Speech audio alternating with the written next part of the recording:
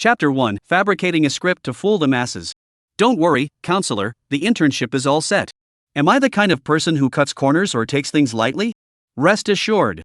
Got it, I guarantee the task will be completed. You're busy, so I'll hang up now. Beep beep. After hanging up the phone, Chu Xian casually tossed his phone onto the bed and snuggled back under the covers for a nap. Not at all resembling the obedient intern he had just promised to be. That's right, that's exactly the kind of person I am. And with a major in Chinese language and literature, what kind of internship position was he even aiming for? I'm not short of money, and as a time traveler who's already made a fortune, who in their right mind would go for an internship? Chu Xian rolled over and stretched lazily. 10 in the morning, this is clearly still sleeping time. How could the academic advisor call so early? So unreasonable. A series of actions left the two roommates in the dormitory utterly stunned. They were filled with admiration. A slender, bespectacled young man who looked rather scholarly exclaimed in awe. Brother Xian is still as unconventional as ever. A burly man nearby couldn't help but say. Nonsense.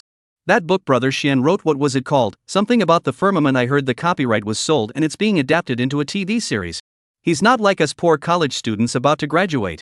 If it were me, I wouldn't go for an internship either. Such measly pay, who are they trying to exploit?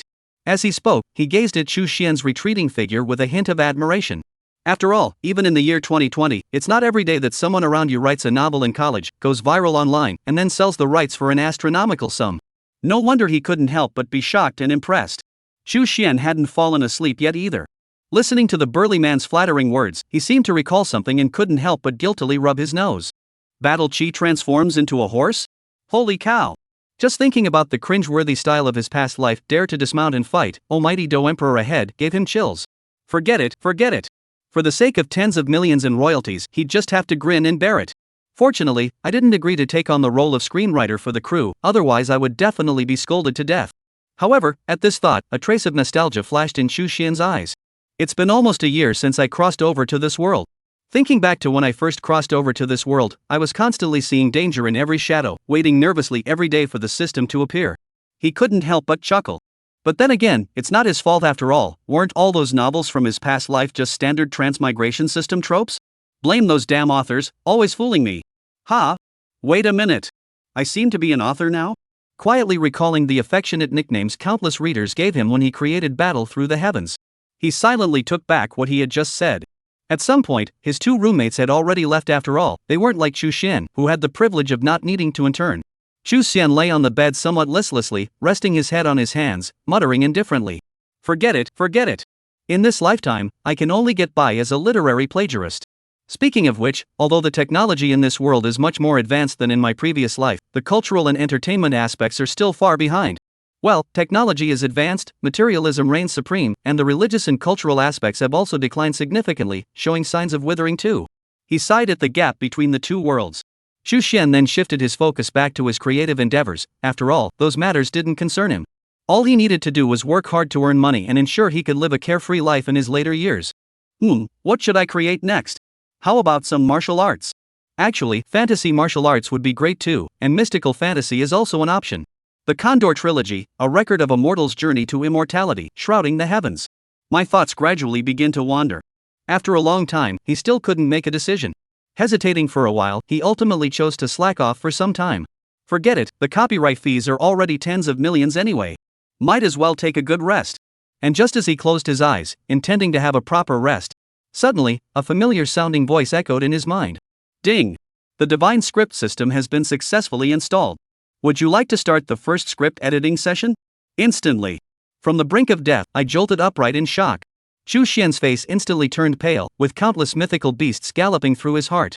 I had already resigned myself to fate, and now you show up. And you're editing the script? Are you turning fighting spirit into horses? A billion greetings instantly stuck in the throat, impossible not to voice. A full 3 seconds of silence passed. Finally, they all condensed into a single sentence, uttered with equal parts awkwardness and relief. System, you finally arrived. Though he wanted to question why the system took so long to appear, he ultimately kept his composure. After all, this was the golden finger system depicted in countless novels from his past life. He quickly gathered his thoughts. Immediately began to understand his own system. He was also somewhat curious, could it really be that he was being asked to become a movie or TV scriptwriter? Then, setting the script's evolution in the world would earn script points influence. Script points could be exchanged for anything available in the script store. Is that the setting? Xu Xian paused for a moment, then a hint of interest appeared on his face. What if I want to fabricate an immortal and deity script? Ding! As long as you have enough script points, the divine level script system can achieve anything. At that moment, Xu Xian's breath hitched. He understood the significance behind it. In other words, he too could attain immortality in the future, wielding the godlike power to pluck stars and grasp the moon. Immediately, Xu Xian accepted the system's existence without any hesitation. And he couldn't wait to use this golden finger. As for whether there were any conspiracies or schemes behind the system, it had nothing to do with him. He only knew one thing: to achieve immortality, he had to use the system. The weak have no right to question. Fabricating scripts, fooling the masses. Shall I become the hidden mastermind behind this world? Endless excitement flashed through Xu Xian's eyes. Chapter 2, Script Generation. Xu Runmei appears. The power to alter the world and deceive all beings lay within his grasp. Even though Xu Xian's temperament wasn't bad, he couldn't help but yearn to accomplish something extraordinary. Test the abilities you have mastered. System, how many script points do I have now? As Xu Xian's words fell, a virtual projection screen immediately appeared before him, displaying his personal panel. Host, Xu Xian. Race, human. Realm, none. Historical script, none. Script points, 1000. I didn't expect to get 1000 script points right from the start. I thought I'd have to plan some ordinary events as a transition first. Heaven helps me indeed. Xu Xian said with some pleasant surprise. As a web novelist and with his years of experience reading novels in his previous life, he knew very well. To gain sufficient influence, one must have enough hype and impact, even to the point of overturning traditions, in order to reap the greatest benefits. However, if one simply focuses on urban-themed scripts, it's clear that even sensational topics like the scandalous photos of a billionaire's son, a female celebrity's affair, or even prison breaks and robberies can only capture fleeting attention. Clearly, it's unrealistic to expect to accumulate enough script points this way. But now, with the initial gift of 1000 script points, he has enough to overcome certain limitations. Create some interesting copy. A gleam shone in Xu Xian's eyes, a smile spreading across his face. Clearly, ideas were already forming. In this world, nothing moves us more profoundly than matters of life and death. Moreover, this is a world that prioritizes science and materialism above all else. Immediately, the somewhat excited Xu Xian climbed out of bed, went to the desk, and opened the blank projection script provided by the system to outline the main storyline. He opened the first page and wrote down the theme of the first scripted event. Ghost. Only that which transcends life and death, the extraordinary sprout, can deliver the greatest impact and subversion to this rigid world. And coincidentally, he happened to know of a desolate village on the outskirts of this demonic city, called Huanshan Village. Recalling that deeply etched visage in my mind, so haunting it remained unforgettable even across 2 lifetimes. Whether by chance or driven by his malicious intent to harm others, he had made up his mind. Let the people of this world experience the terror of his childhood. Of course, just to be on the safe side, some checks and balances must still be maintained. Then, immediately, he picked up his pen and wrote. Script number 001. Title, Ghosts and Taoist Priests. Characters, Xu Runmei, Li Chang, Taoist priest Lin Zhou from Maoshan, and several extras. Plot background: decades ago, Xu Runmei, a famous Cantonese opera actress, was secretly murdered by her husband and turned into a vengeful spirit, slaughtering the entire village. Fortunately, she was pacified by Li Chang's promise and became a bound spirit. Decades later, Li Chang accidentally learns that a construction team plans to build a manor in Huangshan village. Realizing the danger, he rushes to stop them. Main plot: the construction crew accidentally breaks the seal of Xu Runmei, who has now been released. With some careful organization and brainstorming, a modern sequel to Xu Runmei's story, belonging to Xu Xian, gradually took shape before him. Finally, the words Taoist Lin Zhou hurriedly left, leaving behind a foreshadowing, came to a stop. He let out a light sigh. Xu Xian's excitement from fabricating the script and deceiving everyone gradually faded, and he calmed down. Holding the projected script in his hand, Xu Xian asked. System, generate a script, estimate how many script points are needed. Evaluating. Ding. This script generation requires 800 script points. Do you choose to generate the script? Note, subsequent adjustments will all require script points. Please ensure you have enough script points prepared in advance, host. Xu Xian wasn't bothered by the prompt in parentheses, as it was well within his expectations. After all, when making movies in reality, you can't always strictly follow the script. Adapting to local conditions, dealing with unexpected factors, and even actors encountering issues may all require script changes. Not to mention, this is about performing a script set in the real world. Immediately, Xu Xian said firmly, generate the script. Instantly, an invisible ripple spread out. A countdown, 115,959, also appeared in Chu Xian's mind at this moment. This is the countdown to the script's imminent realization, the manifestation of reality. Of course, as the script's creator, he could also choose to begin ahead of time. Yet he did not do so. He needed to reserve some time to observe and address any gaps in his arrangements and their real-world impacts. After all, this was his first time fabricating a script, so he had to proceed with caution. Meanwhile, as Chu Xian was using the system to investigate the information. On the other side, the outskirts of the demon city. No, this was already the countryside beyond who knows how many rings out. Huangshan village. A sudden eerie wind blew up, and in the center of the village, within the ancestral hall, countless ancestral tablets and old photographs appeared. In the pond on the back mountain, a blue shadow slowly emerged. The mournful strains of opera abruptly echoed through these desolate mountains and wilds. The man is where my heart resides. The woman is in the time of heartbreak. A heart full of grievances. In the city of demons, a construction team suddenly appeared under the name of a building company. In the city government, numerous official documents regarding the demolition of Huangshan village began to appear. Relevant memories also surfaced in the minds of each individual involved. The system's divine powers were extraordinary and unparalleled. When Chu Xian learned about these through the system, he became even more convinced of its immense power. And his goal became even more certain. Just as he was gradually letting his guard down. Suddenly, a system notification message chimed. Ding! Chapter 3, Paranormal Livestream, ate too much. Supernatural explorer streamer Lin Chang? Exploring Huangshan village? Chu Xian's brows furrowed tightly. Butterfly effect? After pondering for a while, the tension eased. This is normal, after all, everything generated within the script is embedded into this world. Naturally, it will create connections with the outside world. After all, this is the 21st century, an era where bored people with nothing better to do are everywhere. System, open Lin Chang's livestream. Instantly, a virtual screen unfolded before Chu Xian's eyes. A handsome young man appeared in the livestream, with bullet comments popping up one after another beside him. Hey Guzzi, where are you planning to go ghost hunting today? Definitely don't go to those places others have already visited. There's no eerie vibe left, they've all turned into tourist spots. Upstairs 10,086. Agreed, just a bunch of people showing off, no fun at all. Some people even hired others to impersonate ghosts and deceive people into giving gifts. Not only was it fake, but it was also instantly exposed. Are they trying to make people pay the stupidity tax? Well, what can you do? This world runs on science, on materialism. Abracadabra, just kidding. Upstairs trying to kill me with laughter and inherit my huabe? Damn materialist, mummy hong, lol. What's with this mummy hong? What's the joke here? The declining Buddhist sect feels offended. Standing in front of the live stream camera, Lin Chang looked at the rowdy group of viewers causing chaos in his chat. While feeling somewhat comforted in his heart, his face remained stern. Let me reiterate, if anyone dares to call me second dog again, don't blame me for turning ruthless. Besides, look at this handsome face of mine. Doesn't your conscience ache when you call me second dog? %%. As he spoke, a large face suddenly pressed right up against the camera. This triggered a wave of mockery from the live stream viewers. Where did this monster come from? Shield me with Danmu bullet comments. Shield me with Danmu. Barrage protection.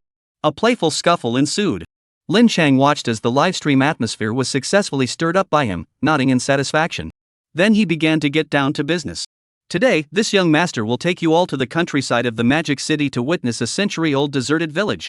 Before even getting into the details, the entire livestream was already buzzing with excitement. After all, as the top outdoor streamer, with the halo of a rich second generation, a handsome face, and the novelty of paranormal exploration themes, maintaining hundreds of thousands to millions in popularity year-round is no exaggeration. A century-old deserted village?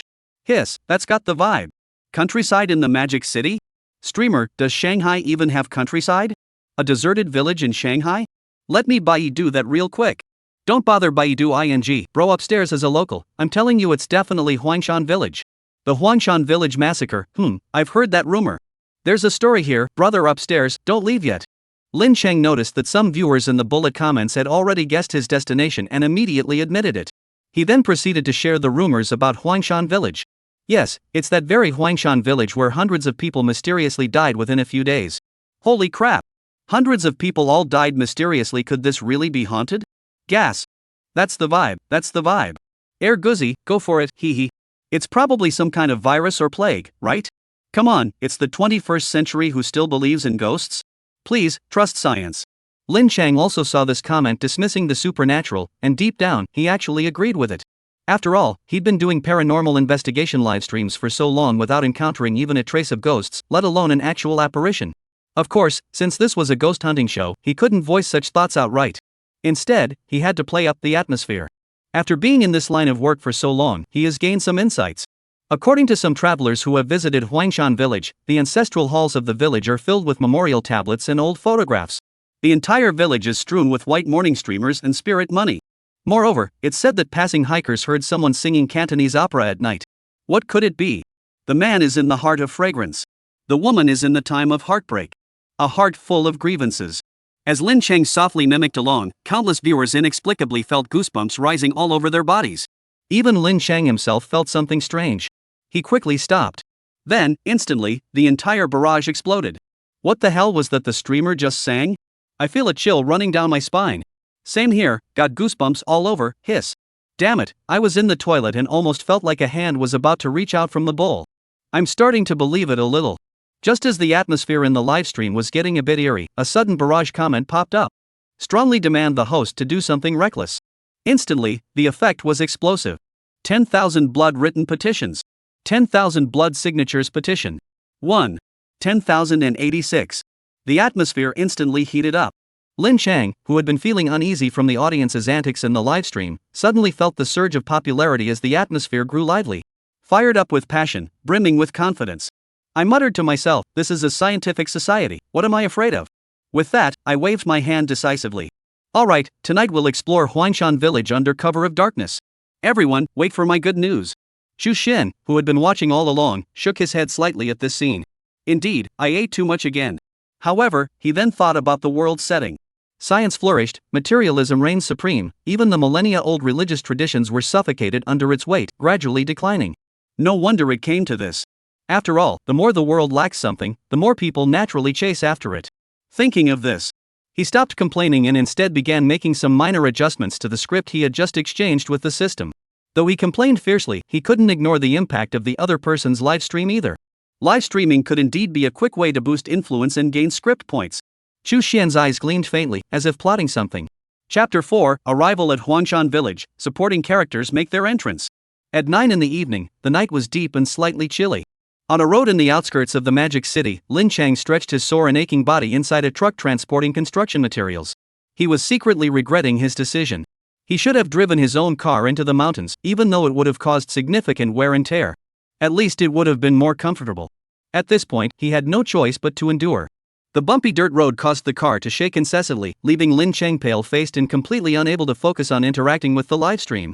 All he could do was gaze into the distance to ease his discomfort. Although Lin Cheng wasn't engaging with the audience, the livestream remained exceptionally lively. Since they had been introduced by Lin Cheng during the day to the places they were supposed to go. Immediately, the resourceful netizens had dug up every detail about Huangshan village. The more they learned, the more eerie it seemed, which only fueled the excitement. They frequently debated topics like why Huangshan village had been wiped out, whether to believe in materialism, and whether ghosts and monsters truly existed in this world, creating a lively atmosphere. This unusual situation was quickly noticed by the official staff of the Douyu live streaming platform. Reported to the supervisor. Upon seeing it, the supervisor immediately allocated a significant portion of the outdoor section's resources with a grand gesture. After all, he is the top outdoor streamer on their platform, with an impressive background, and the hype is genuinely substantial.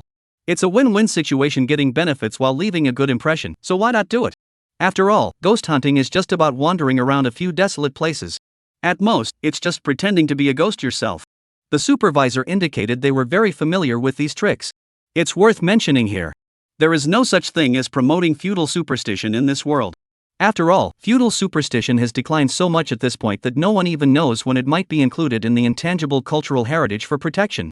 Naturally, there are no similar restrictions. That's why the supervisor can act so composed and dignified. However, what this supervisor didn't realize is that empiricism is often the mistake people are most prone to making. Along with the major recommendation arrangement. Instantly, a massive surge of popularity and viewers flooded into the live broadcast room like crazy. Ugh, seeing the streamer's corpse-like face as soon as I entered utterly terrifying. Corpse face gets a thumbs up. What's this live stream about? Exploring Huangshan village? What kind of title is this? Someone with big brains explain it. Stop always bothering us big brain folks, okay? Amidst the enthusiastic explanations from countless online friends, Soon, everyone understood the purpose of this livestream. Then came the blank stares. Ghost hunting? It's already 2020, and there are still people who believe in ghosts? Seriously? Soon, a wave of skepticism and mockery erupted. But more people chose to stay. After all, human curiosity is the hardest thing to suppress. At this moment, Lin Chang hadn't yet noticed the unusual activity in his livestream. He just stared at the endless stretch of dirt road ahead and asked the driver with a hint of unease. "Bro, how much farther is it? My body's about to fall apart." The honest-looking burly man driving let out a muffled grunt and spoke somewhat stiffly. "Soon, very soon." This made Lin Chang feel somewhat strange in his heart. He could only shift his attention and look at his livestream, only then noticing the anomaly in the situation. Casually answering some doubts and questions. Finally, another dozen or so minutes passed. Somewhat exhausted, Lin Chang finally stepped onto solid ground with a lightheaded feeling. Looking at the small deserted village ahead, which had already been cordoned off by the construction team. There are also some excavators and similar tools nearby. His brows furrowed slightly. The livestream also appropriately expressed doubts. What's going on? Is it about demolition?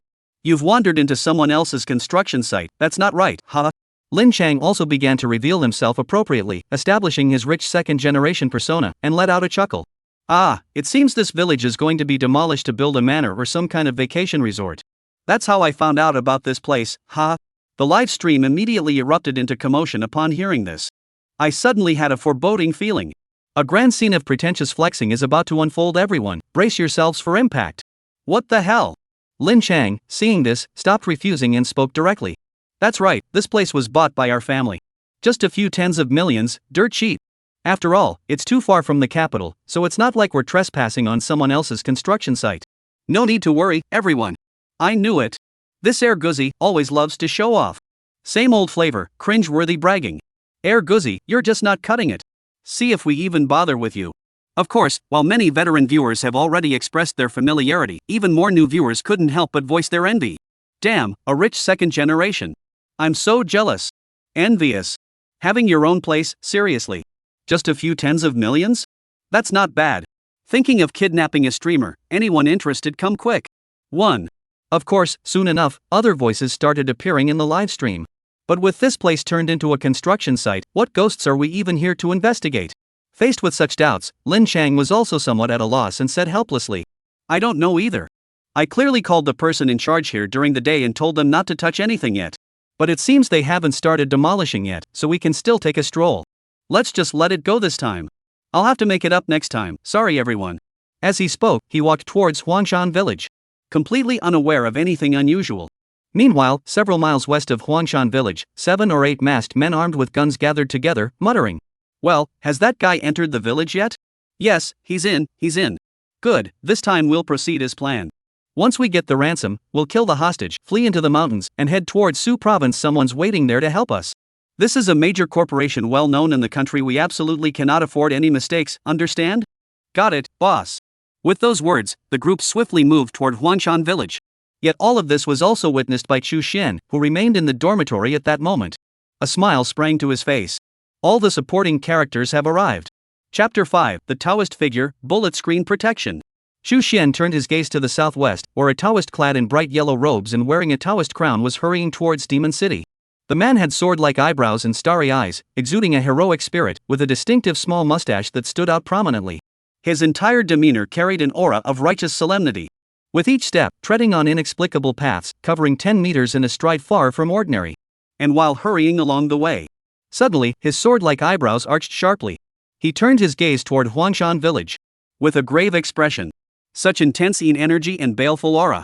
The spiritual energy of heaven and earth has only just begun to recover, yet it has already given birth to such a sinister entity. Is this an attempt to form a ghost domain and ascend to the rank of Ghost King? It's about to take shape. Immediately, he rushed over here. Chu Xian nodded. The protagonist is also about to arrive. Then, let this script begin. With a steady gaze, I look towards Huangshan village. Interweaving one script after another to create a hidden, true world. The belief of countless people and the transformation of worldviews will generate such influence and script points that it will surely elevate me to immortality and godhood. The voice carried a hint of fervor. In Huangshan village. Walking through the desolate village. White funeral streamers and paper money were scattered everywhere, with occasional eerie gusts of wind lifting countless paper offerings, scattering them with the breeze. The wind howled as an eerie atmosphere gradually emerged. Lin Chang felt uneasy, with a constant chill running down his spine, and fear began to grow within him. Damn, this place is seriously creepy. Streamer, are you sure your family wants to build a vacation resort here? Same here, I feel it too. This is no vacation resort, it's more like a morgue, ready to send people off. Whoever chose this place to build a resort must have been kicked in the head by a donkey. Air Guzzi should go back and fire that person. Lin Chang saw countless bullet comments and couldn't agree more in his heart. Which idiot who got kicked in the head by a donkey picked this place to build a resort? Fire him as soon as you get back. Just as Lin Chang was thinking this, the live stream suddenly exploded as if they had discovered something. Wait. Go back. Host, how do we go back? Where did that driver just go? And such a large construction team, yet not a single sound was made, and no lights were on either. Instantly, countless people realized what was happening, and goosebumps broke out all over their bodies. Coincidentally, Lin Chang glanced at the live stream at that moment. Instantly, his mind went blank. That's right, where's that driver? And such a large construction crew. He immediately cursed, his feet as if filled with cement, completely unable to move. His whole body broke out in goosebumps, cold sweat pouring down. Unconsciously, he had already arrived at the village center, where an ancestral hall stood quietly before him. A faint glimmer of light flickers within. A gentle breeze begins to blow. Listening carefully, it seems to carry fragments of opera lyrics. The lover lingers in the fragrant heart. My heart is breaking. A heart full of grievances. Lin Chang fell silent, the live stream went quiet, and the air suddenly froze. Is there still hope for me? Behind Huanshan village. A group of masked and disguised burly men, armed with weapons, all crossed the stream, stealthily making their way toward Huanshan village. Achoo! Damn, this water is freezing. It's not even that cold yet, and autumn's just begun. Yeah, this water is damn weird. Probably because it's mountain water. Complaints rose one after another. The leading big guy immediately shouted angrily. Alright, stop the nonsense. Once we pull off this job, we'll have everything. Now shut the hell up. If anything goes wrong, don't blame me for not valuing our brotherhood. Seeing their leader speak like this, the others didn't dare complain anymore and could only continue wading through the water. The stream was originally no more than 4 or 5 meters wide. It was just a matter of a few steps. But just then, an accident happened. A burly man suddenly looked toward a pool along the direction of the stream and froze instantly. Boss! What's wrong? The leading man responded impatiently. Everyone else also looked over. Then, they witnessed a scene they would never forget in their lifetime, or rather, the final scene they would ever see. In the depths of the dark pool, a blue figure slowly emerges, leaning against the waves, performing movements as if in a theatrical play. The sound echoes. The man is in the heart of fragrance. My heart is breaking. A heart full of grievances. Bang! Bang!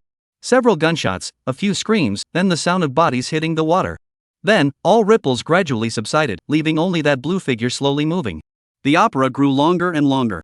Meanwhile, Lin Chang on the other side, despite the village being so small, heard nothing of the commotion here. He just kept sweating coldly, staring at the ancestral hall before him. Not daring to move recklessly, his legs trembled uncontrollably. He forced a smile that looked worse than crying. He wanted to turn around, but didn't dare move recklessly. Perhaps it was psychological, but he kept feeling someone was behind him, breathing down his neck. Though in this world, the supernatural had little room to thrive. But as a paranormal investigator, I've heard similar obscure rumors before. Turning back will extinguish the 3 flames of life. Just as he was at a loss for what to do, the opera singing in his ears grew longer and louder. Suddenly, a bony hand rested on his shoulder. Young man, how did you get here? Lin Chang felt his entire body stiffen, then it was as if he adopted a mindset of reckless abandon. Or perhaps he thought the person opposite was human. He immediately turned his body away, still not daring to look back. At that moment, a gaunt, disheveled old man with sunken, dark-rimmed eyes appeared before him. Though equally unsettling to look at, there was a faint trace of human presence about him. For some reason, Lin Chang felt a wave of relief, and the eerie opera lyrics that had been echoing suddenly ceased. Just as Lin Chang was about to greet the old man suddenly walked toward the ancestral hall. As he walked, he said, Aunt May, stop this. Decades ago, those who harmed you are already dead. Witnessing this scene, Lin Chang trembled inwardly, utterly terrified. I feel like I've somehow stumbled into some horror movie, and I'm playing the role of that idiot protagonist who invites disaster. But I've already come this far. Gazing at the thick darkness shrouding the path behind him, he gritted his teeth and followed the old man. After all, he reasoned, if the other party understood the intricacies of this place, they must have some advantage. But soon, he realized he was wrong. He had just caught up and stepped through the entrance of the ancestral hall.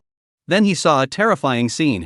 Densely packed photographs seemed to stare directly at the doorway, with countless faint figures all gazing at him in unison. A blue figure stood at the forefront. patting the old man's head. Xiao Chang, Aunt May has already promised you one request. After speaking, the old man suddenly seemed to suffer a tremendous fright, his eyes bulging, clutching his chest, and then he collapsed dead.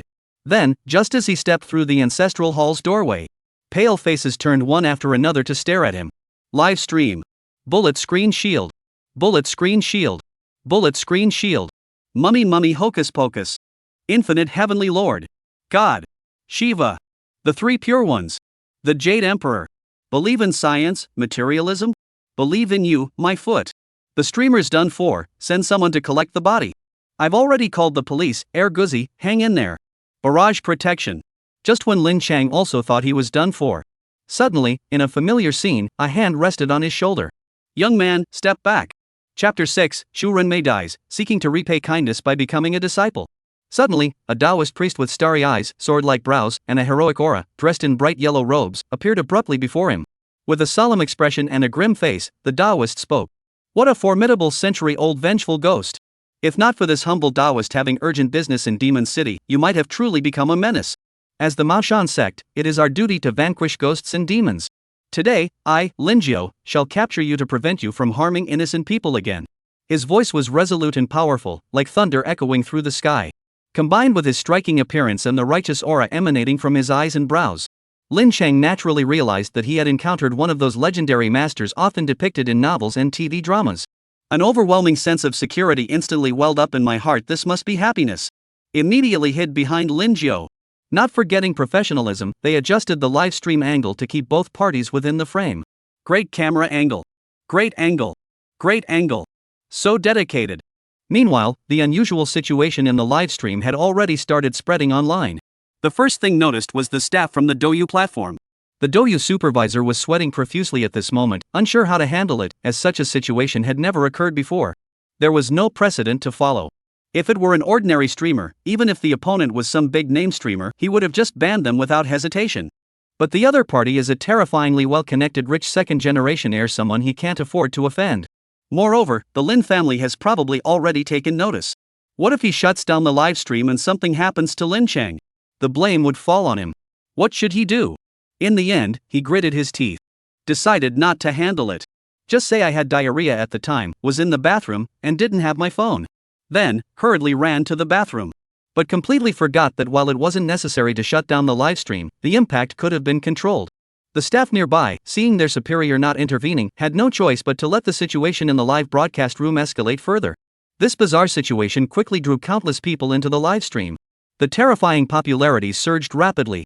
Millions, even tens of millions in popularity, with back-end viewer counts reaching hundreds of thousands, even millions. It was so eerie that even Lin Chang couldn't figure it out. Meanwhile, Xu Xian, who had secretly spent some script points, quietly withdrew his spending hand and set up a system glitch that couldn't be forcibly closed for a short period. He knew this situation wouldn't last long, and he had to resolve everything quickly.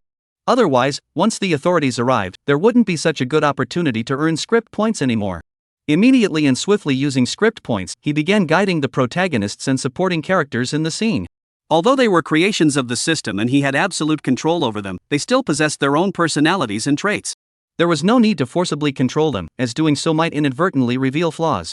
While he wasn't afraid of such risks, it was unnecessary. In the scene, Xu Renmei was momentarily stunned by Lin Jiao's sudden appearance. Sensing the immense magical power emanating from him, she realized he posed a significant threat to her. Instinctively, she wanted to retreat. However, the century-old accumulation of resentment and murderous aura, coupled with the breakthrough opportunity before her, made it impossible for her to remain rational. She instinctively felt that her emergence was deeply connected to Lin Chang by karma, and killing him would allow her to break through. He immediately spoke in a stern tone. Daoist, I advise you not to meddle in others' affairs. The person behind you has a karmic debt with me for destroying graves. It is only right that I kill him. How dare you stand in my way? In an instant, a chilling wind surged, and endless dark clouds blotted out the sky, faintly carrying the mournful wails of countless vengeful spirits. Originally meant to boost morale. Unexpectedly, this scene directly enraged Lin Jiao. Watching the vengeful spirits and malevolent ghosts being enslaved by Xu Renmei, he instantly flew into a rage. His two sword-like eyebrows became as sharp as blades. What a fierce ghost, to have slain so many innocent people. Originally, this humble Taoist thought you might have suffered injustice and merely intended to subdue you, dissipate your resentment, and send you into reincarnation in due time. Immediately, I stepped into the heavenly gang stance, drew my peachwood sword with one hand pointing skyward, formed a seal with the other, and began chanting incantations. Great Lord Lao, grant me divine power. Summon the Jade Maiden to dispel misfortune. Mountains split asunder, seals worn upon the body. Crowned with the Hua Gai, treading upon the Kuei gang, supported by the 6 Jia on the left, guarded by the 6 Ding on the right. Before me stands the yellow deity, behind me follows the Yu Zhang. The divine master executes justice, sparing not the mighty, first slaying evil ghosts, then beheading the night's radiance. What spirit dares resist? What ghost dares oppose? Swiftly, swiftly, as this law commands. Ghost-slaying curse. Be gone. Without the slightest hesitation. In an instant, under the spell's enhancement, Lin Jiu radiated divine light, his magical power surging dramatically. The peachwood sword, like a legendary divine weapon, blazed with boundless radiance. Slash! With a single sword strike, as if cleaving the heavens, the endless dark clouds shrouding Huangshan village were instantly split apart. The entire sequence was executed with lightning speed, completed in mere seconds, leaving countless spectators and Chu Runmei utterly astonished. Unleashing the ultimate move at the slightest disagreement. You're not following the script. However, Chu Runmei, after all, was a century-old vengeful ghost on the verge of forming a ghost domain. She immediately let out a furious roar. Forcibly devouring hundreds of surrounding vengeful spirits, she prepared for a desperate final struggle. Yet they still underestimated this sword strike. Having never witnessed the power of Daoist arts, these wandering spirits with no proper cultivation heritage despite their century of cultivation were ultimately no match for Lin Jiu, an innate stage Daoist with proper lineage, and met their inevitable demise. It was almost a single slash. In an instant, she was severed from the other ghosts. Before she could react, the second strike came again. Screech! With a final, agonizing cry from Chu Renmei, she vanished completely from this world. The endless dark clouds completely dissipated, and the gloomy aura vanished. Only hundreds of bewildered ghosts remained in place. Lin Chang, who had witnessed the entire scene, now just wanted to be a salted fish wildly shouting 666. And his live stream was already doing exactly that. 666. 666. 666. After all, such power is terrifying, like a sword that can cleave the heavens. Hiss. Mythical power, this is truly mythical. Countless people gazed with fervent admiration. Of course, as a wealthy second-generation individual who transcended vulgar interests, Lin Chang declared that he was different from these mediocrities. He looked at Lin Jiu, who had already finished his work, and immediately his eyes lit up. He strode forward, knelt down directly, and shouted loudly, "Master above, please accept your disciple's bow." Instantly, countless viewers in the livestream reacted immediately, exclaiming in admiration for his expertise, and then began cursing loudly. "What a cunning scoundrel! How dare you try to force me to take you as my disciple by leveraging your favor? Force me to take you as my disciple? What a joke, I'm laughing." Chapter 7, Internet Buzz, the Cybersecurity Department steps in. Lin Chang naturally had no idea about the insults in the live stream, but even if he had known, he probably wouldn't have cared. After all, what lies before him is the opportunity for transcendence. An endless fervor flashed in his eyes. Why did he engage in these paranormal investigation live streams? Was it truly just for the thrill of live streaming? Perhaps partially, but he knew deep down, his true motivation was a yearning for the extraordinary. Born into wealth, he stumbled upon tales of the supernatural by chance, which sparked a deep fascination, leading him to start live streaming ghost hunting adventures. And now, the opportunity for transcendence lies right before his eyes. Drawing from his extensive exposure to novels, scripts, and TV dramas, as well as his experience in gathering ghost stories and legends. Seeking a master, this was undoubtedly the right move. Moreover, he had his own little scheme in choosing this moment to become a disciple. Taking advantage of the other's delayed reaction, he secured the master-disciple relationship. Based on the religious culture he had once studied. As long as the other accepted his gesture, it would create a bond between them no matter what. The likelihood of accepting me as a disciple is extremely high. As for whether my master feels uncomfortable in his heart, we can make up for it slowly in the future. The opportunity is right before our eyes, missing it would become an eternal regret. The idea can be said to be quite good. Even Lin Jiu, who had just unleashed his ultimate move, was somewhat slow to react, but Chu Xin could react in time. Instantly, script points were spent. Lin Chang accidentally stepped on a pebble and, before he could even kneel down, ended up falling flat on his face, covered in dust. This also made Lin Jiu realize something, and he looked at the other person with some wariness. And he replied perfunctorily, "Sir, watch your step. This humble Daoist has only just reached the Xiantian stage and is not yet qualified to take disciples." Upon hearing this, Lin Chang immediately scrambled to his feet, guiltily rubbing his nose, but still shamelessly stepped forward to ingratiate himself. Although the impression left wasn't good, some remedy must still be attempted. While Lin Chang was making efforts, on the other side, the internet had already exploded. Countless videos and statements spread rapidly. The entire internet instantly became a raging storm. What's wrong with this world? I woke up to find everything changed. We're supposed to believe in science, but now they're telling me ghosts and Taoist priests are real? Fake, right? Some internet deepfake video? It's 2020 already, and people are still spreading this nonsense? Brain dead. Feudal superstition? Even if we're reviving religious culture, we shouldn't be promoting this kind of thing. You should at least use your brain when lying. Go see a psychiatrist. Is this a trailer for some movie? The special effects are great. Leave the address. I'll go support it when it's out. No matter how the hundreds of thousands of online friends who keep swearing and proving it try to convince. Yet still, very few people believe it. Although there were millions of people online in the live stream at the time, compared to the hundreds of millions of netizens and the scientific worldview shaped over the years, it still appeared incredibly weak. In a cheap rented room, a frail young man saw the pervasive voices of distrust online. And on his own Weibo, private messages flooded in endless insults and admonishments. He felt somewhat hopeless and powerless. These idiots, how can they not believe it? No wonder they say the masses are ignorant, truly stupid. And just as he was cursing, suddenly, in an instant, countless videos and related comments that had been circulating not long ago were all deleted. Clicking in leads to a 404 error, leaving young people instantly horrified. The government has taken action. Then, turning to ecstasy. Such a large-scale ban, don't they realize it might backfire instead? Now let's see if you still believe it. Immediately, he was about to pick up the keyboard and debate with countless people, but just as he was about to start, a red notice appeared before him. This account has been suspended due to suspected posting of illegal content. The specific unbanned time will be notified later. Please speak with caution, as we reserve the right to pursue legal liability. Instantly, the young man turned pale and dared not spread the information recklessly. This is how most people, like the young man, would act. With the widespread suspension of accounts and silence, the matter quickly faded into obscurity. Even if some people sense something amiss. But as time passes, as long as no other accidents occur, it will surely fade from people's memories. However, can it really go as you imagine? Xu Xian's gaze seemed to pierce through space. It landed at the Cybersecurity Bureau of the Demon City. He smiled non-committally. Inside the Cybersecurity Bureau, a middle-aged man was slamming the table angrily, shouting, "How do you do your jobs? How could you let such a thing spread? The salaries the state pays you, are they just fed to the dogs? If it weren't for the call from above, I'd have thought everyone in the department was dead." The young staff being scolded below felt somewhat wronged. It was you who said that there would be plans to support the entertainment industry recently, and that cultural elements with feudal remnants could be relaxed for a while. Now you're blaming me. Besides, that live stream lasted less than half an hour and was originally just a ghost hunting stream. How could anyone have noticed it so quickly? Of course, part of the reason is indeed their own negligence, so they have no choice but to endure the scolding. Finally, after the boss had vented his anger, one of the young employees cautiously spoke up. Should we shut down Lin Chang's live stream again? Although we've managed to control the online discourse, the source is still there. The middle-aged man's face darkened again upon hearing this. It's still not shut down. How are you doing your jobs? Seeing their superior about to lose his temper again, a young technician from the IT department timidly raised his hand, on the verge of tears as he urgently explained.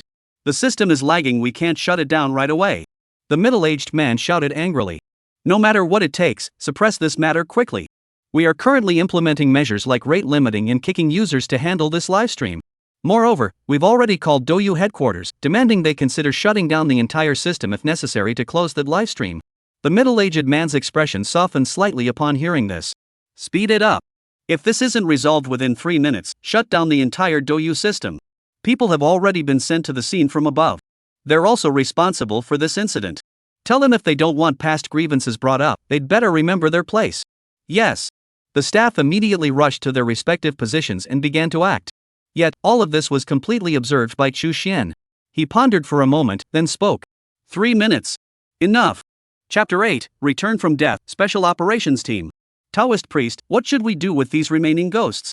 If they escape again, won't they bring harm to the world once more? Although this was Lin Cheng's excuse to build connections, it must be said that there was also a part of genuine concern. After all, the terrifying aura of Chu Runmei was still fresh in his mind. If a few more such ghosts were to appear, humanity would be utterly doomed. His heart pounded with unease. He didn't believe that modern weapons could have much effect on ghosts or other entities without physical form. Upon hearing this, Lin Jiu glanced at him, and the negative impression he had of this young man instantly dissipated significantly. At the same time, he also gained some understanding and sympathy for the other's perspective. After all, if he had encountered such an extraordinary opportunity in his youth, he probably wouldn't have been able to resist either. With his improved impression, he didn't hesitate to answer a few more questions. He immediately took out several salvation talismans while explaining. These lingering spirits aren't yet considered malevolent ghosts, they were merely forcibly confined here by the domain of that century-old vengeful spirit and tainted with some baleful energy. Now that I've slain that vengeful ghost, naturally the remaining task is to liberate them through salvation rites and guide them into reincarnation.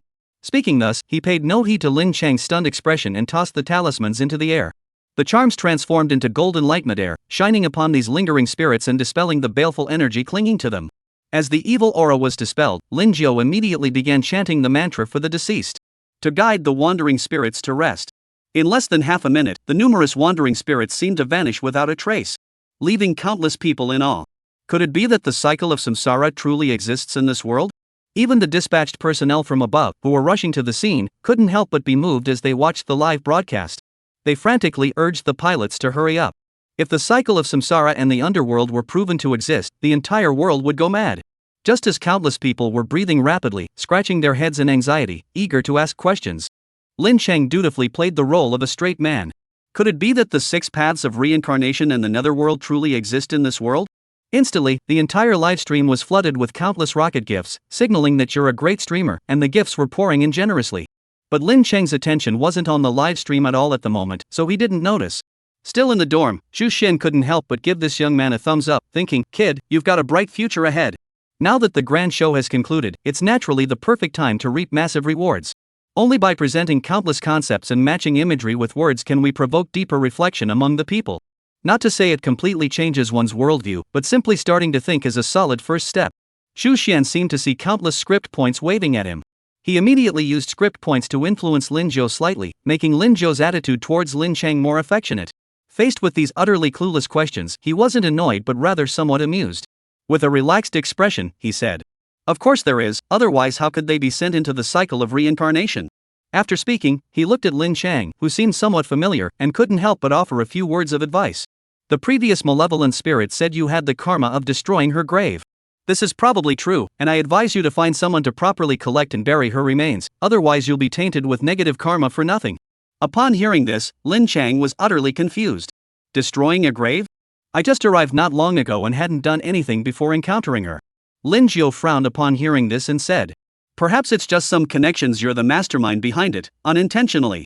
Lin Chang thought of the excavators outside the village and suddenly understood. It was likely that the workers hadn't followed orders and had recklessly tampered with something on their own. But those workers are probably already dead by now. The driver who led me here earlier probably wasn't even alive to begin with. I immediately felt like crying but had no tears as I explained to Lin Jiao. Lin Jiao also nodded upon hearing this. "This really can't be blamed on you. However, we should still gather these corpses quickly. Huanshan village is a place where energy gathers. If mishandled, zombies might be raised, and disasters could inevitably occur later." As he spoke, Lin Jiao couldn't help but glance at Li Chang's corpse lying dead in the ancestral hall, which carried a significant amount of baleful aura. Upon hearing this, Lin Chang's face immediately turned pale, and he quickly nodded in agreement. As a paranormal investigation streamer, he naturally had some understanding of zombies. At the same time, he also deeply resented the person who had proposed building some kind of resort villa here. This is totally scamming people. Building a vacation resort on a gathering site is like having people live in a morgue, just waiting to be cremated. I immediately decided to go back and fire those responsible. And the live stream instantly exploded with reactions. "Wow, that guy earlier was spot on. This is literally a morgue, trying to send people off. Ha, what a genius. Strongly suggest hiring those who pick locations for vacation resorts to choose gravesites in the future. Maybe the corpses could even cultivate into ghosts and return a century later." Careless words may fall on attentive ears. Many people immediately had their minds stirred. Returning after death, an alternative path to immortality, so to speak. Many wealthy individuals who heard the news have flocked to the live stream, and the relevant authorities have taken note of this. A wave of online buzz is even on the verge of brewing again. In fact, the wave of hype had already begun when Dao entered the cycle of the underworld. The cybersecurity agency once again erupted in roars of alarm. "Shut it down. Now, immediately. Hurry." Amidst a series of urgent operations, the systems and servers of Douyu were forcibly shut down. Just as Lin Chang was about to speak again, suddenly, Lin Jiao's expression changed slightly, and he patted his forehead. "Damn it, I forgot about the sect mission. The spiritual energy of heaven and earth is beginning to revive. Even a rootless ghost like this has such cultivation, let alone the evil creature nurtured in that corpse-raising ground. Farewell, lay practitioner. May we meet again if fate allows. With these words, he hurriedly headed eastward. Judging by his grave expression, the matter at hand was undoubtedly of great importance. In just a few moments, his figure vanished from sight. Meanwhile, countless people were left pondering deeply over the phrase, the revival of spiritual energy between heaven and earth. Far away, several military helicopters abruptly appeared in view, flying towards this direction. Lin Chang, along with everyone in the livestream, had the same thought cross their minds. The nation has arrived. Then, the livestream was abruptly shut down, leaving countless people filled with regret. They hadn't even searched the map after defeating the monsters. Although Daoist Lin Zhou didn't linger, even the minor items that such a figure might overlook would still be treasures to ordinary people like us. Equally regrettable were the officials who were monitoring the situation in real time. What they valued was not the superficial treasures that captivated the masses, but individuals like Lin Zhou, supernatural powers, and even the true nature of the world. The authorities were desperate to uncover the truth behind it all. The stakes involved are simply too high, encompassing every aspect of a nation's scale. Of course, this is clearly impossible. As the mastermind behind all the scripts, Chu Xian stated that the time wasn't right. Even Lin Zhou's early departure was partly due to his awareness of the authorities' movements. After all, the situation hasn't fully escalated yet, and his current script points aren't sufficient to control the entire scenario. How could he reveal his cards so soon? Compared to the onlookers, there were also officials. Lin Chang didn't have any such thoughts at the moment, because trouble had come knocking at his door. Several helicopters landed right in front of him. One by one, efficient personnel approached him and presented their credentials. Special Operations Team, Mr. Lin, please cooperate with our investigation. I'll cooperate with the investigation, I will. Despite being a rich second-generation heir, Lin Chang still had some sense. He knew that in the face of this matter, the Lin family was nothing. We firmly support and cooperate with national actions. Chapter 9, The Stimulated Chu Xian Exchanges for JARVIS. Just as Lin Chang was taken away by the state, Chu Xian, the mastermind behind it all, was feeling rather relaxed and content at the moment. After all, the process of tallying up gains is always exhilarating. Dormitory at Modu University. Chu Xian was currently sitting in his seat, looking at the empty dormitory, and spoke indifferently. System, open the personal panel. As Chu Xian's words fell, immediately, a virtual projection screen appeared before him, displaying his personal panel. Host, Chu Xian. Race, human. Realm, none. Historical script, Chu Runmei vs. Mao Mountain Lin Zhou. Script points, 126840. 120,000 script points. What a windfall. It seems I underestimated the impact of the supernatural and divine beings on this world. Chu Xian watched the continuously rising points, feeling both astonished and immensely satisfied. With an investment of less than 1,000 script points, he reaped such enormous rewards, leaving him pleasantly surprised.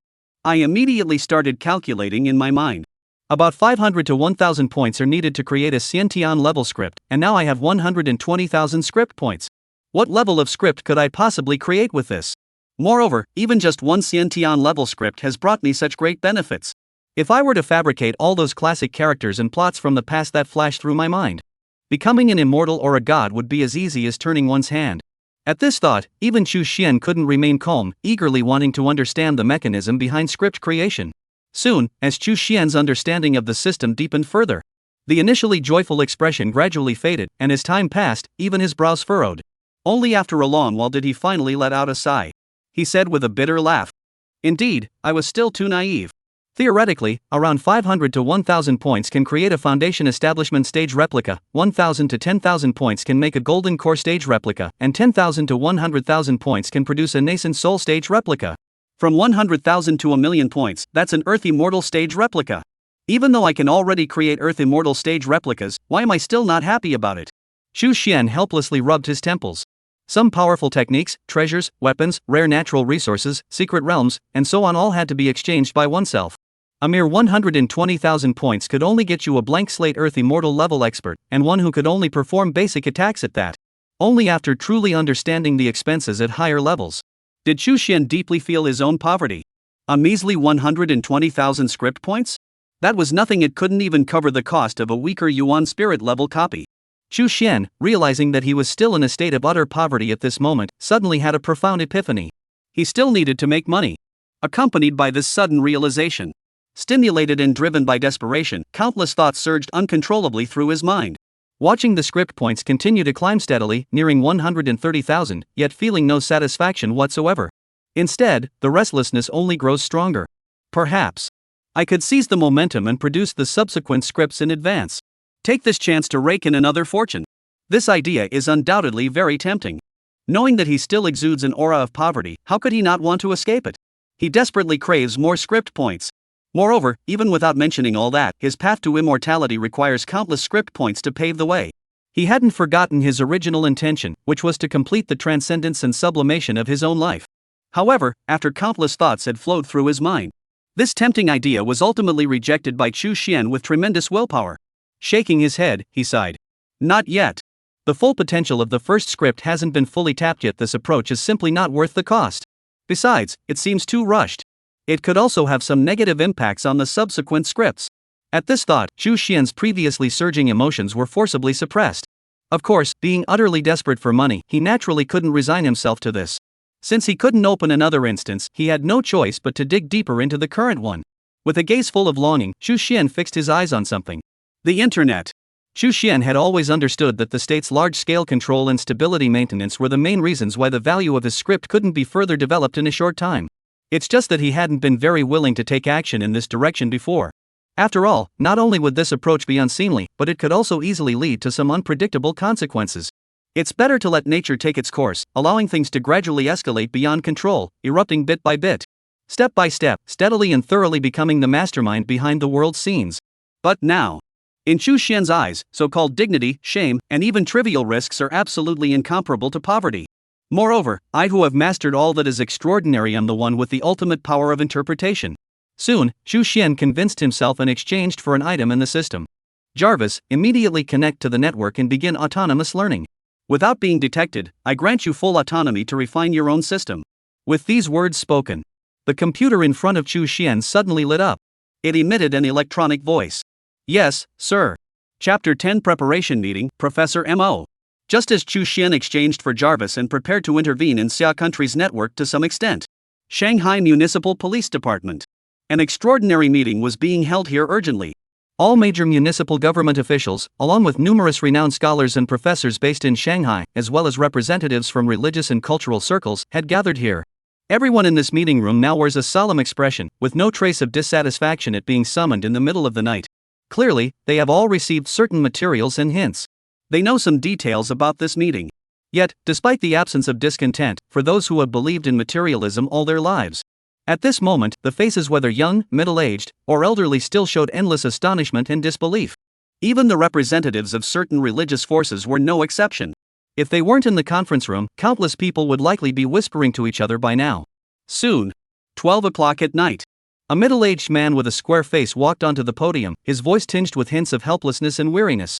Everyone, I am Lin Guodong, Director of the National Security Administration of Modu City. This time, I will be presiding over this emergency meeting. I won't waste time with unnecessary words. I assume everyone has already reviewed the materials by now. I can assure everyone here of the accuracy and authenticity of the materials. At the same time, the specific audio-visual materials have already been sent to the tablets in front of you. Now, the question before us is how to define the existence of the other party and the nature of this matter. We urgently need to come up with a practical plan to deal with this sudden and extraordinary presence, and even the potential supernatural forces behind it. As he spoke, he paused, scanning the increasingly restless crowd, hearing the occasional hushed exclamations and murmurs of disbelief. There was also a hint of bitter amusement and helplessness. God knows how shocked he was when he learned about this. His entire worldview was completely shattered. Immortal cultivators, extraordinary forces, ghosts, the underworld. Aren't these just stories from novels and TV dramas? If it weren't for the instructions from above and the reports already in hand, all of which prove the truth of this matter, he would probably have thought it was just another movie trailer. Yet, even so, it remains utterly unbelievable. Even he, the director of the National Security Administration, finds it hard to believe, let alone those present who have been steeped in materialism their entire lives. Observing the still incredulous expressions on everyone's faces, he pondered for a moment. Still comforting words. Instructions have already been issued from above, specifically establishing a special department to investigate this matter. Top talents from the capital and across the nation will arrive soon, so there's no need for everyone to feel too burdened. What we need to do is compile some useful foundational materials before the department is fully set up. This meeting could even be considered a preparatory session for the real emergency meeting that will take place soon. Only after finishing his speech did he finally stop, signaling that everyone could freely express their opinions. But before he could even step down from the podium, an elderly professor with graying hair at the front row stood up with a serious expression and began questioning him. Director Lin. Lin Guodong immediately halted his steps upon seeing the figure standing up, for this professor before him was no ordinary person, he was even a national treasure-level talent. A giant in the field, renowned throughout Shanghai and the entire nation, with immense authority in neuroscience. If not for his recent eccentric obsession with the soul theory over the past 2 years, which led to clashes with the big shots in Beijing, he probably wouldn't have come to Shanghai at all. Even he dared not show the slightest disrespect in the presence of this elder. He immediately spoke with a tone of reverence. Professor Mo, is there any issue? Moreover, as a top-tier scholar, it's entirely possible that he might notice something others haven't. After all, compared to the other experts who were still whispering among themselves in confusion, Professor Mo, whose eyes now shone brighter, appeared much more reliable. Just as Lin Guodong looked at him with hopeful eyes. Little did he expect that he had misunderstood the situation. Professor Mo merely smiled, adjusted his glasses, and spoke with a voice full of eagerness. Director Lin misunderstood. I just wanted to ask if that female ghost left anything behind or about her origins. Also, have you obtained any relevant test results regarding the so-called energy and evil aura? Upon hearing this, Lin Guodong's expression immediately turned somewhat peculiar. Indeed, as expected of the legendary Professor Mo, who's always talking about mystical things, his acceptance of such matters far exceeds that of ordinary people. With a conflicted mindset, Lin Guodong also began responding to Professor Mo's follow-up questions. As for any leftover items, naturally, there were none. If one had to mention something, it would be those corpses, as well as Huangshan village itself. The detection of energy and malevolent aura is still ongoing. As for its origin, the answer was also found in Li Chang's household diary. However, it was clear that Professor Mo was not satisfied with this. For him, this information was still too limited, and he immediately expressed his intention to investigate personally. Lin Guodong naturally dared not refuse. The only thing he refused was probably the request for an on-site inspection. After all, this was a national treasure-level talent. If anything were to happen to him, he would never be able to atone for it, even with 10,000 deaths. And just as Professor Mo cheerfully left the conference room to examine the corpses, Lin Guodong, who remained to chair the meeting, inexplicably felt something was off. I always feel that people like me are just arguing and talking nonsense, while only Professor Mo is doing real work. Thinking about this, Lin Guodong immediately shook his head, dismissing the impractical thoughts from his mind. The information revealed by that Lin Jiudao was not necessarily true and still needed to be verified. How dare one make such a rash judgment about the scale of a nation? The meeting continues. Chapter 11, Hacker Organization, Public Opinion Manipulation. The next day, early morning. Chu Xian awoke from his sleep and stretched lazily. He raised his watch and checked the time. It's 7 in the morning. Despite having slept for only 7 hours, Chu Xian didn't feel the slightest bit tired. On the contrary, he felt wide awake and full of energy. All of this was naturally because, last night, he had used the script points to elevate his cultivation to the Xian Tianqi realm. If it weren't for the fact that he couldn't change his sleeping habits just yet, even if he didn't sleep at all, it wouldn't have made any difference. The effects of sitting meditation and Qigong are far better than those of simple sleep. Of course, cultivation is impossible to achieve in this lifetime. One can only rely on the system to improve one's cultivation and get by. If it weren't for the system's restrictions, I wouldn't be able to exchange anything beyond the limits set by the pre-written script. Perhaps he might even be tempted to elevate his cultivation to the Yuanshan realm. The cultivation levels granted by the system represent the pinnacle of each realm, requiring immense resources. Even if it's just a Yuanshan capable of basic attacks, it's still a Yuanshan powerhouse. Even if it's just a Yuanshan capable of basic attacks, it's still a Yuanshan powerhouse. By condensing the soul essence, one gains a lifespan of 3,000 years and the ability to traverse the Qingming realm, burn the heavens, and boil the seas. The very thought of possessing such immense power filled his heart with endless passion. He also couldn't help but give the system a mental pat on the back. Though he knew it was for his own good, preventing him from spending all his money at once, causing his cash flow to dry up, and ultimately declaring bankruptcy. But it still feels so frustrating. Indeed, I must pursue a sustainable path in the future. Of course, his current script can't withstand such reckless behavior, and this is just a fleeting thought. Soon, Xu Xian shifted his attention back to the matter at hand. He opened his phone. But before Jarvis could appear, he noticed something unusual. His eyes narrowed instantly. Then, his expression gradually grew strange. Has the cybersecurity agency been completely compromised? How could they let this get out? What's going on here? It turns out that for some unknown reason, the fishing boats that were supposed to be heavily suppressed and controlled. After a night of fermenting, not only were they not suppressed, but they grew even more intense, causing the entire internet to erupt. Countless video scripts were constantly being shared. One after another, marketing accounts, personal bloggers, forums, Weibo, and Baidu Tieba are buzzing with activity. Shocking. A man actually did such a thing to a woman. Is there really a realm of the dead in this world? On the possibility of returning after death and cultivating corpses into ghosts. A century-old blood case. The revival of spiritual energy. Does this mean everyone can cultivate immortality? Times are changing, and cultivators are stepping into the spotlight. China's special effects technology achieves major breakthroughs. Has the golden age of cultural entertainment arrived? The film Maoshan Daoist is set for release during the Lunar New Year holiday. Stay tuned. The Cultural Affairs Bureau issues guidelines for the resumption of cultural and entertainment activities, strongly condemning the Wuliang PS team for creating buzz and generating online heat. The production team behind the adaptation of the popular novel Fighter of the Heavens has announced that they will be using this special effects package. Stay tuned. Despite numerous official media outlets, companies, and even most public accounts attempting to downplay the matter, even the popular novel Fighter of the Heavens by Chu Xian has been brought up as an example. This quickly brought the netizens, who had been somewhat misled, back to the materialist path. However, the terrifying intensity of this phenomenon still sends shivers down the spine. Once again, it brought Chu Xian tens of thousands of script points. After all, it had only been a few hours. Could it be Jarvis acting on his own? No way, an AI can't possibly give itself orders. Immediately, Chu Xian asked Jarvis what was going on. Then, his expression grew even more peculiar. Members of a hacker group were criticized online while promoting their activities, then had their accounts banned. In a fit of anger, they unblocked themselves and clashed with the red hackers affiliated with the cybersecurity agency. The situation escalated further, drawing the entire hacker organization on Blue Star into the conflict. That's just too coincidental. If it weren't for the government's timely guidance of the fishing boats, this could have really blown up. However, this might also be an opportunity for me. After understanding the entire situation, Chu Xian's eyes gradually brightened. He had already intended to get involved in the online aspect when he exchanged for Jarvis last night. And now, this hacker organization had just stirred things up. Isn't this a stroke of luck for me? Jarvis. I'm here, sir. And just as Chu Xian was planning to capitalize on this wave of popularity, at that very moment, the Cybersecurity Bureau in Shanghai was in complete chaos. A middle-aged man is screaming wildly. You bunch of good-for-nothings, how the hell did you do that?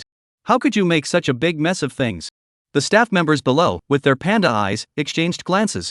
They couldn't help but smile wryly. Who knows why he suddenly provoked that group of madmen? Originally, the entire Xia Kingdom was a massive local area network. For them, controlling certain information wasn't that difficult.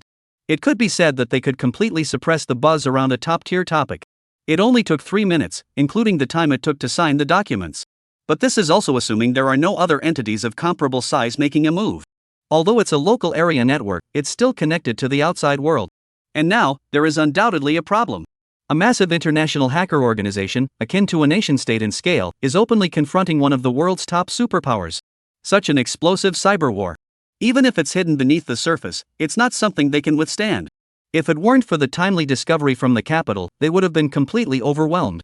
A young man looked at his angry superior and reminded him helplessly. Zhao Bureau. Although I know you're angry, I still hope you'll report this as soon as possible so that the authorities in Beijing can take over information security in Shanghai. Otherwise, even if we manage to control public opinion, the higher-ups will inevitably become dissatisfied over time. Zhaoan heard this and forced himself to suppress his anger. You don't need to tell me that. I reported it this morning. The authorities in the capital are probably already handling it. I'm just furious that you collapsed so quickly. Is our cybersecurity in the Magic City really that vulnerable? Seeing Zhaoan struggling to contain his anger, the others could only endure it. After all, this time, their boss's career prospects were likely to be affected. Just cursing him is already quite merciful. However, just as everyone was preparing to endure it further, suddenly, a technician burst into the office and said, "Something's wrong. This matter can't be kept under wraps anymore." What? Instantly, everyone present turned pale with shock. Chapter 12, The New World Goes Live, Counselor Lin Xia. Chu Xian looked at the video website named New World that he had instructed Jarvis to create. He nodded to himself. Since the internet has been suppressed by force majeure, I'll just handle the basics myself. With Jarvis's technological capabilities, modern society simply cannot crack it. Of course, some might argue that if Jarvis is so powerful, why doesn't he just take control of the entire network? But that's just wishful thinking. It's clearly unrealistic and doesn't align with Chu Xian's interests. First, the hardware infrastructure is simply inadequate. While Jarvis's software is far ahead of its time and secretly controls some supercomputers, Focusing solely on self-improvement is, of course, a minor concern. But when it comes to the scale of a nation, it's still a far cry from the real thing. Moreover, controlling a nation's internet is a delicate maneuver that could easily trigger massive instability. If the entire society is thrown into chaos, no matter how well crafted his script may be, its effectiveness will be severely diminished. To put it simply, only when people have nothing better to do after eating their fill will they pay more attention to such extraordinary events. Of course, all of the above could be achieved or avoided if Chu Xian were willing to invest more script points. But there's no need for that. Extraordinary publicity, to the point of being recognized by society, is an inevitable trend in the future. Even if Chu Xian doesn't intervene at all, it will still happen. Then, one might ask, is it really worth paying such a high price just to slightly shorten the time frame? Therefore, a video platform, along with Jarvis, is more than sufficient. Chu Xian glanced at Jarvis' progress in the shadows, nodded, and immediately gave the order. Begin the diversion. With Chu Xian's command. Suddenly, numerous websites and forums across the country that had been buzzing with discussions about the extraordinary phenomenon were flooded with a website portal. Do you want to know the truth about the world? Do you want to truly live? The opening slogan is very pretentious. But it's undoubtedly very effective, instantly resonating with those netizens who already firmly believe in the existence of the supernatural. Honestly clicked on this website. Quickly. The video, forum, and bulletin board features of the new world quickly became active. And as they used these features, it was also discovered that no matter how I post videos or comments related to extraordinary content, I will no longer be suddenly banned or have my account investigated. This discovery instantly delighted countless frustrated fans who believed in supernatural. Whoever created this amazing website deserves a round of applause. You're a true genius. Even though I got my 7 accounts banned and received 3 calls from the cyber police, I finally see a glimmer of hope. Please help me out, don't get banned. The post above is amazing. Unbeatable. That must have taken so much determination and resolve. I dare not accept such praise. I am a future disciple of Manhwa, and I cannot tolerate such commoners slandering my master's school. Looking at your thick eyebrows and big eyes, I never expected you to be a bad person. You dare to impersonate my future disciple of Manhwa? As the true future disciple of Manhwa, I must teach you a lesson. System notification, Zhuan Wang, the ruler of Zhuan, has officially launched. 666. The internet is finally ours. What the heck is this website? It's spreading feudal superstitions on a large scale. It's just waiting to be shut down. Hey, these uploaded videos, to be fair, the special effects are pretty good. Meanwhile, in the new world, things are starting to get busy, with all sorts of chaos unfolding. On Chu Xian's side, however, things were getting a bit tricky. Chu Xian had always believed that, as the quasi-puppet master behind humanity, he was the sole arbiter of extraordinary power. Even on ordinary days, when he wasn't making moves in the mortal realm or orchestrating the fate of the masses, he exuded an air of sophistication and grandeur. But you shouldn't let yourself be bogged down by mundane matters either. But who on earth is this woman standing before me? Chu Xian, what about the internship you promised to go on yesterday? Mr. Li just called to tell me that you didn't report to him again. Lin Shueyu's face flushed red, and she was breathing heavily, clearly having run over. Lin Xia's face flushed slightly, and she was breathing heavily, clearly having run over. Although she was grateful that he had helped her escape the awkward situation of an arranged marriage, Chu Xian's attitude of breaking his promise immediately after making it still made her a bit angry. Chu Xian, on the other hand, gave her a peculiar look at her high heels, which exuded a strong sense of confidence. 4th floor dormitory, the sound of high heels running up the stairs was disturbing. It must be a werewolf. Chu Xian, blocked at the dormitory door, looked at the beautiful female tutor in front of him and felt a bit helpless. Such a dedicated counselor, who has ever seen one like this? Even though they know they don't need the money and don't care about the diploma, they still come to Chu Xian to court trouble. Looking at the serious and charming face in front of him. Looking at the beautiful, serious face in front of him. Chu Xian knew that if he didn't act swiftly to resolve this matter, there would likely be more trouble in the future. Immediately, he frowned in distress and rubbed his temples. Teacher, I thought you would understand. Understand what? Lin Xia clearly still had some oxygen deficiency in her brain and couldn't react in time, a look of confusion appearing on her face. Chu Xian looked at the face in front of him, a woman who should be a confident and composed older sister but instead had a slightly adorable and innocent expression, and resisted the urge to pinch her cheeks. He spread his hands and said, I don't need money anymore. This diploma is meaningless to me. If you're really worried that it might affect your evaluation, I'll find a company to stamp it later. So, let's just leave it at that. After saying that, he couldn't resist rubbing the head of the teacher in front of him, who clearly had a mature, sophisticated demeanor but was wearing a cute, innocent expression. Then, he simply left the dormitory. As he left, he felt a slight tingle of excitement in his heart. Perhaps it was because the sudden change in status made me feel a bit more carefree and unrestricted. It seems like you need to adjust your mindset a bit. And after Chu Xian left. After a long while, Lin Xia finally snapped out of it, her face flushing red as she looked at the now empty dormitory. She felt a bit at a loss. Because the scenes from the forbidden manga she had accidentally seen last night suddenly popped into her mind, involving a teacher and a student. Sigh. He shook his head vigorously. He shook off all unhealthy thoughts and silently repeated to himself, "Be a role model, be a role model."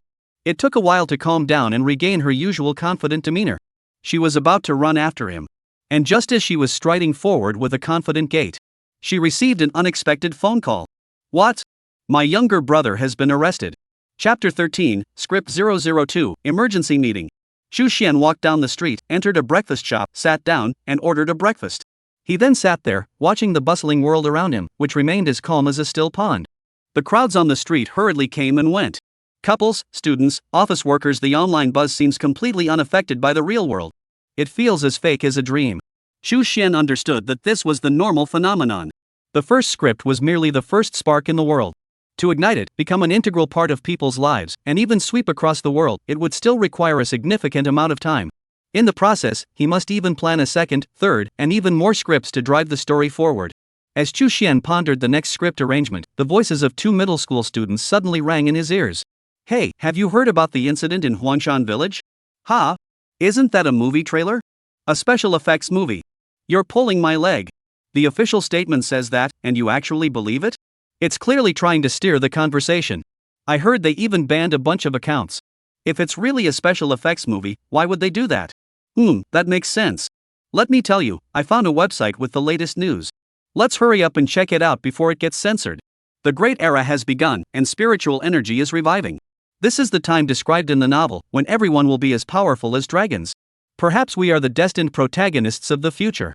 Listening to the self-indulgent fantasies of two teenagers sitting at a table nearby, Chu Xian's thoughts were interrupted, and he couldn't help but smile. That's true. A teenager's worldview isn't fully formed yet, so it's easier for them to accept new perspectives. Moreover, the rise of online novels in recent years has also sparked some teenage fantasy ideas in many people's minds, making them far more receptive to the extraordinary than in previous eras. For him, this is actually good news. However, the protagonist of destiny? The speaker means no harm, but the listener takes it to heart. Chu Xian's eyes flickered slightly as he listened to the two teenage boys' empty boasts. In his heart, however, some thoughts began to form, vague ideas gradually taking shape. Perhaps it wasn't such a bad idea after all.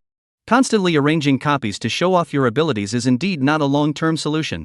People are forgetful. I need to leave something behind, even pass down the path to immortality. Only then can the worldview created by the script become an integral part of people's lives. Meanwhile, Chu Xian was also contemplating how to refine his ideas. Breakfast was served. Time flies, and 3 days have passed in the blink of an eye. At that moment, Chu Xian was standing in the apartment he had recently rented, watching the online commotion and even checking the official statements. A sudden stir arose in his heart. Perhaps it was time. As his thoughts fell, the system panel reappeared before him. Host, Chu Xian.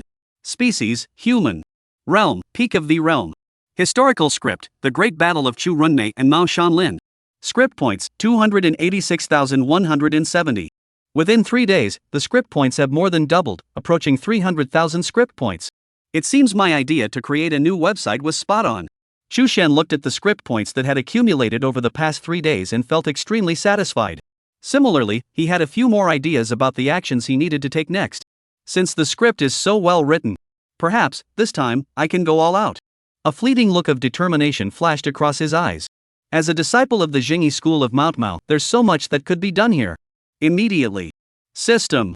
The blank script falls, the first page is turned, revealing the blank second page. Pick up the pen. Script number 002. Theme, Zombies and the Mao Shan sect. Characters, Old Master Ren, Mao Shan Taoist Lin Jiu, Feng Shui Master Jiugong Daoran, and several extras. Plot background: a century ago, Mr. Ren forcibly seized the Feng Shui burial site of Master Jiugong, believing it would protect his descendants. However, he fell into the other party's trap and was turned into a zombie by them. At the time, the celestial energies were depleted, requiring an extended period of time to nurture the process. Although the Mao Mountain sect was aware of this, they did not take it seriously because the spiritual energy had not yet revived. A century later, when the spiritual energy revived, the Mao Mountain sect recalled this matter and dispatched a disciple of the Xian Tianqi stage, Lin Jiu, to eliminate the potential threat. Meanwhile, Chu Xian was in the midst of brainstorming and editing script 002. Special Security Bureau of Magic City. It also marked an important day. The emergency meeting officially began. Top talent from all over the country has gathered here at this moment, including leading experts in various disciplines, various analytical think tanks, and even religious representatives. The purpose of this gathering is to conduct the final analysis, summary, and classification of the recent Huangshan village incident. Just like 3 days ago, Lin Guodong was standing at the lectern, playing various audio-visual materials while delivering his lecture. Based on the information we have gathered over the past 3 days, the existence of so-called ghostly beings, and even supernatural beings, has been confirmed. Furthermore, we have conducted preliminary speculation and classification of these so-called ghostly entities and established a database. Over the past 3 days, the laboratory has obtained the following data. We have also obtained certain inferences and analyses regarding the extraordinary beings from some religious texts, and we believe that. As Lin Guodong continued his explanation, the official team collected and analyzed the data. However, his heart was filled with endless concerns. Over the past 3 days, he had crammed himself with various mythological stories, religious culture, and even supernatural tales. He has also listened to countless professionals repeatedly analyze the Huangshan village incident. This middle-aged man, who had believed in materialism all his life, found his worldview completely shattered. If it weren't for his strong character, he might have developed some mental health issues. However, as he gained a deeper understanding, he also became increasingly aware of the gravity of the situation. Extraordinary beings, disciples of Mount Mao, in the stage, with revived spiritual energy, malevolent ghosts, and yin energy, among other things. If the experts' speculations are correct, the state's capacity to address this issue is extremely weak, which concerns him greatly. Even this is merely the tip of the iceberg, let alone the legendary tales that circulate. In fact, the crowd seated below were feeling just as conflicted at that moment. They hadn't just arrived today. The convenience of modern transportation allowed them to rush to the metropolis the moment the problem arose. Most of them had already arrived by the evening of the day after the Huangshan village incident occurred. However, after 2 days of investigation and inquiry, they participated in the final summary of the results. They also recognized the current issues. Soon, Lin Guodong finished his report and then spoke solemnly. You are all pillars of the nation and naturally understand the urgency of the current situation. I hope everyone will speak up freely. Chapter 14, The Decline of the Religious World. A talent from a well-known think tank was the first to stand up and share his views. He presented his views in a highly rational and detached manner. I believe that our current research efforts should focus on the following areas. Not on how the extraordinary beings managed to hide in this world without being discovered in the past, nor on the so-called underworld, or even the revival of spiritual energy, or even the attitudes and powers of the extraordinary beings. Our previous direction was wrong. Even if these seem important. Because I think, as he spoke, the young man looked around and said, "This is all nonsense." Typical bureaucratic style, grabbing at everything but failing to focus on the essentials. After saying this, he continued without regard for the awkward expressions on some people's faces. I think what we need to focus on now is what we can actually control. For example, the sect to which the extraordinary Lin Jiudao belongs, Mount Mao. And in our present world, there also exists such a place called Maoshan. Even after conducting thorough investigations and gathering evidence, no direct connection has been proven between the two. However, I still firmly believe that there is an inevitable link between them. This is also the best avenue for us to grasp and engage with at present. Trying to control everything will only weaken our understanding of things. That concludes my remarks. After speaking, this calm and rational young man sat down immediately. The atmosphere grew awkward for a moment. After all, the person who just spoke had really knocked everyone down. Some of the older professors, who already had short tempers, were now fuming with anger. Fortunately, just as the atmosphere was starting to get tense, Lin Guodong immediately stepped forward to smooth things over. I think Xiao Zhao is absolutely right. At present, the country has limited understanding of the other side, so it's unrealistic to expect to quickly figure everything out. Moreover, the perspective he raised has indeed been overlooked by us. Is the so-called Maoshan sect really related to the Maoshan sect in our present world? At this point, Lin Guodong and everyone present couldn't help but shift their gaze to an old man. For he was none other than the current patriarch of the Maoshan sect. It was clear that everyone was disappointed. Lao Dao witnessed this scene, nearly shaking off the dust with a touch of embarrassment and offering a sheepish smile. It wasn't really like in TV dramas. I've come clean. Of course, this is normal. After all, over the past 2 days, the other party has said everything they needed to say, and even brought out some ancient texts from their own library for verification. That level of enthusiasm suggests they are more eager than anyone else to prove that the two Mao mountains are connected. After all, the religious world today is truly in decline. And just as everyone was turning away in disappointment, on Chu Xian's side, however, the script had already been written. His eyes flickered. This script is estimated to cost over 10,000, and the most precious part is that fragment of the divine soul.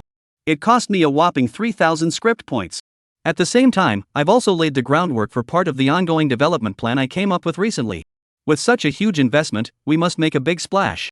And as Chu Xian muttered to himself, inside the meeting room.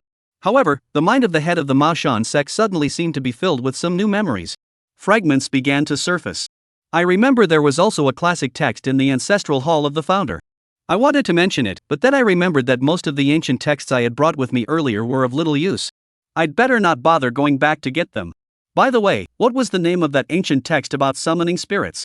Never mind, never mind. It's probably just more of those pseudo-spiritual practices within the faction. They're only good for cultivating one's character, I suppose. Lin Cheng emerged from the Magic City police station looking somewhat dejected, just as he was about to sigh with relief that he had finally escaped his ordeal. But to his surprise, as soon as he stepped out, he spotted a familiar figure standing beside a Maserati on the side of the road. He immediately called out timidly, "Sister!" If Chu Xian were here, he would have recognized that figure as none other than his own academic advisor, Lin Xie. Lin Xie, seeing the pitiful state of Lin Cheng, couldn't help but speak with a hint of irritation. "I told you not to do that live stream. Now look at you, troubles found you." I never expected that such a routine rebuke would provoke a rebuttal from my own unlucky younger brother. No, it was all worth it. This extraordinary opportunity has come my way, and I have had the honor of forming a connection with such a remarkable individual. A mere 3 days of quarantine is nothing. On the contrary, having formed this connection, my future is already one step ahead of ordinary people and every step thereafter. Lin Cheng felt a surge of excitement. Lin Xie looked at her younger brother, who was exuding a strong aura of a teenager, and felt her composure starting to unravel. Sure enough, men are all pigs. Thinking of this, Lin Xie couldn't help but think of Chu Xian again. Even more annoying.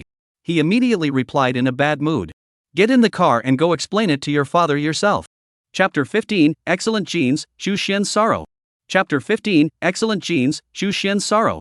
When Lin Xie brought Lin Cheng home, she knew that if he returned with the same attitude, her father wouldn't go easy on him. But she never imagined it would end up this badly. Lin Xie stood at the door, watching Lin Cheng being kicked out of the house, and couldn't help but feel a tiny bit of sympathy. Of course, this sympathy lasted only a moment before vanishing without a trace. After all, he was the only son of his own father. How could anything go wrong? However, Lin Cheng spoke so confidently, and despite the Lin family having pulled all their connections earlier, they still couldn't uncover the truth. Could it be that the video was real? Lin Xie's beautiful eyes flashed with a hint of doubt. Moreover, thinking back, Dad's attitude earlier was also off too calm. It didn't seem like he was truly angry. After thinking it over, she decided to ask her father herself. Dad must know something. And just as she was about to turn around, suddenly, the sound of a phone vibrating. Ding! WeChat message. Lin Xie picked up her phone and saw the message, her face flushing red not from embarrassment, but from anger. How dare she? She hadn't been to school for days and had even claimed she was out on an internship. At that moment, he didn't rush to ask about Lin Cheng's situation. Instead, he immediately got into the car and angrily called Chu Xian. 20 minutes later. Inside a coffee shop. Chu Xian looked at Lin Xie in front of him and said helplessly, "Teacher, is there something wrong? Why did you call me out so urgently? Teacher, what's the matter? Why did you call me out so urgently? I'm very busy." As he spoke, he glanced at his watch and checked the time. Originally, he had planned to visit the film set this time, and had already booked his high-speed train ticket. But then this unexpected obstacle arose out of nowhere. "I thought we had completely resolved it last time, but it seems there's still more to argue about. This time, it must be resolved." Chu Xian sighed. Although he didn't care much about his status as a student at Magic City University, it was still a part of his past, so he might as well bring it to a proper conclusion. Don't cause too much trouble. At that moment, Lin Xie looked at Chu Xian, who was sitting before her with a lazy expression, and for some reason, she couldn't help but feel angry. She had always been so ladylike and mindful of her appearance before. "You still have the nerve to ask me why I haven't been at school these past few days and even lied to the guidance counselor, saying I was out on an internship." Chu Xian heard this, furrowed his brows, and said, "Is that all?" "What?" Lin Xie was a bit confused and couldn't keep up with Chu Xian's train of thought. Chu Xian stared at the beautiful woman in front of him for a long time, so long that Lin Xie's face began to flush. Suddenly, he spoke with great seriousness. "Teacher, I want to emphasize once again that I don't really care about my identity as a college student at Magic City University. Besides, I can handle the internship on my own, so it's perfectly normal even if I'm not on campus. In the adult world, I think we should make things convenient for each other. At the very least, we shouldn't meddle in others' affairs. Don't you agree?" Lin Xie heard this and was instantly dumbfounded. It was as if some kind of blockage had suddenly been cleared. "Yeah, what's wrong with me? There's so much to do, and the other party had already agreed to handle the internship. Even if he's not at school, what does it matter? Could it be that I really want to date someone? No way, this guy is pretty handsome and has a nice vibe, but I'm not some naive woman who's never seen the world. Could it really be that she is desperate for a man? Just as Lin Xie began to doubt herself, Chu Xian had already quietly left.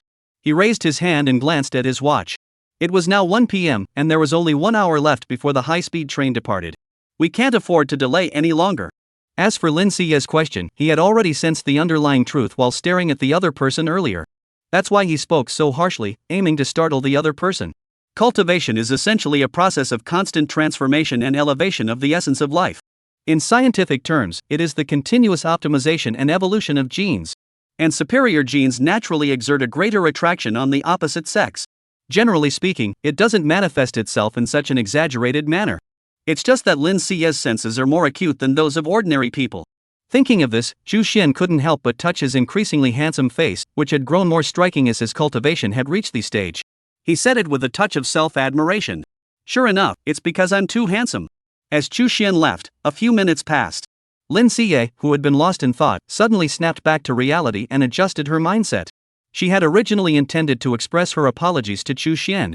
But when I looked at the spot in front of me, there was no one there. Instantly, Lin Xie felt a mix of embarrassment and frustration, her heart filled with conflicting emotions. Could it be that she was really that unattractive? Of course, if Chu Xian knew what she was thinking, he might have responded with a trendy, playful remark. No, it's just that celestial men aren't allowed to fall in love with mortal women. It's against the heavenly laws. Just as it is natural that humans cannot fall in love with ants. Even if this ant looks pretty. Every time he recalls this painful truth, Chu Xian can't help but regret what he did during the year he traveled back in time. He hadn't even had the chance to gallop on a horse yet, and already he looked down on everyone. Chu Xian can only look forward to the day when he becomes an immortal or a god in the future and can date a few goddesses. Sigh. I hope so.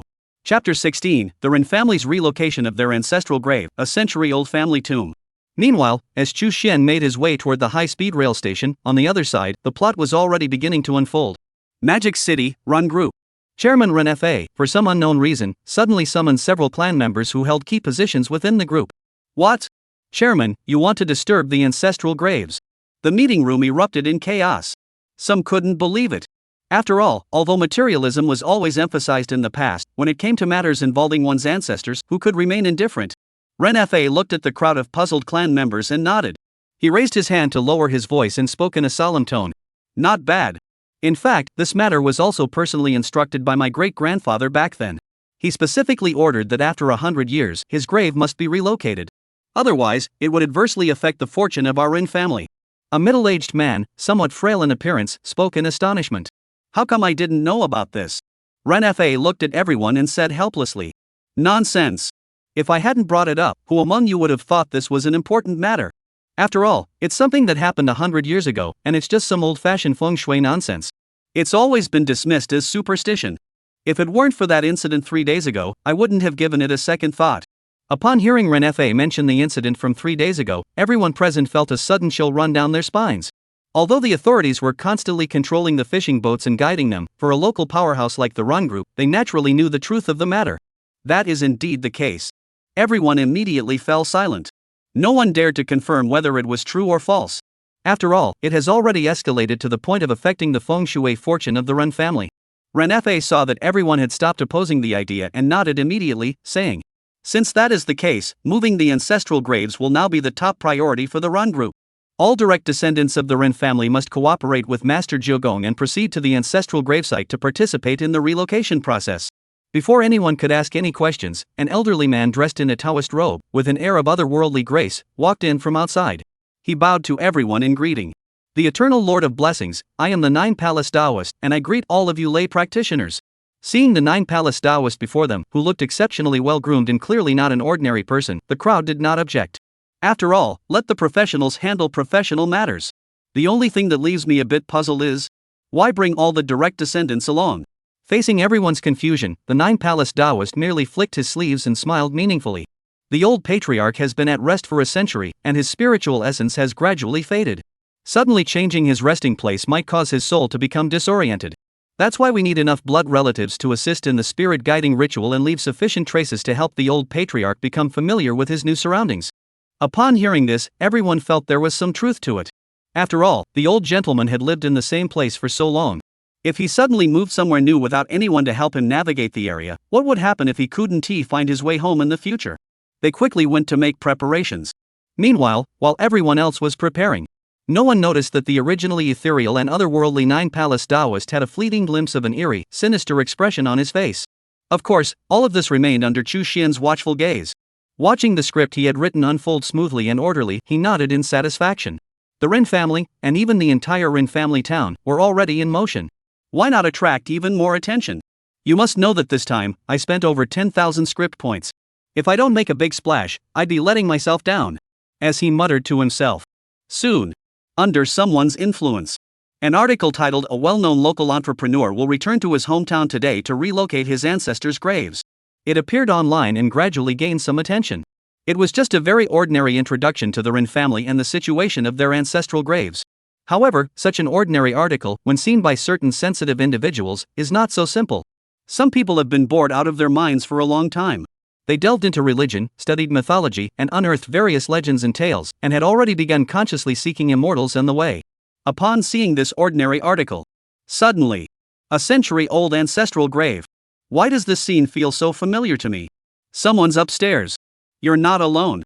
The floor above you says you're not human. Huh, that's the spirit. This feels so familiar, just like Huangshan village. Yeah, the same story from 100 years ago, and it even involves so-called feng shui techniques. I seriously doubt that there was an unknown era 100 years ago. It's always 100 years ago. 100 years ago, people could even have their descendants relocate their graves for them. There's something fishy going on here. I, Newton, am the first to call it out. The person above me, I'm the second one to say I don't believe it either. To be honest, the Ran group's growth over the past century has indeed been somewhat exaggerated. However, in the past 2 years, it seems to have hit a bottleneck, and I'm starting to believe it. It's not just a bit. I've been on my knees watching it happen. Ha ha. Pfft, you bunch of losers. I've already bought my ticket and am on my way to Rinjia town. When I meet my divine destiny, I'll give you ordinary mortals a chance to grovel at my feet. The people of Rinjia town scoffed with disdain. It's just a grave relocation. You're overreacting. Speechless. Soon, under the deliberate guidance of someone, this trend grew increasingly intense. Not only did countless people rush madly toward Rinjia town, but even the authorities were alarmed. Chapter 17, Lin Guodong makes a decision and encounters Lin Cheng again. Special Security Bureau. Lin Guodong was currently busy handling various documents.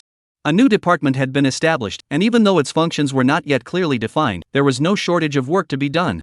At this moment, he was reviewing reports submitted jointly by the Analysis Department and the Research and Development Department. It's time for the talkers and the doers to get to work. They can't stand each other. Just as he was feeling stressed. Lin Bureau. A cold voice suddenly rang out. Looking up, Lin Guodong saw a young man who had always been cold and indifferent walk in directly. Indeed, it was the young man from a renowned think tank who had criticized the government at the meeting. His name is Zhao Qi. At this moment, he has already joined the Special Security Bureau. As he puts it, times are changing, and only by keeping pace with the times can one avoid being left behind. Although Lin Guodong didn't know where the other person got such confidence, he naturally couldn't afford to turn away talent. Moreover, the other party's abilities were indeed quite remarkable. This couldn't help but make him sigh with admiration. There are so many talented people in the countryside. As for official talent, well, it's a case of one person for one position. It all depends on who's willing to let them go. Though he felt resentful inside, on the surface, Lin Guodong had already exchanged greetings with Zhao Qi. "What's up, little Zhao?" Zhao Qi heard this and said nothing, simply handing over the phone in his hand. The screen displayed an article titled "Prominent Local Businessman to Return Home Today for Ancestral Relocation." Lin Guodong took the phone and began scrolling through it. His expression grew increasingly somber until he finished reading all the comments, then he put down the phone. He looked at Zhao Qi. "Dao. How confident are you?" Zhao Qi remained calm. Intuition. Lin Guodong was speechless. Indeed, the authorities currently lack sufficient evidence to make a definitive judgment. After some consideration, Lin Guodong nodded and said, In any case, the authorities can't keep being so passive. Whether this is true or not, the authorities must go and investigate. This time, I will go personally." Zhao Qi looked at the decisive Lin Guodong, feeling a bit surprised, but he didn't voice any objections. He remained as cold and rational as ever, speaking calmly.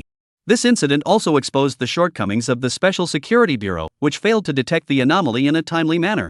"I recommend restructuring the Bureau to include an information collection division."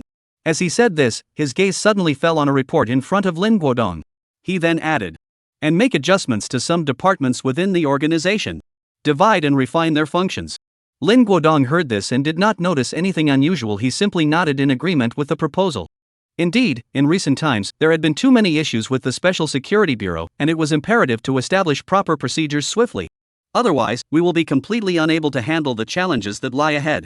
The support from above is still insufficient. Lin Guodong thought to himself with a sigh. Never mind how Lin Guodong was handling things on his end. At this moment, 2 p.m. Xu Xian, the mastermind behind the scenes, was currently seated on a high-speed train about to depart, heading toward Rinjia town. In contrast to the real world, countless people are rushing toward Rinjia town with great enthusiasm, fearing they might miss out on a potential opportunity. He, however, was in no hurry at all. After all, as the mastermind behind everything, how could he not know the script he had written and when it would unfold? Tonight at midnight, the moon will be high in the sky, with no wind or clouds. What a beautiful night! A playful smile played at the corners of Xu Xian's lips. And as he anticipated the night's entertainment, suddenly, a familiar figure caught his attention. Lin Chang? How did he get here? Xu Xian's expression was somewhat peculiar. Watching the other person pass by the window, he should also be on this high-speed train. A slight stir in his heart. Instantly, he spent script points to purchase the other person's information. He only glanced at it briefly. Ha! Lin Xie and he are siblings? That's too much of a coincidence. Xu Xian shook his head and didn't think much of it. He shifted his attention to the information behind him and gradually figured out the other party's background. It was because of that article. Xu Xian's heart stirred slightly. Perhaps this is fate. In an instant, hundreds of script points vanished, forcing the original script to be extended by an additional segment. Originally, I had planned to reveal more of the setting after this plot point concluded, but unexpectedly, an opportunity has presented itself. Xu Xian muttered to himself, his actions no less swift. Soon, as the script changed, suddenly, a figure exuding a heroic aura suddenly appeared among the crowd. However, the people around him seemed completely oblivious to the scene, continuing on their way as if nothing had happened. At that moment, Lin Jiu looked at the slightly dim compass in his hand, clearly confused. He thought to himself, how did I end up here? Could the small teleportation disc my master gave me be broken? He looked around and saw the steel rails on the ground, and suddenly understood. The man-made steel path disrupts the feng shui and disturbs the earth's energy, bringing me here. I have thought everything through clearly. Even Lin Jiu, whose face was usually expressionless, couldn't help but twitch a few times. Soon, the aura around the small teleportation disc gradually dissipated. Lin Jiu's expression changed slightly. This is bad. The earth's energy is dissipating. I fear the villagers will discover me. Just as he was feeling at a loss and didn't know how to leave, suddenly, he saw a person inside the adjacent carriage. Was it the young man from that day? Lin Jiu's eyes lit up instantly. He stuck a magic symbol on himself and walked toward the other person.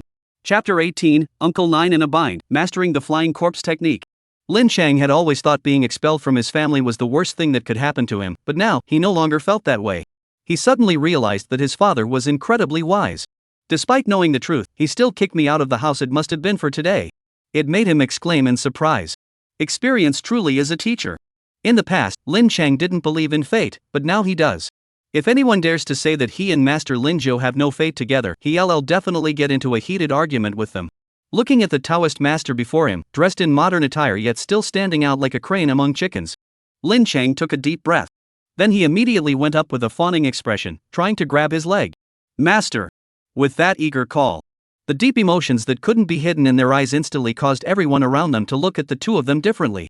Lin Jiu felt a chill run down his spine, thinking he might have made a mistake. But since he was already here, he could only go along with it, grit his teeth, and cough a few times. To draw the other person's attention, Lin Chang immediately noticed the strange glances from those around him and gave a few awkward laughs. He followed Lin Jiudao out of the carriage. As for where to go, as long as you have money, there are plenty of generous guys in the next compartment who'd be happy to lend their seats to the two of you. Yes, two people. It was not a confrontation with Master Lin Jiudao, but a friendly exchange with Uncle Jiudao. Lin Chang has clarified the current situation with Uncle Nine and has guaranteed that he will take the other party away from here. Looking at Lin Chang, whose emotions seemed somewhat off, the old master couldn't help but sigh. Let's hope so. Accompanied by him, they brought Uncle Nine to the two spots they had just secured through friendly negotiations. Lin Chang began to probe Uncle Nine. Master Ji, I wonder where you plan to go this time to subdue demons and monsters. Earlier, you mentioned you were going to eliminate the evil entity that had been nurtured in that place where corpses were kept, didn't you? Seeing Lin Chang running around for him, the ninth uncle felt awkward refusing and immediately replied. Indeed, these past 3 days, I have been running around for this very matter. However, I never expected. Speaking of which, Uncle Nine couldn't help but recall his own embarrassing experience. He had accidentally gotten lost and ended up in a certain club, where he stepped on a woman's menstrual blood, nearly ruining his cultivation. Since then, he had been busy restoring his magical powers and hadn't had time to search for the descendant of that old gentleman. The corner of his eye twitched slightly. Looking at Lin Cheng's curious expression, Uncle Nine immediately decided that this matter must not be exposed under any circumstances. He brushed it off casually. Cough. The world is in turmoil, and within the city of demons, countless earth energies are in disarray, making it impossible for this humble monk to locate the descendant of that person. Now that the full moon night is approaching, I sense a malevolent aura rising from the west. I cannot reach the descendant of that person in time to seek their permission, so I can only apologize later. As he spoke, his eyes flickered slightly, fixated on the other's expression. As expected, this young man didn't notice his earlier evasion. He has potential. Of course. Lin Shang had no interest in those matters to begin with, but he was intrigued by what the ninth uncle said afterward. The descendants of that person? Could it be that they keep the body after death, turning it into a zombie? Getting down to business, Uncle Nine also nodded solemnly. With evil forces lurking in the shadows, having been nurtured for a century, and at this very moment when spiritual energy is reviving, if that person were to transform into a corpse, it would likely immediately become a great terror. It would be far more terrifying than the vengeful spirit we encountered a few days ago. A century in the making? Lin Chang's heart stirred slightly, and he couldn't help but ask. I don't know. Where could the body be from? Uncle Nine hesitated for a moment before speaking. The old patriarch of the Rin family in Rinjia town was a kind-hearted man 100 years ago. Unfortunately, he fell victim to the schemes of evil forces back then and has not found peace even in death. Alas! Upon hearing this, Lin Cheng's eyes flashed with shock. Renjia town? What's going on? Uncle Joe was a bit surprised. Lin Cheng immediately informed the other party about the relocation of the Rin family's graves and also retrieved the article to show it to Uncle Nine. At first, Uncle Nine didn't notice anything unusual, but as time passed, his expression grew increasingly somber. Especially when he saw that all the direct descendants of the Rin family were present. A stern chill flashed across his face. You thief! The Nine Palaces Daoist, it's him! A look of realization and seriousness flashed across Uncle Nine's face. He hesitated for a moment before finally settling into a stern expression. Lin Chang watched the changes in Uncle Nine's expression and immediately sensed that there must be some great secret behind it. He felt a bit flustered. Chu Shen, who was sitting in another carriage, saw the scene and nodded, but did not comment. He simply continued to gaze quietly out the window at the passing scenery. This made the young woman sitting next to him feel deeply regretful, and she touched her own face with a touch of self-pity. After all, youth doesn't last forever. Renjia town. Ren Fa and other close relatives who had already arrived by helicopter were currently making arrangements for the reburial. The Nine Palace Daoist, standing nearby, watched the scene and nodded approvingly. However, his satisfaction did not stem from the other party's preparations, but rather from the number of people present. At this moment, the core members of the Rin family had already arrived, numbering around 7 or 8, roughly a third of the total. The rest would all arrive before tonight. And although Renjia town isn't very large, it still has a population of 2,000 or 3,000 people. And going back dozens of generations in Renjia town, who isn't related by blood or marriage? With such warm hospitality, how could he possibly be dissatisfied? The Nine Palace Daoist thought to himself, casting his gaze toward the back mountain of Renjia town, murmuring to himself. The malevolent energy surges through the heavens. Tonight is also a full moon night. Once all the direct descendants of the Rin family arrive, I will make that old Rin kill all his own direct descendants, then sacrifice the entire Rin family town with their blood, and finally absorb the power of the moonlight. Not even golden armored corpses would stand a chance. They might even achieve the status of flying corpses, rivaling the level of a divine spirit. Just thinking about the legendary flying corpse technique recorded in the legends, the expression on Jogong Doran's face turned slightly red. It's almost time. Almost there. Just as the Nine Palace Daoist was daydreaming, a commotion caught his attention, and he looked up. It turned out to be some young people around him, fiddling with their mobile phone cameras. Live streaming? The Nine Palace Daoist was not someone who clung to outdated ideas. He naturally understood the intricacies involved. In fact, as set by Chu Xian, the cultivation world is also aware of the human realm, at least to some extent. In fact, as set by Chu Xian, the cultivation realm is also aware of the human realm, at the very least some of its inhabitants are. This point will be elaborated upon later. At that moment, the Nine Palace Daoist watched these people fiddling with the livestream. Though he felt a bit uneasy inside, after all, as a member of the heretical sect, he had been shunned by everyone for years, and suddenly being exposed to the public was unsettling. But when he thought about his plan, once it was completed, what did exposure matter? He thought to himself, unconcerned. Forget it, let them bloat for a while. Anyway, you don't have much time left. Once I master the art of flying corpses, this world will be no more than a mere flick of the wrist. There's no need to worry about it. Chapter 19, If you can't beat them, call for reinforcements. Zombies worship the moon. 5 p.m. By the time Uncle Nine and Lin Cheng finally arrived at Renjia town, it was already late. After all, there were no high-speed trains in Renjia town. They had come from a nearby county town. They were also stuck in traffic for a while because there were quite a few people rushing over. Learning about all this, Uncle Nine couldn't help but laugh and cry at the same time. When they arrived at Renjia town, just as Uncle Nine was about to step inside, suddenly, the talisman hanging on his body ignited without any fire and turned into ashes. Instantly, Uncle Nine's expression changed slightly. What a heavy aura of evil. Lin Cheng hadn't yet figured out what was happening when he saw Uncle Nine suddenly bring his index and middle fingers together, forming a sword finger, which swept past his face. A flash of white light erupted from his fingers. Open the third eye. In an instant, Uncle Nine's eyes suddenly burst into a dazzling golden light, gazing toward the distant rear mountain of Renjia town. At first glance, it was a sight to make one's heart race. A thick, oppressive aura of darkness and malevolence shrouds the area for miles around, enveloping the entire rear mountain. Truly, the malevolent energy reaches the heavens. Uncle Nine's expression grew somber, and he spoke with deep regret. How could this era give birth to such a monstrous creature? I arrived too late. Lin Cheng saw this and had a bad feeling in his heart. Uncle Nine, what's wrong? Uncle G said solemnly. Old Master Rin was already on the brink of turning into a zombie and was about to transform into a golden armored zombie. Even at the level of a golden core cultivator, I am no match for it, let alone the fact that there is also a 9-palace Daoist at the peak of the realm in the village.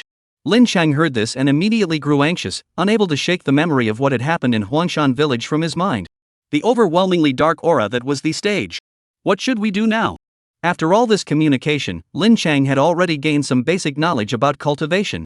He now understands the different levels of cultivation. These include the Foundation Establishment stage, the Pre-Heavenly stage, the Golden Elixir stage, the Original Spirit stage, the Earth Immortal stage, the True Immortal stage, the Heavenly Immortal stage, and so on. In this era, those who have reached the Golden Core stage are already regarded as elders of some sects. They have truly embarked on the path to immortality, with a lifespan of 500 years, able to witness the rise and fall of human dynasties. After a moment of contemplation, Uncle Nine met Lin Cheng's hopeful gaze and spoke. Help! Suddenly, Lin Cheng froze in place. Call for help? Uncle Nine looked at Lin Cheng, who was still in shock, and said with a hint of irritation. Of course, if you can't beat them, you ask for help. I can't beat someone at the Golden Core stage, but even in the cultivation world, they're only that level. If it weren't for the fact that many sects haven't emerged yet, how could it dare to boast here? Lin Cheng suddenly realized what was happening and his eyes lit up. That's it. Remember, these are zombies, not ghosts. Humans can't do anything to them. As long as I report this to the authorities, even if it comes down to it, He Wu can teach them a lesson. Thinking of this, Lin Cheng calmed down. He relaxed his mindset. Looking at Uncle Nine, who was standing in the same spot holding a talisman, I felt a bit curious. Suddenly, Uncle Nine tossed the talisman into the air, then clasped his hands together in a magical seal. The talisman immediately began to glow with golden light, hovering mid-air. Then, I saw Uncle Nine with his eyes closed, muttering some incantation. It had been 4 or 5 seconds.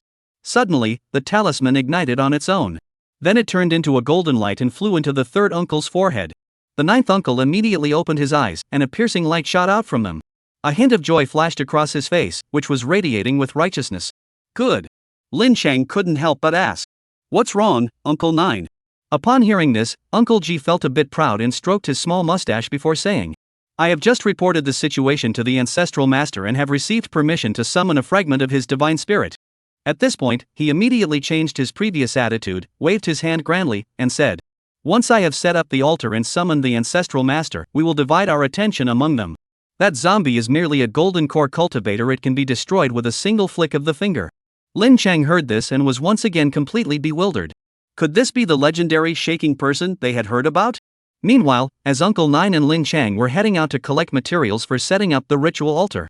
On the other side, Lin Guodong, who was at the Special Security Bureau, also received the news about tonight's reburial and began rushing over. Night.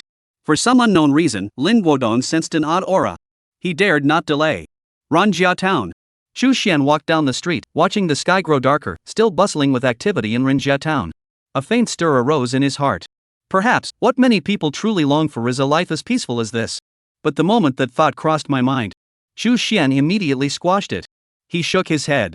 At this point, perhaps it was more my own selfish desires at play, but it was also an opportunity for everyone else.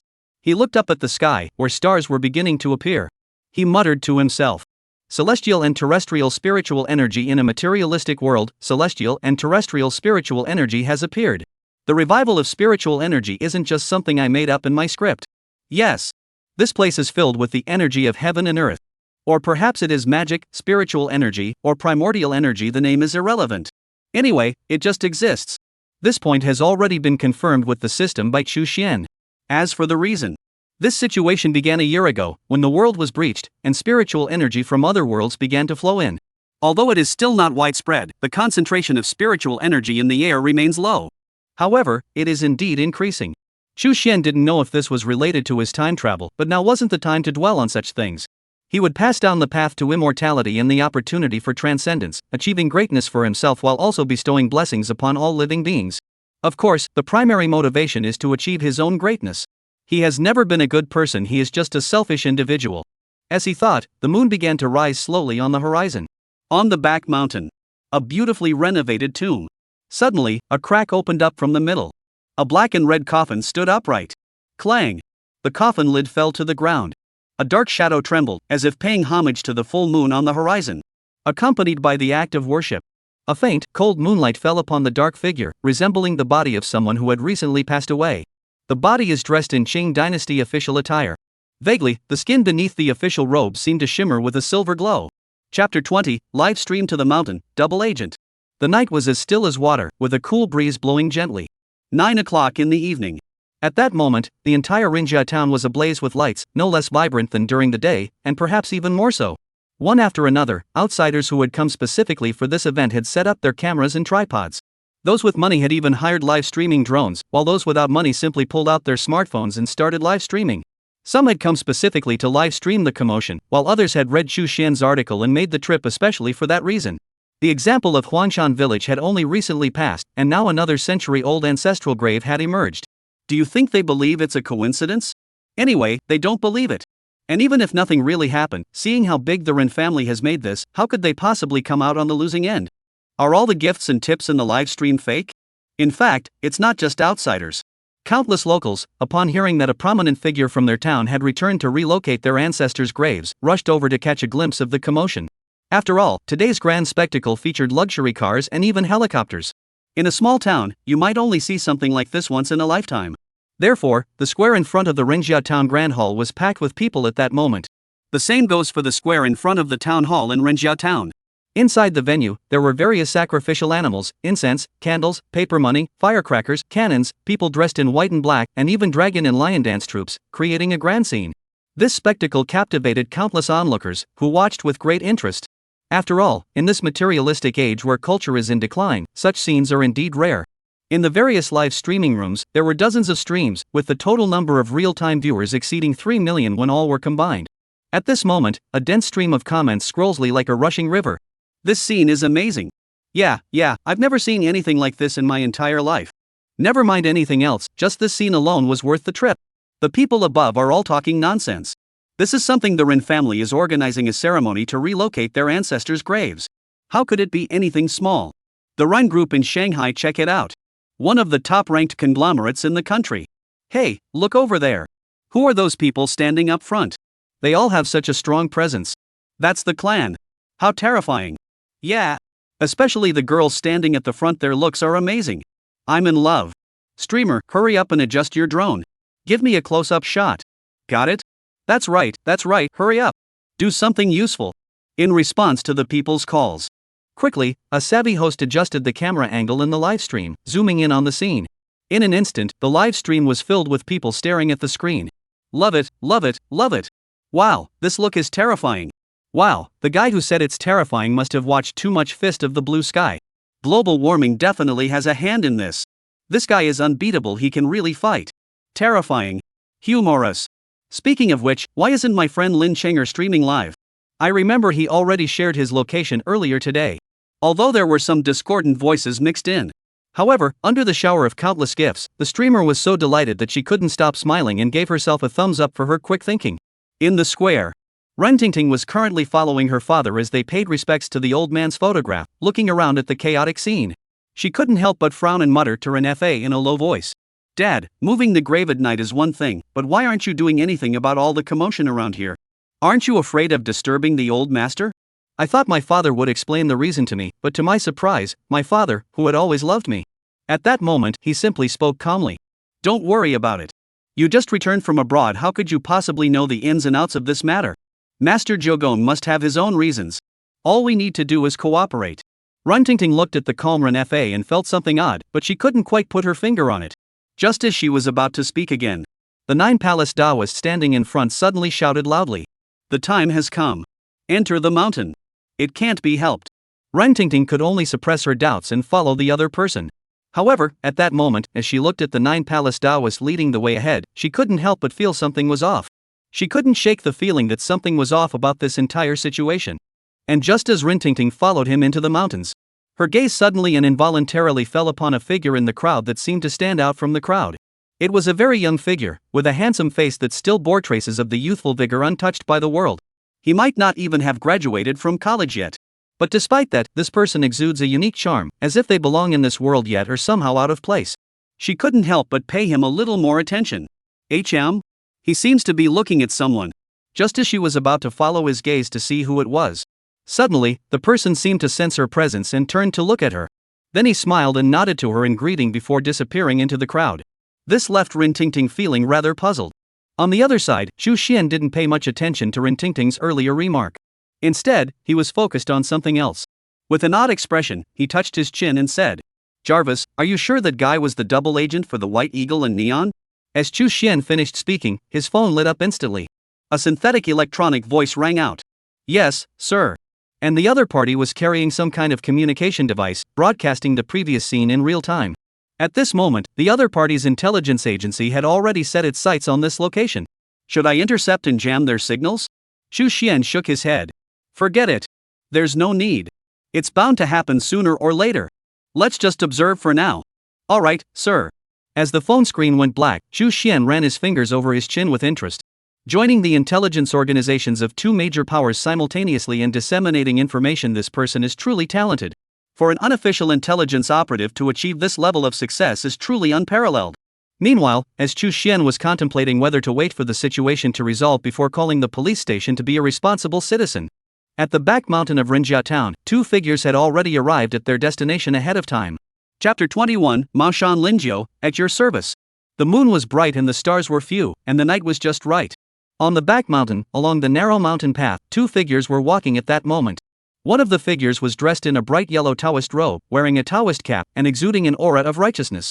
At first glance, it was clear that this was no ordinary person. The other figure, however, was dressed in modern attire, one hand brushing aside branches on the path, the other holding a smartphone. He kept muttering something about old buddy under his breath, and the two of them looked surprisingly harmonious together. But at that moment, they were walking together. Lin Chang walked along the mountain path while opening his live stream. Of course, this was also at the behest of his mentor, the ninth uncle. In fact, Lin Chang had already considered notifying the authorities as soon as he first learned about the matter involving the Rin family patriarch. However, he feared that alerting the authorities might lead to the Nine Palace Daoists discovering the truth, which could backfire and cause them to act desperately. That's why I'd been hesitating all this time. Now that the Nine Palace Daoist is already leading people up the mountain, notifying the authorities at this moment would make it harder for them to detect. Additionally, with their large numbers, traversing these mountain paths will require a significant amount of time. Enough to evacuate some people. As for the 20 or so people from the Ren family, Uncle Rin was confident he could protect them. To enhance his credibility, Lin Changkai decided to go live on stream and have Uncle Nine appear on camera. Otherwise, how could you expect others to believe you just because you say there's a problem? As soon as the live stream started, tens of thousands of people flooded in instantly, and every moment, tens of thousands of Real people continued to join. Tens of thousands of viewers. A sudden surge in viewership reaching tens of thousands. Accompanied by Lin Chang's opening remarks. Friends, it's been a long time. Countless comments flooded in simultaneously, cascading down like a waterfall. Damn, Air Guzzi, you're finally online. If I hadn't seen your live stream notification earlier today, I would have thought you just died right there. Hilarious. Exactly. Everyone thought you went in to pick up soap, haha. Ergo, does your butt still hurt? I have some excellent hemorrhoid medicine here. It's manually applied. A barrage of teasing remarks kept coming. Of course, even though it was teasing, Lin Chang knew that this was everyone's way of showing concern. At the same time, he felt a warm glow in his heart. Her face twitched slightly, and she rolled her eyes before saying, "What the hell are you doing picking up so?" "I was just cooperating with the authorities' investigation. It was just routine questioning. To be honest, I'm the victim here." At this point, Lin Chang clearly felt a bit scared himself. After he was arrested, he learned that Chu Runmei hadn't just wiped out that construction crew. They also wiped out a group of roaming kidnappers in the back mountains. It's clear they were targeting me. If it weren't for the fortunate coincidence that Chu Runmei had recovered and happened to be there, I might have been in real danger. Who would have thought that there was such a rampant kidnapping gang within the borders of our great Xia kingdom? They knew he was live streaming and still dared to cause trouble. To be honest, it was Chu Runmei who acted swiftly to eliminate the potential danger before it even had a chance to develop. Thinking of this, Lin Chang couldn't help but sigh. Of course, there was no need to share these thoughts with online friends, it would only add a few more playful remarks. And before Lin Chang had a chance to catch up with the online fans, the livestream noticed something unusual about Lin Chang's current location and started flooding the chat with messages.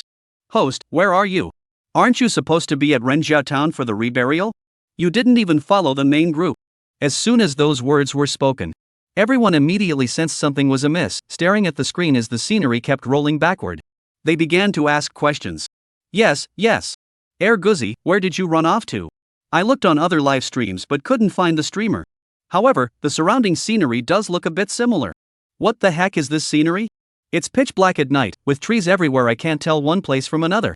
Just as the live stream was getting lively, Lin Chang also thought of the matter at hand and immediately adopted a serious expression, addressing the audience in the live stream.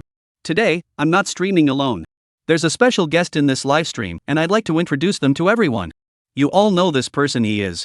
As he spoke, he couldn't help but glance at the ninth uncle beside him, noticing that the latter showed no signs of objection. He immediately said, "Master Lin Jiao." As the words fell, Lin Chang also adjusted the camera angle on his phone, framing the old man beside him within the frame. Having listened to Lin Chang's introduction over the past few moments, Uncle Nine now understood the purpose of the livestream. He immediately complied and exchanged greetings, saying, "Mao Shan Lin Jiao, at your service." That righteous expression is now clearly visible on the screen. Suddenly, countless people were stunned. The entire livestream fell into complete silence. It was completely silent for 2 or 3 seconds, and just as Uncle Nine thought his phone had malfunctioned, suddenly, the entire livestream was flooded with countless gifs, and an endless tide of comments poured in like an ocean. Unstoppable. Mom asked me why I was kneeling to watch the livestream. Master, hello. Master, hello. Master, you're amazing. The streamer is amazing too. You even managed to invite this big shot to be a guest. What exactly is your status, streamer? Could it be that the streamer has really joined the Mao Mountain sect? How despicable. I admit I'm jealous. Master, hello. I am 1.8 meters tall, good looking, come from a wealthy family, have no bad habits, and have a normal worldview. I am seeking an online disciple. As a flood of comments poured into the live stream like a tidal wave, countless gifts were sent in rapid succession. The heat of the entire live stream skyrocketed to tens of millions in an instant. This immediately caused a stir across the entire Douyu platform, with countless viewers flooding in. The staff at Douyu's backend also noticed the live stream again and immediately reported it to their supervisor. Upon seeing this, the supervisor was completely baffled. It's this live stream again, and that Daoist master is here again. He immediately recalled the painful experience of being scolded not long ago. If it weren't for his cousin being the boss of Douyu, he would have been fired long ago.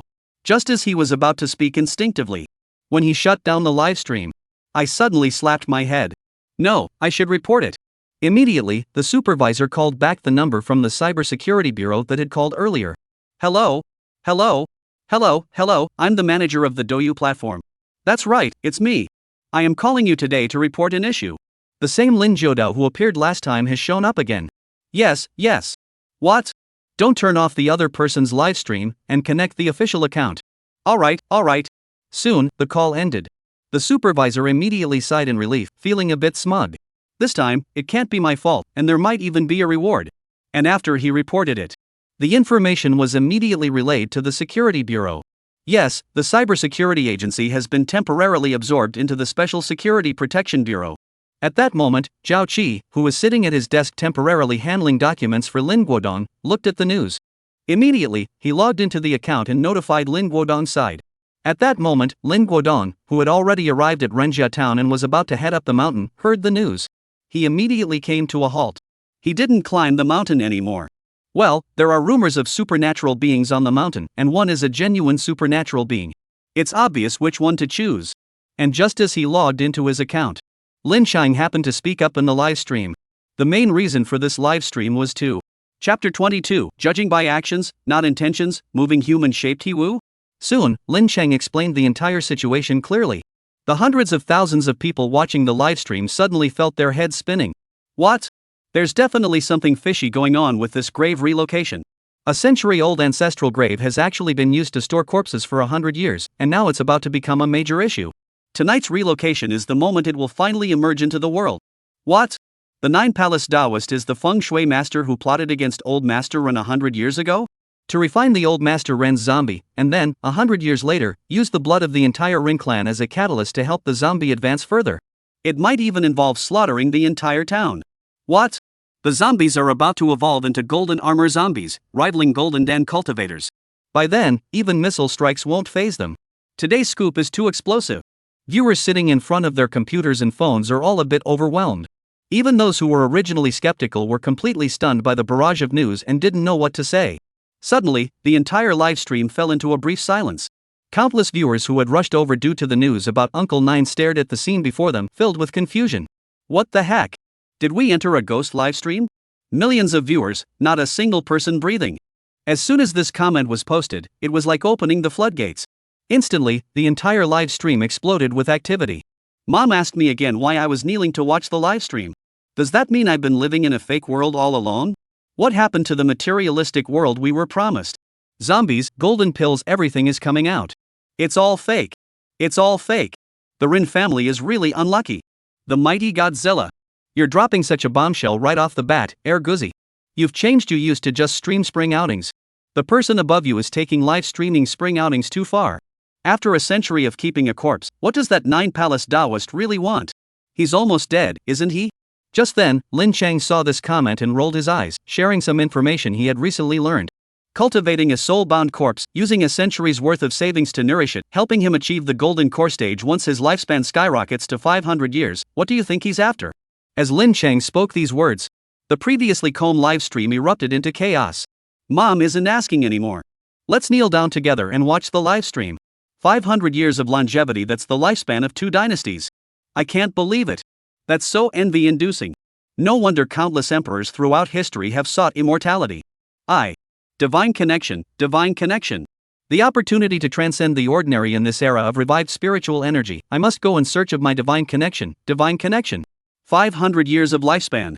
No wonder they would resort to such extreme measures, slaughtering an entire region. Even I would be willing to do it. The person above has such a twisted sense of morality. This is the life and death of tens of thousands of people. Don't talk about me. If this opportunity were presented to you, how many of you wouldn't take it? You. Countless people were left speechless by his question, feeling awkward and a bit unsure of themselves. Lin Chang and Zhou Shu, standing in front of the livestream, also furrowed their brows. They naturally knew that this world was not short of villains, and those who sought to enrich themselves at the expense of others were also numerous. However, seeing such a person before their eyes still couldn't help but send a chill down their spines. Even Uncle G, with his temperament, could not help but reveal a flash of anger, and immediately spoke with a firm voice. Since the founding of the Mao Mountain School, we have always taken it as our duty to eliminate demons and uphold the way. No matter who they are, anyone who steps onto the path of evil will be dealt with severely, even if they are the emperor or a high-ranking official. As he spoke, his expression radiated righteous indignation, sending shockwaves through the crowd. Many with darker thoughts were also stunned, putting aside their ulterior motives. Meanwhile, the atmosphere in the livestream had grown somewhat cold. Suddenly, a dazzling golden bullet screen appeared in the livestream, immediately capturing everyone's attention. Well said. Everyone has selfish motives and dark thoughts, but throughout history, judgments have always been based on actions, not intentions. In one's heart, one may think that the state can tolerate such things, but if one acts on those thoughts, then the law will inevitably exact the appropriate consequences. Director of the Special Security Bureau, Lin Guodong, has met Master Lin Jiudao. Immediately, an official statement was issued. The matter was settled. The person who spoke earlier immediately fell silent. Originally, Lin Jiu had intended to confront him further. After all, he was from a prestigious and upright family, they wouldn't do anything to him. But now that the government has intervened, if he dares to show his face again, he's finished. Nevertheless, that person will likely face a difficult future. While it is true that one should judge by actions rather than intentions, since you have spoken openly, even if you are in the right, you will inevitably be placed under close surveillance. After all, you've exposed yourself. Soon. As Lin Guodong appeared, Uncle Nine nodded and began discussing matters with him. He instructed the other party to protect Renjia town. I will go up the mountain later to eliminate the zombies and the 9 Palace Daoist. When it came to such matters, Lin Guodong naturally took the lead. He immediately began notifying the local police department to start evacuating and protecting the public. As for those who followed them up the mountain, aside from the Ren family members, there were also some workers and onlookers, totaling nearly 100 people. Naturally, we could only entrust them to Uncle Nine. After all, if we notify him directly now, what if he is discovered by the 9 Palace Daoist? It was just when we were talking about eliminating the 9 Palace Daoist and that zombie. Lin Guodong paused for a moment, sounding a bit doubtful. According to the Taoist master, that zombie is already on par with a golden core cultivator. I wonder if the Taoist master needs official assistance. He spoke very diplomatically, afraid of offending Uncle G's dignity. After all, Uncle Nine seems to still be in his natural state at the moment. However, Uncle Nine immediately refused, speaking with a touch of pride. No need. Although Old Master Ren is about to enter the Golden Core stage, I have already submitted a petition to send my inner master. A fragment of his divine essence will descend, and a mere Golden Core cultivator can be annihilated with a flick of the finger. If the authorities come, innocent bystanders will inevitably be harmed. It might even allow the enemy to escape. After all, that 9 Palace Daoist has accumulated power over a century. Even if he is stuck at the peak of the realm, he still possesses numerous techniques. Lin Guodong heard this and felt a chill run down his spine. Instantly, he gleaned a great deal of information from the other person's words. Pai Nei, Zhu Shi, Fen Shen. Sai. Extraordinary powers exist, along with the ancestral masters. Even missiles may not be able to kill a golden core cultivator, who can be annihilated with a single flick of the finger by a split mind cultivator. What realm is that ancestral master in? A humanoid wielding a weapon? At this thought, Lin Guodong immediately felt uneasy. Even if the other side was part of the righteous and orderly faction, such power was still unsettling. Immediately, Lin Guodong ordered Zhao Qi to begin establishing a file. He also instructed everyone in the bureau to get to work, conduct a real-time analysis of the incident, and gather useful information.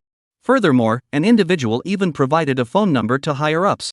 They reported the situation here, stated their position, and expressed their hope for more support. Meanwhile, during all his actions, Jiu Shu and Lin Chang had already arrived on the mountain. Chapter 23, Explaining Zombies and Summoning Spirits. Just as they had arrived at the mountain, an eerie sight greeted them. Grave mounds split open, and coffins stood upright. A figure dressed in Qing dynasty official attire was currently facing the moon in prayer, resembling a devout follower. The faint, cool moonlight shone upon the figure, reflecting a brilliant silver glow. In an instant, even Lin Chang, who had been prepared, was stunned. Countless people watching the livestream couldn't help but gasp in shock. Sigh. Some people, even on the other end of their computers and phones, felt their legs tremble and a chill run down their spines. Needless to say, Lin Chang, who was on site, would have already fled if it weren't for the presence of Uncle Nine standing beside him. But running wasn't an option. Neither the viewers in the live stream, the official team, nor even he himself wanted to run. Such a scene. A clash of extraordinary power, who would want to miss it? At that moment, the ninth uncle, who was also witnessing this scene, had a solemn expression on his face. His eyebrows were tightly furrowed. Zombie worshipping the moon. It's really caught on. As soon as he heard Uncle Nine's voice, Lin Chang instinctively asked the question that countless viewers had typed on the chat screen. Worship the moon? Uncle Nine nodded solemnly. That's right, it's the zombie worshipping the moon. As everyone knows, zombies in the mortal world can generally be classified from lowest to highest as white zombies, black zombies, jumping zombies, and flying zombies. Before he could finish speaking. As everyone knows, as soon as this word came out, the comments couldn't help but start rolling in. As everyone knows? You must have misunderstood this term. Of course, Uncle Nine didn't notice the comments on the live stream. The only person present, Lin Chang, dared not interrupt and simply listened quietly as Uncle Nine continued his explanation. As the explanation continued, countless people gradually began to form a concept of zombies. White zombies and black zombies are still at the stage where they need to feed on human blood and rely on energy to grow stronger. With a little skill, they can be easily defeated. Peach wood and black dog's blood are both effective against them. However, the jumping zombie is different. It can be further divided into copper armor zombie, silver armor zombie, and gold armor zombie. These have begun to break free from their reliance on raw flesh and blood, and can now actively absorb earth energy, in energy, and they have reached the true stage of transcending the ordinary and becoming extraordinary. White zombies and black zombies can be easily dealt with by some Foundation establishment stage sorcerers, and even ordinary people can handle them. However, the jumping zombie stage represents a massive leap forward. The weaker ones are on par with innate stage practitioners, while the stronger ones are like golden armor corpses, capable of absorbing and expelling moonlight, rivaling golden core stage practitioners. The old patriarch before us is clearly on the verge of transforming into a golden armor corpse. He has even prematurely mastered the divine ability of swallowing and exhaling the moon's radiance. Fortunately, he has not yet fully emerged into the world. Otherwise, before I could summon the ancestral master, I might have failed. At this point, Uncle Nine paused, a look of confusion fleeting across his otherwise stern face. In fact, the spiritual energy of heaven and earth had only just revived a year ago. Even after a century of nurturing by the earth's energy, the opponent should not have grown to this extent. That is why the sect has sent me, a humble monk, to resolve this matter. But now, of course, asking the online community about these doubts is useless. At that moment, everyone in the livestream was completely engrossed in Uncle Nine's description of the zombies. Swallowing the moonlight. Isn't this like swallowing sunlight and consuming the energy of nuclear fusion? After reaching the later stages of cultivation, does one become a humanoid form capable of moving freely? Countless people are wildly criticizing it. On one side, after explaining everything, Uncle Nine didn't say much more and immediately began setting up the altar. The Nine Palace Daoist was about to arrive. He must seize this opportunity to complete the ritual of summoning the gods. Otherwise, if he is discovered by the Nine Palace Daoist and the zombies are awakened prematurely, his summoning ritual will fail. That would be a disaster for all living beings. Meanwhile, as Lin Jiao was setting up the altar, countless people in the livestream were watching the scene with great interest. Not a single person felt bored. After all, this was a magical altar set up by an immortal cultivator, and the talismans on it were all genuine. If I could just learn a little bit of it, that would be absolutely amazing. Countless people have already pulled out their cameras, even recording the screen, trying once, twice, 3 times. As modern people with nothing better to do, they have all the time in the world. However, no matter how hard ordinary people try, how can they possibly keep up with the official progress? At this moment, inside the security bureau, one expert after another stared at the shocking scene before them, unable to leave, and instead had to decipher the enemy's symbols. They were furious. But the zombie not far away kept reminding them that this was reality, making them feel a bit suffocated. More than one professor and expert had already been carried out. In fact, even if one had reviewed the materials beforehand, the shock of actually encountering such a situation could be overwhelming, potentially causing heart attacks or even strokes. Those who remain are the stronger ones. Folklore experts and religious experts frantically recorded and researched various materials. However, among the crowd, there were a few who stood out as outsiders. There were a few out-of-place individuals. That was the former leader of the Mao Mountain sect. As a representative of the sect, and being from the Mao Mountain sect, he naturally had the qualifications to participate in such matters. However, he has always played a minor role, like a transparent figure. Even if he were to get involved, few would take notice of him. Let alone now when there's so much to do. In fact, most sect representatives are the same. After all, in this world, religion has already declined significantly. At that moment, the leader of the Mao Mountain sect wore an unusual expression as he watched the figure in the livestream lay out some talismans. He couldn't shake the feeling that this scene was strangely familiar. So, where exactly was it? What is it exactly? Just as he was muttering to himself, Zhao Qi suddenly noticed him and frowned. What is what? Meanwhile, the livestream suddenly took an unexpected turn. Because a group of people had arrived. The Nine Palace Daoist, accompanied by a large group of people from the Ren family, and a crowd of onlookers, have all arrived. However, some live streamers had already quietly left due to their viewers in the live stream. Of course, this only applies to streamers who aren't following the mainstream trend. The live streams of the main group of streamers have already been taken over and controlled by the official authorities. Such minor details naturally don't require any instructions. At this moment, the group had just arrived. They immediately witnessed the shocking scene. Zombies worshipping the moon. Countless people were left dumbfounded. What the heck? And while everyone was still in a daze, suddenly, the Nine Palace Daoist, who had always appeared ethereal and otherworldly, suddenly shouted loudly. How dare you! Awaken everyone! At that moment, everyone realized. On the other side, the zombies were not far away. A figure dressed in a bright yellow Taoist robe, wearing a Taoist cap, and exuding an air of righteousness stood atop a makeshift altar. His lips were moving, but no words could be heard. Beside him, a young man was holding a mobile phone, talking to someone. Just then, the talismans on Fatten Mountain emitted a brilliant light. A majestic celestial melody resounds. Lin Jiao, a disciple of Mount Mao, humbly invites the ancestral master to descend. The expression on the face of the Nine Palaces Daoist suddenly changed. Meanwhile, at the safe bureau, the head of the Maoshan school also suddenly narrowed his eyes in shock and exclaimed. It's the summoning technique. Chapter 24, Official Attitude Shift, The Blood of the Drought Demon. Linjiao, a disciple of Mount Mao, humbly invites the ancestral master to descend. As the voice faded away. In an instant, within dozens of miles, endless storms raged, and the spiritual energy of heaven and earth surged forth. The light of the entire altar erupted to its peak in an instant, transforming into a pillar of light that shot into the night sky. It illuminated the entire sky, visible for miles around.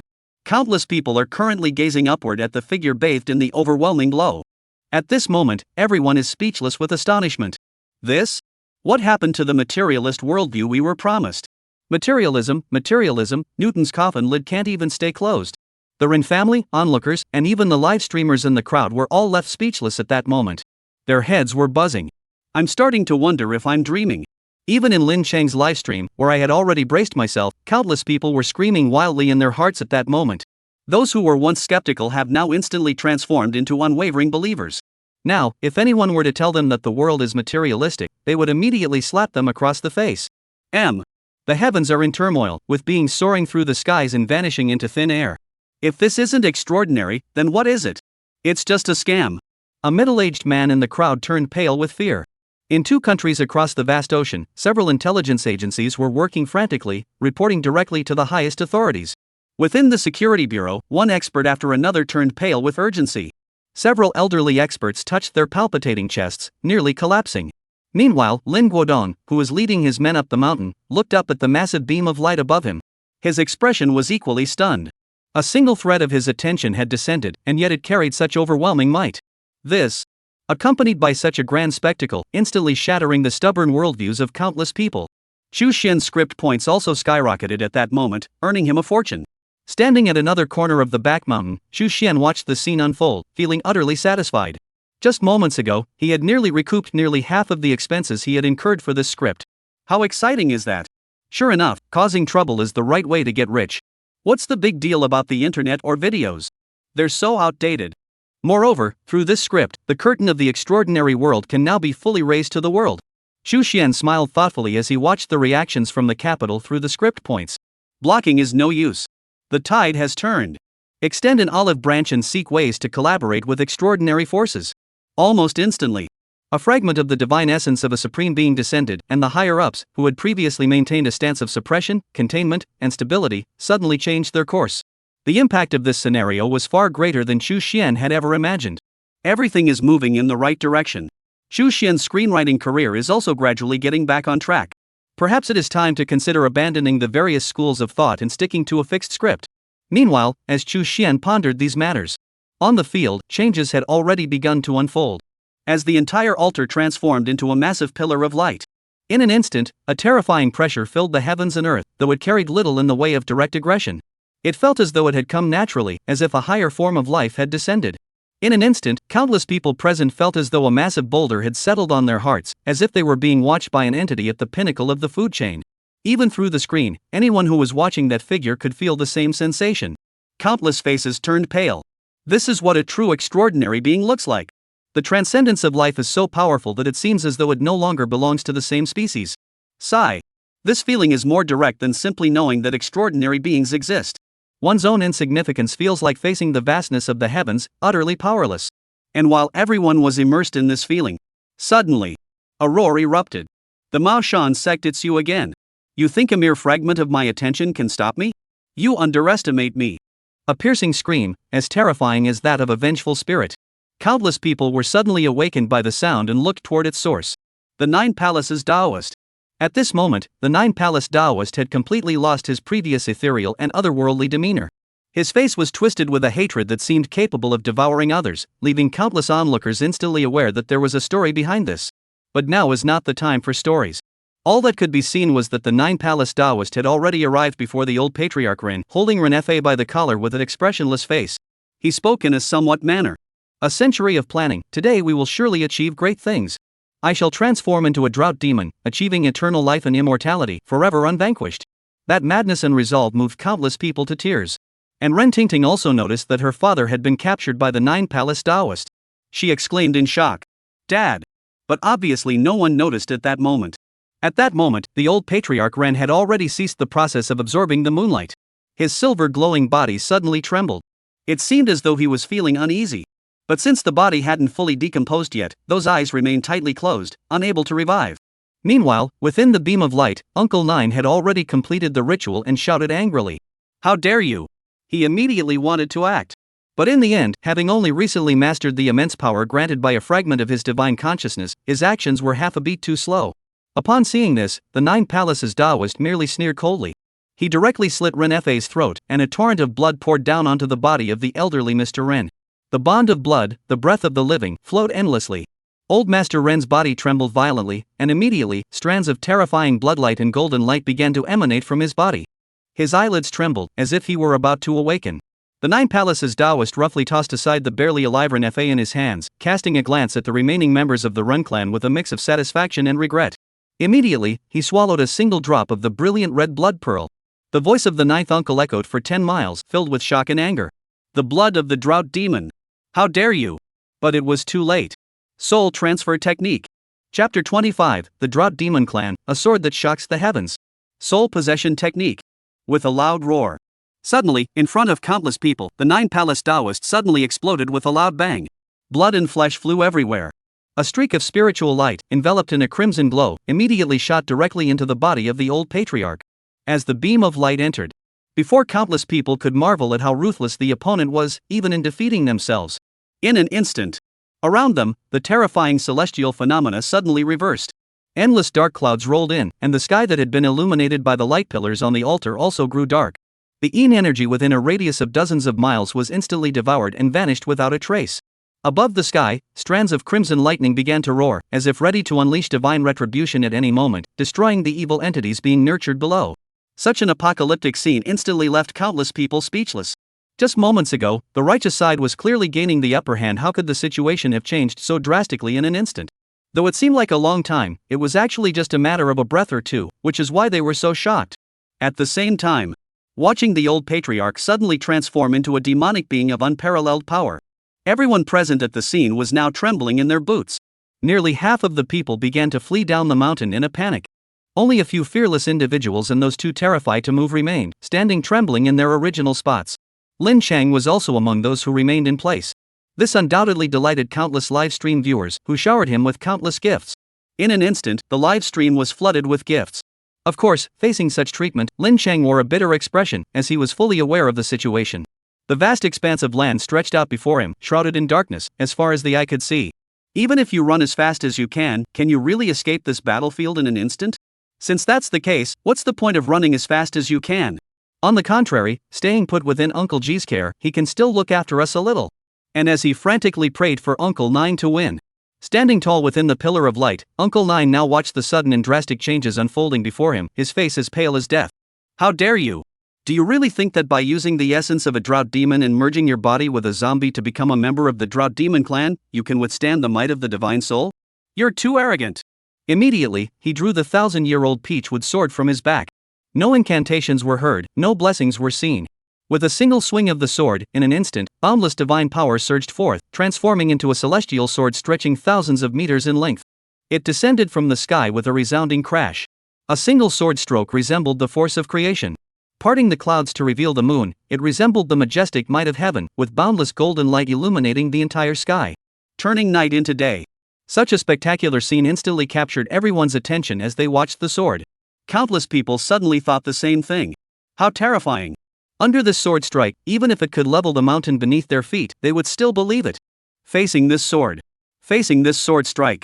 Even the old man Run, who had been possessed by the Nine Palace Daoist, could not avoid it and could only brace himself to withstand the blow. Immediately, the old man's eyes opened, emitting a crimson glow. As his eyes opened, it was as if a valve had been opened, and his Qing dynasty official robe instantly turned into charcoal. Endless heat rose up into the heavens. The earth is scorched, steam rises, and countless plants wither into dry husks. Those present suddenly feel as though they are trapped in a steaming cauldron. The faces that had begun to take on a more normal appearance as they were about to transform into golden armored corpses suddenly turned into green-faced, fanged monstrosities. It let out a furious roar toward the sky. Roar! The boundless Yin energy was summoned and rushed toward that sword. A deafening explosion echoed through the air. Boom! In an instant, the vast, boundless Yin energy was torn apart, and a crimson figure was directly struck into the ground. The boundless earth cracked open.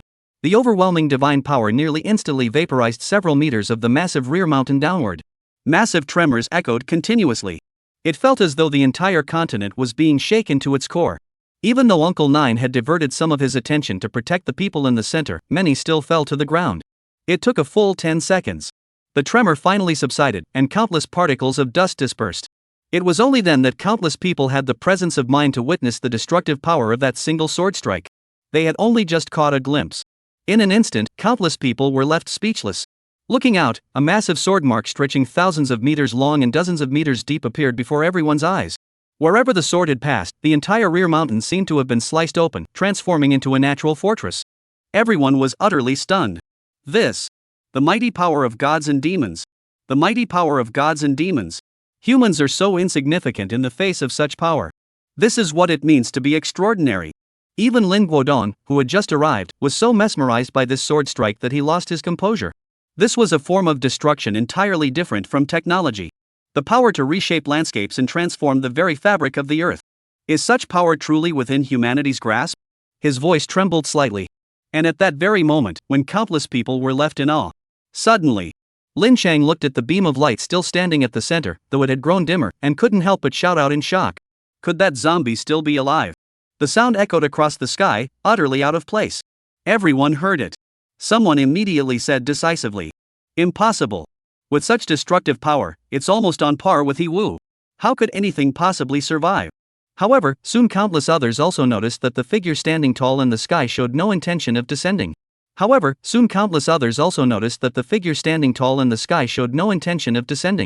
Instantly, countless people felt a chill run down their spines.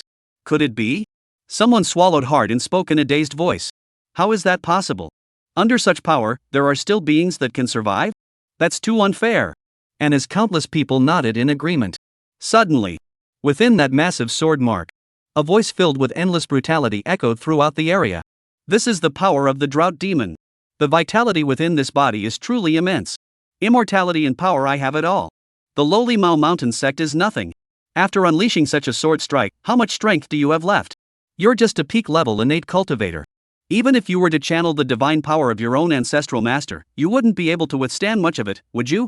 As the final words fell, a figure with a green face and sharp fangs, bearing terrifying sword scars on its body, suddenly emerged from the sword marks. Almost everyone could see it. That figure, which seemed as though it were about to be split in two, gradually began to heal under a flash of crimson light. SSSHH. In an instant, nearly hundreds of thousands of people on Blue Star simultaneously sucked in a cold breath. An elderly expert tremblingly flipped open a page of an ancient text. This is the power of the drought demon. Above the sky, endless dark clouds began to gather once more, and on the ground, the heat rose again. A strange sound emanates from a damaged throat. Once I have slaughtered every member of the Ring clan, and sacrificed the entire town of Rinjia in a blood ritual, even the surrounding cities will be spared no mercy. What in this world could possibly stand in my way then? Golden core? Soul essence? Countless people gazed at the terrifying figure shrouded in murderous intent, instantly feeling an overwhelming chill in their hearts. Even those sitting in front of their screens, no longer in the vicinity of Rinjia town, couldn't help but feel a chill run down their spines. It's just that when something happens to your own kind, it hits you hard. And just when countless people were beginning to despair, suddenly, a gentle voice rang out. The blood of the drought demon has fallen into your hands. What a waste. Such a creature, neither human nor ghost nor zombie, truly brings shame upon the drought demon. Chapter 26, The Ancient People of 1,500 Years Ago. Tao Hongjing. As the voice faded, the sense of despair that had been lingering among the crowd suddenly vanished. It was as though the dark clouds hovering over everyone's heads had been forcefully dispersed. Countless people were instantly stunned. Who is this powerful figure? Just by making an appearance, they can influence the emotions of so many people. After all, they're all sitting in front of their screens. They can influence you even through a network connection. What kind of existence is that? Even the Nine-Palace Daoist, who was possessed by the blood of the drought demon, was startled at this moment. Even the Nine-Palace Daoist, who was possessing him, was startled at that moment. The madness he had been infected with from the blood of the drought demon was gradually subsiding under the influence of that voice. This must be an extraordinary super-powered being. Immediately, everyone looked in the direction of the sound. Suddenly, they saw the pillar of light illuminating the heavens and earth gradually dissipate, and a figure slowly taking shape. Though it seemed as though the magical power was insufficient, it had not yet formed a perfect figure, merely taking the shape of a rough human silhouette. However, even so, every movement exuded a peculiar aura, subtly stirring the heavens and earth. Master Nine descended from the sky, his face pale, and immediately bowed toward the figure. Unworthy disciple, I have caused the ancestral master to intervene. I am a disgraceful disciple, causing the ancestral master to intervene. However, that figure seemed utterly unconcerned, merely waving his hand dismissively and saying, "It's nothing. This is simply a matter of insufficient investigation within the sect. With the presence of the drought demon's blood, this is no longer something you can resolve. It's nothing. This is simply a matter of insufficient investigation within the faction. With the existence of the drought demon's blood, it is no longer a problem you can solve." Upon hearing this, Uncle Nine's expression softened slightly.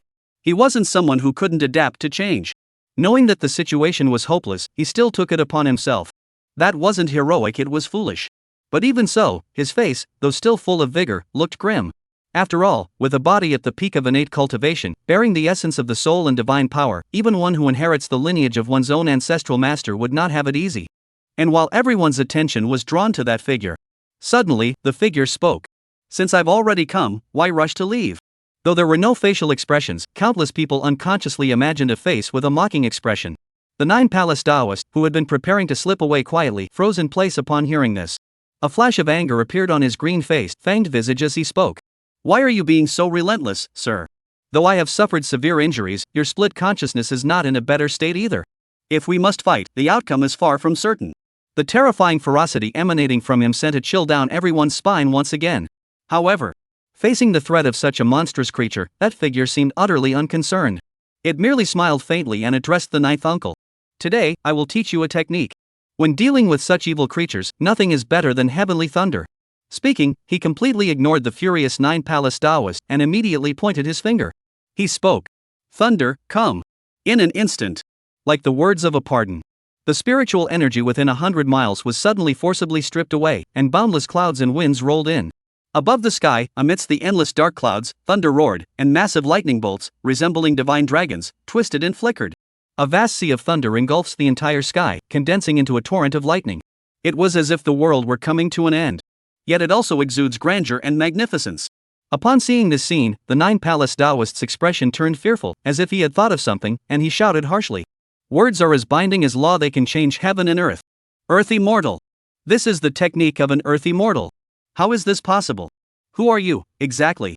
The figure paused upon hearing this, shook its head, and said, "I'm not yet at the level of an earthy mortal, I've merely refined my magical techniques to a certain degree. As for me, I am Tao Hongjing." As the voice fell, countless people with keen eyes narrowed their pupils. Tao Hongjing? Could it be him? Soon, the voice of the Nine Palace Daoist helped them confirm it. A piercing scream echoed through the air. "It was you! You've actually lived for 1,500 years and are still here on Earth. 1,500 years. As this somewhat heavy term was blurted out, countless hearts were instantly filled with dread. 1,500 years, goodness gracious, is this even human? This must be the way to become an immortal. Meanwhile, countless well-meaning individuals, experts, and professors nodded in agreement. It was him after all. So, the Maoshan sect is the same Maoshan sect after all.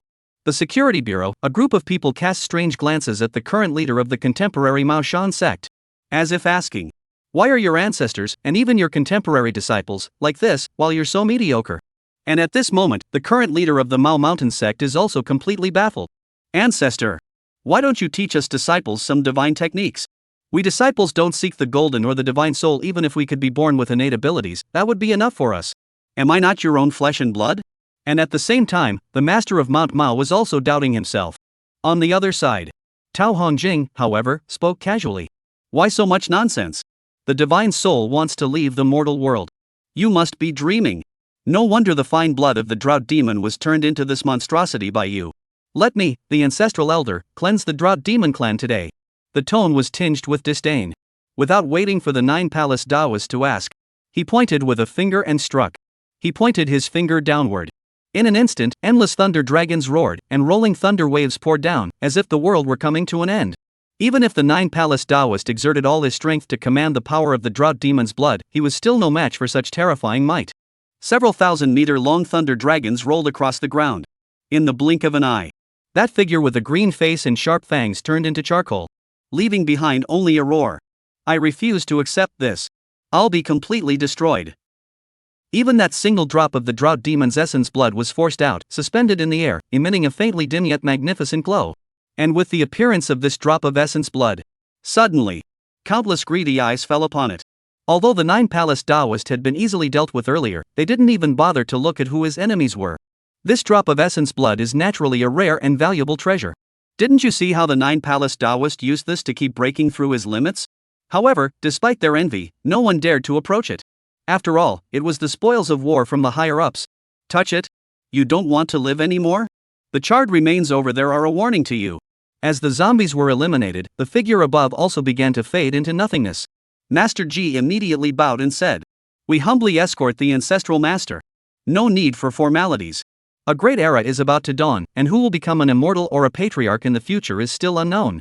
Perhaps today's patriarch will be a fellow practitioner tomorrow." Ha! The figure waved his hand casually and laughed freely. Then it completely vanished, leaving no room for lingering sadness. They couldn't help but recall the information contained in the other's final words, and countless people were immediately filled with wild speculation. A great era? Becoming an immortal and founding a lineage? Chapter 27, The True Maoshan Sect. What do you think of me? Yeah. A great era is about to begin. Xu Xian stood on a nearby hill, feeling a mix of emotions. It was at that moment that he suddenly realized. As the script he had written with his own hands continued to manifest in the world had completely deviated from its original course, gradually shifting toward the realm of xianxia and fantasy. The materialistic scientific world of the past will eventually become history. Perhaps science will continue to develop, but this world will eventually become what I need it to be. Deceive the masses, reshape the world, and become the puppet master behind the scenes of an endless era. Xu Xian thought for a moment, then let out a faint smile. This feeling was quite pleasant. Isn't it? And just as Xu Xian realized the changes he had brought to this world, the script below also began to gradually come to an end. At that moment, as Tao Hongjing departed above, Uncle Nine also began packing his belongings, preparing to leave. After all, in his memory, he had been sent by the elders to handle the matter involving Old Master Run, though some issues had arisen along the way. But now that it was resolved, he naturally should return to the sect to submit his report. And with his departure, it inevitably marks the end of this chapter. However, Xu Xian had no intention of letting the ninth uncle leave so easily. After all, he was counting on Uncle Nine to promote his own worldview, gradually revealing the elaborate story he had concocted. Of course, although Xu Xian truly didn't want him to leave like this, he didn't spend any script points or have any intention of directly taking control. Because, well, the crowd in the arena didn't want to let Uncle Nine leave like that either. At that moment, everyone present noticed this and immediately rushed forward to surround him. After all, no matter what, this was the only opportunity they had to come into contact with an extraordinary being. Regardless of whether they can gain any benefits, simply becoming familiar with them might prove useful in the future. While everyone was about to step forward, one person was already a step ahead of everyone else. Just as everyone was about to step forward, one person beat everyone else to it. Lin Guodong immediately stepped forward and said, "Master, please wait. I am Lin Guodong, an official representative of the Xia Kingdom. May I ask you a few questions?" Instantly, countless people stopped in their tracks. After all, the official authorities had intervened, and anyone with a sound mind would not dare to approach at such a critical moment. Even the double agent was no exception. Despite the signal device on his body urgently prompting him to act, he dared not move a muscle. He was merely an unauthorized personnel. He's even directly defying the official authorities of Xia Kingdom. Isn't that like lighting a lantern in a latrine asking for trouble? At that moment, the ninth uncle, who had been about to collect the body of the old gentleman Run, heard this and paused for a moment before nodding in agreement. After all, this time there was also assistance from the official authorities of Xia Kingdom, though it wasn't much help, but he owed them this favor. Lin Guodong, seeing this, immediately exclaimed with joy, "I wonder if the master would be willing to step aside." But before he could finish speaking, he suddenly noticed that Uncle Nine's brows had furrowed slightly. Instantly, he slapped his head and said, "It was my rashness." Upon hearing this, Uncle Nine's expression softened slightly. Looking at the middle-aged man with the square face before him, he felt a sense of goodwill toward him. He couldn't help but nod and say, "If you have any questions, please ask. As long as it doesn't involve any secrets of the sect, I will do my best to answer as much as I can." Lin Guodong nodded, his mind already racing. However, fortunately, the bureau had already sorted out the issues and held a special discussion yesterday. At that moment, he quickly recalled the question he wanted to ask. He immediately asked the question that Zhao Qi had raised the previous evening, a question that had been on everyone's mind. The Taoist master is a disciple of the Maoshan sect, yet there is also a Maoshan sect within the borders of our Xia Kingdom. I wonder if there is any connection between the two? Instantly, countless people watching on screens nodded frantically. They praised the official account. Many people have been thinking about this issue since the Huangshan village incident. Some even went to the Maoshan sect in person to investigate the matter. But at first glance, there were only a few people, and the entire sect had fallen into disrepair. Forget about extraordinary beings, there aren't even many people left. But the ancestor masters summoned by Uncle Nine earlier claimed to be Tao Hongjing, who is also the founder of the real-life Maoshan sect. Even Baidu has records confirming this, aligning with the 1,500-year claim made by the Nine Palace Daoist. Therefore, everyone was a bit confused at that moment. They are eager to know the truth. And as Lin Guodong posed this question that everyone was concerned about, the ninth uncle hesitated for a moment before finally speaking. Yes. The Maoshan school is indeed the Maoshan school, but it is not merely the Maoshan school. Upon hearing this statement, countless people were left confused, but only those with keen insight had their eyes light up, having guessed what it meant. The Security Bureau. An elderly professor said excitedly. That's right, it must be true. The real Maoshan sect does exist, but it doesn't exist in our world. According to their accounts, in the outside world, there was no spiritual energy from heaven and earth in the past. They must have had their own, similar to the legendary Caves of Immortals described in ancient texts, where the true Maoshan sect lived, completely separated from the mortal world. The Maoshan sect on Blue Star, however, is akin to an outer sect. It is not considered the true Maoshan sect. Upon hearing this, the people from the Security Bureau immediately understood, looking as though they had finally grasped the situation. Incidentally, glancing at the certain Maoshan sect leader who had been surrounded earlier, their eyes couldn't help but betray a hint of contempt. Humph. The head of a certain Mao Mountain sect was also a bit confused. How did I suddenly become the head of the outer sect? This isn't fair. Just as he was feeling disoriented, Zhao Qi, who was usually quiet and reserved, suddenly spoke up. Even if it's an outer sect, it's still an extraordinary power. The path to immortality has been opened. Compared to us who have no connections, they are so much better off. As soon as these words were spoken, countless others immediately realized the truth. That's right. Even if it's just an outer sect, it's still part of an extraordinary power. That's right. Even if it's an outer sect, it's still part of an extraordinary power. In the past, without the heavenly and earthly spiritual energy, the outer sect couldn't cultivate. Now that they have it, wouldn't they just directly pass down the divine arts? Suddenly, everyone's gaze toward the head of the Mao Mountain sect turned incredibly jealous. Meanwhile, the expression on the face of the head of the Mao Mountain sect also suddenly turned from sorrow to joy. What's the point of being the master? Compared to divine arts, this is nothing. Even those old professors with shattered worldviews couldn't care less at this moment. Immortality. They were already in their twilight years, how could they not yearn for it? At that moment, Professor Mo suddenly tugged at the sleeve of the head of the Mao Mountain sect, speaking in a mysterious tone. Old Zhou. What do you think of me? Zhou Yuanming, the master of a certain Mao Mountain sect, suddenly felt a bit dazed. What's going on? Professor Mo was a bit annoyed, but he still patiently said. It's me. What do you think of my potential? Can I join the Mao Mountain sect? I'll be your junior disciple. If that's not possible, I'll settle for being your apprentice. Suddenly, a large crowd, including Zhou Yuanming, were all left speechless. You're older than me, and you want to be my disciple? This is a joke, isn't it? Chapter 28, Gifting Zombies, Uncle Nine makes a promise. Let's not mention Professor Mo's eccentric behavior at the Security Bureau. Uncle Nine began to explain his earlier words, answering exactly as the Security Bureau had suspected. However, his explanation was far more detailed and truthful, leaving countless people speechless. It dealt another blow to the already shattered materialist worldview. What? The real Maoshan sect is in the cave Heavenly Land, attached to the world's cave Heavenly Land? What? The Maoshan sect on Blue Star is merely equivalent to the outer gates and tentacles remaining in the outside world? Even the major sects are no exception. What? Today, the spiritual energy of the heavens and earth is reviving, and countless Daoist lineages will return? The ninth uncle was merely born prematurely due to the old patriarch Ren's influence. Especially the last words, which left Lin Guodong unable to sit still. He immediately asked urgently. Master, I don't know if what you said about all the Dao traditions returning is true or false. I apologize, it's not that I don't believe you, but this matter is of great importance, and I dare not be careless. Seeing Lin Guodong so agitated, Uncle Ji nodded and, observing his expression, couldn't help but explain further. In the past, the celestial and earthly chi were severed, cutting off communication between heaven and earth, which was unfavorable for cultivation. All the major sects could only retreat to secluded mountain retreats to rest and recuperate. Now that the celestial and earthly chi have returned, the major sects will naturally emerge once more. Upon hearing the ninth uncle's definitive response, Lin Guodong's expression grew solemn. Even many influential figures in the capital, upon hearing these words, showed signs of change in their expressions.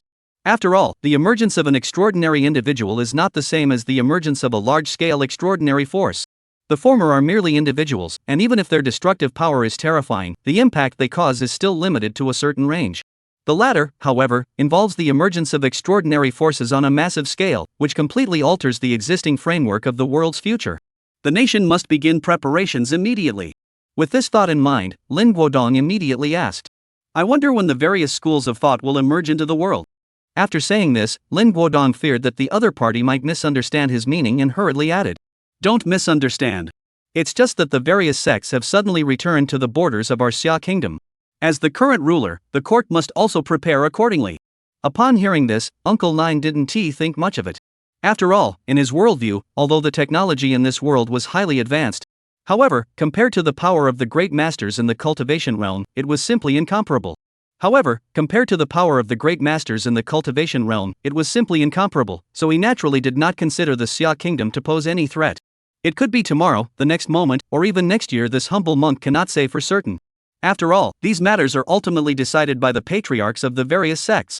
Lin Guodong heard this vague answer and immediately furrowed his brows. Is there really no basis for speculation or judgment? Uncle Nine pondered for a moment before speaking. Perhaps there is. The revival of spiritual energy in the world today is not happening too quickly, and the concentration of spiritual energy is far from sufficient. It cannot sustain the cultivation of powerful beings, so even if they were to emerge, they would likely be mere juniors like myself, or perhaps none would emerge at all. After all, no one can predict whether this revival of spiritual energy will continue. We must wait and see. Will the spiritual energy revival come to an end? Upon hearing this news, countless people were left speechless, and many of those present began to stir. The ninth uncle nodded and said, Of course, this is not without precedent. 100 years ago, there was a sudden revival of spiritual energy, but it only lasted a few days before abruptly ending.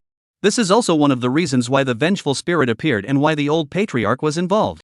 Everyone nodded in agreement upon hearing this. No wonder they say that even though the spiritual energy has only been revived for less than a year, it has already given rise to so many powerful ghostly creatures. It seems that besides human intervention, there's also the reason behind the spiritual energy revival from 100 years ago. Just as Lin Guodong was about to ask more questions, suddenly, the blood of the drought demon hovering above the corpse of the late Mr. Rin suddenly trembled slightly. It vanished into thin air in an instant, causing countless people to gasp in astonishment. Upon noticing this scene, Uncle Nine also turned pale, for such a ferocious creature as the blood of a drought demon must not be allowed to escape. If it were to cause a major disaster, it would truly be his fault. Just as he was about to step forward to investigate, suddenly, a voice rang out in his ears. His expression immediately grew solemn. Then he bowed to Lin Guodong in greeting. Master Lin, please stay here. I must take my leave first. Lin Guodong suddenly felt a bit anxious, for he still had many questions he hadn't asked yet. Moreover, while he was also tempted by the drought demon's blood, he was more concerned about the loss of that object and whether it would cause any significant harm. Seeing that Lin Guodong was about to speak again, the ninth uncle immediately said, The matter of the drought demon's blood must have some hidden circumstances. For now, I am also unaware of the details. As for further questions, we shall discuss them another time. At present, I have urgent matters to attend to at the sect.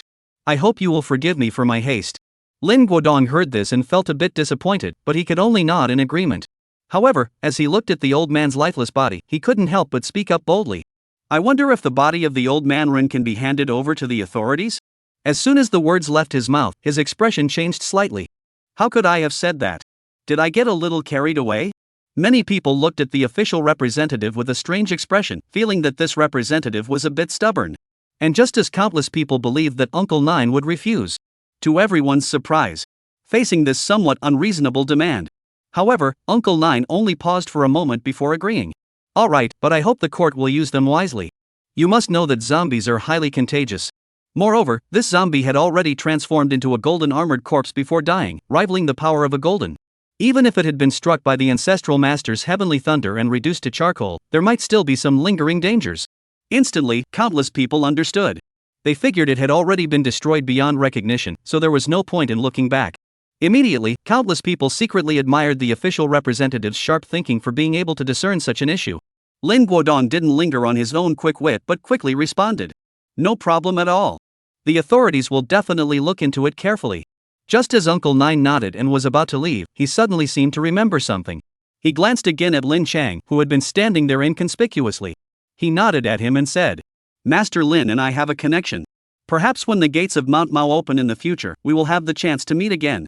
Having said this, he did not wait for Lin Cheng's response, but immediately took a step that seemed to cover 10 meters, swiftly disappearing from everyone's sight. Not even the satellites in the sky could track his whereabouts. Lin Cheng, who had been singled out, was also completely bewildered at that moment, facing the envious glances of nearly everyone present. He scratched his head. I always feel that happiness comes too quickly, making it feel a bit unreal. Everyone present was no fool, they all knew exactly what Uncle Nine had just said. It was like a promise. To put it bluntly, Uncle Nine, young man, I believe in you. Come to my Mount Mao in the future, and I'll ensure you embark on the path to immortality. And amidst the envy of the crowd, Lin Guodong, who had just made a big profit, wasn't particularly jealous. He merely looked at this old acquaintance he had only met a short while ago. He patted the other man on the shoulder. Young man, it's good to see you again. This time, I'm afraid I'll have to trouble you to go to the bureau again. Speaking of which, Professor Mo mentioned you yesterday.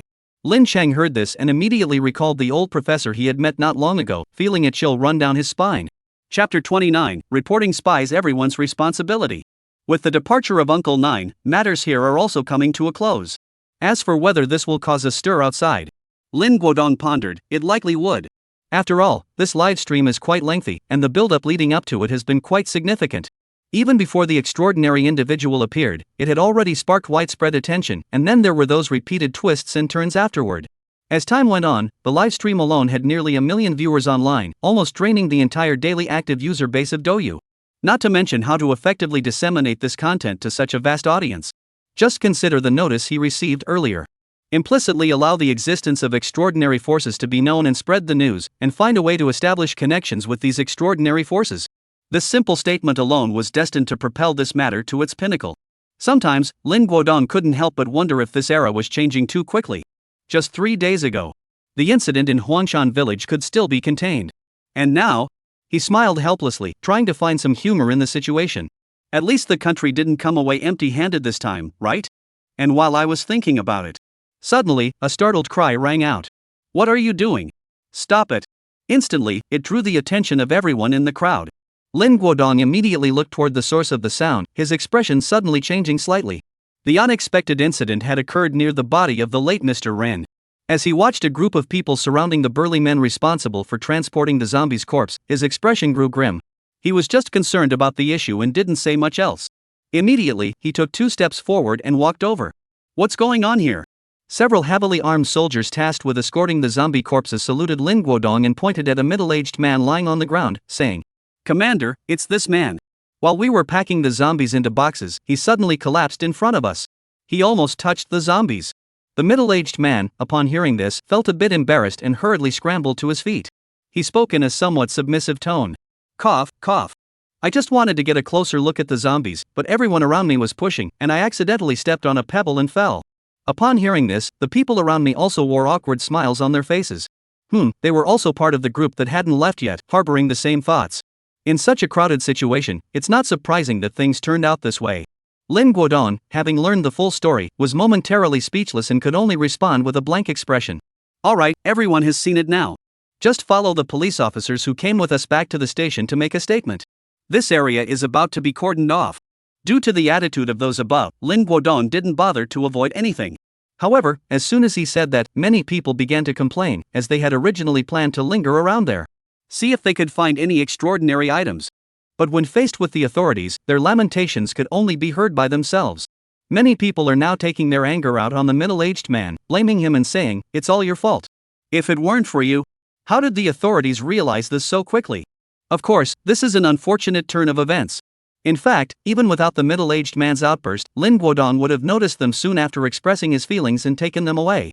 Although there are currently no rules about preserving the crime scene in the extraordinary battle, out of caution, it is still not advisable to leave these highly destructive individuals with exceptional physical abilities here.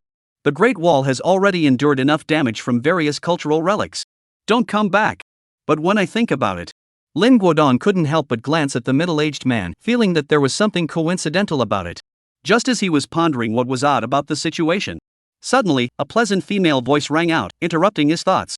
Dad, don't worry. I'll handle the matters at the group with the uncles and elders from now on. Meanwhile, Rentingting spoke to Ren Fa, who was lying on a stretcher for conscripts, barely clinging to life. It was really just luck. Fortunately, Uncle Nine had already successfully summoned the deity, preventing the Nine Palace Daoist from taking further action. It was merely a matter of taking blood for the sacrifice. Additionally, Uncle Nine intervened to protect the other party, using his magical powers to heal most of the wounds. It seems likely that he would have perished otherwise.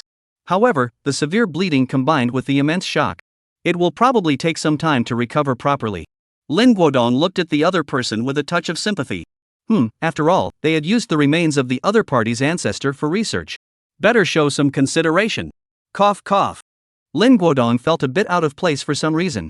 As a series of thoughts popped into his head, the matter involving the middle-aged man had already been pushed to the back of his mind. At that moment, the middle-aged man had already followed the police officers and quickly left the scene, with few people paying much attention. Even if someone did notice, they probably assumed he was leaving quickly because he was afraid of being targeted by so many people who envied him. The remaining people, even those who said they were going to the police station to give a statement, lingered around, glancing around nervously, as if they were trying to spot something extraordinary in the final moments. The middle-aged man was now following the police officers along the mountain path. Due to the narrow mountain path and the fact that they were not criminals, the police officers led the way, with the middle-aged man following behind. However, the middle-aged man at the back no longer looked as honest as he had on the mountain. Instead, they calmly shut off the communication devices on their bodies and tossed them into the nearby ravine.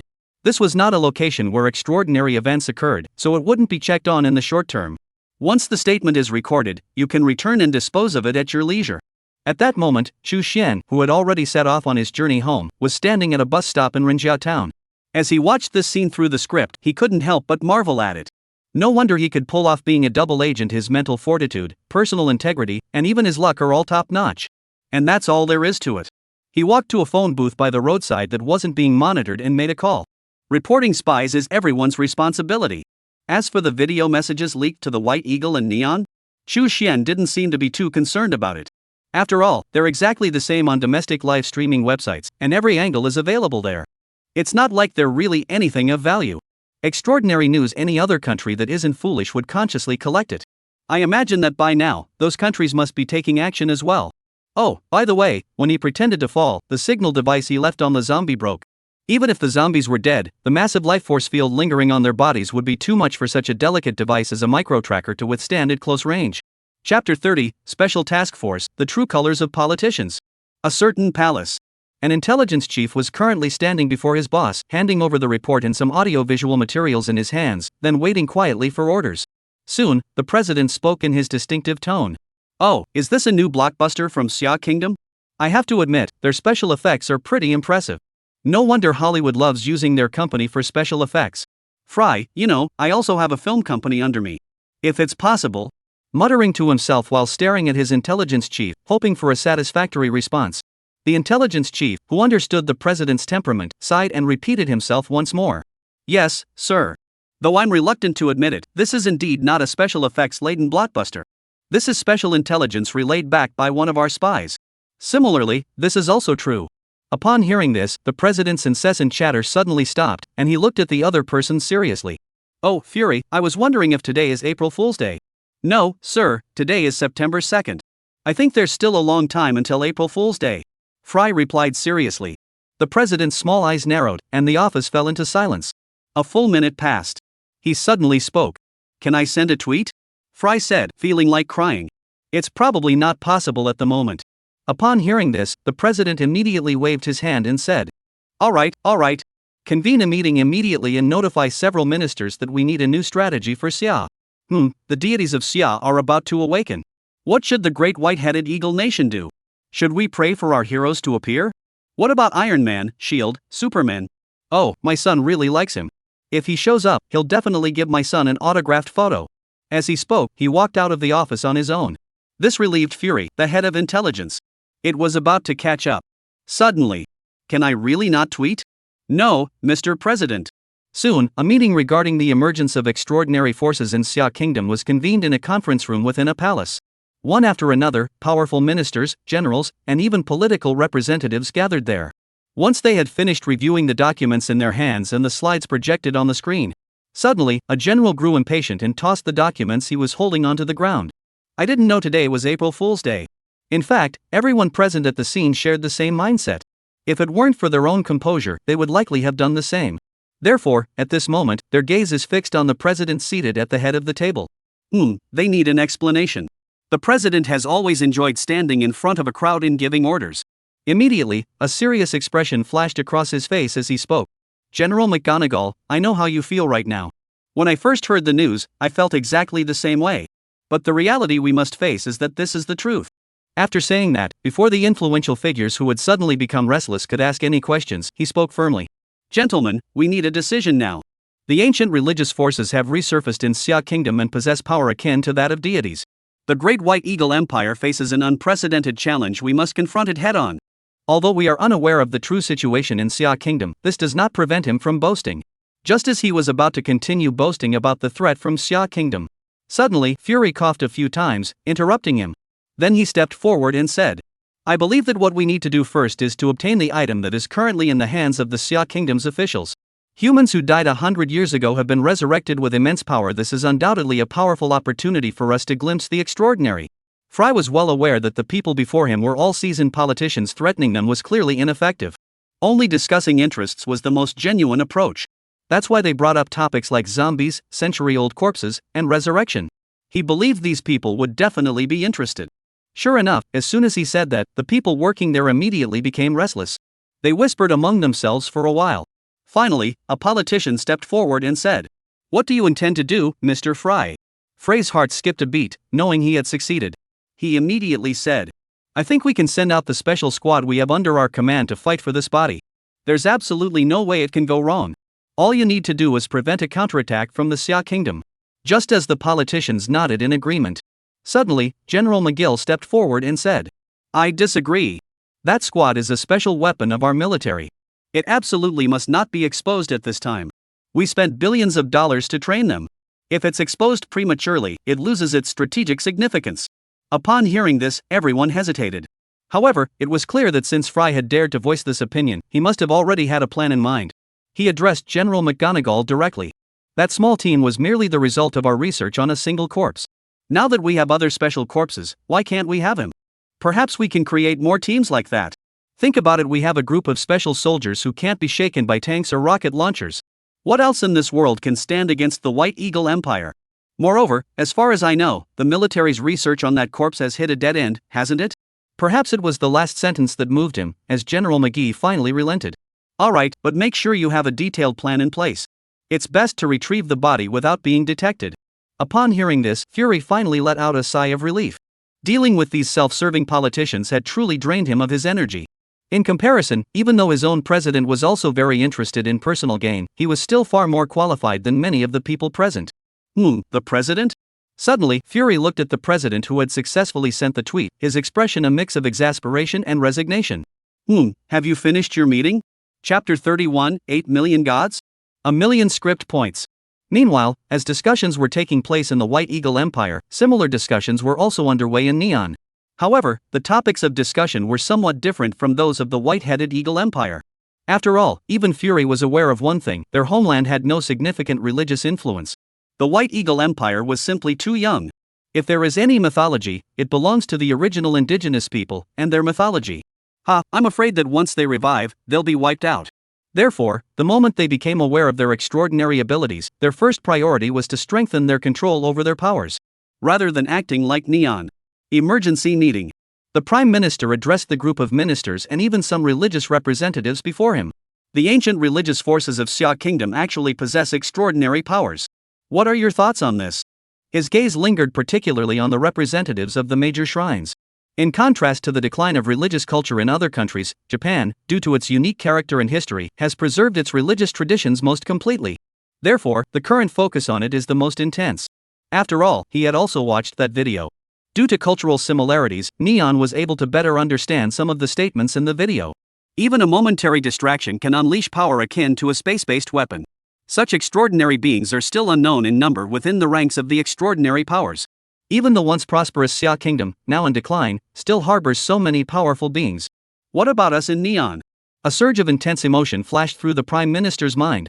8 million deities, even just 1% of them could sweep across the world. At that point, what would the White-Headed Eagle or the Xia Kingdom be? Nothing but ants. However, faced with the Prime Minister's earnest hopes, the religious representatives undoubtedly disappointed him. One after another, they stammered and couldn't say a word. If they say they've never contacted their deity, then admitting there is one would be cutting themselves off from it. Saying they have, but they really haven't made contact. So, at this moment, none of them could say a word. But such expressions, in the eyes of the Prime Minister and the officials, signified tacit approval. There were simply some things that were difficult to express. Immediately, the Prime Minister and others expressed generous understanding and offered various resources to support the cause. However, their words were laced with subtle hints. When will the gods ever get in touch with the authorities? Are the gods behind you willing to help the authorities? You. Blah blah blah. Upon seeing this, the religious representatives felt a bit dizzy, but dared not argue. The resources they held in their hands felt scorching hot. The few of them exchanged glances, seeing the bitter smiles in each other's eyes. However, in the eyes of the Prime Minister and others, this was seen as a sign that they had secretly reached some agreement or understanding behind the scenes. While feeling dissatisfied, they continued to grovel. There was no intention whatsoever to bother with the matters concerning Xia Kingdom. With 8 million deities to attend to, why should we bother with them? Let us contact our deities first. You are all trash. However, these officials, who know little about religion, are unaware of the teachings of the 8 million deities of the neon lights. In fact, even the weakest spirits are counted as deities.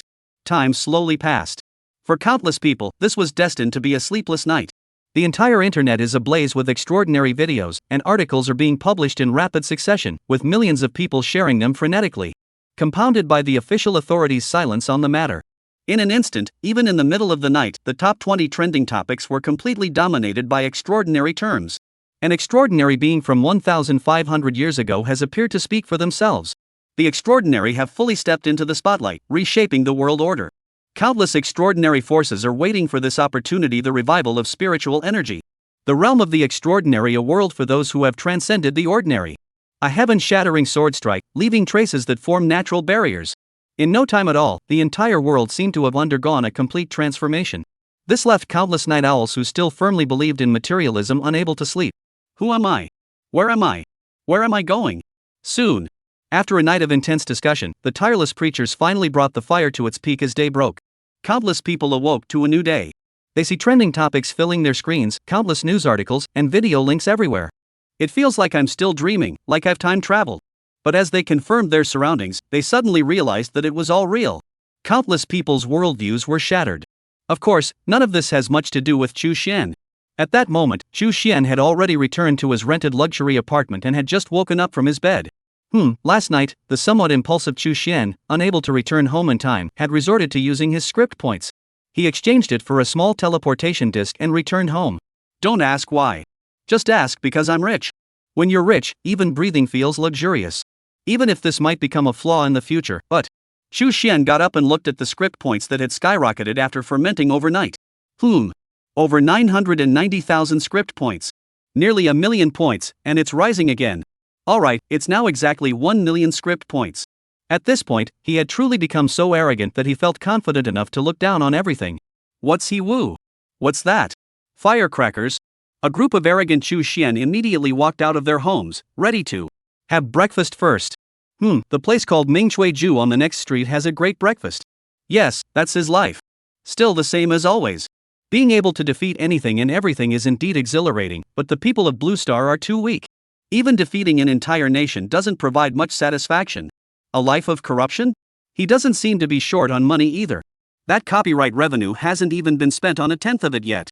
Having a harem is acceptable. He is, after all, a normal man with the same fantasies as most men. But look around. They're all ordinary women not worth looking at. No matter how beautiful a woman is, in his eyes she's just a lowly creature. In an instant, Chu Xian felt as though he had suddenly lost all joy in life. Indeed, one can only be truly happy in a world of divine maidens and goddesses. Now I have one more reason to transform the world. Chapter 32, The Shallow Water Dragon and the Half-Human Beauty. Soon, Chu Xian arrived at Mingchui Ju and sat down in the first floor lobby, waiting for his breakfast. Meanwhile, during the wait, I also overheard a lot of people whispering. As a peak-level master with innate abilities, currently the strongest human on Blue Star, he could hear sounds within a radius of 1,000 kilometers. Of course, he usually keeps this ability activated, as it would otherwise greatly impair his quality of life. However, today he was in a good mood, so he didn't pay much attention to it. Little did he know that when he woke up, the world had completely changed. It was truly bizarre. Yeah, this world is getting harder and harder to understand. Extraordinary beings, just like in novels, perhaps I can use this to defy fate and transcend social classes. Wow, a super powerful being who's lived for 1,500 years. Tao Hongjing, wow, I know him. I came across him while researching online earlier. At the time, I just thought he was one of the founders of the Mao Shan sect. I never imagined that there was actually such a thing as immortality in this world. Yesterday, I found a secret manual on spiritual cultivation in my ancestral home. If I don't give it a try, who knows? Maybe we can become immortals. Surrounded by the diverse voices of people of all kinds, Chu Xian felt a sense of things being the same yet different. Just a few days ago, he had been sitting in another breakfast shop. At that time, countless people passed by, but only 2 middle school students mentioned the extraordinary incident. Few people paid attention to extraordinary feats, and even those who knew about them mostly dismissed them with a laugh. But now, in the same way, in a breakfast shop, even a more upscale one surrounded by people of all walks of life, who should have higher education and firmer materialist beliefs. But now, the situation is completely the opposite. Countless people discuss, pursue, and even anticipate this tangible change that can alter their destiny. It moved him deeply. Because this change was simply too obvious. It happens right in front of your eyes. It almost struck him right in the heart. With such an experience, suddenly, Chu Xian felt as though something had shattered inside him. Instantly, he felt as though his entire being had come alive once more. The ethereal aura that had once enveloped him gradually faded away, or perhaps it was simply concealed within. He knew that this was a sign of his own spiritual growth. He could now advance to the Golden Realm without any lingering concerns. This left Chu Xian feeling both amused and exasperated. How could he just go out for a meal and end up advancing to the Golden Core stage? He shook his head with a smile. He didn't pay much attention to it. In fact, such things as mood were completely useless to him. He was determined to break through. Could his state of mind really stop him? The system directly enhanced it to perfection. At most, one cannot perfectly mobilize one's cultivation. Then, over the course of endless time and the trials of countless events, one's mindset will naturally align with one's abilities. The reason he hasn't broken through yet is simply because he feels that the world is too chaotic. He doesn't want to suffer. Yes, it's murky. Because the concentration of the spiritual energy of heaven and earth is far from sufficient. Sufficient cultivation requires an adequate environment to nurture it, just as shallow waters cannot give rise to a dragon. He is currently at the realm, which is still manageable, but he feels that the surrounding environment is somewhat murky. However, once he advances to the Golden Core realm, even the slightest movement might cause him to feel suffocated.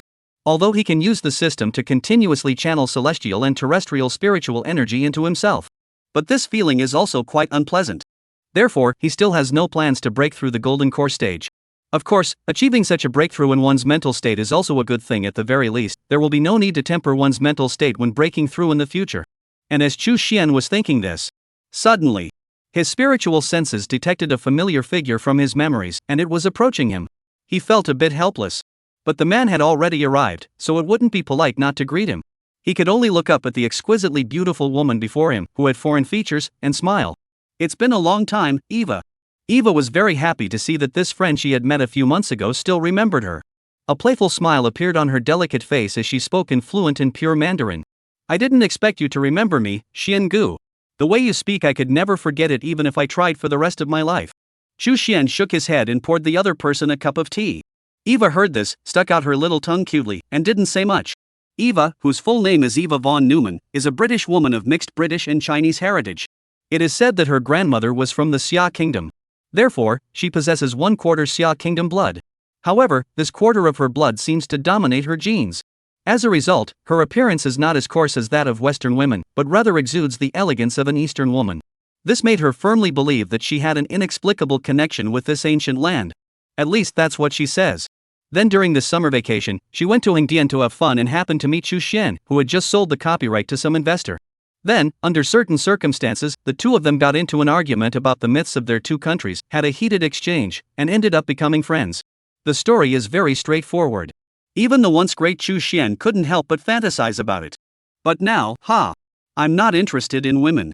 Since he didn't have much interest, Chu Xian didn't feel like making small talk either. He simply smiled faintly and got straight to the point. You just returned to Britain not long ago. What has brought you back to Xia Kingdom? His indifference, however, clearly had no effect on the girl. Although her appearance was mostly inherited from the East, her personality seemed to have mostly followed the Western influence. That doesn't make much sense. Eva waved her hand gracefully. Don't say such blunt things. Don't people from Xia Kingdom usually start with some small talk? Has anyone told you that you've gotten even more handsome lately? Looking at the other person's beautiful, sparkling eyes, Chu Xian almost punched him in the face.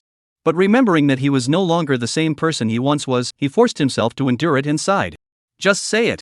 What do you want to do? Although we haven't known each other for long, you're the friend I've connected with the most since coming to this world.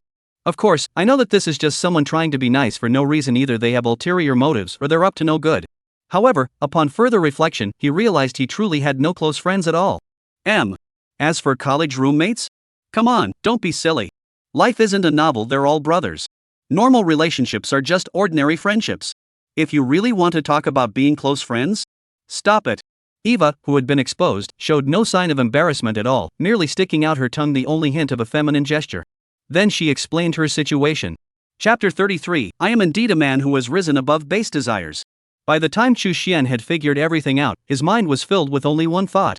Did I pick up the wrong script? Eloping? Homeless? Damn it, such a cliché plot twist actually happened, and it happened right in front of me. He looked at Eva in front of him, who was eating her breakfast in a cute, dainty manner. Suddenly, he felt the scene had taken an unexpected turn. We were supposed to be talking about a world-changing art style, so why did this ordinary urban storyline suddenly appear? Is this really the script I was given? Reborn to gain knowledge, wealth, and status, a university counselor, a beautiful teacher, a cold yet sexy female CEO, and a mixed-race woman who ran away from her wedding. Wow! Suddenly, I began to recount everything I had experienced during this period. Chu Xian was inexplicably stunned. Could I really be the main character? Of course, most people would probably just decline such an offer out of politeness. But is Chu Xian an ordinary person? He's the mastermind behind the world's transformation. After this period of time, having mastered the system and been immersed in the process of reshaping the world, his way of thinking has completely changed. Reflecting on his own experiences, he realized that he was being treated like the protagonist in a story. His first thought was, could there really be such a thing as a protagonist in this world? As an entity that has always been a shadowy force behind the scenes, creating beings destined for greatness. He never believed that there were any true protagonists in this world. Even the system he had obtained, he harbored doubts about, simply because he was too weak. So he kept his doubts buried deep within his heart forever. The weak have no right to question. But looking at the urban drama unfolding before him, he felt that he could still question it. He immediately consulted the inquiry system. System, did I pick up the wrong script? Have I really become the main character? Who arranged for me to become the protagonist? A series of questions followed. Under the system's explanations, Chu Xian quickly got everything straight. Divine will, or perhaps the will of the planet, or even the fundamental rules of the universe. Because his own mass and the variables he can cause are much greater than those of ordinary people. Therefore, it naturally influences destiny, creating an effect similar to that of a protagonist. Listening to the system's explanation. Suddenly, Chu Xian felt amazed. In a materialistic world, there was actually such a system similar to that of the protagonist. It just felt off. But upon further reflection, it actually feels quite scientific and realistic. Because there are more variables, the weight increases, and the possibilities that arise also increase. The future becomes more entangled, involving more people. Changing one's perspective is essentially a process of bringing together diverse perspectives. Just as successful people are often surrounded by countless supporters, countless people are connected to them. However, once you understand all of this, Chu Xian felt a bit odd again. If one were to follow this logic to its conclusion, the effects caused by his mass should not be limited to this alone. He is now at the peak of his innate abilities, the only extraordinary being in this world, possessing a system and capable of reshaping the world. Following this logic, it's not just that Blue Star revolves around him, it must be even more than that. Immediately, when faced with an indecision, consult the system. Ding! This is the protagonist effect caused by the original host's quality before the system was awakened. Ding! This is the protagonist effect caused by the original host's system quality before it was awakened. After the system awakens, the fundamental laws of this universe can no longer be imposed on the host. As the system explained, Chu Xian finally understood the current situation. He rubbed his chin and thought. That's right. The original me, after traveling through time, carried countless pieces of knowledge that would inevitably influence this world. But after obtaining this system, I ended up in a state of partial detachment from this world. I am no longer bound by the fundamental laws of the universe. After thoroughly understanding the situation, Chu Xian suddenly felt a bit bored.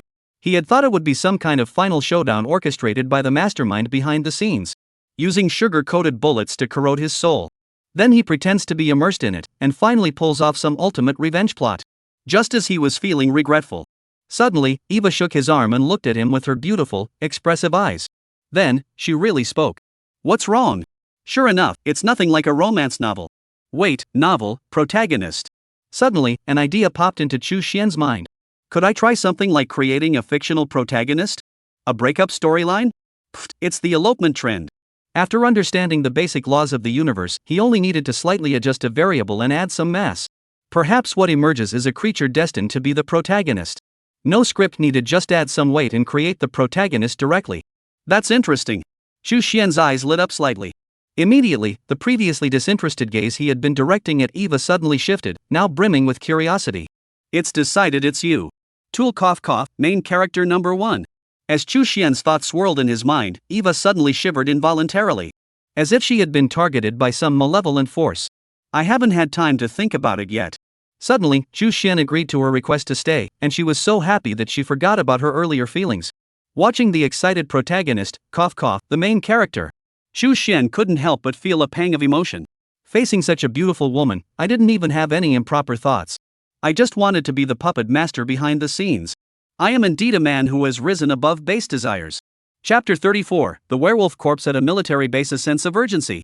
According to reports from our station's journalists, an extraordinary battle took place last night outside Rinjiao town, causing changes to the landscape over thousands of meters and forming a natural barrier. The area has now been sealed off by the military. The following is video footage of the incident. Watching the video on TV, Chu Xian felt a bit surprised.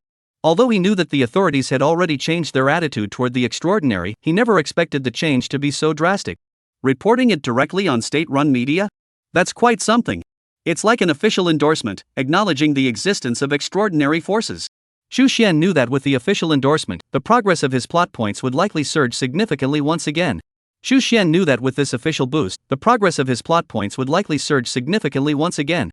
Although he was aware that the other party intended to allow the public to adapt to the changes in the world. However, it was also a gesture of goodwill toward the extraordinary beings. This favor must be accepted. However, it is also a gesture of goodwill toward the extraordinary. This kindness must be acknowledged. Wow, Chu Xian, are all the videos on TV real? Eva, who had just finished showering and was sitting on the sofa drying her hair in a bathrobe, was a bit shocked at that moment. Chu Xian glanced at her, his expression unchanged. This is an official report. Do you think it's true? Eva didn't seem bothered by Chu Xian's indifferent attitude. Over the past 2 days, she had grown accustomed to it. Instead, she spoke with a touch of surprise. So there really are gods in this world. Does that mean there are also gods like King Arthur, Merlin the Wizard, and Athena? Chu Xian looked at Eva, whose worldview seemed completely unaffected, and was a bit surprised, but still spoke lazily. Maybe so. Saying that, he left the living room, leaving the remote control with Eva, who was getting excited. For him, the mastermind behind this world. Discussing these matters is pointless. It would be better to consider what to eat tonight. As for Western mythology and such, he has no interest in them yet, as the Eastern arrangements have not yet been fully concluded. Returning to his study, Chu Xian was seated at his desk, using the script to focus his attention on a laboratory within the White Eagle Empire. Alright. He admitted that he had indeed become interested in the special squad mentioned by the White-Headed Eagle Empire, which he had recently learned about. And then there was that so-called corpse. At that moment, he realized that perhaps this materialistic world still harbored things he had never noticed before. If he hadn't been so careful, he might have missed it. At a military base in the homeland of the Bald Eagle, a group of researchers in white lab coats hurriedly moved about, carrying various reports and data documents. It seemed as though some important research was underway. The center of the lowest level of the base. Within a massive nutrient solution, a humanoid creature standing 5 meters tall floats suspended within it. It possesses wolf-like features such as wolf ears, wolf fur, and a wolf tail, yet it retains the appearance of a human. It is immediately clear that it is not native to Blue Star. Countless tubes and wires are connected to his body. And every moment, they deliver countless nutrients. Dozens, even hundreds, of people dressed in white lab coats or protective gear are constantly moving around inside. They occasionally record data or engage in quiet conversations. At that moment, General McGonagall had arrived and was looking at the scene before him, finding it somewhat routine. He merely summoned a man who appeared to be in charge, furrowing his brows as he asked. The gene decoding isn't finished yet. The current mortality rate is still too high, with only a 0.1% success rate, making large-scale replication impossible. Moreover, even among those who succeed, special reactions are beginning to emerge. I give you all this money every year, not to have you just sit around doing nothing. The manager listened to General McGill's words and explained with a wry smile. General, it's not that we're not trying, but the research has hit a dead end. Moreover, the genes in this corpse are far too complex, and its bodily structure differs greatly from that of humans. It is simply impossible to fully decode the genetic code of the opponent and transfer it to our soldiers in such a short time. In fact, the issue of genetic agents has always been a key focus of research for nations worldwide. Our ability to produce them is entirely due to the powerful infectivity of the genetic information contained within this corpse. However, even under our control, this infectivity remains extremely difficult for humans to withstand. The fact that there is even a 1 in 1,000 chance of survival is already a stroke of luck. General Mack, upon hearing this, also wore a somber expression, but he did not say much more, as he knew that the other party was speaking the truth. After a brief pause, he arrived. In a while, another special corpse will be delivered, and its characteristics will be completely different from this one. I hope that by then, you will have achieved a breakthrough. If you disappoint me again, I guarantee you'll end up in a military court. Under the cold gaze of General Mag, the manager shivered. He nodded in agreement. Meanwhile, during their conversation, Chu Xian was already using the system to gather information about the corpse in front of him. Compared to the so-called gene-enhancing serum that the white-headed eagle valued so highly, he was more interested in the other party's background. It turned out to be from another world. This topic was a bit heavy even for Chu Xian, who had already begun to show signs of sudden wealth. Though they say the world is full of loopholes, I have no objection to you letting the divine energy of heaven and earth escape, but letting a person in is unacceptable. What if some powerful beings from other worlds actually come over and find out? Chu Xian would surely meet his end before achieving victory. After all, the myriad realms are so vast, who knows how many great beings exist there? If we leak a bit of spiritual energy today, a few corpses tomorrow, and by the day after tomorrow, won't a divine being end up leaking in? Even Chu Xian, with his million script points, admits it's quite a challenge. That's why, upon learning of the existence of such a corpse in the White Eagle Empire, he immediately wanted to come and investigate. After all, it's the all-powerful system. Soon, the system provided the answer. This is an orc from a Western fantasy world who was killed in the aftermath of a battle between two gods, and his body accidentally fell into the void vortex. Fortunately, it was not reduced to dust by the void but instead followed the gaps in the world and fell into this world. As for concerns about other beings entering this world, the system also provided an answer to reassure him. The current world's vulnerabilities are simply insufficient to allow overly powerful entities to enter the world. At most, only entities whose life essence is at the golden core stage or below can pass through. Additionally, one must have sufficient luck to avoid being torn apart by the void turbulence and reduced to dust, and then successfully encounter that unknown world anomaly that appears at an unpredictable time. Along with the system's response. With the system's response, Chu Xian's heart, which had been hanging in suspense, immediately settled down. After all, they were beings below the golden core realm. That's no big deal. Even if this vulnerability expands in the future, it pales in comparison to the speed of our own improvement. He glanced at the million script points in his arms. He stated that completing the Slay the Gods achievement within a month posed no pressure whatsoever. In fact, this was based on his own abilities. If he were to rely on the script setup, with a million script points, it might be worth trying to develop some pure scripts. That said, however, but we still have to try our best. Chu Xian felt a bit emotional. Originally, we had agreed to take it slow, work hard gradually, and revive the project bit by bit, revealing the plot little by little. Isn't it better to just lie around and become an immortal or a god? But there are always those who insist on pushing me. Suddenly, with a decision made in his heart. Originally, Chu Xian had planned to wait for the situation to simmer for a while longer, but he could no longer wait. In his hand, a familiar script appeared. 1 page, then 2 pages turned. Pick up the pen and start writing. Chapter 35, Relocating Zombies and Incorporating Them into the Narrative. Meanwhile, as Chu Xian was crafting the script, the Security Bureau. In an interrogation room, Lin Guodong was staring intently at a middle-aged man in front of him, his face ashen. Do you have anything else to confess? The middle-aged man heard this and immediately replied with a wry smile. I have already disclosed everything, including my identity as a double agent, my contact information, and all the information and materials I have ever transmitted, word for word. I am not a suicide agent, I am merely an irregular operative. There is no need to risk my life for those 2 countries. All I want now is leniency from the organization. Upon hearing this, Lin Guodong, who was already in a foul mood, was immediately enraged. He slammed his fist on the table and shouted, "Forget about lenient treatment. Spies like you don't even deserve the chance to be extradited or exchanged. According to international practice, even if I were to shoot you right now, there would be no consequences. You want leniency? You're dreaming." After saying that, he ignored the middle-aged man whose face had turned ashen and walked straight out of the interrogation room. He didn't give the middle-aged man any more chance to plead for mercy. No wonder he, who has always been so composed, got so angry. This matter is simply too important. The matter involving the extraordinary beings and the zombies has been completely exposed. And it was the enemy spy who personally transmitted the information on site. You must understand that this is entirely different from intelligence organizations gathering information after the fact. There is also a time lag issue involved. By simply omitting the verification process, the current security bureau has been placed at a disadvantage. After all, the zombie's body is still inside the security bureau. But now that it's happened, Lin Guodong can only think of a way to resolve the situation. As he walked out of the interrogation room with a sense of urgency, a cold, rational voice suddenly echoed in his ears. According to the spy's confession, those two countries have likely already discovered and confirmed the extraordinary matter. Action may be taken soon. What do you plan to do? Zhao Qi stood outside the interrogation room, speaking calmly to Lin Guodong. Even upon suddenly receiving such news, it seemed unable to stir the slightest emotion in him. Lin Guodong looked at his trusted lieutenant at that moment, revealing nothing, but his expression remained grim as he spoke. I plan to transfer the zombies. Because if things go as expected, the enemy will definitely come to claim the zombies' bodies. After all, this is the only extraordinary being known to have fallen into human hands. Where do you plan to transfer it to? It's probably too late to transfer to the capital now. I just received word that a military vessel stationed in Neon has suddenly begun patrolling the seas. The enemy has likely already moved. Therefore, I plan to secretly transfer the zombies to a military camp in Genoa City, Zhejiang Province, next door. The brigade commander station there is an old acquaintance of mine, so I can guarantee there won't be any issues. With an entire brigade stationed there, along with heavy weapons, we should be able to handle any issues that arise in the short term. At this point, Lin Guodong's expression also hardened with a hint of resolve. Moreover, taking a beating passively is not my style.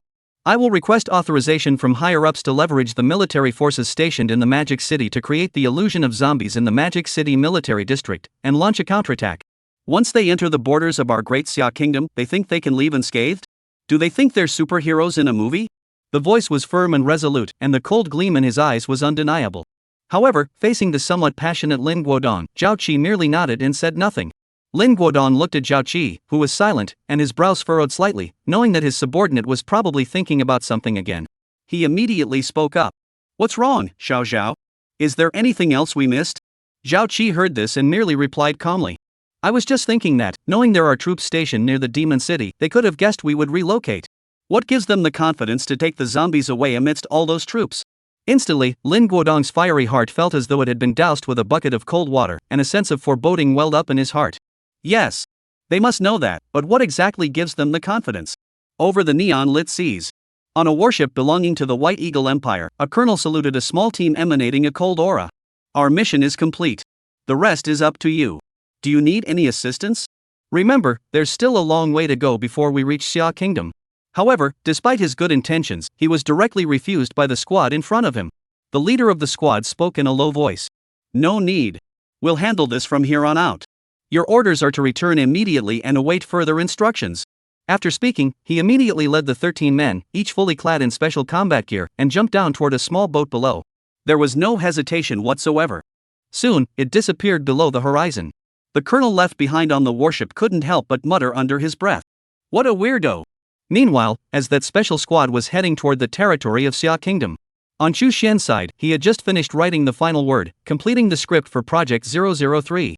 This time, it might be the first clash between technology and the extraordinary. It's also the first time I've truly incorporated the people of Blue Star into the script's narrative. It's truly something to look forward to. Chu Xian's smile was a bit playful. Chapter 36, Suspected Immortal Cultivation Techniques, Lanrua Temple. The script was completed. Chu Xian suddenly glanced at his script points, which had plummeted by hundreds of thousands, and his eyes twitched slightly. His breathing stalled for a moment. Then he comforted himself. If you want to reap rewards, how can you not put in the effort? Don't worry. Spending money is fun for a moment, but cremation is what follows. Even though you know that the money you spend can be earned back multiple times over, or even dozens of times over. But the pain of parting with that money is something only those who have experienced it can truly understand. After all, we've only just managed to escape poverty and achieve prosperity. However, to be fair, incorporating real people into a script and bringing their lives to the screen, though costly, can actually influence the course of some people's lives to a certain extent that's pretty fascinating. In the past, it was the script that drove the story and influenced people, while these individuals, at their core, had little to no influence on the interpretation of the script. But this time, Chu Xian stroked his chin, a gleam of sharpness flashing in his eyes. Just as he was deep in thought, suddenly, a striking figure burst through the door. Her face was flushed with an unusual redness, and her entire expression was filled with excitement. Chu Xian! Just now on the news, it seemed like someone found a cultivation technique in the deep mountains. That's so cool. It seems like they've already been taken away by officials from your country. Upon hearing this, Xu Xian was completely bewildered. Immortal cultivation techniques? What on earth is that? Did I post something like that? Just as he was puzzled, Eva handed him her phone. Instantly, he saw a long list of trending topics all related to the extraordinary. China's 5A-rated scenic spot, Longhu Mountain, is actually the birthplace of Taoism. Tourist attractions across the country have recently seen a sudden surge in visitor numbers, prompting relevant authorities to intervene. A prominent domestic university has organized students to study feudal culture during class. The Daoist sect, historically recorded alongside the Maoshan sect, actually has 3 more branches. Then, he suddenly noticed a particularly highlighted red font trending topic that was rapidly climbing the rankings at an astonishing speed. The heat exploded instantly. Shocking. 2 high school students accidentally wander into a remote mountain temple and are suspected of obtaining a mysterious cultivation technique. They have been taken away by the authorities. Click to enter. Click to view. Then suddenly, a large photo appeared before his eyes. It was a photo of 2 high school students holding a yellowed ancient text, looking completely bewildered. Surrounding them were countless members of the Special Operations Unit. Below, countless ridiculous comments were quickly highlighted in red, accumulating countless likes in a short period of time. This old ancestor hasn't even mastered my divine technique yet, and you've already appeared? You don't follow the basic rules. Manually funny. We are the chosen protagonists of heaven's will. How dare you surround us? You must be seeking the wrath of the Dragon King and the Azura. What the hell are you talking about, Dragon King and Azura? Ha! To be honest, these 2 were constantly talking about going to seek immortality when the Huangshan village incident first broke out. Who would have thought they actually found their divine connection? Unfortunately, they didn't know to keep their wealth hidden. They were bragging about it all morning in their class, and by afternoon, they were arrested by the security bureau. Ha ha! Wow, is that really true? Is that really true? I think it's highly likely. After all, if there are extraordinary beings, why couldn't there be some lost cultivation techniques out there? I understand. Tomorrow I'll bring my tools and head into the mountains. I remember there's an old temple in the mountains around here. Only newcomers are still commenting. The veterans say they've already checked out 3 temples. Xu Xian looked at the 2 familiar faces in the photo, his expression extremely peculiar. Aren't these the 2 teenagers he encountered while having breakfast earlier? Amazing. Xu Xian was also a bit stunned at the moment. He hadn't expected those 2 teenage boys to actually act on their words. Moreover, they had actually found a book that looked like a secret manual. Even Xu Xian, at that moment, wanted to give them a thumbs up. Maximum mobility. Through the script, he looked at the book titled The Art of Building a Foundation from Birth, which was now placed on the desk of the security bureau. It does seem to make sense. Xu Xian, let's go on an adventure too. That's so cool. You said before that all the gods in the East are mortals who attain divinity through cultivation. Let's go find them too. Maybe we can become gods too once we find them. Xu Xian looked at Eva, who was getting excited, and couldn't help but laugh. What the heck are you looking for? Doesn't he know if that cultivation technique is real? In such a materialistic world, how could anyone possibly invent a cultivation technique that utilizes the spiritual energy of heaven and earth? At best, they are mere speculations. Even if someone were to accidentally stumble upon some superficial aspects of such a method, it would be a recipe for disaster for anyone who dared to practice it. If cultivating immortality were really that simple, wouldn't that be chaos? However, seeing how enthusiastic Eva was, he didn't want to discourage her too much. After all, he knew full well that she had come to him simply because she was bored and wanted to go on an adventure. After all, foreigners are always brimming with curiosity when it comes to exploration. However, Xu Xian, who was in a good mood, couldn't help but tease him. If you find a cultivation technique, what if it turns out to be a dual cultivation technique? What then? However, he clearly forgot that although Eva was considered an expert on Xia Kingdom, she still knew very little about this relatively obscure culture in this world. What is the dual cultivation technique? Looking at the other person's confused expression, Xu Xian shook his head, didn't explain, and just laughed. Alright, let's go. Let's go explore. We've been stuck at home for a while, so it's time to get some exercise. Eva looked at Xu Xian's decisive expression and felt a surge of excitement, instantly forgetting what he had just said. Great! Great! Where should we go? Xu Xian heard this, fell silent for a moment, rubbed his chin, and suddenly broke into a smile. Of course, it's Genoa City.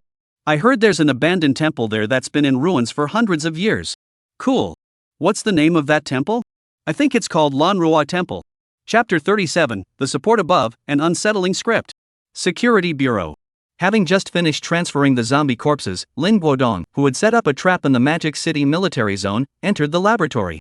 He saw a group of elderly professors and experts gathered around an old, yellowed ancient text, seemingly engrossed in their research. Meanwhile, two high school students squeezed to the side wore expressions of resentment and dissatisfaction. His brows furrowed slightly, but he didn't say anything else. He merely asked Zhao Qi, who was standing by without pushing forward. How about it? Is the cultivation technique for immortality real? Upon hearing this, Zhao Chuan revealed an expression other than calm for the first time, his face looking somewhat peculiar as he spoke. I don't know.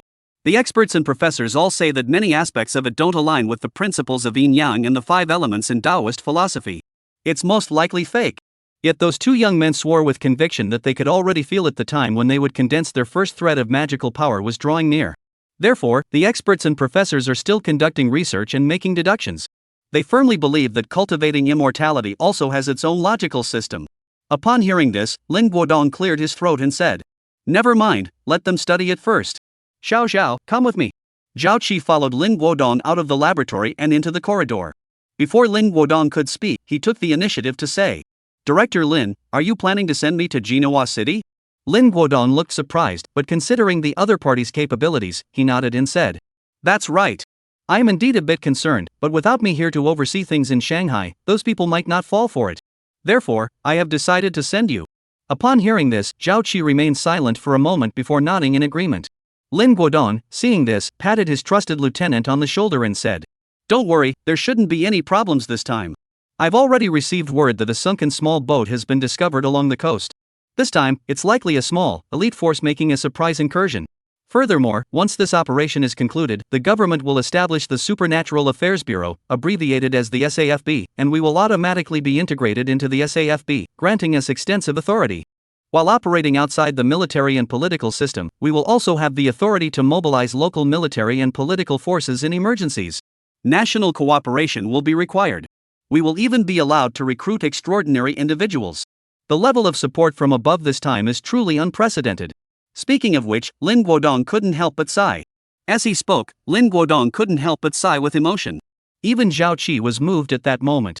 Lin Chang stood on the street, looking at the gate with the security bureau emblem behind him, feeling a bit emotional. As an ordinary person, to end up in jail every other day is really something. He's gradually getting used to it. If you set aside some psychological factors, it's actually not bad inside. Although the food is average, you can constantly come into contact with extraordinary information, events, and items. Plus, from what they mentioned, it seems like they managed to obtain some new cultivation techniques. If it weren't for the promise I received from Uncle Nine, I might have wanted to stay there forever. That's the official line. Even when faced with extraordinary powers, there's little one can do, but compared to ordinary people, they're still infinitely stronger. Just as he was reflecting on this, suddenly, a familiar voice rang out beside her ear. "If you miss it so much, you can always go back. I don't think Dad will mind if you don't go back." Lin Chang heard this and looked over, immediately spotting his older sister sitting in the Maserati, giving him a half smile. Immediately, some sycophantic individuals hurried over. They opened the car door and got inside. He laughed and joked as he did so. "That's not possible. My father only has me as his son. Plus, I'm planning to join the Mao Shan sect in the future, so it's not a good idea to get too involved with the authorities right now."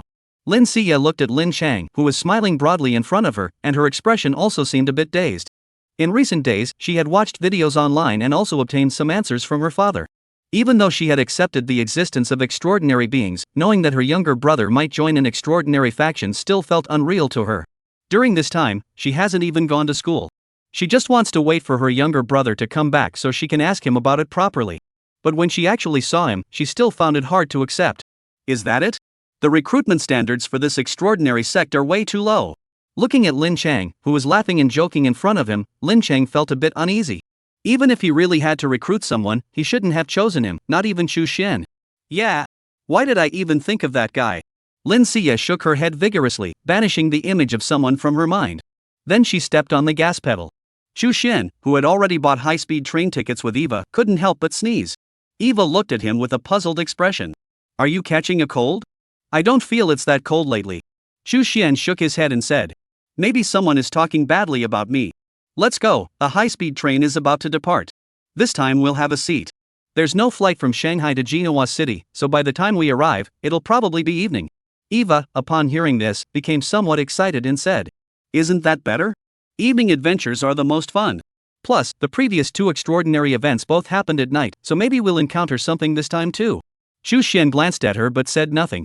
When you finally meet him, I hope you can still maintain this optimism. This time, the script won't be so peaceful.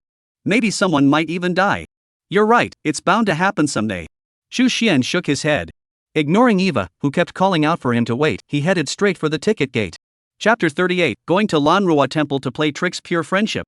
On the high-speed train, Eva vented her frustration at Xu Xian for being so ungentlemanly, abandoning her to check tickets on his own. While venting, she also started to doubt herself, wondering if her charm had significantly diminished. How could Xu Xian be so unresponsive, like a block of stone? He wasn't like this when they first met. Could it be that I'm just not as attractive anymore? Of course, Xu Xian didn't pay any attention to Eva, who was sitting next to him and complaining. He just quietly looked out the window at the scenery. It seemed as though something outside had caught his attention. Someone noticed so quickly. But it makes sense. Once the extraordinary fire ignites, it can only grow more intense. A temple from hundreds of years ago was more than enough to attract a lot of attention. Before Xu Xian, a screen visible only to him rose up, displaying a group of people preparing various professional live streaming equipment. There were 6 people in total, 5 men and 1 woman, all of them young. This is a professional live streaming team that has transitioned from a marketing account. They are skilled at capitalizing on trending topics and have already gained significant recognition in the live streaming industry. Now, they aim to capitalize on the extraordinary buzz surrounding it. A burly man said to the handsome young man leading the group, "Yi Ge, is the temple we're going to this time really okay? With all these supernatural events happening lately, everyone's feeling a bit uneasy." The only girl among the 6 nodded as well, a fleeting look of fear crossing her delicate face. Yes. Let's go at night instead. We can't go during the day, anyway. We're just trying to stir up some buzz about the cultivation manual.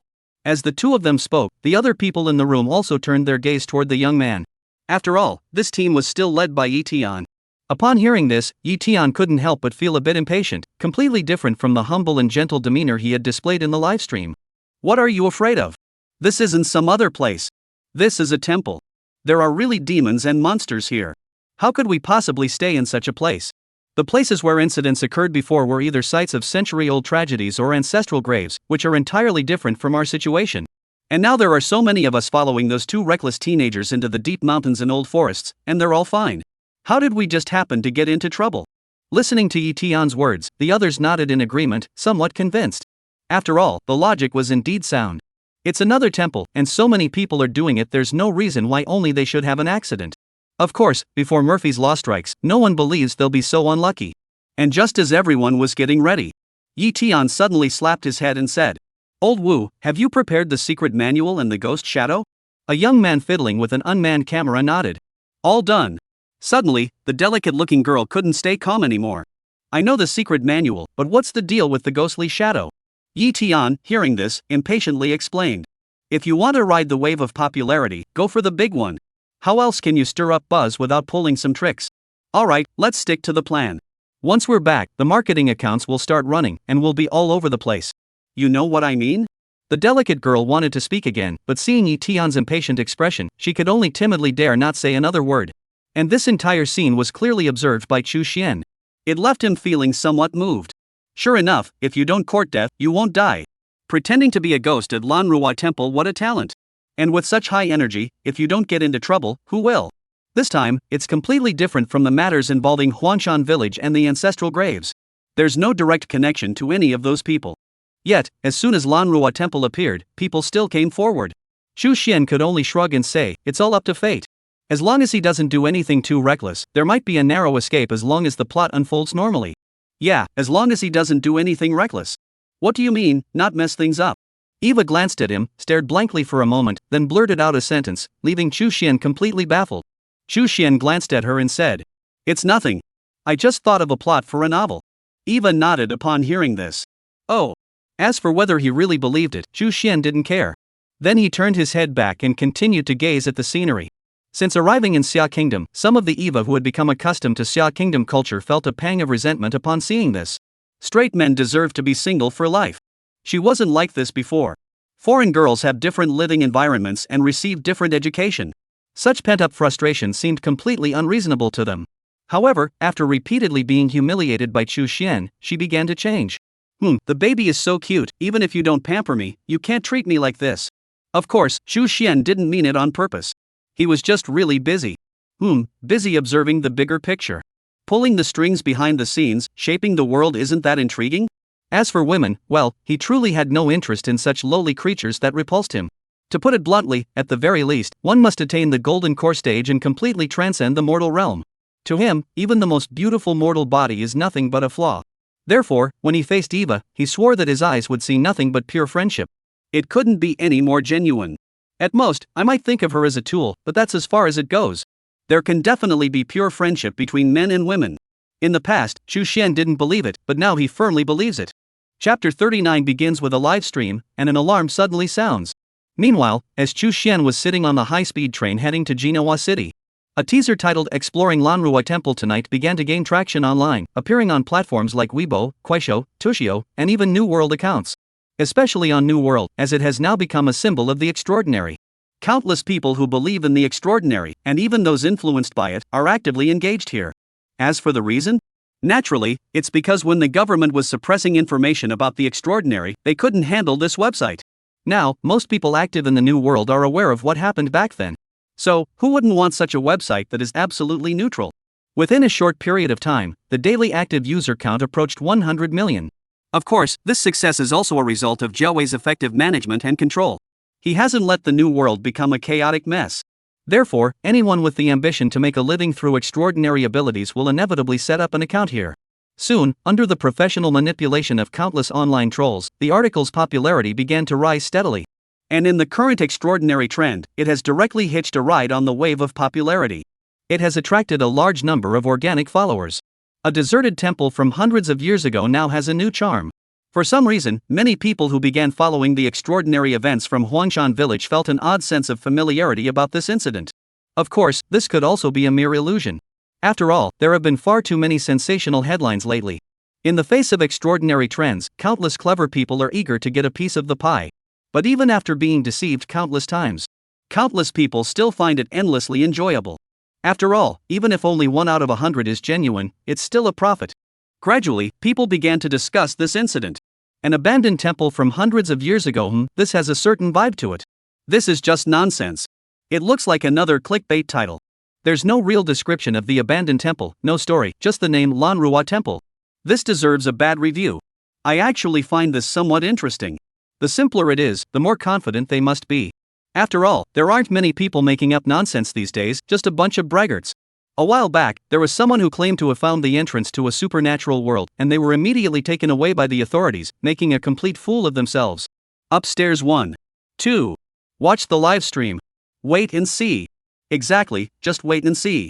It's not like we're in a hurry. I've got 4 or 5 live streams running simultaneously on my Douyu backend, so one more won't make a difference. The person above is a real pro, impressive. With a wave of buzz building up. Outside Jinhua City. In front of a large mountain. Yi Tian, who had been closely monitoring the response, nodded satisfactorily. Operations are a process. In the current chaotic environment, he couldn't expect to achieve success overnight. He must rely on the live streaming effects of the livestream to fully generate buzz. I have already arranged for a professional operations company. Once the ghostly figures and secrets appear, we'll immediately create a buzz and set the pace. Let's get it trending on the hot search list. I'll definitely go viral. With Yi Tian's confident demeanor. At that moment, it was already 6 o'clock in the afternoon. The sun had completely set, and the sky was growing dark. The large man beside him spoke up at this moment. It's done. Now let's head into the mountains. Yi Tian heard this and his eyes lit up. He spoke impatiently.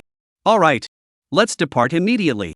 Check the live streaming equipment, start the live stream immediately, and give the operations team a call to remind them not to miss the opportunity. Got it. And just as Yi Tian and the others began their live stream, on the other side of the mountain, a special escort unit was also slowly making its way into the military camp stationed in Jinhua City. Zhao Qi, who had already arrived earlier, stepped forward to inspect the unit, nodding impassively. The old division commander who followed behind laughed. Xiao Zhao, there's no need to worry so much. Old Lin has everything arranged. What's there to be afraid of? Besides, if something really happens, my entire unit isn't exactly a bunch of wimps, is it? Zhao Qi heard this and responded calmly. I don't think they would make such a rookie mistake. Without backing, they wouldn't dare to do something like this. I have a bad feeling about this. Perhaps our plan to transport the zombies has been exposed. Upon hearing this, the old division commander immediately grew serious. Xiao Zhao, you can't just say that. Are you sure? Zhao Qi shook his head. Intuition. The old division commander was immediately at a loss, but he still remembered what Lin Guodong had told him. Plus, the importance of this batch of goods this time around. He gritted his teeth and nodded in agreement. Alright, this old man will take you up on your bet. Transmit my orders, the entire army is to stand by. Bring all the equipment out of the warehouse and keep it on standby to prevent any surprise attacks. Yes. With a chorus of responses. The entire brigade sprang into action, with heavy weapons being continuously brought out of the warehouses by the soldiers, and even a tank battalion emerged. A total of 30 tanks. Under the moonlit night, they resembled ferocious beasts, utterly terrifying. Zhao Qi was also somewhat surprised by the sight. The old division commander was about to gloat. Suddenly, a commotion erupted. The alarm blared. The familiar sound, followed by the lights suddenly going dark at the front lines. The old brigade commander's face turned ashen in an instant. They actually came. Outside the military camp, a small squad of 7 or 8 people stood before a defensive line, watching the alarm that had already been sounded. The captain at the front spoke with a hint of anger in his voice. Since we've been exposed, let's just charge in. Forcefully take the target away. One team provides cover, the other sneaks in. Hurry! The team members behind him nodded and headed toward the military camp, stepping firmly. In an instant, they vanished from sight like a series of black shadows. Terrifying explosions and the relentless sound of gunfire began to echo throughout the military camp. Chapter 40, The Funeral Streamer, Yi Tian Goes Viral. At 6 o'clock in the afternoon, Xu Xian and Eva had just arrived at the high-speed rail station. Just as the two were about to find a place to stay, Eva suddenly let out a startled scream. Xu Xian, look! It seems like someone else is heading to the Lanruai temple you mentioned. Saying that, he handed over his phone. Xu Xian glanced at the few people in the livestream, who were steadily making their way deeper into the mountains. Judging by their pace, they would likely reach Lanruai temple in no more than half an hour. There's still a chance. There's still a chance. As long as things don't get too out of hand, there's still a chance. He glanced at the background he had designed this time. The 1,000-year-old tree demon was sent by the Black Mountain demon of the underworld to scout ahead, accompanied by hundreds of fierce ghosts. Probably. Eva said, feeling a bit down. It's quite a distance from here. By the time we get there, they'll probably have already explored the place thoroughly. Xu Xian comforted him. This world is full of abandoned villages and temples. If it doesn't work out, we can always try again next time. This time, I'll just watch the livestream and cheer them on. Eva heard this and could only nod in agreement. Then, she followed Xu Xian to find a place to stay and have something to eat. After all, it was already too late, so she might as well fill her stomach first. A nice private dining room. Xu Xian and Eva watched the livestream while enjoying the delicious dishes in front of them. Originally, they had planned to get involved and set the tone themselves. But I didn't expect. I hope they have better luck. Just as Xu Xian was thinking this, Yi Tian and the others had already arrived at the gates of Lanruai Temple. It was now just past 7 o'clock. However, the night was already growing dark, and deep in the mountains, the canopies of countless trees were intertwined. Everywhere was pitch black. A gust of wind blew past, and the rustling sound echoed. In contrast, the ancient temple was dilapidated, with broken walls and ruins everywhere. This instantly sent the live stream into a frenzy. That's dedication.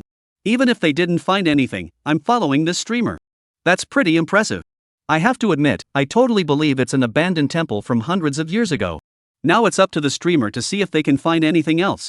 Hurry up and go inside, it's late at night, and this scene. I feel like we might encounter some ghosts or something. This is thrilling. The person above isn't being nice, but I really like it. He. 1. 2. Yi Tian also noticed the changes in the livestream at this moment. The heat was starting to rise. He couldn't help but feel a surge of excitement, eager to jump in and perform the scenes he had planned. But he also knew that haste makes waste, so he immediately decided to follow the script. Old Wu should be almost ready by now, right? He glanced around at the surroundings and at the desolate-looking Lanruai temple in front of him. His face began to show signs of hesitation and awkward laughter. It seemed as though he was beginning to regret his actions. Getting ready to set the mood. However, just as he was about to speak, he decided to start with a bit of suspense. Or maybe. Suddenly, a pleasant melody of a zither filled the air.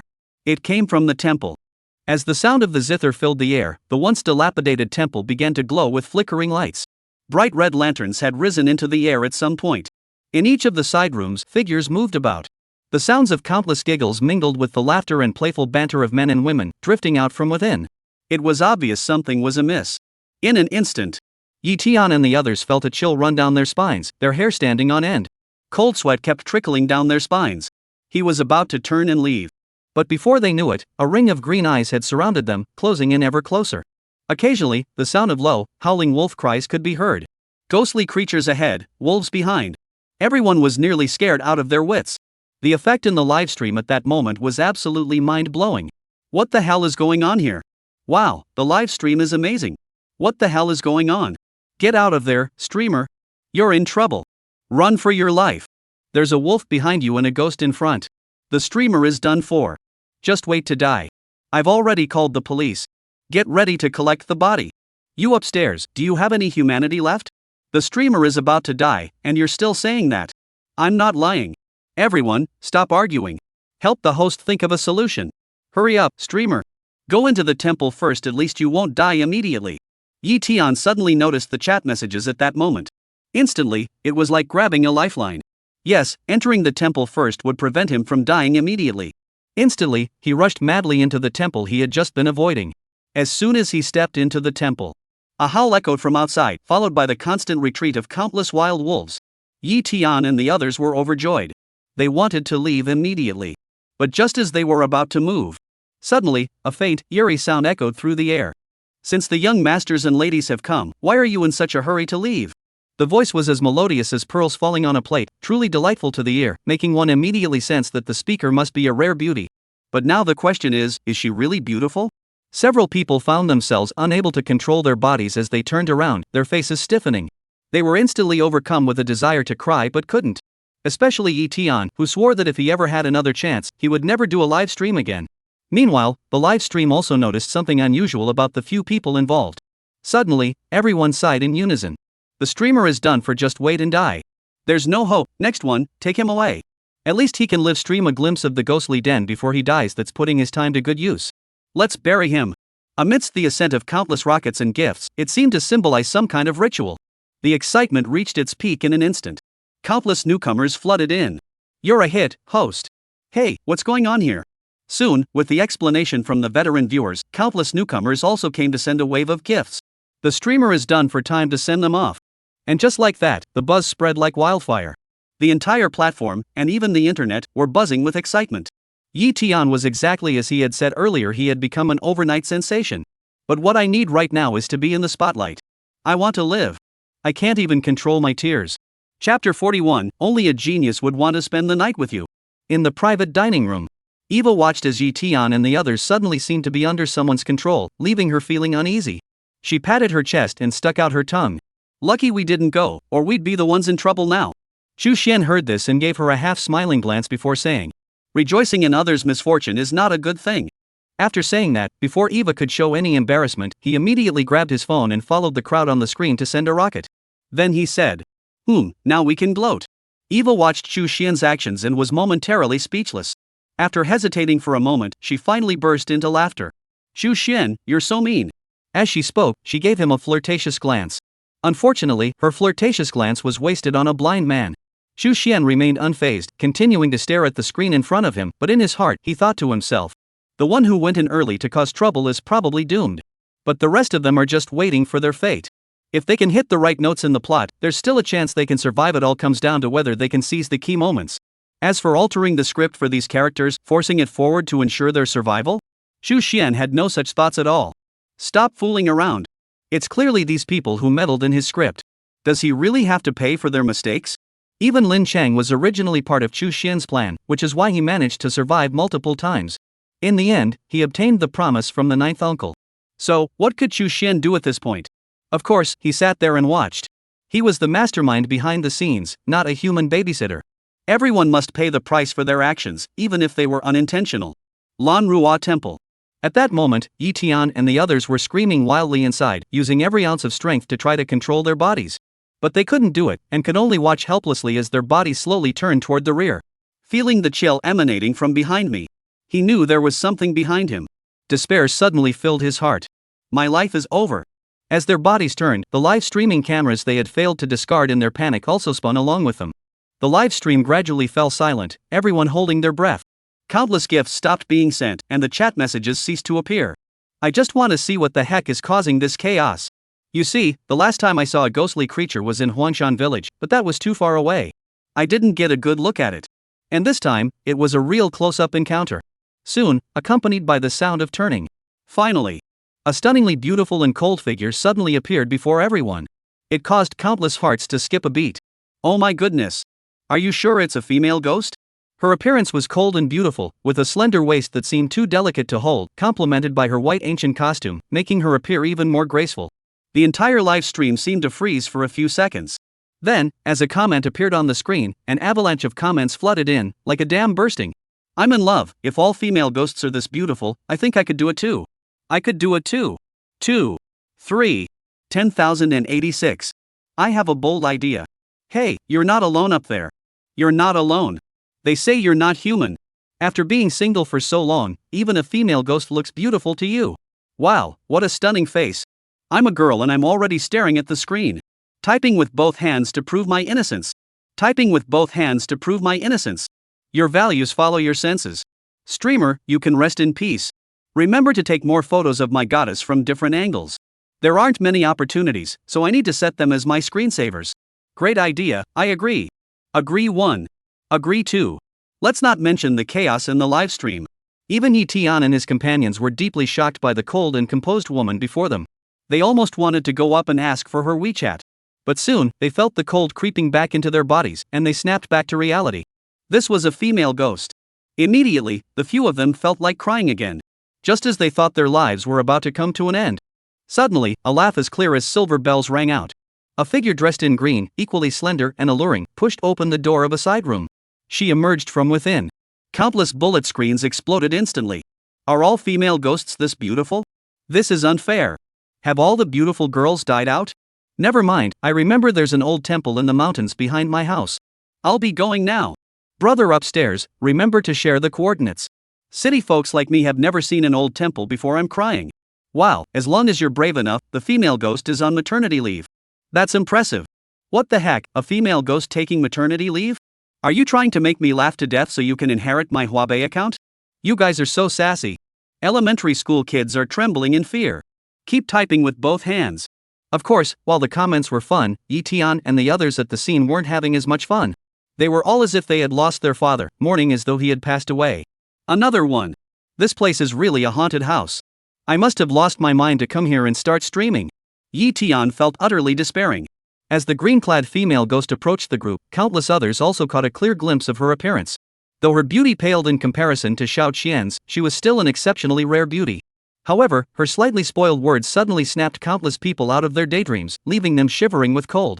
Little Chen, how lucky you are today to have encountered so much blood offering. Would you be willing to share 1 or 2 with your little sister? As she spoke, her tiny tongue suddenly licked her lips. But such an action, which had once been utterly seductive, now sent a chill down the spines of countless people. It also made countless people realize that ghosts are ultimately just ghosts. It's not just about whether it's good or bad. As Yi Tian and the others stared at the green-clad female ghost before them, their hearts were screaming wildly. Don't agree. Don't agree under any circumstances. Although Xiao Qian also appears to be a female ghost, she is clearly much more normal compared to this green-clad female ghost. But even as they were praying, the green-clad female ghost, however, seemed to have no intention of waiting for Xiao Qian's response. She stepped forward directly. Suddenly, she threw herself onto Yi Tian's chest. Listening with her ears to the heartbeat that was growing faster and faster, as if it might burst out at any moment. Then she giggled and drew circles on his heart with her slender, icy fingers, giggling. Young master, why is your heart beating so fast? Are you getting a little impatient, wanting to spend the night with me? Amidst the laughter, a faint fragrance lingered around Yi Tian's nose. But Yi Tian felt no hint of romance. Instead, every hair on his body stood on end, and he cursed wildly in his heart. Who in their right mind would want to spend the night with you? Someone, please help me. I never want to be famous again. Someone, please help me.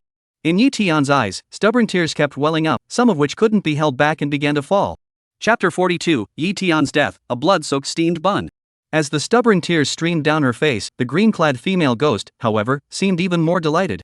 She spoke with a seductive tone. Young master, you're crying tears of joy. I can't wait either. As she spoke, a slender, pale hand slowly reached toward his chest, and the tips of her nails gradually lengthened into a faint red. Just as Yi Tian was beginning to lose hope, suddenly, a pleasant and melodious voice rang out. Yi Tian immediately swore that this was the most beautiful sound he had ever heard in his life. He swore on the happiness of old Wu's entire remaining life. It's absolutely more genuine than pearls. Enough. These are all for Grandma. She's about to be released from the hospital. Are you trying to fight her for food? Suddenly, Upon hearing this, the green-clad female ghost's fingers twitched slightly, and the fear on her face vanished in an instant, as if she had thought of something. Immediately, she forced a delicate smile. How could that be? How dare I compete with Grandma for food? Just now, I was merely trying to scare these mortals. Everyone saw that the green-clad female ghost, who had been acting so recklessly just moments ago, suddenly went limp, and they all sighed in relief. They also felt a bit curious. Who is the grandmother they were talking about? Xiao Qian heard this and merely gave the green-clad female ghost a meaningful glance before speaking. I heard that not long ago, a young man entered the Manhwa temple and was devoured by you all. Instantly, the green-clad female ghost's face turned pale, and she cursed inwardly, wondering who had leaked the information. But she forced a smile on her face. There's no way that could happen. If there were any young and strong men, they should be offered to the old lady instead. Xiao Qian glanced at her but didn't argue. As a being of purine energy, how could she not sense the presence of a living person? She simply chose not to interfere. Immediately, she led Yi Tian and the others toward the main hall of the temple. At that moment, Yi Tian and the others' faces had grown even paler. Young and strong? Old Wu. The live stream immediately caught on. I wondered why it felt like someone was missing. It was the person who had been operating the drone earlier. Ugh, being torn apart, that's so brutal. Don't say anymore, I can picture it. I can almost see old Wu being cut into pieces, with his internal organs scattered all over the ground. Ugh, you upstairs are really a monster. I didn't have any visual imagery before. You guys are toxic. I was just having dinner. Speaking of which, why did old Wu come early? I don't get it. Everyone in the live streaming world knows it's just to add some drama to the show. Enough said, respect the deceased. Instantly, countless people fell silent. Yes, they're all dead. For the first time, people gained a more direct understanding of the extraordinary, and countless individuals developed a profound sense of awe toward it. Soaring high and moving swiftly, capable of freely manipulating the lives of ordinary people, such an existence. Accompanied by Yi Tian and the others, who were trembling slightly as they stepped into the Great Hall of the Buddha. Countless others also caught a glimpse of the interior of the Lanruwa temple. In the center, a towering ancient tree stands tall, its trunk so massive that dozens of people could barely encircle it, spanning the entire Great Hall of the Buddha. Near the ground, countless roots spread out and developed, like twisted dragons coiling around, pressing a huge Buddha statue deeply beneath them. Surrounding it are countless white curtains hanging in the wind, their rustling sounds creating an eerie and desolate atmosphere. Just as everyone was wondering where the old woman was, suddenly, the green-clad female ghost who had followed them suddenly changed her expression and said, "Grandma is coming." As her words fell, a voice that sounded neither male nor female echoed throughout the temple. Centuries have passed, and I have finally returned to the mortal world. Ha, ha. In an instant, a fierce demon wind arose, causing the curtains inside the temple to flutter wildly. The sound of delicate laughter echoed continuously. One after another, beautiful figures appeared in the grand hall. The loose-fitting ancient garments reveal large patches of bare skin, yet no one harbors any impure thoughts. For at that moment, countless people had only one thought in their minds. We've really entered the den of demons. Yi Tian and the others were truly terrified out of their wits at that moment. They could feel the greedy, burning gazes of the others sweeping over them. Suddenly, they realized they could move again. I didn't dare to run, but instead sat down on the ground in fear. Their eyes were blank. I'm doomed. And they suddenly sat down on the ground. Suddenly, on the large tree in front of him, terrifying demonic energy surged into the sky, and countless vines intertwined, forming the shapeless figure of a being that was neither male nor female. The female ghosts lying around suddenly bowed their heads toward the figure. We have seen the old witch. Even the little girl Xiao Qian and the green-clad female ghost from before are no exception at this moment. The commotion was so great that it was utterly terrifying. The entire arena was left with only Yi Tian and a few others, their faces frozen in shock as they watched the scene unfold, unsure of what to do, refusing to bow in submission. As that figure fully materialized, countless people couldn't help but mutter under their breath. This tree demon is truly ugly. There's nothing to be done about it. They're used to seeing beautiful female ghosts, so suddenly encountering such an ugly tree demon has left them a bit unsettled. It even overshadowed their initial surprise at the appearance of a demon. Yet, despite this, it could not hide the immense power of the tree demon. Terrifying demonic winds suddenly swirled around them, and in an instant, the four men were swept up by the winds. Swept into the air, they cried bitterly. Especially Yi Tian, whose final thought was, "Why did I come to Lanruwa Temple?"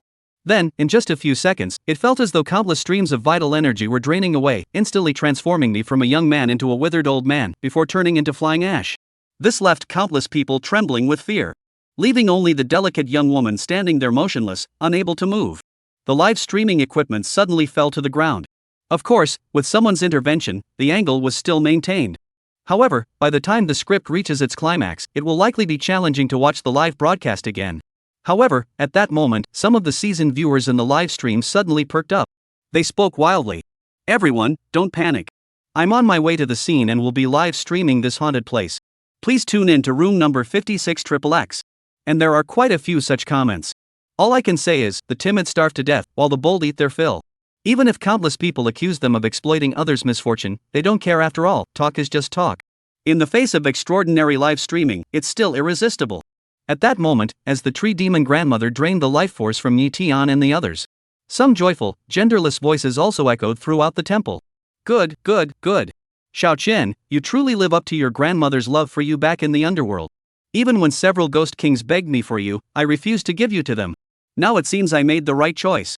Though simple and ordinary, these words carry a profound message that moves countless people.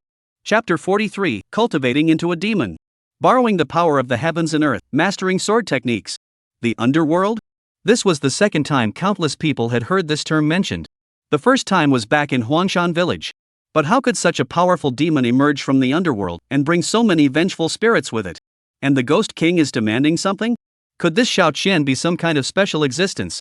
Just as countless people were scratching their heads in confusion, the situation on the field had already begun to change further. Upon hearing the tree demon grandmother's praise, Xiao Qian's cold face showed no sign of joy. She simply replied in a matter-of-fact tone. "This is what Xiao Qian should do." Upon hearing this, the old tree demon nodded in satisfaction. Then, a voice that was neither male nor female echoed throughout the entire Great Hall of the Buddha. "Originally, Grandma intended to bestow this remaining blood offering upon you. But just now, your grandmother discovered something that made me very angry. Someone actually prepared blood-soaked food for me to eat." As she spoke, her icy eyes swept over each of the female ghosts present. They all trembled in fear, kneeling on the ground, dared not make a sound. Especially the green-clad female ghost, whose face turned pale with fear, but she could only hide her face, afraid to show her head, lest she be discovered. However, soon she realized that the area around her was completely silent. She suddenly looked up. He noticed that all the female ghosts around him were looking at him with pity, and the tree demon grandmother, at that moment, was also staring at him with those eyes. In an instant, the green-clad female ghost's expression changed drastically as she shouted harshly.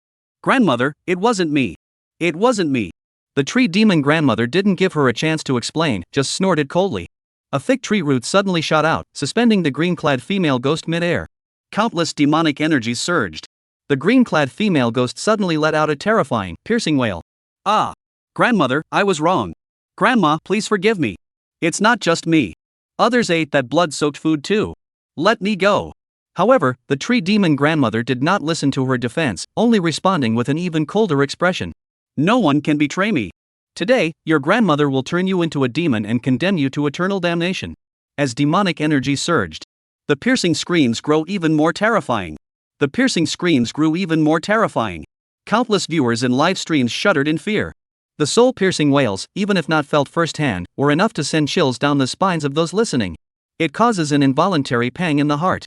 As the demonic winds raged, countless malevolent spirits knelt trembling on the ground, especially those who had also partaken of the blood sacrifice, fearing that they too would be dragged out by the tree demon matriarch for ritual training.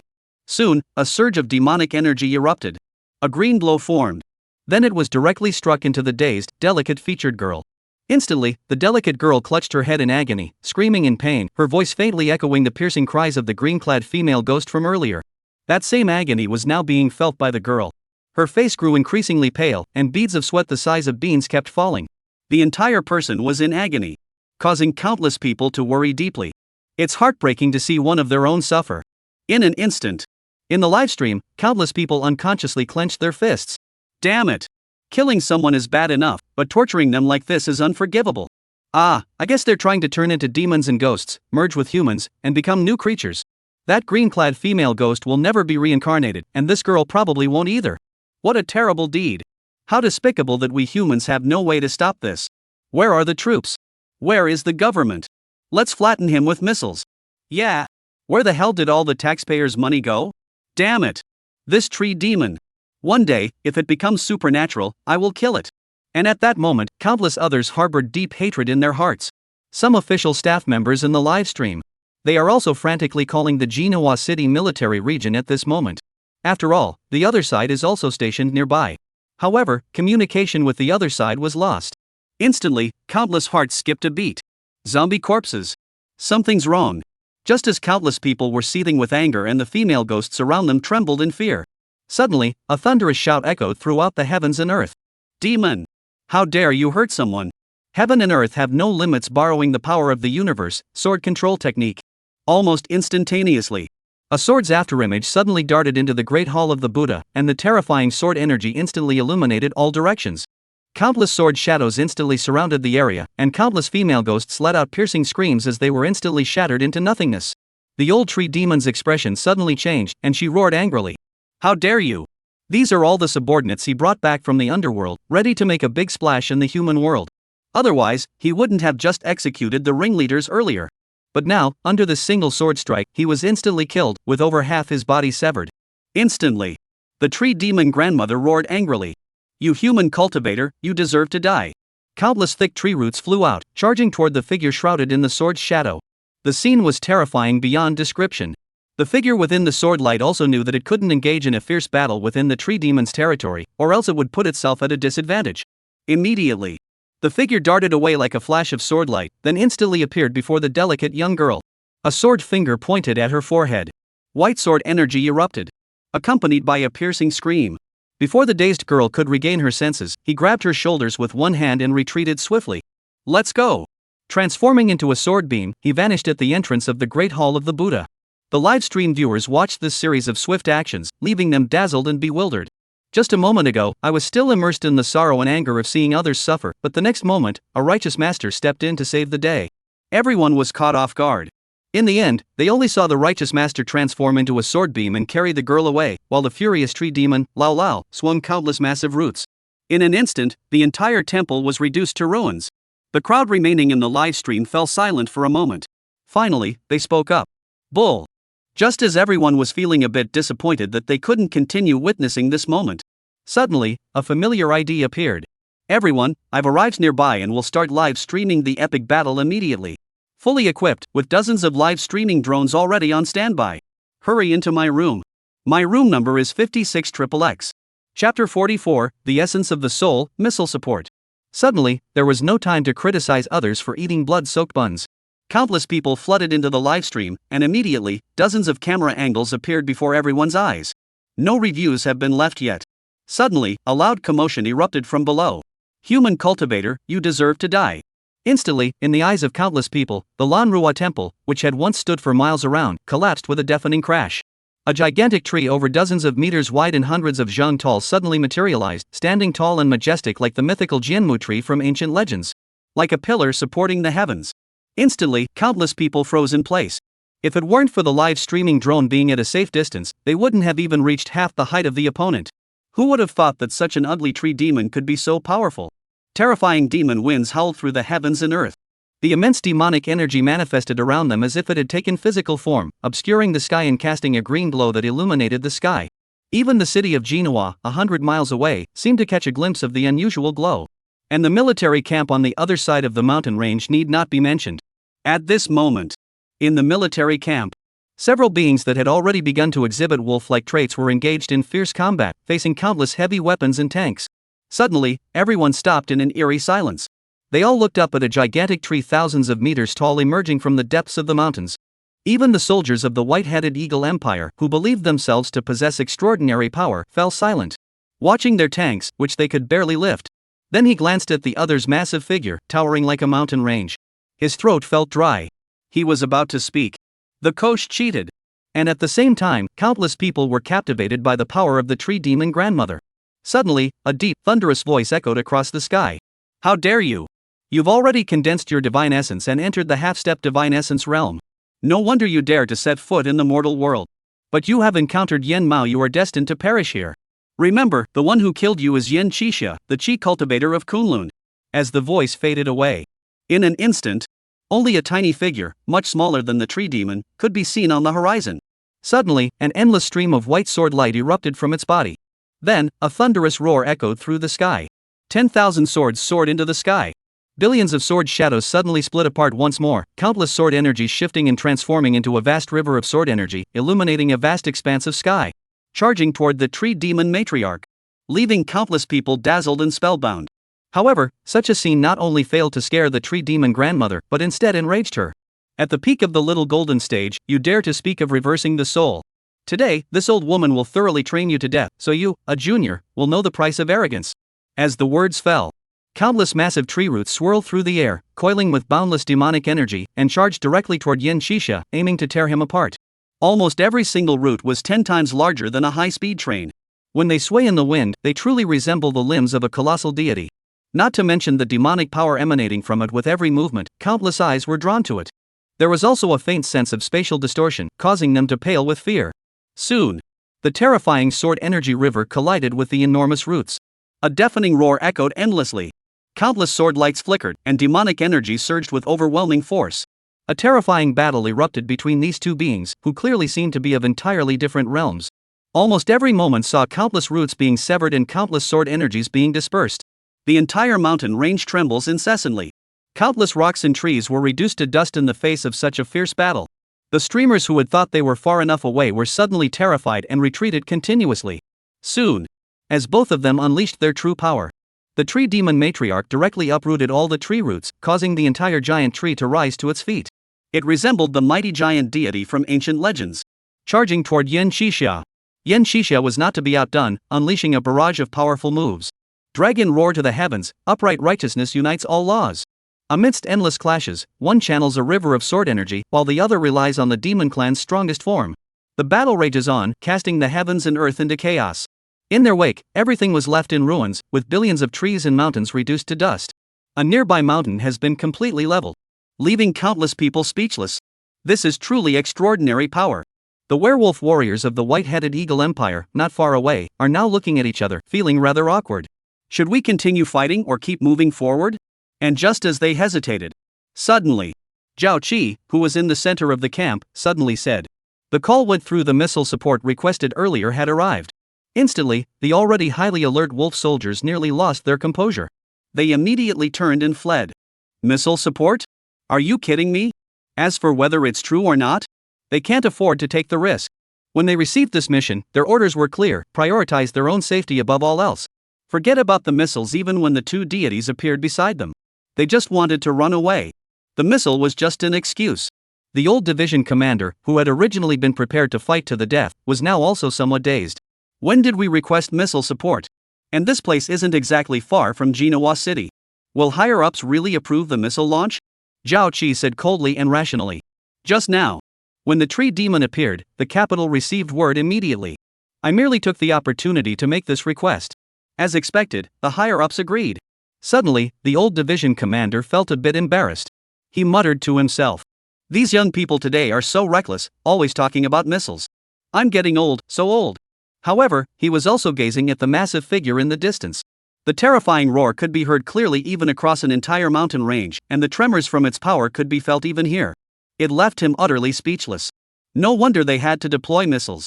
Chapter 45: The first true showdown between technology and the supernatural.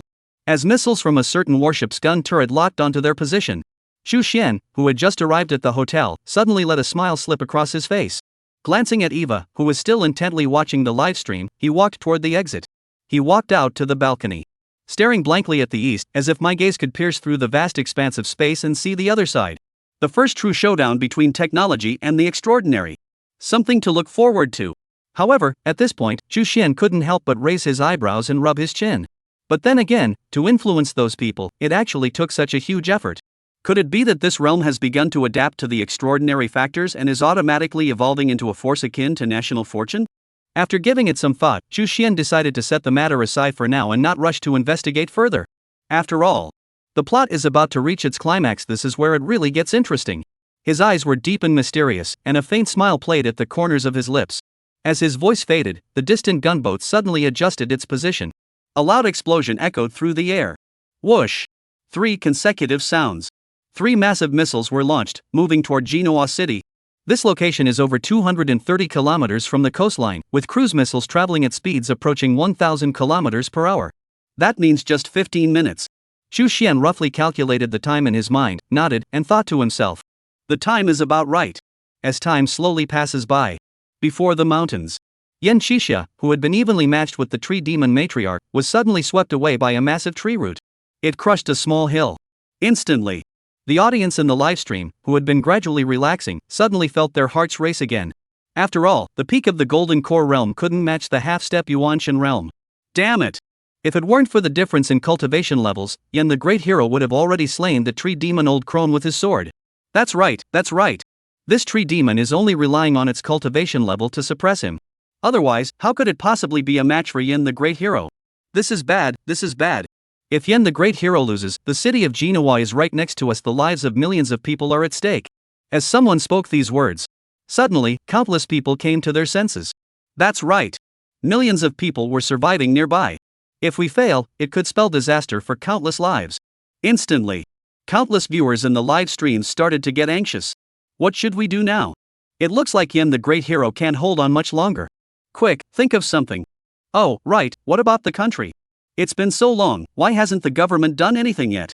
This is a tree demon, not a ghost. Physical attacks should work perfectly. Missiles, heavy weapons, space-based weapons, anything. Instantly, countless people were enlightened. They immediately went online and tagged various government departments. The entire internet was ablaze. Almost 100 million people paid attention to this incident late at night. Among them were even many foreigners who had accessed the platform by bypassing the Great Firewall. Finally, just as the matter was heating up, the government has spoken out. 3 missiles were launched recently to support Yen Daxia. Instantly, countless people were stunned. That's impressive, my country. Now they can launch missiles toward their own borders so quickly. Make an exception for extraordinary circumstances. Extraordinary matters are never trivial. Even official statements on this matter. This directly caused a global uproar. One after another, national leaders held emergency meetings, desperate to find out what exactly had happened. What could have caused such a major power as Xia to launch missiles toward its own territory? And with this understanding, one leader after another looked completely bewildered. What? Supernatural revival, godlike power? 2 gods battling? Is it April Fool's Day today? Let's not even mention that foreign leaders are aware of extraordinary views. At this moment, the tree demon grandmother burst into a wild laugh. Yen Xixia, you have no magical powers left, do you? The spiritual energy of the mortal world has not yet fully revived. It cannot possibly sustain your recovery. As for the might of one's magical power, how could a mere golden core cultivator possibly compare to this old crone who is about to ascend to the Yuanshan realm? Once you are dead, this old crone will immediately slaughter the city 100 miles away, using the blood of 1,000,000 souls to aid this old crone in breaking through to the Yuanshan realm. At that time, looking down upon the mortal world, who will be able to stop this old crone? Ha ha ha ha. Countless people heard the old witch's words and felt a chill run down their spines. They all turned to look at Yen Xixia. He thought to himself, could it be that Yen the great hero really can't hold on any longer? Hold on. Official reinforcements are on their way. Just as everyone was growing anxious. Just as the tree demon grandmother had said. Amidst the intense magical battles, Yen Xixia's magical power had been depleted by more than half, and he was gradually struggling to keep up. He sensed that something was amiss. He began to feel like backing out. But then I thought about the city just a short distance away, with its millions of people. His true intentions could not allow the tree demon to slaughter ordinary people with impunity. Without hesitation, he clenched his teeth. He prepared to give it one more try. Holding the replica of the Xianyuan sword in his hand, he channeled his magical power, standing firm beneath the vast sky. He was about to sacrifice his essence to consecrate the sword. Suddenly, 3 massive sonic booms echoed from the distance. Finally, they're here. Suddenly, as the 3 missiles appeared, they immediately drew the attention of everyone present. Countless viewers watching the livestream were immediately struck by the scene. We must succeed. Meanwhile, in the distant capital, numerous powerful figures watched the scene unfold, their hearts heavy with concern. They were thinking of even more. If this attempt succeeds, it will mean that humanity truly has the leverage to collaborate with extraordinary forces. Even on equal footing. They cannot afford to ignore them. As for the tree demon matriarch and Yen Xixia in the arena, they only sensed a faint trace of danger emanating from above. As for the tree demon Lao Lao and Yen Xixia in the arena, they could only sense a faint hint of danger emanating from above. Because it wasn't an extraordinary power. Therefore, the connection is not strong. The tree demon matriarch's mind raced, and she suddenly became a bit reckless. Just some toys of mortals, quite interesting. Even if this old lady were standing here and you attack me, do you really think you could break through my defenses? You must know that among the demon clan, the strongest are our physical bodies. The genderless voice sounded slightly. It paid no heed to the attacks of the weak and ordinary. Because he had already foreseen his glorious future. The blood and flesh of millions of lives were more than enough to propel him into the final step, advancing to the Yuanshan realm.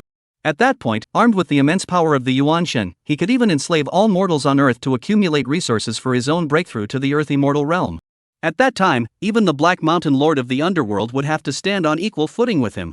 Thinking of this, the tree demon grandmother became a little conceited. However, just as those missiles were about to hit him, a sudden sharp pain erupted from his massive divine form. This was an instinctive warning. It startled him greatly. How could this be possible? How could a mere mortal's toy possibly hurt me? Suddenly, boundless magical power surged forth. A thunderous roar erupted like a clap of thunder. A mere mortal. Not finished yet. 3 massive mushroom clouds suddenly rose, drowning out his voice, and terrifying explosion flames surged to their peak in an instant. The ground trembled for miles around. It took a full half-minute for the aftershocks of the explosion to finally subside. Moreover, there was no sound coming from the explosion's epicenter. Just when countless people thought it had ended successfully. Suddenly, a furious voice erupted, sweeping away the endless dust and revealing the massive divine form of the soul within. You mere mortals dare to provoke this old crone? You deserve to die. Chapter 46, The Divine Sword of Xin Yuan. Flee at once. As endless dust swirled away, a faint yet intact divine form suddenly emerged. The massive trees, standing hundreds of feet tall, remained upright, showing no signs of damage whatsoever. A furious shout, neither male nor female, echoed across the entire sky. You mere mortals dare to lay a finger on this old woman? You all deserve to die. This old crone will slaughter every last one of you, cast your souls into the soul lamp to be roasted, and ensure you never find peace in the afterlife. The tree demon grandmother was also filled with anger and fear at that moment. If it weren't for her timely expenditure of immense demonic energy to protect herself, she might have been severely injured in an instant. The spiritual energy of heaven and earth had not yet fully revived, and his physical body was unable to reach its full potential. That is why he is so enraged. Of course, none of this was known to the viewers in the live stream. All they knew was that even with human missiles deployed, they were still unable to shake the tree demon before them. As the scene unfolded before everyone's eyes, instantly, everyone in the live stream turned pale, their breathing momentarily halting. How is this possible? He's completely unharmed. Countless weapons experts, military officials, military enthusiasts, and even physicists were all left speechless at that moment. These were specially modified, high-powered missiles. Their destructive force was sufficient to obliterate a small county in an instant, yet they couldn't even breach his defenses. How was that possible? A high-ranking military official slammed his fist on the table in disbelief. What on earth is this creature? Could the legendary demon clan really be this powerful? The biological expert also seemed perplexed at this moment. Is there really a creature in the world that has evolved to this extent? Many experts are frantically searching through ancient texts at this very moment. They are hoping to find even the slightest clue in the ancient texts. Monsters, monsters, monsters. Ah, found it. Monsters are beings that rely on vital energy. When the energy is disordered within, changes occur externally, affecting the form, spirit, and essence, as well as the inner and outer functions. Here, it is said that demons are objects upon which the primordial yin and yang energies attach themselves. When these energies become chaotic within the object, it leads to changes in its external form. Therefore, it is still the spiritual energy of heaven and earth. That's not scientific. Upon hearing this explanation, an elderly expert fainted on the spot. People around them frantically administered emergency heart medicine. Meanwhile, countless experts were investigating the nature of the monster. More people were considering something else. Even a half-step Yuanshin is this powerful. Could humans really be so weak in the face of the extraordinary? Countless people were filled with anxiety. We still have He-Wu and space-based weapons. However, this statement has been met with widespread derision. Are they really going to deploy such a devastating weapon in their own homeland? Then humanity might as well surrender and wipe itself out. With the first clash between technological power and supernatural forces, the result was that technology was completely outmatched. In an instant, countless materialists who had clung to their outdated worldview suddenly felt as though they had heard the sound of something shattering. Their worldview is completely shattered. In the past, they were able to endure the hardships because humanity itself possessed terrifying technological power. But now, they have completely lost their reliance on it. All that remains in my mind is utter confusion. And this plot twist also accompanies the climax of the story. It also signifies that Chu Xian's script has once again significantly increased its influence on this world. Almost instantly, this move earned him nearly 1 million script points. Even though Chu Xian had already developed some composure that didn't show his emotions on his face, he still couldn't help but let a hint of joy show on his face at that moment. He thought to himself with a sense of satisfaction. Not bad, very good. Considering how hard you've been working to make money for us, I'll spare you from being replaced this time. Let you make the most of your remaining value. As Chu Xian's words fell. Never mind the changes to the script. On the other side, Yan Shisha, who had been waiting nearby, finally prepared his trump card and immediately let out a furious shout. The sound echoed throughout the heavens. You audacious tree demon, how dare you act so brazenly? Behold my Xian Yuan divine sword. Drive away demons and subdue monsters. At that moment, everyone finally noticed the other main character, Yan Shisha. Seeing Yan Shisha's stance as if he were about to unleash a powerful move, countless people couldn't help but marvel at the weakness of humanity, shifting their gaze over. In any case, killing the tree demon in front of us is the priority. If he were to slaughter the hundreds of thousands of humans in Genoa City and ascend to the Yuanshan realm, given the current trend where even missiles cannot kill him, we might truly end up being enslaved by him and his forces. Therefore, at this moment, everyone could only pin their hopes on Yan Shisha. After all, if one has the confidence to unleash their ultimate move, there is naturally a chance of success. If it really doesn't work out. A hint of ruthlessness flashed across the faces of some of the big shots. Then use space-based weapons. Use He weapons. This tree demon must die. Even if it means deploying it domestically, we must not hesitate. However, it is clear that these measures are no longer necessary. Suddenly, Yan Shisha, who was shouting angrily, spat out a mouthful of golden-colored blood, which landed on his long sword. In an instant, endless golden light radiated from the long sword. At that moment, the entire sky was illuminated. Countless people, even those watching on screens, couldn't help but feel dazzled and mesmerized.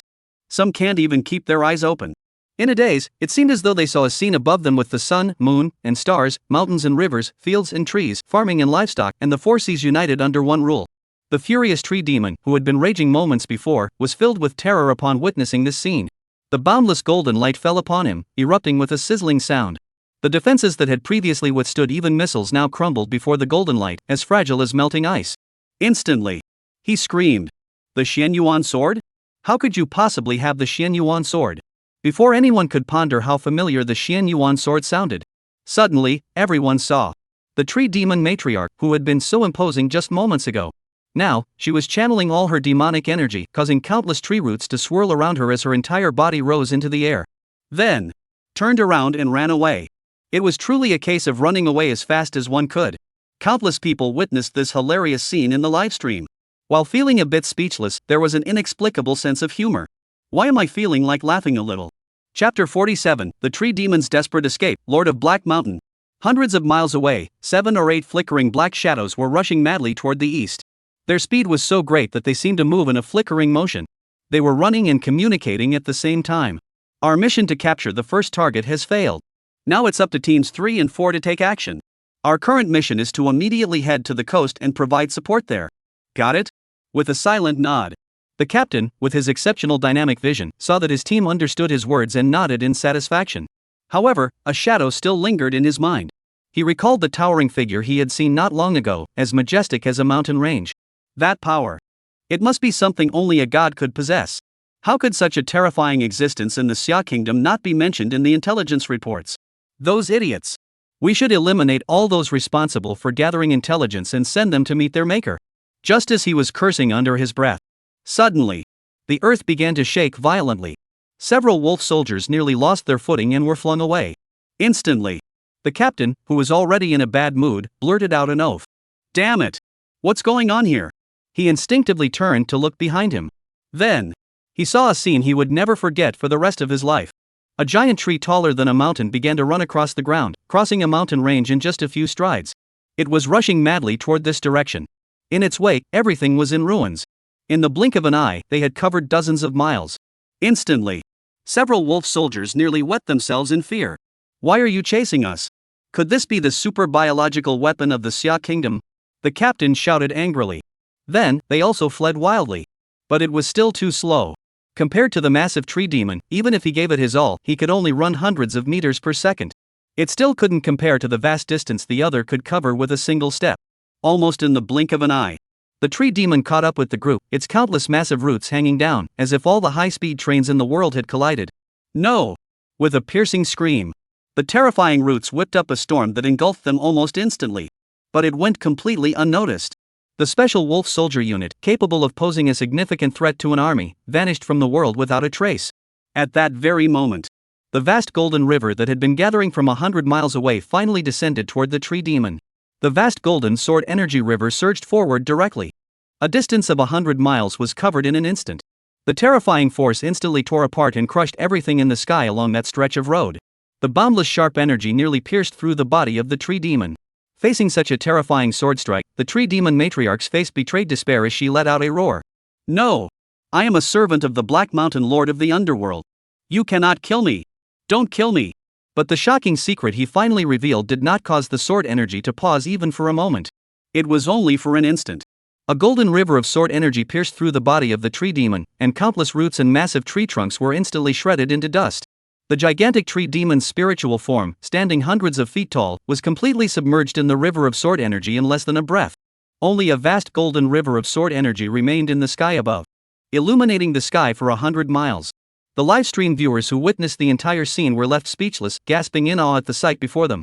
A single sword sweeping across 100 miles, is that really necessary? Are you sure that's a golden core?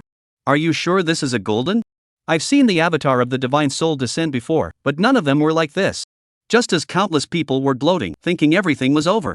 Suddenly, within the golden river of sword energy, a green glow appeared.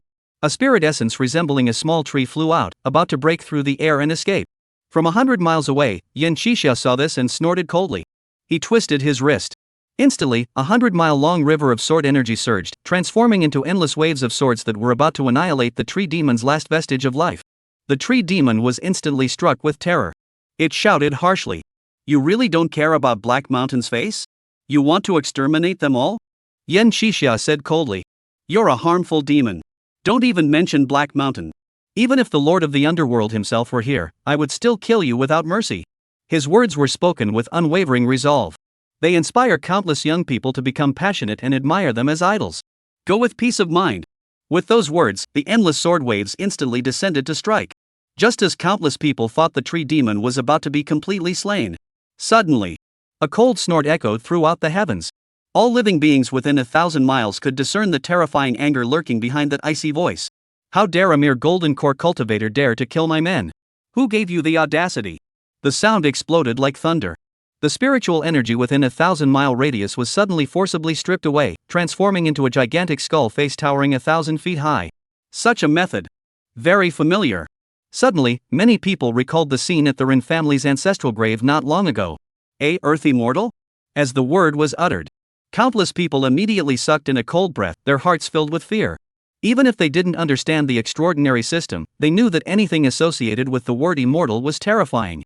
After all, even the founder of the Mao Mountain sect, who lived for 1,500 years, wasn't even an earth immortal.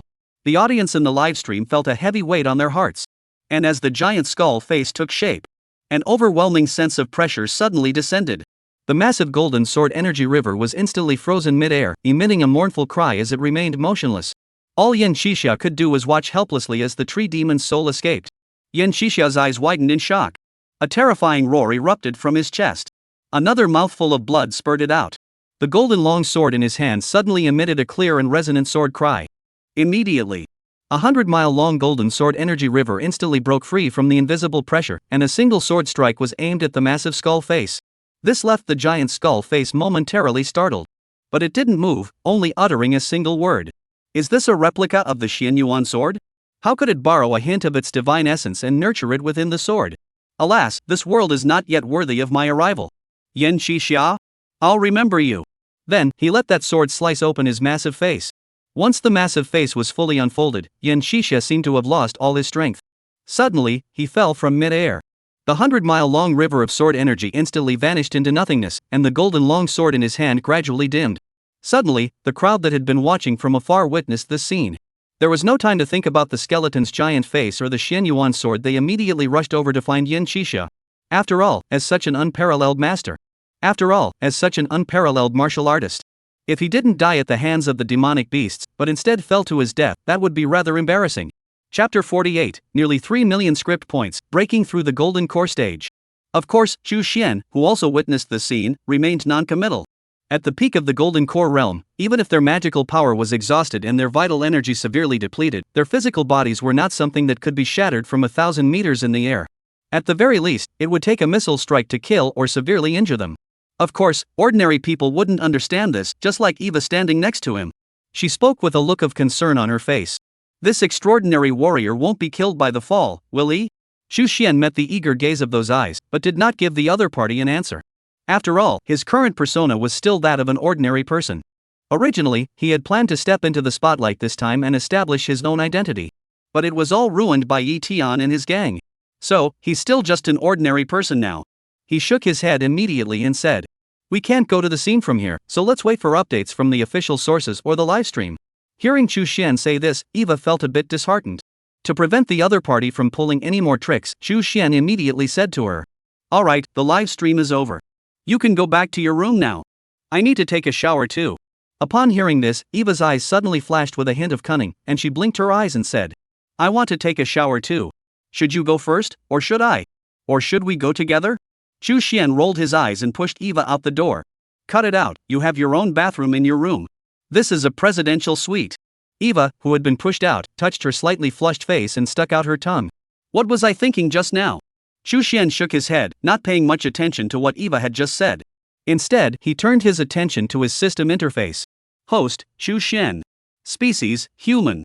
Realm, peak of the realm. Historical script, The Great Battle of Chu People vs Mao Shan Linjiu, Ren Lao Yi, and Qian Nu Yuhan. Script points, 2,818,780. Approaching 3 million script points, and growing every moment. This is truly a goldmine. Xu Xian said with a touch of emotion. Now, he no longer felt much joy at his sudden wealth, for he knew his destiny is already set. The next step is to gradually introduce the setting and gradually integrate the cultivation world into this world. It's also a process of gradually reaping profits, much like harvesting crops or shearing sheep. The most challenging initial phase is now completely behind us. The entire world is now a vast playground where he can freely harvest plot points. At this thought, a surge of boldness welled up in Xu Xian's chest. What followed was an era of explosive growth in the scriptwriting industry. This is also why, at the very end of the script, he directly and truly transformed into the plot characters Yin Xixia and the tree demon Lao Lao. Yes, a true transformation. A script is ultimately just a story, a narrative, so in the past, unless the script began, the characters in the script would not appear, otherwise, they would not exist in the real world. But now, Xu Xian's gaze suddenly shifted toward a certain direction, transcending the spatial distance. He saw Yin Xixia, who looked weak and pale, with no trace of blood on his face. At that moment, he was receiving the kindness of an official staff member and was about to head to the official residence for rest and recuperation. Also present was the young woman who had been refining a malevolent spirit, considered a half-supernatural being, who was now being led by an official staff member toward the city center. I also saw a tall, slender young man from Hangzhou City next door. After picking up a seed, he suddenly looked dazed. I even saw a cold figure burying their own ashes and heading toward Genoa City. When the characters and events from the script are truly brought into the real world, even though Xu Xian had absolute control over them, even automatically obtaining all their cultivation achievements. Although Xu Xian has absolute control over them and even automatically gains all their cultivation achievements. However, without his intervention, these plot characters are truly living beings. They are beings with flesh and blood, with their own souls and consciousness. They naturally choose to act in ways that benefit themselves. Indeed, it's no wonder it's a system. Xu Xian sighed with emotion. Then, he no longer suppressed the cultivation he had absorbed from the tree demon matriarch, Yin Xixia, the green-clad female ghost, and Ye Xiaqian. Immediately. Despite the significant expenditure of script points, he managed to break through to the Golden Core realm in the best possible condition. Moreover, due to Xu Xian's deliberate control, this breakthrough did not even involve the large-scale absorption of celestial and terrestrial spiritual energy. Moreover, due to Xu Xian's deliberate control, this breakthrough did not even result in the large-scale absorption of celestial and terrestrial spiritual energy. All resources were exchanged within the system. And at the very moment he reached this realm, a terrifying divine consciousness suddenly emerged. Within the Dantian, a primordial golden form. Every cell in his body is rejoicing, and a sense of euphoria from the transcendence of life surges through his entire being. It's absolutely way more satisfying than doing that other thing. I can't even begin to describe how much better it feels. Although he was still a virgin, that didn't stop him from making such a bold statement. Because this is the elevation of a species, a leap in the essence of life, a pleasure entirely different from that experienced by ordinary mortals. Even now, as he yearned for a divine maiden or fairy to warm his bed, he couldn't help but become somewhat obsessed. At the Golden Core stage, one has completely transcended the realm of mortals, mastered supernatural abilities, and has a lifespan of 500 years, able to witness the rise and fall of human dynasties from afar. Xu Xian felt the boundless power surging within him, along with the countless divine abilities he had obtained from Yin Xixia and the others. He suddenly felt that he could take on an entire modern army by himself. Well, without resorting to heavy weapons like his weapons. Of course, under normal circumstances, as the mastermind behind the scenes, there wouldn't be many opportunities to act so rashly. This left him with a slight sense of regret. Well, just a little bit. After all, fighting to the death isn't suitable for a quiet, handsome gentleman like him. His fair, translucent skin submerged in the water, the spiritual spring water specially exchanged from the system, used luxuriously for bathing. Xu Xian gazed at his increasingly perfect reflection in the mirror. He couldn't help but sigh. I'm getting more and more handsome. This won't do. I'm still just a mortal. As the great breath control technique, which he had specifically exchanged for within the system, began to circulate, the dazzling aura emanating from his body gradually subsided. Though he was still handsome, he no longer possessed that otherworldly aura. Meanwhile, Xu Xian was struggling to find a place for his own good looks. Outside the magic city. Inside the military camp. Lin Guodong's face was ashen at that moment. Chapter 49, Eva's Complaints, the next stage of extraordinary. Ding. Lin Guodong answered the phone with a grim expression. Hello? Zhao Qi listened to Lin Guodong's tone and immediately understood that his guess was probably true. However, even so, his tone remained utterly rational. Lin Bureau. The cultivation technique for immortality has been stolen? Lin Guodong heard it was Zhao Qi's voice, his expression eased slightly, but he still nodded reluctantly. That's right. The other party actually managed to dig a tunnel in. If it weren't for the noise that eventually gave them away, they might have slipped away unnoticed. However, even so, after a period of intense fighting, they still managed to escape. The strength, speed, and certain abilities they demonstrated were completely unhuman. Military personnel are currently tracking them down. I'm preparing to report it. As he spoke, Lin Guodong's expression grew increasingly grim. It was clear that this incident had dealt him a severe blow, leaving him in a very bad mood. Right. Xiao Xiao, how's it going over there? Lin Guodong suddenly realized that the zombies might be the enemy's primary target and immediately asked in a low voice. They had also been attacked. If I'm not mistaken, the enemy should be a special kind of technologically advanced creature resembling werewolves. Lin Guodong listened to Zhao Qi's words, and his heart grew heavier and heavier. He never imagined that the White Eagle Empire had developed such technology, capable of even creating werewolves. He didn't doubt Zhao Qi's words at all. After all, given Zhao Qi's personality, he wouldn't have said such a thing without being absolutely certain. Just as Lin Guodong was about to comfort the other party. Xiao Xiao, don't lose heart. This time. Before he could finish, he was interrupted by Zhao Qi. Lin Bureau Chief, I think you need to be informed of the latest news. I am currently on my way back to the Security Bureau with the zombie's body. See you at the Security Bureau. After saying that, he hung up the phone directly. This left Lin Guodong feeling a bit confused. What does that mean? Knowing Zhao Qi's temperament, he didn't get angry at all. Moreover, he had just been beaten up by those werewolves and hadn't had time to contact the outside world yet. As he entered the military camp, he pulled out a new phone. Suddenly. Lanrua Temple? The supernatural battle? Yan Qixia, the tree demon Lao Lao, and the Black Mountain Old Demon? What? Lin Guodong looked completely confused. How could the world feel so different after just a few hours of being out of touch? Meanwhile, as he continued to gather information about various matters, he was also rushing toward the Security Bureau. He finally figured everything out. The frustration of having his cultivation techniques stolen was instantly gone, and he felt a renewed sense of vigor.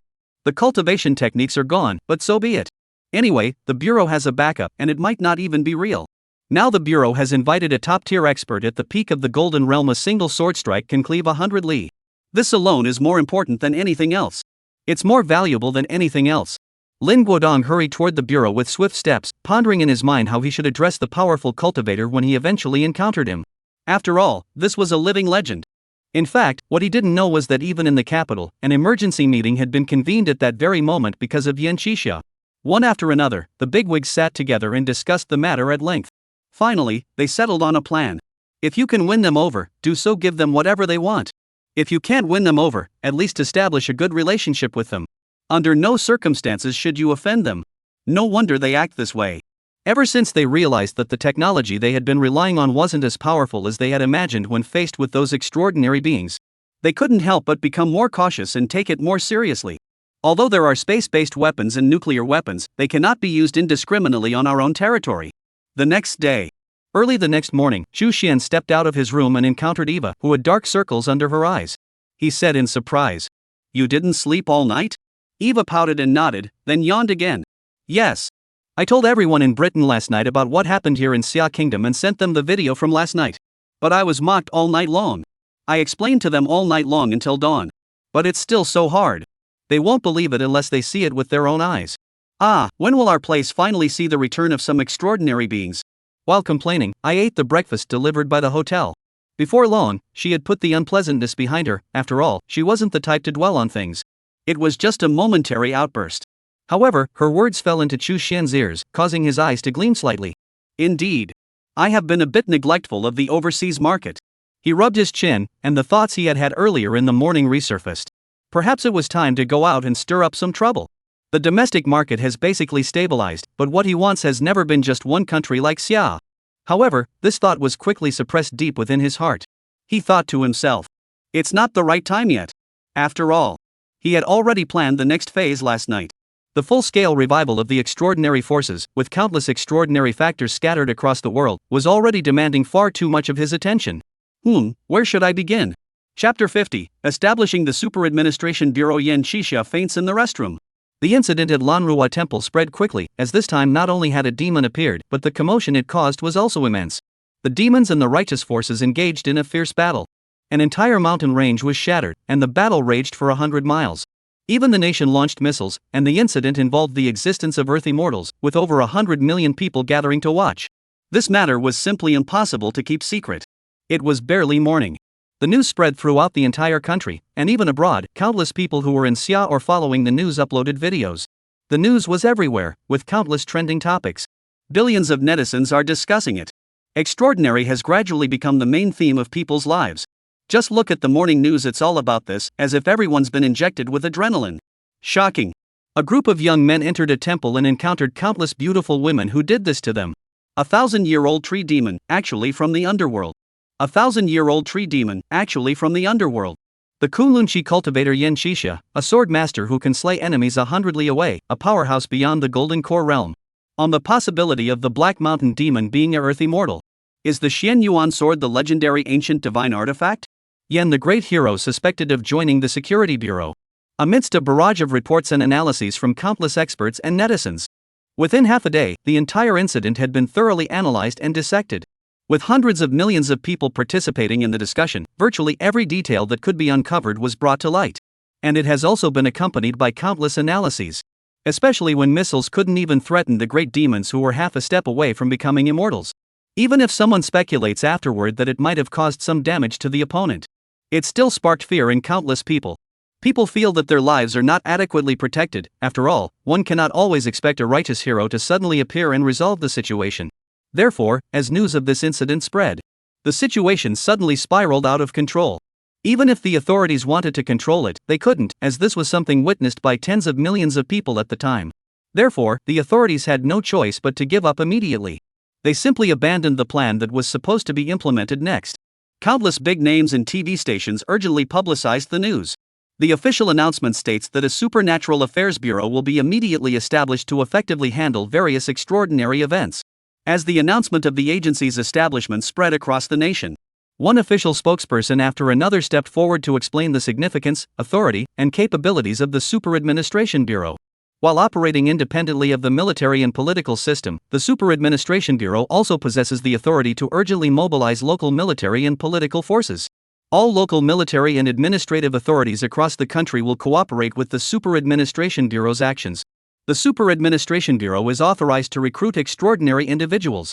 The Super Administration Bureau has established a comprehensive system to address extraordinary individuals, with experts and professors from various fields actively collaborating to conduct research on extraordinary phenomena. Along with the clarification of the series of authorities granted to the Super Administration Bureau by higher authorities, there is also an analysis of the power dynamics involved. Suddenly, the previously restless and uncertain hearts of the people began to settle down. After all, nothing had actually happened yet, and now they could see how seriously the government was taking it. Everyone is gradually becoming more determined. And just when countless people thought that was all there was to it, a sudden emergency notice was broadcast on TV.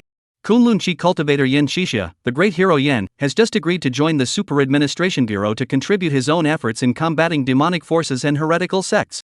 Then, as the silhouette of Yan Xixia standing on the rooftop of the Super Administration Bureau with his sword drawn is revealed. Suddenly, countless people immediately. That's impressive. Amazing. With Yan the Great here, I'm not afraid of anything. That's right. With Yan the Great hero around, if any demons or monsters appear, just watch me slice them all down with a single sword strike. My sword is 100 miles long, let's see you run 99 miles first. You're a genius of logic up there. I wonder if Yen the Great Master is taking on apprentices. I think I could be a good fit. Get lost. Of course Master Yen would take me as his disciple. Ha, you guys think you can ask me to be your master? Dream on. The guy above is bragging, I'm bowing down. Almost the moment this news was released, it immediately shot up to the top of the trending topics. The terrifying heat, every minute and every second was an explosive takeoff. No matter how much was said earlier, it pales in comparison to the impact of this urgent news update. Countless people were completely reassured. The previously somewhat turbulent social situation suddenly stabilized. This is the immense role that the extraordinary plays at such a critical moment. And only when their own interests are truly at stake can people truly accept the extraordinary. It is not merely empty talk. Chu Shen looked at his script points skyrocketing once again and felt an overwhelming sense of relief. The role of Yen Qixia alone at this moment was almost equivalent to half of the points gained from the Lanrua Temple script. Nearly 1 million in additional revenue. Not bad. It can be said that everyone is satisfied with this news. The authorities maintained social stability, gained time, the public felt secure, and Chu Xian earned a ton of script points. It's a win-win situation for everyone. As for those who were deceived into joining Yen Qixia, at this moment, he was hiding inside the security bureau to recover from his injuries, completely unaware that he had become a savior in the eyes of countless people. If he were to find out later, I'd probably cry myself unconscious in the bathroom. I just put myself up as a target in front of all the demons in the world. And the biggest one at that. I'm just a weakling with a golden core. Why do I have to carry the burden of a earthy mortal to handle this? My fragile shoulders are bearing a burden that this realm shouldn't have to carry. Chapter 51, The Immortal Among Magicians, The Revival of Religion. It's rare to get out here, and we didn't explore anything. Are we just going to leave like this? Eva sat on the high-speed train, complaining a bit. Chu Xian glanced at the white jade necklace that had suddenly appeared around her neck, smiling with a hint of meaning. Perhaps this isn't such a bad thing after all, is it? Eva felt a chill run down her spine from Chu Xian's gaze. She shifted her eyes nervously and said, "What good news is that? I'm here on an expedition." Chu Xian heard this and smiled without comment, saying nothing, but his gaze once again turned toward the window. It seemed as though something outside was drawing his attention. Eva saw this and her heart began to race. She thought to herself, could Chu Xian have discovered something? Just then, a cold voice echoed in her heart, answering her doubts. I have already investigated. He is indeed immortal, but his physical constitution is extraordinary, and his spiritual perception is incredibly powerful. Perhaps he has only just noticed something different about you. But rest assured, no matter how powerful a mortal's spiritual perception may be, they could never detect my presence. Eva listened to Xiao Qian's solemn words and immediately felt relieved. But just as she let out a sigh of relief, she remembered Xiao Qian's words about her excellent bone structure, and her mind raced. She quickly added, since you say Chu Xian has excellent bone structure, why don't we tell him about your existence as well? If you teach him the cultivation techniques, wouldn't that give us another ally? However, Xiao Qian directly refused. Her voice was cold and indifferent. Such a foundation is easily noticed by those powerful beings. Once noticed, my existence would be exposed. I bear the body of ultimate Yin and am bound to you. If we are discovered, we might be fortunate enough to be taken as disciples, but if not, we will only be used as cauldrons. Back in the underworld, many ghost kings had already set their sights on me. If it weren't for the Black Mountain demon having taken a liking to me and having the tree demon grandmother protect me, I would have been captured long ago. Therefore, I urge you to leave your friend as soon as possible. Staying by his side not only harms us but will also have a significant impact on his future prospects of being recognized by the great beings. Eva heard this and felt a pang of sadness in her heart. Even the joy of having obtained such an extraordinary opportunity seemed to have diminished greatly. Even the joy of obtaining such an extraordinary opportunity seemed to have diminished significantly. But such matters were beyond Xiao Qian's control. She could only sigh softly and wait for her to come to terms with it on her own. I only hope she can figure things out soon. The spiritual energy of Xinzhou is recovering at an increasingly rapid pace, and many powerful individuals and sects will surely return soon. Meanwhile, both women were each lost in their own thoughts. On one side, Chu Xian noticed that Eva, who was sitting beside him, seemed a bit downcast, and his brows furrowed slightly. He silently rubbed his temples. It's just leaving for a while, not like we're parting forever. Is this really necessary? Last night, he saw Nie Xiaoqian, who was preparing to enter Genoa City, and on a whim, he slightly altered her fate, making her Eva's golden finger. It could also be considered the fulfillment of a recent fantasy he had. But little did he know that while the plot was in place, the main character. Never mind. Chu Xian recalled the words the other person had just spoken, and his heart softened. Just treat it as a strategic move for later. Among a group of Western magicians in the future, the emergence of an immortal cultivator would actually be pretty intriguing, wouldn't it? Shake off those strange thoughts. Start focusing on the next phase of your plan. The extraordinary forces can begin to return.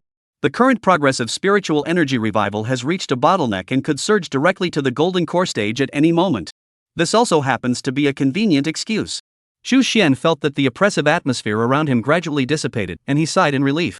Chu Xian sensed that the oppressive atmosphere around him was gradually dissipating, and he sighed in relief. This was also why he hadn't forced himself to break through to the golden core stage last night. Meanwhile, as Chu Xian was secretly making preparations to cause trouble at the Super Administration Bureau, however, some unexpected events unfolded. What did you say? All the sect representatives have returned, saying they want to go back and see if they can find their own ancestral masters. Lin Guodong rubbed his slightly swollen head and said with a headache. Zhao Qi stood expressionless beside him and nodded. That's right. In fact, ever since the founder of the Maoshan sect, Tao Hongjing, appeared last time, and the current leader of the Maoshan sect, Zhou Yuanming, rushed back to the sect headquarters in the middle of the night, many representatives from other sects have been harboring some ulterior motives. And after the recent incident involving the tree demon, they could no longer sit idly by. Lin Guodong heard this and nodded helplessly, waving his hand. Never mind, let them be. After all, according to their teachings, most of them are on the right path.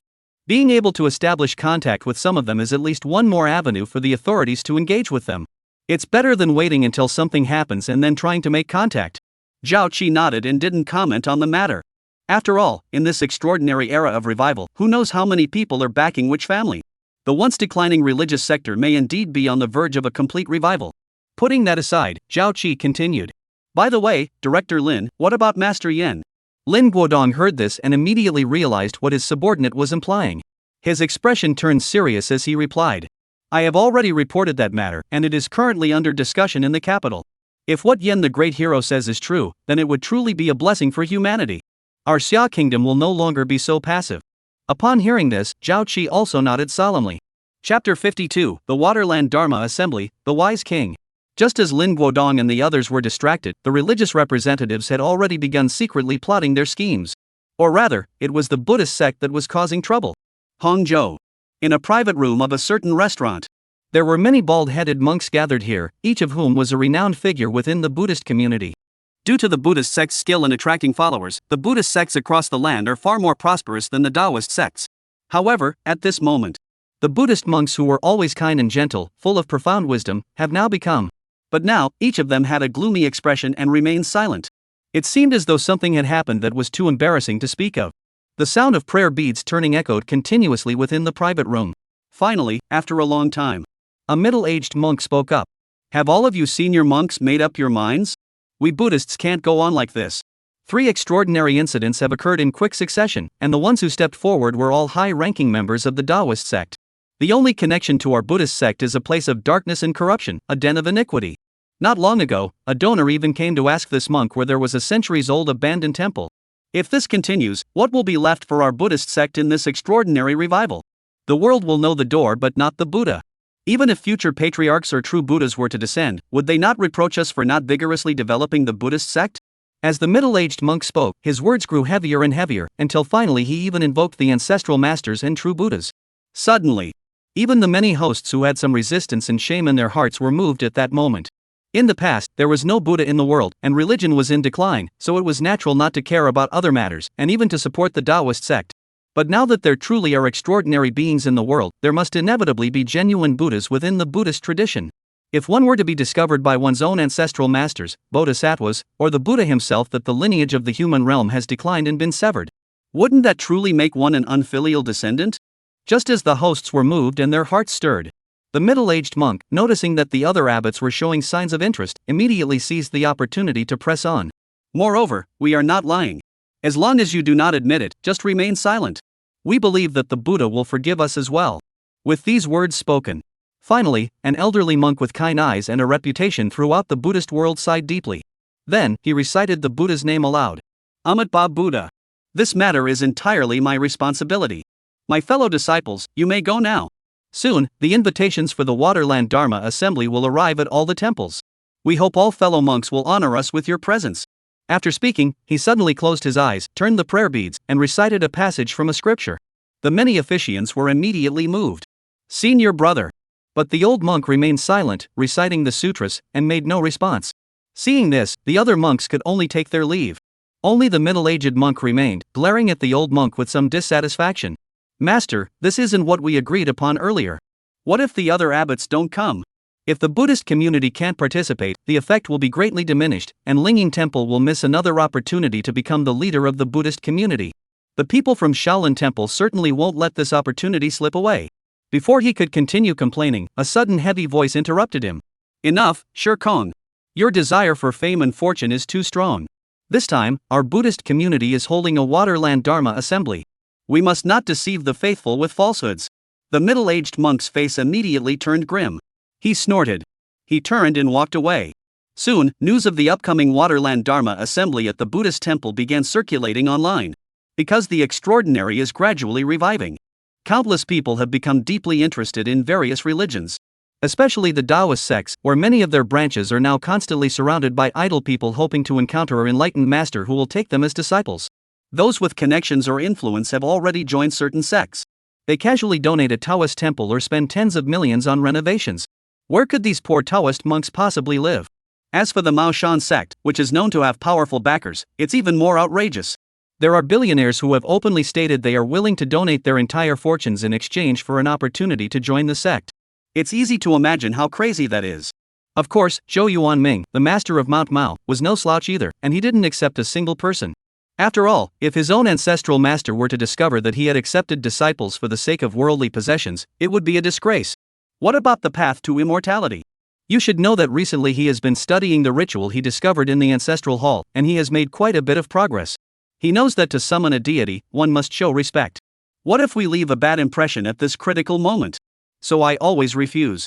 This has only made countless people pursue it even more. After all, what is this? This is confidence. While the Daoist sect was being pursued by countless people, the Buddhist sect had fallen into obscurity. After all, there was not a single sign of anything extraordinary. Of course, it is a sect with a long history, and countless people still keep a close eye on it. Therefore, with the news of the upcoming Waterland Dharma assembly in the Buddhist community, suddenly, the entire internet was ablaze. Countless people were left speculating wildly. After all, in this extraordinary era, their every action is viewed through the lens of extraordinary expectations. Since the Buddhist sect dared to suddenly launch such a major initiative. What does this mean? What does this really mean? Countless people suddenly broke into mysterious smiles. I get it. I understand. Even the old monk and Shirkong didn't understand. No need for propaganda, no need for deception, because the entire Buddhist community, with its ancient religious culture and status, it has always had natural appeal. It happened quickly. With the emergence of a large number of experts. Even those who were still reluctant to give up hadn't even had a chance to act, when they were stunned to discover that the news had already made it to the second spot on the trending list. It was only surpassed in popularity by the news of Yen Qixia joining the Super Administration Bureau. Countless people are discussing it. Chapter 53, Special Script Number 004, The White Snake and Fahai. Wow, the Buddhist sect has been holding back this big move for so long, and finally they've made their move. Speaking of which, have you noticed anything strange? Lately, the Daoist sect has been producing one master after another, and even Master Yen is considered part of the Daoist lineage. The Daoist sect is currently at its peak, so why has the Buddhist sect suddenly emerged out of nowhere? The person above is getting close to the truth. Take a moment to savor that. Manual joke emoji. I get it. I wonder if everyone else does. I get it too. Buddhism is truly profound. As a Buddhist believer, I wish the Dharma assembly a successful convening. I will attend in person. The person above is really knowledgeable. Buddhist followers are great. Yeah, I just started believing. I just believed it, lol. Why do people always want to inherit my Huawei account? As soon as you guys open your mouths, you're all experts. As countless people nodded in understanding, the terrifying heat exploded instantly. Countless people seeking immortality and enlightenment, but with no path to follow, began to wildly pursue it. Many expressed their hopes for the successful convening of the Buddhist conference and stated that they would personally attend the event to listen to the teachings of Buddhism. In summary, understanding Wang has become a trend. And it's also sparked a huge online buzz. The Super Administration Bureau was completely baffled. What the heck? Weren't we supposed to go back and contact the ancestor? Why did you just go straight for the big move? Immediately, Lin Guodong made a call to the abbot of Linging Temple, who was reportedly the organizer of this Dharma assembly. However, the other party firmly stated that they had not been in contact with any senior monks from the Buddhist community. However, Lin Guodong remained deeply suspicious. Was it really true? Or was he just hiding his true abilities? Zhao Qi, standing nearby, also furrowed his brows. After all, there had been no signs whatsoever from the Buddhist side earlier. Moreover, the relevant departments responsible for monitoring religious activities across the country had not reported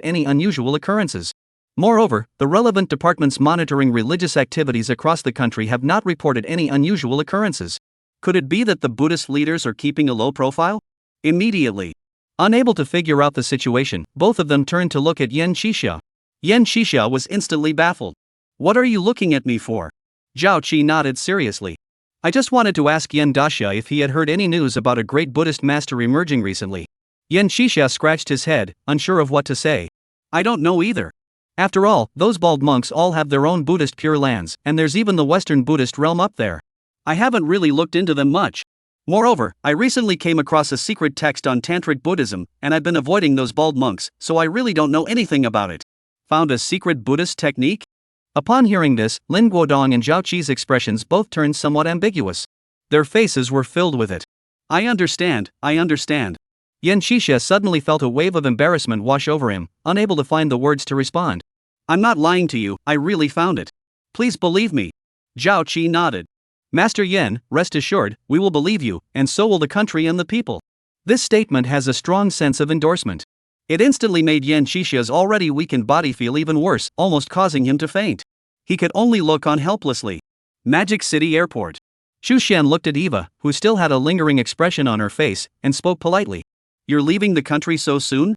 Why not stay a few more days? Upon hearing this, Eva's expression, which had been filled with reluctance, suddenly changed, and her eyes lit up as she said, Is that okay? I think. Xu Xian looked at Eva, whose mood changed faster than turning the pages of a book, and suddenly felt a bit awkward. I was just being polite. Fortunately, a clear cough from somewhere snapped Eva back to her senses, and she immediately laughed awkwardly. I think, being away from home for too long isn't good. Plus, I need to sort out the arranged marriage at home. Seeing that the plot was quickly returning to normal, Xu Xian finally breathed a sigh of relief. He nodded in agreement. Alright, be careful on your way home. This time, Xu Xian didn't even dare to be polite, afraid that the girl didn't understand what politeness meant. Then, the atmosphere between the two suddenly became awkward. They stared at each other.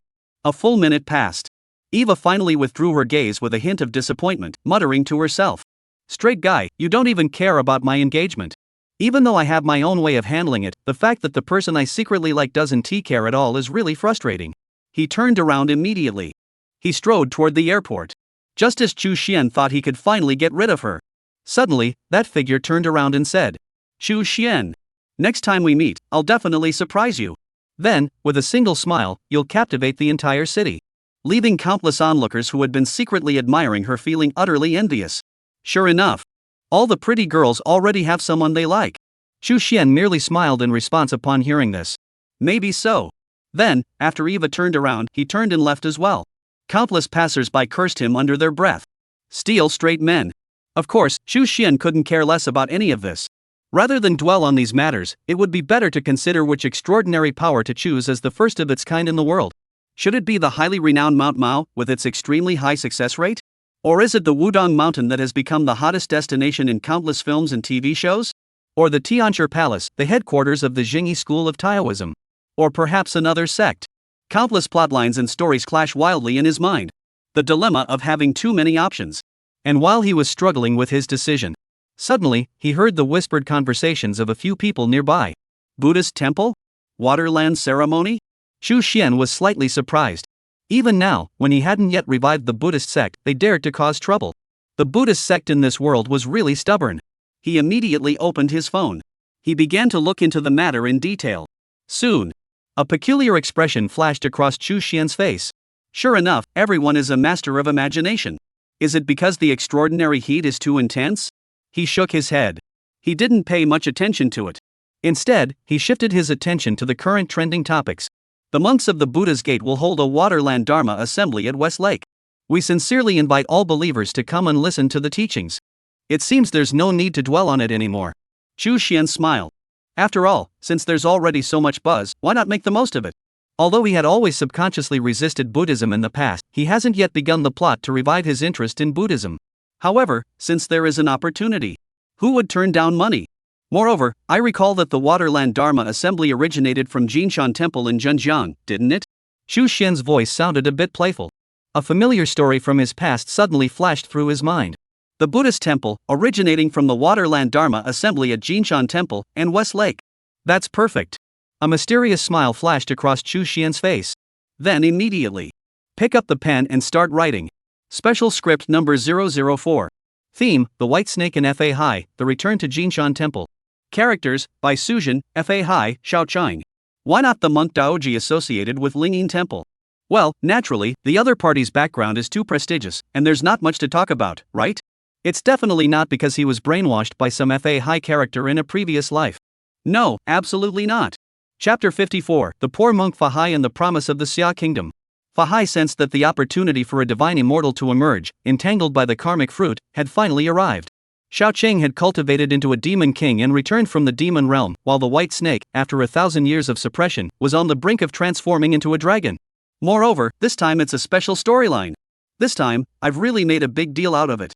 Chu Xian looked at the script he had finalized. After some thought, he decided to leave some room for plot expansion, making it easier to make changes on the spot. In fact, once this storyline is finished, I might even need to add another script afterward. But no matter what. After this, the extraordinary will finally emerge into the world. As Chu Xian put down his pen, the script was generated. In an instant, millions of script points were depleted. In the heavens and earth, subtle changes began to unfold.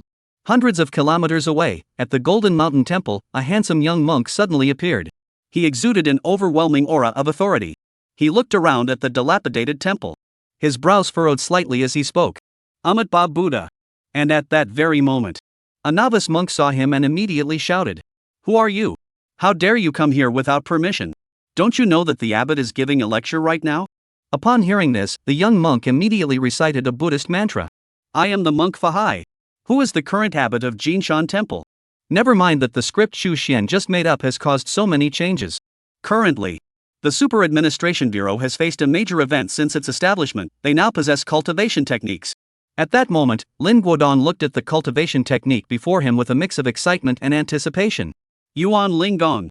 Although the name isn't very impressive, and it can only be cultivated up to the realm at most, it's still a cultivation technique for becoming an immortal. This signifies that the nation can now truly access the world of cultivation. It enables the nation to achieve breakthrough progress in countless extraordinary fields of research. How could one not be excited? Of course, despite his excitement, Lin Guodong naturally wouldn't forget to present the cultivation techniques to Yan Qixia of the Supervision Bureau. He immediately made a promise to Yan Qixia. Should the master require anything, Lin can represent the Xia Kingdom in promising that, within the limits of our capabilities and without harming the national interest, we will do our utmost to fulfill the master's request. Of course, these words were spoken only after countless analysis groups had thoroughly discussed and analyzed the character of Yan Qixia. After all, since learning from Yan Qixia some time ago that the Xia Kingdom had begun to exhibit the emergence of national fortune-related powers, the Xia Kingdom's official authorities have dared not make any casual promises. No wonder they are being so cautious. According to Yan Qixia's description, the power of national fortune is no small matter. The fact that it alone can suppress all extraordinary powers in the world is enough to force them to take it seriously. Moreover, it even possesses the ability to grant divine status with a single word. This makes them even more cautious and careful. Although modern society lacks the absolute authority of ancient feudal monarchies, and the current state of the nation is insufficient to support such actions, nevertheless, it is always better to be cautious and prevent problems before they arise. Therefore, it goes without saying, making such a promise this time is truly exaggerated. If it weren't for Lin Guodong's recent understanding of Yan Qixia's character and true intentions, and his knowledge of the higher-ups' desire to keep him under control, he would probably have thought the higher-ups had lost their minds. But he could understand his considerations. On the contrary, Yan Qixia was moved and said somewhat embarrassed. "Yan merely gave you a very basic cultivation technique. In the cultivation world, it's nothing special. Such a promise is unwarranted." Although Yan Qixia had no intention of meddling with the nation's destiny, with the revival of spiritual energy, this world would naturally give birth to some remarkable things. These would be of great use to him. Therefore, even for him, the promise made by the Xia Kingdom was highly tempting. However, his true nature would not allow him to accept it. As for whether the Xia Kingdom knows this, he should also be aware of it. But what's so bad about using something from the future to bind a super powerful being? Lin Guodong, having understood the higher-ups' intentions, naturally knew how to speak at this moment.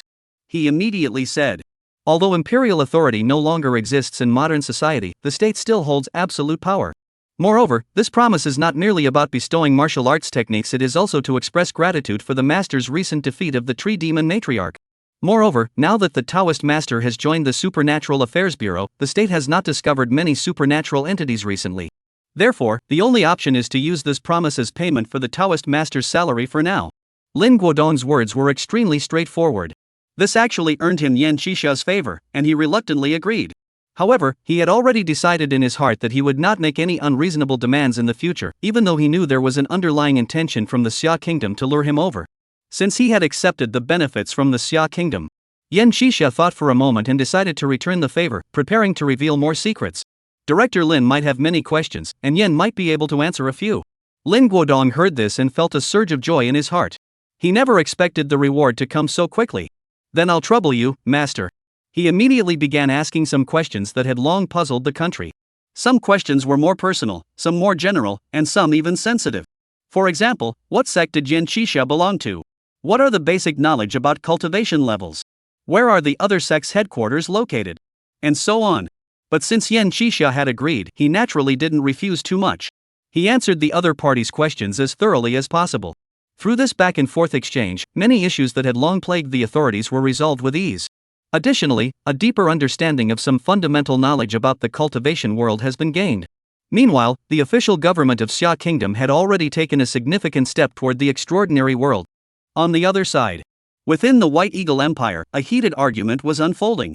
Chapter 55, The White-Headed Eagle Empire Awakens, and a figure by the West Lake. General McGill was furious. He must take responsibility for this matter. We have lost 7 of the White Eagle Empire's finest soldiers. This nearly renders all the achievements we made last year completely useless.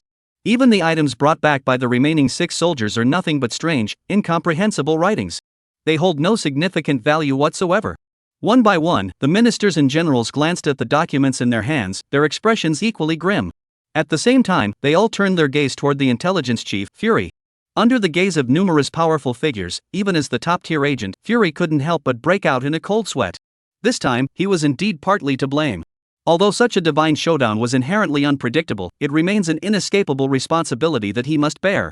Someone must take responsibility for it. And just as he was beginning to accept his fate, the president, who had been engrossed in Twitter, suddenly stepped forward and pulled Fury aside. Gentlemen, I do not believe that a hard-working president should put aside his duties to attend a meaningless accusatory gathering. What we need to hear now are solutions to the problems. Okay? What I want to know now is, if that massive tree-like creature or even that strange being capable of emitting some kind of pulsating ability were to appear on our home turf, would we have the means to deal with them? Speaking with a serious expression, someone glanced at Fury. Fry immediately stood up with gratitude in his heart and revealed the latest intelligence. According to our informant inside Xia Kingdom, that strange man named Yan Shisha has now joined an official organization within the Xia Kingdom. And he has also provided the Xia Kingdom's official authorities with a method for mass-producing powerful soldiers.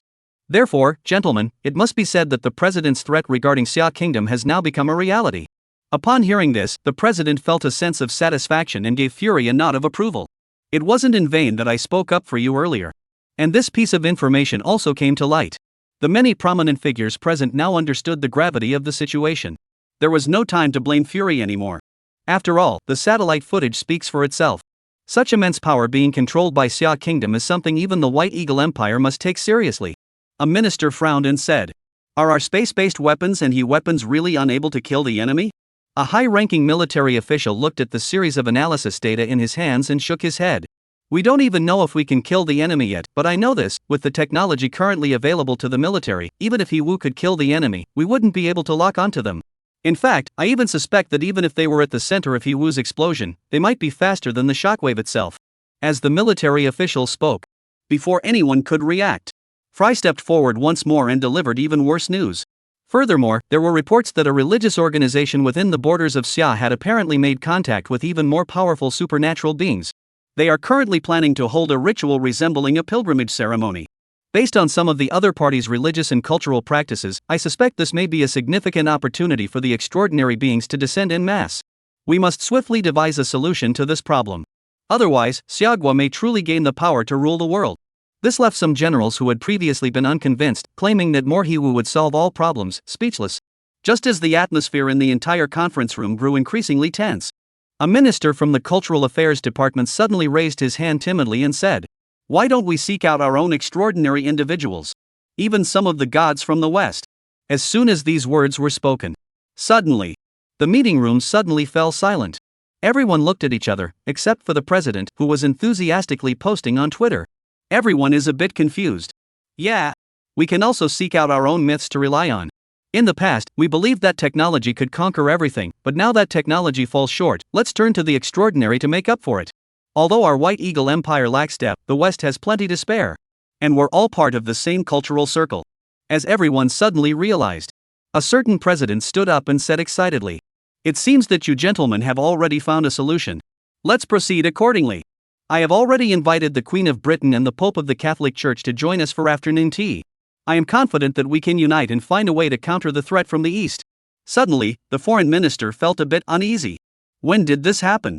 Fry suddenly grabbed his phone and saw the tweet that had just been posted. He couldn't help but smile wryly. Just as I thought. Not to mention, the bizarre actions of a certain president have once again disrupted many people's plans. At this very moment, Hangzhou is already bustling with preparations, due to the potential presence of extraordinary factors. Therefore, as soon as the Buddhist community released the information, higher authorities immediately issued directives to local authorities. They demanded that local governments fully cooperate with the central government's actions and provide necessary assistance. The official stance is straightforward. Before determining the attitude toward extraordinary individuals, it is always better to show goodwill. After all, you don't hit someone who's smiling at you, do you? And with this favor and the convenience provided, how far away can the next collaboration be? So, with this mindset, soon, with the full cooperation of the local authorities, even though West Lake is a scenic area, they directly approved its use for the project. All preparations for the Waterland Dharma Assembly were quickly completed. No time was wasted. Let countless people see what it means to be an infrastructure powerhouse and what it means to have the execution power of the people of Xia. At that moment, Xu Xian stood by the West Lake, gazing at the massive altar before him and the countless believers who had gathered from all over the country. He couldn't help but mutter under his breath, "These people are really something. Is that really necessary?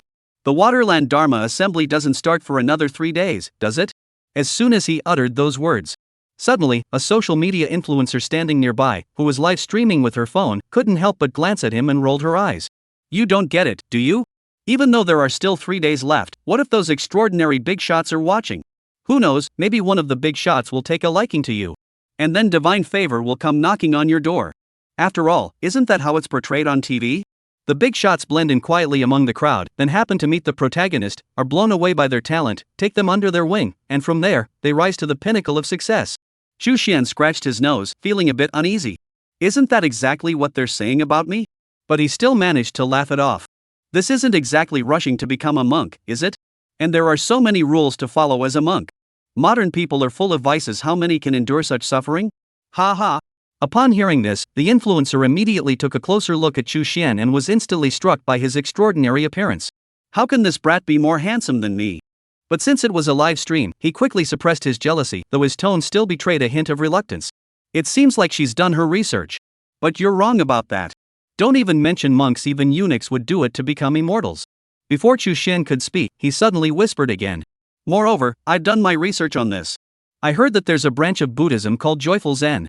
Do you know what that means? It means that doing that thing makes you stronger, hee hee. A look of satisfaction flashed across his eyes. Xu Xian was immediately amused and was about to say something when he suddenly noticed a figure appearing by the West Lake in the distance. His heart stirred slightly. He shook his head immediately and said no more. Well, good luck to you then. Let's see when we come across the low-key master of Joyful Zen. After saying that, he walked toward the figure. The influencer, who had been left behind, about to boast a bit, was left speechless, his gaze following the direction Xu Xian had gone. He finally understood why. I said, how come the kid ran off so fast? Turns out he ran into a beauty. Sigh. Without hesitation, I rushed after him and turned off the live stream. There wasn't much to see anyway. The most important thing is that the beauty looked so radiant. Please. It's really hard to get it listed. The traffic has been really low these past few days. It feels like no one is watching. Chapter 56, Persuading Shaoqing, 1,000 Years of Cultivation in the Demon Realm. Are you looking for someone, young lady? A gentle voice suddenly rang out behind Shaoqing, causing her pupils to contract sharply into vertical slits. Someone had managed to approach her without her noticing. Suddenly, countless thoughts swirled through his mind in an instant. Only one thought remained. Exposed. With this thought in mind, in an instant, the demonic energy within his body was mobilized to its peak in an instant, and the surging demonic energy was about to explode in the next moment. Vaguely, the space itself seemed to twist and tremble. She was confident that with the full force of this strike, even a powerful spiritual being would dare not block it head-on. Once she landed this strike, she would be able to turn the tide in an instant and gain the upper hand. This is an instinct honed through years of living in the demon realm. Anything that appears silently behind her, it must be an enemy. At that moment, Xu Xian looked at Xiao Qing, who suddenly seemed like a powder keg ready to explode, and felt utterly speechless. It's just a few words. Is there really a need to get so worked up? Can we all still communicate pleasantly? After all, Xu Xian only set the general framework. The detailed background will depend on the script's own development. Naturally, he doesn't know about Xiao Qing's experiences. If he knew, he probably wouldn't be surprised. Those who have emerged victorious from the brutal battles of the demon realm, born under the ruthless laws of the jungle, these are the demon kings. How could they be ordinary beings? Of course, Xu Xian quickly understood the reason behind the other party's reaction. It was likely due to his own breath control technique. He felt a bit awkward. The pleasant mood of pretending to be a reclusive sage was ruined. However, even though I'm a bit annoyed, I can't let them lose their temper here. Xu Xian sighed inwardly. Not to mention that Fahai was about to arrive, but there were already so many people here that he couldn't let Xiao Qing unleash her full power. Though he wasn't some saint, there was no need for such meaningless casualties. And it's his fault, he has to take responsibility. Immediately. Accompanied by the flow of thoughts, a slender hand suddenly landed on Xiao Qing's shoulder. There was no weight or pressure at all. Yet it is precisely this unassuming release that is so captivating. In an instant, Xiao Qing's delicate, beautiful face flashed with horror. All her magical power suddenly ceased to be under her control, completely calm, with not a trace of the earlier surge remaining.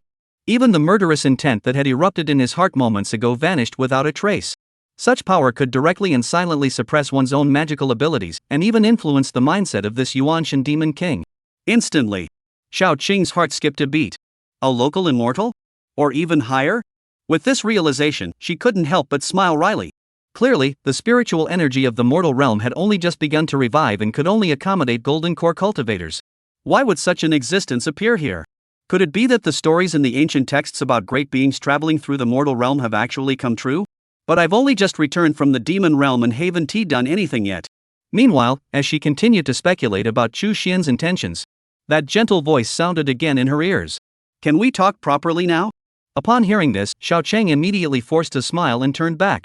Looking at the handsome human before her, who seemed to have no trace of cultivation energy whatsoever, he couldn't help but feel a sense of admiration. He felt that he was probably really lucky to have encountered a divine being walking among mortals.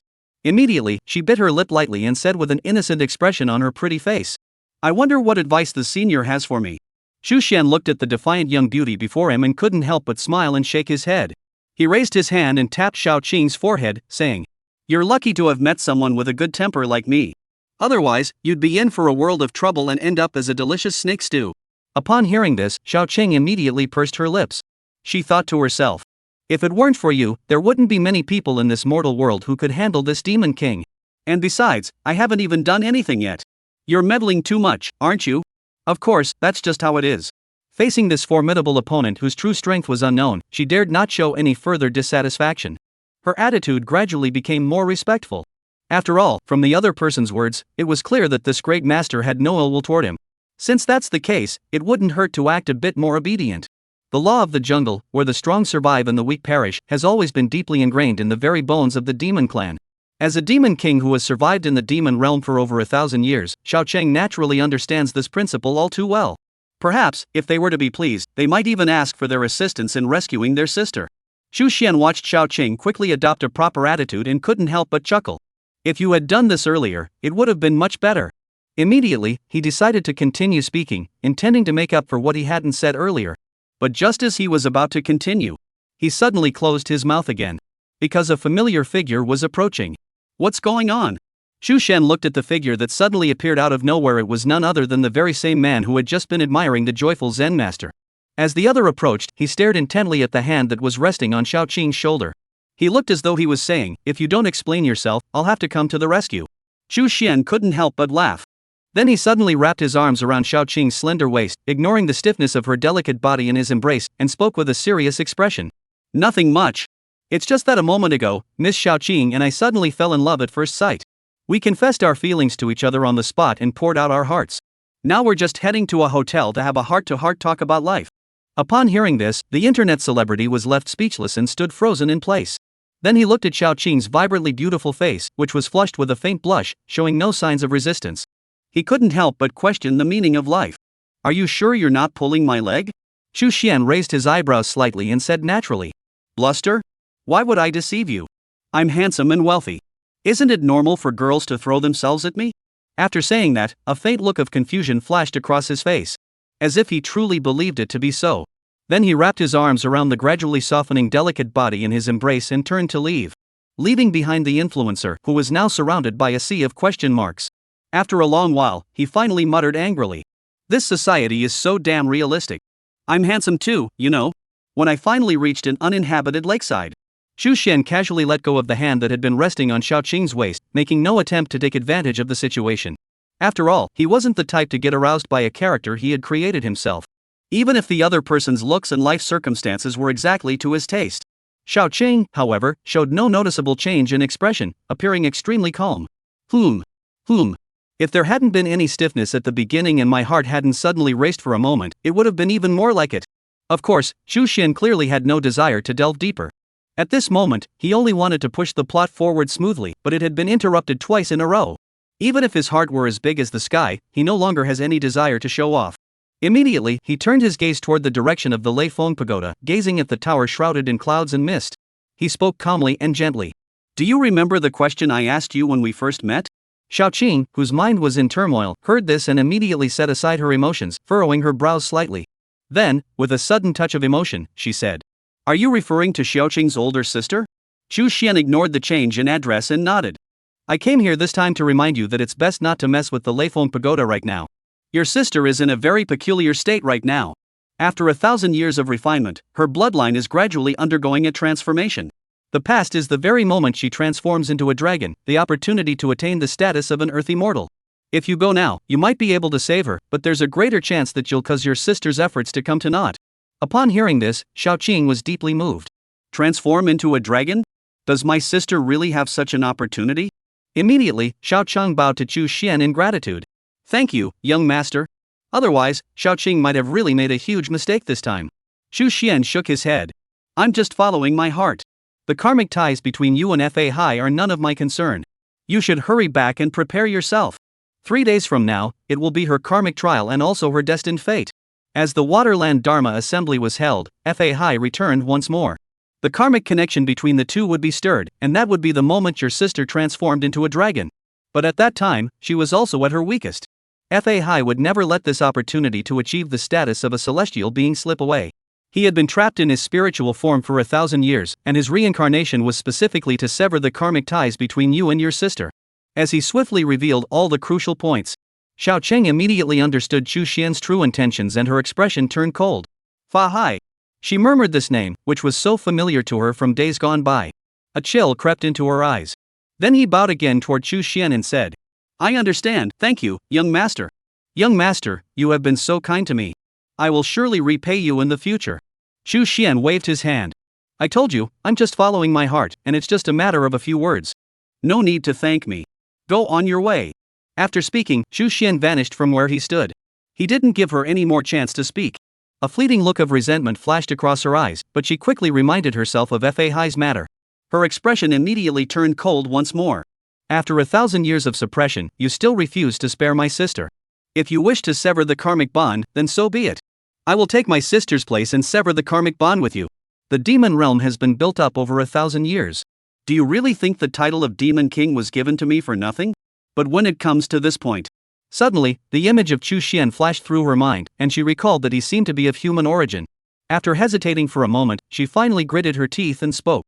Rest assured, young master, I will keep my men in check and ensure they do not harm any innocent people. Certainly. That's all. She looked deeply once more at the altar and the Lei Feng Pagoda in the distance. She eventually vanished into the mist. Meanwhile, on the other side, Xu Xian, who had not truly departed but was hiding himself through the power of the script, nodded. 10,000 demonic beings, 3,000 monk soldiers. Flooding the heavens and earth, the white snake transforms into a dragon. This scene is truly grand, isn't it? And after this, some of the extraordinary factors in this world may also be activated. Therefore, the revival of other sects is now urgent. Thinking of this, Xu Xian couldn't help but feel that another huge expense was on the horizon. He felt a headache coming on.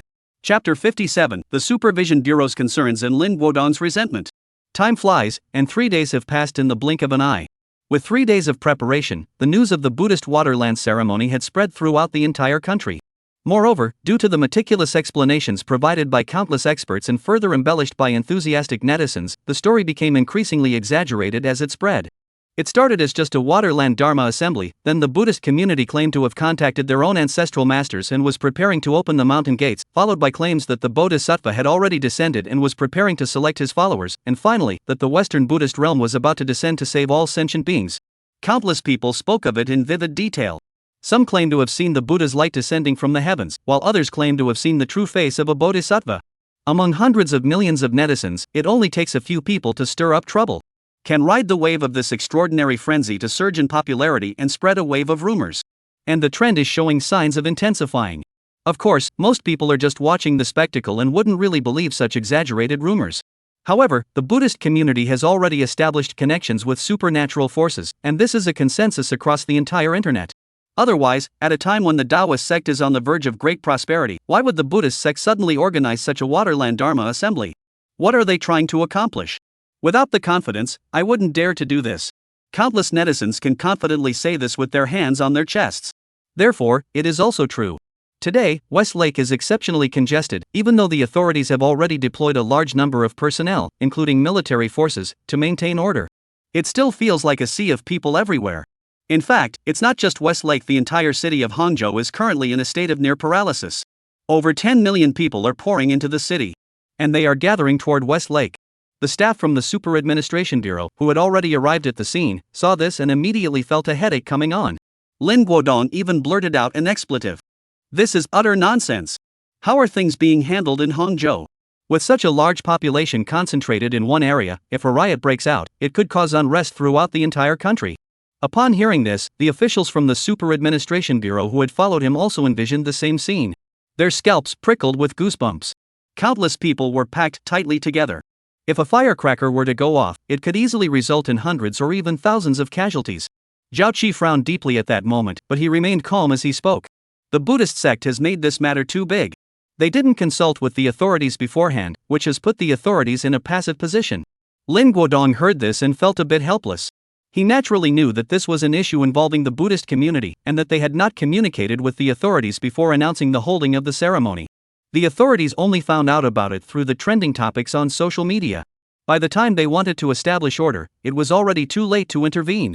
But now, the Buddhist sect seems to have connected with the extraordinary forces behind them. Can he still criticize the Buddhist sect? After all, as Yen Shisha said, true beings of great power can sense one's true name. Therefore, he can only blame the Hangcheng authorities for refusing to take responsibility. When higher authorities decide to extend goodwill toward extraordinary forces, such conflicts inevitably lead to certain concessions. Lin Guodong was well aware of this. He sighed. Let's just hope that this religious gathering doesn't encounter too many unexpected incidents. A captain from the Special Operations Team of the Super Administration Bureau suddenly said, whenever an extraordinary being appears, it is always accompanied by some kind of conflict. What do you think? Is this the case with the emergence of the Buddhist monk this time as well? As soon as he uttered these words, suddenly, everyone gasped in shock. It was better not to mention it, but once it was brought up, they suddenly realized that whenever something extraordinary happened before, it wasn't always like this. In the past, they always appeared in places where no one went. So everyone was initially caught off guard. But now, as they come to their senses, everyone's skin prickled with goosebumps. After all, there were over 1 million people gathered here today. Suddenly, Lin Guodong couldn't sit still anymore. The crowd must be evacuated, and at the very least, the number of people inside Westlake must be restricted. There were over 1 million people crammed in there. In the event of an extraordinary incident, no one would be able to handle it. Zhao Qi heard this, thought for a moment, and shook his head. No way. If the authorities cannot obtain concrete evidence, this will only backfire, as empty words carry no weight. Moreover, if nothing happens, it will undoubtedly erode the officials' credibility. Upon hearing this, Lin Guodong immediately calmed down. However, his expression remained extremely grim as he said, what should we do now? Are we just going to stand by and pray that no conflict between the extraordinary beings occurs this time? For the first time, Lin Guodong harbored malicious thoughts toward the once obscure Buddhist sect. He felt an overwhelming sense of irritation. Silence lingered for quite some time, listening to the bustling sounds from outside. Just as Lin Guodong was about to go ahead and do it, even if it meant sacrificing the government's credibility. Suddenly, Zhao Qi spoke up. Perhaps we should ask the Buddhist temple directly and let them resolve this matter. After all, this matter originated from them, so they should be held responsible no matter what. Moreover, if the other party truly has an extraordinary powerhouse, this matter would actually be easier to handle. Upon hearing this, everyone immediately realized that this was indeed a good idea, one that could effectively resolve the issue. But the problem was, once this is done, it may also affect the goodwill shown to Buddhism by higher authorities. Creating a rift with extraordinary forces is no laughing matter. Just as everyone was hesitating, it was Lin Guodong who spoke first, his face looking rather grim as he said, "Indeed, this matter should be handled by the Buddhist community themselves. No matter what, they must give the authorities a full account this time. We must be accountable to the people." After saying this, Lin Guodong paused for a moment before continuing. "Also call and invite Master Yin over. This time, if anything goes wrong, the authorities must have their own means to ensure everything is under control." Zhao Qi heard this and glanced at Lin Guodong, but did not object. However, he couldn't help but feel a touch of admiration in his heart. No wonder he's in this position, he's decisive. With the decision made, Lin Guodong immediately led the team from the Supervision Bureau to meet the host of the event, the abbot of Lingyin Temple. Chapter 58, The Truth? Lingxi's resolve to die. Meanwhile, in a renovated reception room at West Lake, where numerous high monks and abbots stayed. At that moment, numerous Buddhist abbots and monks gazed upon the scene before them. Their hearts are also filled with a sense of disbelief. They didn't think as much as the people from the Supervision Bureau. They'd only know. Outside, over 1 million believers had gathered, and within Hangzhou City, over 10 million people had gathered for the event. Hundreds of millions of people are watching the live stream online. All are eagerly awaiting the upcoming Waterland Dharma Assembly. Such a grand occasion is truly unprecedented in history. Even among the crowd, there were many venerable monks whose minds had been cultivated to an extremely high level, yet they were still overwhelmed by the scene before them. Could not help but feel their emotions stir. Fame. Something that countless people cherished their entire lives and spent their entire lives pursuing was now within their grasp. All it takes is to go up and recite a few scriptures. In the annals of history, they will all be regarded as great monks of high virtue. How can one remain unmoved? Delivering a sermon in front of hundreds of millions of people, such an achievement. I fear I may rival the ancient Buddhas themselves. Some monks even harbor such heretical thoughts in their hearts. And the middle-aged monk, Shi Kong, was overjoyed at this turn of events. Listening to the bustling voices from outside. Upon seeing the representatives from the Shaolin Temple, he beat his chest in regret. He was filled with unbounded pride. "You see, Master Fangzhang, even without any publicity, my plan has still succeeded. After this battle, Lingyin Temple will undoubtedly become the leader of all Buddhist temples under heaven. And with this achievement, I will also be able to ascend to the position of abbot. Master, you're getting old. Times have changed. Sticking to traditional teachings is no longer suitable for this era. Only marketing is the future path for Buddhism." Of course, no matter how pleased he may be in his heart, at this moment, he still maintained his humble smile. He had already begun to see himself as the future abbot of Lingyin Temple. Of course, he must always be mindful of his demeanor. Yet, while everyone else was caught up in the pursuit of fame and fortune, only the old monk, Lingxi, the abbot of Lingyin Temple, could see the hidden dangers lurking behind it all. By exploiting extraordinary causes, one sows the seeds of being consumed by the extraordinary in the future. Although he did not see things from the same perspective as the Super Administration Bureau, his cultivation and age had reached this level. He had long since understood the principles of gain and loss, cause and effect. But what can he do now? The entire Buddhist community is already being roasted over a fire. Even if he were to declare that there are no supernatural beings within the Buddhist order at present, few would believe him, or the other abbots and masters would not permit him to make such a statement. Moreover, is he really willing to expose the lies of the Buddhist order now? Even he must admit that he cannot do it, because this is the very reason for his existence in this lifetime. Master Lingxi sighed. He closed his eyes, moved the prayer beads, and recited a passage from the sutras over and over again. "Since everything has come to pass because of me, let me bear all this burden in the future. With a resolute decision in my heart. A resolute determination gradually takes root within me." And as he recited the scriptures, suddenly, a novice monk knocked on the door and said, "Master Abbot, the Supervision Bureau is here." Suddenly, the rosary beads in Lingxi's hands came to a halt. His cloudy eyes opened. "What must come will come. I just didn't expect it to happen so soon." So soon. A group of people with grim expressions entered the Zen room of the abbot of Lingxi Temple. Lin Guodong spoke first. "Abbot, we must inform the authorities about this Buddhist waterland ceremony. The situation has already spiraled out of control. If anything goes wrong, we will all be held responsible and face severe consequences." Even Lingxi, who had mentally prepared himself, couldn't help but be moved by Lin Guodong's words. I wonder what Lin Shizhu really means by that. Could there be some unexpected incident at this Waterland Dharma assembly of our Buddhist sect? Lin Guodong heard that Lingxi, the abbot, did not directly answer his question but instead asked him the reason first. A strange feeling arose in his heart. But he still patiently repeated everyone's speculations. Soon, after listening to Lin Guodong and the others, Lingxi the abbot was first surprised, then relieved, and finally sighed. Looking at the other party, it was clear that they seemed to be hiding something. The faces of the Super Administration Bureau officials immediately grew solemn. Upon seeing everyone's expressions, the abbot of Lingxi sighed and revealed the truth. Director Lin, you once called me and asked what this Waterland Dharma assembly was all about. How I answered you back then is how I answer you today. Monks do not speak falsely. Thus, you may rest assured that the conflicts arising from extraordinary events you have been concerned about will also be resolved. After speaking, he closed his eyes once more and began reciting a passage from a scripture. Lin Guodong heard this and immediately furrowed his brows. That day? Just as he was still feeling a bit confused, a young monk who had been standing beside him all along suddenly spoke up to explain to Lin Guodong. Soon, he explained the entire situation clearly. So, there was never any supernatural element to begin with? Upon learning the truth, everyone's expressions grew complex. After all that trouble, this Water and Land Dharma assembly is just a show put on by the Buddhist community.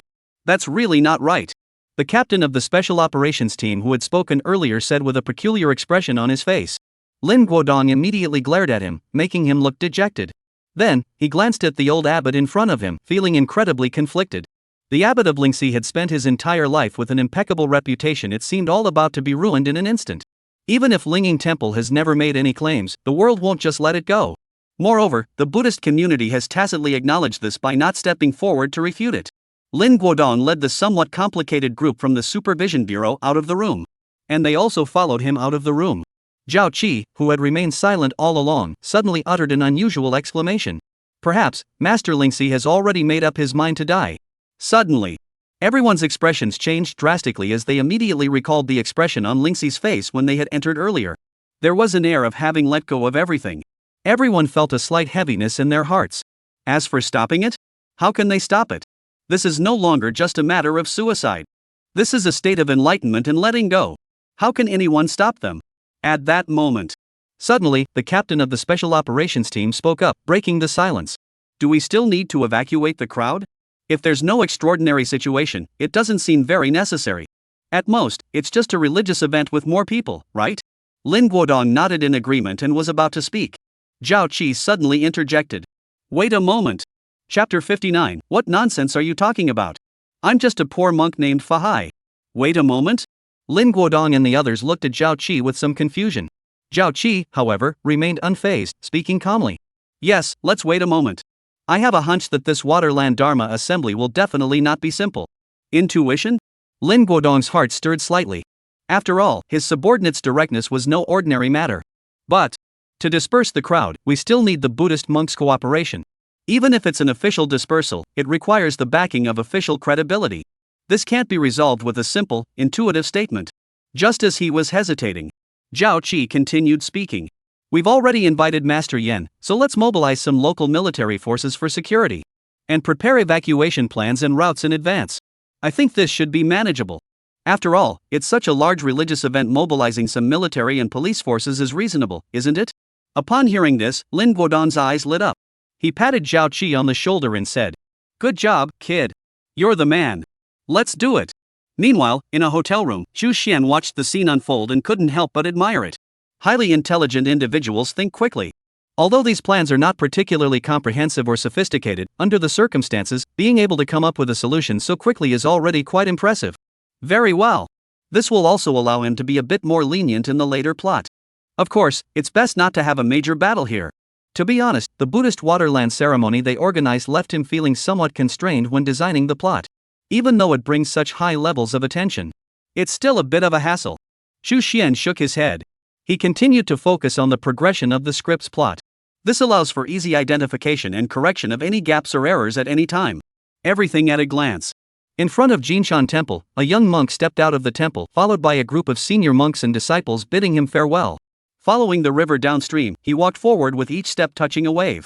At the foot of Qingqing Mountain, a sudden green whirlwind swept through the air, and a massive dark cloud appeared in the sky. Within it, there was a rustling sound, as if countless demons were whispering to one another. inside the Leifeng Pagoda. Amidst countless dense, dim array patterns, points of dragon energy scattered in all directions, and white figures darted about with agility. If one were to listen closely, one might gradually hear the faint echoes of a dragon's roar. The extraordinary has already emerged into the world. Soon, as time passed, the Waterland Dharma Assembly was also about to begin.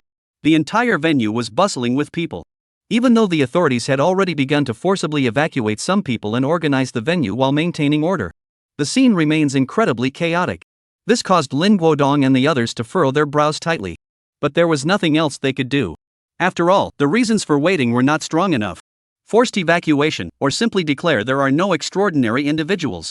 To be honest, they don't have sufficient justification for taking such actions.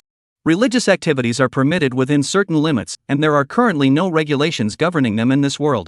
After all, religion has declined significantly in the past, so there was no need to regulate it too strictly. On the contrary, there is a regulation supporting religion. And to announce that there are no supernatural beings, who would believe that, unless all Buddhist monks came forward together? But that would completely alienate them. What if some Buddha or Bodhisattva shows up in the future? Who's going to take the blame? Even Lin Guodong couldn't take the blame. Therefore, they can only pin their hopes on the specially invited Yan Xixia. At that moment, Yan Xixia also felt a bit helpless. He had been taking good care of his injuries, but now he was being called out again after only a few days, even though it was for an important matter. But it still made him feel a bit upset. Am I just destined to be a hard-working person? Lin Guodong felt a bit awkward. After all, the other person was still an injured patient, yet he had dragged him out again. But there was nothing he could do about it. Who can blame Xiaogui for having only one extraordinary individual at the moment? Of course, this incident only strengthened his resolve to expand the ranks of extraordinary individuals as quickly as possible. Keeping trouble for Master Yin isn't a good thing either. Whether we cultivate our own talent or recruit from outside, we must act swiftly. And as he was thinking this, Zhao Qi, on the other side, asked a question. Master Yen, have you sensed any unexpected developments? Yan Xixia shook his head and said, not yet. Zhao Qi nodded upon hearing this and did not say much else. It was just a routine inquiry. Because the Waterland Dharma Assembly is about to begin. As one after another, monks and high-ranking monks took their seats on the altar, countless novice monks chanted the Buddhist scriptures. In the distance, the massive bells of Linging Temple rang out. Even when it reached the side, it still carried a profoundly thought-provoking power. It must be said. This scene was well staged. Even without any extraordinary events, this wave of Buddhist teachings has already reaped huge benefits. This left the few members of the Supervision Bureau murmuring among themselves. These people looked like venerable monks, but in reality, they weren't very genuine. What was originally a Waterland ritual for guiding the souls of the deceased has been completely transformed into a lecture on Buddhist teachings. That would be one thing, but they changed the Waterland Dharma Assembly and didn't even invite the original organizers. Ugh. You should know that I heard Jinshan Temple didn't receive an invitation this time. Maybe they were afraid the host would feel embarrassed. Ha, that's true. The whispered conversation among a few people suddenly triggered a coughing fit from Lin Guodong. The meaning was clear. Although these are all the truth, at least this is their home turf, so be mindful of your words. The others immediately fell silent, indicating their understanding. And they also fell silent. Just as the conference was about to officially begin. Suddenly, Yan Xixia stood up abruptly. A terrifying gleam flashed in his eyes. Here it comes. Lin Guodong and the others were immediately stunned. Is he really here? Is it a demon? No. Yan Xixia shook his head and said, you'll see for yourselves. Just as the few of them were feeling a bit puzzled. Suddenly, a Buddhist chant echoed from the horizon. Amitabha Buddha. I am Fahai, a monk from Jinshan Temple. I have come uninvited today to borrow your precious place. I hope you will forgive me. This voice grew louder as it approached. It began as a casual whisper, then grew into a loud, resonant voice, and finally, it seemed as though the entire world was filled with nothing but this person's voice. Especially when it comes to tolerance. Countless people were so shocked they felt like they'd gone deaf for a few seconds. At the same time, everyone was left speechless and pale with fear. Their eyes were filled with endless fervor. Many people immediately uttered profanities. Sure enough, I knew it. The Buddhist sect has its own extraordinary beings. Ha, let those people not come. Now they're speechless, aren't they? Although some people are confused about what you mean by uninvited, it doesn't matter at all, okay? Meanwhile, the many priests and monks in the arena were also looking at each other in astonishment. Could it be that our Buddhist sect truly has some extraordinary beings? How come I didn't know about this? However, as the main organizers of this event, the few abbots in charge had seized upon the crux of the visitor's words. He sighed and said, Jinshan Temple. Chapter 60, Bold Demon, I can tell you're not human at a glance. As a golden Buddha's light streaked across the sky. In the blink of an eye, it appeared on the altar of the Waterland Dharma Assembly, accompanied by the fading golden Buddha light. A young monk dressed in white robes appeared. Every movement exudes an overwhelming aura of authority, with the white monk's robe fluttering in the wind. The sight left countless onlookers breathless with excitement. Extraordinary beings. This is the first time I've been this close. And at this very moment. In the live streaming room online. Countless people were beating their chests in frustration and regret. We really need an extraordinary person to appear. Judging by the setup, they're at least at the golden core stage. If I had known, I would have taken the day off. This is mind-blowing. I thought it was just the Buddhist monks putting on a show and bragging, but I never expected this. I'm so jealous. Is it still possible to go now? Forget it. Right now, the West Lake area is packed with at least 1 million people. You'll just end up seeing the backs of people's heads. Ugh, I'm jealous. I'm officially a lemon. Lemon 1, 2, 3. Don't rush to eat yet. I feel like there's something good coming up. Maybe this time we'll be glad we didn't go after all. Hee hee. Oh, what do you mean, upstairs? Didn't you hear what Master Fahai said? He came uninvited, which means he wasn't sent an invitation. Moreover, I researched this online, and this Waterland Dharma Assembly originated from Jinshan Temple. Sigh. Sigh. Sigh. Let's observe a moment of silence for our brothers at the scene. Although many people online have already identified the issues here, few in the field truly understand them. After all, the excitement and fervor of 1 million people can trigger a herd mentality, and even those who are usually rational find it difficult to maintain their composure in such a situation. Only Lin Guodong, who had already prepared for this, saw his expression change drastically at that moment. This is bad. The other members of the Supervision Bureau also looked grim at that moment. They immediately recalled their previous speculations. The appearance of the extraordinary inevitably leads to trouble. Other places might be tolerable, but here, there are over 1 million people gathered. A certain captain looked at the grim expressions of his colleagues and couldn't help but comfort them. It seems like it's just a dispute over the orthodoxy of the lineage. There shouldn't be any trouble, after all. Could there possibly be some kind of legendary demon here? We checked everything thoroughly when we set up the venue earlier. Rest assured. Upon hearing the captain's words, everyone's expressions relaxed slightly. Indeed, if it were merely a dispute over the lineage of the Buddhist sect, there shouldn't be any major issues. But is that really the case? Zhaoqi looked at Fahai, who was approaching amidst golden Buddha light, and his expression grew slightly solemn. Perhaps it wasn't that simple after all. Ha! Everyone couldn't help but turn their gaze toward Zhaoqi. Zhaoqi shook his head and said, "Just wait and see. Master Yan, I'll be troubling you later." Yan Qixia heard this and nodded solemnly. The opponent is at least a Yuan Shen Great Immortal. I don't have enough confidence either, I can only do my best. Yuan Shen. Yuan Shen. It's actually the Yuan Shen. The few people present all sucked in a cold breath. Lin Guodong immediately called the highest authority for backup. His expression was highly tense. No wonder he's like that. Because, if something truly unusual were to occur, judging from the combat prowess of the tree demon matriarch not long ago, the battle between Yuanshan Daoists could likely reduce the entire city of Hangzhou to rubble in a matter of minutes. Keep in mind that there are millions of people in Hangzhou right now. And at the very moment he was requesting reinforcements. On the field. Mastering the golden light, the Dharma Si stands atop the altar, his face serene as he chants the Buddha's name.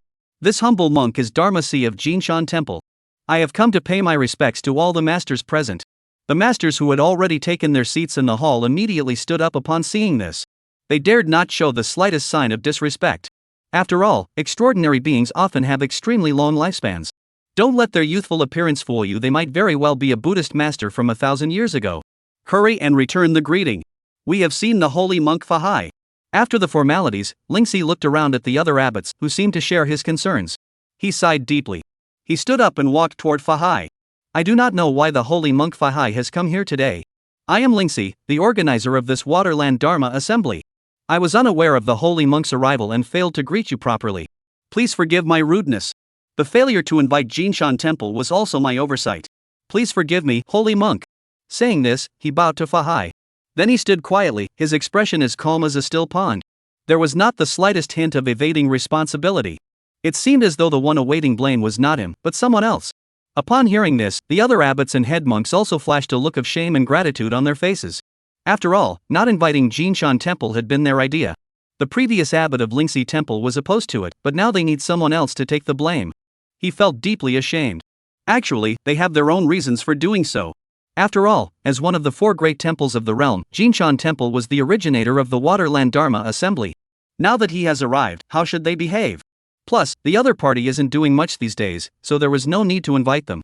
After all, who would want to have a few people above them who are of a higher rank than themselves? But who would have thought that it was precisely this Golden Mountain Temple that first made contact with his extraordinary being? Suddenly, the abbots and masters exchanged glances, their hearts filled with mixed emotions. At that moment, Fahai looked at the diverse crowd before him, yet his heart remained calm and unruffled. Having cultivated his mind for 1,000 years, he no longer worried about such mundane matters. This time, he has descended into the mortal realm to resolve karmic debts and attain the enlightenment of an arhat. Therefore, he continued to greet them with an incredibly kind expression. Old abbot, you are too kind. I did not come here for the Waterland ceremony, but to borrow your precious place for a while. Instantly, everyone present wore peculiar expressions. Borrow this place for a moment? The abbot of Lingxi was also somewhat puzzled. However, the faces of the Super Administration Bureau officials nearby suddenly changed drastically. Borrow this place for a moment? No way. Zhao Qi's expression grew solemn. Sure enough. Not bad, let me borrow this place. After Fahai finished speaking, his previously serene expression suddenly changed, his face growing icy cold. He turned to face the crowd below the altar, his tone shifting abruptly, and the atmosphere shifted dramatically. You think you can pass yourself off as something you're not, deceiving heaven and earth? Do you really think I can't see through you? You dare to be such a demonic creature. I can see right through you, you're not human. Chapter 61. Thankfully, she didn't take a liking to me. The Lei Feng pagoda rose from the ground. You think you can pass yourself off as something you're not, pulling a fast one on me. Do you really think I wouldn't notice? You dare to be such a demonic creature. I can see right through you, you're not human. As these two roars echoed, fueled by magical power, the eardrums of countless people present were shattered by the deafening sound. Doubts also flashed through their minds. Is there a monster among us? Instantly, countless people panicked and rushed madly toward the exit. They hadn't forgotten the tree demon grandmother from last time. All they could talk about was slaughtering hundreds of thousands of people. As for doubts? This time, a wizard actually came personally to exorcise the demon. How could it possibly be fake? But now, when they tried to escape, they realized it was too late. They had previously been in the most advantageous position, closest to the altar, but now they were surrounded by countless people on all sides. How could they escape? Everywhere there were countless shouts and shoves. A stampede was about to occur. Lin Guodong and the others' expressions turned grim. They were about to ask Yen Qixia to intervene. Just at that moment, Fahai looked down at the crowd pushing and shoving in all directions, his face cold as ice. How dare you?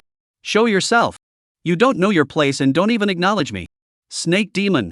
Today, I'll expose your true form. As he spoke, Fahai's hands began to move swiftly, forming various hand seals and changing postures. Invisible waves of magical energy suddenly appeared. Great Heavenly Dragon, Prajna Buddhas, World-Honored Earth Store, Prajna Bamahong. Manifest your form. With a furious shout, a white Buddha-like light suddenly shone forth from his body, illuminating the crowd below. Almost half of West Lake was illuminated in that instant. Countless people who had been pushing and shoving were suddenly pushed aside by the white Buddha light. They were carried hundreds of meters away.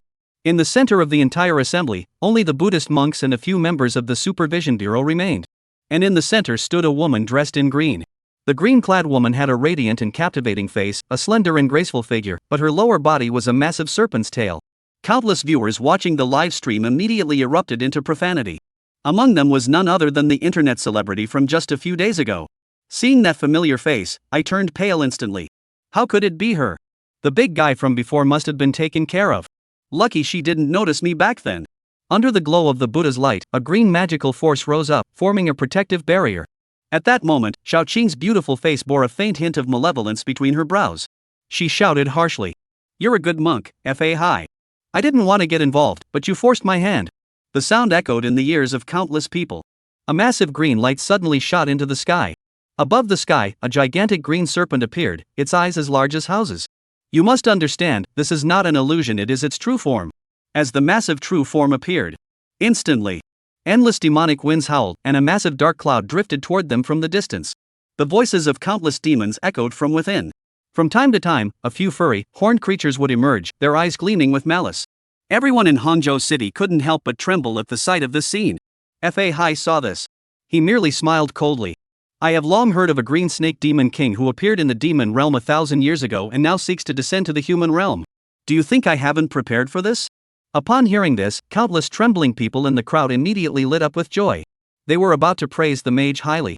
I never expected that. Fahai suddenly pulled out a dust-sweeping brush, and his magical power surged, causing the brush to instantly transform into a hundreds of feet long whip. It directly swept up the nearby Lei Feng Pagoda, accompanied by a loud rumbling sound. The ancient temple that had stood for 1,000 years was suddenly lifted off the ground, as Fahai transformed into a golden Buddha light and faded into the distance. A loud shout echoed through the sky. Snake demon, if you wish to save your sister, come to Jinshan Temple. This left countless people in the crowd staring at each other in disbelief. Is this all you've prepared, mage? And just as countless people trembled in fear, dreading that the massive dark cloud above, laden with countless demons, would descend upon them and unleash a massacre, it happened in a way that no one could have anticipated. The blue snake in the sky was also furious, as if Fahai had taken away something extremely important to her. A piercing cry echoed through the air. You despicable bald-headed monk, Fahai! Let go of my sister! In a fit of rage, he summoned a massive demon cloud and charged after Fahai. This left Yan Qixia, who had been about to intervene, staring at the Xianyuan sword he had just drawn from its scabbard, feeling utterly embarrassed. Lin Guodong and the others, while their expressions eased slightly, also felt a fleeting sense of confusion. A certain captain scratched his head and said, "Wow, it really is demonic mischief. I actually guessed it right." Fortunately, Master Fahai was kind enough to lure the demons away. Now we should. You shut up.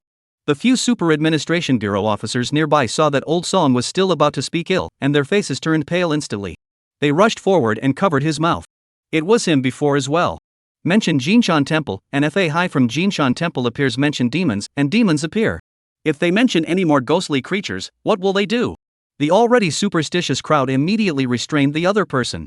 Yan Qixia watched the scene, his face twitching slightly, but he still turned to Lin Guodong beside him and said, I'll head to Jinshan Temple first to see if Master Fahai needs any assistance. This place is now in your hands. Lin Guodong nodded and said, No problem, the authorities have already prepared an evacuation plan. Without any extraordinary interference, the authorities are well versed in handling such situations. Yan Qixia saw this and nodded in agreement, then transformed into a streak of sword light and departed. This once again caused a stir among the crowd. Lin Guodong finally let out a sigh of relief. Now that Chao Fan had left, they could finally rest easy. Earlier, when Fahai first appeared, the pressure they faced was immense. Immediately, they began organizing the evacuation of the crowd. Although the extraordinary threat had departed, with over 1 million people gathered together, even the slightest misstep could lead to a national tragedy. This leaves them no room for complacency. Only the high monks who had come to participate in the Waterland ceremony remained at the scene. They looked at each other in disbelief. They, who were once the main characters, were now completely forgotten by everyone. Seeing this, the abbot of Lingxi sighed and clasped his hands together.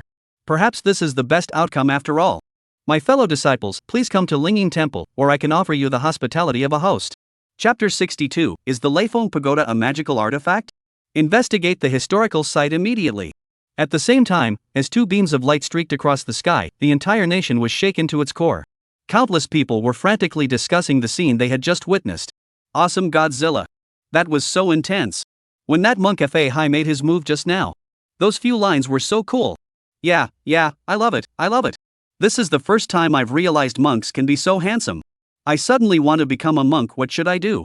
I wonder when Master Fahai will start taking disciples.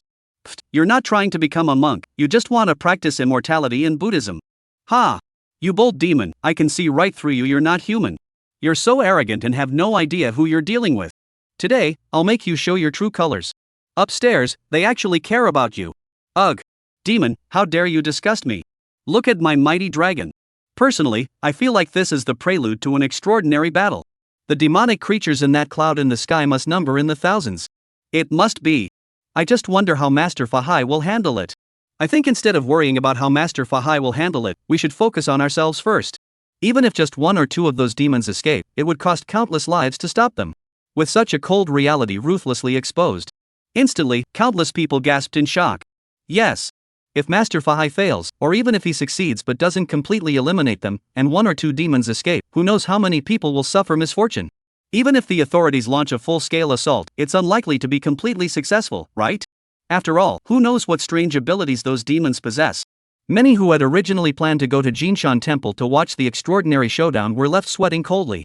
A single word awakens those lost in dreams. I was originally planning to go to the scene to take a look, but now it seems like I'm just asking for trouble.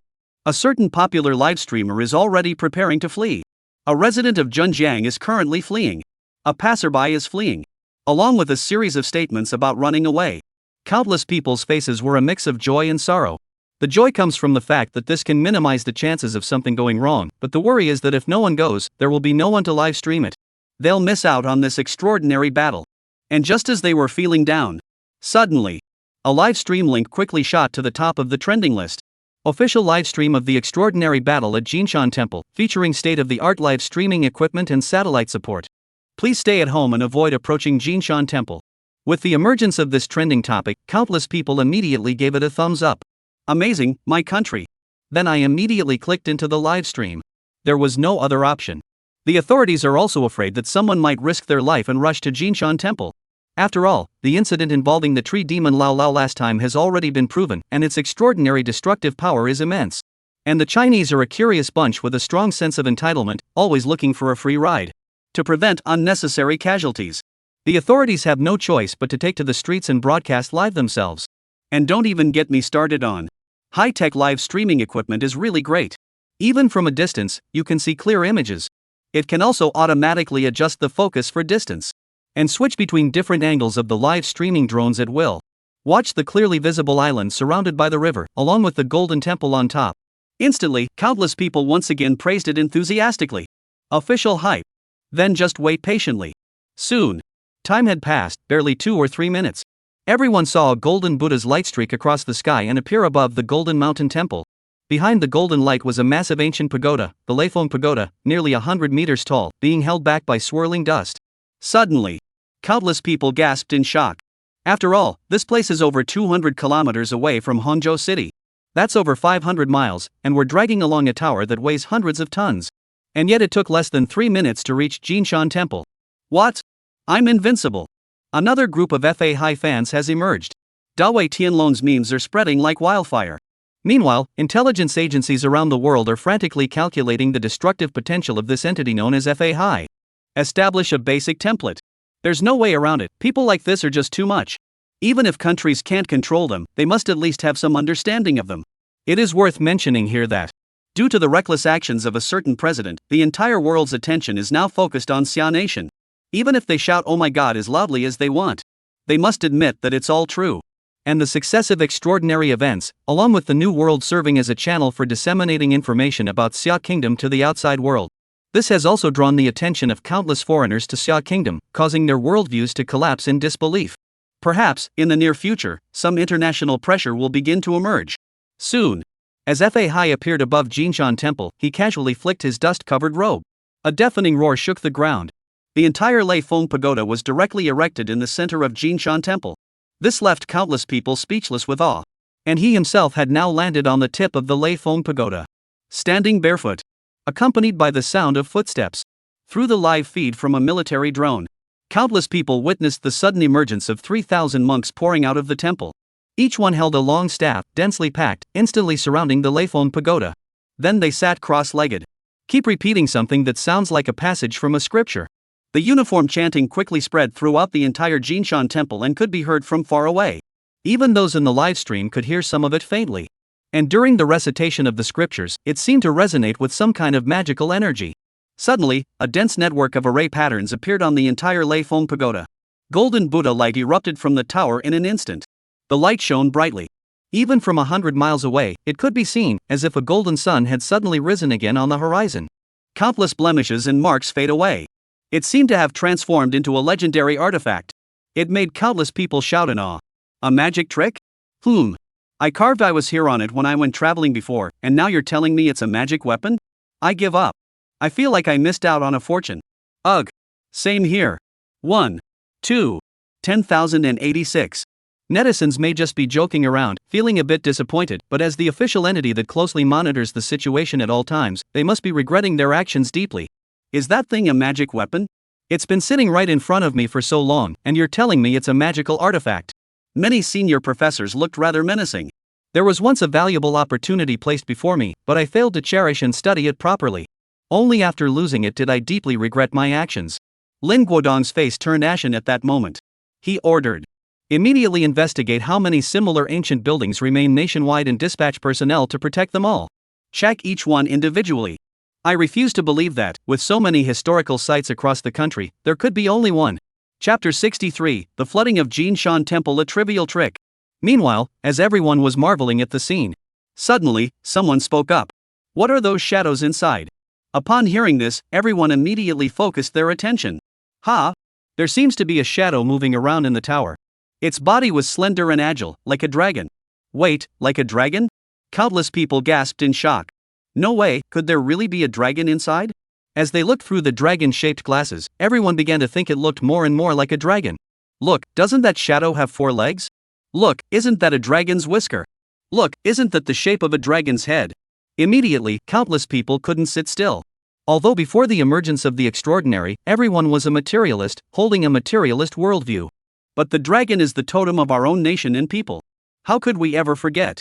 Even before the extraordinary appeared, it was something that countless people had been paying attention to. Now that the extraordinary has emerged. You mean dragons have appeared too? Countless people felt their worldview shatter. And as everyone's doubts continued to deepen, suddenly, someone reacted. Something's wrong. Look, that shadow doesn't seem to have dragon horns. Instantly, everyone else noticed it too. Some were puzzled. Could it be a dragon? Soon, someone else suggested. The green snake demon mentioned her sister earlier. Do you think this might be her sister? But before anyone could think it through, a massive black cloud was already heading toward Jinshan Temple. Xiao Qing had arrived with his men. A terrifying demonic wind suddenly erupted. The sky darkened as the clouds rolled in. A mighty sound, intertwined with the soft hissing of a snake's tongue, echoed across the heavens. Fahai! Hand over the Leifeng Pagoda. Otherwise, I will wash the Golden Mountain Temple in blood today. The sound echoed loudly. The boundless river waters surged, with towering waves crashing against the shore and endless foam churning in the waves. Amidst the dark clouds, countless demons and monsters writhed and twist, roaring with a bloodthirsty intent to kill, leaving countless people drenched in cold sweat. Upon hearing this, Fahai's expression turned icy cold as he spoke. If you want to save Bai Suzhen, you must first ask my monk's robe for permission. He finished speaking. He immediately flew up from the top of the Leifeng Pagoda. A mere 10,000 demons dare to act so brazenly? Today, I shall put an end to you all. As he soared into the sky, both hands suddenly clasped together. In an instant, surging divine power erupted like thunderous roars, shaking the void. A loud shout rang out. Kesa! The Kasaya behind him instantly turned blood red, billowing in the wind like a curtain rising from the heavens. It obscured the sky and blocked out the sun. He flew directly toward the massive dark cloud in the sky, as if intent on trapping and annihilating all 10,000 demons in one fell swoop. The scene was terrifying beyond description. Meanwhile, the 3,000 monk soldiers behind them also flew into the chaos, charging toward the demons and monsters that had been engulfed first. They advanced like a tidal wave, and the screams of demons could be heard almost every moment. Fresh blood flowed continuously from the monks' robes. This made countless people momentarily realize why this magical artifact suddenly turned from white to blood red when used. That was undeniable proof that the blood of countless demons had been drained dry. Many people with weaker resolve couldn't help but show a hint of reluctance on their faces. Of course, these are all minor details. At this moment, Xiao Qing saw the monk's robe enveloping her and immediately abandoned the demonic cloud, transforming into a streak of light and flying out of the robe's range. She had no intention of saving her subordinates. Instead, he sneered coldly at Fahai. You've lost your monk's robe, yet you still have to constantly channel your magical power into it. Let's see how you dare to fight me now. Today, I will flood the Golden Mountain Temple. Having said that, he immediately manifested his gigantic true form and plunged into the Yangtze River below. The massive green shadow swiftly headed upstream along the great river. She intended to divert the waters of the Yangtze River to completely submerge Jinshan Temple. As terrifying demonic energy surged, almost as soon as Xiao Qing had fallen into the great river, the entire river began to rise violently. Endless waves rolled and crashed against the Golden Mountains in the river at every moment. In just a few seconds, part of the Golden Mountain is completely submerged. It caused countless people's pupils to contract. Such power? At that moment, an urgent report also came from Lin Wodong's side. The water flow was moving upward in an unconventional manner, and the water flow of the entire Yangtze River system and the surrounding area had been diverted? How is that possible? How many tons of water is that? His voice was filled with disbelief. Of course, most people couldn't see such reports. They only saw the Golden Mountain Temple before them, seemingly about to be submerged by a water source defying the laws of physics, and their faces betrayed their concern. Newton's coffin lid can't even stay shut anymore. Flying through the air is one thing, but directly controlling water to flow uphill? That's some serious bragging rights. Stop making things up. Let's talk about what we should do now. The actions of this green snake demon are practically forcing Zen Master Fahai to make a choice. Release him, or face the destruction of your entire lineage. That's really cruel. Yeah. Even if Master Fahai isn't afraid of these river waters and can save the remaining monks inside, with the Golden Mountain Temple in such a state, it probably won't be able to hold out either. After all, dragging a centuries-old temple weighing hundreds of tons is no match for an island in the river that weighs tens of millions, or even hundreds of millions of tons. This snake demon is so shameless. He clearly can't defeat me, the Zen Master Fahai, yet he resorts to such underhanded tactics. Why not just let the snake demon go? We can always catch it later. Why insist on fighting to the death? This is our family's livelihood. I agree. It feels like Master Fahai is being too stubborn. You don't know anything. If I let him go, I'd still be Master Fahai. Just as everyone was chatting. It was only a matter of seconds. A massive wave, hundreds of feet tall, had formed in the distance. The true form of the green snake emerged, churning and surging within the waves. A massive serpent head stands atop the crest of the wave. It flickers its tongue and speaks in a human voice. Fahai, if you release my sister and hand over the Lei Foam Pagoda, we can still negotiate. With such a powerful surge, even a mountain could be shattered.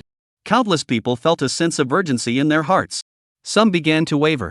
He wanted Fahai to agree. But under the gaze of countless people, Fahai merely chuckled softly. Such trivial tricks, and you dare to show off in front of a master. Chapter 64, Moving Mountains and Ascending to Heaven Help Me Cultivate. Accompanied by the contemptuous sneer in the voice.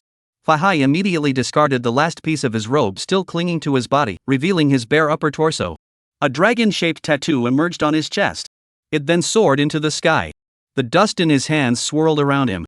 Great Heavenly Dragon, Great Law Mantra, Prajna Buddhas, Prajna Bamahong. Move the mountain. With a deafening roar, boundless magical power surged forth in an instant. The dragon-shaped tattoos on his body suddenly opened their eyes, began to move, and then suddenly flew out. They merged with the floating dust in his hand. The dust immediately swelled in the wind, instantly wrapping around the entire Golden Mountain Island in concentric circles. Seeing this familiar scene, countless people were instantly dumbfounded. A bold thought emerged in their minds. Could it be? The next second, a thunderous roar echoed through the air. Ascension! Boom! The entire mountain suddenly shook violently. The noise was like the earth splitting open, with endless boulders rolling down, causing waves of shock.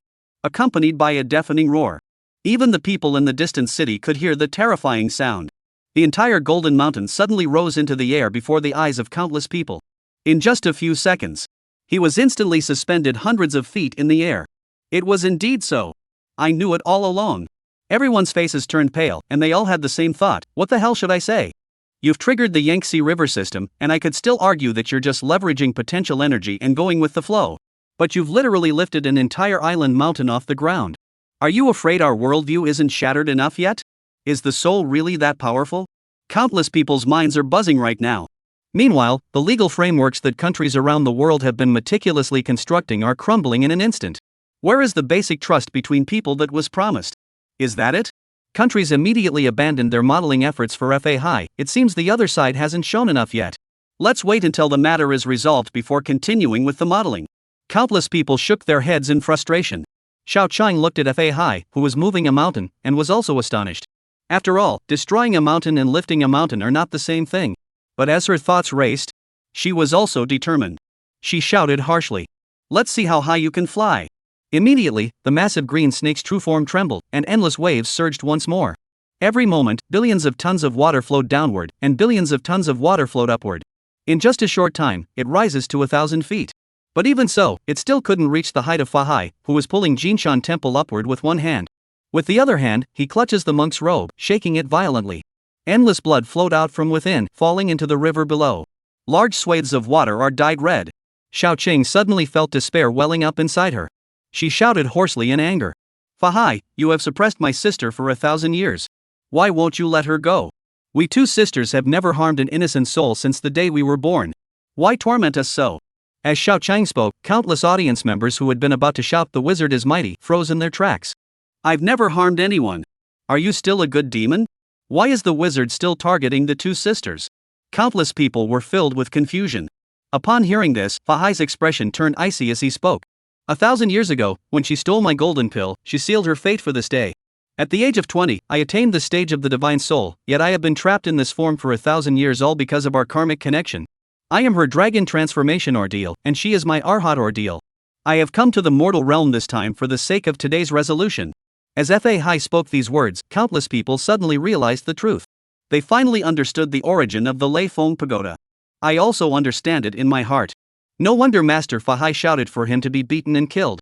After all, he had attained the level of a divine spirit at the age of 20, but because a snake demon stole his golden elixir, he was trapped in the realm of divine spirits for 1,000 years. If it were them, they would likely be in a state of endless struggle. In the language of immortals, it's a grudge for blocking the path to enlightenment. Just as countless people nodded in agreement. Suddenly, they froze. Wait, Hualong. Just then, the Lei Feng Pagoda, which stood within the Golden Mountain Temple, suddenly burst into a brilliant golden light. The agile figure within suddenly began to move swiftly. Countless array patterns suddenly shattered. In an instant, accompanied by a loud bang, the Lei Feng Pagoda exploded with a thunderous roar. A clear and resonant dragon's roar echoed throughout the heavens in an instant. As the sound echoed, a vast and boundless cloud of calamity suddenly appeared in the sky. A sleek dragon's form shot into the sky and plunged into the calamity. In an instant, Fahai's expression changed drastically. Transform into a dragon. Xiao Qing was also overjoyed and let out a clear, resonant roar, as if responding to the dragon's cry. Fahai quickly made a few calculations with his fingers. He spoke solemnly. The proof of attaining the state of an Arhat Buddha is right here and now. Suddenly, there was no time to think further. He immediately clenched his hands into a magical seal, swiftly changing his hand gestures, causing an invisible surge of magical energy to rise. Great celestial dragon of supreme power, earthly venerable Ksiddhagarbha, Prajna Buddhas, Prajna Bamo. The dragon patterns originally fused to the floating dust suddenly flew out, seeming to transform into a true giant dragon, coiling around his body. As the dragon's eyes opened and closed, hands are clasped together. The true form of the Arhat. Accompanied by the deafening roar of thunder. The spiritual energy within 1,000 miles was suddenly forcibly restrained and drawn into his body. His body swelled up in an instant, growing to the size of a giant Arhat standing tall and straight. Standing 1,000 feet tall, a celestial dragon coiled around his body. With a single gesture, it can cause the heavens to collapse and the earth to shake, capable of obscuring the sky. The massive green snake that once seemed so enormous now pales in comparison to this figure. It left countless people speechless with astonishment. Many people muttered to themselves. Sure enough, no matter who you are, you've got your own secret weapon. And size does matter. Never mind how everyone else might criticize it. At this moment, Fahai truly seemed to have attained the enlightenment of an Arhat. His might was boundless. With just one hand, he supported the entire mountain of gold, while the other massive hand immediately reached out toward the dragon's shadow within the calamitous clouds. By Sujin, 1,000 years ago, you stole my golden pill, trapping my soul for 1,000 years. 1,000 years later, it is your duty to help me cultivate and achieve the enlightenment of an Arhat Buddha. Chapter 65, Attaining Arhatship? By Sujin, how dare you deceive me? By Sujin, 1,000 years ago, you stole my golden pill, causing my soul to be trapped for 1,000 years. After 1,000 years, you should help me cultivate and attain the fruit of Arhatship. Amidst the thunderous roar of rolling thunder, the heavens and earth shook. A massive hand, as if capable of grasping the heavens themselves. The figure bathed in the thunderous sea, having already transformed into a dragon with horns, let out a sorrowful cry. Countless people were moved in an instant, as if they could feel the sorrow, though they did not know why. Someone murmured suddenly. Now it seems that Bai Sujin is also a bit pitiful. Possessing the innate ability to transform into a dragon, she was suppressed by Fahai for 1,000 years. After 1,000 years, just as she was about to emerge into the world, she was captured by Fahai the Zen master, who intended to use her to achieve the status of an Arhat Buddha. However, most people merely scoffed at the idea. That's ridiculous. If that's the case, then Fahai the Zen master should have been trapped in his spiritual form for 1,000 years. He achieved the status of a spiritual master at the age of 20, yet he wasted 1,000 years because of a mere snake demon. That's 1,000 years. If it weren't for Bai Sujin, I might have already become an immortal. Though they didn't know why they had been moved by that dragon's roar, countless people remained unwavering in their resolve. They believed that Bai Sujin deserved to die, as she had aided Fahai Zen master in achieving enlightenment, and it was only right that she should be punished. Many who had previously felt some sympathy for Bai Sujin, upon hearing the others' arguments, could only sigh and say no more. However, just at that moment, someone noticed something amiss. Wait a minute, you're saying that Bai Sujin was captured and imprisoned by Fahai Zen master for 1,000 years, yet Fahai Zen master was also trapped in the realm of the soul for 1,000 years. Isn't that a grammatical error? They've already captured each other, yet they have to wait 1,000 years to settle their karma. As someone pointed out this issue. Suddenly, countless others were also completely bewildered, but they quickly came to their senses. That's right. Even though Master Fahai had already captured the opponent, why did he have to waste 1,000 years? This is clearly a false proposition. Countless people are left pondering. Even the official authorities of various countries, who have been closely monitoring the situation, are at a loss for answers. They have been drawn into this issue. Lin Guodong, who was still in Hangzhou, was also filled with confusion at that moment. Yes, why is that? Could it be that even with the natural talent of Zen Master Fahai, he still needed to rely on Bai Suzhen's transformation into a dragon to help him break through to the realm of a celestial immortal Arhat? That shouldn't be the case. He attained the Yuanshan realm at the age of 20, yet he must waste 1,000 years at this level? Moreover, Fahai doesn't seem like someone without a strong background. In mythology, there are many powerful figures in Buddhism. Just at that moment, Zhao Qi, who had been silent all along, suddenly spoke up. Perhaps it wasn't that he didn't want to, but that he couldn't. After all, who says Bai Suzhen has no lineage? The potential to transform into a dragon, the transformation of one species into another, requires no small amount of karmic opportunity. How could such a thing be achieved so easily? And to think that even Fahai, a prodigy of the Buddhist order, wasted 1,000 years on her. Lin Guodong heard this and was deeply moved. Lin Guodong was deeply moved upon hearing this. Lin Guodong was deeply moved upon hearing this. You mean? Zhao Qi nodded, watching the live stream on the screen, a flash of intense heat crossing his eyes.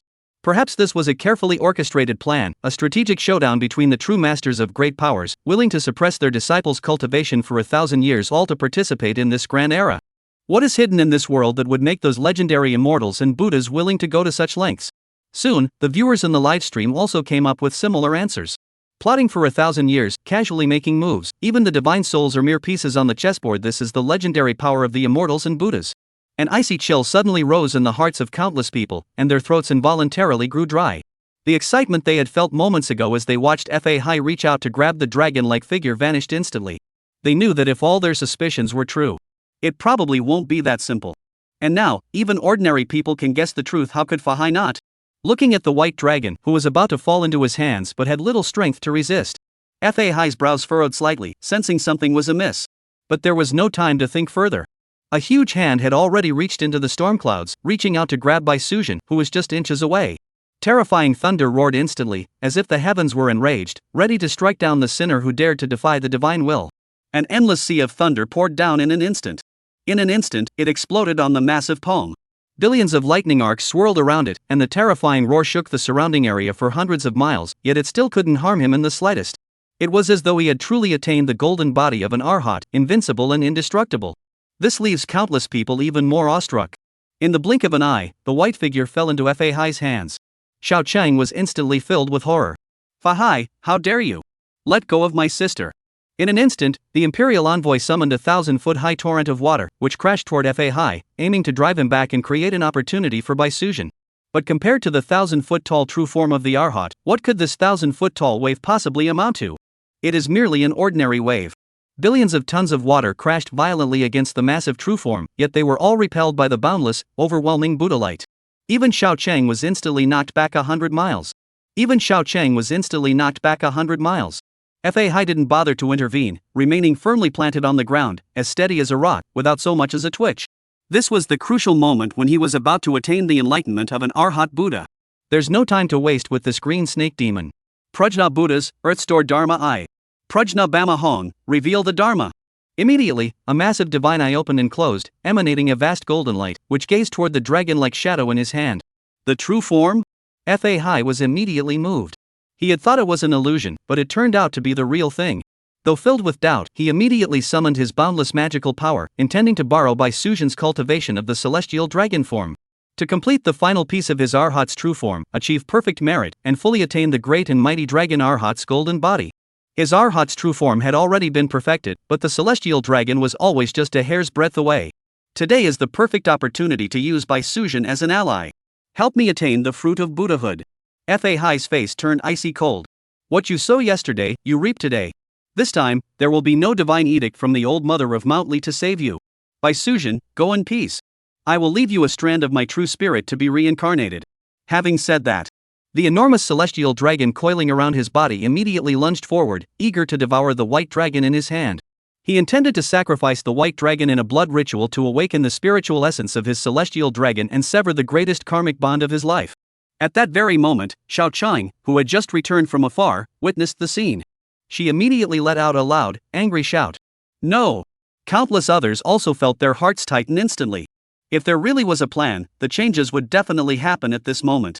But what no one could have anticipated is As the celestial dragon began to devour the white dragon, everything remained calm, except for a mournful cry. How could this be? Nothing happened at all. Zhao Qi turned pale instantly. This was his first miscalculation, and countless doubts began to swirl in his mind. Could I have really been wrong? Soon, as the white dragon held in Fahai's hands was completely devoured, the celestial dragon coiled around Fahai's body. A flash of spiritual light flickered in his eyes. The form is perfect. In an instant, the celestial dragon's and Arhat's true forms intertwined, and a terrifying golden Buddha light erupted suddenly, illuminating an area of thousands of miles in all directions. The spiritual energy of the heavens and earth within a 10,000-mile radius is surgingly into this massive golden form. At this moment, Fahai sat cross-legged, holding a seal, his face serene, his eyes half open, and his entire body exuding an aura of majestic dignity. A perfect energy was constantly blossoming and elevating from his body.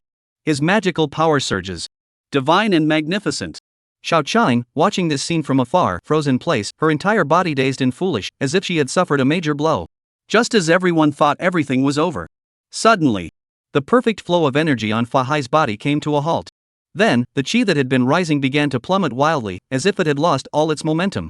A pair of Buddha's eyes, filled with furious flames, suddenly opened and gazed toward the sky. A furious roar echoed through the air. By Suzhen, how dare you deceive me? Chapter 66, Fahai's Obsession, the Power of a Half-Step Immortal. Amidst the thunderous roar of furious anger, the celestial dragon on Fahai's body, as if brought back to life, began to move, roaring toward the sky above. The thunderous dragon's roar shook the earth for 100 miles. Countless people were instantly stunned. What the heck? What happened? I don't understand. Didn't it work? Could something have happened that we don't know about? Everyone was filled with confusion.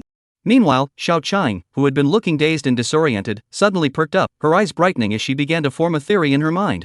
Could it be that my sister isn't dead after all? Immediately, his massive true form rose up, gazing toward the sky, his eyes filled with hope.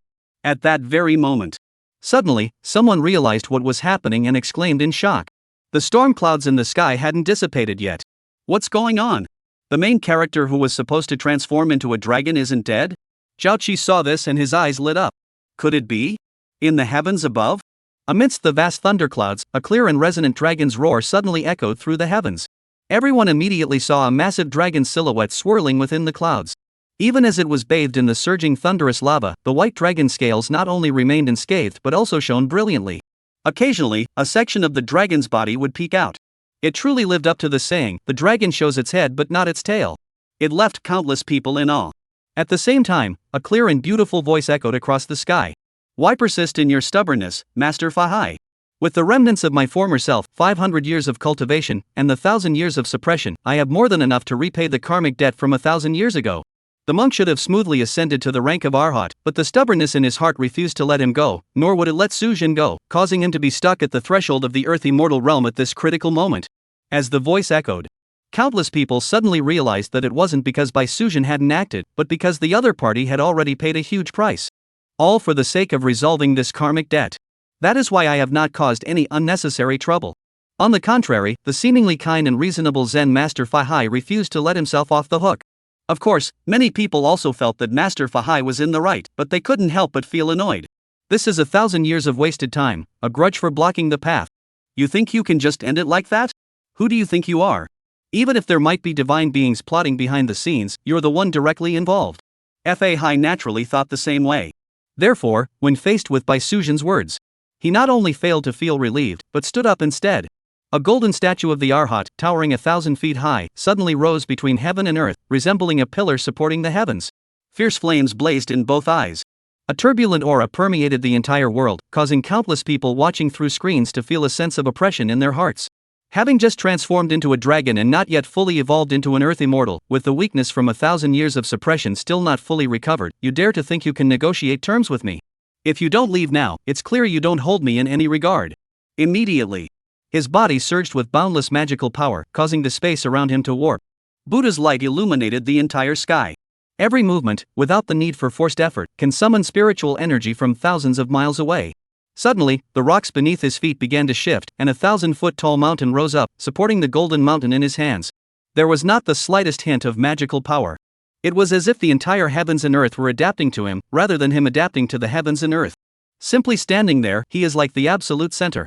Watching this scene, Everyone suddenly recalled the description of the earth immortal given by the nine-palace Daoist on the back mountain of Rinjia town that day. His words were as binding as law, capable of transforming the heavens and earth. This is changing the heavens and earth. Making the heavens and earth adapt to oneself, how domineering! Countless people gasped in astonishment. After all, this was merely a half-step earth immortal, not yet fully accomplished as a true earth immortal, and already so extraordinary. Then, a true earth immortal must be capable of destroying an entire nation with a single strike. What's he woo? What's a celestial weapon? In the face of such transcendent power, they're all just amateurs. In an instant, the nations that had been struggling decided they must find their own myth as soon as possible. Only the extraordinary can stand against the extraordinary. And just as everyone was thinking this, only then did Fahai clasp his hands together. A loud sound rang out. Kasaya. Immediately, the Kasaya, which was still shrouded by 10,000 demonic beings in the distance, trembled violently. The 10,000 demonic beings were completely reduced to a pulp, raining down like rain. Of the 3,000 monks, only 2,000 remained, falling into the Golden Mountain Temple. Then the monk's robe immediately flew up, empowered by the supernatural abilities of Fahai, who resembled an arhat. It swelled once more. It transformed into a vast expanse, truly enveloping the entire sky. It surged toward the thunderous sea above the sky, as if intent on fusing with the vast thunderous sea and by Suzhen herself. Xiao Cheng saw this and felt a sudden tightness in her heart. She cried out, "Sister, be careful." Meanwhile, Bai Suzhen, who was watching from above, sighed and said, "Why are you so stubborn, master? We are both in the process of transforming into earth immortals. No one can harm us." As the dragon's shadow swayed, the thunderous sea stretching for thousands of miles suddenly became wildly chaotic. It forced the massive blood-red robe to halt its advance. Fahai said coldly, "Since the monk's robe cannot harm you, I shall personally come to slay you. Even if Lady Li Shan herself were to arrive today, I would still take you in." Having said that, magic power surged. Great heavenly dragon, world-honored earth store, Prajna Buddhas, Prajna Bamahong. The dragon flies in the sky. In an instant, the celestial dragon coiling around Jin's body roared and soared into the sky. The massive true form of the Arhat immediately mounted the dragon and charged toward Bai Suzhen in the sky above. The sight left countless hearts racing with excitement. Although it feels a bit reckless for the mage to act this way, it's truly cool. Countless people nodded in agreement. Yeah. I didn't expect that even monks could be so handsome these days. And as Fahai charged into the heavens above, Bai Suzhen was also slightly annoyed. Since the monk is so stubborn, I won't show any mercy either. Having said that, a dragon's shadow flickered, and he directly wielded his transformed dragon's thunder tribulation to engage the monk in battle. With that, a dragon's shadow flickered, and he immediately summoned his dragon transformation thunder tribulation to engage in battle with the Arhat. At every moment, the sky erupted with boundless thunderous lava, and the deafening roars echoed without cease. The sight leaves countless people spellbound. It also left Chu Xian with a darkened face. These two guys really don't know the value of rice and firewood. Two half-step immortals were frantically draining the celestial and terrestrial spiritual energy of Blue Star. If this keeps up, the recovery of the spiritual energy might even regress directly. Fortunately, it's time for me to step in and take action. At this moment, above the sky, dragon blood, dragon scales, and golden lacquer occasionally fell, drawing the intense gaze of many observant individuals. Dragon blood and dragon scales, golden lacquer of the Arhats. Little cutie. Everyone knows it's a good thing. Many countries, especially the white-headed Eagle Empire, have already taken action. Unfortunately, their efforts pale in comparison to those of the Xia Kingdom's official response. As the battle intensified, the situation began to escalate. Countless official personnel have already quietly begun gathering those items. Sometimes, they even have some unscrupulous thoughts in their hearts. If these two could just die together, it wouldn't be such a bad thing. Unfortunately, such dark thoughts are doomed to have little appeal. Because Chu Xian is about to make his move. Chapter 67, Spatial Freeze. Fahai is in trouble. A human and a demon stood atop the sky, their power growing stronger with each passing moment. Gradually, when there was no longer any strength left to control the power and aftereffects, countless people finally realized the terrifying destructive power of a half-step earth immortal. Endless bolts of thunderous lava were constantly being struck down to the mortal realm, flattening one forest and hill after another. Countless mountains and rivers are reduced to scorched earth. The terrifying magical powers collided, causing the surrounding space to tremble faintly and gradually crack open. Tiny fragments fell, adding to the scars on the earth. They send countless hearts into a frenzy of fear. Those who had originally come with a mindset of observing the extraordinary suddenly changed their perspective, as a thought suddenly crossed their minds. If such a battle were to occur in the nearby city, even if it were only a minor skirmish, wouldn't it result in countless casualties? Although the recent extraordinary battles had all consciously avoided involving ordinary people, once the real fighting began, no one would hold back, and who could be certain of their own safety? Lin Guodong and the others, who had previously been in high spirits due to the dragon's blood in golden lacquer. At this moment, their expressions had turned so grim they were barely recognizable. But how could they possibly stop at all this? This is an extraordinary being who has reached the half-step immortal realm. Just the defensive power of its 1000 Zhang true form alone is likely to surpass the limits of human attack capabilities. Not to mention the terrifying power of that mountain formed in an instant. These two are both beings capable of conquering an entire nation. We can only continue evacuating the crowd. I hope we make it in time. Just as he was sighing, a lazy voice suddenly echoed through the heavens and earth. Enough! Stop fighting! If you continue, you'll delay the revival of spiritual energy. Delaying the Eastern Immortal Realm's plans, you won't be able to escape punishment for that. Those fellows are really something. The human realm hasn't even recovered enough to accommodate the battles of Earth Immortals yet. Even Immortals have been assigned to this stage? This is just adding to my workload. With a hint of dissatisfaction in his voice. No one showed up. An invisible wave suddenly appeared between heaven and earth. As the wave passed, the two massive figures that had been locked in a fierce battle in the sky. The sky was filled with thunderous lava and tiny spatial fissures. Even beneath this battlefield, near the Golden Mountain Temple, Xiao Chang was riding the boundless waves of water. Everything suddenly seemed to freeze, like a movie that had suddenly stopped. Not a single ripple stirred. This is space freeze. Countless people watching the livestream were instantly stunned into silence, unable to even rejoice or process the information in the other person's words. Is this even human? A divine being. An absolute divine being. Even among immortals, he is no ordinary being. Everyone was frantically swearing oaths. After all, such a technique that seemed to freeze space was clearly not something an ordinary immortal could accomplish. Who would have thought that such a powerful being still exists in the mortal realm? The hearts of many nations grew heavy. There are actually such terrifying deities watching over the human world, Blue Star. Can our extraordinary beings achieve the same? Countless people watched through high-tech live streams, even seeing that the light frozen in the air seemed to be suspended mid-air, transforming into tiny particles. Damn it! Blow it up! While countless people tremble in fear, they also felt a sense of relief in their hearts. Since such a powerful figure is paying attention to this world, at least this battle won't spread any further. Meanwhile, Fahai and Baisuzhen, who were in the midst of the battle, were also filled with horror and fear. At least a Xian level powerhouse. How could such a colossal being exist in the mortal realm? In an instant, my mind was in turmoil. I had thought that at this moment, the mortal realm could only cultivate the foundation for a golden core, and as a half-step Earth Immortal, I was already invincible. Little did I know. A pang of regret suddenly arose in my heart. A figure of such stature, even if he were to kill someone on the spot, no one would dare to come to their defense. Because the two of them had indeed forcibly extracted the spiritual energy from the mortal realm, which would disrupt the divine realm's plans. Just as the two of them were beginning to calm down, Xu Xian saw that the effect was about right and estimated that Fahai and Baisuzhen would also stop. He immediately relaxed his control over the script. Yes, he relied on the script's authority over the scenes and characters to achieve this effect. Otherwise, freezing space? That's a technique reserved for the level of a Xian cultivator. It would take just 1 second to drain his million script points. As a frugal and responsible man, Xu Xian naturally wouldn't do such a thing. And if you have the authority but don't use it, why let it go to waste? The effect is still outstanding now. It satisfies my desire to show off, settles the two people who were getting heated up, and even digs a hole for them in the process. Just as he was relaxing his grip on the script, satisfied with his work. As soon as he relaxed, the previously frozen space immediately returned to normal. Above the sky, the human and demon who had just unleashed their true flames were barely able to move when they immediately bowed toward the void in unison. Then, when Xu Xian spoke up, "This is a one-time exception." After that, he only managed a muffled groan. He turned and walked away in front of everyone, without saying a word. No sign of the anger from earlier. Even Fahai, who had a fiery temper and was driven by an obsession, had shrunk his golden body to a small size.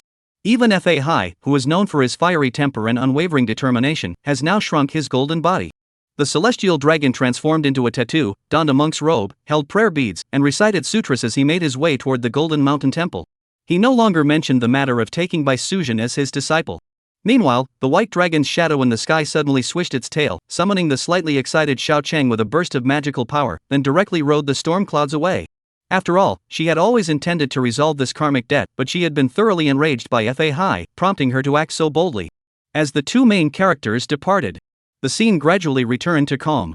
The thunder and lightning subsided, and the space returned to normal.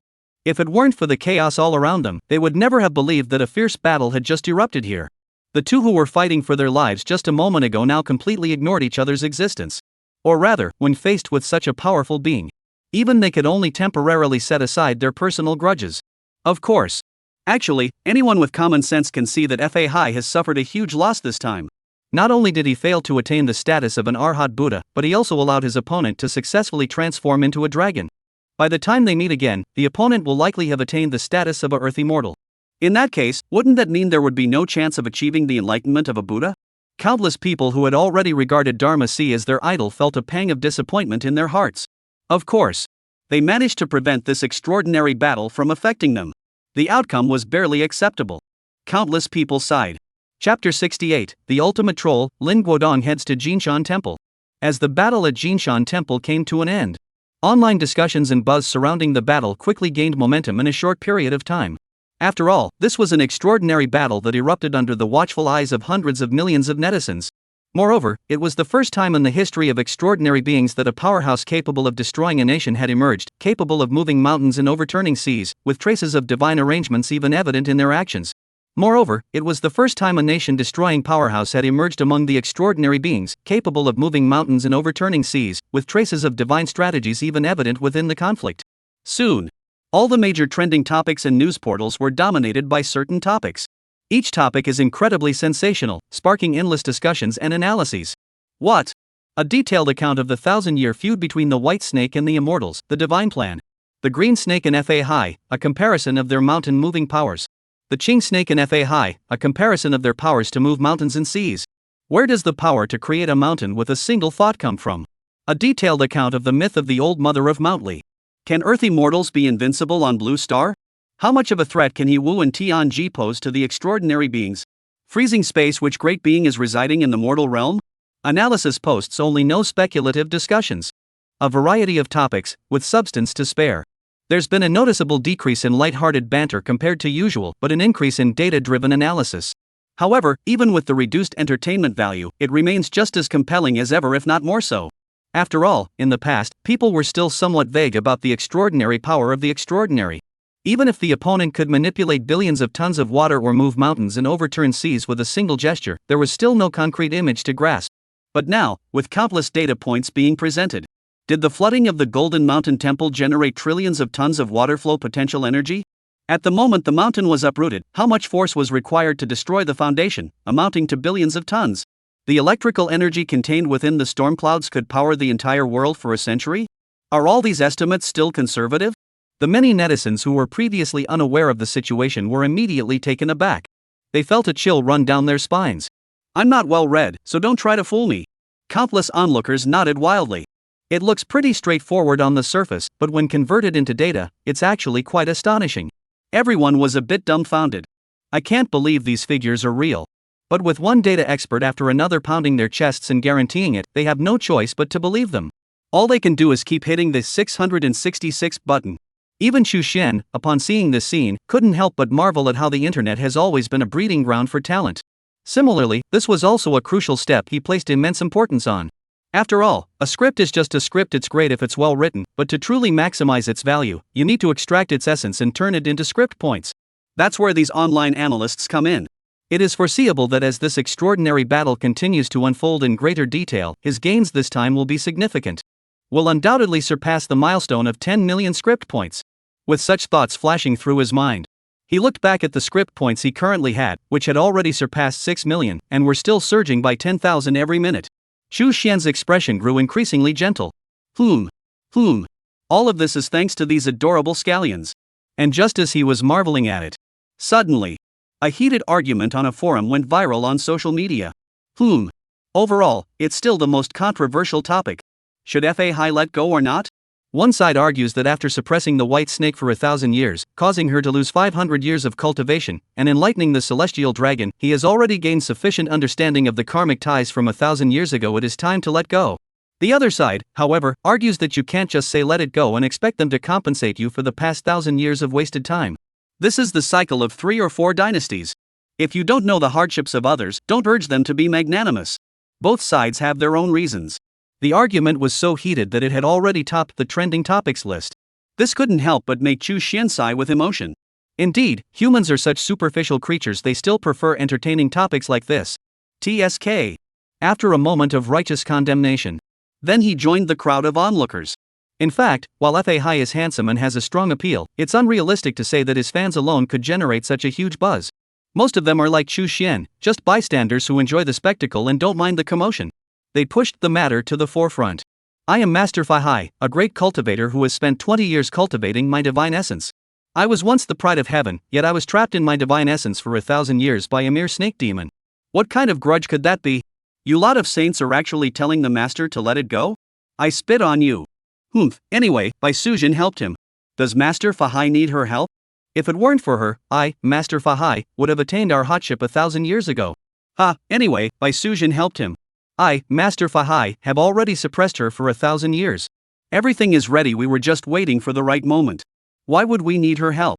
This is the normal procedure. Anyway, Bai Sujin helped him. Oh. You stubborn fool, look at my mighty dragon.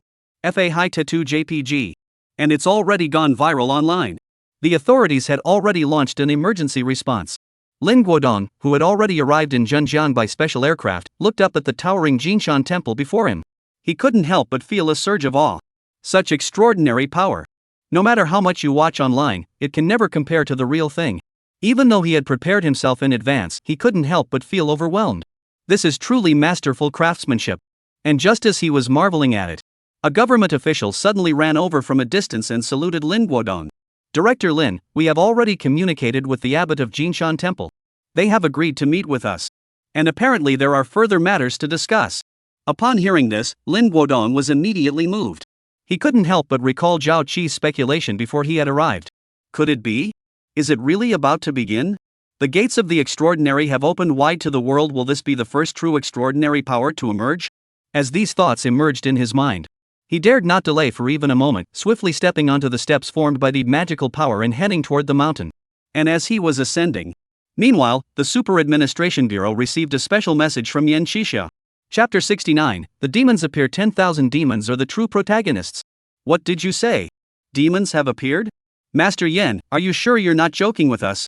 It's only been a year since the spiritual energy revived. Even if the spiritual energy in the heavens and earth has recovered to the golden core stage, it shouldn't be possible for a demon to form so quickly, right? This is what you, Master Yan, said earlier. Could something unexpected have happened? Professor Mo's face flushed unnaturally, betraying a hint of excitement, as he spoke with a puzzled expression. In front of the video call, the members of the Super Administration Bureau looked at Professor Mo, who seemed somewhat excited, and their expressions grew peculiar. We can't help but feel that you seem to really hope this is true. At this moment, Professor Mo seemed to realize his own indiscretion and immediately cleared his throat a few times to cover his embarrassment.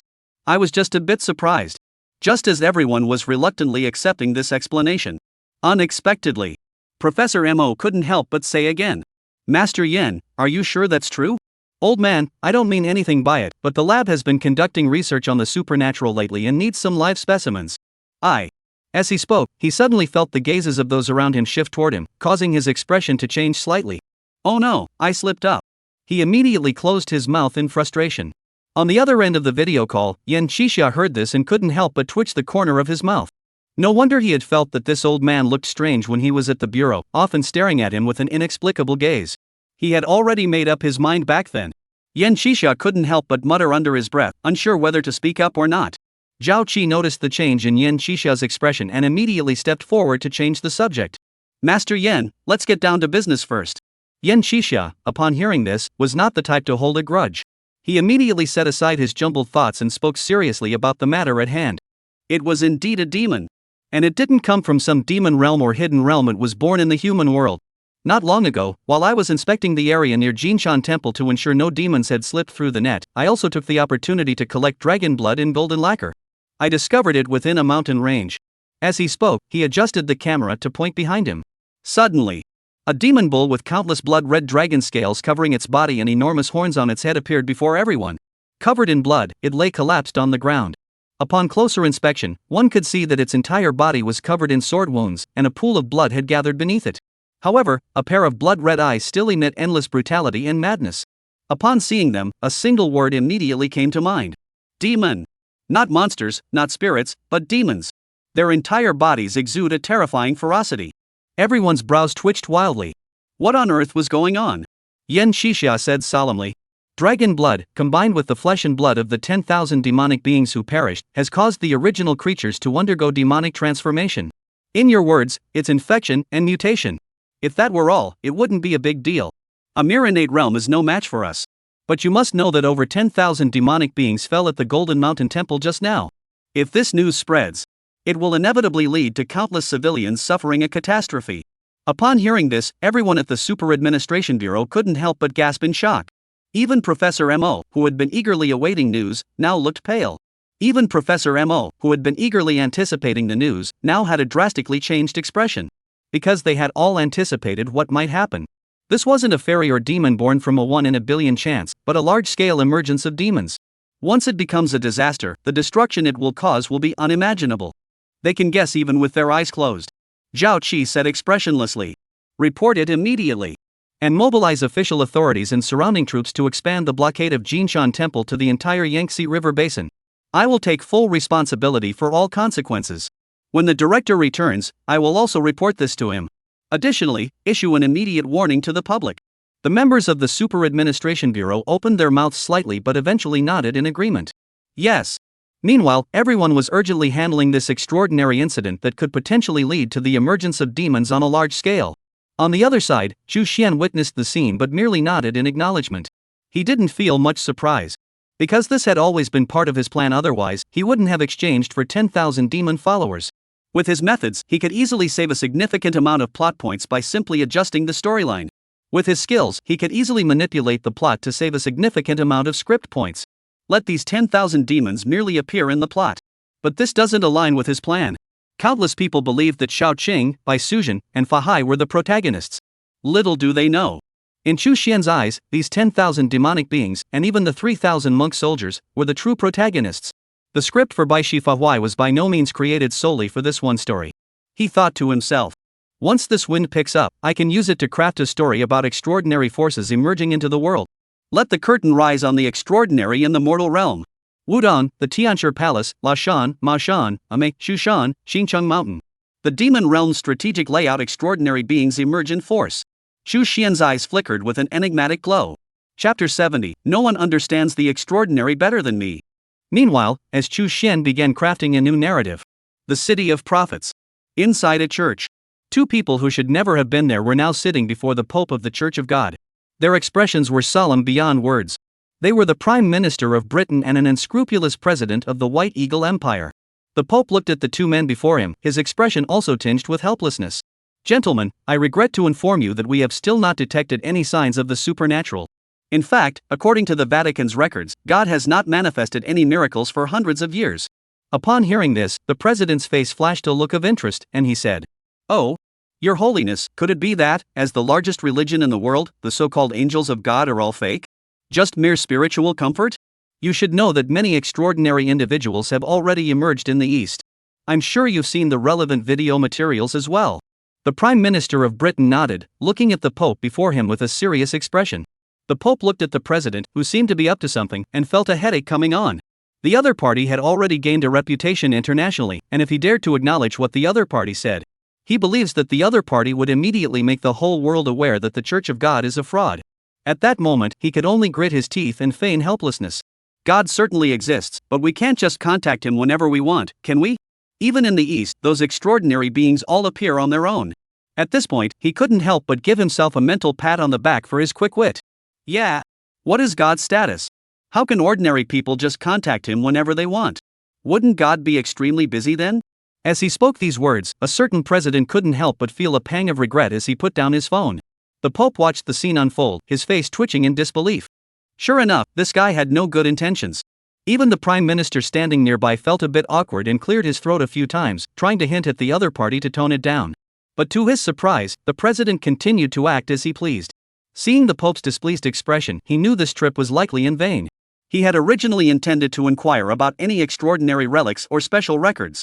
Given the current situation, it seems unlikely now. After all, the other party is the leader of the world's largest religion, and even the influence of the material world cannot be underestimated. Moreover, this is happening at a time when the existence of the supernatural and divine has been confirmed. They dared not press the matter too hard. They immediately stood up with a hint of regret. He addressed the Pope. In that case, Your Holiness, we shall part ways for now. I have official duties to attend to and cannot linger any longer. I hope Your Holiness will be able to contact the extraordinary individual and inform us. The Pope, noticing the respect the Prime Minister showed him, his expression softened slightly. He rose to see him off and said, "No problem."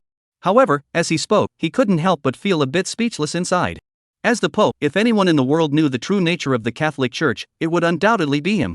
God? Angels? He had never believed in such things in his entire life.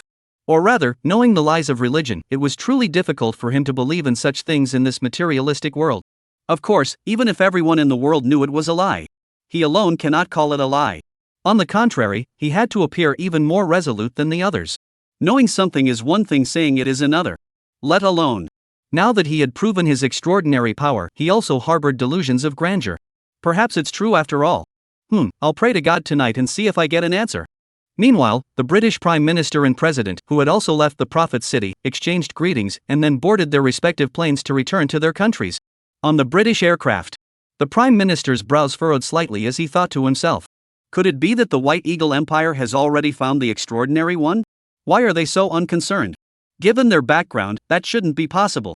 They simply don't have enough mythical heritage. Besides relying on the god cult, what else can they depend on? And just as he was pondering this, on the presidential aircraft, Fry walked toward a certain president, took his coat, and said somewhat speechlessly, "Mr. President, I don't think you should be so obvious. We have not yet proven whether the information coming from Neon is true or not. Moreover, the Church of God is more compatible with our culture and better suited to us." However, his words did not make the president feel regret. Instead, he smiled and patted Fury on the shoulder. He spoke casually. "I recently researched world mythology and history. Trust me, Fury, no one knows the supernatural better than I do. I have the world's top-tier think tank at my disposal. I, and even Congress, actually don't think we need to rely on extraordinary abilities forever." His words carried a deeper meaning, leaving Fury momentarily unsettled by the sudden shift in tone. "What do you mean?" "We need our own strength, Fury. The power of technology and the extraordinary are not mutually exclusive. Haven't our soldiers already proven that? Compared to the god-worshipping cult, which shows no signs of emerging, the 8 million deities rumored to exist in the Neon realm are our true target." This was the first time Fry had heard the true strategy and intentions of the highest echelons of the White Eagle Empire, and he was deeply shaken. To usurp the power of the gods using human means, However, he recalled the extraordinary data and models from the Xia Kingdom. He felt a sense of unease. But what if we fail? The president was somewhat surprised. Why would you think that, just because of the extraordinary power demonstrated by the Xia Kingdom? Believe me, no one understands extraordinary power better than I do. We will secretly chip away at the god's power and eventually emerge to save the world. The fate of humanity must be in our own hands. We are heroes, leading the world. Let's save the world from those guys. And at the same time, a certain president was making bold, empty promises. The 8 million deities who had placed their trust in him. However, things are currently looking a bit dire. Chapter 71, Demanding the Divine, the first supernatural power to emerge. Neon. In a side hall of a shrine. Many shrine priests have gathered here, some looking gloomy and forlorn. Among the leading priests, one suddenly spoke up. Even though the deity has not appeared in the mortal realm, they dare to fabricate divine miracles on their own. How dare the priest of a mere small shrine dare to do such a thing? In the past, we might have let it slide, but doing this now is like throwing us into the fire. Let's discuss how to deal with that guy now. His calm words concealed a terrifying anger. This caused many of the shrine priests seated below to feel a chill run down their spines. After all, in this materialistic world, those who still manage shrines are no ordinary people. Their influence in the secular world is also not to be underestimated. The leaders of these groups are not only the heads of the major shrines but also come from families that hold immense power in the neon-lit city. If it weren't for the fact that this matter was so significant, even they wouldn't be able to handle it. It's likely that no one would have even noticed. Everyone looked at each other, but no one stepped forward to speak. Just as the person at the head of the table was about to continue his outburst, someone beside him stopped him and said solemnly, "Let's focus on how to resolve this matter first. Even the Prime Minister and the Emperor believe that we have already made contact with the divine beings, but there are reasons we cannot disclose. Now, with the appearance of the first deity, they will absolutely not allow us to keep this hidden any longer. The Imperial Palace has already sent an invitation. We should start thinking about how to respond." Upon hearing this, the man no longer felt powerless to get angry, but his face remained grim as he spoke. "What else can we do? We haven't been able to contact the gods at all. When the Emperor and the Prime Minister lose patience, I don't think we'll be able to keep this a secret. The other person shook his head. No, we must keep it a secret. We've already gained too much. If this gets out, even you will inevitably suffer. The man's expression flickered slightly as he cautiously suggested. Should we keep acting? That's right, this is our only option left. Before the gods descend, we must see this through to the end. Upon hearing these words, the divine rulers present immediately nodded in agreement, expressing their support. Indeed, they had no way out. They can only keep going with the charade, as long as they can drag it out until the gods make their appearance. As for whether the gods even exist, they dare not even consider such a possibility. And as everyone discussed how to continue their lives, everyone immediately entered the palace to attend the banquet. However, upon their arrival at the palace, they were greeted by a figure they never could have imagined. A general from the White Eagle Empire. Seeing the helplessness behind the Prime Minister and the Emperor's smiles, many divine masters were stunned. Hand over that revived deity? I'll be damned if I do. Why aren't you following the script? Where are we supposed to find that reviving deity? Never mind how that neon farce ended. At this moment, the entire network of Xia Kingdom had been set ablaze by a single announcement from the Super Administration Bureau. What? Suddenly telling me that monsters are going to appear in Xia Kingdom and to be careful? Are you sure today isn't April Fool's Day? Everyone above, be careful. It's the area near Jinshan Temple, there's a high likelihood of monsters appearing. What's the connection? My family lives right next to Jinshan Temple in Zhenjiang City. Well, there's nothing we can do about that. I was just about to go out and have some fun tonight, and you're dragging me into this monster business. My mindset is completely shattered. Suddenly, the world doesn't feel safe anymore. Don't panic, it wasn't safe before either, it's just that now there are more little monsters. Is that the same thing? The boss has the big shots to handle him, but the big shots probably won't have time for the minor enemies. How is the official handling this? They can't even guarantee the safety of the people. Originally, people didn't feel that the extraordinary world was so close to them, but now they do. That countless people are panicking. This is completely different from the previous technological disappointment. At least with that, one could comfort oneself by thinking that one might not have encountered so many major issues. And even if we did, according to tradition, there would always be extraordinary beings to handle it. Not to mention whether Fahai the Zen master is still around, but Yen Xixia, the Daoist master from the Supervision Bureau, is still here. But now you're suddenly telling me that a large number of minor monsters have appeared. The chance of encountering life-threatening danger has greatly increased, and even one or two extraordinary beings aren't enough to handle them. I'm completely losing my mind. And it was during this time when everyone was filled with anxiety. Lin Guodong was also walking down from Jinshan Temple with a mix of emotion and excitement, but before he could report to his superiors, a phone call suddenly rang out. Then, completely baffled. Why is it always like this? I'm offline for a moment, and the world has changed. Is this some kind of law? He immediately boarded a plane and rushed toward the Super Administration Bureau. While reporting the findings to higher-ups, he began to inquire about the current situation. By the time he returned to the Super Administration Bureau, he had finally figured everything out. Looking at Zhao Qi's expressionless face, he patted the other person on the shoulder and said, "Good job. The only thing is that it was done too quickly. Next time, trust the support and decision-making speed from above, and handle special cases with special measures anywhere is fine. Fortunately, you released the information early enough, so there was still time to calm the public. The good news I brought back also happens to resolve this issue. Remember to take this as a lesson for next time." Zhao Qi heard this but did not respond, only showing interest in the news Lin Guodong had brought back. Good news? Lin Guodong looked at Zhao Qi, whose expression remained unchanged, shook his head helplessly, and then revealed the outcome of his trip. That's good news. Xiao Zhao, you were right in your previous guess. This time, Jinshan Temple is the first extraordinary power to emerge completely. It's the kind of emergence where they open their gates wide, take disciples, pass down teachings, and truly interact with the human world. Moreover, Master Fahai will also reside in the mortal realm to subdue demons and monsters. Although he did not agree to become an honorary advisor to the Supervision Bureau, he has allowed the Xia Kingdom government to grant him certain conveniences while acknowledging that he owes the government a favor. Even as he spoke, despite his worldly wisdom and the fact that he was not mentioning this for the first time, he couldn't help but feel a surge of emotion. Speaking of which, even though he was seasoned and had mentioned it before, he still felt a bit excited. Setting aside the impact of the emergence of an extraordinary power, the sheer strength of a half-step Earth immortal alone, stationed in Xia Kingdom, already owed the Xia Kingdom government a favor. This is a deterrent that is countless times more terrifying than He Wu. It almost directly caused a significant increase in the strength of a certain aspect of Xia Nation, truly becoming the world's number one. Chapter 72, Script number 005, a super large special script. Will the Neon God awaken?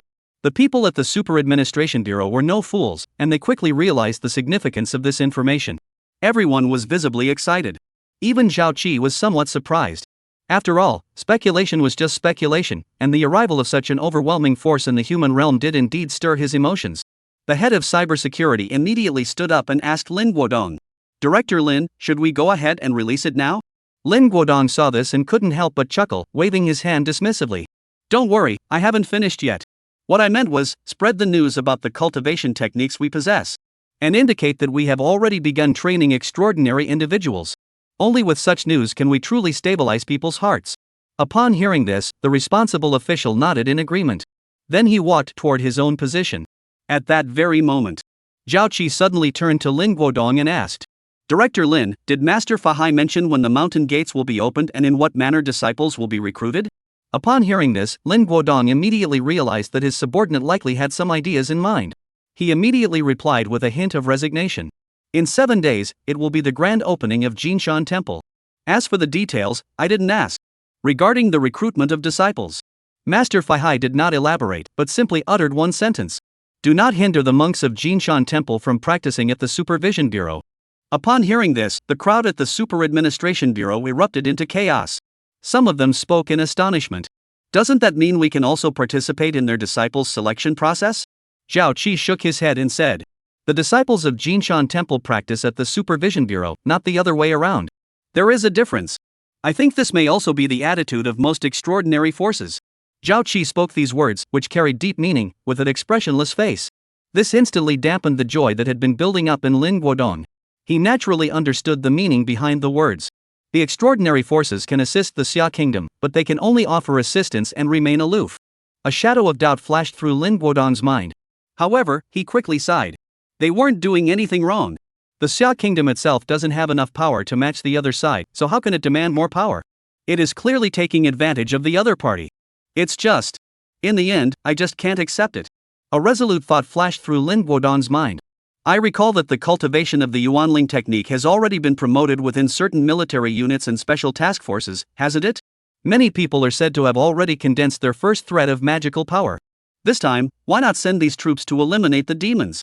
With the support of firearms, dealing with some demons in the early stages should be no problem, right? And it was at this very moment. Xu Xian had finally finished crafting the script for this performance. He exhaled a breath of stale air. He said with a hint of helplessness in his heart, "Such a large-scale revival is really a hassle. And it cost nearly 8 million script points. That's really unfair." However, Xu Xian looked again at the dense handwriting on the script. Special Extra Large Script Number 005. Theme, Demon Realm Strategy, Supernatural Comprehensive Revival. Theme, the Demon Realm Strategic Layout, Supernatural Comprehensive Revival. Plot characters, Wudong, Tianshi Palace, Lashan, Ma Shan, Ame, Shushan, Qingcheng Mountain. Plot characters, Wudong, Tianshi Palace, Lashan, Ma Shan, Ame, Shushan, Qingcheng Mountain. Plot background, the demon realm used the flesh and blood of 10,000 demons as seeds. On the night of the full moon during the Mid-Autumn Festival, the 15th day of the 9th lunar month, they scattered the imperial elixir, and the demon clan was born. Supernatural forces detected this and emerged simultaneously to annihilate all demons across the land. Truly remarkable. 8 million script points have been exchanged for an extraordinary world foundation that has been completely established. It turns out I'm the one who's really gained the most. Probably. He took a look and saw that there were only a little over 1 million script points left, which made him feel a bit regretful. He could only comfort himself by thinking that once this script took off, he would make a killing and enjoy a steady stream of income. Sigh. But the more I think about it, the more I feel unwilling to accept it. Just as he was browsing various websites in a gloomy mood, suddenly, his gaze fell upon the new website he had created. A dispute on the site caught his attention. The new world today is vastly different from the past, having grown exponentially stronger, with daily active users nearing 800 million. It accounts for nearly 90% of all internet users in Xia Nation.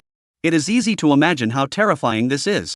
And as the number of netizens continues to grow, this is the only website that directly connects the networks of Xiaguo and foreign countries. Therefore, during this period, countless foreigners have also begun to actively participate on this website in the new world. At first, they thought it was just another portal site, a large gathering place for elements similar to videos and live streams. However, as time went on, countless videos, news from Xiagua, and the massive daily active user base left them stunned. It was all true. The world has become like this.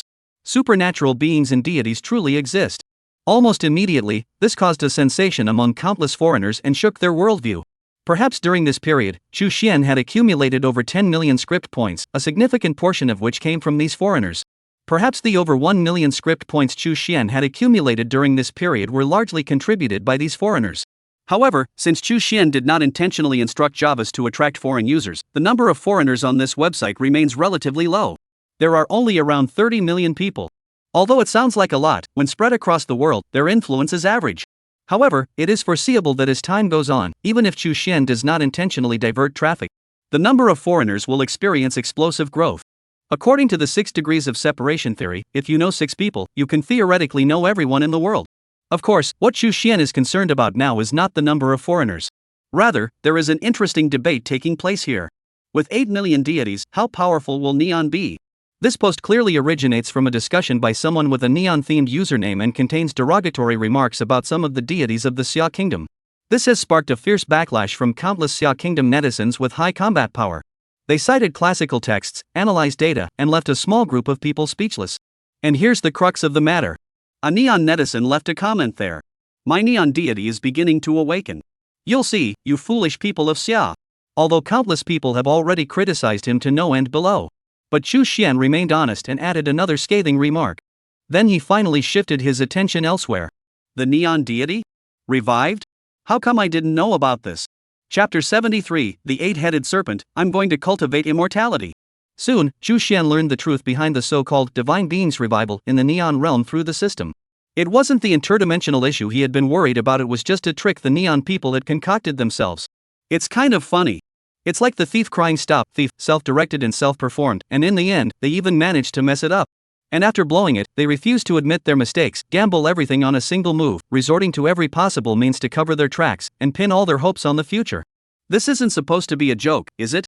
Saying this, he couldn't help but shake his head, feeling a bit exasperated by the other person's intelligence. It turned out that the priests of the shrines in Neon had met with a general from the White Eagle Empire at the time. They still refused to give up. They want to continue hiding the truth about this matter and use the excuse of needing more time to delay the progress of the matter. Then stir up public opinion and incite the masses. Resist the hegemony of the white-headed eagle father.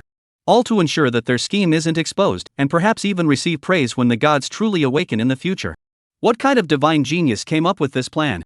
Even Chu Xian was moved. Let's not even mention whether the White Eagle Empire would care about your public opinion and crush you underfoot. Just the fact that the gods have revived, where do you get the confidence to think you can stand up to them?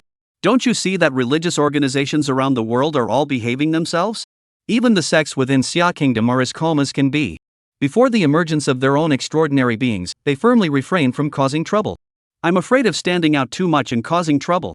After all, who knows if the extraordinary power behind me is real or not? But this Neon. Chu Xian could only say one thing. Stupid. After giving such an evaluation. However, a vague thought began to form in his mind. However, this might just be the perfect opportunity to stir things up. His eyes flickered. The potential for domestic development has now been largely tapped out. With the emergence of the upcoming script 005, it will directly establish the extraordinary foundation of Xia within the country. The acquisition of the remaining script points will be a gradual process. Unless some major villain emerges to slaughter a region, or some extraordinary forces engage in large-scale fighting, or even higher settings are introduced, it will be difficult to get rich quickly. So, it's time to look abroad. The plays directed by these neon shrines are the perfect stage for that. I shouldn't miss it. As countless thoughts swirled through his mind, Chu Xian's thoughts gradually took shape. A playful smile suddenly appeared on his lips. Since you all desire the revival of the divine so much, why not give you a chance to see what happens? As for whether you can make the most of it, that's not my concern. Immediately, the name of a character familiar from many previous games and films was added to the recently fabricated script 005. Yamata no Orochi. The ancient beast sealed away for 1,000 years has been awakened by the imperial blood and is now clashing with the fleet of the White Eagle Empire. Such is the plot. Just thinking about it made Chu Xian feel very attracted. As for how to handle things later, he had other plans in mind. Now that his foundation had been firmly established, and considering that he was still in another country, Chu Xian is not the type to be gentle. He has too many concerns for others. Naturally, it's all about causing trouble, and causing trouble non-stop. At most, we'll ensure the casualties aren't too severe as long as we don't destroy the country. That's good enough. He still has that basic sense of decency. As for wanting more, don't be silly. He's not a babysitter. And in Shintoism, even ordinary flowers, plants, and tree spirits can be worshipped. What's wrong with worshipping the 8-headed serpent? Xu Xian thought indifferently to himself. Just as he was thinking this, at that very moment, the Super Administration Bureau had already posted another message on its official Weibo account. However, this time, it has completely reassured the countless people who had been filled with anxiety. Master Fahai has not departed. He is currently residing at Jinshan Temple and will continue to stay among humans, subduing demons and monsters and ensuring peace in the region. Will Jinshan Temple open its gates in 7 days to recruit disciples? Does the official authority possess extraordinary martial arts techniques and is currently cultivating its own extraordinary power? And this time, they will deploy these powers to eradicate the demons? What? Countless people stared at the message in front of them, question marks constantly appearing on their foreheads. These days, official statements don't even pause for breath. I was already planning to pack my things and flee from Zhenjiang City, and you suddenly tell me this? Come on, is this just the official way of teasing us? Could this be the legendary build up the hype before the reveal? First scare us, then tell us not to panic, everything is under control?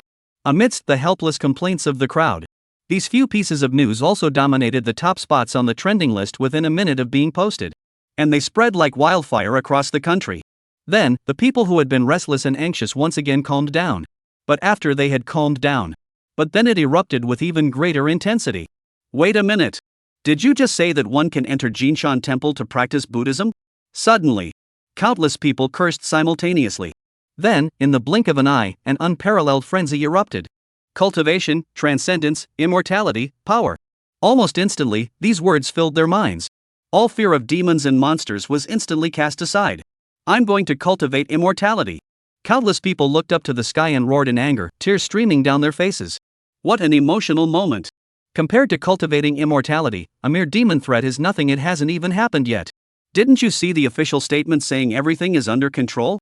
And if I could cultivate to become an immortal, I wouldn't be afraid of those lowly demons from the early stages of cultivation. Look at the dragon tattoo on my body, from now on, I'm a cultivator. The great dragon teaches you how to be a person, are you afraid? Just thinking about the stunning performance and immense power of Master Fahai not long ago sends waves of excitement through countless hearts. Enough said, I'm off to Jinshan Temple. Farewell, everyone. Until we meet again. Don't be in such a hurry. Maybe we'll be fellow travelers someday. What did the group buying tickets ahead of us say? You losers. The people of Zhenjiang are laughing at you with disdain. Only fools are still showing off online, the smart ones are already on their way to Jinshan Temple. What's the rush, big brother upstairs? There's still 7 days left. I've already packed my tent and provisions and am ready to wait at the entrance of Jinshan Temple. By the time 7 days are up, who knows if it'll be a sea of people. With a single remark, he jolted me awake from my daydream. Countless people immediately snapped out of their days. Yes. If we really wait until 7 days later, how will we be able to catch up with the locals? Immediately, all the plane tickets, bus tickets, and train tickets to Zhenjiang were snapped up in an instant. Even on roads of all sizes, drivers began to appear with a desperate look in their eyes, and traffic started to become severely congested. As for the goods? With money, how could one starve to death? Moreover, as long as one can cultivate immortality, what does a little hardship matter? And at the same time, the entire Xia kingdom was ablaze with this news. The script that Xu Xian had concocted had already begun to quietly unfold at this very moment. Beasts infected by the flesh and blood of the 10,000 demonic creatures roamed the heavens and earth. As night falls, the terrifying ferocity within him continued to emanate unceasingly. Chapter 74, Encountering Demons, Zhao Qi's Doubts. The night fell silently, and the darkness deepened. Su Ziming was driving swiftly along the national highway while keeping an eye on the lively online chat group. As he looked up, the majestic mountains gradually came into view on the horizon. His heart was also burning with passion. I must be the first to reach Jinshan Temple. Becoming an immortal or a Buddha is what I should strive for. Screw work, screw life, screw class, I've had enough of this. I'm going to cultivate immortality. Just as he was getting a bit too excited, suddenly, a huge shadow darted out in front of him. He didn't even have time to react. Traveling at nearly 200 miles per hour, he collided with the massive black shadow in front of him in an instant. Then there was a loud crash. The car and the huge black shadow were both sent flying backward at the same time. Amidst the clatter of overturning vehicles, Su Ziming narrowly avoided a serious accident, sustaining only minor injuries. When he got out of the car, he noticed a large dent in the front of his vehicle. This startled him greatly. Wow, did he run into a bear? At 200 miles per hour, I've never been hit and sent flying that far. Immediately, I grabbed the flashlight and shone it toward the dark figure lying on the ground in the distance. Just then, A armed helicopter roared overhead, its searchlight sweeping across the area, and the people on board shouted, "Everyone below, get out of the way. That's a demon from the stage." Upon hearing this, Su Ziming's mind went blank, completely consumed by those two words. Demons? Just then, he happened to look in the direction of the flashlight's beam. A huge, ferocious wild boar's face appeared before his eyes, covered in blood, with two tusks that seemed to have been broken off by some unknown force. There were also bullet holes and traces of explosions on his body. He was in a terrible state. Yet, despite this, the murderous intent emanating from those eyes still sent a chill down his spine. In an instant, he forgot to flee, feeling his legs grow weak and his mind go blank. They didn't know what to do. Suddenly, the people on the armed helicopter grew anxious. He knew that the people below were completely terrified. But because there were people below, he couldn't just use firearms directly. At that moment, the wild boar demon, nearly 2 meters long, had also recovered from the dazed state caused by the collision. It immediately noticed Su Ziming not far away. A glimmer of intelligence flashed in those fierce eyes. It was these creatures that had done this to it. Its shallow wisdom left it no time to notice the armed helicopter in the sky nearby. It only knew that the person in front of it posed no threat whatsoever. He immediately lunged towards Su Ziming. A distance of several meters was no more than 2 steps for it. Almost at the moment when Su Ziming could smell the foul stench emanating from the wild boar demon, he felt a sense of despair. Suddenly, a flash of white sword light streaked past. A loud bang. The massive boar demon's corpse suddenly split into 2 halves right before his eyes, and scalding demon blood instantly drenched Su Ziming's body. It made him shiver, snapping him out of his daze, and he collapsed onto the ground. At that moment, a kind voice nearby sighed in relief. "Lucky you made it in time. You're one lucky guy." Su Ziming looked up and saw a burly man in special combat gear speaking to him. In his hand was a dimly glowing jade talisman. He couldn't help but glance at it a few more times. Seeing this, the big man immediately said with some displeasure, "What are you looking at? It's you, wasting the captain's sword energy. I didn't even need to use it to eliminate this pig demon at the stage." Upon hearing this, Su Ziming felt a bit embarrassed and scratched the back of his head, coughing awkwardly a few times. Sorry. It was an accident. After all, who knew that as soon as we released the news, we would encounter demons?" As he spoke, his gaze still lingered on the jade talisman. He knew it was something valuable. Wow, sword energy. This is the power of the extraordinary. The big man saw that he was still staring at his precious jade talisman and grew even more annoyed. "You little brat, dared to stare at my treasure. This is something I went to great lengths to obtain from my Uncle Song at the headquarters. You dare to covet it?" He immediately hid the jade token in his robe. He waved his hand and said, "What are you looking at? You can't use it anyway. Do you have magical powers?" After saying that, he felt a bit smug. After all, he was one of the geniuses who had mastered magic first. That's why he was able to obtain this jade talisman. Otherwise, even if they were as close as family, Uncle Song wouldn't give it to him. At that moment, an armed helicopter also landed, and a person got out, looking helplessly at the big man. "Alright, old Wu, stop showing off. Hurry up and carry the demon beast's body back. We still have other tasks to complete. Oh, and you, clean yourself up too. While the blood of this wild boar demon isn't infectious, it does contain demonic energy. Ordinary people without cultivation techniques shouldn't come into prolonged contact with it." Upon hearing this, Su Ziming's initial desire to say more vanished instantly, and he shuddered in fear. He immediately got out of the car to fetch water and clothes to change into. Once he had everything sorted out, the 2 men had already left with the pig demon's body. He couldn't help but feel a pang of regret. He could only take out his phone, snap a photo of the remaining traces, and post it in the group chat, saying, "Guys, I've got some news for you. I just encountered a demon beast and almost got killed." Instantly, the group erupted with questions, everyone wanting to know the details. Su Ziming answered everyone's questions with a satisfied expression, though he felt a hint of regret in his heart. "It's just a pity I didn't borrow the jade pendant to match Shang-Ying." What Su Ziming didn't know was, such an ordeal was not uncommon in the Xia kingdom. By midnight, the internet was already flooded with posts from netizens sharing their encounters with demons or special forces tasked with eliminating them. Photos are also being uploaded from time to time. This left countless people who hadn't really paid much attention before feeling a bit dazed. The world has truly changed. And at the same time, many people are expressing their feelings of change. The Super Administration Bureau. Lin Guodong looked at the messages continuously being passed down from the local authorities, feeling a slight heaviness in his heart. In just 10 hours, the troops and special units we dispatched had already discovered over 30 demons. This was only the result of searching outward from urban areas across the region. If we had started from the deep mountains and forests, the situation would likely be even more terrifying. It's easy to imagine how severe the situation must be. Upon hearing this, Zhao Qi's expression remained unchanged as he spoke calmly. This was exactly what he had expected. With 10,000 demons, including even those at the Golden Core stage, the impact of their deaths is unimaginable. Moreover, based on data from various regions, most of the demons and monsters have not yet shown any intention of heading toward human settlements.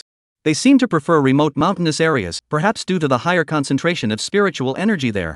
This is also good news. Lin Guodong nodded in agreement. But his brows remained furrowed as he sighed and said, I hope we can truly gain control of the power before they realize that eating people is more beneficial to themselves. We are still too passive in this situation. Zhao Qi heard this but remained silent. He stared at the map in front of him, marked with the locations where demons and monsters roamed. He couldn't shake the feeling that something was off. Meanwhile, in a remote mountainous forest, yet a group of demons had gathered there. Chapter 75, The Selection of Disciples at Jinshan Temple Obsessed by Lust. This was a rather ordinary deep mountain forest, not particularly special, but at that moment, it was gathered with over 100 demons. Pairs of eyes filled with savage and brutal intent are nervously watching each other.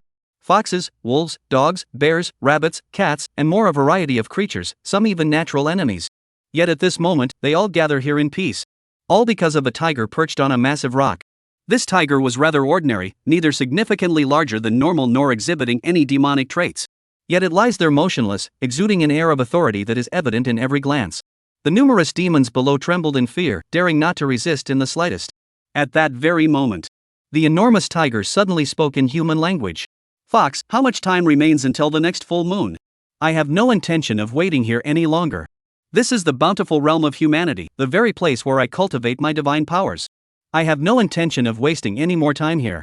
Having said that, not far away, an elegant white fox approached, gazing at the tiger with a hint of disdain in its eyes. A mere golden core cultivator dares to call himself a king. If you were in the demon realm, you'd have been captured and eaten long ago.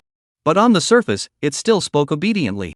7 days later, on the night of the full moon, it would be the time for Emperor Lu Jiang to emerge a plan meticulously devised by the ancient ancestors.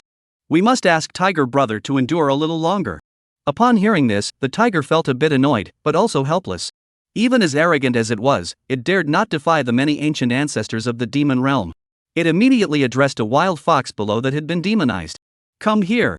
The wild fox demon trembled in fear upon hearing this and approached cautiously. Suddenly, it was devoured by a gaping maw. After taking a bite, it was quickly spat out. Damn it, this is disgusting.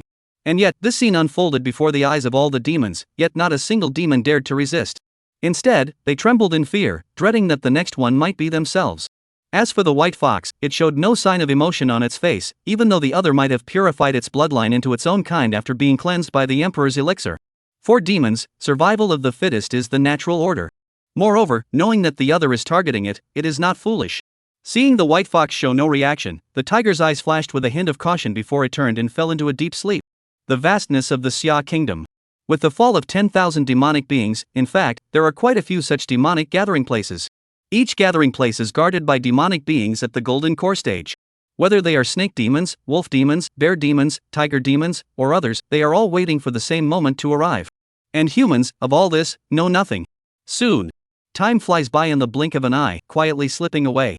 In the eyes of countless people, those 7 days seemed interminable, yet they finally came to an end amid their eager anticipation. This day. It was noon. Even though it was already autumn, the sun was still quite hot.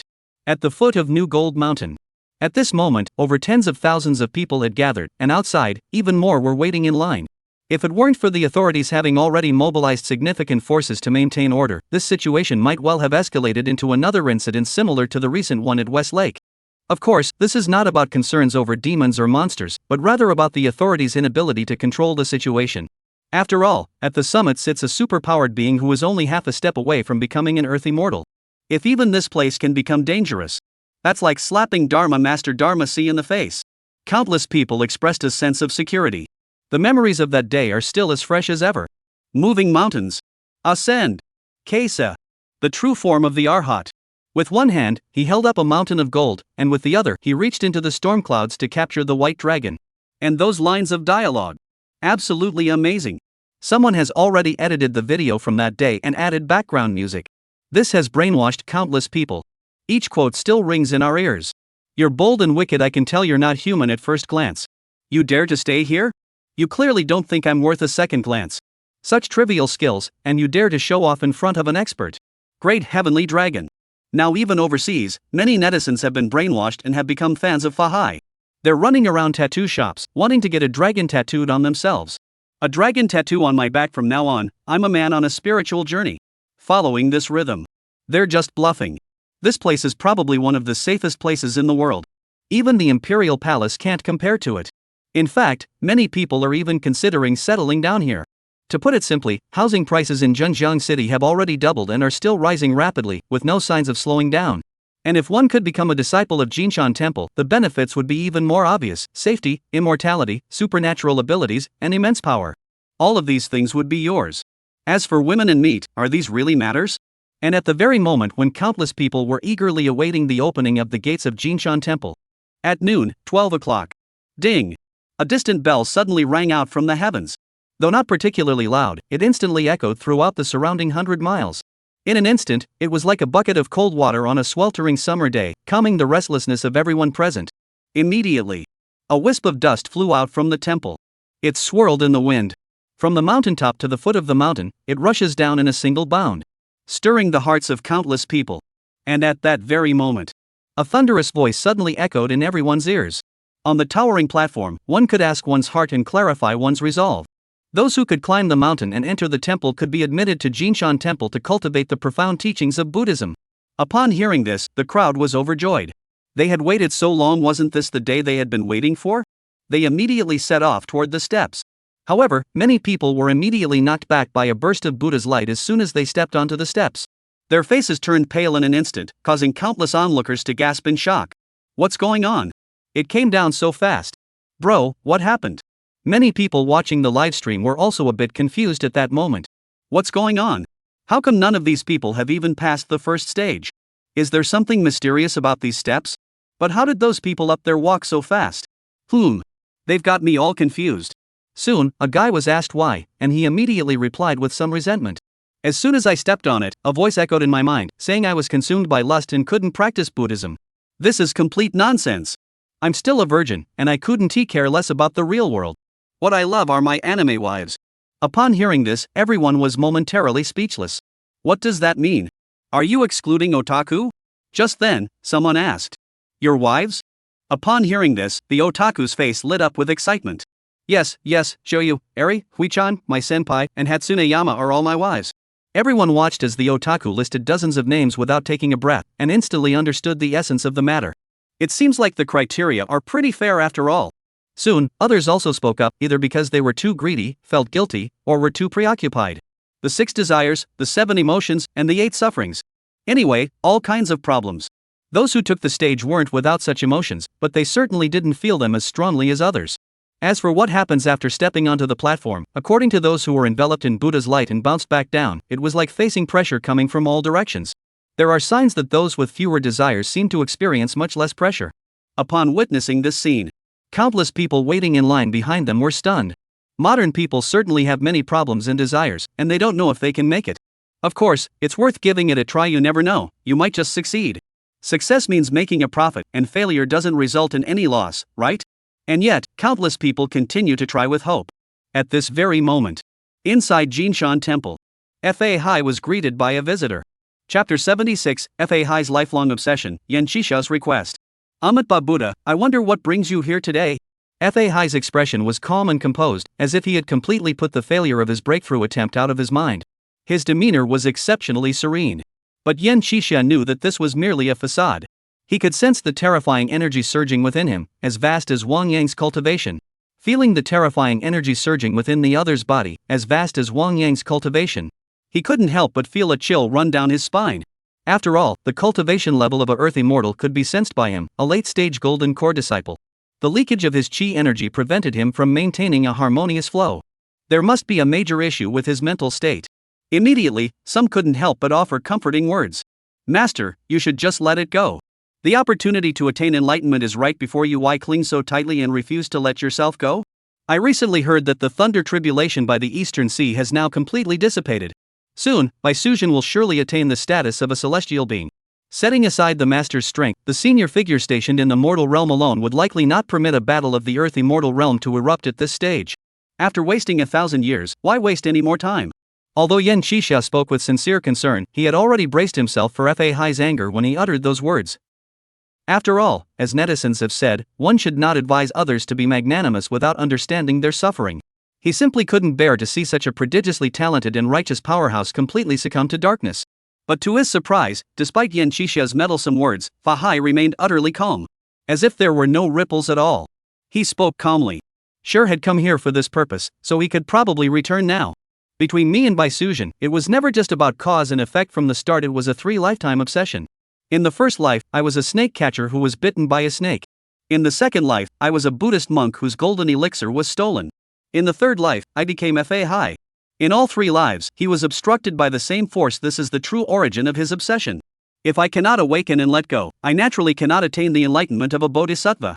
Back then, my master recognized this very point, which is why he chose me as the first disciple to enter the Buddhist realm and come into the world. Now, this is my karmic retribution. Yen Qixia listened as Fahai explained the true reason behind it all, and was deeply moved. Karmic retribution spanning lifetimes, 3 lifetimes of obsession.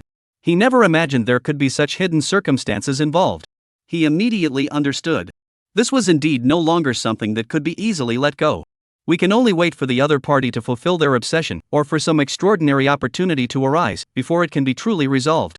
Thinking of this, he no longer tried to persuade them, but simply sighed with a touch of regret. Since that was the case, all he could do was wish the monk a speedy release and the attainment of the state of an arhat. As he spoke, he recalled the purpose of his visit.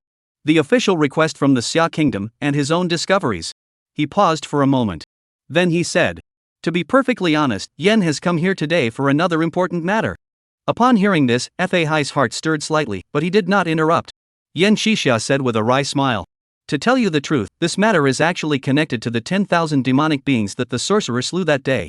On that day, the blood and flesh of those 10,000 demonic beings scattered across the mortal realm, inadvertently causing countless demons and monsters to be born prematurely. If that were all, it would have been bearable. There is such a thing as technology in this world, and even though I am severely weakened, I am not someone who can be easily overpowered by some innate demons. Yet, not long ago, while I was eliminating demons, I discovered that there were demonic beings at the Golden Core stage secretly gathering demons. Even though I slew the enemy and eradicated hundreds of demons, I could still sense that someone was secretly gathering demons in the shadows. Only then did I realize something was amiss." At this point, Yen Qixia also hesitated slightly before speaking. "I have often heard that the divine consciousness of a half-step immortal can penetrate thousands of miles with a single thought, which is why I came to ask for your assistance. However, now..." Looking at the young Fahai before him, he couldn't help but smile wryly. His mental state was unbalanced, and he had been in a state of nearly achieving arhatship for so long that his cultivation had likely been depleted to the point where he could barely muster a fraction of his former power in such a short time. This trip might have been in vain. Upon hearing this, Fahai's brows furrowed deeply. He was well aware of his own condition. He truly couldn't assist the other party much at this point. In fact, the situation was even more dire than Yen Qixia had imagined. When he returned to Jinshan Temple that day, it wasn't just the issue of that powerful being. It was also because he himself had encountered a problem. Instead of achieving a breakthrough, he had exposed weaknesses. Not only had he not grown stronger, but his cultivation was steadily declining. It's like a balloon with a hole in it. Even if he tried his hardest to suppress it, in his unbalanced state of mind, he could only muster his magical power for half an hour each day. Any more than that, and there would likely be serious consequences. But there are countless demons and monsters causing chaos across the land, and this disaster was all started by him. His true nature would not allow him to stand idly by. He immediately informed Yen Qixia of his situation and spoke with a serious expression. "Tonight at midnight is the exact moment when this monk's magical powers will return to normal. At that time, this humble monk will certainly take action to purge all demons and monsters from the world." Yen Qixia was deeply moved. He had not expected Fahai's situation to have deteriorated to such an extent that he was still willing to come to his aid. Of course, he wasn't the type to be overly sentimental. He didn't say anything like, "It's not necessary. The demon clan has its own plans, and it is already extremely dangerous. The favor owed to Master Fahai can only be repaid later." He spoke solemnly at once. "Then we'll trouble the wizard." Fahai nodded and said, "Demons are demons. Descending to the mortal realm is already a grave sin, yet they dare to disrupt the order of the mortal realm? This monk naturally cannot refuse." The two quickly reached an agreement and discussed the details. Then, they began to wait quietly for midnight to arrive. As for the matter of selecting disciples today, it had already been subconsciously overlooked by them. One is not from Jinshan Temple, and the other is a half-step earth immortal. Such matters are not their concern. It's truly unfortunate for the countless people outside who are desperately trying to impress and hoping to be noticed by Master Fahai and admitted into his inner circle, yet they know nothing of this. Soon, as time gradually passed, before we knew it, it was already late at night. Even at this hour, countless people were still climbing, as they claimed. A sincere heart can move heaven and earth. Master, take me in. Cough, cough. The night was long, and the moon was gradually rising high in the sky. Before long, it would be midnight. A few people suddenly felt something was off. Why does the moon seem so big and bright tonight? Is it just an illusion? Today is the 15th, isn't it? Mid-Autumn Festival. Someone said with some confusion. Why aren't you going back for the Mid-Autumn Festival? The authorities said that this apprenticeship would last 3 days. In response to this person's question, everyone rolled their eyes. 3 days? There are still hundreds of thousands of people waiting outside. Wait until I finish the Mid-Autumn Festival and then we'll see if it's your turn. Meanwhile, everyone else was venting their frustrations. Suddenly, someone let out a loud cry. No, what was that? Chapter 77, Emperor Lu Jiang doesn't even acknowledge my existence. What is that? A cry echoed through the night.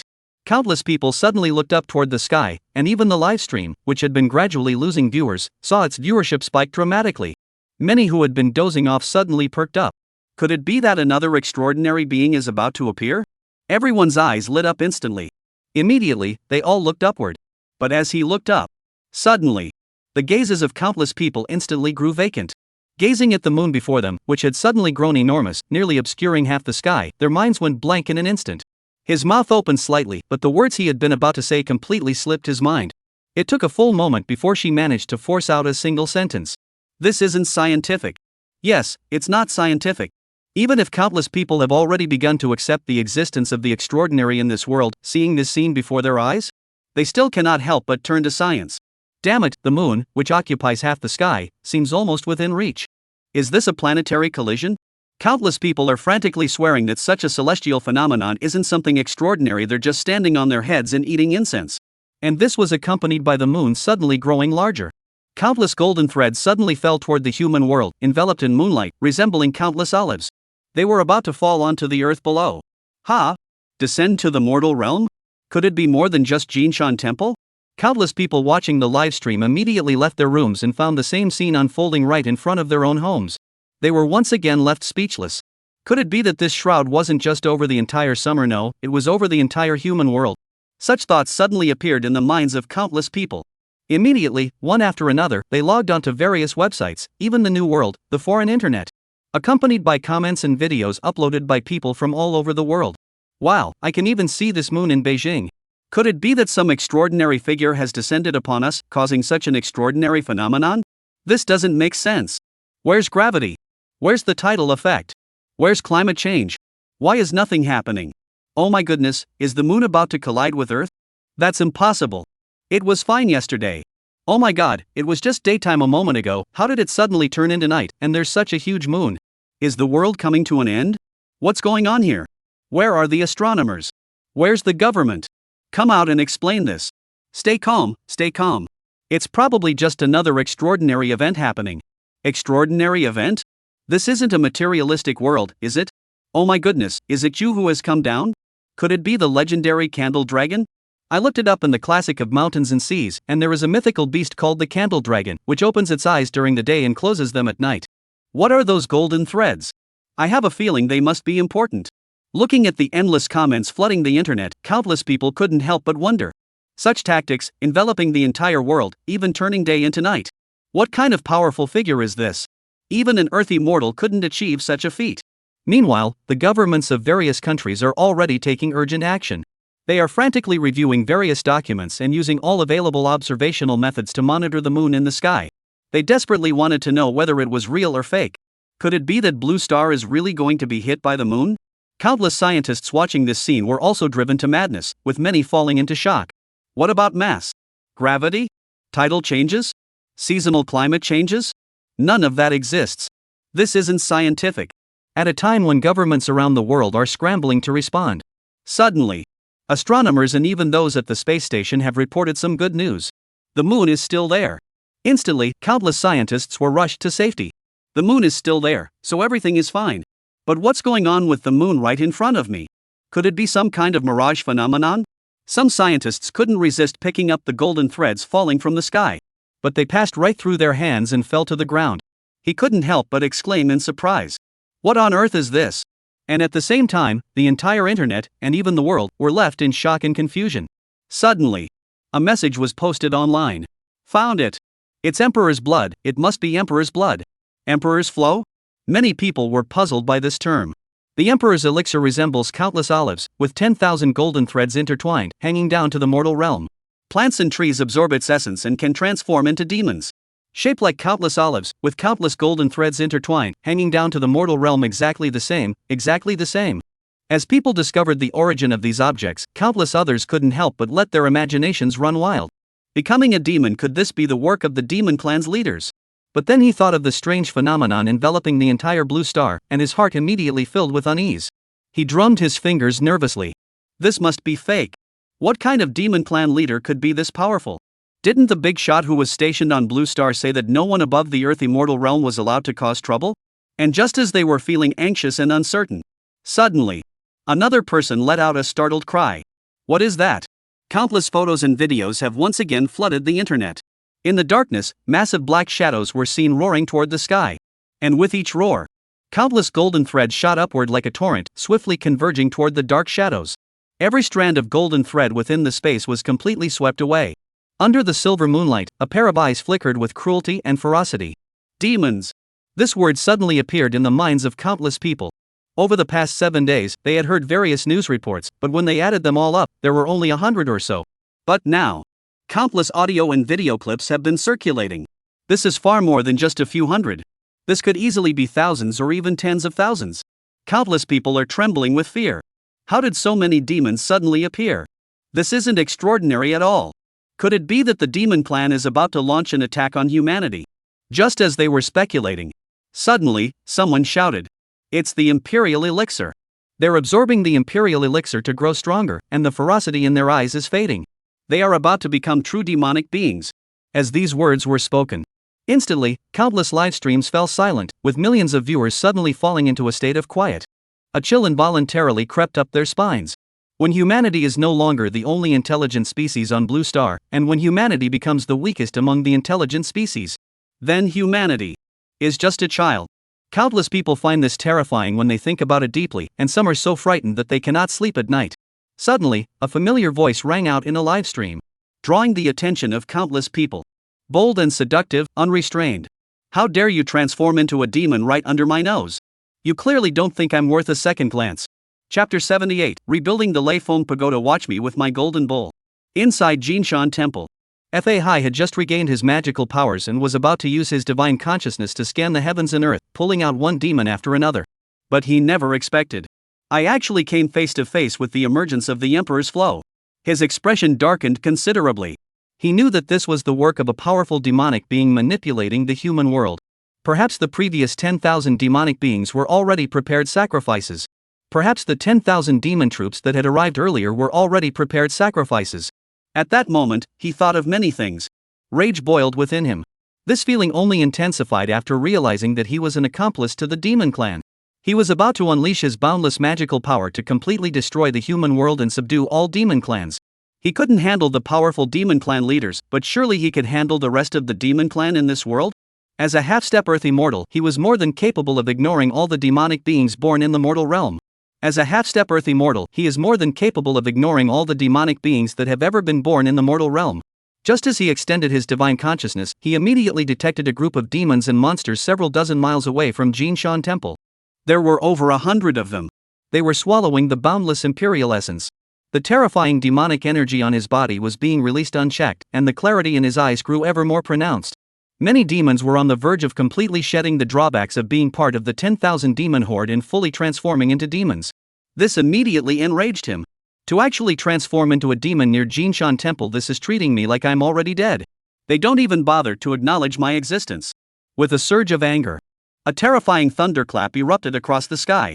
The sound was so terrifying that over 100,000 people at the scene were left speechless, and even countless people watching online were stunned for a moment. Then, countless people's eyes suddenly lit up. Yes, we also have our own extraordinary abilities. Master Fahai is more than capable of suppressing all who defy us. Check out the great heavenly dragon. Just as that thought crossed my mind, a familiar figure rose from within Jinshan Temple, clad in a blood-red monk's robe, with a young and handsome appearance. His eyes were filled with anger as he gazed at the demons and monsters gathered dozens of miles away. A mere group of newly transformed demons, with hardly any of them even reaching the Golden Core realm, dared to provoke my wrath. Today, I shall put an end to you all. Without waiting for the demonic creatures across from them to respond. Suddenly, he clasped his hands together. A thunderous shout erupted, causing the void to tremble. The monk's robe. A familiar scene appeared before countless people. The blood-red robe suddenly flew up from behind him, billowing in the wind, resembling a vast canopy. It emitted boundless Buddha light, yet it did not descend toward the demons. Instead, it directly covered the sky within a 1,000-mile radius, instantly catching countless streams of imperial essence. None of it could reach the demons and monsters below, not even the plants and creatures. In an instant, countless demons and monsters that had been devouring the imperial elixir were suddenly awakened, roaring toward the red canopy in the sky. Gigantic demonic bodies, some dozens of zhang tall, others over 100 zhang tall, loomed in the sky. Pairs of blood-red eyes glared, filled with boundless savagery. The sight left countless onlookers trembling with fear. Many people angrily criticized the official live streaming equipment for being so advanced, yet they couldn't bring themselves to look away. And it was at that very moment. Fahai snorted coldly. You're not even a demon, yet you dare to bark in front of me. Today, I will completely subdue you all. Rebuild the Lei Feng Pagoda and suppress you for 1,000 years. As these words were spoken, he raised his hand and beckoned. A golden bowl suddenly appeared in his right hand. He threw it forward. In an instant, he crossed dozens of miles and arrived above the heads of numerous demons and monsters. Countless demons and monsters suddenly felt their hair stand on end, an overwhelming sense of danger welling up within them, driving them to flee madly. But Fahai merely sneered and said, "Where do you think you're going? Look at my great golden bowl. Take it." As a seal was formed with a flick of the fingers. Instantly, a terrifying suction force erupted from the golden bowl, swiftly drawing all the demons inside.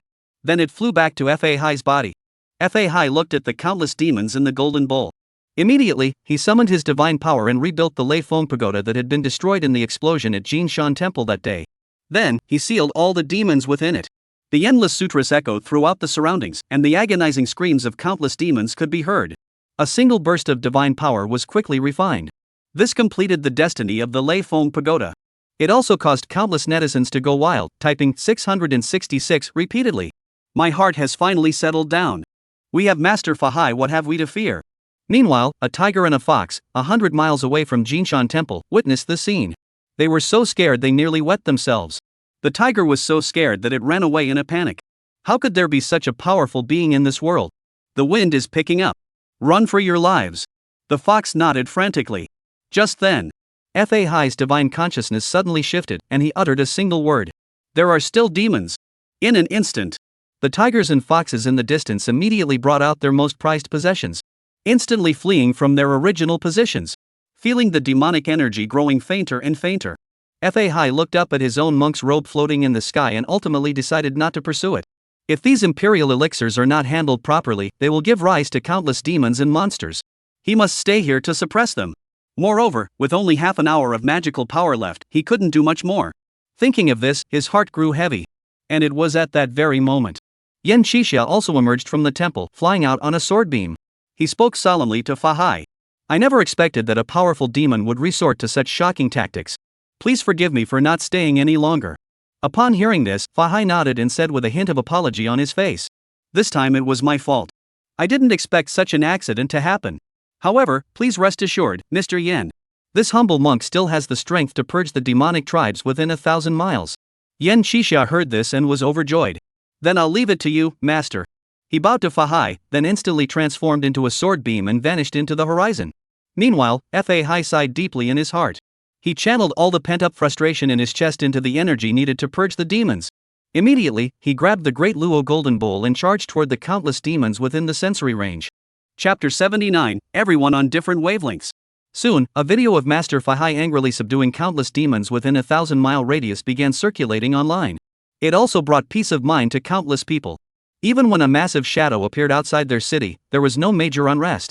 After all, if things get really bad, we still have Master Fahai, don't we? Of course, while that may be true, people still understand that they cannot place all their hopes on Master Fahai. After all, there is only one Master Fahai, while demons and monsters number in the thousands and tens of thousands. Therefore, countless people immediately picked up their phones and dialed the emergency number. Police officer, please help me. The authorities said they had their own strategies to deal with this. They even cultivated their own extraordinary forces. And in the past 7 days, they've already wiped out quite a few demons and monsters. Now is the time to prove yourselves. Isn't that how things usually go in the extraordinary world? Even though it all looks dangerous. In the end, none of them even made it to their destination before being taken care of. However, what people didn't know was that this time, the situation was far more dangerous than usual. Xu Xian glanced at the demons and the extraordinary sects preparing to enter the arena, then rubbed his chin. This must be dangerous. Yeah, probably. At this moment, the phones of the Super Administration Bureau in various places, as well as those of various official departments, were all ringing off the hook. Lin Guodong and others at the headquarters in Shanghai were even more overwhelmed with work. In just half an hour, over 100,000 calls had been received by the Supervision Bureau's local branches nationwide. The number of demons reported has already exceeded 5,000, and the figure continues to rise rapidly every moment. A conservative estimate puts the number at least in the tens of thousands. This made him furious. How could so many demons appear? What has the local government been doing lately?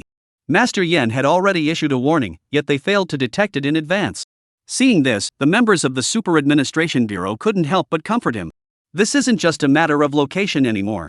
The time since the extraordinary revival was too short, and the power we have at our disposal is simply too limited.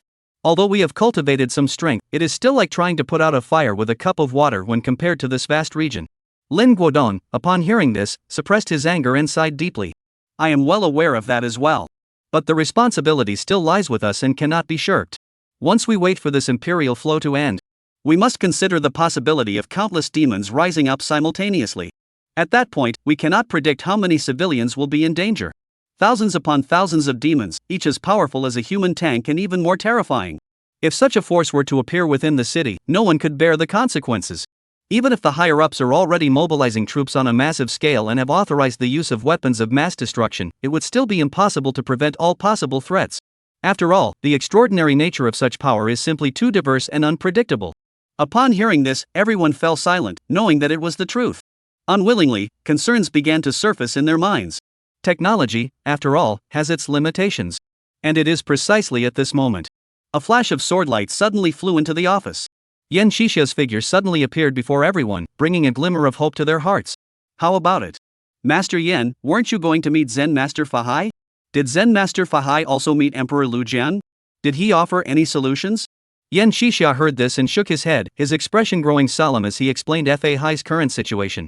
Instantly, the members of the Supervision Bureau let out another wave of sighs. Yen Shixia, seeing this, couldn't help but offer some comfort. However, Master Fahai will purge all demonic creatures within 1,000 miles of Jinshan Temple, and once the purge is complete, he will dispatch the remaining 1,000+ monks from Jinshan Temple to lend a hand. Upon hearing this, everyone sighed and said, let's hope so. Ha? Wait. 1,000 monk soldiers? What? Everyone looked completely bewildered. We were all prepared to fight the demons to the death, so how did 1,000 monk soldiers suddenly appear as reinforcements? These days, everyone seems to be into speaking without taking a breath. Lin Guodong was the first to react, his eyes gleaming as he looked at Yen Shixia. Master, are you serious? Yen Shixia nodded in confusion. Yes. Master Fahai, who hates evil with a passion, did not send the monk soldiers back to the pure land of Jinshan Temple that day, so it was only natural that he would dispatch monk soldiers to assist. Upon hearing this, the officials from the Supervision Bureau couldn't help but feel a glimmer of hope. That's wonderful. With the assistance of over 1,000 monks at the stage, and even some at the stage, it seems we'll be able to safely navigate this crisis. Even Lin Guodong felt a great sense of relief. No wonder the extraordinary impact he had made on them during this period was simply too profound, and the pressure was too great. Even if technology can suppress extraordinary beings below the level of the soul to some extent. But the math doesn't work that way. Extraordinary power lies not only in strength, but also in the multitude of methods and the difficulty of countering its characteristics. Take the Huangshan village incident at the beginning, for example. The malevolent spirits there were not something they could easily contend with. Even if they were merely at the early stage of the innate realm. Now, with the assistance of these 1,000 monk soldiers, most of the practitioners, along with several experts, are present. This is more than enough for them to handle this crisis. And just as they were thinking this, Zhao Qi, who had remained silent all along, finally spoke up. With the official forces and the monks of Jinshan Temple, they already had more than enough power to eliminate the demons. Then, why did Master Yen look so solemn at the beginning? What was he worried about? Could it be related to the sudden appearance of the Imperial Elixir? After all, the very presence of demons and monsters is shrouded in mystery. As Zhao Qi spoke, his words suddenly came out. Instantly, Lin Guodong and the others also reacted. That's right. We were also deceived by Master Yan's expression just now, and didn't react in time. Now that they think about it, it's strange. I could have easily dealt with these demons. So, what exactly is Master Yan worried about? Yan Qixia also realized at that moment that he had never been on the same page as Lin Guodong and the others from the very beginning. No wonder it felt off. He immediately voiced his concerns. Chapter 80, I am Wang, the poor monk. The demon clan is targeting the major sects. What? Emperor Lu Jiang is a powerful demon clan member orchestrating this? Are there demon clan elites lurking in the shadows, stirring up trouble? As Yan Qixia voiced his concerns, the expressions of everyone present turned grim. They had all thought this was just a coincidence and an accident that as long as they could endure it, everything would be fine. Little did I know that behind it all was a powerful demon clan strategist at work, and there were even demon clan warriors lurking in the shadows. Regardless of the reasons behind this, the nature of the matter has changed. The confidence that everyone had gained from the assistance of the 1,000 monks from Jinshan Temple vanished in an instant. The mood grew heavy and oppressive. Even Zhao Qi, who had previously harbored some suspicions, furrowed his brows at that moment. Lin Guodong went straight to report it to the highest authorities. There was no other option. This matter had far exceeded their scope of authority, and even higher-ups needed to make a cautious decision. The office atmosphere suddenly became even more serious than before. Old Song couldn't help but mutter under his breath. Goodness gracious, the demon clan's powerful beings are making plans. They're strong, and what else? What are they up to? Could it be that they're planning some kind of extraordinary battle? That can't be right. Who among us could possibly stand up to them? Could it be targeting the supernatural forces instead? As his voice faded away, the others hadn't reacted yet. A lazy voice suddenly echoed through the office. Indeed, the demon clan's actions were specifically targeted at the major sects. Who is that? Upon hearing the voice, everyone's expressions immediately turned grim as they looked toward the source of the sound. Even Yan Qixia was startled by the sudden noise. One hand instinctively reached for the hilt of the Shen Yuan sword, and a fleeting look of shock flashed across the face of the man with the bushy beard. Even he hadn't reacted in time. After all, he was at the peak of the Golden Core realm and was even on the verge of entering the nascent Soul realm. Who could possibly achieve such a feat? And as everyone turned their gaze in that direction, immediately, a young, lazy-looking Daoist priest with his long hair casually tied in a ponytail came into view. He was even holding a thermos cup in his hand. Wait, what's that? Goji berries? What? Everyone present had a big question mark hanging over their heads. Lin Guodong stepped forward first, speaking with an air of authority. Who are you? What are you doing infiltrating the Super Administration Bureau? Xu Xian looked at the excited crowd in front of him and couldn't help but smile inwardly. I'm just here to make a cameo appearance as a plot character. Is there really a need to get so worked up? If it weren't for the fact that the extraordinary forces will soon emerge, and there might be conflicts with the authorities regarding the demonic beings, Xu Xian hadn't even considered making an appearance. I'm not the type of person who likes to show off in front of others. Really? I swear. I felt a twinge in my heart. But his expression remained unchanged, maintaining his usual persona, exuding an air of laziness and indifference. Relax, I am Wang Yi, a disciple of the Wudong School. I have come to the Supervision Bureau on a mission from my master. I have no other intentions. As he spoke, he picked up the goji berry thermos in his hand and took a sip. He looked just like an old man hanging out in the park. Even though his face looked incredibly young and handsome, there wasn't a single thing about him that seemed out of place. It made everyone's lips twitch involuntarily. However, Yan Qixia's eyes lit up. He immediately removed his hand from the sword hilt and bowed to Wang Yi in greeting. Are you the renowned disciple of the Wudong School, Master Wang Yi? I am Yan Qixia, a Qigong practitioner from Kunlun. I have heard of your reputation. I have seen you before. When I was still in the immortal realm, I had already heard of your reputation. I am Yan Qixia, a Qigong practitioner from Kunlun. It is an honor to meet you, Master. Wang also saw this and immediately returned the bow, smiling. The deeds of Brother Yan are well known even at Wudong. To reverse the cultivation of the soul using the golden elixir. Such power is more than enough to make a name for oneself throughout the world. Such a title is undeserved. Just call me by my name. Yan Qixia heard this and replied modestly. It's merely the advantage of using weapons. It's nothing compared to the great supernatural abilities you've cultivated, such as the Wind Gate. It was merely the advantage of using weapons. Compared to the great supernatural powers of the Taoist master, who had attained the level of Feng Ho Chiman, it was nothing special. Wang also heard this and smiled, saying, Yan brother is being too modest. He did not dwell on the matter further. Yan Shisha saw this and did not continue to delve deeper into the topic. Meanwhile, the crowd, who had been looking solemn, watched as Yan Shisha and this Wang Yadao Daoist master chatted amicably. They all sighed in relief. He doesn't seem like a bad person after all. Just then, Zhao Qi suddenly asked, I don't know. What did Master Wang Yadao mean earlier when he said that the demon clan is targeting the major sects? Would it be possible to discuss this in more detail? As soon as these words were spoken, everyone present immediately perked up. Yes. Almost forgot the one who just spoke explained the reason behind the demon clan's actions. He immediately turned his gaze in that direction. Even Yan Shisha's eyes flickered slightly, but he said nothing more. After all, although he was also an extraordinary being, he couldn't compare to Wang Yi, who had such a powerful background. In many aspects, he ultimately falls short. This is also why, when he discovered the demons behaving abnormally this time, he needed to seek Fahai's assistance. Whether it be information, strength, or influence, they are all significantly inferior. In terms of information, strength, and influence, they were all significantly inferior. Just as he is still busy speculating, someone like Wang has already uncovered the true motives behind the demon clan's recent actions. Wang Yi looked at the eager eyes before him and didn't feel like keeping them in suspense. He nodded immediately and said, This was one of the reasons I came here in the first place, so I naturally cannot refuse. Saying this, he put away his lazy demeanor and addressed the crowd with a serious expression. The demon clan's plan is actually aimed at all the factions of our human race.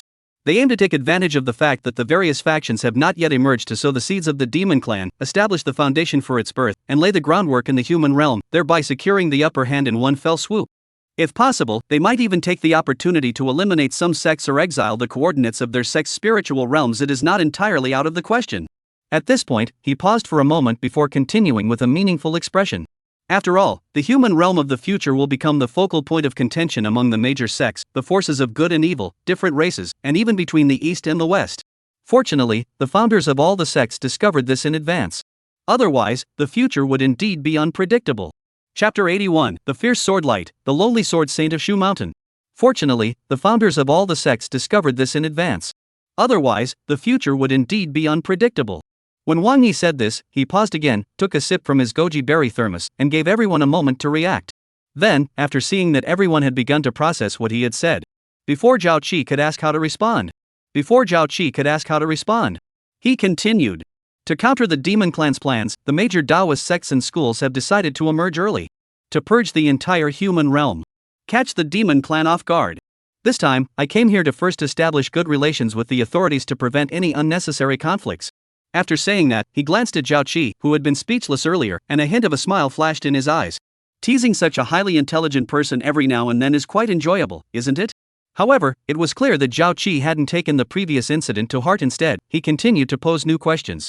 This left Chu Xian feeling somewhat disappointed. His calm face showed no emotion. I wonder when the major Daoist sects and schools first emerged. And when will the campaign to eradicate the demonic tribes begin? Don't misunderstand, the official account has a preparation period. Upon hearing this, everyone from the Super Administration Bureau immediately understood the crux of the matter and turned their gaze toward Wang Yi. Meanwhile, Lin Guodong, standing nearby, looked somewhat helpless, casting a resentful glance at Zhao Qi. You've already said everything that needed to be said. What else can I say? If I didn't know any better, I'd think you were the director. Fortunately, he's not the type to hold a grudge. Otherwise, with Zhao Qi's temperament, entering officialdom would likely be quite problematic. He gave himself a thumbs up for being so generous. Lin Guodong quickly adjusted his gaze and looked toward Wang Yi as well. Wang Yi met everyone's gaze. He suddenly smiled and looked at the several screens in the huge office. On the screens were countless split-screen live streams, each showing demonic figures swallowing and spitting out the imperial elixir under the moonlight. The timing of the emergence of the major sects is still up to them to decide, but the time to eliminate the demon clan. Everyone focused their attention and followed Wang Yi's gaze. Suddenly, on one of the screens filled with demons and monsters, a sword cultivator dressed in white appeared, riding a sword toward them. Wang smiled. Now is the time. Outside Hangzhou, hundreds of demons were constantly swallowing the imperial essence that fell from the sky. In just a few swallows, all the imperial elixir within a 100-mile radius was completely plundered. In the sky above, this even formed a massive funnel-shaped vortex of spiritual energy. Countless people watched this scene through the official livestream, their hearts trembling uncontrollably at that moment. Even with thousands of troops already deploying around them, mobilizing tanks and artillery, they still felt no sense of security. A dense barrage of bullets rained down like a storm. With tens of millions of people in the livestream, it's easy to imagine just how intense the attention here is. As soon as you walk in, you're greeted by so many demons and monsters, this place is about to explode. Oh my goodness, I heard about this online. There are over 100 demons gathered outside Hangzhou City. I thought it was just exaggerated, but it's actually this crazy. A metropolis with a population of millions, the provincial capital. If this gets messed up by demons, the entire nation will be in mourning. I'm from Hangzhou City, and I'm sick of it. I want to escape, but I don't know where to go. Demons are everywhere, and the airport and trains are all shut down. Sigh, let's mourn for the person above. Let's be honest, seeing those firearms makes me feel completely unsafe. What should I do? Missiles. Missiles to take them out. Hurry. What are you doing? Look how close we are to Hangzhou City, less than 10 kilometers. Even if the missiles can't completely eliminate these demons, the aftershocks alone could kill countless people in Hangzhou City. And if they don't kill them, the enraged demons could rush to Hangzhou and start killing people, causing chaos across the entire country. Explosive. What else can we do? Are we just going to sit here and wait to die? Better to suffer a short pain than a long one.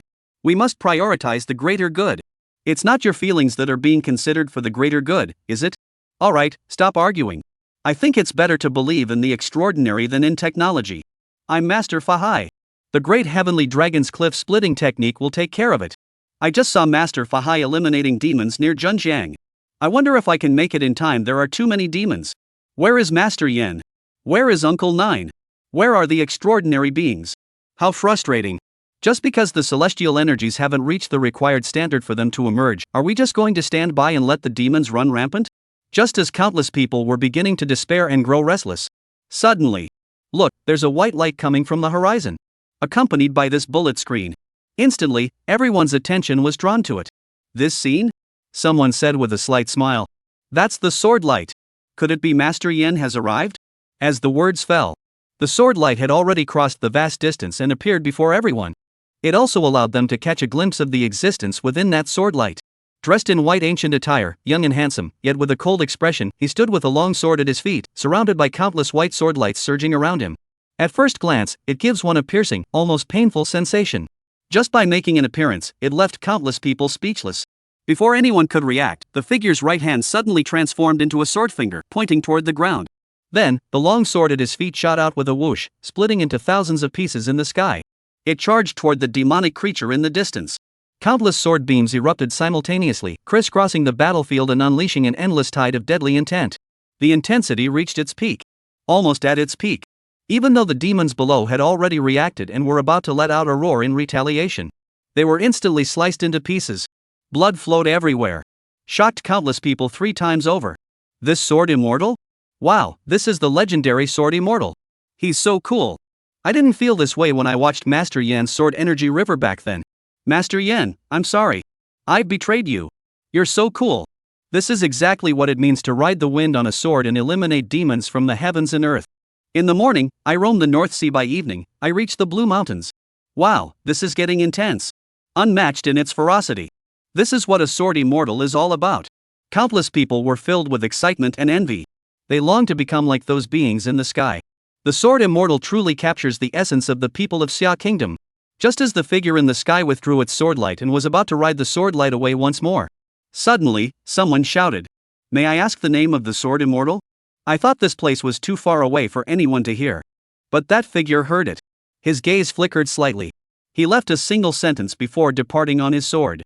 Shu Mountain, the Lonely Sword Saint. Chapter 82, The End of the Imperial Flow, the character Jen. The Earth Dragon roams. Shu Mountain, the Lonely Sword Saint? What a boast. A big shot is a big shot. That name is unbeatable. Please open the gates of Mount Shu for me. I want to become a sword immortal. Yeah, I agree. A petition signed by thousands. I want to be a sword immortal too.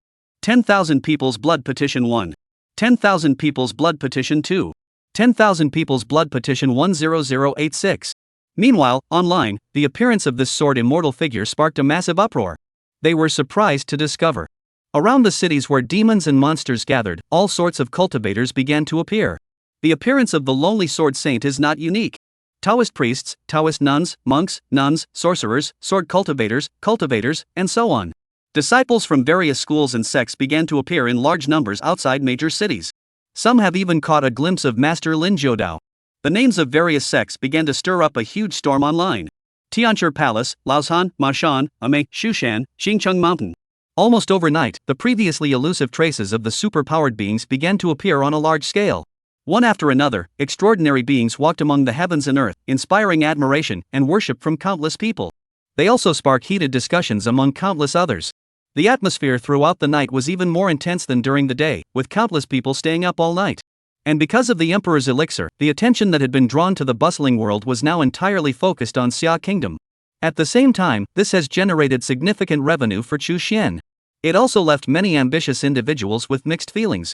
In the meeting room of the White Eagle Empire, many former high-ranking officials who once held great power now wore expressions of extreme distress. Even the usually unreliable president was unusually silent at that moment. General McGill was the first to speak, cursing angrily. Damn those extraordinary beings from Xia. Why are they showing up at a time like this? Why are there so many extraordinary beings in this country? As he began, countless influential figures echoed his words, their voices filled with curses and resentment. But standing aside, Fury was well aware of the situation. Behind all the curses and insults lay an undeniable fear. With so many extraordinary beings, the White Eagle Empire can no longer deceive itself. The Xia Kingdom has indeed attained the power to rule the world. Even if he may not be able to utilize it, it is still such power. That is why these usually cunning and calculating bigwigs have exposed themselves in such an ugly manner. Finally, after a long time, a certain president finally acted responsibly for a moment and said solemnly, "Gentlemen, we still have a chance. Technology, innovation, we're all in this together. The future belongs to us, to the great White Eagle Empire. Do not be discouraged, and certainly do not give up. No one understands the extraordinary better than I do. We will definitely succeed." As he spoke, his words seemed to truly instill some confidence in the crowd, gradually calming them down. Looking at the now composed crowd, the president nodded solemnly and said, "Next, I will issue a presidential decree to concentrate all current resources on extraordinary research. Who is in favor? Who is opposed?" Seconded. Seconded. The president looked at the crowd, who were united for the first time, and was greatly satisfied. The feeling of holding absolute power was finally beginning to sink in. He thought to himself, "Should I post a tweet to celebrate?" Britain. The Prime Minister and the Queen watched the video before them, seeing figures within it that seemed to possess the power of the gods. They exchanged a glance, and a wry smile appeared on their faces. The Prime Minister spoke with a heavy tone. "If this continues, the glory of Britain will be completely lost." The Queen sighed upon hearing this. "I understand. Next, I will lead the royal family and some nobles to search for traces of the extraordinary. Throughout the long history and myths, there are so many secrets hidden away." Just thinking about it, she couldn't help but feel a pang of emotion. Little Eva from the von Neumann family, hasn't she just returned from Xiagua recently? Perhaps we can learn something through her. Neon. A certain general listened to the harsh reprimand over the phone, his face ashen, waiting for the call to end. He immediately turned to the Prime Minister and erupted in anger. "I don't care what methods you use. In the last 3 days, if you can't find that deity, you'll all pay the price." The Prime Minister of Neon was drenched in cold sweat, cursing silently to himself. Those idiots, why haven't they finished yet? Let's not even talk about how things are changing abroad. In any case, at that moment, everyone within the Super Administration Bureau was utterly stunned. Almost everywhere you looked, there were extraordinary beings. Almost everywhere you looked, there were extraordinary beings. Those figures swept through the area, and in just a quarter of an hour, they had cleared away over 1,000 demons. They witnessed countless techniques, various spells, and the names of different schools and sects. Now, they no longer harbor the slightest doubt about the existence of supernatural forces. Even Zhao Qi has no time to bother with Wang Yi at this moment. Because even he had been captivated by this scene. He silently calculated the model in his mind. Origin, spells, physique, gaze, personality, and habits all filed away. Create models and simulate scenarios. On the contrary, Lin Guodong was the most level-headed after reporting to his superiors. He cast a complicated glance at Wang Yi, his mind filled with conflicting emotions. What an extraordinary world! Though it wasn't quite right, the first image that came to his mind when he first saw these extraordinary beings was, "These are all uncontrollable factors." However, he quickly realized that this was not something the state could control in the first place. That's why the look he gave Wang Yi was so complicated. Wang Yi glanced at him and naturally knew what he was thinking. But he remained non-committal. There might be equality and harmony between the extraordinary and the collective, or even a phenomenon where the extraordinary serves the collective. But it is definitely not in this world. The essence of all relationships is solely about interests, power. The strong serving the weak is a beautiful but unrealistic vision. It is also at this time. The enormous moon in the sky suddenly began to shrink gradually, and the falling imperial elixir also grew increasingly scarce. Countless people immediately realized that the imperial elixir was about to come to an end. But along with this realization, everyone also knows that the most dangerous time is about to arrive. Without the allure of the Imperial Elixir. For the demon clan, the only thing left that's truly nourishing is humans. Not to mention essence blood, even a complete soul would bring immense benefits to the demon clan. Countless hearts tightened slightly at that thought. But as they watched the figures in the video, they felt a sense of relief wash over them once more. It should be fine, right? Wang Yi, at this moment, also showed a slight change in expression. He took a sip of the goji berry tea in his hand. Then, he laughed casually. It seems I must intervene after all. After all, there are still tasks from my master to complete. If he were to find out that I've been slacking off all this time, he would surely punish me. That's all I have to say. Immediately, the corners of his mouth turned up slightly. The character Gen. Earth Dragon Rome. As the words fell, the ground suddenly rippled like water, engulfing Wang Yi, leaving the stunned crowd behind. Chapter 83, The Mysterious Gates of the Wind God, Luzhou City in Distress. Could this be the Earth Escape technique from the legendary 5 Elements magic? If that's the case, wouldn't that mean you could go anywhere and be as free as a bird? Old Song couldn't help but say. This time, the members of the Super Administration Bureau didn't hold him back. Instead, they all looked at him with approving expressions. Such a technique was indeed too extravagant. However, Yan Qixia shook his head and denied it. It's not Earth Escape. Their magical fluctuations are different. If I'm not mistaken, this must be the legendary supernatural ability, the Wind After Gate. Feng Ho's mysterious gate? Zhao Qi's heart stirred slightly as he turned his gaze toward Yan Qixia. Yan Qixia explained. This is a legendary divine ability, extremely rare to master, and incredibly powerful. It is said that once this unique formation is set up, anyone within it becomes the very embodiment of the formation itself. The practitioner becomes the compass, the harbinger of fortune or misfortune. The practitioner can even alter the formation at will, causing events to unfold as they desire. There are even rumors that within the layout, even time, space, and the interactions of the 4 elements are determined by the practitioner. At this point, even he couldn't help but be moved and sigh with emotion. What Master Wang Yi had just demonstrated was likely a divine technique derived from the Wind Gate of the Mysterious Gates. Can one even manipulate time and space? Upon hearing this, Lin Guodong and the others were instantly startled, their eyes flashing with terror.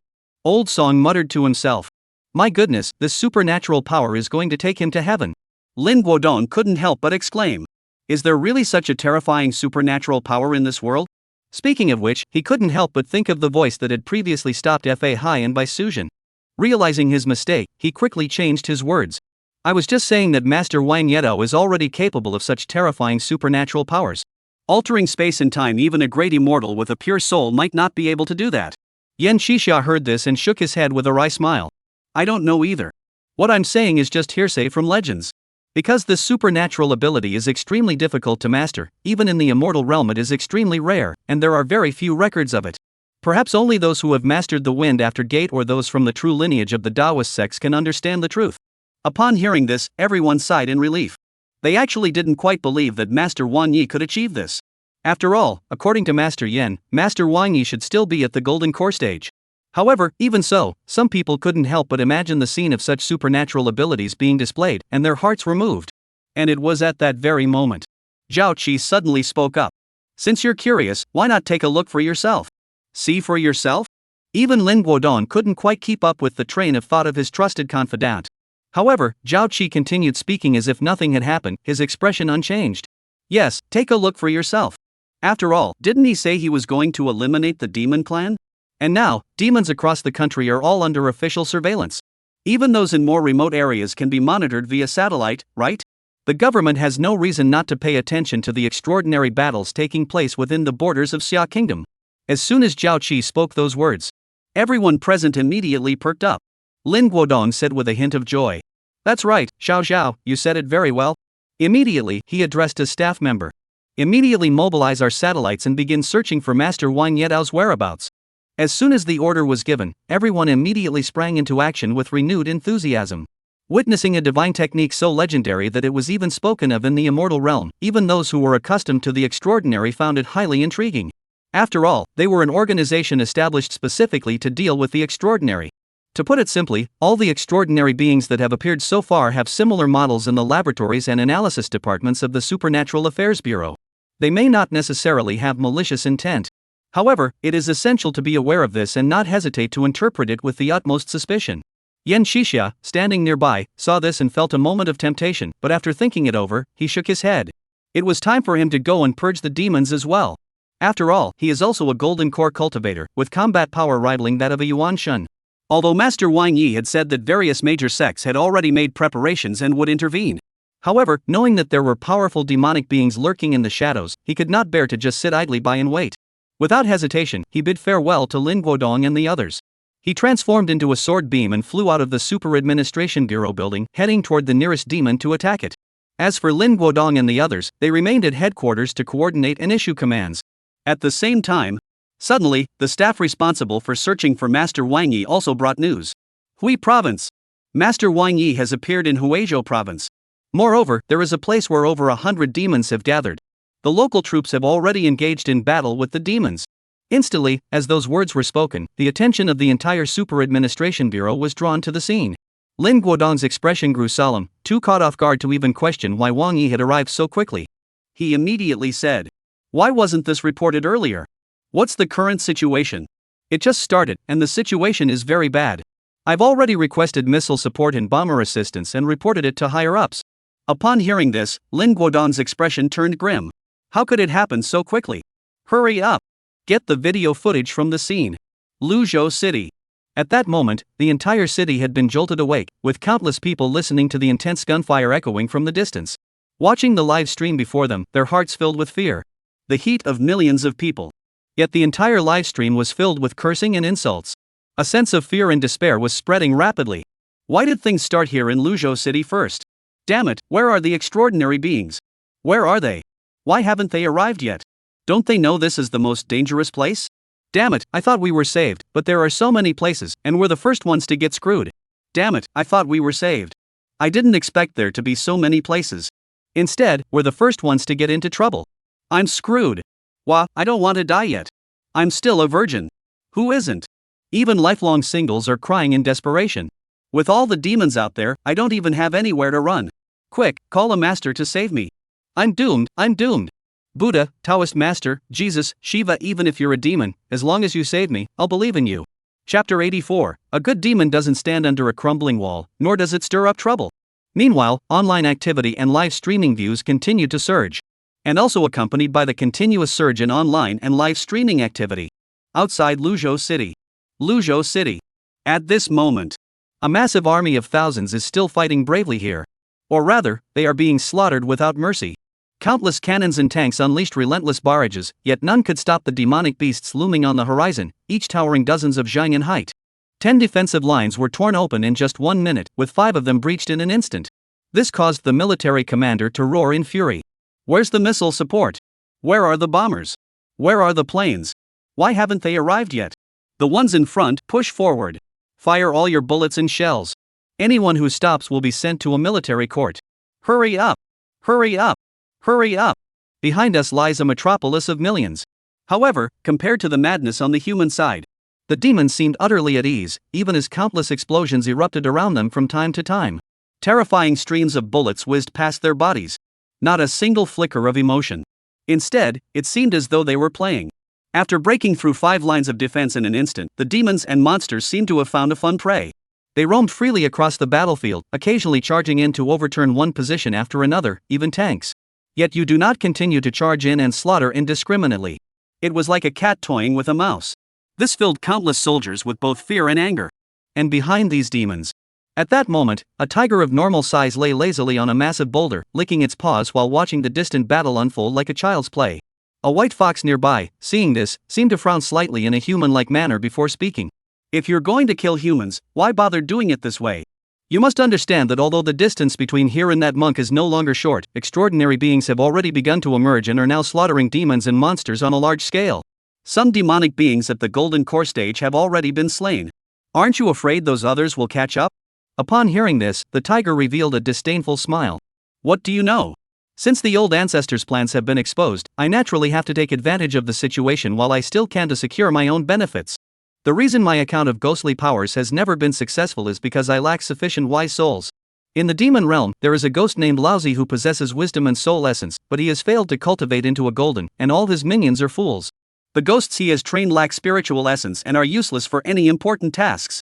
Even those who have cultivated into golden require immense effort to hunt down, let alone satisfy this king's needs.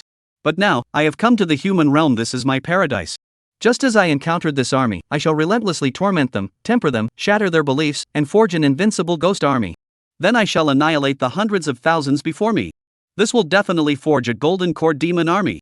By then, once I have mastered even a fraction of my demonic arts, I will be able to instantly attain the Yuanshan realm and condense my Yuanshan form. Become a demon king of a region. Even achieving the status of a celestial demon in the future is not out of the question. As he spoke these words, the tiger's eyes flickered with an intense heat and pride. He was, after all, a demon with ambitions. Although he was recently driven away by that monk, it was because the monk was an unparalleled master at the half-step earthy mortal realm, even rivaling a celestial demon. It naturally had to keep its useful body intact. And now that I've gotten rid of that monk, it's only natural to take this opportunity to carry out my own plan. However, just as it was about to accept the white fox's admiration, a sudden sound rang out from the surroundings. With just you? You dare to become a demon? Suddenly, its expression changed drastically. A massive roar echoed across the wilderness. Who is it? A terrifying tidal wave instantly leveled the small forest spanning several miles around them. Even the nearby city of Luzhou was shaken by the impact. The eardrums of countless people trembled 3 times. My head is spinning. The war, which had seemed like a playful game, suddenly came to an abrupt halt. Some weaker demons were accidentally hit head-on by cannonballs, exploding into a shower of blood. They didn't even have time to react. Because they heard a familiar voice. It was the voice of their king.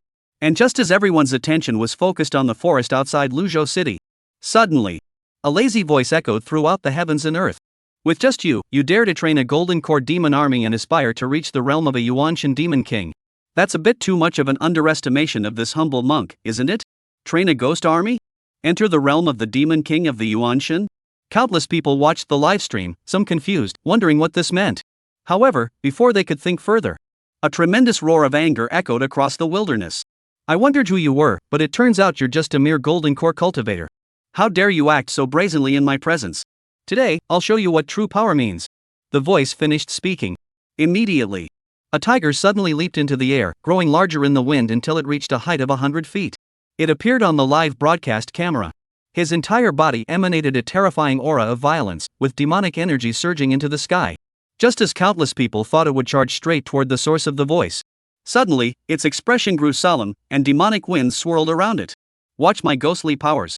Suddenly, a massive demonic wind swept through the area, instantly engulfing the demons who were still dazed on the battlefield. An invisible force instantly connected these demons, forming a demonic cloud before him. They became even more and ferocious. Then, he immediately commanded this group of demons to charge toward the area where they had previously leaped. Their might was terrifying beyond measure. The howls of the demons shook the heavens and the earth. But despite the terrifying scene before them, countless people fell into silence. Their expressions grew utterly bizarre. Is this what you meant by making the other party aware of your capabilities? That's too cowardly. A person muttered to themselves. Why do I keep feeling an inexplicable urge to laugh? Countless people nodded in agreement. Just a moment ago, they were filled with fear, but now, even the king was completely bewildered. After all, in this script, demonic beings at the Golden Core stage weren't even worthy of being personally designed by him. This was automatically generated by the system. So, is that why you're so cautious? Yet the tiger that rode the wind and stood tall in the sky felt no shame at all, but rather a sense of self-satisfaction. In its eyes, its own demonic powers are not yet fully developed, yet it can use demons to perform feats. Is this not a sign of extraordinary talent? This is also why it constantly refers to itself as this king. After all, being so talented, becoming a demon king with a divine soul is only a matter of time. As for why I'm not going myself? Of course, one doesn't put a good demon in a dangerous position. Since the other party dared to appear directly before me, they must have something to rely on. Even if they don't, what's the big deal about trading a few low-grade demon clan members with impure bloodlines for a golden core cultivator? As a demon with aspirations to become a celestial demon, it must be extremely cautious to survive in this dangerous world. And just as it began to feel a sense of pride, the somewhat dazed Wang Yi suddenly snapped back to reality and couldn't help but chuckle. In any case, this demon was doomed to die. There was no need to worry. Looking at the countless demons charging toward him. At that moment, a voice echoed. Chaotic gongs. Chapter 85. The power to manipulate time. A single finger snap, and all is gone. Chaotic golden drum. As the sound faded away, suddenly, the hundreds of demons and monsters around him, along with the countless clouds of dust, even the tree branches, demonic energy, and demonic winds, all suddenly froze in place. It was like a vivid painting coming to life before the world, leaving countless viewers who were previously worried about someone speechless. This scene? Could it be Originally, seeing this somewhat familiar scene, countless people's pupils suddenly contracted. Some spoke in a voice filled with horror and disbelief. Freeze space? Could it be that powerful being? That's impossible. A mere demon at the Golden Core stage couldn't possibly warrant such a powerful being to come out of seclusion. This defies common sense. Could it be a disciple? Just as countless people were feeling puzzled and confused. Suddenly, someone spotted the demons moving imperceptibly and immediately exclaimed in an even more horrified voice. It's not freezing space, it's not space, it's time. This is making time suddenly slow down by countless times. Upon hearing this, countless people felt a chill run down their spines. Time. This is time. Manipulating time? How could such power exist? This is even more terrifying than freezing space. Because time is more tangible than space and is more closely intertwined with human existence. Throughout history, countless heroes have fallen victim to the relentless march of time. Even the well-prepared members of the Super Administration Bureau were no exception. At this moment, witnessing this scene, they were all completely speechless, their eyes filled with nothing but awe. Zhao Qi was also somewhat stunned. A huge wave of emotion welled up in his eyes. With the power of the golden stage and the wind after technique, can one truly manipulate time? Meanwhile, the tiger, who had been feeling rather smug, now felt his entire body as though it were frozen in place. No, it was as though his body had slowed down by countless times. Feeling that even if he used all his strength, he couldn't speed up much, moving slower than a snail. Suddenly, a chill ran down his spine. Despair flashed across his eyes. Such extraordinary abilities, how could they possibly belong to someone at the Golden Core stage? I refuse to accept this. I haven't yet attained the status of a Yuanshan demon king, nor have I become a heavenly demon. I shouldn't have fallen here. And at that very moment, finally, a pair of footsteps accompanied by the jingling of bells appeared in the heavens and earth, drawing the attention of countless people. In every pair of eyes, an unparalleled fervor flashed. The power to manipulate time. What kind of person could possibly possess such power? Amidst the gaze of the masses.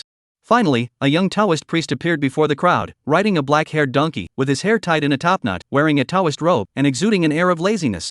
In his hands, he held a goji berry thermos cup.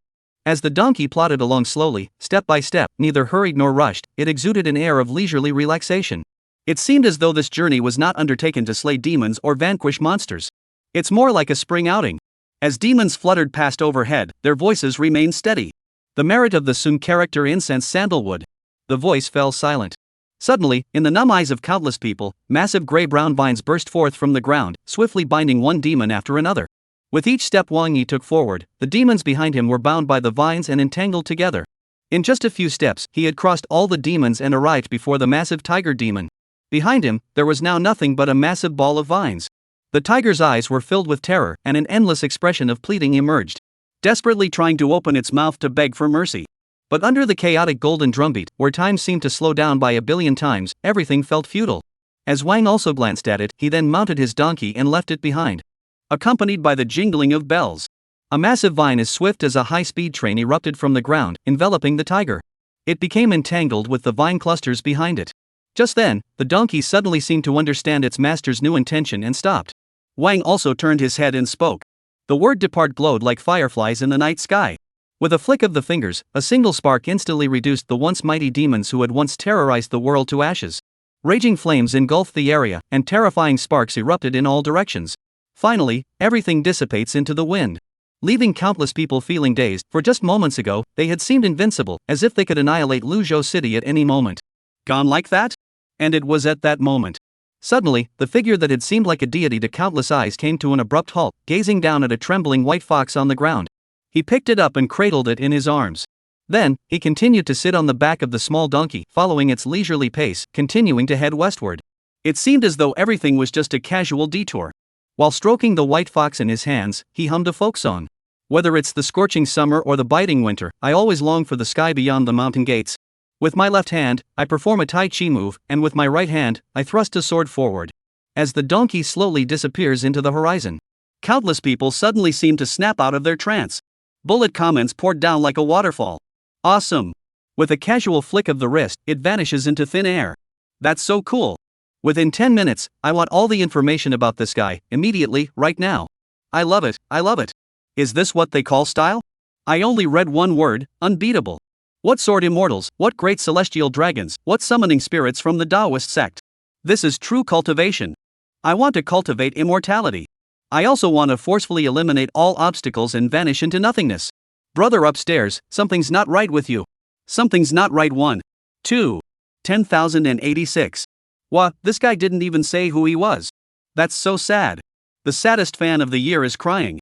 Am I the only one who noticed the goji berry thermos?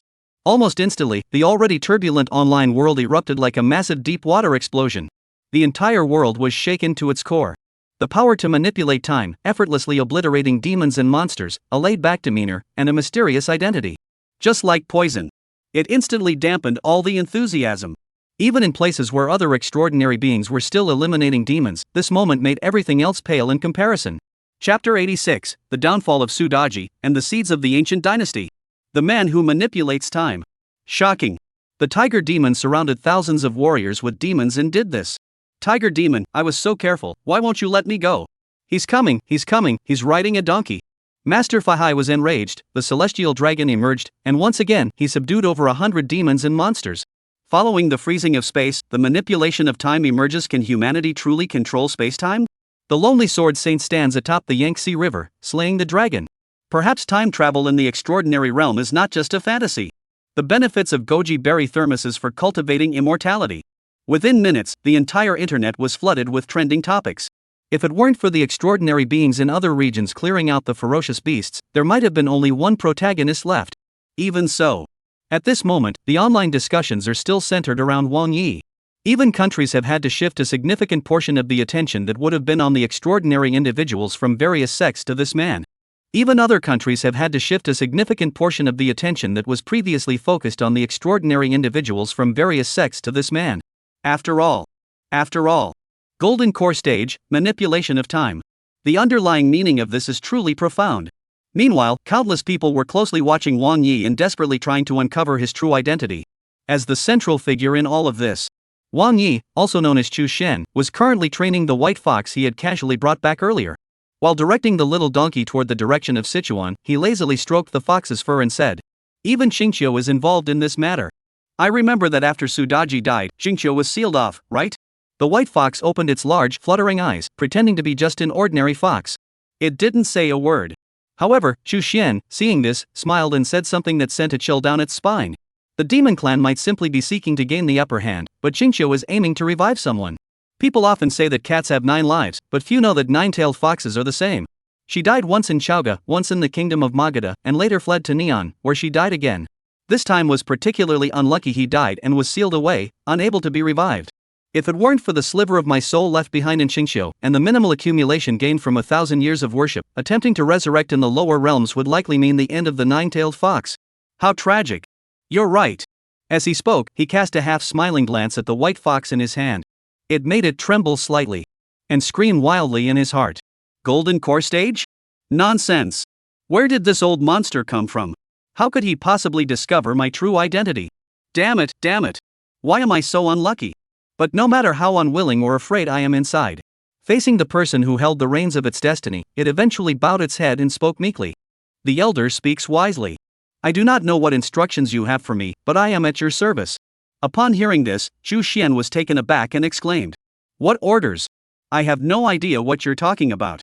I was just discussing someone's reckless behavior with you. Why didn't they just follow the traditional path of the ancient demon clan? Instead, they were tempted by the fortune of the nation and ended up destroying themselves. And to make matters worse, they resorted to using beauty to entertain others. Even though they were supposed to be following the path of the ancient demon clan, they didn't even bother to take on a human form. Isn't that just self-deception?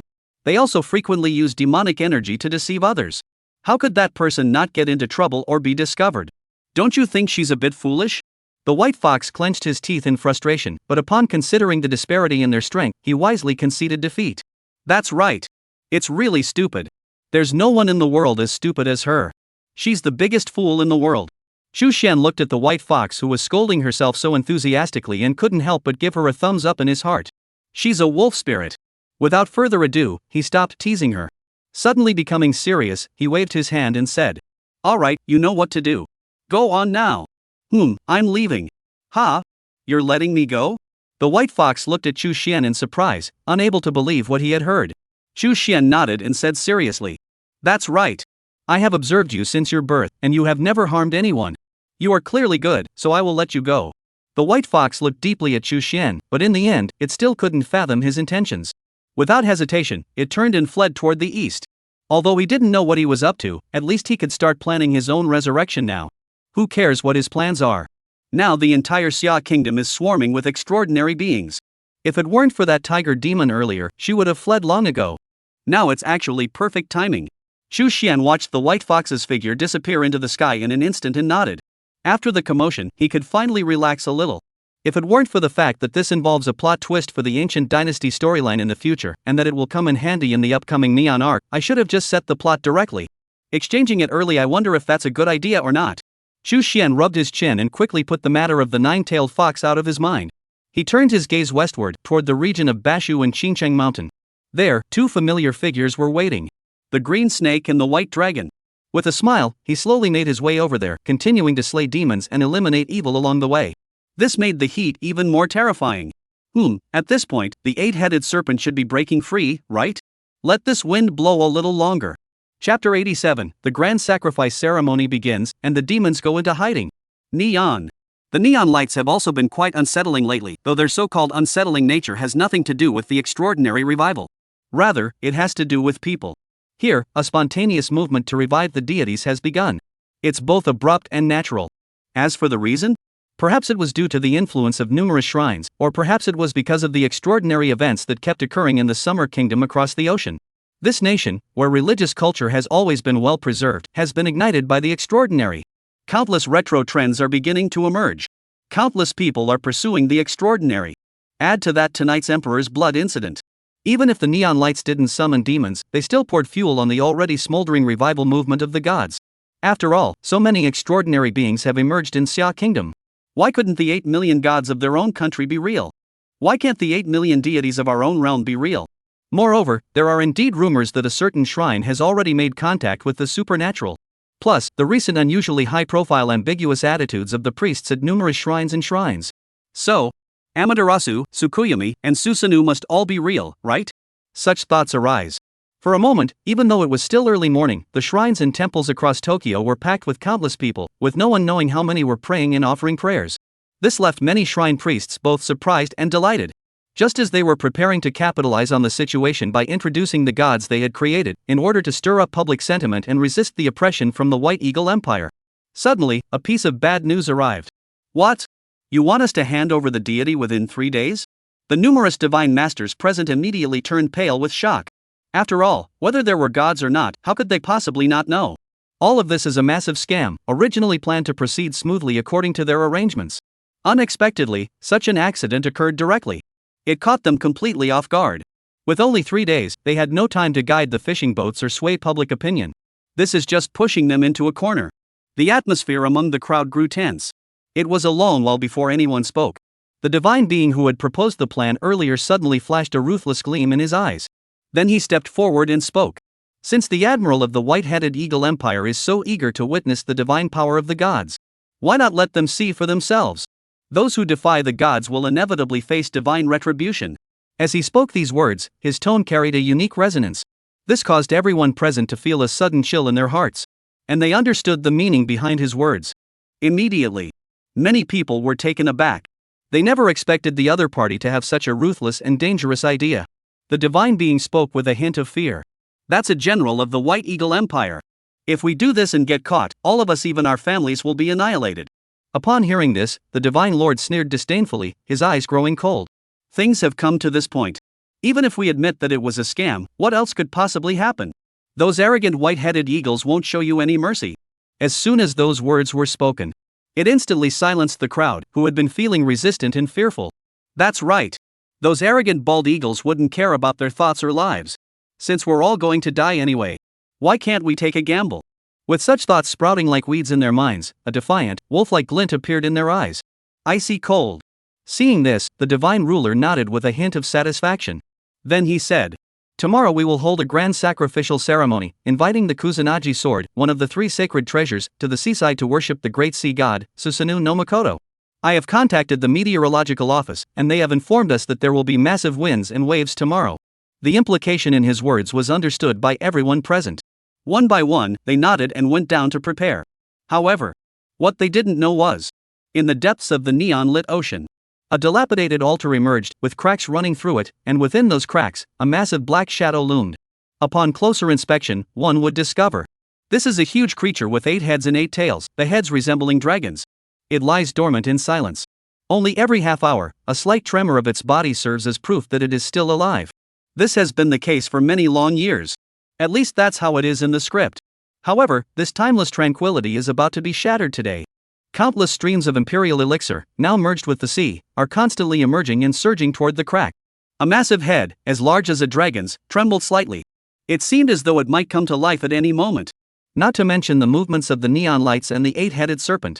At this moment, the sky was gradually turning white. A tense and exciting night has passed. Countless people felt a bit dazed. This night was truly one of the most thrilling and heart-pounding nights ever. And with the arrival of daytime, it was as if a chapter had been turned, and countless people gradually ceased to see the demons. One by one, the extraordinary beings also fade away from the mortal realm. It is as though everything is but a fleeting dream. But then looking at the corpses of the demons, the traces of the great battle, and even the videos online, they knew this wasn't a dream. And the members of the Super Administration Bureau knew it even better. The demons had not been completely eradicated. Last night, over 3,000 demons were slain, including 17 at the Golden Core stage. However, they still knew that this was not the end. There are still many demons lurking in the shadows. If these threats are not addressed, the people and even the entire Xia Kingdom will remain in danger. Lin Guodong said solemnly. From now on, we must prepare ourselves to face demons and monsters from all over the country. Not only the demons that have emerged from the blood and flesh of the 10,000 demons this time, but also the demonic beings that will be born in the future due to the Imperial Elixir. I have already requested the maximum possible support from higher authorities.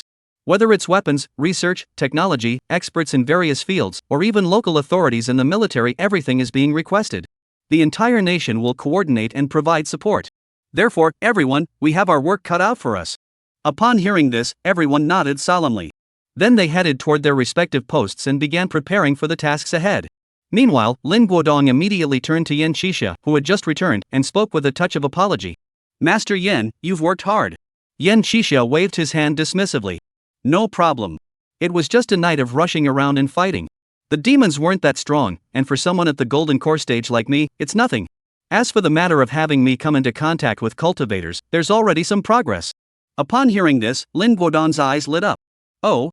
Even Zhao Qi, who had been silent all along and seemed lost in thought, suddenly raised his head. Yan Qixia spoke with a solemn expression. This time, it seems that the major sects and schools are truly emerging into the world. Chapter 88, Selling Fahai and Refusing to Establish the Floating Mountain. At the foot of Qingqing Mountain. At that moment, Zhu Xian was smiling as he looked at the two figures before him, one green and one white. One was vibrant and alluring, the other graceful and beautiful, a truly delightful sight. Unfortunately, they are merely characters of one's own imagination. Even though the system had transformed them into real beings, he still couldn't bring himself to harm them. After all, no matter how he looked at it, he was still a figure akin to a demigod to them. Of course, while feeling a bit sorry inside, he showed no sign of it on his face. He hadn't forgotten his current status. As a contemporary disciple of Wudong, he had been sent on a mission to meet the strongest demon in the human world. By Suzhen. After all, a great demon at the earth immortal realm is already referred to as a heavenly demon, let alone one who has already transformed into a dragon. In terms of both reason and emotion, the major sects and clans of the Daoist and Buddhist realms could not avoid this obstacle when taking action against the demon clan. Both in terms of reason and emotion, the major sects and schools of the Daoist path cannot avoid this obstacle when taking action against the demon clan. As his thoughts flowed, he immediately continued to smile at the elegant figure in white standing before him, his back turned toward him. I wonder what Senior Bai has decided. In my humble opinion, this is not such a difficult decision to make.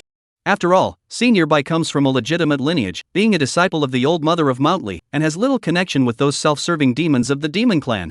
Now, as long as we don't get involved, we can reap the benefits and make things easier for ourselves. Why not take advantage of it? Upon hearing this, Bai Suzhen, with her hair styled in a youthful bun, turned her face toward him. Her delicate features, reminiscent of a young girl, exuded an air of elegance and nobility. She simply gazed at Wang Yi in silence.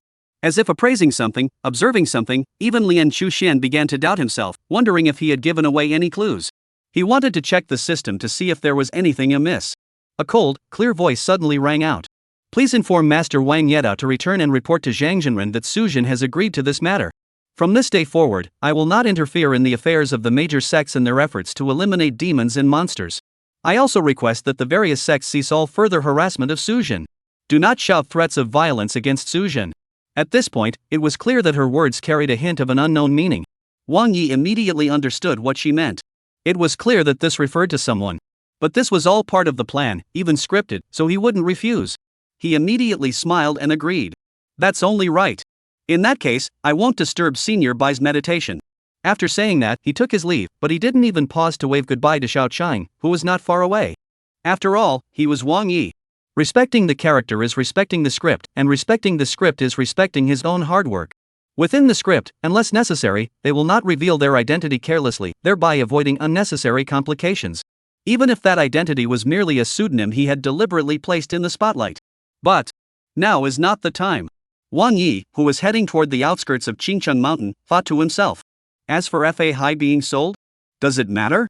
After all, what's the point of not selling it? Are you really expecting a half-step immortal to defeat a full immortal? Stop being ridiculous. That's like expecting Chu Xian to lose his mind. He must be out of his mind to have written the script like this. Not to mention that this will affect his future script plans. The very premise of a half-step immortal defeating a full-fledged immortal is already quite exaggerated. The higher the realm, the harder it is to advance to the next level. Do you really think you're still an ordinary mortal? Reaching the golden core stage is manageable, but once you become an earth immortal, it's a whole different story. Still pulling this kind of stunt? You're a prodigy, so others aren't? You have connections, so others don't? You have a trump card, so others don't? Some things are best left to feel-good stories. Do you really think everyone is the protagonist, that everyone is a cheater? Therefore, Chu Xian had no hesitation whatsoever about selling Fahai.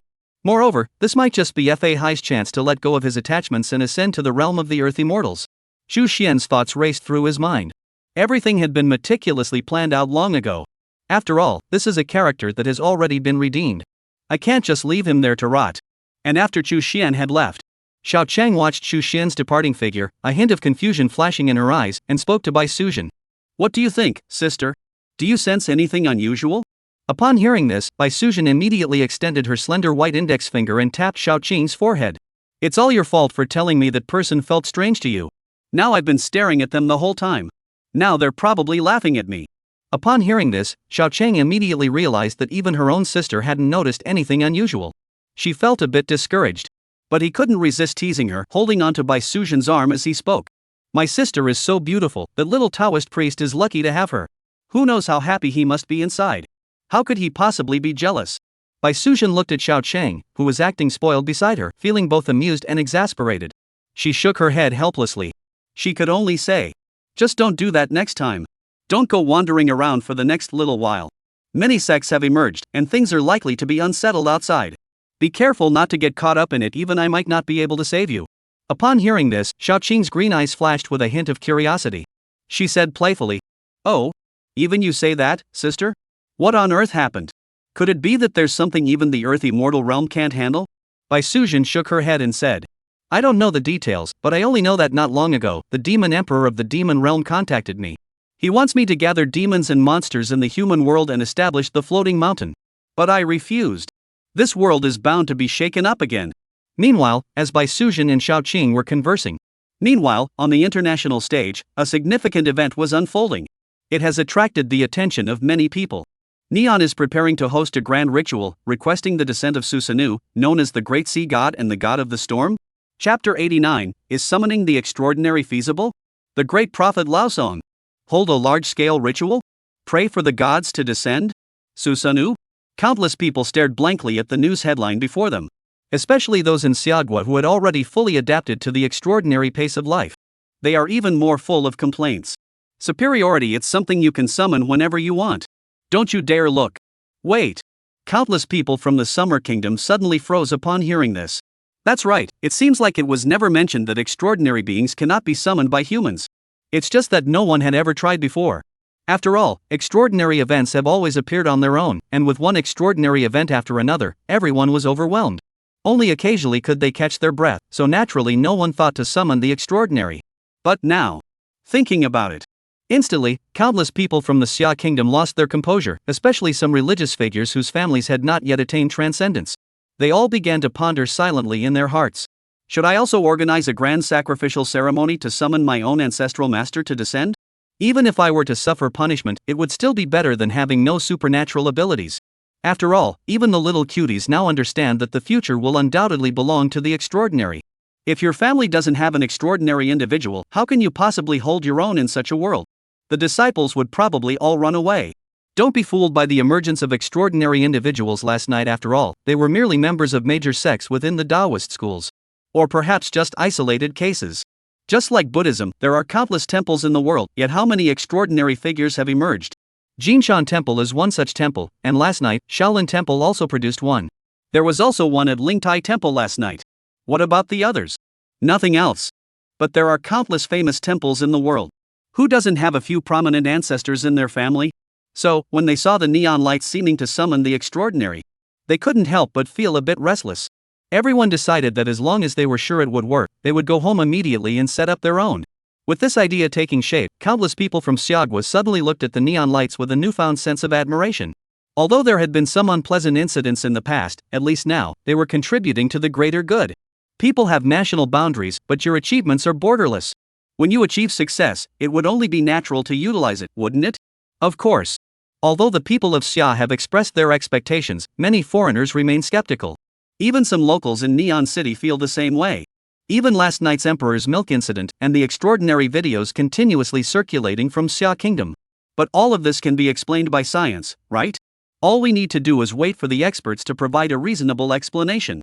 To make them believe in the existence of the supernatural, replacing the materialistic worldview they have cultivated over the years. They will never accept it. Therefore, as soon as this news appeared on the international stage, countless materialist warriors began to spew blood. What? Has the neon-lit government gone mad? How could they allow such an activity to be officially organized? It's 2022, and people still believe in that religious nonsense? In my opinion, all this trash should be thrown out. Those foolish neon people are always so good at doing stupid things. Yeah, as a neon person, I'm deeply worried about the future of this country. Believing in religious nonsense and allowing them to engage in such activities, don't they realize how many people this will mislead? I strongly recommend that advanced Western countries get involved and share their advanced theories with us neon people. The person above must be a fake neon person. Your reaction just blew me away. You're an old hand at this. If someone like that showed up in our country, I'd beat them so badly their mother wouldn't recognize them. But Neon, good job. Keep it up. You're the best. You don't understand. This is to wake the authorities up. Besides, Western countries are inherently superior to ours. What's there to deny? We can't be arrogant. Many people from Xia Kingdom, seeing this familiar scene, couldn't help but feel a pang of sadness.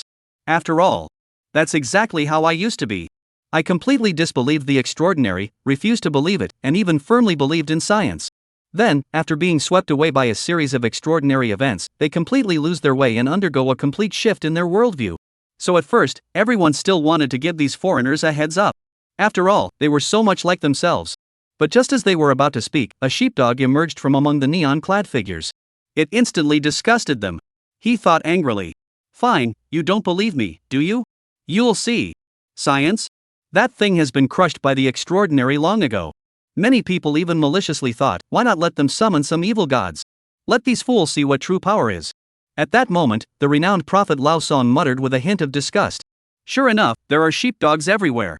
How disgusting. Don't you dare show up later with some evil god and devour you whole, then you'll know the truth about the supernatural. Put. What kind of person are you? After saying that, he was suddenly stunned. Because he suddenly realized that all his colleagues were staring at him with a strange look in their eyes. He immediately covered his mouth instinctively. Then he paused for a moment before realizing what had happened. He muttered under his breath. It can't be that effective, can it? The members of the Super Administration Bureau couldn't help but hold their heads in their hands. Someone said, I never thought Neon could summon the extraordinary, but now I believe it. Old song, don't talk nonsense anymore, okay? You can say whatever you want abroad, but be careful here at home. Everyone nodded frantically. Old song suddenly looked utterly wronged.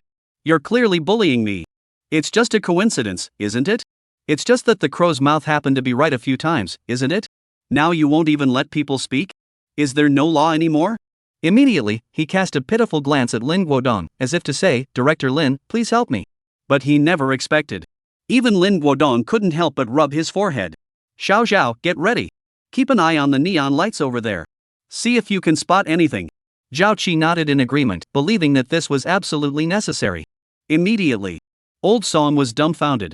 You're bullying me. Lin Guodong and the others kept their heads down and said nothing. Yan Qixia saw this, stepped forward, and patted the middle-aged man on the shoulder, gesturing for him to compose himself. Lao Song felt utterly hopeless. I really am not a harbinger of bad luck, believe me. In fact, even Lin Guodong and the others are helpless. After all, they've tried everything: science, mysticism, even consulting Master Yen, and none of it worked for Old Song. But there was nothing unusual found. But this ominous prediction proved to be eerily accurate. They couldn't help but start to believe in it too. Though the supernatural is inherently superstitious. Chapter 90, The Old Mischievous Child in Front of the Taoist Master's Residence. And just as Old Song was feeling utterly hopeless, suddenly, the cybersecurity department staff member suddenly spoke up. Lin Bureau, there's an emergency. Instantly, everyone's attention was drawn to him, and Lin Guodong hurried over and said, What's the matter? The staff member replied with an odd expression. Another extraordinary being has appeared. However, never mind. You can see for yourself. As he said this, everyone's curiosity was piqued. They all gathered around to watch. Lin Guodong didn't try to stop them, after all, it wasn't anything secret. Lin Guodong didn't try to shoo them away, after all, it wasn't anything secret. But when they took a closer look, their faces immediately took on the same strange expression as the staff members. Because this extraordinary individual was actually live streaming. And what's with the tour guide badge around his neck? What? Today must be April Fool's Day. Ever since last night, when extraordinary beings from various major sects appeared, many people have become interested in the sects behind these extraordinary beings. After all, it was one thing not to know before, but now that they clearly know which sects have extraordinary beings, how could they possibly resist? Those willing to become monks are few and far between, and most of them were weeded out. Now, with various paths to immortality available to those who don't want to become monks, people naturally won't miss out. Moreover, the world is so dangerous these days. Who knows what demons or monsters might appear? If I don't become extraordinary, how can I feel safe? With such thoughts in mind, just as dawn breaks, many sects across the entire Xia kingdom were already packed to the brim by the local people. And there were even more people still on their way. Countless people desperately sought to join but were denied entry. Many members of the sect were so frightened that they immediately called the police, with a crowd gathering around the entire sect early in the morning. Each of them glared at me with eyes that seemed ready to devour me. How could I not be afraid? Of course, it was mostly because their extraordinary abilities, which had emerged last night, had not yet returned to their respective sects. Fearing that something might go wrong, this made them laugh uncontrollably. Master, have you abandoned your disciples? You entered the human world and didn't even come back to visit. What have we disciples done wrong? Please tell us. However, that being said, nevertheless, such a situation still needs to be addressed. After all, having one's own gate surrounded by a crowd of people is not a good look. But no matter how they tried to explain to these people, they wouldn't listen. Or rather, we must take advantage of the fact that the extraordinary beings are no longer here and boldly infiltrate their ranks. Otherwise, if they end up conducting a selection process, we won't qualify. Upon hearing this, members of various sects couldn't help but feel both amused and exasperated. But they dared not accept disciples carelessly anymore. After all, what would we do if we really angered the ancestral master? However, while many sects remain steadfast, they can't withstand the boldness, cunning, and thick-skinned nature of the masses. Alright, if you won't take me in, I'll just hang around the area for a while, that's fine, right? Who knows, maybe I'll run into some low-key big shot who takes a liking to me and takes me under their wing. Countless people are eagerly wandering around the vicinity of various sects. The members of the various sects couldn't stop them either. After all, most of the sects had settled in famous mountains and rivers. These are tourist attractions after all. You tourists have no say in this. Let them be both delighted by the upcoming prosperity of their hometown and frustrated by the tourists' behavior. Meanwhile, the Tianshi Palace on Longhu Mountain, as the ancestral temple of Taoism, had also recently gained attention due to the emergence of an extraordinary individual named Zhang Lingyu last night. At this early hour, the place was already teeming with all manner of tourists. A tour guide? We didn't hire one. A group of tourists looked at the old Taoist priest with white hair and beard in front of them, and a look of confusion appeared on their faces. And, old man, at your age, you're still out here working as a tour guide? You're wearing a Taoist robe, aren't you a Taoist priest here? Someone asked doubtfully. Upon hearing this, the old Taoist hurriedly waved his hands. I'm not. I'm just an old man out here having some fun with cosplay. Isn't it trendy to be extraordinary these days? Keeping up with the times, you know. As for the tour guide license, isn't it true that tour guide licenses from all over the country can get you into scenic spots for free? Since I'm bored anyway, I'll give you a free tour. By the way, never mind that. Look at me, don't I look the part? Come on, let's take a photo together so you can post it on your social media and brag about it. Saying this, he pointed at himself and made a scissors hand gesture, looking just like an old prankster. This instantly dispelled any doubts the crowd had been harboring. Judging by the appearance, they probably aren't extraordinary beings. However, one of the people holding a live streaming device seemed unwilling to give up. After all, he had already boasted about it, so he was certain he would find something extraordinary this time. Riding on this wave of hype, he briefly enjoyed the spotlight of a top streamer. Tens of thousands of people were online in the background. But if you can't find what you're looking for or don't get any results, the hard-earned attention you've gained might vanish in an instant. Looking at the live stream, there were already signs of people unsubscribing. He immediately asked urgently, "Does the old gentleman know of any Taoist temples or the like nearby? Are there any Taoist masters? Isn't this the Tianshi Palace? Where are the Taoist priests from the Tianshi Palace?" The old Taoist priest heard this and was immediately puzzled. "Don't you people who come here to travel read any guidebooks? The Tianshi Palace hasn't had a Tianshi for ages. They left decades ago. Where would you find a Taoist temple or Taoist priest now? As for the Taoist temple, isn't that right there behind us?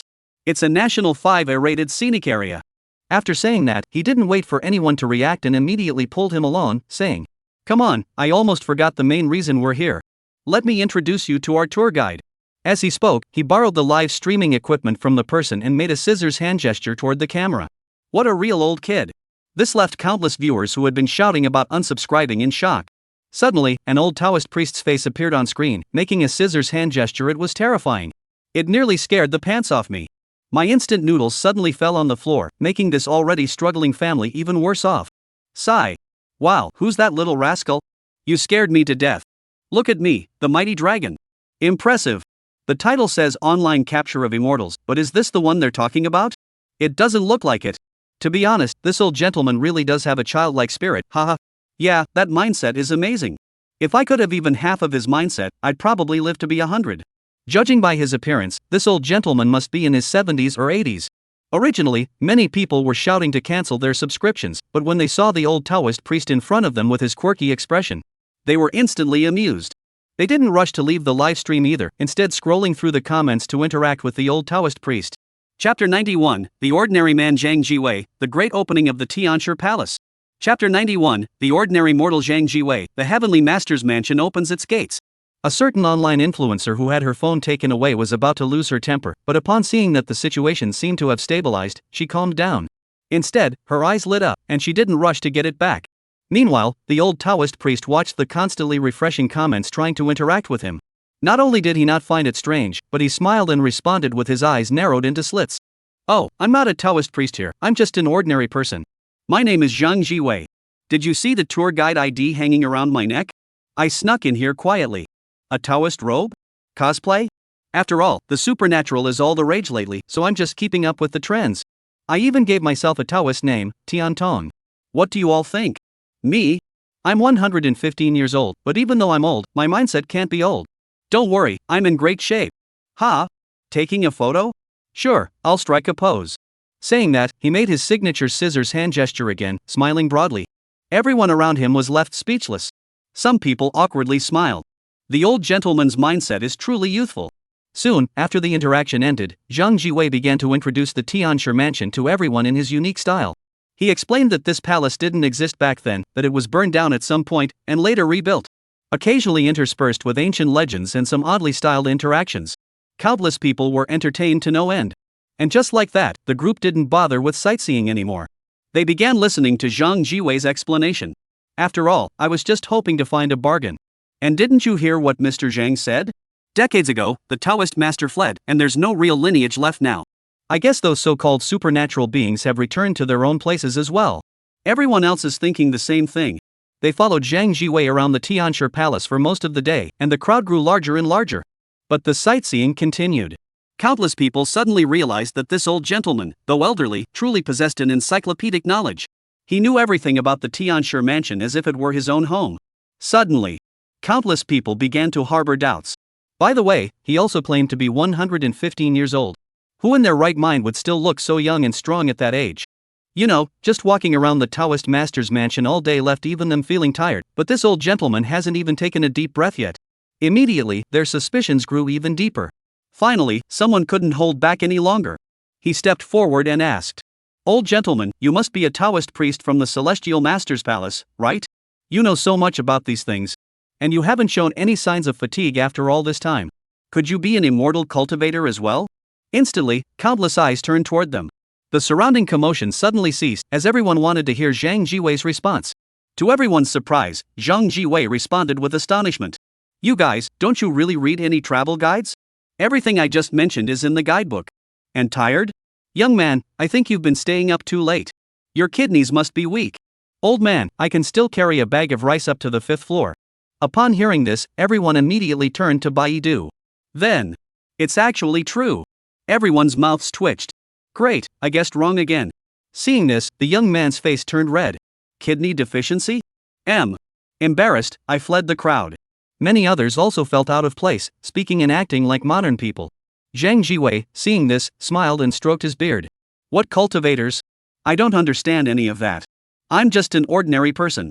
Let's not get carried away. Let's continue exploring. The Hall of 10,000 Laws is just ahead. Inside, there are many deities enshrined, including the Zhang family's successive celestial masters, whom everyone has been longing for. Just as everyone was feeling a bit disappointed, suddenly, a series of startled cries echoed from the distance, followed by a cacophony of voices. Before anyone could react, suddenly, an invisible force swept countless people aside. A figure familiar to everyone appeared before them. A handsome face, silver gray hair, and a single red dot between the eyebrows. It was none other than the extraordinary being who had appeared last night, Zhang Lingyu. Then, right before the stunned eyes of countless people, the extraordinary being who had appeared last night, Zhang Lingyu, now walked up to Zhang Jiwei and smiled wryly in resignation. Master, why did you come out? As soon as these words were spoken, everyone who had been guided by the old Taoist priest was instantly left speechless and bewildered. The scene fell into complete silence. Weren't we just supposed to sneak in with our tour guide IDs? Wearing a Taoist robe as a cosplay is just following the current trend of the supernatural. What? Zhang Jiwei. You still say you can't cultivate immortality? Just then, the Super Administration Bureau personnel also reacted and turned their attention to Zhang Jiwei in front of the livestream. Their expressions turned peculiar. Zhang Jiwei saw this and couldn't help but smile awkwardly. This can all be explained. Everyone, don't worry. As soon as Zhang Jiwei spoke, countless eyes in the crowd immediately turned toward him, becoming incredibly intense. Originally, I just came to try my luck. I never expected they'd actually come across a big shot. Countless people were eager to step forward and ask to be his disciples, but just as they were about to act, suddenly, Zhang Jiwei's expression changed drastically as he pointed toward the horizon. Look, a flying saucer. The attention of countless people was instantly drawn to it. Then, Zhang Jiwei immediately shouted out. The wind is picking up. Lingyu, hurry up and leave. By the time everyone realized they had been deceived, they turned around the next second, only to find that both people had vanished. The smartphone that Zhang Jiwei had been holding in his hand for the livestream had now reappeared in the hands of a certain popular live streaming host. Upon seeing this, everyone immediately shouted in outrage, accusing him of being cunning. Some couldn't help but laugh and cry at the same time. The staff of the Super Administration Bureau, watching the two people disappear from the livestream, looked at each other in confusion. Just as Lin Guodong was about to order the local authorities to handle the aftermath, suddenly, a massive golden light erupted from within the Wanfa Zongtan. Countless people inside the Tianshi Palace turned their heads and found themselves instantly at the gates of the Tianshi Palace. Then a massive sound echoed throughout the heavens and earth. From this day forward, the Tianshi Palace shall return to the mortal realm, establish our mountain gates, and all who are destined shall be welcome to enter our gates and cultivate within. Those interested may register with my disciple Zhang Lingyu. That's all. A golden light flashed at the original spot. Zhang Lingyu, looking completely bewildered, was teleported out and found himself surrounded by a dense crowd of people whose eyes shone with an unknown light.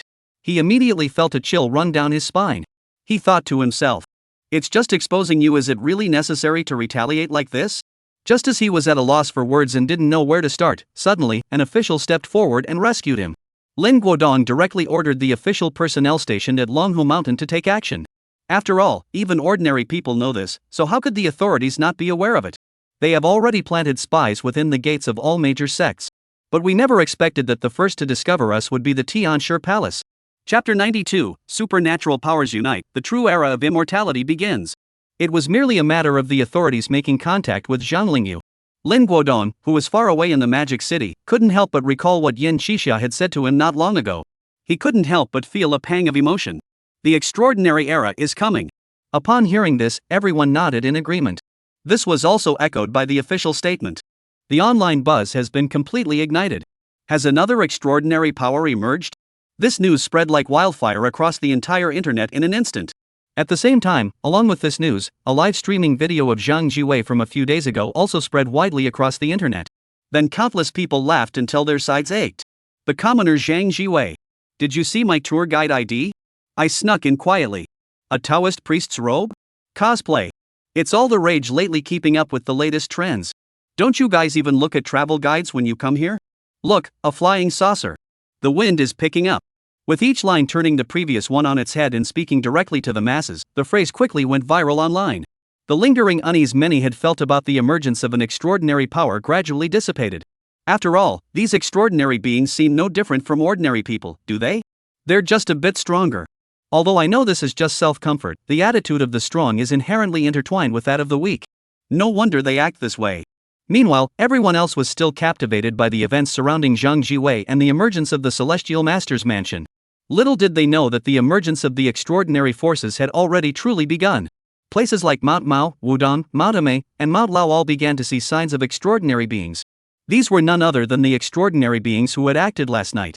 The Mao Shan sect. Lin Chang, who hadn't appeared for a long time, looked at his master, the ninth uncle, and spoke hesitantly.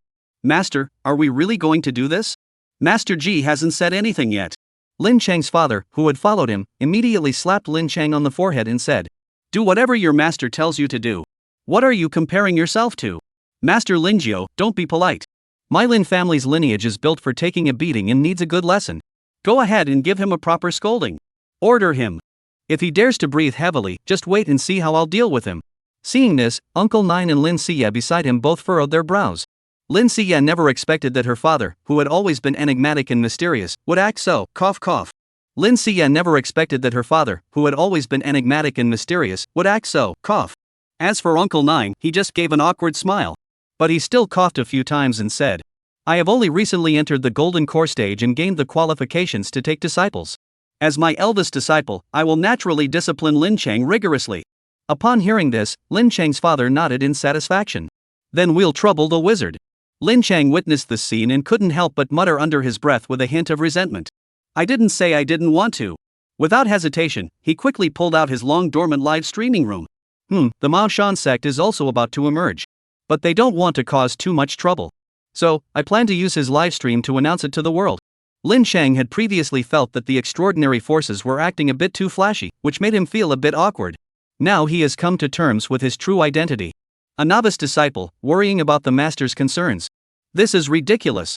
While he was doing so, Lin Siya's gaze shifted slightly, as if she had thought of something. She looked at Uncle Nine. Dare I ask the Taoist master, does Siya have the qualifications to join the Mao Shan sect? Upon hearing this, the ninth uncle examined her for a moment before speaking. You have a natural spiritual aura and your spiritual perception surpasses that of ordinary people. You are indeed a promising candidate for cultivation.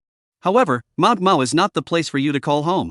Many sects are about to emerge. The young lady may choose the one that suits her best.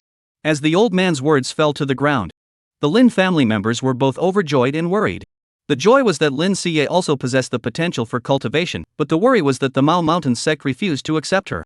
As for other extraordinary factions, they know who they're dealing with. Having connections with the Mao Mountain faction is an entirely different matter. At the same time, Lin Chang also managed to set up the live stream.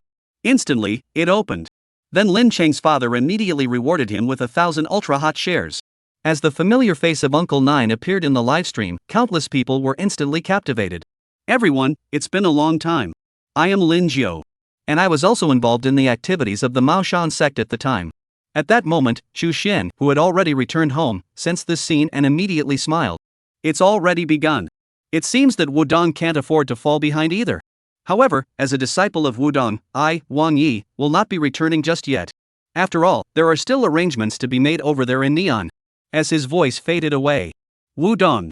A massive turtle snake phenomenon suddenly appeared in the sky, further enhancing the already formidable presence of the Wudong school.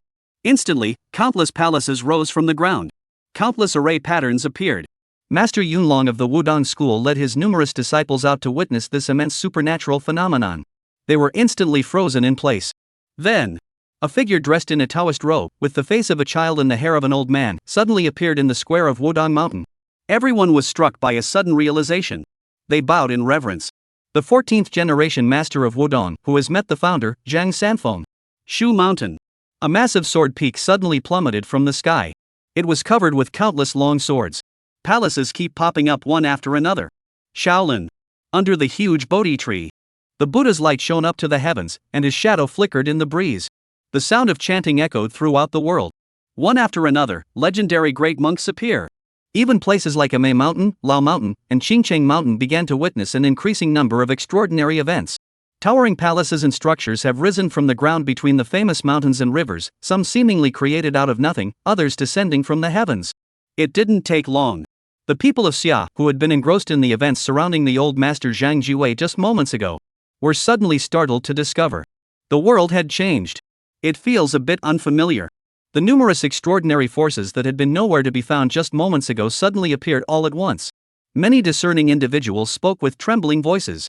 The true era of immortality has arrived. Chapter 93, The Chosen Family, the Aircraft Carrier Battle Group. Meanwhile, a massive uproar was sweeping across the entire Xia Kingdom. Neon. Everything was still proceeding in an orderly fashion. Even though many people in various countries had received news from Xia Kingdom, Neon seemed completely unaffected. Because, as Xia's extraordinary power continues to recover, Neon's grand sacrificial ceremony has become even more significant. The high-ranking officials of all nations have keenly recognized this fact. Times have changed. They too need their own extraordinary abilities. Britain and some other European countries are already searching for their own mythical symbols. As soon as the Neon strategy proves effective, countless countries and people will follow suit. This time, it is no longer the shrines driving this grand ritual, but the pressure from the entire world pushing them forward. The many shrine priests in the neon-lit city, at the heart of the event, naturally felt this pressure as well. Many of them looked utterly terrified. After all, what they are doing right now is deceiving the entire world. Carrying out such a bold plan under the watchful eyes of the world. This is no longer a mere gamble. It's madness. So, even they, at this moment, are filled with nothing but fear. The divine ruler spoke hesitantly, his voice trembling with fear. Let's just forget about it. Let's lay our cards on the table, or admit defeat. This time, things have gotten way out of hand. If we fail, we'll be doomed forever. However, the mastermind behind this incident, that divine lord, his expression grew increasingly icy and the path of the Tao, devoid of emotion and desire. You think that by laying all our cards on the table, we won't be doomed? You think that failure means we don't have to keep going? You fool! How did someone as stupid as you manage to survive this long? You fool! If I hear such demoralizing words again, I'll send you to meet the great sea god first. With those words spoken, instantly, a terrifying aura of murder filled the entire arena. It sent a chill down everyone's spine. A few of the leading divine masters felt some dissatisfaction, but they suppressed it deep within their hearts. Because they knew that what Genji Shin had said was true. However, what they didn't know was that at that very moment, Genji no Yashimichi had already come up with a new plan. Genji Shin cast a barely perceptible glance at the people present. A cold gleam flashed in his eyes. These worthless scum dare to stand beside me. At this thought, a flash of intensity flickered in his eyes. This sacrificial ceremony was not only about eliminating the general of the White Eagle Empire, I also intended to use it to become part of the chosen family. If I succeed, the Genji clan will become the true imperial family of Neon, reclaiming our former glory. You must remember that the Genji clan was once separated from the imperial lineage itself. And it was also during this time that Minamoto no Yosun was contemplating how to restore the former glory of the Minamoto clan. On the other side, the White-Headed Eagle Empire had already begun taking urgent action. An aircraft carrier strike group has set sail toward Neon. It is the pride of the White-Headed Eagle Empire and part of the 7th Fleet of the Pacific Fleet. Tens of thousands of soldiers have been training rigorously and are now heading toward the Neon Sea. Even the space-based weapons in the sky, as well as certain hidden heat weapon launch silos, have been secretly mobilized. Stand by for support at any moment. All of the above clearly demonstrates the White Eagle Empire's determination to secure the Neon deity at all costs. And it also shows their lack of faith in the Neon deity. Yes, the proud people of the White-Headed Eagle Empire have never believed that the Neon people would willingly hand over their deities. The Neon people's treachery is evident to the entire world. They wouldn't trust a dog just because it behaves obediently all the time to hand over the meat in its mouth. Therefore, they need to take it themselves. They must also proclaim to the world that even though the world has changed, the great White-Headed Eagle Empire remains as powerful as ever. As for whether the Neon people are deceiving themselves or others, they hadn't even considered it. Not even when their advisors had suggested such a possibility. But it was also dismissed by them. Such deception is tantamount to suicide and meaningless. The Prime Minister of Neon, unless he is an idiot, would never do such a thing. However, they are confidently thinking this, yet they have overlooked one crucial point. Even a national leader cannot control everyone's thoughts. Of course. Chu Xian unfolded the script, looking at the specially revised version, and said, Since the whole world is being so considerate, how could I possibly not reciprocate? He said, patting his chest. Rest assured, I guarantee that this sacrificial ceremony will be a success. Well, as for whether it's Susanoo or not, that's another matter. After all, you didn't pay for it. Well, those script points were earned by me. They have nothing to do with you. In the myth of the neon lights, the 8-headed serpent eats only one maiden a year. That must be true, right? Probably. Chu Xian stroked his chin and thought to himself. And just as he was thinking irresponsibly like that, the neon-lit seabed. The massive true form of the 8-headed serpent continues to swallow and expel the boundless imperial essence of the ocean. On the head of the leading dragon, a pair of eyes had gradually opened a small slit. Chapter 94, Negotiations with Extraordinary Powers. The grand sacrifice ceremony begins. In contrast to the intense atmosphere abroad, the domestic scene was surprisingly lively. Due to the sudden emergence of numerous extraordinary forces, the so-called concerns about demons and monsters have been completely forgotten by the people. Moreover, these extraordinary forces, regardless of the methods they employ to announce their presence to the world. But between the lines, they all share the same underlying meaning. He wants to take on apprentices. Instantly, the people of Xia, who had gradually become obsessed with cultivating immortality, rushed forward like madmen. Every mode of transportation was packed to the brim every day. Every road leading to the major sects is gridlocked every day. Major mountains and rivers are packed with people. Even with the official coordination of the Xia kingdom and the deployment of troops to maintain order, the situation was nearly uncontrollable. The entire Xia kingdom was engulfed in a fervent uproar. This fervor will not die down anytime soon. We'll have to wait at least until the recruitment of disciples is completed in all regions. As for overseas? Neon lights? Religious ceremonies? What's it to us? They're just 8 million minor deities. Even if they show up, how could they compare to the gods of the great Xia dynasty? With such thoughts in mind. Except for some religious forces that haven't yet transcended the ordinary, or just bored people. Few people care about what's happening abroad anymore. Is cultivating immortality no longer appealing? Compared to the attitude of the general public, the Super Administration Bureau is now busier than ever. On one hand, they have to arrange for the emergence of various extraordinary factions, on the other hand, they have to maintain order, on the other hand, they have to negotiate with various extraordinary factions, and on the other hand, they have to investigate the hidden demonic tribes. It's truly a non-stop whirlwind. Lin Guodong looked at himself in the mirror, his eyes red and puffy, and felt a pang of regret.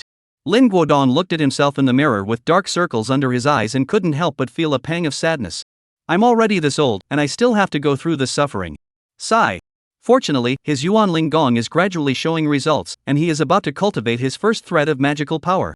Otherwise, he truly feared that he might suddenly die at any moment. And just as he was feeling a bit sentimental, Zhao Qi pushed open the door and walked in.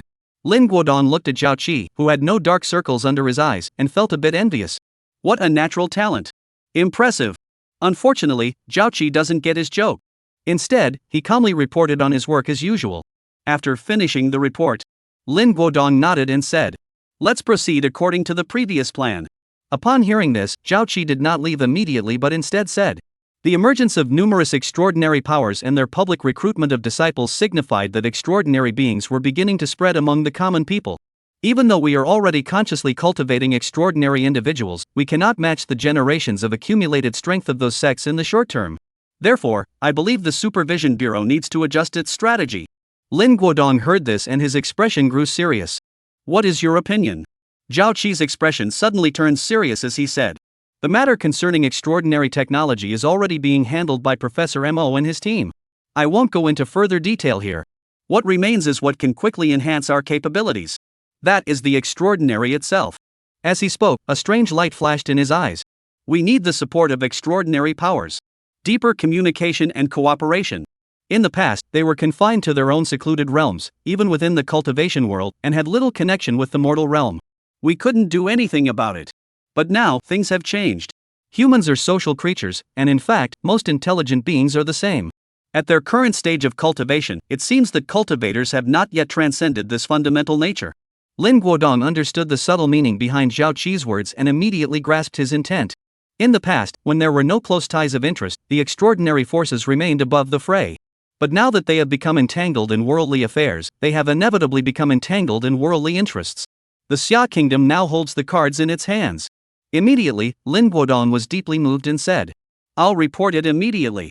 Soon. Those above also quickly understood Zhao Qi's meaning. In fact, the world is not lacking in intelligent people.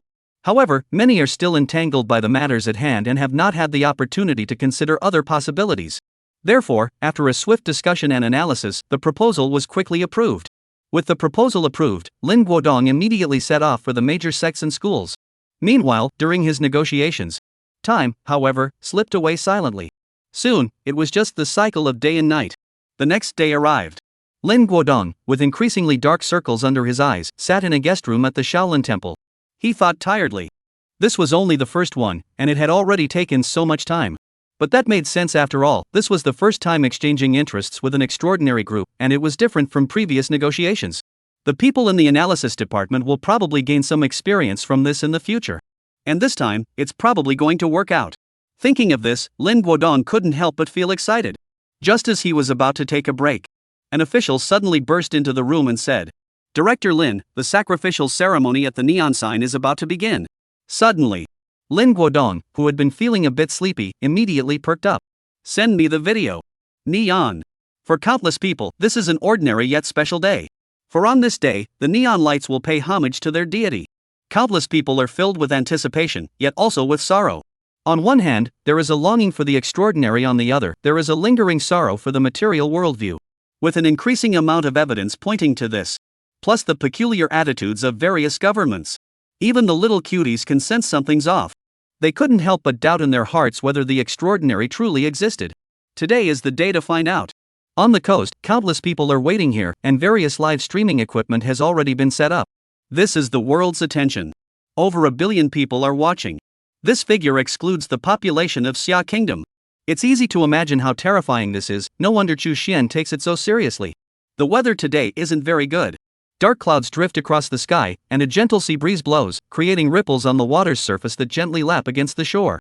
This was the kind of weather we had expected. However, the priests at numerous shrines did not look very pleased, as if mourning the death of a parent, because they had all received the news. A carrier strike group from Neon has arrived in the vicinity, and the admiral has refused to attend the ceremony or participate. He even demanded that they summon the gods after doing so. They were instructed to attempt to provoke the deities. Then, the great white-headed eagle empire will save them from the fires of hell, my ass. Yuan Yisan's face at that moment was as pale as a corpse, utterly hideous. Those foolish white-headed eagles. They're not following the plan at all. And they even dare to provoke the gods. How despicable, how despicable. Yorimichi's heart bled wildly as he shouted. This is the chance for the Genji clan to rise again. But on the surface, he could only speak coldly and ruthlessly. The grand ceremony begins. Proceed according to the normal ritual ceremony.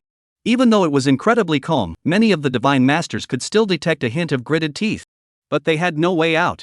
Immediately, the ritual began. All that could be done was to hope that the great sea god, Susanoo, would heed their pleas. They were filled with regret, fear, and yet they continued to pray.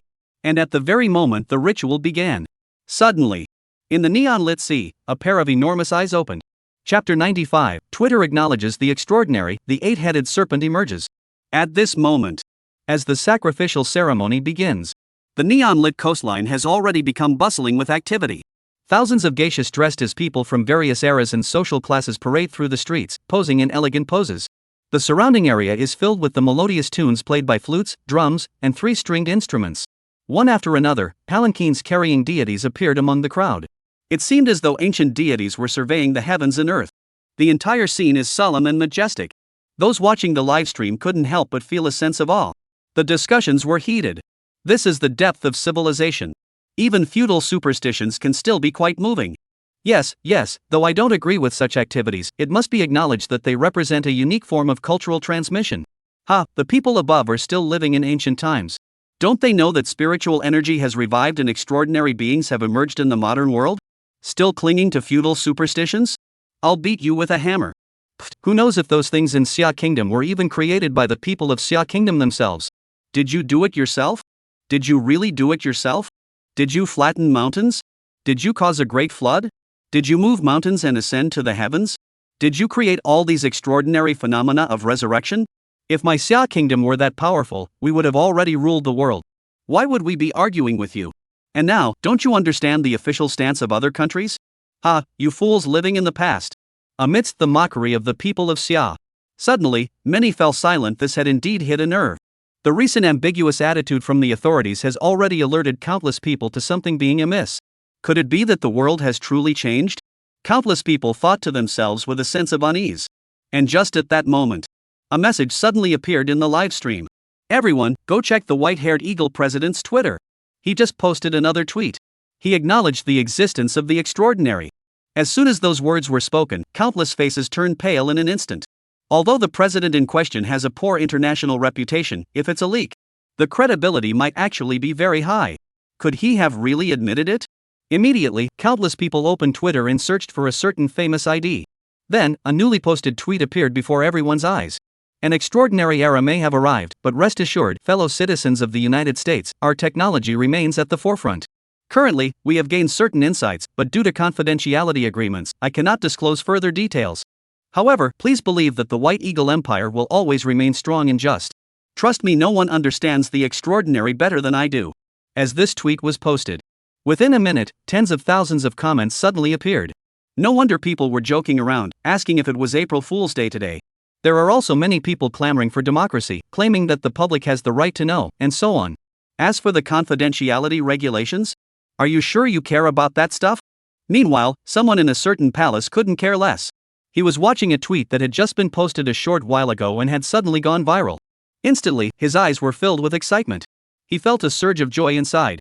Sure enough, only the president can access such top-secret information. Immediately, he began preparing to respond to the most popular comments. Just as he was typing, suddenly, fury grabbed his phone from beside him. He looked at him seriously and said, "Not yet, Mr. President." Upon hearing this, the president was immediately filled with indignation. "You're depriving the people of their right to know. And I'm the president, FRE. If you dare to take my phone again, I'll make you clean the toilets." Fry felt a bit helpless.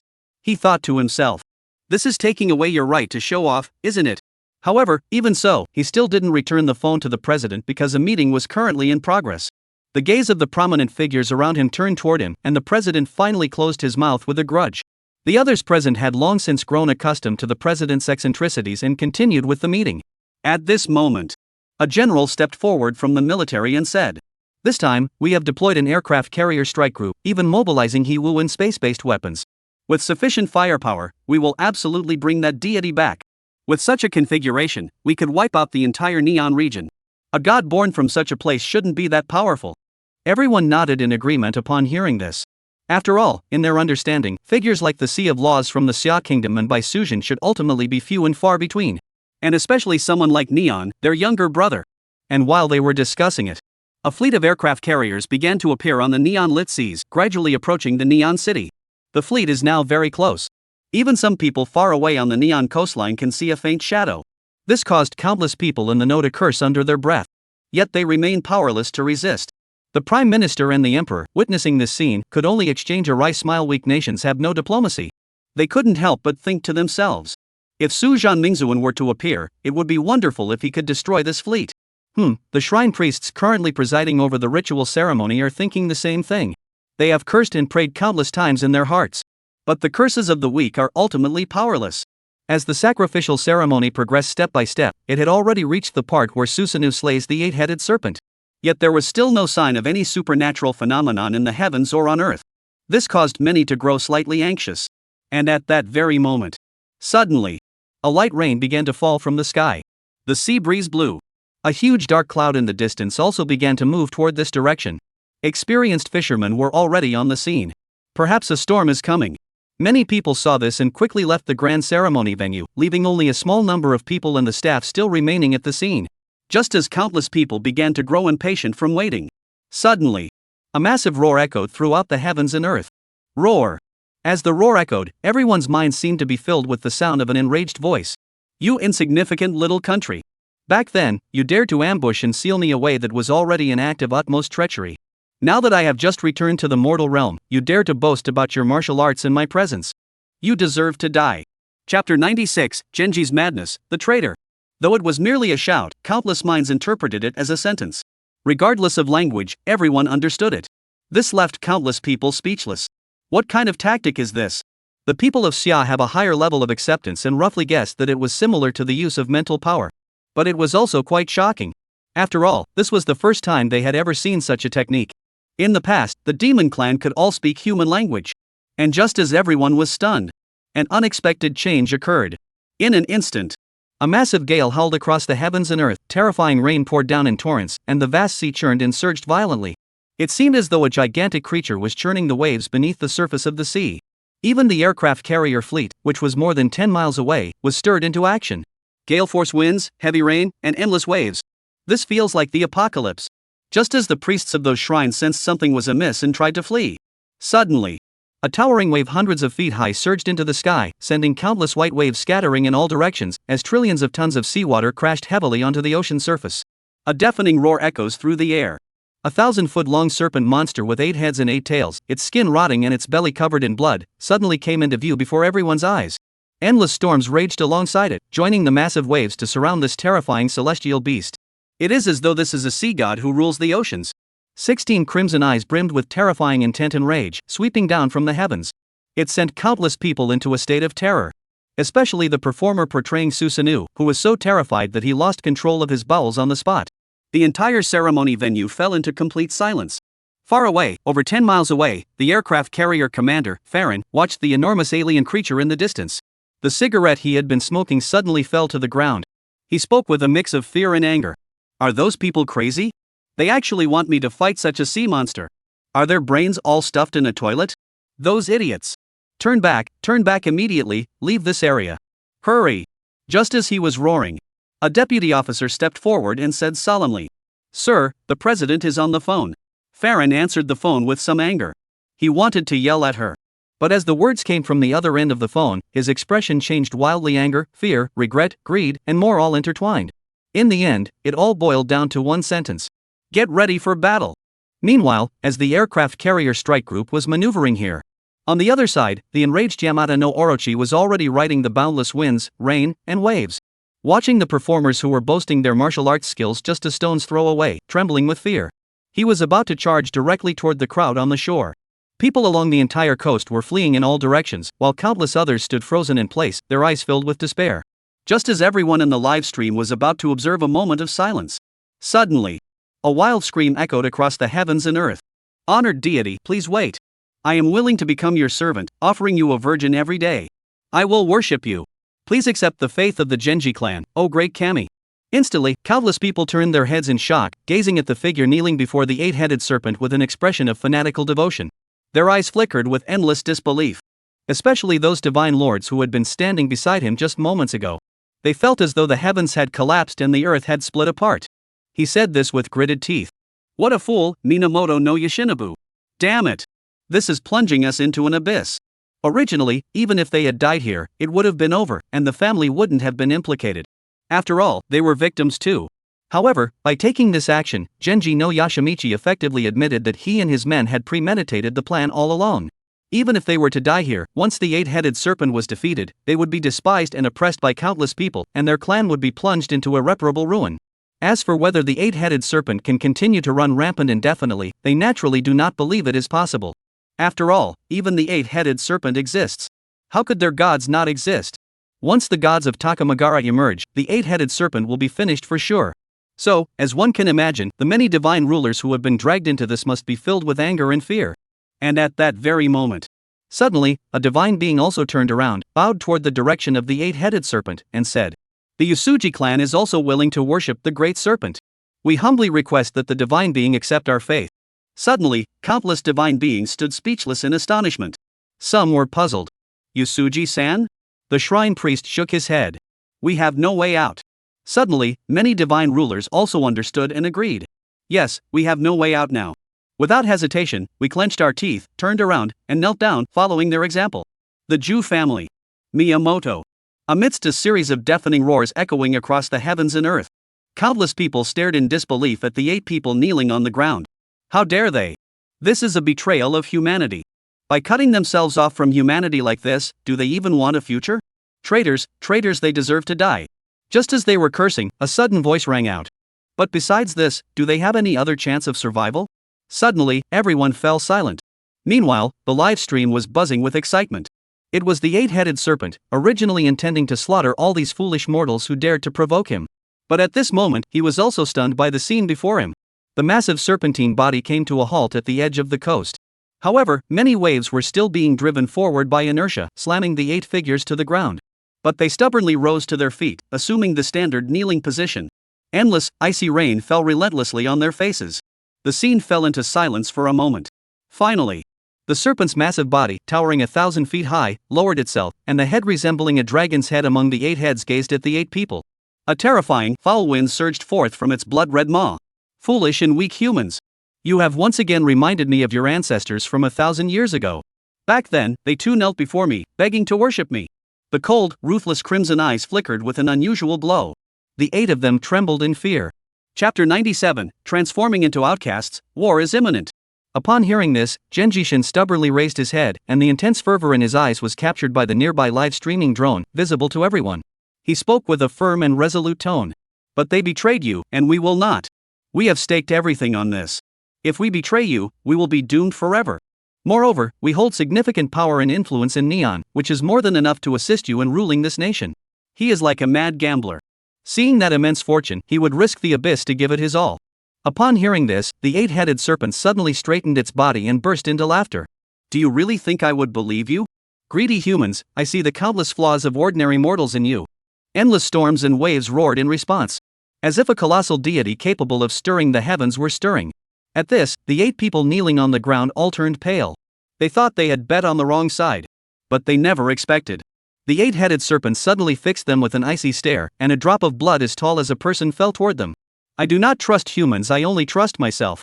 Immediately, that drop of bright red blood, emanating a terrifying corrosive energy, was injected into their bodies, causing their throats to erupt in agonizing screams. But it soon fell silent again.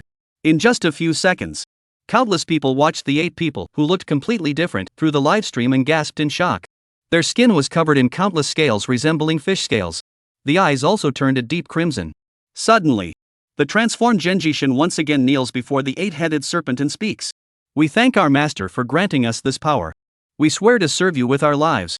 Seeing this, the others immediately suppressed the discomfort caused by the mutation and knelt before the 8-headed serpent. Countless people immediately understood. This was about turning these few people into his own, making them devote themselves entirely to serving him.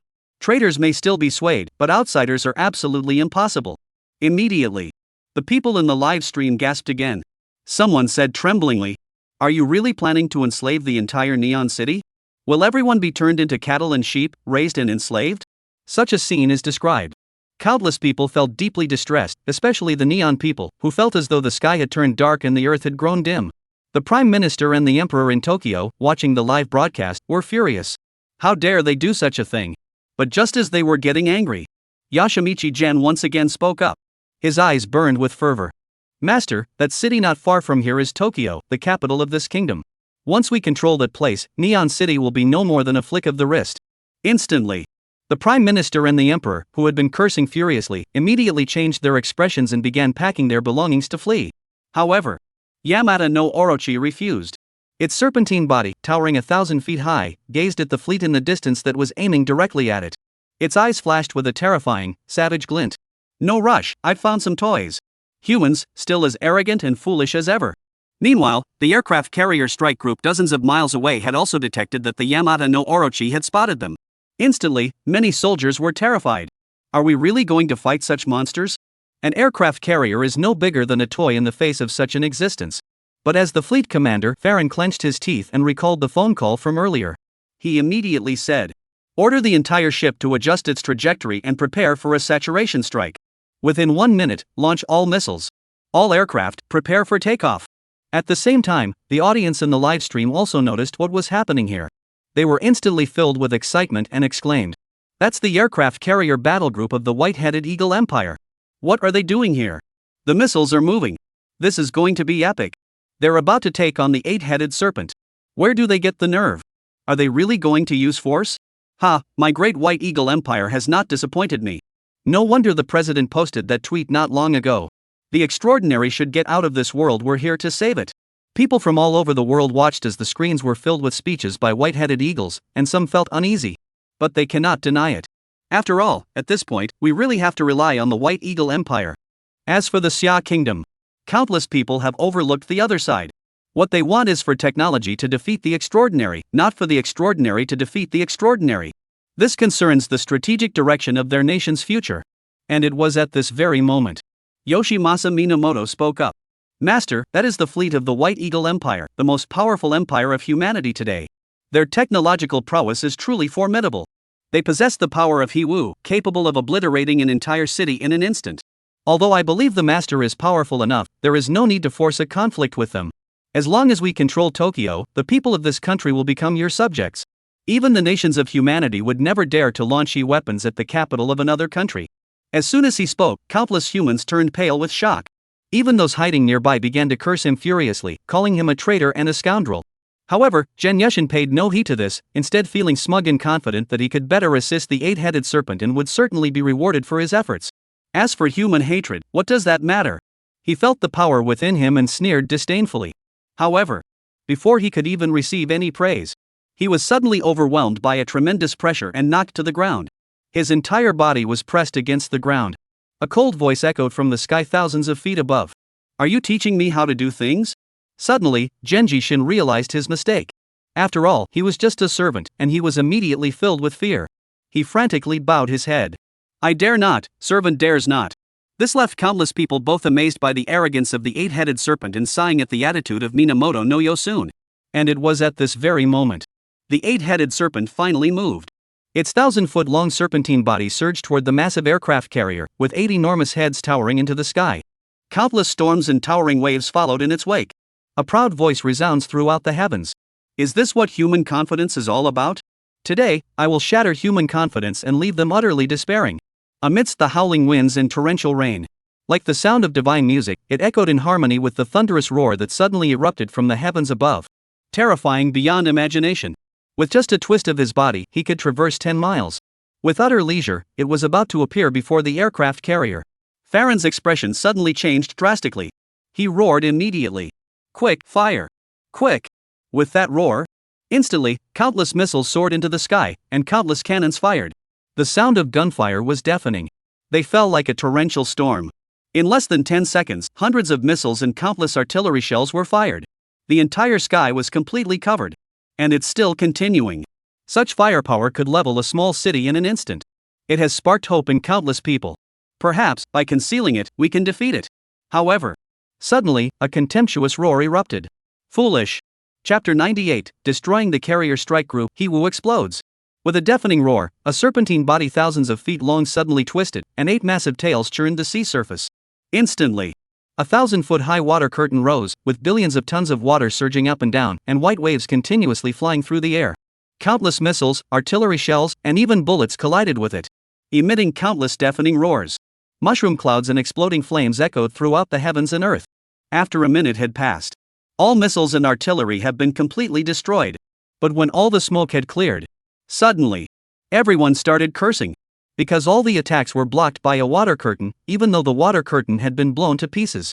However, the eight-headed serpent behind it remained completely unharmed. That's too cunning. How could you use such a tactic? Have you noticed that all snakes seem to be able to manipulate water currents? This hasn't been resolved yet. That's impressive.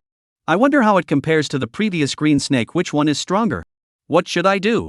I can't even defeat the opponent like this. Is Neon really beyond saving? Even the people inside the White Eagle Empire's meeting room were looking extremely grim at that moment. It had actually been completely blocked. How was that possible?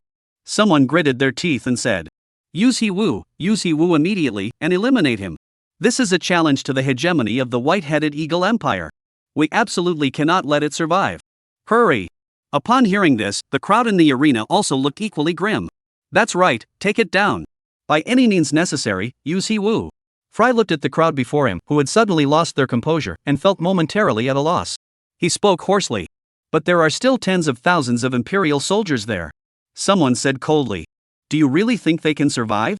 We'll give them adequate compensation. Immediately, destroy it. Leave it completely in that stretch of sea. Otherwise, if it comes back to seek revenge and reaches our homeland, what will we do then?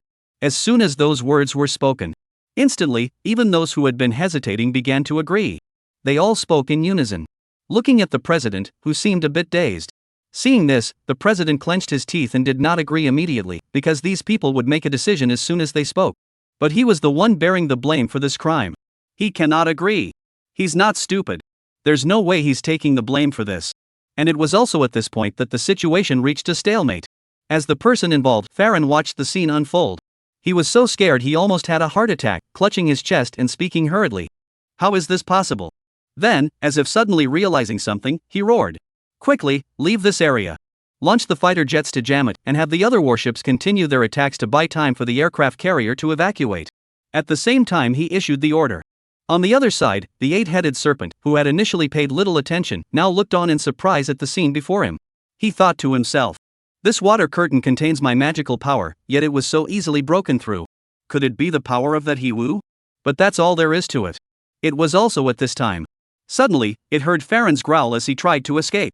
Instantly, the thought flashed through his mind, and he charged toward the other person with a cold laugh. Try to run. Instantly, 8 massive tails spanned several miles, rising into the sky, and crashed toward the aircraft carrier. For a demon clan that had chosen the path of the ancient demon clan, their physical bodies were their strongest weapons. They prefer not to rely on magical power like other demon clans. If it hadn't been for the words of Genji no Yosun earlier, it wouldn't have even bothered to use the water curtain just now. As it turned out, it was all for nothing. As its massive tail crashed down, the terrifying force instantly shattered the aircraft carrier, sending it plunging to the depths of the ocean. A 300-meter-long aircraft carrier loomed before it. It was as easy as crushing a toy. Countless soldiers were reduced to pulp, including the fleet commander, Farron. And with the destruction of the flagship, dozens of warships quickly followed suit, unable to put up much resistance. This wasn't some slow-moving monster from a movie. He's a demon, a powerful demon at the Yuanshan realm. In less than half a minute, the entire fleet was destroyed, and tens of thousands of people perished. This left countless people gasping for breath, murmuring in disbelief. Is this what it means to be extraordinary? Meanwhile, the leaders of various countries, witness to this scene, immediately elevated the search for their own extraordinary individuals to the highest priority. They desperately sought the power to protect themselves. Once such an entity appears within their borders, what will they do? This is an extremely serious issue. But it is a problem for them. For Neon, it's already a disaster. Countless people were filled with despair. What should we do? Amaterasu, save your people. Great sea god of Yamato, Susanoo no Makoto, please descend once more. Slay this evil eight-headed serpent once again. The sorrowful cries and prayers of countless people. Longing for their own extraordinary abilities, the gods hear their calls. Chu Xian glanced at his script. No such person. And just as countless people were filled with fear and despair, the eight-headed serpent sensed the scent of fear emanating from the neon sea. It suddenly seemed incredibly joyful. And just as it was about to head toward the neon lights to rule over this human realm, suddenly, a buzzing sound like a fly in the sky rang in his ears. Watching the fly suddenly drop something similar to the human toys that had been fired at him earlier, he couldn't help but sneer inwardly. You haven't given up yet, have you? This time, I'll take on this toy with my own flesh and blood, and make you all despair completely. Standing there motionless, watching it fall, regardless of the consequences. This relieved the white-headed Eagle Empire and others, who had been somewhat worried. The missile launch silos were too late to be used, so they had to resort to dropping them from bombers, but they feared the enemy might escape. After all, given the enemy's speed, the shockwave might not be able to catch up. Yes. The presidential decree was finally signed. Since everyone is already dead, signing it now is not a crime, it is an act of heroism. However, at the very moment a certain president was calculating how to post on Twitter next, Yoshimichi Minamoto and his companions, far away on the Neon Coast, had already discovered it. He spoke urgently. Master, be careful. That's Hiwu. Suddenly, the eight-headed serpent was stunned. This is Hiwu. Suddenly, its belated spiritual perception suddenly felt a sharp pain. But it was too late. Its massive body couldn't escape in time. Boom! A massive mushroom cloud rose slowly from the sea surface. Temperatures of tens of millions, even hundreds of millions or billions of degrees instantly vaporized vast amounts of water vapor, and the entire explosion center instantly vaporized countless materials. Countless marine organisms beneath the ocean surface were instantly killed by the shockwave. Terrifying shockwaves. Even from over 10 miles away, it instantly swept everyone off the Neon Coast, tearing them apart. Countless buildings were instantly reduced to rubble. The ultimate power of humanity has once again bloomed on this land. Chapter 99, The Offering to the Eight-Headed Serpent. The monk speaks of national fortune. Even coastal buildings separated by tens of miles were destroyed by the shockwave. Countless people who had not been killed by the eight-headed serpent were instead killed by Hiwu, a tragic and pitiful sight. The massive shockwave surged toward the coastline again, advancing several kilometers before gradually weakening. This left countless military enthusiasts stunned, realizing that even the live stream had disappeared, prompting them to immediately start making wild bets. This must be over 1 million tons of He-type explosives. Has the White Eagle Empire lost its mind? Daring to deploy He weapons so close to another country? Are they trying to provoke a world war? Even the White-headed Eagle Empire must be feeling the heat from international pressure, right? But what they don't know is, not only did other countries not condemn the act, but they were deeply concerned about the outcome of this Yiwu. Even the Xia Kingdom is among them. They were eager to find out. How many cards does humanity have left in its hand? Can Yiwu truly threaten the extraordinary? With such thoughts in mind, soon, the new live stream from the satellite broadcast opened again. For some reason, ordinary citizens were not barred from entering.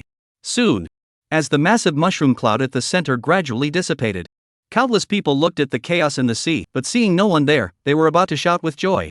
I knew it! But before I could finish my sentence, suddenly, a terrifying giant wave surged upward, and an enraged roar erupted suddenly. Humans, you have angered me! As the voice fell, a gigantic figure, 1,000 feet tall, soared out of the sea. Upon closer inspection, one could see that much of the flesh on its massive body had been charred and even curled up. The bleeding from the abdomen is real and flowing freely. Earlier, it was just a sign of bleeding.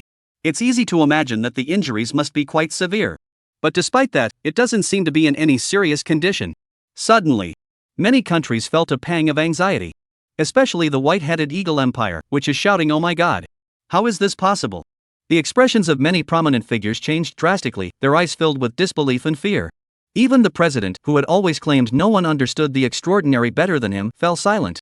Lin Guodong, who was at the Shaolin Temple, also felt a pang of bitterness in his heart. The era of technology is finally coming to an end, isn't it? He knew that even this time, the other party might have hidden in the sea or used some other means. But the effectiveness of Yiwu was indeed not as great as people imagined. Along with this Yiwu explosion, it also signifies the end of the technological era. It couldn't help but make him feel a bit lonely. However, he quickly glanced at the agreement he had just signed in his hand, and his spirit suddenly soared. Perhaps this wasn't such a bad thing after all. After all, at present, the nation with the most extraordinary individuals and the strongest overall power in the entire world is none other than Xia Nation. He who takes the first step takes the lead. Suddenly, upon realizing this, he felt an immediate surge of motivation. He immediately decided to accelerate the progress of Xia's extraordinary era. Xia Kingdom finally has the opportunity to overtake its rivals. And just as he was thinking this, on the other side of the neon-lit sea, although the 8-headed serpent was furious, however, it did not act as netizens had speculated, seeking revenge or rampaging indiscriminately. Instead, he grunted and headed toward the neon-lit land. This time, it was truly frightened. Who would have thought that such a weak mortal could possess such abilities? Even though it had just retreated to the depths of the sea, it managed to withstand the attack using its magical power and demonic form. It doesn't seem like there's much of a problem. But it knew that if it wasn't careful, it could still be severely injured by such power. In this era when numerous extraordinary forces have returned, it dares not allow itself to be severely wounded. Therefore, revenge must be postponed for now. And what if they have even stronger means at their disposal? At this thought, the steps of the 8-headed serpent grew even faster. However, it returned to the shore in just a few seconds. Then he found the 8 people who had been knocked unconscious by the shockwave, groaning in pain. Where is Tokyo City? Following Genji's pointing finger, the 8-headed serpent immediately took the 8 men and flew toward that direction. Meanwhile, countless neon-colored beings watched the enormous figure soaring through the sky. They immediately despaired. Amaterasu, where are you? Where are my neon gods? Aren't there supposed to be 8 million gods? You bastards! Even the shrine priest has sided with the 8-headed serpent. What hope do we have left? We might as well defect to the Xia Kingdom. There seem to be many extraordinary beings there, and the 8-headed serpent wouldn't dare go there. How despicable! The people of Xia Kingdom refused to lend a hand. How cowardly! Meanwhile, the Prime Minister and the Emperor, who had previously been able to avoid trouble thanks to Yiwu, were so terrified by the scene that they were completely overwhelmed. They didn't even have time to pack their belongings, they fled immediately. Soon, the 8-headed serpent arrived at Mount Fuji, not far from Tokyo. Suddenly, his eyes lit up. They all turned toward it. Then throw the 8 people down the path. You go take over Neon. Anyone who dares to resist will be killed. I need countless virgins to heal my wounds. After taking over Neon, you must bring 100 human virgins to Mount Fuji every day. The 8 men nodded in agreement and set off for Tokyo City. The distance to Tokyo City was only 80 kilometers. Even without considering the power they had obtained, their current influence alone was sufficient to allow them to return to Tokyo City swiftly. As the group departed, the 8-headed serpent gazed at Mount Fuji before him and exclaimed with joy. There is such a massive accumulation of fire poison here. This will undoubtedly help my bloodline undergo a significant transformation. Once I absorb all the fire poison here, I will truly be a legitimate descendant of the Xianglu clan. The entire human realm will be at my mercy. In fact, while those from Takamagara are trapped inside, I might as well prove myself as a heavenly demon earth immortal, or even higher. At that point, I can refine their divine domains and achieve the status of an ancient demon god. And while the 8-headed serpent was still dreaming, countless people who had been relieved that the 8-headed serpent hadn't come to Tokyo were instead greeted by the Snake Clan. Yes, that is their current self-proclaimed name. They claim to have been ordered to take over Neon, kill the rebels, and even demanded offerings to the 8-headed serpent. 100 human virgins every day. Suddenly, the entire international community was in an uproar, both shocked and fearful. Such demands have also enraged countless people who would do anything to immediately slay the 8-headed serpent at their feet. Even the Xia kingdom could no longer contain itself. He asked the extraordinary forces if they would take action on behalf of heaven. But I only received a hint that Neon has its own deities, and it's best not to overstep boundaries, so the matter came to nothing. And among the countless Neon people, some began to despair when it comes to whether they should really follow the other person's instructions. Xia country coastline. A kind-faced middle-aged monk stood tall, dressed in a splendid robe, his hands folded in prayer, yet his brows were furrowed. The extraordinary warriors of Xia Kingdom have all emerged. How am I supposed to proceed now? It seems I have no choice but to go to Neon City. The national fortune over there may be a bit lacking, but it should still be sufficient. Ah, the path of a monk is so arduous. How can I compare to the good fortune of that white snake? Speaking with deep bitterness and resentment, he walked barefoot through the waves, heading straight toward the neon lights. Chapter 100, Should I Break Through? Usurp the faith of the World Tree. As the White Eagle Empire's aircraft carrier strike group was annihilated, even deploying He weapons proved ineffective against the 8-headed serpent. The extraordinary news swept across the entire Blue Star. In the most brutal manner, it declared the arrival of the extraordinary to the entire world. Moreover, at that time, there were over 1 billion people online, with numerous countries watching together. Everything was already beyond concealment or reversal. All major news portals and media outlets are reporting on the appearance of the 8-headed serpent. The buzz is growing by the minute. Every topic related to the extraordinary seems utterly. The worldviews of countless people have suddenly collapsed. What on earth is happening to this world? I've lived for over 20 years, and you're telling me this is an extraordinary world? God, today isn't April Fool's Day, is it? If the extraordinary exists, does Iron Man also exist? You're such a fool up there. That's a movie, not mythology. Will that neon snake monster come here? How frustrating. Even He Wu couldn't destroy it. Does humanity have any future left? Is the world about to be ruled by the extraordinary? Will humanity become a lower life form? As the entire world seemed to awaken from a materialistic world in an instant, countless people suddenly realized with horror that human technology could no longer protect them. Suddenly, various negative, fearful, and sorrowful emotions and statements began to spread rapidly. People around the world appeared utterly terrified. Even if countries desperately try to reassure their people, it will be of no use. Because this is truly an era that humanity can no longer handle. There is no choice but to issue a direct order. We must find our own extraordinary individuals as soon as possible. This has become the top priority for all nations of humanity. And while many countries are struggling to cope with the situation, it is Xia Kingdom that stands out as an anomaly among them all. Countless ridiculous usernames not only showed little concern but appeared unusually active, demanding 100 human virgins as offerings every day. What an outrageous request. Though I know it's immoral, I suddenly feel a bit envious. Defeat the 8-headed serpent and save the neon-clad girls. Masters, once I successfully become a disciple of Mount Shu and a sword immortal, I will definitely come to save you all. You're not right up there. Can I borrow a phone to make a call? Hey, you guys are going too far. This is a matter of life and death for so many people, and you're making light of it. Someone couldn't stand it anymore and spoke up. Everyone sighed helplessly. What else can we do? We can only be grateful that we were born in this safe country. Some people are a bit confused. Can't our country's extraordinary individuals intervene? Isn't it true that with great power comes great responsibility? As soon as these words were spoken, countless people burst into laughter. This is just moral grandstanding, isn't it? Do you think the extraordinary beings eat your rice? This person is brain dead. They're just trying to get replies. Everyone, ignore them. If you're so brave, go tell that to the extraordinary ones. I guarantee you'll be reduced to ashes, with no chance of reincarnation. The man immediately felt ashamed and angry. How can you be like this? Not only did you refuse to help, but you also mocked me.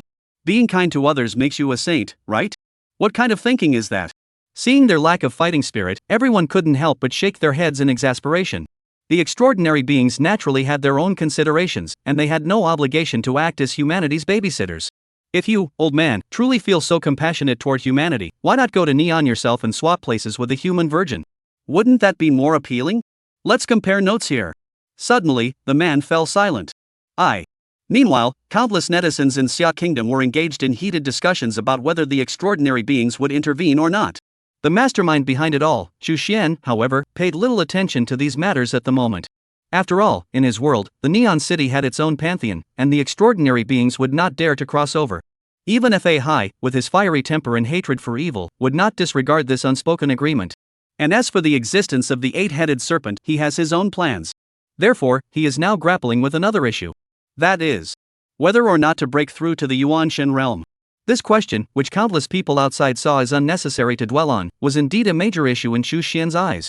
Because as he continuously switches between different characters in various scripts, countless cultivations that could be inherited were accumulated within the system, and he had actually been able to break through to the Yuanshan realm long ago. Countless cultivations that could be inherited were accumulated within the system, and in fact, he had already been able to break through to the Yuanshan realm long ago. Even with the emergence of this wave of extraordinary powers, the plot characters involved are also making their appearances. Even if one were to directly enhance oneself to the level of a Earth Immortal, it might still be achievable. However, Zhu Xian suddenly sighed. The revival of spiritual energy is really slow. Even now, it has only recovered to the Golden Core stage. The path to the Soul Core stage is still a long and arduous journey. It's not slow, is it? He certainly didn't want to break through to the Yuanshan realm and feel like a fish out of water. Though it wasn't a big deal. After all, Bai Suzhen has already become an Earth Immortal, and she's still living just fine. Even after becoming an Earth Immortal, one must still slowly absorb the essence of heaven and earth to maintain their state. It's just that they can't keep their condition at its peak. But can they be the same? Zhu Xian wouldn't want to go through this suffering if he had the means. As he spoke, his eyes grew intense, and he suddenly looked up toward a certain direction in the sky. It was a void that was invisible to ordinary people, and even to those with spiritual essence.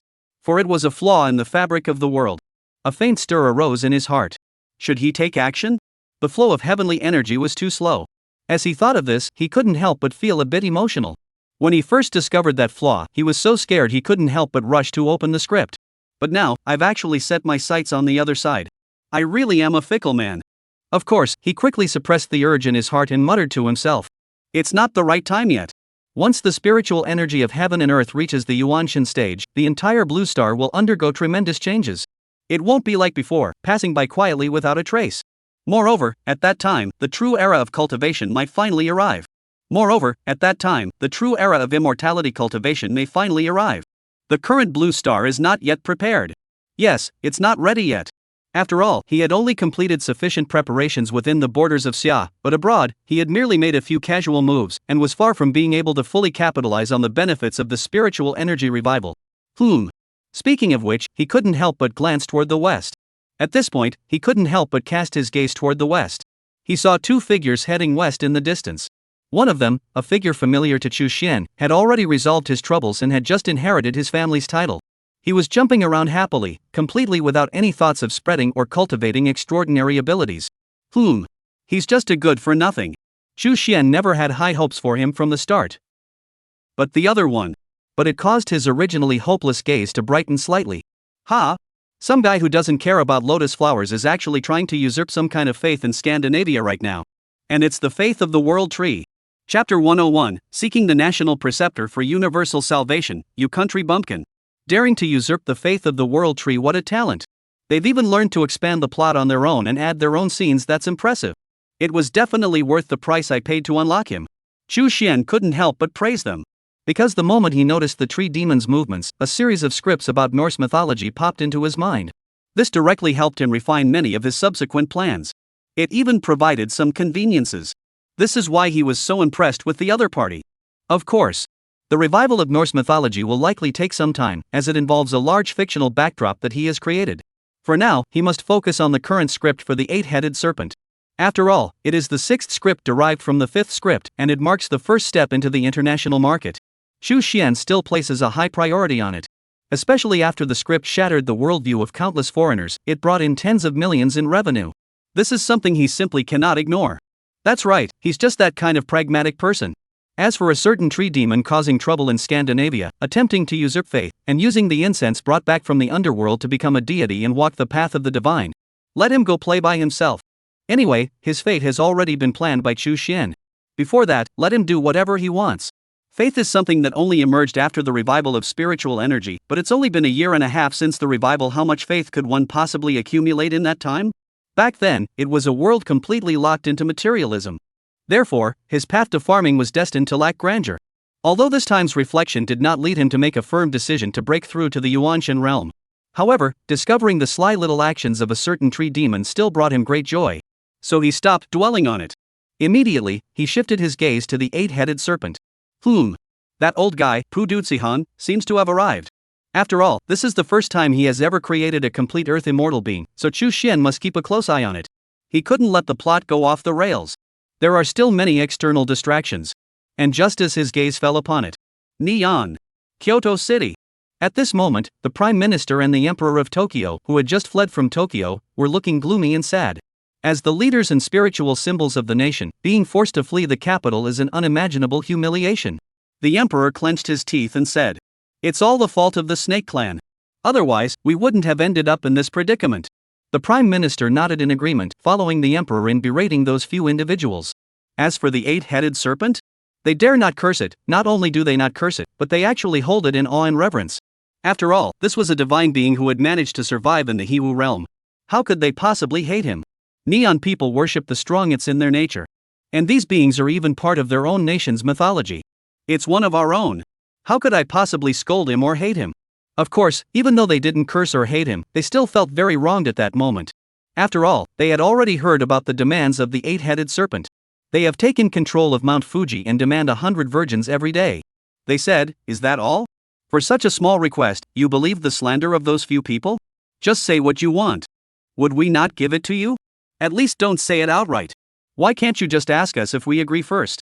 As for the issue of enslaving Neon, they're Christians, and they say humans are all lambs, and they're just hurting them for God. What's the difference between us and them? So, both of them are feeling very wronged right now.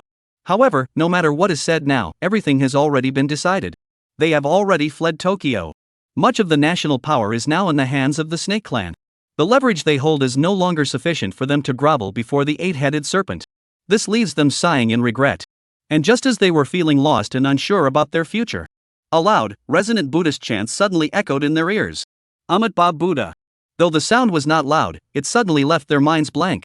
Moreover, it was spoken in the language of the Xia kingdom, yet they understood every word without the slightest difficulty. This was a similar scene. It suddenly made them realize they had encountered an extraordinary being. My heart immediately filled with joy. He immediately turned his gaze toward the door. And their gazes followed theirs toward the door. A middle-aged monk dressed in a splendid robe just stepped into the room from the doorway. His face was filled with compassion for the world. This humble monk, Pu Duci Hang, has come today to pay my respects to the two rulers of the Neon Kingdom. My sole purpose is to rescue the people from the brink of disaster. As the voice faded away, a serene aura of Buddha's light emanated from every part of his body. At first glance, one could tell that this was a highly enlightened monk. Immediately, the Prime Minister and the Emperor immediately clasped their hands together and approached each other with smiles on their faces, offering their respects. As for Buddhism? And could it possibly be from the extraordinary realm of Xia Kingdom? Does it matter? After all, they're Neon, and Buddhism is also an important religion. It's just that most of Buddhism's myths and legends are set in Xia Kingdom, so they initially placed their hopes in Shintoism. This gave the Snake Clan the opportunity. But now it seems that Buddhism is still more reliable. It hasn't abandoned its followers. And even when they were lavishing their attentions on him, Pu Duzihan looked at the two men before him, smiling as brightly as blooming chrysanthemums, but felt a bit uneasy inside. He felt an inexplicable sense of unease. But when I thought about my grand plan to transform into a dragon, I forced myself to endure it. Then he began to state his conditions. No, not conditions, it's the absolute necessity of subduing the eight-headed serpent. What? Become the national teacher? The Prime Minister of Neon and the Emperor both looked at Pu Duzihan with some confusion. They couldn't figure out why the other party would want such a meaningless title. Ultimately, their lack of extraordinary knowledge left them without much caution at that moment. If this were the Summer Kingdom, they would probably smile broadly on the surface but secretly contact all the major sects. Someone capable of plotting against the nation's fortune, what kind of good person could they be? But the Prime Minister and the Emperor of Japan are unaware of this. They were just a little confused. But Pu Duzihan just loved their down-to-earth nature. Immediately, he gave a gentle explanation, or rather, a smooth talk with a kind expression on his face. Yes, Grand Master. My cultivation is still insufficient to subdue the eight-headed serpent. I must rely on the national fortune of Neon to subdue it. After all, the enemy possesses the bloodline of the ancient primordial beast Xiang Lu, making him incredibly powerful. The abilities you have witnessed are merely the tip of the iceberg. The two of them nodded in understanding, though they still didn't fully grasp the meaning. Indeed, as extraordinary beings, they knew far more than us. And this master had actually subdued the eight-headed serpent. That's something only Susanoo could have done back then. They couldn't help but think to themselves. Could it be that this master has also attained the power of Susanoo? This must be the true living Buddha, a divine being.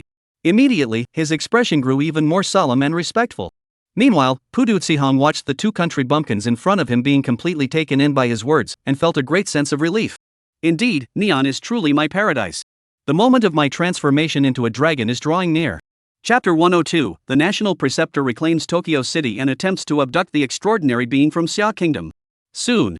The Neon Emperor and the Prime Minister, due to their own imagination and speculation, regarded Pu Duzihan as a godlike existence. They immediately agreed to the other party's demands. He agreed to become the court astrologer of the Neon Kingdom. The entire process unfolded so quickly that it was all done in less than 5 minutes. In the end, Pu Duzihan looked at the documents in his hands and felt a bit uneasy and unreal. He couldn't believe it. Is it really that simple? He couldn't help but look up at the neon lights of the city. It was a power that ordinary people could never see, stretching a full 1,000 feet in length, a golden dragon that seemed somewhat weakened. Majestic and imposing, yet weak and groaning. Circles of black mist swirled around its body, a remnant of the influence brought by the eight-headed serpent. Normally, such national fortune instinctively rejects outsiders, but now, he looked at the documents in his hands. It seemed like some kind of medium. He can already sense the power of the nation's fortune. Sacred, yet fragile. It's not fake. With this thought appearing in his mind, it felt as though a spell had suddenly been cast in his heart. I'm so stupid. I knew it all along. Before this strange thought could fully form, Pu Duzihan was startled awake by the emperor before him, who was looking at him with a flattering expression. Master? When are we going to reclaim Tokyo City? Pu Duzihan looked at the old man's face, which seemed to be trying to flatter him, and suddenly found him utterly adorable. He didn't bother to notice that the other had interrupted his train of thought. Immediately, he spoke with a solemn and serious expression. Amat Ba Buddha. There's no time to waste. Let's head to Tokyo City immediately and eliminate the followers of the eight-headed serpent. We must not allow them to continue to plague this nation any longer. Upon hearing this, the Prime Minister and the Emperor were overjoyed and deeply moved. They never imagined that this living Buddha would be so compassionate and merciful, truly coming for the people of Neon. He is indeed a true divine being. Their hearts were filled with excitement. However, Pu Duzihan paid no heed to their self-indulgent emotions, for his heart was racing wildly. The pain in his heart. With his new status as the national advisor, he no longer looked at the neon lights with the same eyes as before. He had come to regard this place as his own. Look at that once prosperous nation, now it's been reduced to this. The nation's fortune was already fragile, and now it's being treated this way. This is cutting off my path to enlightenment. Those who block my path shall be my sworn enemies. His eyes flashed with endless anger and murderous intent. Far away at Mount Fuji, the eight-headed serpent was bathing in lava, spewing fire and poison. At that moment, a sudden chill gripped his heart. I'm completely at a loss. What's going on? Why do I suddenly feel a bit cold? He looked at the lava around him and the fire poison that had been swallowed into his body. Suddenly, a suspicion arose in his mind. He exclaimed in surprise. Could it be that this fire poison has stimulated the bloodline of Xian Lu within my body, causing this reaction? After all, Xian Lu is a poisonous beast, but it is also considered a water deity. After all, although Xian Lu is a poisonous beast, it can also be considered a water deity. Thinking of this, he immediately calmed down. He flipped over and dove deeper, completely disregarding everything else. As for the virgin recently sent by the Snake Clan, there was no time to savor her either. Compared to the bloodline of Xiang Lu, the desire for sensual pleasure, and even that slight improvement, what does it amount to? And as he continued to descend further downward, little did he know that at that very moment, Tokyo was once again engulfed in a coup d'etat. This news sent shockwaves through the city, especially internationally. What? The snake and tortoise-8 families have been overthrown? What the heck is going on? This must be the fastest restoration of order in human history. They've only been in control of Tokyo for less than 3 hours, and they've already been defeated so easily? The Snake Clan is such a bunch of losers. Speaking of which, aren't the authorities afraid of angering the eight-headed serpent by doing this? Do they want to die? Neon is doomed. Everyone, let's scatter. Let's scatter. Ugh, stubborn. I apologize for ever thinking neon lights were weak. Wait, don't apologize so quickly. There's a twist in the story. Ha! Soon, the neon authorities held a press conference. Countless people finally understood why neon was so stubborn. The neon sage, the Buddhist monk, the compassionate guide to salvation. Looking into the lens, a middle-aged monk with kind and compassionate eyes constantly radiates a serene Buddhist glow. Especially countries other than Xia. Countless foreigners immediately let out envious and angry cries. Why can even neon lights have their own superhumans? That's not fair. What about King Arthur of Britain? Merlin? The 12 Knights of the Round Table? And what about our God? The angels? Why don't they ever show up? Just as they were beginning to feel resentful, a rational voice suddenly rang out. Stop causing trouble. The extraordinary beings of neon? Look at him, he's a Buddhist monk, yet he speaks the language of Xia Kingdom. He must be from Xia Kingdom. As soon as those words were spoken, instantly, countless people were jolted awake. Ha! Yes. It really is someone from Xia Kingdom. Wait. Xia Kingdom. Wait a minute. Xia Kingdom. Countless people who had been digging for extraordinary talents in their own countries suddenly raised their heads, their eyes shining brightly. Yes. We can also look for Xiagua's extraordinary person. Moreover, I heard that extraordinary beings in the Xia Kingdom can all be cultivated by humans. As long as the conditions are right, they can become such powerful extraordinary beings, and even attain divinity. They're completely different from the gods here. As they kept thinking about the various situations in Xia Kingdom, their eyes gradually grew brighter and brighter.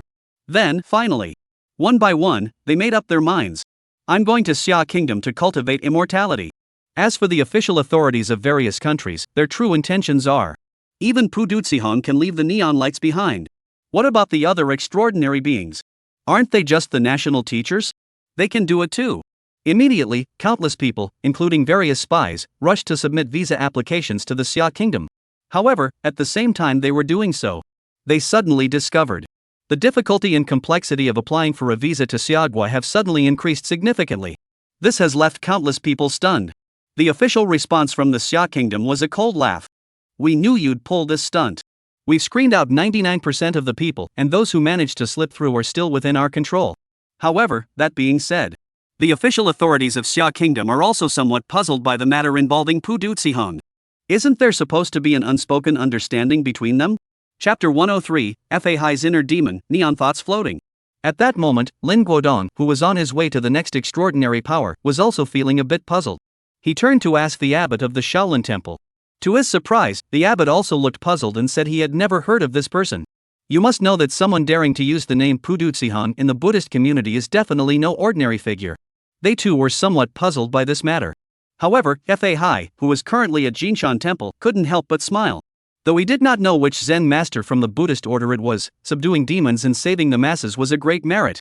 Alas, my own shortcomings prevent me from resolving this matter, and the rules must be followed. I cannot meet with you, how regrettable. At this point, even with his 1,000 years of cultivation, a hint of gloom couldn't help but flicker across his face. Numerous sects had already informed him of this. The karmic ties involving Baisuzhan are already too complicated to untangle, and there are also the so-called unspoken agreements between the sects. All these discordant elements added several more cracks to his already chaotic state of mind. But he had no choice but to endure it. Thinking of this, the magical power within his body suddenly surged, and he immediately let out a muffled groan. The aura emanating from his body immediately weakened significantly. Fahai saw this and remained unmoved, his expression calm as he spoke. The demon of the heart has been formed. This is obsession turning into a demon. After overcoming it, I will become a Buddha. If I cannot overcome it, I will become a demon. After saying that, he closed his eyes. He continued to turn the prayer beads and quietly recited the sutras. In an instant, golden Buddha light emanated from his body in a serene glow, and a lotus platform formed beneath him, as if he had transformed into a pure land within a Zen meditation hall. Yet no one knew what profound demonic power lay hidden beneath that lotus platform. And just as the people of Xia were filled with doubt, on the neon side, however, things were already boiling over. Countless people who had once been utterly despairing believed they would be enslaved and become food for demons for generations to come. Some of the more desperate individuals were even preparing to take their own lives. But happiness comes so quickly. Just as the Snake Clan had taken control of Tokyo, the Emperor and Prime Minister returned with the Imperial Advisor in tow. They even declared that they would soon head to Mount Fuji to suppress the eight-headed serpent. Such words were undoubtedly a shot in the arm. It has inspired countless people. Many neon-lit city dwellers who had previously been skeptical of Buddhism now began to worship this national teacher. It is easy to imagine how grateful they are. At that very moment, within the imperial palace in Tokyo, the emperor was looking at Pudutsi-han before him with a touch of tension, speaking with a hint of resentment. Master, are you sure there's no problem? If we inform the entire country in advance, what if the eight-headed serpent finds out and escapes, or even comes to attack us? Pudutsi-han, upon hearing this, recited a Buddhist mantra and comforted him. Amat Ba Buddha. Your Majesty need not worry. This humble monk has now attained the status of national preceptor of the Rainbow Kingdom. No matter what demons or monsters may come, they can all be subdued with a mere flick of the wrist. This early announcement is merely to reassure the people. This time, Pudutsi-han did not lie, he truly did it to calm the people's hearts. In the process, he also solidified his position as the state's chief advisor. Because the current state of the nation's fortune is rather dire, he naturally cannot stand idly by. And it was clear that with the press conference, the nation's fortunes, which had been somewhat weak and faltering, improved significantly in an instant. This is the result of the gradual stabilization of public sentiment. This made him very satisfied.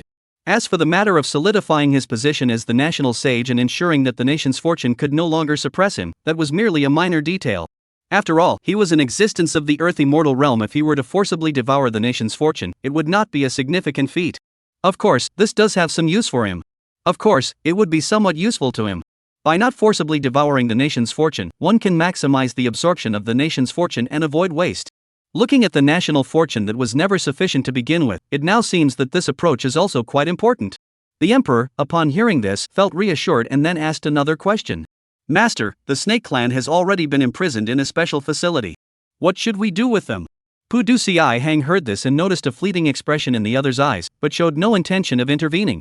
After all, it was merely a stage aberration transformed by a single drop of the eight-headed serpent's weakened blood. It held little potential. He did not bother to expose the other's ulterior motives, and said. He didn't bother to expose the other's ulterior motives and simply said. This is the king's internal affairs. As a monk, I am not at liberty to interfere. It is best for the king to handle it himself. Upon hearing this, the emperor was overjoyed and exclaimed. Thank you, master. Immediately, he left the room, unsure of what to do next. Pudutsi-han had no time to care about that. At that moment, he was busy figuring out how to adapt to the national fortune. Who has time for such trivial matters? If it weren't for the fact that the eight-headed serpent could affect the nation's fortune, he wouldn't even bother with them. Once he gets used to it, he'll go and subdue that Yamada no Orochi. Let me study in peace. Pudutsi-han thought to himself. As for why he, with his earth immortal cultivation, did not kill the opponent, who was merely a wounded peak-level Yuanshan. Naturally, it was because without sufficient pressure, how could he, as the national teacher, sit comfortably in his position? Moreover, not only could he not kill him, but he also had to put on a show of extreme difficulty. Not only can he not be executed, but he must also put on a show of extreme difficulty. Make Neon unable to leave you. Only then can he focus on refining the nation's fortune. Meanwhile, as the compassionate ferryman calculated his moves with precision, the emperor had already arrived at the underground prison beneath the imperial palace. He met the prime minister, who had been there all along. The prime minister spoke with some urgency. How about it, what does the master say? The emperor said with a touch of pride. I told you so. A master wouldn't bother with such trivial matters. Upon hearing this, the prime minister couldn't help but twitch the corner of his mouth, wondering who had been the most nervous back then. The emperor, however, seemed oblivious to the prime minister's peculiar expression. Instead, he asked, by the way, have we managed to deceive the white-headed eagle empire? The prime minister nodded, a cold smile appearing on his face. Those arrogant fools. I told them that the Snake Clan had been obliterated under the Buddha's light by Master Pudutsi-han. Though they believed me, they still demanded that when the great Master Pudutsi-han subdues the eight-headed serpent, they must obtain its corpse. These fools really think Neon is still the same as before? The emperor heard this and sneered. However, his eyes betrayed a hint of something unusual, and his mind was filled with inexplicable thoughts. The imperial lineage has been dormant for far too long. If only the Snake Clan could be put to use. Instantly, a fiery passion surged within him. Similarly, the prime minister's smile seemed to hold something else as well. The two exchanged a smile. Then they walked toward the prison. Chapter 104, General Mag's Madness, the compassionate ferryman will arrive. Meanwhile, as the two were trying to persuade the Snake Clan to join their side. Meanwhile, the white-headed eagle empire was not as naive as they had imagined. At that very moment, they were holding an emergency meeting. General McGonagall's gaze was icy as he spoke first. Neon definitely won't fulfill our demands. In fact, I even suspect that they've secretly taken in the members of the Snake Clan. We need to find new targets. The others nodded in agreement. They naturally understood Neon's current mindset. With the extraordinary being there to back them up, their confidence had grown significantly. Their earlier demands were merely a test of the other party's intentions. Just thinking about how the once obedient son, Neon, dared to defy him made his face turn ugly. Seeing that everyone agreed with his words, General Mac felt a surge of joy and couldn't help but want to propose his next extraordinary technological plan. After all, the werewolf soldiers under his command now seemed outdated. We must obtain more resources. Otherwise, this will weaken our influence within the military. Just as he was about to continue speaking, someone interrupted him, speaking solemnly. General McGonagall, I understand your desire to develop extraordinary technology. However, we must now recognize that technology alone is no longer sufficient to sustain the Empire's hegemony. The urgent priority is that we must swiftly find our own extraordinary path forward. This statement was undoubtedly more to the point and immediately won the support of everyone present. Maggie, who had already had a bad feeling about the situation, immediately wanted to object. But before she could speak, she was interrupted once again. The president, who was unusually reliable for once, spoke up. Minister Adam is correct, gentlemen. From here on out, we will shift our focus to the myths and extraordinary feats of Europe. We do indeed need to become extraordinary ourselves, and we must not neglect our efforts to recruit extraordinary individuals from Xia Kingdom. If Neon can do it, so can we. As for the extraordinary technology on General McGill's side, let's keep it under wraps for now. We don't know if this might provoke some dissatisfaction among the extraordinary beings. With the final verdict on a certain president, the meeting also concluded swiftly. Only General Mac's face turned ashen. He waited for everyone to leave. Fry watched McGonagall storm out, a hint of worry flitting across his mind. He said to a certain president, "Are you sure this won't cause any problems? Mr. President, I think General McGee's condition is a bit off." Upon hearing this, the president remained nonchalant, patting Fury on the shoulder and saying, "My intelligence chief, trust me, I know General McGee's background. He's a great old guy and will certainly be able to handle things on his own. No need to worry. Your primary focus now is on exploring the extraordinary and recruiting extraordinary individuals from the Xia Kingdom." Upon hearing this, Freya immediately shook off her unease. Discussing certain matters with a certain president. Little did I know. Meanwhile, General McGee, who had already returned to a certain military base, couldn't help but feel increasingly angry and frustrated as he recalled the events of the meeting. He screamed wildly in his mind. It wasn't my fault. It was the Empire's refusal to invest resources that caused it to fall behind. We could have controlled our own extraordinary abilities. Those idiots. Fools. Bitch. The White Eagle Empire has fallen into their hands. It will be destroyed sooner or later. As the anger building up inside him grew stronger, he looked at the massive werewolf corpse before him. A bold thought suddenly crossed his mind. Someone come here. I want to carry out the super soldier program. But General, we haven't even found a way to completely suppress and neutralize the werewolf gene yet. Wait. Enough. All you do is talk about this nonsense. By the time you find a solution, the White Eagle Empire will already be destroyed. Now, activate the plan immediately. I will take full responsibility for any consequences. Right now, or I'll shoot you on the spot. Never mind the crazy ideas of some mad general. At this moment, neon lights are once again lighting up the city, even on an international scale. Because Master Pudutsihang is about to make his move. As soon as this news was released by the official Neon channels, it spread throughout Neon and even across the world. Countless people were immediately stunned, then quickly shifted their attention to watching the livestream with great interest. So they're ready to act so quickly? I thought we'd have to wait much longer. Master Pudutsihang is ready. That's a giant snake monster thousands of meters long. Is there really someone in the world who can slay him? This world is truly mad. God. That Pudutsihang is so small. Yeah, that's the one who can destroy an entire aircraft carrier strike group at will and withstand He Wu's attacks. A true epic battle. I'm getting excited. The people of Xia Kingdom scoffed disdainfully, saying, "You know nothing about cultivators." Immortal cultivators? What? Are they the same as our knights and mages? Pretty much, but yours are legends while ours are reality. And while you're ultimately just mortals, we can become gods through cultivation.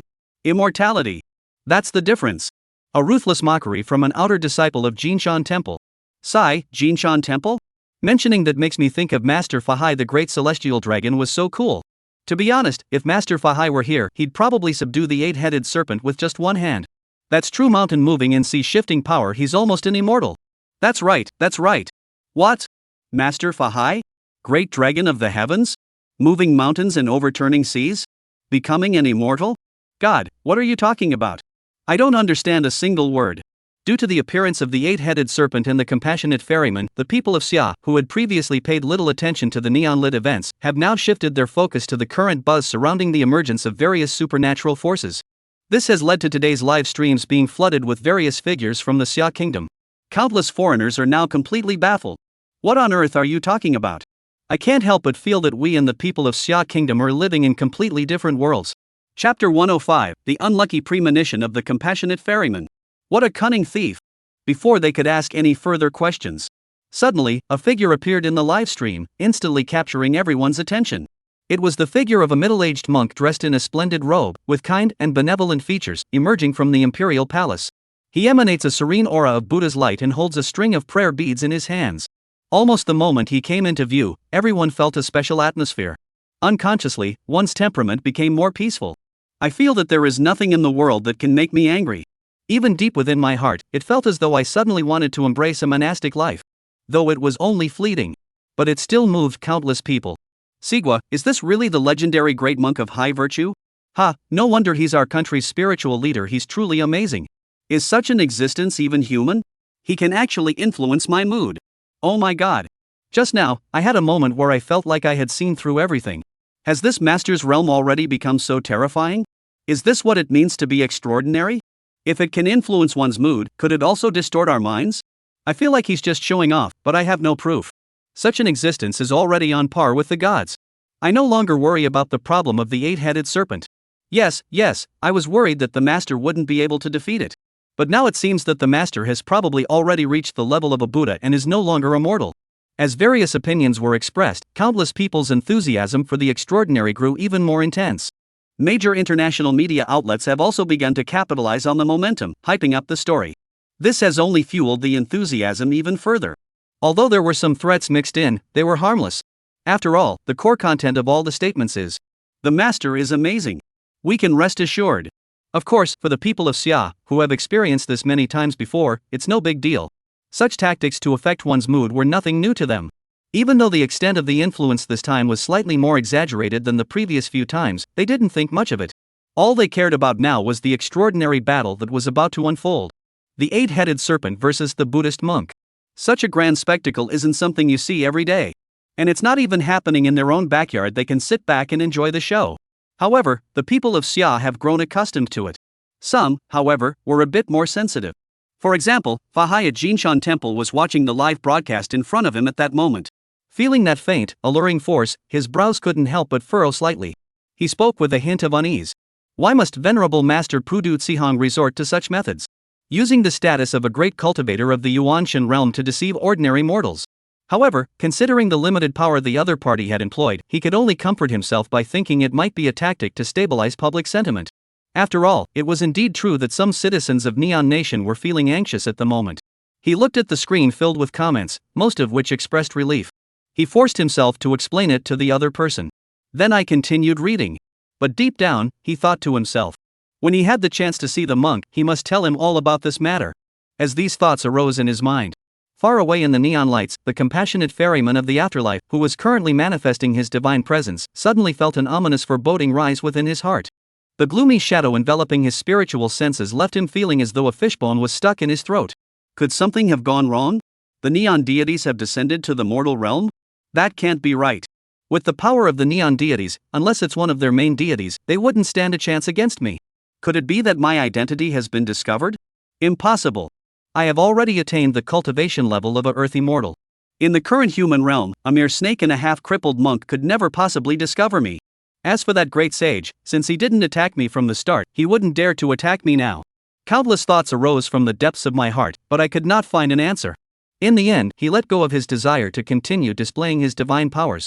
He had originally planned to use this opportunity to make a big splash, to solidify his status as a figure of faith within Neon's domestic market. But now, because of this strange premonition, he decided to resolve the matter of the eight-headed serpent as soon as possible, to prevent any other variables from arising. Everything is for the sake of transformation. As the thought flashed through his mind, it immediately transformed into a beam of Buddha's light and flew toward the southwest. There was no trace of the earlier showmanship. This left countless live viewers feeling caught off guard. I thought Master Pudu Tsihong would just say a few words. I didn't expect him to be so decisive and decisive. Countless people who had originally intended to use the compassionate master of the Great Crossing as a means to show off were instantly filled with shame and bowed their heads. Meanwhile, many neon-clad individuals were so moved that they exclaimed, "Indeed, Master Pudutsihan, with his heart set on saving all beings, has come to rescue us neon people. Oh, Master. I have become your loyal disciple." Agreed. I'll go to the temple tomorrow to burn incense. I'm already here. Thank you for your kindness, Master. At that moment, many people were deeply moved by the neon lights. On the other side, Pudutsihan, with a heavy heart, had already arrived at the foot of Mount Fuji. Glancing around, he saw that various cameras had already been set up around Mount Fuji. He nodded to himself. This was much better than his earlier display of divine power, as long as he could spread the footage of himself subduing and suppressing the eight-headed serpent. He would still be able to achieve his goal. Once his subjects are united in their loyalty, then he can begin his plan. Thinking of this, the gloom that had been weighing on his heart gradually dissipated, replaced by an intense passion. Without hesitation, he prepared to make his move toward Mount Fuji. His terrifying spiritual perception had already sensed the figure emanating evil energy at the base of Mount Fuji, spewing forth flames and poison. Was it seeking to transform its bloodline? Pudutsihan gave a cold laugh. If it were really that simple for you to succeed, then what would all my efforts to transform into a dragon amount to? And just as he was about to act, suddenly, the massive figure nestled within Mount Fuji seemed to sense something and shot straight toward the mouth of Mount Fuji. As it ascended, a thunderous roar echoed across the heavens. "Dare you!" With this furious shout, the entire Mount Fuji began to shake, and the earth trembled for miles around.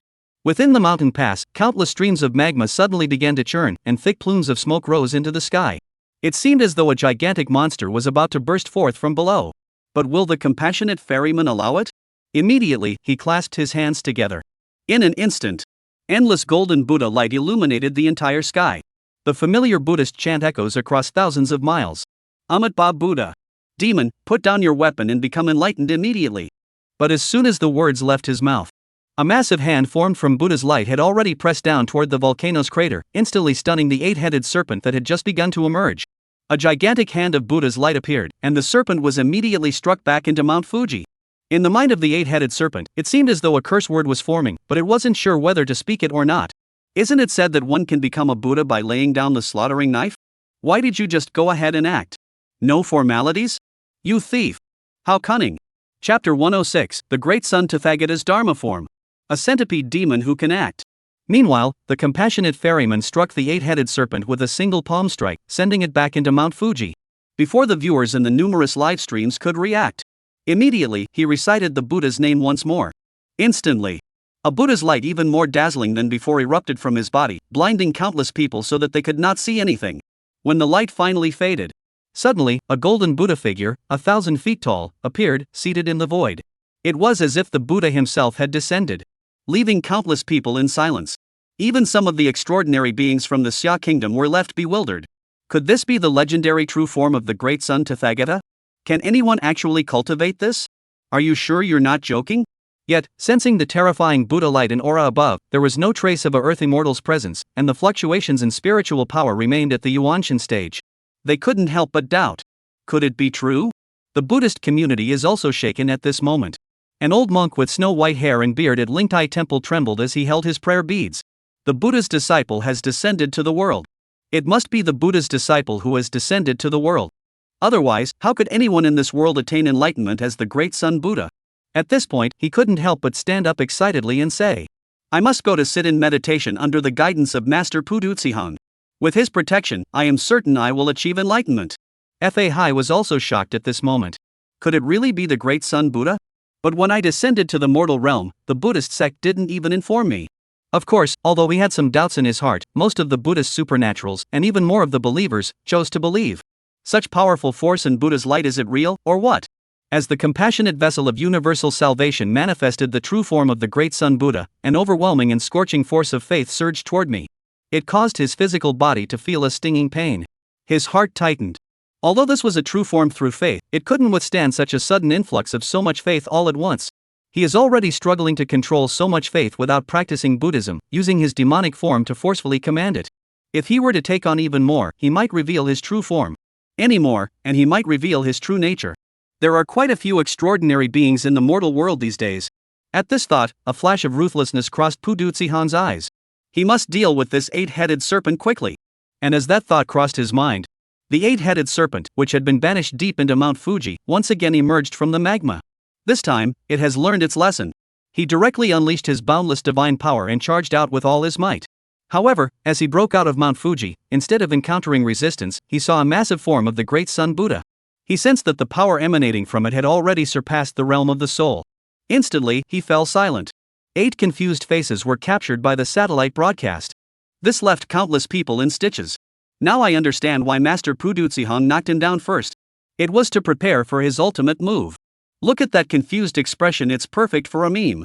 I've already made it the terrified Yamata no Orochi JPG. Wow, that was fast, bro. This is the great Buddha's image, right? I often see it in temples. Holy cow, can ordinary monks use this image? Are all the extraordinary beings of Xia Kingdom this terrifying? This is a demon that even Susanoo had to seal using a trick in mythology. Wow! Master Pudutsihong is truly impressive. Amidst a burst of laughter and admiration in the live stream. However, Pudutsihong had little else on his mind, as he could feel the faith energy surging around him growing stronger by the moment. His golden body had begun to show faint signs of melting. It is penetrating inward toward him. He dared not delay. You must understand, he has chosen the pure path of the demon clan. We must not allow the power of faith to tarnish that path. When the demonic energy surged, the demonic aura spread out, enveloping the entire sky. Immediately, a massive golden Buddha appeared, his voice echoing through the 9 heavens. Eight-headed serpent, I have observed your profound sins and know that you cannot be redeemed by laying down your sword. I intend to seal you within Mount Fuji to endure the fiery torments of the earth for 1,000 years, as atonement for your crimes. Do you accept this? The eight-headed serpent, who had been considering backing down, suddenly flew into a rage upon hearing this. I surrender? I'm impressed by your grandfather. We're both Yuan Shen. Do you think your powerful magic gives you the right to suppress me at will? In an instant, he erupted in anger. You're just a mere spirit, thinking that by cultivating a powerful divine form, I would be afraid of you. Today, I will show you the true power of the Xiang Lu lineage. As the sound exploded, 8-headed, 8-tailed bodies flew out of the volcanic crater, swelling in the wind and growing to 1,000 feet in length. Rolling black clouds gathered swiftly, and terrifying black mist rose continuously. The vast demonic energy, resembling a rotting swamp. Drops fell, turning vast swaths of land into toxic swamps. Even the earth and magma were melted away. Some of the toxic smoke, even if carried dozens of miles away, would follow the river and rot countless plants. In just a few short moments, the entire area around Mount Fuji became a barren wasteland. Even the volcano itself is causing concern that it might melt away. Fortunately, the Neon government had already made preparations, otherwise, this incident would have likely resulted in countless casualties. Even so, many live streams were still plunged into darkness. Because they've all been corrupted. Countless people watched the scene and couldn't help but gasp in horror. Emotions not long ago, they clashed with the White Eagle Empire and hadn't even unleashed their true strength yet. Meanwhile, as the 8-headed serpent gathered its demonic power, all 8 heads simultaneously unleashed their attacks. 8 streams of green poisonous liquid surged forth, rushing toward the massive golden Buddha. The Buddha's light was instantly corroded. The massive golden Buddha in the sky seemed to be caught off guard, instantly enveloped by countless streams of poisonous liquid. It emitted a terrifying hissing sound. The 8-headed serpent immediately showed its delight. Haha, you fell for it. I possess the bloodline of Xiang Lu. My true abilities are truly poisonous. Once my venom shatters your golden armor and corrupts your soul, you shall be doomed to eternal damnation. And just as he was gloating in his triumph. In fact, at that very moment, Pudutsihong was pleasantly surprised. He had not expected the 8-headed serpent to possess such abilities. He felt the countless faith in the golden Buddha being constantly drained away. He felt a sudden sense of comfort. He hadn't even known how to portray a situation where both sides were equally defeated and struggling to suppress their emotions. Little did I know that I would stumble upon it by accident. Excellent, excellent. As for polluting the soul? This divine form is forged by the power of faith. What does it have to do with me, a 1,000-year-old centipede spirit?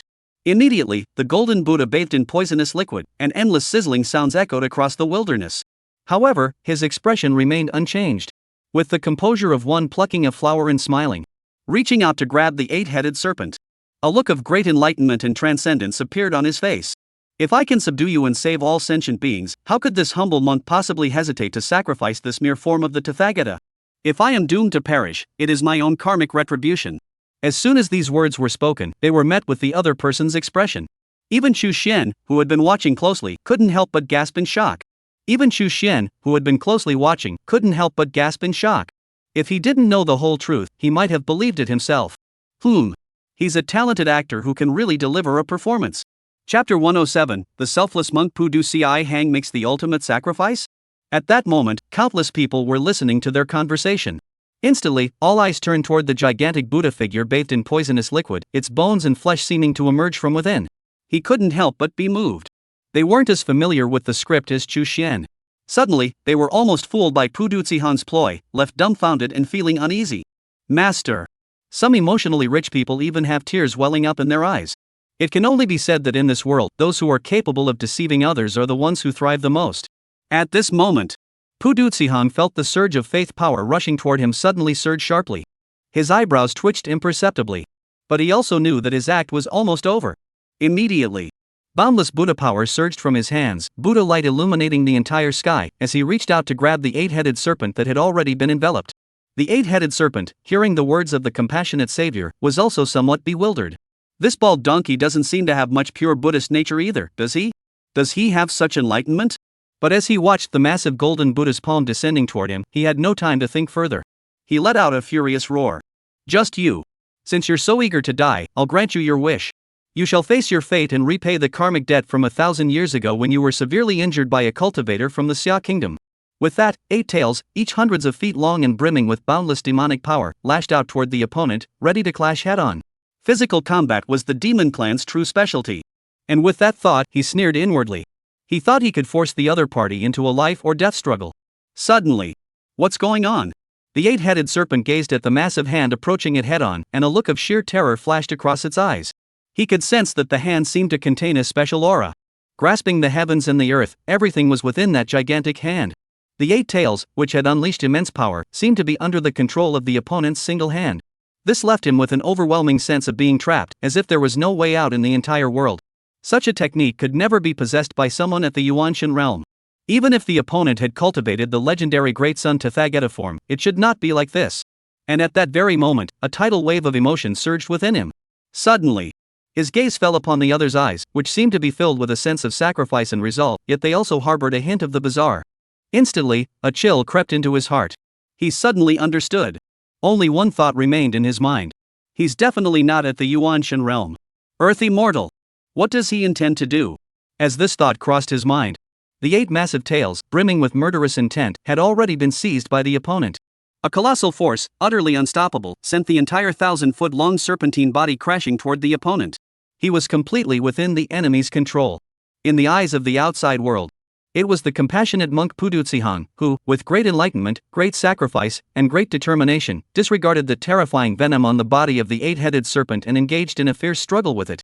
As countless people gazed upon the 8-headed serpent with its ferocious, hideous visage, a sense of terror welled up in their hearts. They felt even more deeply that the sacrifice of the compassionate monk Pu Du Zihang was too great. Meanwhile, the massive figure of the Buddha seated in the heavens was being held captive in an unconventional manner by the 8 tails and 8 heads of the 8-headed serpent. At this moment, countless people grew even more anxious. Suddenly, a solemn and majestic voice echoed through the heavens. Yamada no Orochi, your sins are grave. Today, this humble monk shall use the golden body of the great Sun Buddha to seal you within Mount Fuji. This is a 1,000-year admonition, may you soon atone for your sins. Ha! Using the golden body of the great Sun Buddha to suppress him? But isn't the golden body of the great Sun Buddha the monk himself? At this moment, a hint of doubt arose in the minds of most people. However, some seem to have thought of something. Wait, could it be? Many people looked at Pu Du Zihang, who had a look of enlightenment and relief on his face, and were suddenly shaken. Could it be that Master Pu Du Zihang is willing to sacrifice himself? But before they could voice this suspicion, Amitabha Buddha. As the final Buddhist chant rang out, endless light suddenly burst forth, and the entire massive golden Buddha statue's skin suddenly split open, unleashing an endless stream of golden blood radiating Buddha's light. It drenched both itself and the 8-headed serpent completely. The sizzling sounds echoed continuously across the body of the 8-headed serpent, the sound of it being dissolved by the golden Buddha's blood. Countless people watched this scene, observing the expression of compassion and enlightenment on the face of the great master of universal salvation, as well as the despair and fear that flickered in the eyes of the 8-headed serpent. In their hearts, they seemed to have finally understood. This time, I was completely stunned. The extraordinary beings sacrificed themselves to seal away the demonic beings. Such actions are already challenging the newly established extraordinary worldview they have just established. In fact, many people have begun to accept the extraordinary after witnessing such acts, no longer rejecting them outright. This is truly the mark of a great sage. The fall of a hero? Why would such a thing happen in real life? I can almost see the moment when Iron Man died. May the Master of Compassionate Salvation guide him to the other shore. Send off the Master of Universal Salvation. Send off the Compassionate Master of the Universal Crossing. Accompanied by countless people spontaneously posting such comments. Not far away, Pudutsihong seemed to sense something and glanced at the live streaming equipment in the distance. Then a faint smile appeared on his face.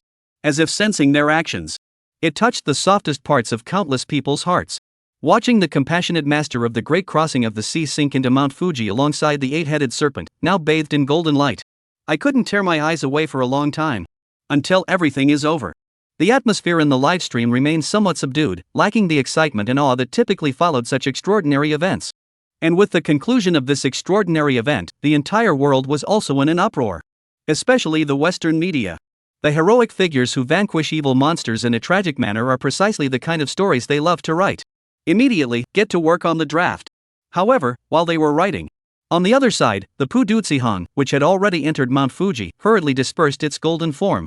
The terrifying faith energy above nearly seared him to the point of revealing a weakness. The terrifying power of faith above nearly burned him to a crisp, exposing his weaknesses. Fortunately, he ran fast. As for the fall? How is that possible? Pudutsihong scoffed. I went to such great lengths, and it was all just for the title of hero? You're joking, aren't you? Pudutsihong ignored the eight-headed serpent being suppressed by his own divine power, and turned his gaze toward the neon-colored national fortune that had grown increasingly close to him. He immediately exclaimed with great joy. Excellent! It was not in vain that I put on such a performance. Now that the subjects are united in their loyalty, even the nation's fortune is defying its natural course to draw closer to me. The transformation into a dragon is within reach. Chapter 108, Universal Salvation and Compassionate Salvation Revived, Attaining Buddhahood. Once I stage another rebirth spectacle, I will immediately begin the process of transforming into a dragon. And these words were spoken without hesitation by the compassionate savior. The eight-headed serpent, which had been suppressed nearby, was also deeply shaken, realizing the true purpose of Pudutsihong. Was it to plot against the nation's fortune and transform into a dragon? Looking at the other party's completely different posture from earlier, he immediately began to suppress his own aura, remaining motionless and minimizing his presence. He was afraid of being noticed by the other party. After all, having discovered such a huge secret, could they possibly continue to survive? Those who can keep a secret are always dead. 1,000 years of suppression is probably just a gimmick. At this thought, the eight-headed serpent felt a sense of fear. He regretted it. How stupid of me to come to Neon. Now look at me, not only have I been crushed by the big shot, but I've also stumbled upon his secret. Meanwhile, Pudutsihong, standing nearby, smiled broadly at the other party and said, "Did you hear that?" The eight-headed serpent had completely lost its earlier arrogance and was now shaking its head wildly. It seemed to indicate that it had not understood a word. But inside, he was screaming wildly. It's over. It's over. I'm afraid my demon life is coming to an early end.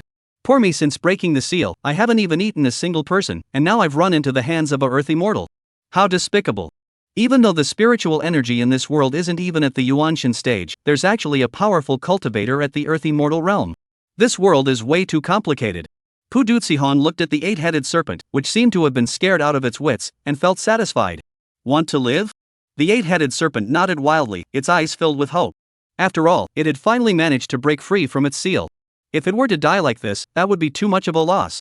Upon seeing this, Pudutsihong smiled and nodded in agreement. He began to explain his own words. Yes. The eight-headed serpent must not die. At least not yet. After all, he's not like that fool. He knows the depths of this world all too well. Even an earthy mortal could be drowned in an instant. Otherwise, why would he bother coming here to pretend to subdue demons and monsters, and even seek the position of national preceptor? Why not just take it by force? Isn't that more straightforward? Not long ago, I revealed my Buddha's form. By now, the Xia kingdom must have noticed it, right? I must find an excuse. Otherwise, if the enemy's powerful warriors come looking for me and I expose my weakness, everything will be ruined. Moreover, once I transform into a dragon, this eight-headed great snake will also make an excellent pawn. With this thought in mind, he quickly made all the necessary arrangements. Then, he left his golden Buddha statue behind and continued to suppress the eight-headed serpent at the base of Mount Fuji. He immediately flew toward the summit. He's going to be reborn. Drawing on the collective willpower of all beings, he broke free from the Buddha's divine form and forged his own path. Now, he stands at the threshold of breaking through the earthy mortal realm and is unable to meet anyone. This is how it is. It's enough to shut up those people in Xia Kingdom who don't want to see it. And the outside world. Countless people remained in the livestream despite the dull atmosphere, and the official broadcast was not shut down. After all, this final moment of silent mourning, akin to a pilgrimage, is a final expression of respect. They have no reason to disagree. In fact, the most panicked party right now is the Neon government. The Emperor and the Prime Minister of Japan, who had just begun to show signs of power struggles, have quickly disappeared without a trace. At that moment, he was so anxious he felt like an ant on a hot pan. The Emperor spoke with a mix of fear and sorrow. How could the great master of universal salvation have perished so suddenly? Wasn't it said that he could extinguish all with a single gesture? If I had known, I never would have let him go after the 8-headed serpent. After all, what are a mere 100 virgins? Alas, how unworthy the master is. The Prime Minister is also gloomy at this moment. Just now, we received a call from the White Eagle Empire. Apparently, they will be sending a scientific expedition team to Neon shortly, and they have requested our full cooperation. Damn it! Just a short while ago, it wasn't like this at all. And just as the two were beginning to feel a connection, the live chat in front of them suddenly changed. Ha! Look at that, doesn't it look like a Buddha's halo? Stop fooling around. Master Pudu Tsihong has already passed away. What's the point of doing this? Yeah, we also wish we could wait, but what is that? It's really Buddha's light. And there's more and more of it. As soon as these words were spoken, instantly, the remaining hundreds of millions of online users erupted into chaos. Countless people called out to their friends and shared this scene with others. Over 1 billion people were instantly stunned. The nations, what the heck? It's not over yet? Major media outlets, what? He's still alive? Hundreds of millions of viewers, Master Pudu Tsihong is amazing. Isn't that amazing? At this moment, under the gaze of countless eyes, the entire Mount Fuji is bathed in a golden glow emanating from the continuous streams of Buddha's light, and wherever the light passes, countless remnants of toxic liquid in the damaged landscape are swiftly purified and restored. In the sky, dark clouds continue to disperse. Everything seemed to return to its pre-battle state. A middle-aged monk with kind eyes and dressed in a splendid robe slowly emerged from Mount Fuji. This sight left countless people in awe. Many extraordinary beings in the Xia kingdom were deeply shaken. Is this person about to become an earth immortal?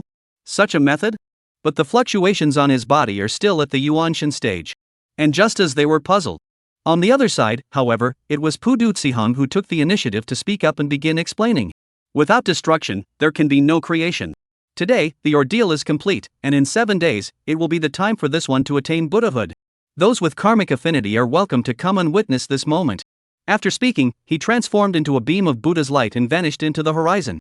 Before the people could rejoice at the fact that such a righteous being was still alive, they were immediately surrounded by doubt. Destroy the old to establish the new? Is it time for a change? Achieve Buddhahood? What on earth is this master of universal salvation talking about? After all, this is the first time that something extraordinary has truly gone international. While the people of Xia know about it, there are still more foreigners here. Naturally, there is more misunderstanding. Moreover, cultural barriers are no laughing matter. Soon, with explanations from netizens in Xiagua, countless foreigners nodded in a somewhat confused manner. And as they listened to the explanation, on the other side, a piece of news came from the Neon government, causing an international uproar. Chapter 109, you say I don't have the qualifications to cultivate immortality? I don't believe it. 7 days later, the venerable master of universal salvation will attain Buddhahood, becoming a true immortal being. And at that time, he will also impart Buddhist teachings, granting countless people an extraordinary opportunity? Is this really true? Become a Buddha? Not the kind of Buddha who dies? But become a deity like Amaterasu or Susanoo? Soku Kuan. Could it be that everyone will eventually become extraordinary beings who can come and go as they please? Sigh. Master Pudu Tsihong is really something. Truly saving all beings, I'm so moved. From now on, Master Pudu Tsihong will be my faith. Ha! As this news spread internationally, countless people were immediately filled with excitement. That was an extraordinary opportunity for achievement. They can summon winds and rains, move mountains and seas, and achieve immortality. Their time frame spans thousands of years. How could they not go mad? In an instant, the entire world was swept away by this wave, with almost all media outlets reporting on the incident. With billions of people involved, no media outlet could afford to ignore it. Amid the resulting mass reaction, all major transportation routes leading to the neon-lit city were completely overwhelmed and collapsed. At every moment, countless people were making phone calls to book various modes of transportation. Rumor has it that all transportation routes for the next 2 weeks are already fully booked. As one can imagine, this is truly madness. After all, this isn't like that semi-isolated Xia kingdom, and these are extraordinary powers with all sorts of screening criteria. This is public knowledge. Even the least sensitive person would realize that this is a big deal. This is similar to countries publicly sharing their nuclear weapon manufacturing technology.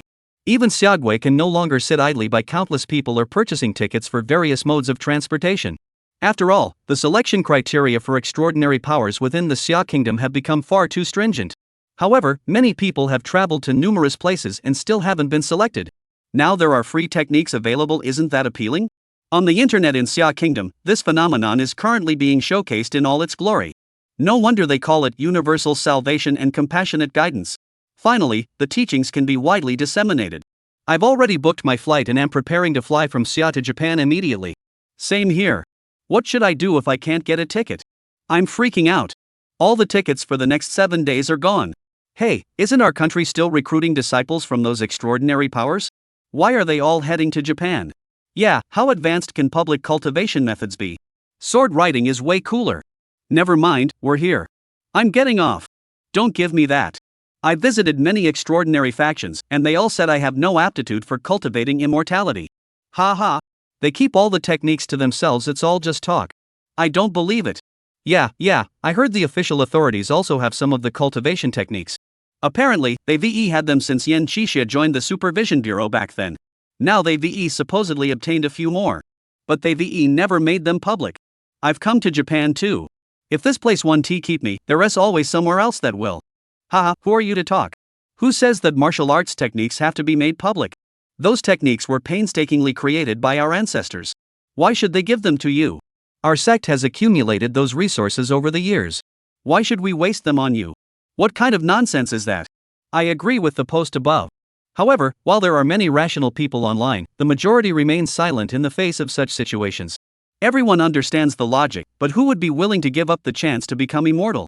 Though it may sound harsh, if you say I lack the qualifications, then I lack the qualifications. Are you joking? Besides, I'm not bothering anyone. As this idea spread, a similar craze quickly emerged within the country.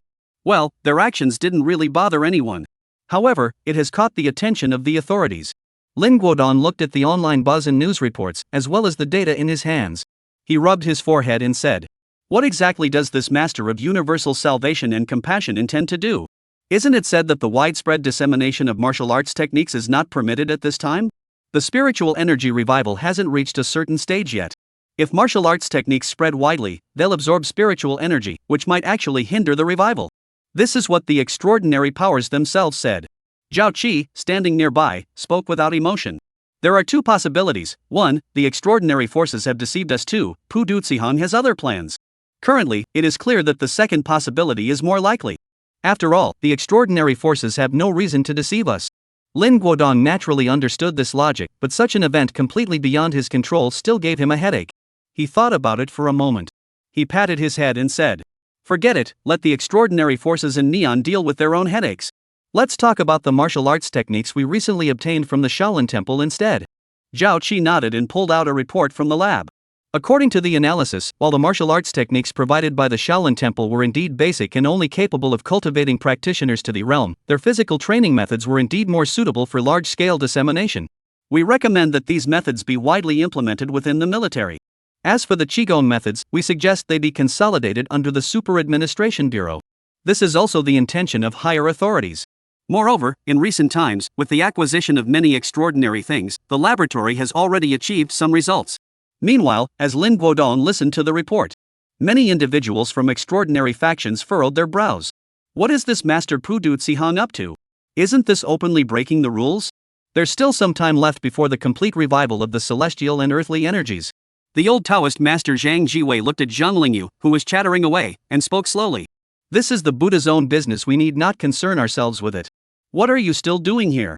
Go and screen the disciples and tutor their lessons. Upon hearing this, Zhang Lingyu's expression immediately fell. There were few disciples in the lower realms of the sect, and his master was a master at shirking responsibilities. Now, all the burdens had fallen on his shoulders. This has left him utterly miserable. Fortunately, Zhang Chulan, my junior, is very reliable. I'll assign all the work to him later. Zhang Lingyu thought to himself. However, as the old Taoist master had said, the Taoist sect could shift blame, but the Buddhist sect could not. Shaolin Temple was the first to act. They dispatched their disciples to go and ask Master Pu Duzihan what he was up to. Just as Jue Yuan had just stepped out of the Shaolin Temple, he saw a person. Master Fahai, what are you doing here? Chapter 110, Deeply corrupted by demonic nature, Dharma name, abstain from lust. As a young disciple of the Shaolin Temple, Jue Yuan naturally recognized this figure as the most powerful Buddhist master currently living in the mortal realm. You must know that this individual was already renowned throughout the Buddhist world even during his time in the cultivation realm. After 20 years of cultivation, he had already attained the level of a divine being. Having cultivated his spiritual essence to perfection in just 20 years, such a figure is truly worthy of admiration and respect. Alas, he was hindered by that white snake, wasting 1,000 years of his life. Otherwise, given this monk's natural talent, he would have at least attained the 4th stage of arhatship by now, a figure on par with celestial beings. It might even have been possible for him to attain the status of a bodhisattva in the future. And at that moment, he felt a pang of regret. He suddenly noticed that the monk Fahai in front of him seemed a bit off. Yes, strange. His complexion was rosy, his breath robust, and the aura emanating from his body was as imposing as that of a celestial dragon, stern and imposing like a prison. He appears completely unharmed. He had heard his own master sigh that Fahai Zen master's mental state was shattered, and his cultivation had stagnated at the threshold of the 1st stage of arhatship. At this moment, he was in an extremely perilous situation. But now? It doesn't feel that urgent. Could it be that the Zen master let go of his attachments and attained enlightenment? Yet, even as he harbored doubts, he dared not show the slightest hint of it on his face. He immediately bowed to the other person in respect. This monk is Jue Yuan. I have come to pay my respects to Master Fahai. I do not know, Zen Master Fahai, what brings you here? As he spoke, he glanced at the Shaolin temple behind him and couldn't help but wonder if he had come to find one of his own ancestors. Fahai heard this but remained silent. He merely cast a glance at the Shaolin temple, a fleeting ripple of emotion flitting across his eyes, before turning and departing. He did not speak a word to Jue Yuan. This left Jue Yuan somewhat puzzled. Master Fahai isn't usually like this. Did I do something wrong? After thinking it over, he still couldn't figure it out, so he decided not to dwell on it and hurried toward the neon lights. After all, he still had a mission to fulfill. To be honest, questioning a being who was on the verge of attaining the status of a bodhisattva earth immortal by sending only a golden core cultivator is truly astonishing. It's all because the characterization of the universal salvation and compassionate ferryman is too well done. It has even confused the Shaolin temple. After all, a being capable of sacrificing oneself for the sake of ordinary people is someone the Buddhist order would naturally not think twice about. Since the divine soul had already gone to confront the offender, they did not want to offend this future top-tier Buddhist master too much, so they naturally sent a golden core cultivator to handle the matter. Meanwhile, as Jue Yuan was heading toward Neon, on the other side, Fahai, who had left the Shaolin temple, couldn't help but say to himself, the Shaolin temple has not sent any of the 6 patriarchs of Chan Buddhism to the mortal realm this time. Only a few great divine beings remain to hold the fort. This monk has already been corrupted by darkness and is no longer someone ordinary people can suppress. When I saw that young monk earlier, I suddenly felt a desire to kill him. We must leave immediately. I recently heard that someone from Lingtai Temple has also descended to the mortal realm. I hope we may encounter them this time. As these thoughts arose in his mind, suddenly, another seductive voice echoed in his mind. Kill. Kill all demons and monsters in the world. Kill all the rules that protect demons and monsters. Why didn't you kill that monk earlier? They are the representatives of the rules that protect demons and monsters. It was they who prevented you from achieving the status of an arhat. It was they who caused you to waste 1,000 years. Go and kill them all, and you will achieve the status of an arhat. Suddenly, it seemed as though countless versions of him appeared around him, repeatedly lecturing him. His face suddenly flushed with unbounded anger, and he spoke coldly. You little demon, dare to transform into me and disturb my mind. Instantly, the entire person flew into the air, his hands shifting into countless poses as surging magical power erupted from him. Great celestial dragon. Guardian of the gods. May the Buddha be with you. Vidra flame. In the mountains and forests. Accompanied by the terrifying sound of an explosion. Everything within a radius of several miles was reduced to dust, leaving the ground in utter ruin. When Fahai came to his senses, he looked at the devastation all around him. Suddenly, his expression changed drastically, and he transformed into a beam of Buddha's light, vanishing into the distance. Shortly afterward, when the monks from the Shaolin temple arrived to investigate, they saw the chaos and destruction everywhere, and their hearts were filled with confusion. The Great Heavenly Dragon Sutra? Could it be Master Fahai? No, that can't be right. Isn't Master Fahai currently at Jinshan Temple recovering from his injuries? Could it be another disciple from Jinshan Temple? Let's not even discuss how Shaolin Temple is handling this matter. Lingtai Temple. An old monk with white hair and beard was bidding farewell to the abbot. Beside him, a young novice monk seemed to be holding a live streaming device, filming something. Ever since the Extraordinary Powers discovered the live streaming promotional method used by Manhwa, they found it highly effective and have all adopted it.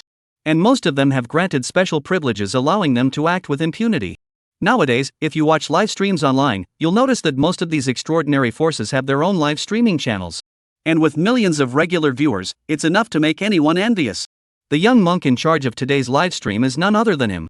I happened to be wandering around the temple when I came across the scene, so I decided to stay and watch. After all, it's just a story, nothing compares to the authenticity and energy of real people bringing it to life. The young monk stood aside, watching the events unfold, and began to provide everyone with information about the two people in the center of the scene. What? That white-robed old monk is a spider demon who was cultivated for 200 years at Lingtai Temple? Are you kidding me? What kind of thinking is that? In this extraordinary era, all beings can cultivate themselves. Isn't that perfectly normal? Your horizons are too narrow. If humans are no better than dogs, that's one thing, but to say humans are no better than spiders? That's just sour grapes. Damn it, I just got rejected by Jinshan Temple, and now I see this? I'm going to explode. Everyone's showing off, and I'm the only loser getting beaten up? And amidst the endless complaints from countless live stream viewers, the abbot, despite several attempts to persuade him to stay, could not dissuade the determined individual from leaving. He could only sigh. Why must the monk leave?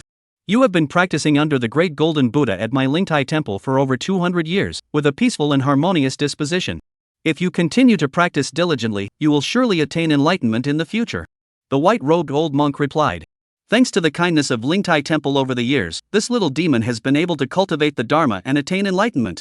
However, as an outsider on this path, the journey has been fraught with hardships. Yesterday, upon meeting the compassionate Master Pudu, I felt an overwhelming desire to leave. I humbly request the abbot's forgiveness. Upon hearing this, the abbot could only sigh and say nothing more. Then he turned to the monk who was secretly filming nearby and said, "Abstain from lust, and go send off your great uncle." After saying that, he sighed again and left, not saying another word to the white-robed old monk.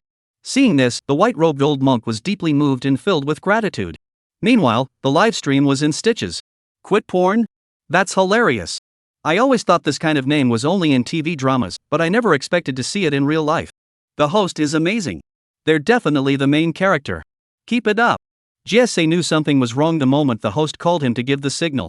Sure enough, he's now watching the chat section mock him. His face turned dark instantly. He secretly regretted asking that question when choosing his monastic name. Why had he been so impulsive to ask if there was a vow of celibacy? This was just digging his own grave. Just thinking about the future, when I'll be moving around in high places, and everyone will call me by my Dharma name. Sigh. He suddenly felt a twinge of pain in his teeth. But he still walked forward, preparing to see the white-robed monk off. After all, he was his great-great-uncle from over 200 years ago. Who knows, maybe he'd give him something before he left. Chapter 111, The Spider Demon's Ordeal, Fahai Faces Peril? Soon. As the old monk in white robes was escorted out of the temple gate, it was the back gate. After all, the front gate was blocked by a crowd of pilgrims. The other person smiled broadly and said to him, "Young man, don't send me off. From here on out, I'll walk this path on my own." Jesse glanced at the other person's somewhat aged figure and blurted out without thinking, "Why don't I buy you a plane ticket?" As soon as he said it, he knew he had made a fool of himself. This was a demon who had been cultivating under the great golden Buddha for over 200 years and whom he himself had to address as senior uncle. Worrying about them is pointless. You should be more concerned about whether you can even survive a fraction of their lifespan. Thinking of this, he couldn't help but laugh bitterly. The white-robed old monk also chuckled. "Young man, don't look at my white hair and youthful appearance. Though I have lived for over 200 years, I have been cultivating under the great golden Buddha for over 200 years and have already attained the golden elixir. I have 500 years of lifespan remaining, and my breathing remains calm and serene. Keep moving around, it's beneficial for cultivating your inner alchemy. I won't see you off any further." Speaking of which, the white-robed old monk suddenly seemed to think of something, took the prayer beads from his hand, and handed them to Jesse. "I am leaving now, and there is nothing left for me here. I will leave these prayer beads, which have accompanied me for 100 years, to you. May you soon attain enlightenment and meet again on the path of cultivation." After speaking, he handed the prayer beads in his hand to Jesse.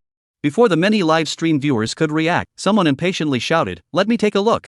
Then, he immediately turned around and flew into the sky, running off while stepping on the surrounding trees. In no time at all, he had crossed several miles, leaving countless people speechless. If it weren't for the ultra-powerful equipment provided by the extraordinary forces for their live streams, we probably wouldn't even be able to catch a glimpse of them now. Watching the white-robed monk moving at lightning speed in the live streaming room, he couldn't help but feel a pang of envy.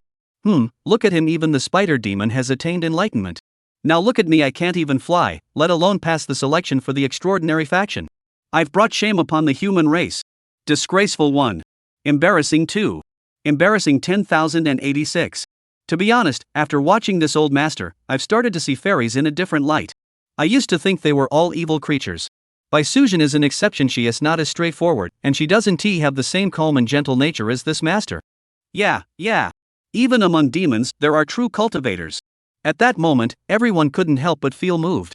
A white figure suddenly appeared in the distance, catching everyone's attention. Countless people immediately recognized it. Wait a minute. Why does that remind me of Master Fahai? Ha?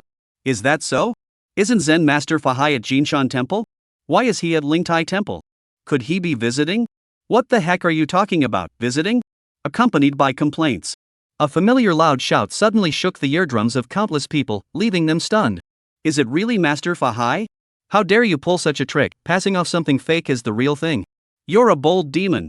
I can tell you're not human at a glance. I will expose your true form. Great Dragon of Heaven. As he finished speaking, a massive celestial dragon suddenly soared into the sky, its terrifying form visible for 100 miles in every direction. Countless people were immediately filled with excitement. I was just browsing a live stream, and I actually came across my idol, Master Fahai. Immediately, the live stream was flooded with great dragon comments. They were as dense as a waterfall. But just at that moment, suddenly, someone realized what was happening. Wait, what did the Zen Master say? Swapping the heavens and the earth, passing off fish eyes as pearls? Seeing through you at a glance and realizing you're not human? Could it be that we ran into that old master from earlier? Instantly, countless people sucked in their breath in shock. They desperately wanted to scream. Master, you've got it all wrong. Even those who have renounced lust want to shout out loud. But it's too late. The gigantic celestial dragon was lifelike, and even though not much magical power was used, it still manifested a 100-foot-tall form. Its eyes radiated an endless aura of ferocity that overwhelmed all. He charged toward the white-robed old monk who was about to depart. Behind him was another young monk, his white robes fluttering in the wind, pursuing him with a terrifying aura. The white-robed old monk had been in a good mood, hurrying along his way, when he suddenly found himself caught up in such a disaster. Startled, his face turned pale, and he hurriedly ran toward Lingtai Temple, shouting loudly as he went. Master, spare my life. I have been practicing Buddhism at the foot of the great golden Buddha at Lingtai Temple for many years. I am a good demon. However, Fahai was already in an unstable state at that moment. How could he pay attention to the other party? A fleeting glimpse of demonic intent flashed in his eyes. He scolded. Nonsense. A demon is a demon. The 4 realms of gods, humans, demons, and spirits are strictly ordered. You dare to enter the human realm without permission, you are already guilty. Surrender yourself to justice. At that moment, the celestial dragon roared in anger. Boundless Buddha light erupted, illuminating the heavens and earth. It directly forced the white-robed monk to reveal his true form, a gigantic spider over 10 meters long. But even so, the giant spider continued to charge toward Lingtai Temple, refusing to give up the slightest chance of survival. Suddenly, Fahai let out a cold laugh. So it was just a spider demon. Look at my golden bowl, catch it. As Fahai pulled out the great golden bowl, countless people couldn't help but feel a pang of sympathy. Meanwhile, the giant spider had already arrived several hundred meters in front of Lingtai Temple. But it was already too late. Everyone in the live stream could see the despair in its eyes. At that moment, the Buddha's light from the great Luo golden bowl shone brightly, directly illuminating the giant spider. It erased 200 years of the opponent's cultivation. It was filled with fear and regret, regretting that it had listened to the abbot's words. Just as it thought it was about to be taken away. Suddenly, a mighty Buddhist chant resounded. Amitabha Buddha. Master Fahai, spare him. As the voice echoed, filled with the essence of Buddhism, Fahai's heart momentarily wavered. He came to a halt, feeling the weight of his actions. And before him stood the spider demon, emanating a thick aura of Buddhist grace. Suddenly, he let out a wry smile. 1,000 years of cultivation, destroyed in an instant. He then bowed toward Lingtai Temple and vanished into a beam of Buddha's light, disappearing into the horizon. All that remained was a sigh echoing within Lingtai Temple. Then, a figure familiar to countless people suddenly appeared before everyone. It was none other than the host from earlier. The host walked up to the giant spider and just a few steps inside as he looked at it. I knew long ago that this calamity was destined to befall you, which is why I urged you to stay at Lingtai Temple. Alas, it was fate. Then the giant spider spoke in human language and bowed before the abbot in submission. Thank you for your timely assistance, Master. The abbot shook his head. After 200 years of companionship, how could you be so heartless? It was just a coincidence that you were robbed in front of Lingtai Temple. However, it is a pity that your 200 years of cultivation have been wasted. The giant spider bowed again in gratitude. It's no trouble. The inner is still intact, it will only take a few years to rebuild. The abbot looked at the spider demon, whose mindset remained surprisingly calm, and nodded approvingly. He then revealed some of the inner workings to it, preventing it from harboring any unnecessary thoughts. Though this is your karmic trial, it is also an opportunity. Those of different kinds who seek enlightenment must inevitably face trials. Today, you have been caught up in the karmic trial of Master Fahai, yet you will also benefit from it, and your future path will be smooth. With the abbot's guidance, the spider demon suddenly gained enlightenment. She exclaimed joyfully. The little demon did not resent it, but vowed to forever worship at the feet of the great golden Buddha on the spirit platform and receive 1,000 years of enlightenment. The abbot nodded in satisfaction. But the two of them lived in harmony and happiness. On the other side of the live stream, seeing this scene, the audience was instantly in an uproar. What? My Zen master Fahai has been attacked. What the heck is going on? Chapter 112, The unstable mobile catastrophe devours the plans of the neon ministers. Could it be that what Master Fahai just said about 1,000 years of cultivation being destroyed in an instant refers to this? A calamity? So, what exactly is this calamity? I always have a bad feeling. I feel like something bad is going to happen to me, the socialite monk Fahai. Ugh. Pfft, you're just a pessimist. Little monk from Lust, caution, hurry up and ask. What happened to my master, Fahai? Yes. With one person and one spider, they made their way toward the temple.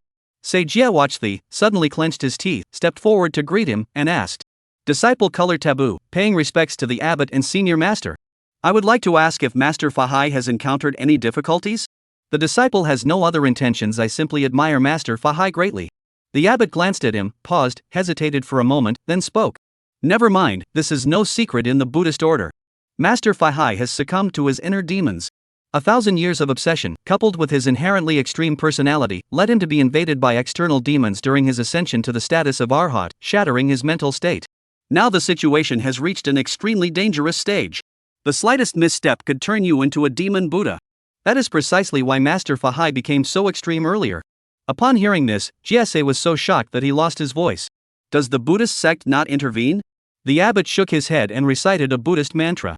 Amitba Buddha. This is his own karmic retribution. External demons can be defeated, but inner demons are difficult to eliminate. Everything depends on whether he can let go. By letting go, one attains the state of an Arhat, and attaining the state of an Arhat means reaching the realm of self-awakening, which naturally leads to letting go. The four fruits of Arhatship contain the supreme truth. After speaking, the abbot led the spider demon directly into the monastery. Only Jiese remained standing there, frowning deeply. There's a group of people in the live stream who are also frowning. So, it's still a matter of obsession and inner demons, isn't it? No wonder Master Fahai just went straight for the spider demon without even bothering to distinguish right from wrong. It was all because of inner demons, wasn't it? Ugh, suddenly I realized that cultivating the Tao is a bit terrifying. Even someone like Master Fahai, who has been tempered for thousands of years, can still face the danger of mental. What the hell is that mental classification? Are you trying to make me laugh to death? Wait a minute, now that you mention it, it does sound pretty accurate. Maybe we should find a few psychologists for Master Fahai? What kind of ridiculous idea is that? 1,000 years of spiritual cultivation, what kind of psychologist could possibly shake that? Cultivation is about cultivating a single-minded devotion to the Tao and the Buddha, unshakable as a mountain. And you, a mere mortal, want to shake that? What a joke. Exactly. The person above you nailed it. This is so annoying. Nothing works. In my opinion, they should have just killed Bai Sujin back then. Then none of this would have happened. Anyway, Bai Sujino's Fahai Zen master. Forget it, the internet has already dug up the inside story from back then. The karma between Fahai and Bai Sujin is already too tangled to untangle. There's no such thing as a real debt at most, she just got the short end of the stick. Besides, didn't Fahai himself say it before? She has a powerful backer, Li Shan Lamu. Bai Sujin has a powerful ally, but Fahai the Zen master doesn't? In my opinion, why bother getting so worked up? Just go and kill Bai Sujin and be done with it.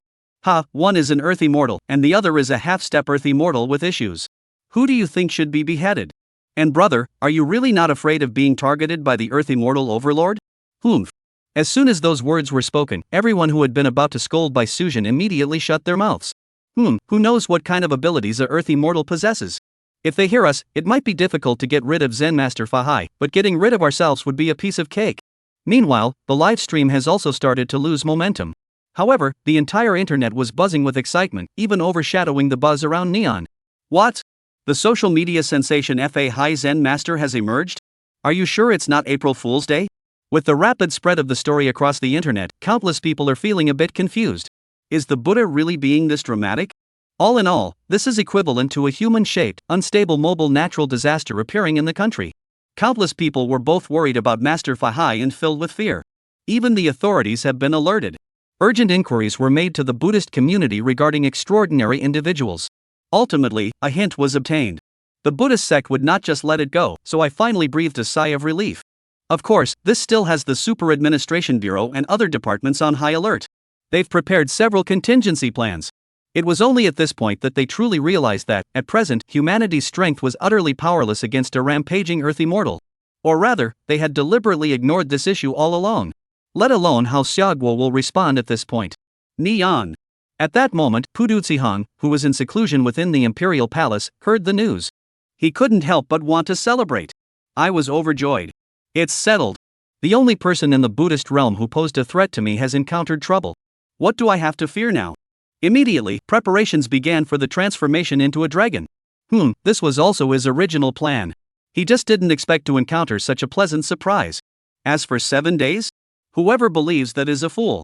He plans to transform into a dragon before the 7th day and catch them off guard. At that moment, Pudutsihang looked up at the sky, where the national fortune golden dragon was rising and growing slightly due to the message he had just released. A faint smile appeared on his face. The influx of people and the stability of the people's hearts and minds indeed bring significant benefits to the nation's fortune.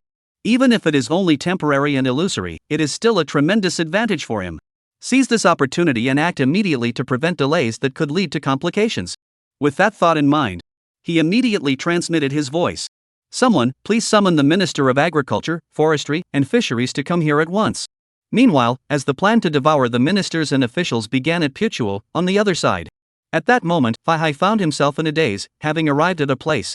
Chapter 113, Fahai settles at Linging Temple, entertainment becomes a thing of the past. The sun sets in the west. Linging Temple in Hangzhou.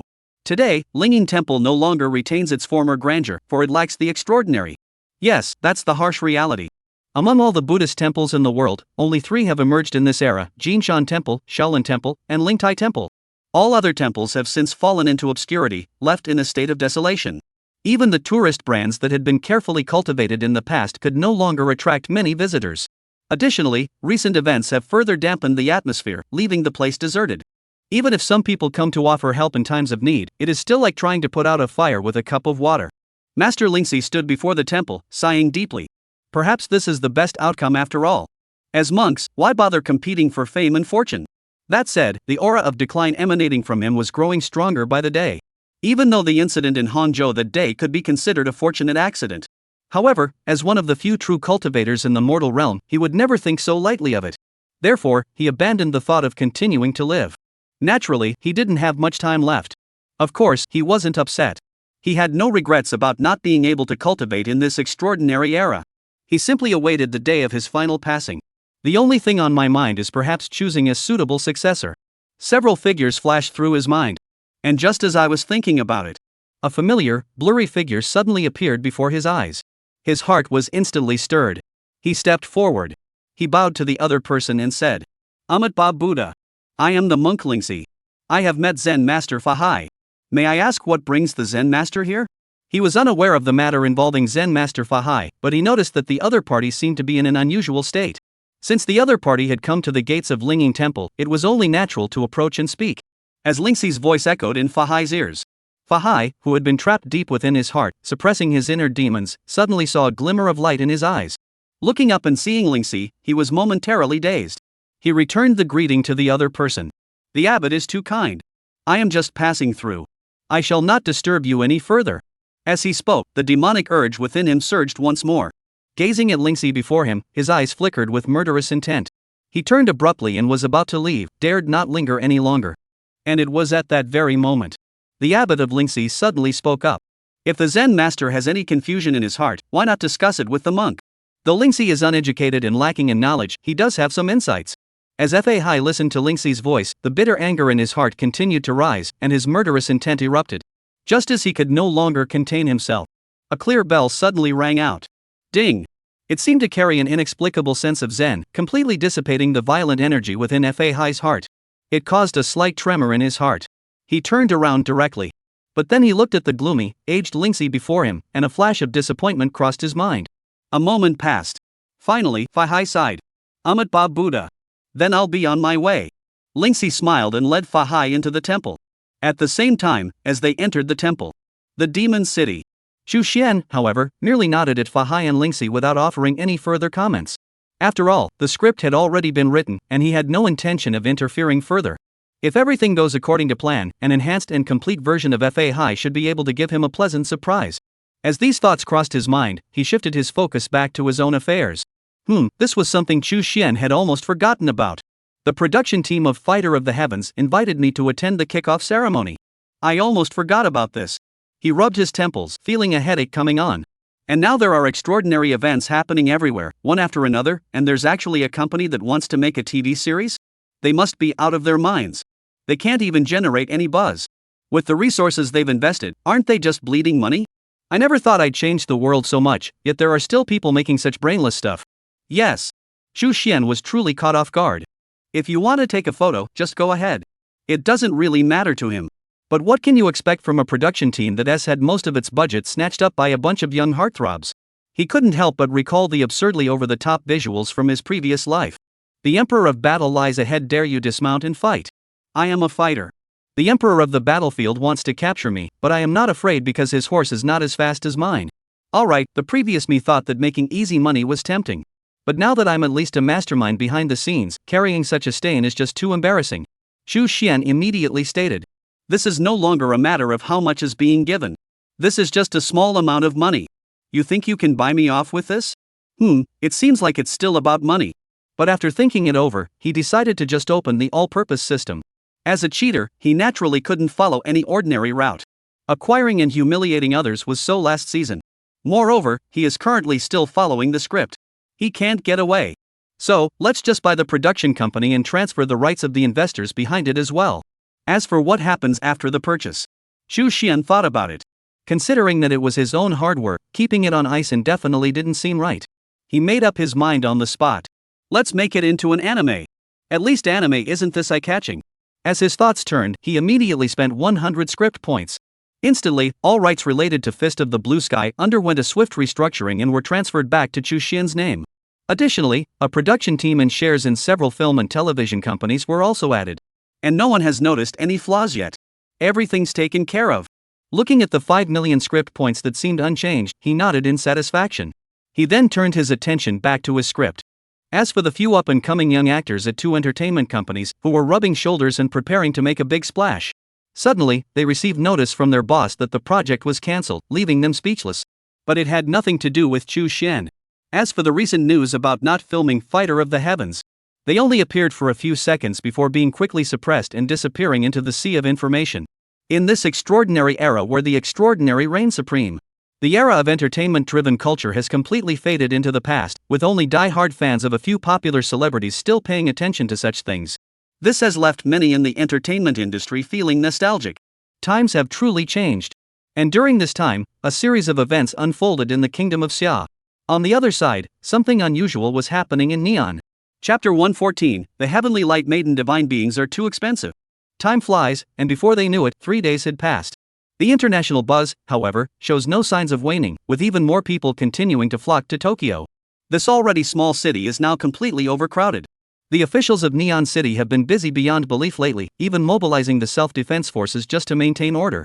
However, while they were busy working feverishly, they were unaware that a major change had already taken place at the highest levels of Neon. Even the Emperor and Prime Minister, who had been overjoyed, now sensed something was amiss. Prime Minister's office. The Emperor's expression was somewhat suspicious as he looked at the Prime Minister, who had hurriedly summoned him in secret, and spoke in a solemn tone. Which minister did Master Pudu Tsihong receive today? The Prime Minister said with a grim expression. It's the Minister of Defense. Upon hearing this, the Emperor's expression changed slightly, and he even omitted the honorifics, speaking directly. Having continuously met with high-ranking officials from 12 provincial departments, what exactly is he up to? Could he really be trying to take control of Neon? The Prime Minister shook his head. I'm afraid not. I also came into contact with some of them yesterday and secretly sent people to investigate. Those individuals have not exhibited any suspicious behavior or made any incriminating remarks. Everything appears to be proceeding normally. When asked, however, they hem and haw, unable to articulate what they have discussed in private. I suspect they have reached some kind of agreement, and it is likely related to that person's plans. The emperor said with a flickering gaze. An agreement? It seems he really is planning something. But what could possibly be worth such a great sacrifice? After all, the eight-headed serpent has no possibility of collaborating with the other side. Not long ago, we found the sealed altar at the bottom of the sea. This basically rules out the possibility of a conspiracy between the two. Upon hearing this, the Prime Minister did not sense anything amiss with the Emperor. He merely shook his head, indicating he was unaware of the matter. Then, he asked the Emperor again. Speaking of the seabed, have you found the Kusanagi sword that was lost that day? How has the recent salvage operation been going? According to our expert speculation, our neon lights must be blessed by divine beings, but for some reason they have not appeared. We suspect that numerous deities exist in the high heavens, but lack the key to descend. The three sacred treasures are likely the divine contract between humans and gods, serving as the medium to unlock Takamagara. As long as we can find our deities, that mere mortal is nothing. Even the entire world will be ruled by our neon light. At this point, the Prime Minister's face was filled with fervor, as if he were imagining some wonderful scene in his mind. He didn't even notice the unusual expression in the Emperor's eyes when he mentioned the Kusanagi sword. After the Emperor expressed his disappointment, the Prime Minister could only sigh. It's all that eight-headed serpent's fault. Otherwise, our sacred artifact wouldn't have been lost. As the two exchanged words. Soon, the Emperor left the Prime Minister's office but did not return to the Imperial Palace. Instead, he went to a small building within the city of Tokyo.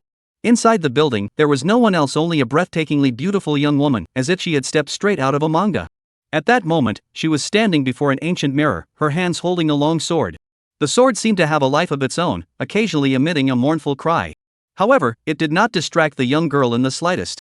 Looking at the stunning young woman before him, the Emperor's eyes flickered with a mix of admiration and hidden lust. But he quickly knelt down on the ground. He spoke humbly to the young woman who was facing away from him. Great ancestor. That man has already met with the Minister of Defense today. It's likely to happen soon. Please instruct me, divine ancestor, on what I should do next.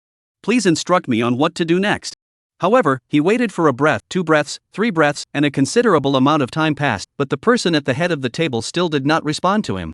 Just as he was about to look up in frustration, suddenly, a voice that he swore sounded even more beautiful than the legendary celestial music suddenly rang out. I told you to wait. Since you've already secretly made contact with those people and feel confident you have the power to control everything, then just wait for him to make his move. We'll push your people forward, and with my backing, what have you got to fear? The Emperor, upon hearing this, couldn't help but look up and say. But that would also bring about a huge upheaval for Neon. In fact, as long as you, the divine ancestor, step forward, everything can be preserved intact and power can be transferred smoothly. As he spoke, he couldn't help but fix his gaze on the young girl's retreating figure with a look of fascination. But the young woman, upon hearing this, turned her head suddenly, startling him so that he couldn't withdraw his gaze in time. All he could see were those eyes, as deep and mysterious as the cosmos, in which a hint of divine majesty flickered. A detached voice echoed. Are you teaching me how to do things? Before the Emperor could respond, an overwhelming pressure, as if the heavens were collapsing, suddenly bore down upon him. He collapsed onto the ground. A suffocating sensation washed over him. It made him suddenly realize that the person standing before him was no longer the sacrificial offering who had narrowly escaped from the eight-headed serpent that day, but rather, the earthly incarnation of Amaterasu Amikami, who had descended from Takamagara to cast her gaze upon the world. He immediately broke out in a cold sweat and said, I dare not, I dare not. The young girl looked at the cowardly emperor, a hint of mockery flashing in her eyes, and dismissed him with a wave of her hand. And with the emperor's departure, the young girl, however, had put away her haughty demeanor and couldn't help but mutter under her breath. If I could have stepped forward, I would have done so long ago. But the world is so treacherous, and there's at least a Xian level being stationed in the east. I'm just a Tian Xian. If that being stationed in the mortal realm were to target me, even I might be in danger. Just as he was muttering to himself. On the other side, Chu Xian watched as the distraction he had created played out in his mind. He couldn't help but find it amusing. He said teasingly, just a moment of distraction, and you really think you're someone important? Just be a disposable actor, isn't that enough? You're just a background prop. Yes, a backdrop. The so-called Takamagara that Chu Xian created is just a backdrop that only exists in this script. Otherwise, even if it were just a minor deity system, the main deity, who is merely a celestial being, could easily drain his savings. Prices that easily reach hundreds of millions or even billions make him hesitate. The true existence of immortals and gods is simply too expensive. Chu Xian couldn't help but shake his head in resignation. However, even so, this wave cost me millions of script points. I hope it will be worth it. Chapter 115, Ling Xi's Nirvana, Fahai attains enlightenment. Just as Chu Xian was lost in thought, suddenly, his heart stirred slightly. He turned his gaze toward the direction of Hangzhou. Is it finally about to begin? Hangzhou. Linging Temple, Flying Peak. In front of Qinglin Cave. Over the past 3 days, since learning of Fahai's situation, the abbot of Lingxi Temple had led him to explore every corner of Linging Temple. They have surveyed the surrounding mountains and rivers. I searched high and low for historical sites. Only this last place remains unexplored. Qinglin Cave, the legendary place associated with that peculiar arhat. But the two of them had already given up hope. For they had already searched countless ancient sites, some of which were similar to this place, yet they still had not found a way to quell the violent rage in the other's heart. The bell that rang that day seemed like nothing more than a coincidence and never appeared again. This caused Fahai's heart to sink slightly. For he knew that the time left for him was growing short. After 3 days of suppression, even though he tried his best to forget his magical powers and identity, he was ultimately unable to suppress the evil rising within him. Every moment, the energy within his body continued to adjust and rise. And as his vital energy rises, so does the killing intent in his heart. By now, he was no different from an ordinary mortal. Because he dares not use even the slightest bit of his cultivation, fearing that the next moment he will be dragged into the depths of his mind by his inner demons and sink into oblivion. At that moment, he suppressed the wild, chaotic energy surging within him and smiled calmly at Lingxi, the abbot. 1,000 years of cultivation will be destroyed in an instant. Please send someone to escort this monk back to Jinshan Temple. Otherwise, if this humble monk were to completely fall into the path of evil here, it would undoubtedly bring a great calamity upon all living beings. After speaking, he closed his eyes and recited sutras continuously, striving to suppress his demonic nature as much as possible. And just as he closed his eyes, upon hearing this, the abbot of Lingxi, who had been sitting on the ground resting, was just about to stand up. But suddenly, he felt completely drained of strength. He stumbled and sat down on the ground. Then, the originally tired expression suddenly turned rosy, and the entire person looked energetic and vibrant, as if they had endless energy. A last burst of energy before death. A faint ripple stirred in his heart. Could it be that it was precisely at this moment? He smiled and shook his head. He did not utter a single sigh at the sudden approach of his impending doom. He merely felt a fleeting concern for the current state of Master Fahai. He knew that he was probably beyond saving, but Master Fahai must not come to harm. However, his current condition was such that he couldn't hold on long enough to make it down the mountain. Immediately, he grabbed the location device on his body and sent a signal to the authorities. Yes, the authorities had already been informed of Fahai's whereabouts. Handing him over to Lingxi was to prevent any unforeseen circumstances. I never expected it would actually come in handy. By the time he had finished everything, the energy in his body began to fade suddenly. He felt as though all his vitality had been sucked out of him in an instant. Dry, weak, like a candle in the wind. Breathing grows faint. I had intended to offer some assistance to Master Fahai, but little did I know that I would be the one to pass away first. A hint of regret flashed through Lingxi's mind. Thinking of this, he looked at Fahai in front of him, whose body was gradually undergoing changes and whose aura was growing increasingly terrifying. He who was originally about to attain enlightenment suddenly spoke up. Since the Zen master has already arrived at the cave entrance, why linger here? The ruins of the dragon subduing Arhat are right before us, why not step forward and take a look? Having said that, he closed his eyes, forcing himself to delay the moment of his passing, and began reciting sutras. As the sutras echoed, it was as though an invisible spiritual force had been born. This caused Fahai to tremble slightly, and the demonic energy within his heart diminished slightly.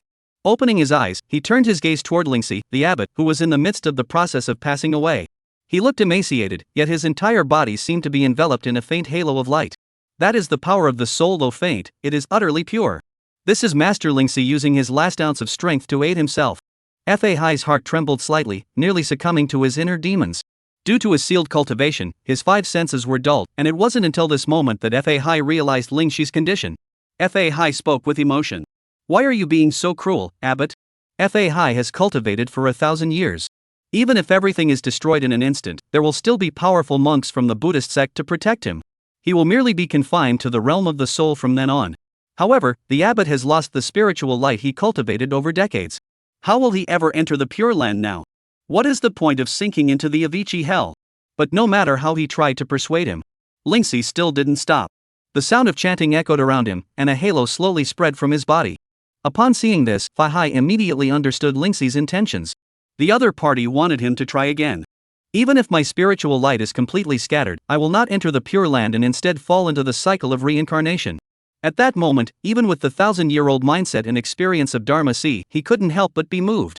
This was a pure form of determination and remorse. A myriad of emotions suddenly welled up in his heart, and they accompanied him as he walked toward the cave. The abbot of Lingxi also seemed to sense something, a smile curling at the corners of his mouth. The sound gradually faded away. The halo dissipates. Suddenly, he passed away.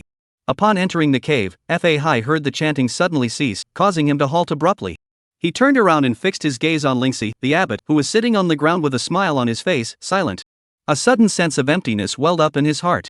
Obsession is also self-awareness. Suddenly, an invisible wave rose. It spread out in all directions. Fahai stood there motionless, his shattered heart gradually beginning to heal. Countless memories from the past began to surface. 3 lifetimes of obsession. Can you not let go of yourself? Yes. It's been me all along who hasn't been willing to let myself off the hook. Obsession is not about letting go, but about being able to pick it up again. In a daze, Fahai seemed to see the figure of Lingxi Fangzheng standing before the Pure Land, bowing to him. Suddenly, the sound of a dragon's roar echoed through the air. The entire flying peak suddenly burst into a riot of flowers. The officials who had already arrived by helicopter were left completely speechless. Shu looked at the soul that had fallen into his hands and said, "Since I've sacrificed you, I naturally have to give you some compensation. The future will eventually bring a day of return. And the immortal and divine dungeons are so expensive, but what if I bring my own materials?" Chapter 116, The Merciful Fairy Master goes all out, and the Emperor's Prime Minister flees early. Soon, the news that Master Fahai had let go of his attachments and attained the status of a terrestrial immortal spread throughout the country in no time. After all, such an extraordinary phenomenon would naturally attract the attention of countless people. And as the news spread, countless citizens of Xia Kingdom naturally shouted 666 in admiration and excitement. Master Fahai has finally overcome this obstacle. Ha ha. Of course not, after all, I'm Master Fahai, the socialite. With the great heavenly dragon tattooed on my body, I'm officially a socialite now. Hilarious. You daring little thief, daring to swap the heavens and the earth, passing off fish eyes as pearls. You're clearly a cultivator. Ah, look at me, the great heavenly dragon. Great heavenly dragon JPG. Just a few days ago, there were rumors that Master Fahai had been struck by misfortune, but I never expected it to be resolved so quickly. Master Fahai is truly remarkable. However, being able to let go of his obsessions is indeed somewhat surprising. I always felt that Master Fahai wasn't that kind of person. Could something special have happened? Upstairs, I want to know too. I want to know too. 10,086. Amidst the curiosity of countless people, the ever-resourceful netizens quickly uncovered the key information. The abbot of Linging Temple, Master Lingxi, has passed away. The location where Master Fahai attained the status of an arhat is also at the flying peak of Linging Temple. Suddenly, countless people who had been full of enthusiasm were suddenly silenced, as if their throats had been blocked. I feel like this has something to do with me. Everyone nodded frantically. He felt a bit torn inside. But in the end, the truth behind the matter was uncovered. An audio recording leaked from the Super Administration Bureau has left countless people speechless.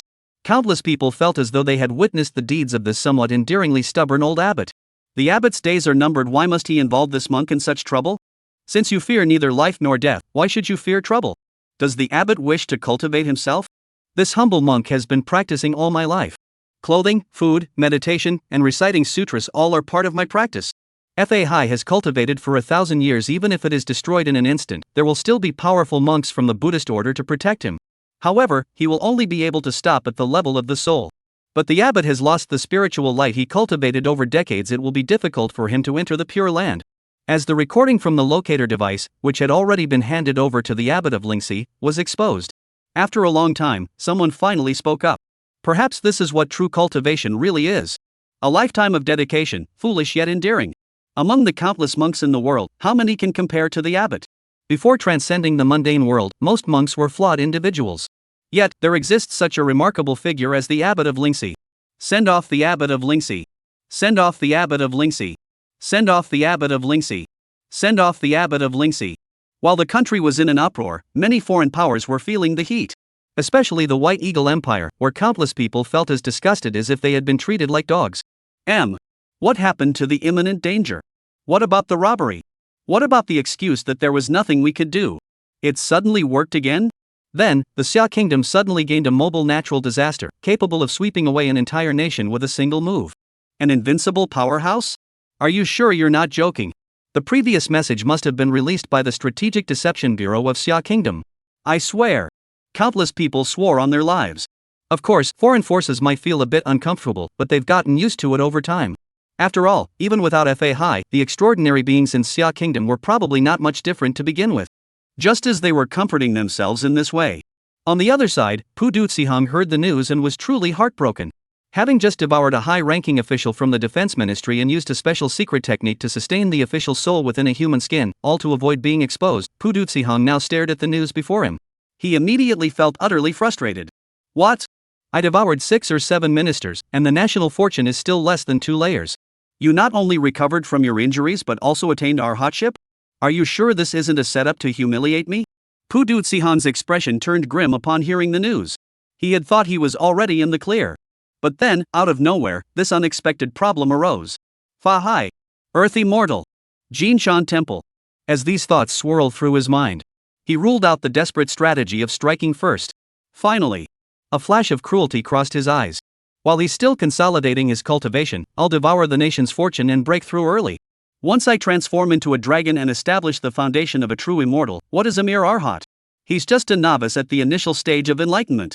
With such thoughts in mind, at that moment, immediately, Pu Ducihong directly transmitted his voice to the people outside who had already been controlled by his soul-reaping chant. Immediately summoned the remaining ministers to come forward. Please also ask the emperor and the prime minister to come over. With such an order issued. Soon, the remaining ministers all arrived together.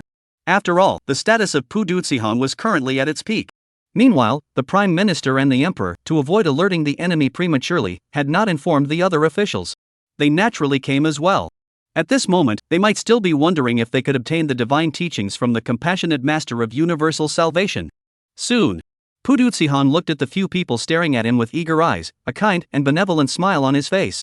This humble monk has invited all of you here today to ask for your assistance in a matter. Help me transform into a dragon. Transform into a dragon? The group exchanged puzzled glances, some of them not understanding the meaning of the compassionate monk's words.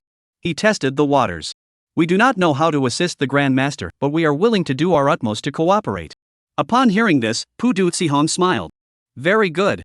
It's not that difficult, it merely requires each of you to sacrifice your own flesh and blood. As the words fell, before the others could even show a look of sheer terror, suddenly, Pu Ducihong swallowed the few people in one gulp. Having already decided to show his true colors, he didn't even leave a trace this time. After calculating the national fortune he had devoured from the ministers, he had already secured nearly 30% of the nation's fortune. If I can devour the emperor and prime minister of Neon, I will immediately gain another 30%. At that point, we'll be able to forcibly devour the entire fortune of the Neon nation. And just as he was thinking this, the Neon emperor and the prime minister were still nowhere to be seen. Suddenly, Pu Ducihong's expression turned grim. Why hasn't he come yet? A figure outside, already under his control, walked in, his eyes burning with madness. Report to the national preceptor. The prime minister was recently invited by the president of the White Eagle Empire and has traveled to the White Eagle Empire. He is expected to return tomorrow. Upon hearing this, Pu Ducihong immediately relaxed his brows and said, Have they left? Never mind. Add another emperor and that's about it. I don't have much time to waste. Where's the emperor? That figure spoke respectfully. No trace to be found. Upon hearing this, Pu Ducihong immediately sensed something was amiss. One by one, they had all vanished at that very moment. This is interesting. Alright, I'll see if you can escape from my grasp. As the words fell, his eyes narrowed slightly, his gaze dangerously intense. Threads of demonic energy surged forth, distorting the surrounding space. Behind him, a vague silhouette of a 1,000-legged centipede seemed to appear, as if it were searching for something. A moment passed. Suddenly, found it. Chapter 117, Pu Ducihong no longer hides, and Tenzo flees. With the divine consciousness of an earth immortal, he could sense movements across 10,000 miles. In an instant, he had locked onto the figure harboring that terrifying national fortune. No matter how well the other side hides it, the bright future of the country cannot be concealed. However, even though we have found the other party, he sensed something odd about the situation. What exactly gives you the confidence to stop me? Even the prime minister fled from Neon. With a muttered remark, Pu Ducihong narrowed his eyes and walked toward the exit. Behind him, the gigantic centipede-like shadow twisted and writhed unchecked, appearing utterly hideous and terrifying. Yet the countless people around them seemed oblivious to the scene, continuing to walk the streets as if nothing were amiss. Not even the figure of Pu Ducihong himself was noticed. Pu Ducihong's powerful divine consciousness had influenced the thoughts of everyone around him. He had also altered the surrounding space, preventing his figure from being reflected in it. Not only could no one see him, but even surveillance cameras and satellites couldn't detect his presence. He is like a ghost, an entity out of place in the world, walking down the street. This is the true power of a true immortal warrior. It is not merely a matter of relying on magical power, they have already begun to manipulate the very rules themselves. Of course, all of this is merely relative to ordinary mortals.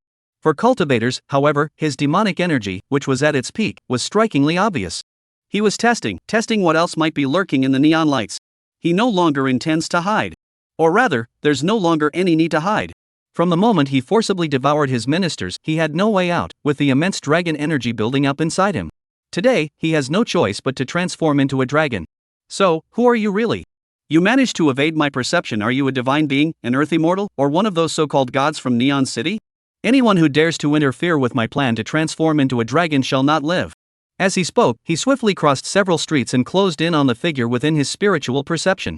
And as he drew closer and closer to the Neon Emperor, inside the small building, the young girl glared angrily at the Neon Emperor before her, a cold gleam flashing in her eyes. Who gave you permission to come here? How dare you come here without permission, and bring Pudutsi-hun with you? A chill swept across the young girl's delicate face.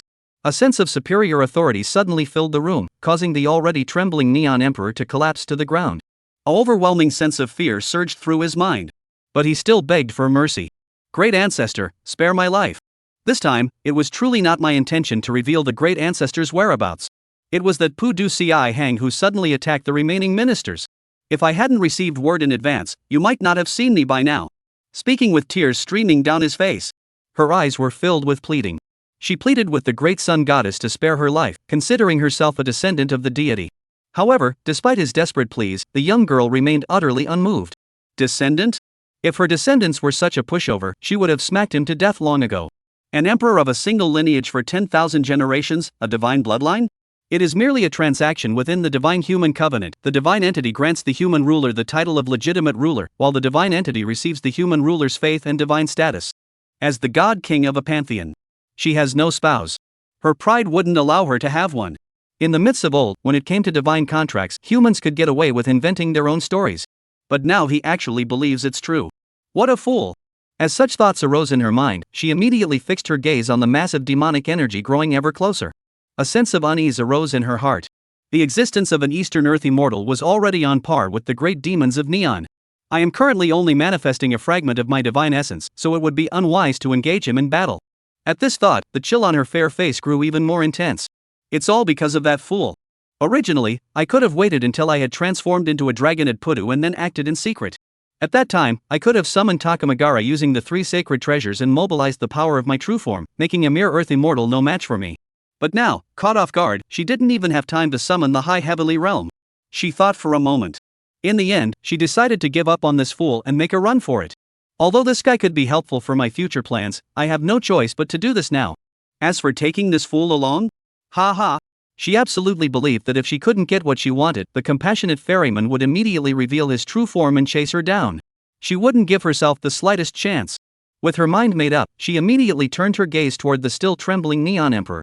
Although she had already decided to flee, she still needed to deal with this guy first. Otherwise, if my identity is exposed, the soul of a god from the divine realm would be left alone in the mortal world. This is even more appealing than the national fortune. So, from the very beginning, this guy wasn't going to last long. The thought crossed my mind. The Amaterasu maiden immediately raised the 8-span mirror and shone it at the other, leaving the previously terrified Neon Emperor completely bewildered. Then, there was nothing else left in his mind. Pudutsi-han arrived at the small building. Looking at the ordinary little house before him, a strange feeling suddenly arose in his heart. He channeled his demonic energy, keeping his guard up as he smiled at the small building in front of him. I wonder who this fellow cultivator might be. You entered the Neon District without even letting me know beforehand, making it quite a challenge for me to find you. Would you mind coming out to meet me? These words fell with his voice. 1 breath, 2 breaths, 3 breaths. After a while, there was still little movement inside the small building. Suddenly, his brows furrowed. He stepped directly into the small building. Empty? No, there's still a head on the ground foaming at the mouth with its eyes rolled back. The Neon Emperor. There is no one else. However, this small building is clean to an almost excessive degree, with not a single speck of bacteria, dust, or any other form of life. This made him realize that someone had definitely been here recently, but had left only a short while ago. Upon seeing this, Pudutsi-han was deeply moved. Who could it be? If it's targeting me, why leave the Neon Emperor behind? He looked at the Neon Emperor, his divine consciousness surging into the other's mind, then. His lips twitched. What a fool! All my memories have been erased. His heart sank slightly. But the terrifying divine sense swept across the entire neon-lit area in just a few seconds and found nothing. Immediately, he fixed his gaze on the Neon Emperor lying on the ground, his expression growing solemn. Tonight, the transformation into a dragon must begin. We can't wait any longer. Just as he was rushing back to the Imperial Palace with the Neon Emperor, he had no idea. Over the neon-lit seas. A young monk who had been on his way to the neon-lit seas was suddenly terrified by the gigantic centipede-like shadow that had materialized, blocking out the sky, and immediately turned and fled. Chapter 118, Ame rejects, Laosong makes another prophecy. Jue Yuan rushed toward the direction of Xia Kingdom, his heart still pounding. What a huge monstrous centipede with 10,000 legs. It must have lived for tens of thousands of years. It's definitely a super powerful demon at the Earth Immortal realm. Thank goodness I ran fast. As he spoke, he couldn't help but furrow his brows. But isn't Neon protected by the compassionate monk Pudu Tsihang? How could such a powerful demon appear here? Could it be that the demon took advantage of the Master of Universal Salvation's breakthrough to emerge? But that doesn't make sense. With such a commotion and demonic energy, even if he was in seclusion, Master Pudu Tsihang would have sensed it, right? Immediately, he pulled out the phone provided by the Super Administration Bureau and called the Shaolin Temple. Yes, that's right. He is also equipped with modern technology. There's no way around it, it really does smell amazing. Although I also have similar jade talismans and methods to contact my superiors, those are all precious items. Using them unless it's a matter of life and death would be a waste. Of course, this is also why the news doesn't need to be hidden. After all, he's not stupid. Meanwhile, as he was reporting the situation inside the temple, Supervision Bureau. Lin Guodong's expression was far from pleasant at that moment. Because not long ago, he had just traveled to Ame to discuss the possibility of reaching some cooperation agreements. He had thought that with the experience from the previous trip, this time would be no problem. The extraordinary forces should be willing to negotiate a reasonable exchange of benefits with the authorities. But unexpectedly, this time, he returned in defeat. The Ame sect chose to refuse. Although they claimed that their founder, Ame, had not yet entered the mortal realm and it would be inappropriate for them to make such a decision on their own. However, Lin Guodong could clearly discern the true meaning behind the other's words. I refuse. This came as a huge blow to Lin Guodong and his group. In their attitude toward Mount Ame, they truly felt for the first time the lofty superiority of cultivators. Even though they were polite and courteous, the essence of their being remained unchanged. Angry? Maybe. Lin Guodong shook his head. But there wasn't much to it. After all, Xia Kingdom didn't have many bargaining chips to begin with, and it didn't have much strength either. Looking back now, such an outcome was probably within their expectations. It was our own arrogance that led us astray. But I still feel a bit reluctant. Ability. Lin Guodong muttered. Amidst a moment of daze and reflection, he eventually managed to quickly regain his composure. The matter of collaborating with the major sects must still proceed. At this point, as the entire negotiation team came to their senses, they had already realized. The attitude of treating ordinary people with extraordinary care was generally good. However, if one truly desires to engage in equal communication or even exchange benefits with the other party, one's own status is still insufficient. As for the Shaolin Temple, it may be due to their inherent characteristics. Buddhism and its followers are inherently connected to ordinary people. With this realization, soon, the negotiation team identified the factions within the extraordinary forces that were willing to negotiate. Meanwhile, as Lin Guodong prepared to head to the next extraordinary faction, Mount Mao, suddenly, a staff member called out. Lin, there's a problem. The phone signal from Shaolin Temple. It seems like something important is happening. We've detected a signal in the Neon Sea. As soon as those words were spoken, Lin Guodong's expression immediately turned serious. Bring him in. This phone book was created with a mutual understanding between the two parties. Using this phone probably means that the authorities are aware of it. He wouldn't make a big deal out of it either. But as the contents of the call continued to ring in his ears, he eventually hung up. His eyebrows immediately furrowed into a frown. His expression darkened completely. What on earth is going on? How did the neon-lit demon appear again? I told you to keep an eye on the neon lights, how come you didn't notice anything? Could they have just appeared out of thin air? There wasn't even a hint of them? No wonder he's acting so excited. After all, this is a Earth Immortal. The power that Fahai Zen Master demonstrated that day left a profound impression on him. With a single thought, he could move mountains and overturn seas. Such power. Even separated by an ocean, it cannot give him a sense of security. And now, the neon lights of the city are a melting pot of people from all over the world. Among them, there are quite a few from Xia Kingdom. Moreover, even if none of that were considered, if a problem were to arise, even if there were many extraordinary individuals on our side, once extraordinary individuals engage in a major battle, it would be a battle at the level of Earth immortals. The aftermath of such a battle could easily wipe out several nations. I can't even begin to imagine the casualties. This is also one of the key factors driving the authorities to seek an understanding with certain extraordinary forces. Because, compared to the extraordinary beings who are constantly rising and falling, cultivators and ordinary people are still far too weak. Thinking of this, he couldn't help but feel a sense of helplessness. Sometimes, he couldn't help but wonder, what on earth are all these powerful beings doing here? Aren't they afraid of accidentally turning Blue Star into a meal? He was puzzled. What on earth is so appealing about Blue Star that it attracts these divine beings? Their Xia Kingdom must be one of the major powers on Blue Star, right? But even if they secretly dispatched troops during this time and turned the entire Xia Kingdom upside down, they didn't find anything of value. At most, they found some low-grade spiritual materials. If this world is truly experiencing a revival of spiritual energy and the return of numerous sects, then there's no need for so many powerful figures to come back, is there? The pool is so small, yet it keeps producing some Earth immortals. Isn't it said that the spiritual energy has only just begun to revive, bringing it back to the golden core stage? There's still a long way to go before reaching the nascent soul stage. At that moment, Lin Guodong couldn't help but feel a bit helpless. On the other side, Zhao Qi, who had just returned from the laboratory, was the first to speak.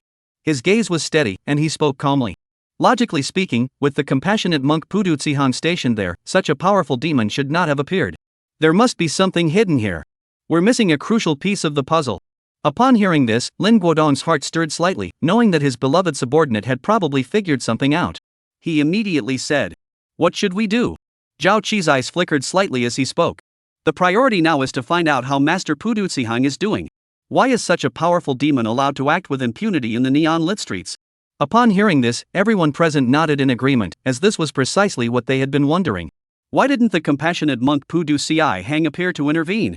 And while they were frowning, suddenly, an untimely voice muttered, "Who knows what their relationship is? Maybe even that guy Pudu Zihang is a demon. I've always thought that guy was a bit fake." As soon as he said that, suddenly, the scene fell silent, and countless eyes turned toward the old man named Song who had spoken. Old Song immediately realized what was happening, his expression changed, and he closed his mouth. Zhao Qi nodded and spoke calmly. "Now I understand." As soon as he said that, Old Song was completely shocked. "I look at your thick eyebrows and big eyes, and I never thought you were a good person. You were supposed to be a think tank expert. Are you not providing any evidence for your claims?" But he looked around at the crowd, who all nodded in agreement. Instantly, he felt utterly hopeless.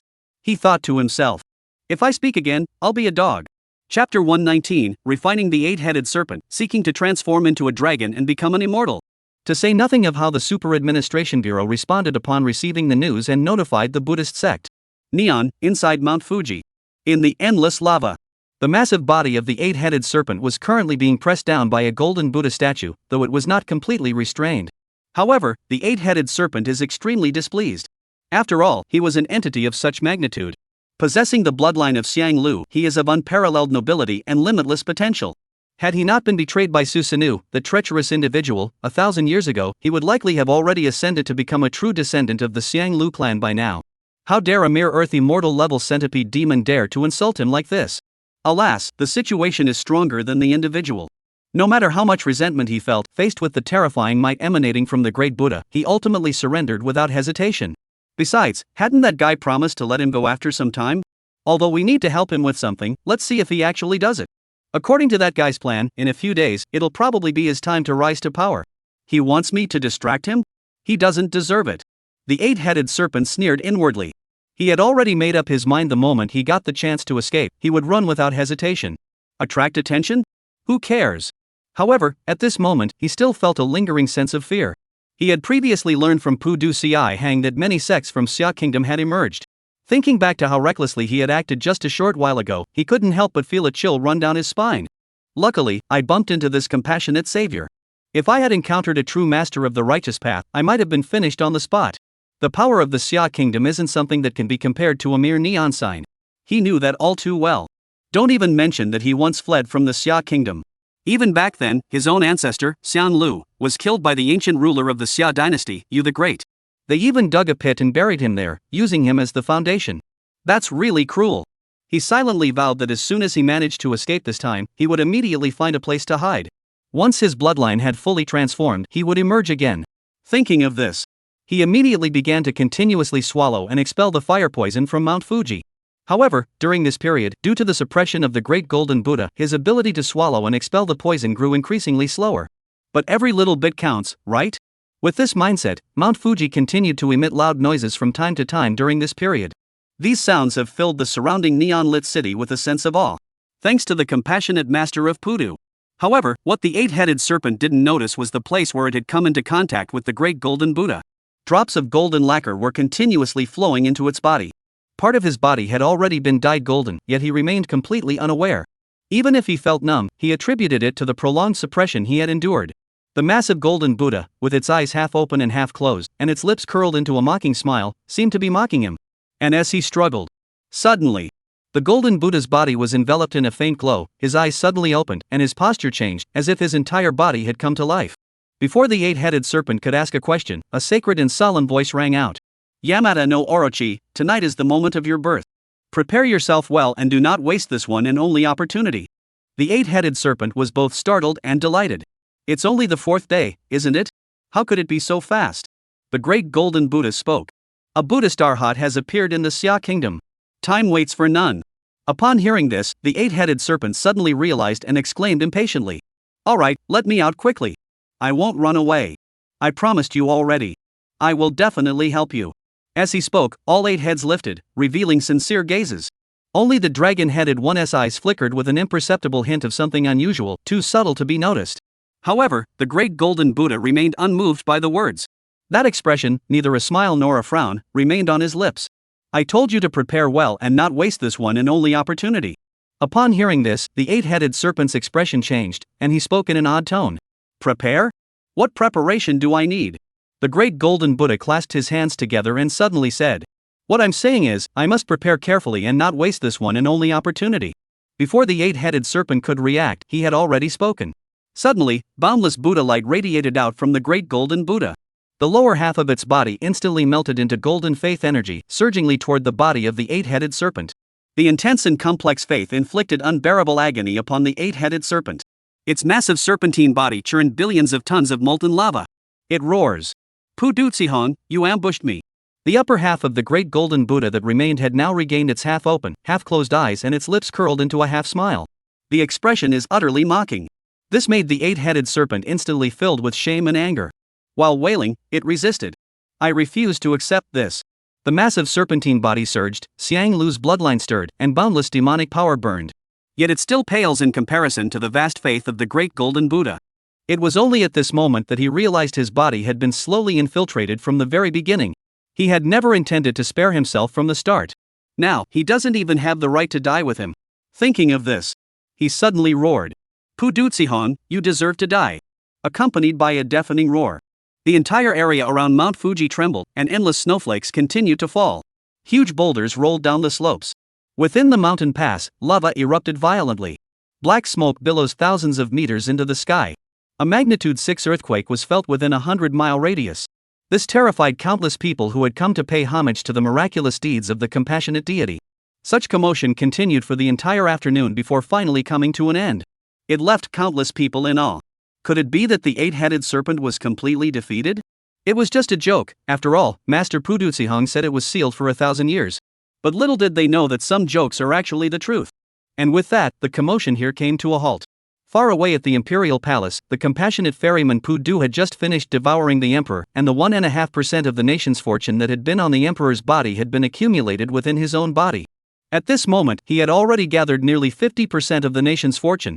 His gaze turned toward the golden dragon of fortune in the sky, which had already shrunk by half. Pudutsihong grinned. This caused the golden dragon of fortune to startle and let out a low growl. Even if the subjects were as loyal as ever at that moment, the fortune dragon, having been devoured of nearly half the nation's fortune, could no longer favor them. Pudutsihong, upon seeing this, remained unconcerned. He merely sensed that the national fortune within him was gradually reaching its limit and thought to himself, tonight, I shall use the energy of devouring the millions in Tokyo to refine the national fortune and transform into a dragon to become an immortal. When that time comes, let's see who dares to stand against me. At this thought, an endless surge of passion rose within him. How many years had he planned this? How many years had he waited? He couldn't even remember himself, but this day had finally arrived. Chapter 120. Fahai rushes to Neon City to preach Buddhism in advance. Meanwhile, as Pudu was consumed by thoughts of transforming into a dragon, he was unaware that the very person he had been desperately trying to avoid, Fahai, had already set off and was heading toward the neon-lit city. His face was ashen. Even the Arhat Buddha's enlightenment hadn't been fully consolidated yet, so you can imagine how strong his resolve was. It is no wonder he is so determined. The appearance of a great demon at the level of a celestial being in the neon world, setting aside other factors, a demon of this caliber alone is something Fahai would never tolerate. Moreover, this matter also involves a powerful figure from their Buddhist sect who is on the verge of attaining the status of a celestial being. They received an unbelievable piece of information from the Xia Kingdom's Supervision Bureau. Master Putuatsihong, could he be a demon? Although the Super Administration Bureau's stance is ambiguous, the underlying message is indeed clear. This has inevitably caused a huge stir throughout the Buddhist community and even the entire supernatural realm. Even Fahai couldn't help but furrow his brows. Is the monk Putuatsihong a demon? How could that be possible? Is there any evidence? That was his first reaction upon receiving the news. However, as the official statement from the Xia Kingdom stated that this was merely speculation and there was no evidence to support it, the Buddhist community began to believe it. Because they suddenly realized that, in fact, even they were unfamiliar with this universal salvation. An existence that had attained the form of the great Sun Buddha dared to claim the name of the compassionate ferryman.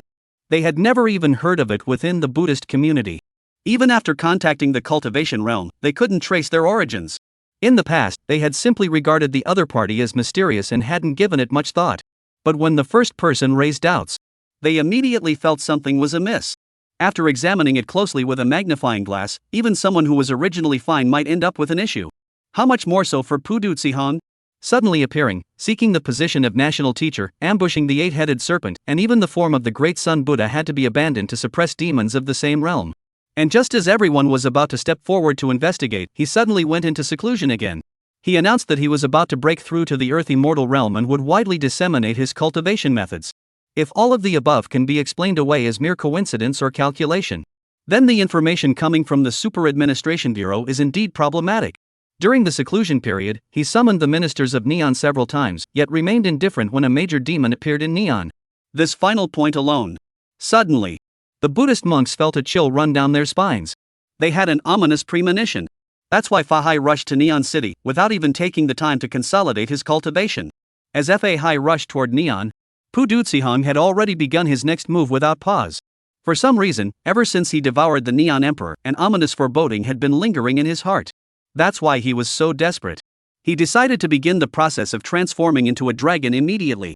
To transform into a dragon, he must swiftly devour the nation's fortune, leaving the Xia Kingdom and even the Neon God system unable to react in time. Speed is essential. Therefore, during this period, nearly 20 million people gathered in Tokyo, which was his target. A fleeting look of surprise flashed across his eyes. Immediately, he sent out the message. What? The great master of compassionate salvation will preach Buddhism at the Temple of Heaven being built in Tokyo. With this news spreading rapidly throughout Tokyo City, countless people who had already arrived in Tokyo City were instantly filled with excitement. I knew coming early would pay off. Look. Now you're jealous, aren't you? You're speechless now, aren't you? Ha! Could it be that the compassionate master of Pudu is going to impart his cultivation techniques early? We've hit the jackpot. Add me in. I'm glad I took a private jet to get here early. The guy upstairs is a real big shot. International flights, private jets, that's impressive. Sigwa, the master of compassionate navigation, is truly a divine being. Oh God. I might have to change my faith. Forgive me.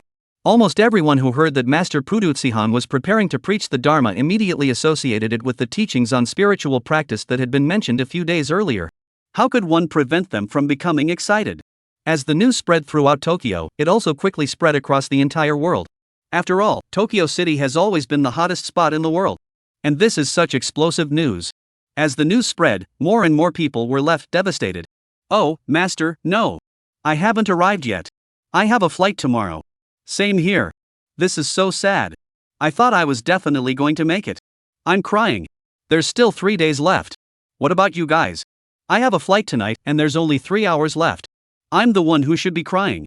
I didn't even get a ticket, but seeing you guys so upset suddenly made me happy. Ha, I agree with the post above. Let them enjoy themselves for a few days, now they're left speechless. Why didn't they come at the agreed time? God. You're using foreign gods to demand the extraordinary from Xia Kingdom? How arrogant. Ridiculous. I just walked in and saw Chang Wei beating up Lai Fu. Guys, don't be afraid. From now on, you'll be my flute boys, and I'll teach you the secrets of the trade. Meanwhile, the incident was also causing a stir online. In Tokyo, everything proceeded smoothly, just as Pu Dutsihong had anticipated. Nearly 20 million people began to surge toward the neon-lit center, and all transportation came to a complete standstill at that moment.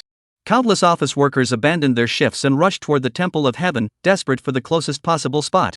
The massive crowd continues to gather, growing larger and larger, even causing the compassionate heart of the Bodhisattva to stir slightly. Looking up at the golden dragon of destiny trembling slightly in the sky, he couldn't help but smile. Once I devour the flesh and blood of these millions of souls, do you think that mere national fortune can escape my grasp? What he does not know is that, in the shadows, there are not just one but multiple figures watching him. Chapter 121, A certain president backtracks, and the White Fox's rage. The white-headed eagle empire, a certain palace. Inside the meeting room, the president looked at the neon prime minister in front of him with some surprise and said, "Are you implying that your state advisor is plotting some sort of terrifying plan? Even you, the prime minister, are fleeing?" In fact, it wasn't just him. Everyone in the conference room was somewhat interested in the question. After all, they had assumed that with the presence of an extraordinary individual, Neon would be beyond their control. Little did we know that their extraordinary being was a complete disappointment. Even the Prime Minister had to flee to their territory for refuge, which truly shocked them and made them eager to learn more details. Prime Minister Neon nodded solemnly under the curious gazes of the crowd. He reiterated the authenticity of the incident. Then, with a hint of lingering fear, he revealed another incident. "Not only that, But I've already tried contacting His Majesty the Emperor, yet there has been no response at all. I fear that His Majesty the Emperor may have already made the ultimate sacrifice for his country." As soon as these words were spoken, the previously light-hearted and playful atmosphere vanished instantly, leaving the air feeling tense and awkward. everyone was taken aback. "What? Are you sure you're not joking? The Neon Emperor is just gone like that? That doesn't make sense." Upon hearing this, the president, who had previously looked somewhat unfocused, suddenly froze in place. Die for one's country? His brows furrowed tightly, and he spoke stiffly. "You mean your emperor has gone to meet God? That's crazy. Are you sure you're not joking? Why would he dare to do that?" Facing the president's question, a flash of fear crossed the prime minister's eyes, clearly indicating that this had touched upon some unpleasant memories. But after a moment's hesitation, he swallowed hard and spoke. "Because not long ago, I discovered several ministers who had been summoned by Pu Dutsihong earlier. Although they appeared to be unharmed on the surface, their internal organs and even their flesh had completely vanished. All that remained was a human skin, yet this skin continued to function as if alive, speaking and even communicating." By the time he got to this part, his voice was trembling slightly. It was clear that he was truly terrified. Upon hearing the Prime Minister's description, everyone present immediately turned pale. It seemed as though the scene was unfolding before their eyes. One after another, empty human shells stood before them, laughing, working, completely unaware of their surroundings. This sent a chill down the spines of these once powerful figures, who had once been so cunning and calculating. Even a certain president who had planned to post a tweet to fuel the Neon Nation's mastermind conspiracy theory and boost his own following was silenced upon hearing these words. He couldn't help but shudder. Could the leaders and high-ranking officials of a country just disappear like that, without a trace? And continue to exist in such a manner reminiscent of a horror movie? "Are you sure today isn't April Fool's Day?" His expression suddenly changed. He thought to himself. "How dare that Pu Dutsihong act so brazenly? What if he targets me?" Don't let his usual unreliable behavior fool you. It's because he's the most powerful person in the world. He can afford to offend anyone. And now, he immediately put his phone back in his pocket without a word. This is a state secret of Neon, so I can't just reveal it. I'm a president with principles. It is absolutely not out of fear." And when the atmosphere in the room grew a bit tense, suddenly, a scene was projected onto the large screen in front of them. It was none other than the Buddha they had mentioned earlier. Standing atop the makeshift altar, surrounded by countless devotees, dressed in elaborate robes, with kind and benevolent expressions, and a serene countenance, they bore no resemblance to the terrifying description given earlier. Yet, it was precisely the scene that caused a chill to run down the spines of everyone present. There was a long, awkward silence. Finally, a general spoke up. "What is he trying to do?" As these words were spoken, the atmosphere in the room finally began to ease slightly. They too were curious to know the answer. Fry sighed upon hearing this, but still prepared to step forward and explain. After all, it was his job. However, before he could speak, the president spoke first. As he looked at the compassionate figure surrounded by countless people, he suddenly felt less afraid and instead spoke with a touch of envy and jealousy. "Is this a fan meet and greet?" Fry was suddenly filled with frustration. However, the president's words completely turned the mood around, and the previous sense of fear dissipated completely. Feeling the subtle shift in the atmosphere, he immediately coughed a few times to remind the president of his faux pas. Then he stepped forward and said, "According to the information we have received, the other side may be planning to widely disseminate extraordinary martial arts techniques at this time. Of course, that is merely speculation at this point." Speaking of which, he glanced at the neon prime minister in the distance and continued, "Now, we suspect that this master of compassionate salvation is likely to reveal his true intentions very soon." Upon hearing this, everyone in the conference room was visibly shaken, their eyes fixed intently on the screen, fearing they might miss even the slightest detail. Meanwhile, while everyone was intently waiting in the conference room, on the other side, at a certain military base, a voice awoke from slumber. "General, you actually succeeded." "Wait, General, it's me." "No, don't." "General." Tokyo City. At this moment, it could truly be called a scene of empty streets, with almost everyone rushing toward the Temple of Heaven. The once bustling and crowded streets were now empty and deserted. A white fox stood upright like a human, walking back and forth along the empty street, as if searching for something. Judging by her expression, it was clear she had found little of interest. Fortunately, there weren't many people around at that moment. Otherwise, it might have scared a few people into having a heart attack. After searching for a long time, finally, at a small vendor's stall, he discovered a black fox statue. Instantly, he was overjoyed. Just as it was about to reach out to take it, a hand as delicate and slender as jade beat him to it and lifted the statue. A sound as crisp as pearls falling onto a plate rang out beside his ears. "Is this what you're looking for?" The white fox's hair stood on end. Turning around, he saw the figure of a beautiful young woman who exuded elegance, playfulness, nobility, and composure. Familiar yet unfamiliar. The white fox bared its teeth and said, "It's you again. Hand over the goods. Or else don't blame me for shouting and exposing your identity." However, the young girl, upon hearing this, did not feel threatened. Instead, she narrowed her eyes and smiled sweetly. "Oh, do you want this item? If you want it, just say so. Would I not give it to you?" As she spoke, she shook the statue in her hand. The white fox looked at the young girl in front of him. The slightly malicious smile on her face and her pleasant tone made him feel a sense of familiarity. But before she could think further, she lunged forward. But he never expected that he would be directly embraced by the other person, enveloped in a soft, fragrant breeze. He tried to resist, but was held in place by a supernatural force. His cultivation at the Golden Core stage was simply no match for this power. He immediately said with a bitter expression, "What do you want?" "Amaterasu, you betrayed us 1,000 years ago, and now you're still trying to sabotage us."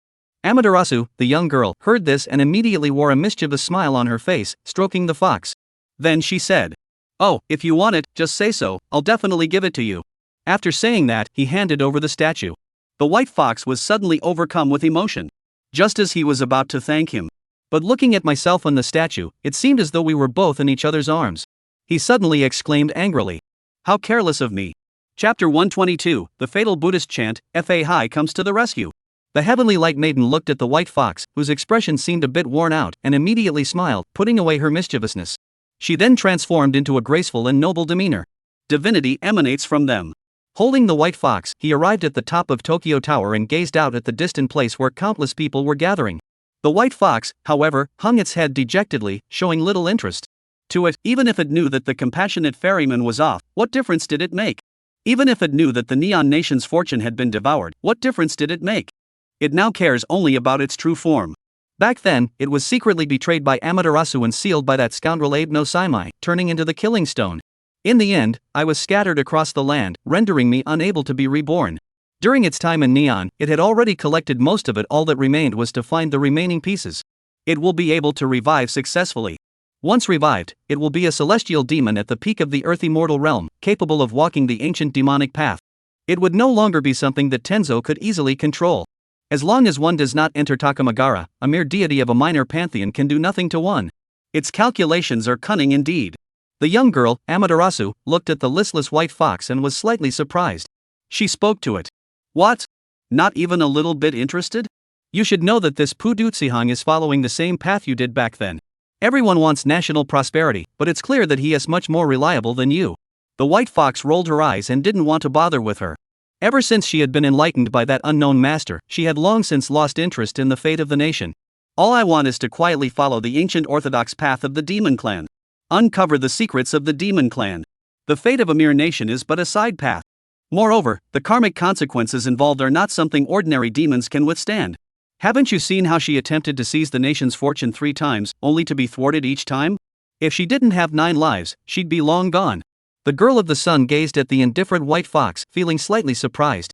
Originally, she had planned to use this opportunity to extract some weaknesses from the white fox regarding the secret technique for stealing the nation's fortune. Now it seems there's little chance of that. As for threats and bribes?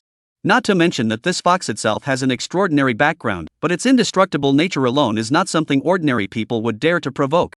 Moreover, now it's getting a bit too late. The heavenly light maiden gazed at the serene figure of the compassionate ferryman on the altar, with the massive centipede-like shadow gradually emerging behind him, and sighed deeply. With a flick of her wrist, 3 items suddenly appeared before her. The white fox's eyes couldn't help but glance over, blinking rapidly. Although it was now a fox that had transcended base desires, this was a divine artifact forged from a divine contract between a deity and a mortal. Even if it is merely the earthly manifestation of its divine essence, it can still move the heart of a true immortal. To be honest, it's a bit tempting. And just as the Amaterasu maiden seemed to be presiding over some kind of ceremony, the compassionate ferryman of the afterlife appeared in the midst of the crowd. At this moment, he gazed down at the vast crowd of nearly 20 million people below the altar of heaven with a serene expression. He immediately smiled. Amitabha Buddha. Today, this humble monk will preach the wonderful teachings of Buddhism. Those with a connection to them may gain insight into the extraordinary methods contained within. As these words echoed through the air, instantly, the crowd below erupted into chaos, with people becoming so excited that their faces turned red. Those who hadn't made it to the scene and were watching the livestream were equally thrilled and regretful at that moment. Darn it! I knew this was the moment when the extraordinary techniques were being taught, and I wasn't there. I'm rushing to Neon right now. I hope I'm not too late. This is way too sudden. Wah! I suddenly feel like my life has lost all hope. This is a once-in-a-lifetime opportunity, and I'm not even there. Why are you all so excited? Isn't there a live stream? It should be pretty much the same, right? The person above is an idiot. The verdict is in. How can a live stream possibly compare to being there in person? All the sounds and visuals are processed before being transmitted. Do you really think the effect would be the same? Didn't you hear the master say he achieved enlightenment on his own? He didn't directly teach any extraordinary techniques. Are you trying to find something different from others? Are you meditating on air? Is it really that mysterious? I was actually hoping it could be streamed live. I'm completely blown away. I'm so jealous. And while everyone was frantically posting comments, on the other side, the Super Administration Bureau and the extraordinary forces, who had been closely monitoring the situation here, heard these words and furrowed their brows slightly. They couldn't quite figure out what the other side was up to. But before they could think it through, Pudusiai Hang sat cross-legged, hands pressed together, and in an instant, an endless glow of Buddha's light illuminated the entire sky. He transformed the night into day. Under the endless glow of Buddha's light, the compassionate fairy of salvation appears even more majestic and sacred. Immediately, he uttered divine sounds. Lay down the butcher's knife and become a Buddha on the spot. With a tone that seemed to echo endlessly, the words resounded throughout the heavens and earth. Countless people present suddenly felt as though they were hearing divine teachings, captivated and entranced by the sound. Everyone's face bore an expression of having gained something profound. Their eyes grew increasingly intense. He looked like a fanatic. Those present seemed to have attained enlightenment, but countless others watching the livestream were left utterly bewildered. What? That's it? I don't understand a word. Could it really be like that guy said, that after converting the audio, it doesn't work anymore? But I feel like Master Pudutsihang has been repeating it over and over again. Lay down the knife and become enlightened immediately. The sea of suffering is endless, but turning back is the shore. With a sigh of frustration, instantly, countless people nodded wildly. As time ticked by, half a minute passed, and countless people began to feel a bit puzzled. Suddenly, a figure at the scene let out a loud cry, drawing everyone's attention. It was the figure of a middle-aged man. He suddenly knelt down on the ground, sobbing uncontrollably. I have committed grave sins. I beg the master for mercy. I beg the master to save me. His voice echoed. Before anyone could react, they realized that the other party seemed to have cast some kind of spell. One after another, people kept falling to their knees on the ground, weeping and wailing. I am deeply sinful. I beg the master for mercy. I beg the master to save me. I am deeply sinful. I beg the master for mercy. I beg the master to save me. This scene repeats itself over and over again, with one person after another. Countless people in front of the screen suddenly felt a chill run down their spines. What on earth was going on? Within just 2 minutes, the entire area around the Temple of Heaven was filled with people kneeling on the ground. Then, under the terrified gazes of countless people, The once majestic and compassionate ferryman suddenly had a gigantic, sky-obscuring centipede demon emerge from behind him, constantly twisting its boundless demonic body. Its countless legs sent shivers down the spines of countless people. Just as countless people believed that everyone in Tokyo City was doomed. Suddenly, A massive Buddhist chant echoed across the heavens, so powerful that even through the screen, it caused countless people's ears to ring painfully. You audacious demon, daring to impersonate a Buddhist monk, deceiving the world, and misleading the masses. I see you don't even regard me as a threat. Great heavenly dragon. Great law mantra. World-honored earth store. Prajna Buddhas. Prajna Bamahong. Show your true form. Chapter 123, Universal Salvation. Fahai, your killing intent is too strong. As the familiar sound of Buddhist chants echoed through the heavens, countless viewers watching the livestream suddenly perked up. Such lines made their entrance. It's Zen Master Fahai. It's exploded. I'm here to praise Fahai. If you disagree, come debate me. Watch my mighty dragon. You dare to be a demon? I can tell you're not human at a glance. Ha, Master Fahai has arrived, we're in the clear. And at that moment, when countless people were expressing their excitement, the figure of Pudutsihan, who had been seated upright at the center of the altar of heaven, suddenly changed expression. How did they arrive so quickly? But the thought only flashed through his mind for an instant. He merely turned and sneered. Fortunately, I was prepared. Do you really think you can stand against me? I have cultivated for 10,000 years. Do you think it has all gone to waste? Immediately, a massive roar echoed from Mount Fuji in the distance, shaking the surrounding area for hundreds of miles. Instantly, it drew the attention of countless people. The camera in the live stream immediately turned toward Mount Fuji, just as it had just turned. They immediately spotted a distant black dot through the high-tech live streaming equipment. It was a familiar figure. A massive golden Buddha suddenly rose from Mount Fuji, towering 1,000 feet into the sky. Surrounding it were the eight-headed, eight-tailed Yamata no Orochi, their claws and fangs bared, exuding an ominous aura. There they were, the two main protagonists of the extraordinary battle that had erupted not long ago, leaving countless people speechless with shock. How could this happen? Could it be that this is all just a play? Is Pudutsihan actually the eight-headed serpent? But if that was the case from the start, why go through all this trouble? Is it really just for the title of National Preceptor? Everyone was completely baffled. At that moment, the countless people in the crowd who were weeping uncontrollably were also startled. With the power in that voice, they all snapped back to their senses.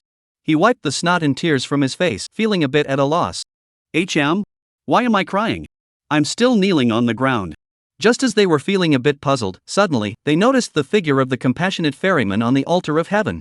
A gigantic, shadowy form of a 10,000-legged centipede spirit loomed behind them, shining brightly in the sky. An indescribable aura of evil emanated from it. Instantly, the air was filled with countless screams of fear and cries of terror. What is that? Master Pudutsihan is a fairy? That's impossible. Damn it, run! Damn it! How did I end up here? You idiots, get out of my way. We're doomed. There are people everywhere. How can we possibly escape? God, please save your followers. I know I was wrong. You idiots, don't block the way. Screams, fear, shrieks, cries, despair, countless emotions erupted suddenly. In the chaos, hundreds were injured, and over a dozen were trampled to death. Human nature was laid bare in this moment, leaving countless viewers in live streams unable to watch. They couldn't help but say, are these people brain dead? Don't they know that Master Fahai has already arrived? Why are they pushing and shoving like this? What's the point? Moreover, if Chow Fan really intervenes, do they think they can escape? But some people countered. Ha, it's easy to talk when you're not in the thick of it. If you were there, you'd definitely be one of them. And just as the crowd was getting into an argument, the compassionate figure standing atop the altar of heaven remained seated, speaking with a tone of sorrow for the world. The common people of this world are but a great calamity. Who knew that the sea of suffering has no end, yet turning back leads to salvation? At that moment, the soul-summoning chant once again echoed throughout the heavens and earth. Completely disregarding Fahai, who was already on his way, it re-bewitched one after another of those who had just regained their senses. One after another, they threw themselves to the ground, weeping bitterly. Some even bled from their knees. This caused everyone in the live stream to gasp in shock. This was a blatant disregard for the rules. Master Fahai is definitely going to lose his temper. Sure enough. In the distant sky, a beam of Buddha's light was rushing toward them. Fahai witnessed this scene. He immediately flew into a rage and exclaimed, You dare to continue deceiving the world? You think I'm dead? Immediately, boundless Buddha light erupted. The monk's robe flew out instantly, revealing the golden dragon patterns on his body. Great heavenly dragon, world-honored earth store, Prajna Buddhas, Prajna Bamahong. The dragon flies in the sky, accompanied by the terrifying surging of Buddha's power. The golden dragon patterns on his body suddenly seemed to come to life, suddenly soaring into the sky. In the sky above, it transformed into a celestial dragon thousands of feet long. Roar!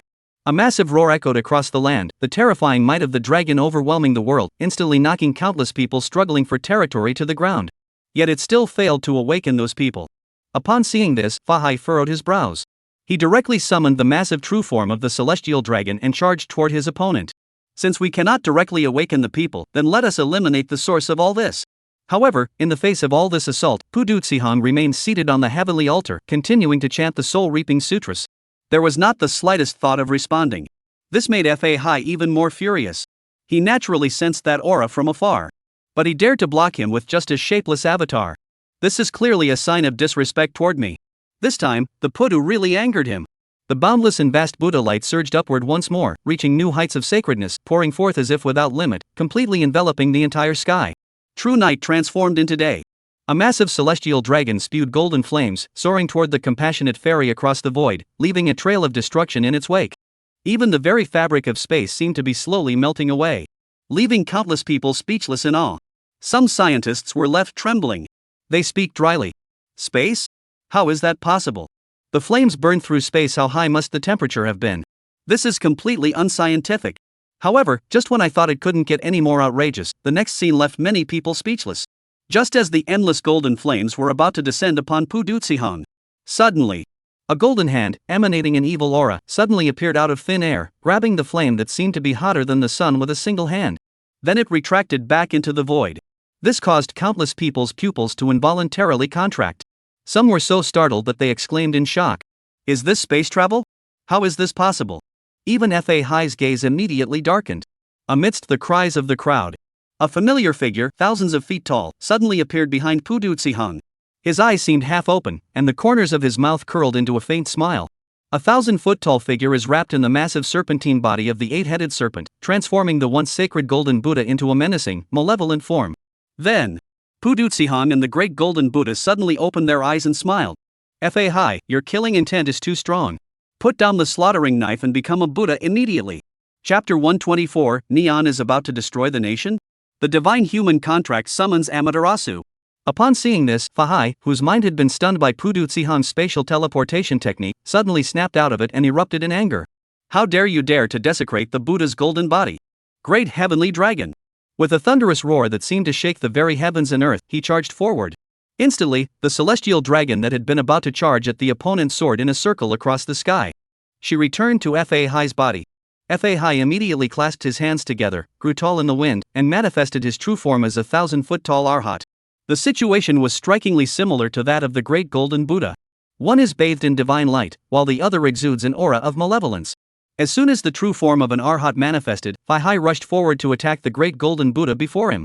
The other party dares to repeatedly use the Buddha to deceive people. How could he possibly tolerate this? He immediately clasped his hands together. You audacious demon, surrender yourself to justice. Monk's robe. In an instant, the blood-red kasaya shot into the sky, covering the large golden Buddha.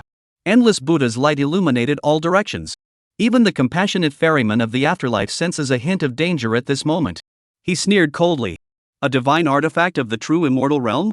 But the celestial energies have only just revived to the golden core stage. How much of its power can you possibly harness?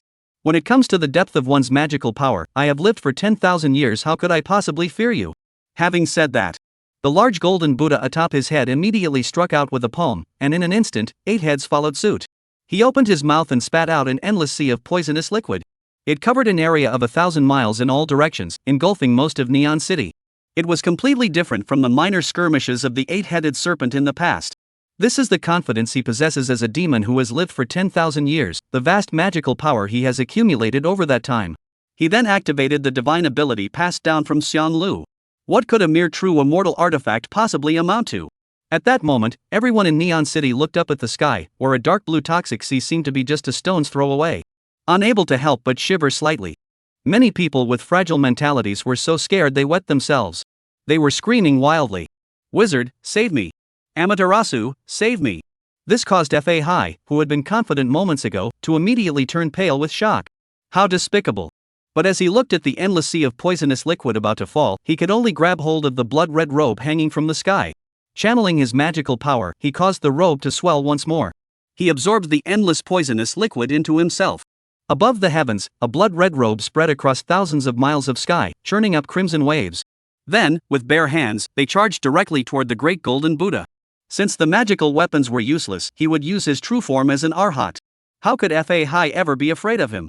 The massive celestial dragon roared, spewing golden flames, its might terrifying beyond description. However, the great golden Buddha remained completely unafraid, immediately standing firm in battle. Extending his massive hand, he summoned the eight-headed serpent and engaged in fierce combat with Fahai. Being able to destroy one of the opponent's true immortal artifacts was already enough to satisfy him. The rest was just a matter of holding the opponent back. Therefore, this close-quarters combat suited him perfectly. Soon, accompanied by the sky above, where light constantly erupted, the deafening roar echoed repeatedly. The battle erupted swiftly. The crowd below watched as the monk's robe fluttered wildly, occasionally revealing glimpses of his stance. Their hearts were filled with endless worry. It wasn't that they were worried about anything else, they had complete faith in Zen Master Fahai. It was just the occasional violent trembling of the monk's robe. This frightened many people, who feared that the robe might shatter at any moment, allowing that sea of poisonous liquid to spill out. Many neon people from the cities surrounding Tokyo began to flee madly to other places, even abroad. Of course, Pu Ducihong didn't seem too concerned about it. However, as he looked up at the already weakened and listless national fortune, a sense of urgency immediately arose in his heart. We must act quickly. This country's fortune is already limited, I cannot allow it to be wasted like this. Immediately, he stood up from the altar and looked down at the 2 million people below. And it was this very action that instantly drew the attention of countless people back to him. Pu Ducihong is still here. I just realized he shouldn't be fighting with Master Fahai. How annoying. That was just his avatar. Neon explodes. It's over, it's over. A super demon at the Earth immortal realm, without Master Fahai to stop him, wouldn't the neon lights destroy the country? Holy crap, I walk in and this is what I see? Destroy the nation? Impossible. This can't be happening. Where are our neon gods? Damn it. Why aren't they coming out yet? Where is the emperor? Isn't the imperial family said to be the descendants of Amaterasu? They must have a way to contact the gods, use it.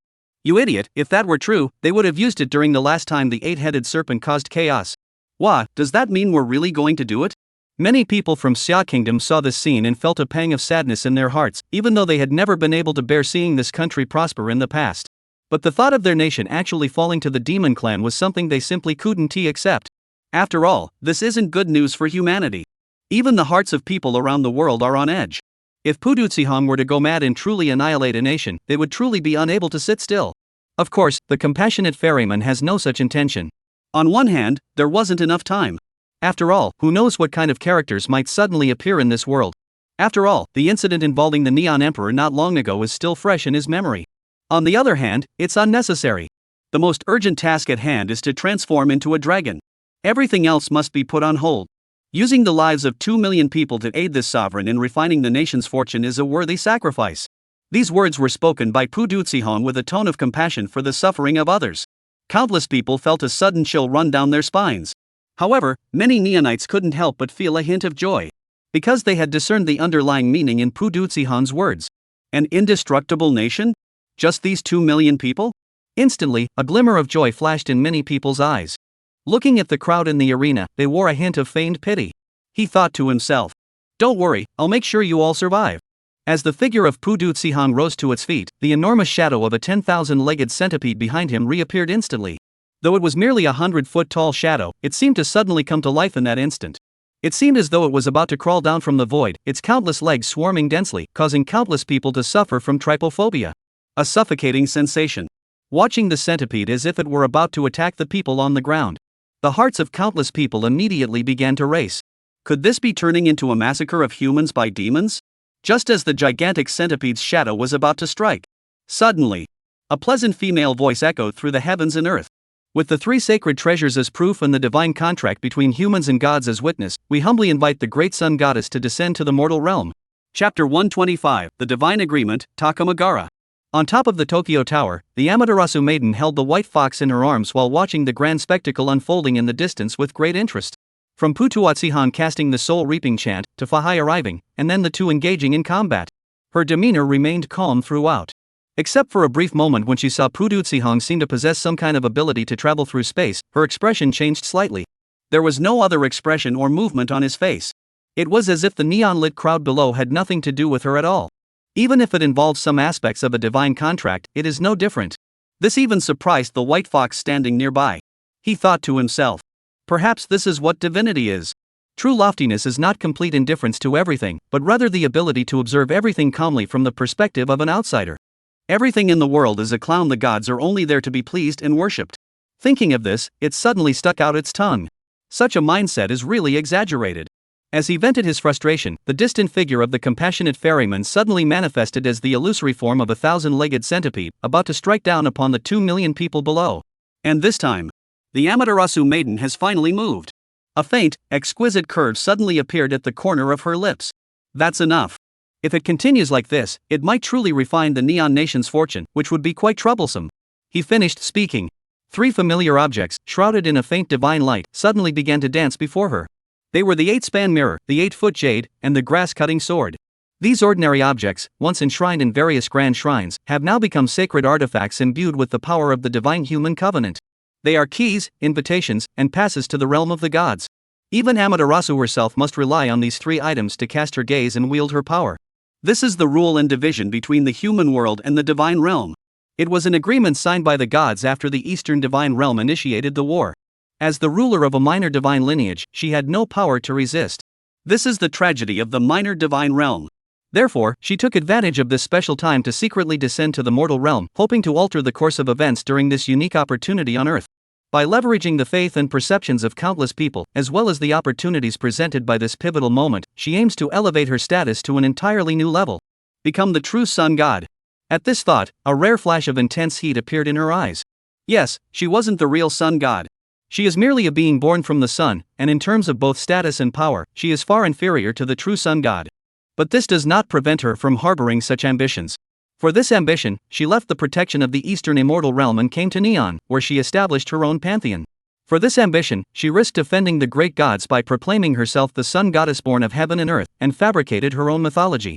For this ambition, she even went so far as to secretly infiltrate the lower realms in advance, risking discovery, and waited for the right opportunity. And now, she finally got her first chance. A pair of beautiful eyes emitted a terrifying divine aura, the power of a god born from the Neon God system, surging toward the 3 divine artifacts. Amidst the fluctuations of divine power, streams of ancient text continuously flew out from the 3 divine artifacts, suspended in the sky. This is the covenant between humans and the divine. And now, it will become the key. Immediately, the Amaterasu maiden suddenly bowed and said, "With the 3 sacred treasures as proof and the divine human covenant as witness, we humbly invite the great god Amaterasu to descend to the mortal realm." Accompanied by the melodious sounds of the 3 sacred treasures, their divine power resonates throughout the heavens and earth. Pudu Si Hang, who was about to act, and countless concerned livestream viewers all suddenly froze in place. What? Amaterasu? Are you sure you're not joking? If Amaterasu really exists, why has she only appeared now? And just as everyone was feeling a bit confused, Pudu Tsihan's expression suddenly changed drastically and he exclaimed, "This is bad." Because he suddenly remembered the strange incident involving the Neon Emperor that had occurred not long ago. Was it her? Countless thoughts raced through her mind in an instant, and the immense demonic energy surging within her body was about to strike the Tokyo Tower in the distance. But it was already too late. As the true form of Amaterasu, the god king of the Neon God system and the master of the 3 sacred treasures, isn't this just a game? Time? There's no such thing.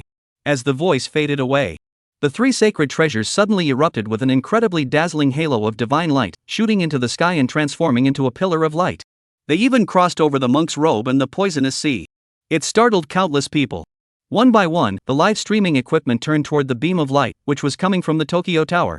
What they saw was an utterly astonishing sight. Within the towering pillar of light reaching the heavens, a stunning figure stood tall. In the past, many would have undoubtedly let out a lecherous grin. But this time, they were too late. At that moment, 3 objects familiar to countless neon-clad figures hovered before the figure. The 3 sacred treasures. Sigwa, I knew it. Our neon legends are all true. Ha, we no longer need the extraordinary beings from Xia to come to the rescue.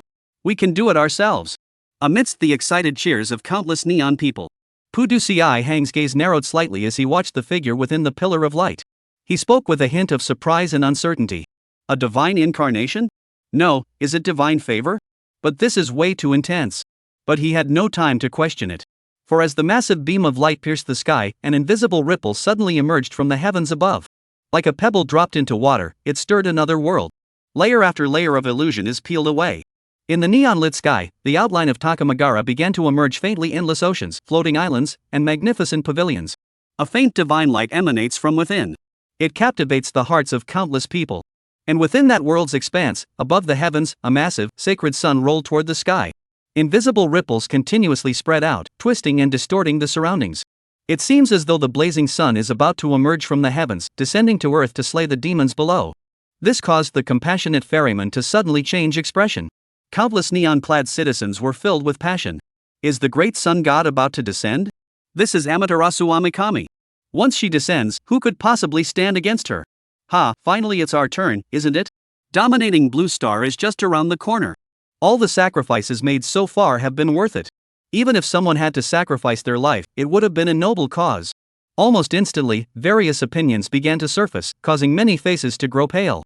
Even Xiaogui was no exception. But Chu Shen, upon seeing this, merely sneered in disdain. Bull. Chapter 126, The Chosen of the Gods, Forced to Transform into Dragons.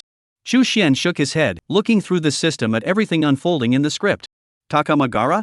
Amaterasu? They are nothing but illusions. How could they possibly descend to the mortal realm? Moreover, even if it were to truly manifest in the future, a neon-themed deity system would be incapable of making a significant impact. The pantheon and legends both limit each other.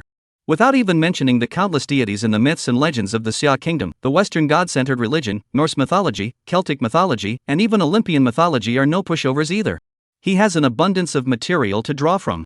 If it weren't for the limited script points available now, do you think he'd go out and create a character like Amaterasu? It's just poverty. And just as Chu Xian was lamenting his poverty, in the arena, the sacred sun radiates boundless heat, as if it were about to cross over at any moment. The void above the sky ripples like boiling water. Many people on the neon-lit land felt the temperature around them rising rapidly. This has caused the eyes of countless Neon City residents to burn with intensity. But it's all for nothing. At that moment, the Amaterasu maiden sensed her true self in Takamagara, still bound by an invisible force. The invisible power of the oath weighs heavily upon her heart. It made her realize that if she dared to step foot outside the high heavenly plane, she would immediately face certain doom. Shumao, resetting the account and starting over, of course that's a disaster. Immediately, she withdrew her steps that had been about to cross over. Although she had already prepared herself mentally for something like this, she couldn't help but feel a little disappointed.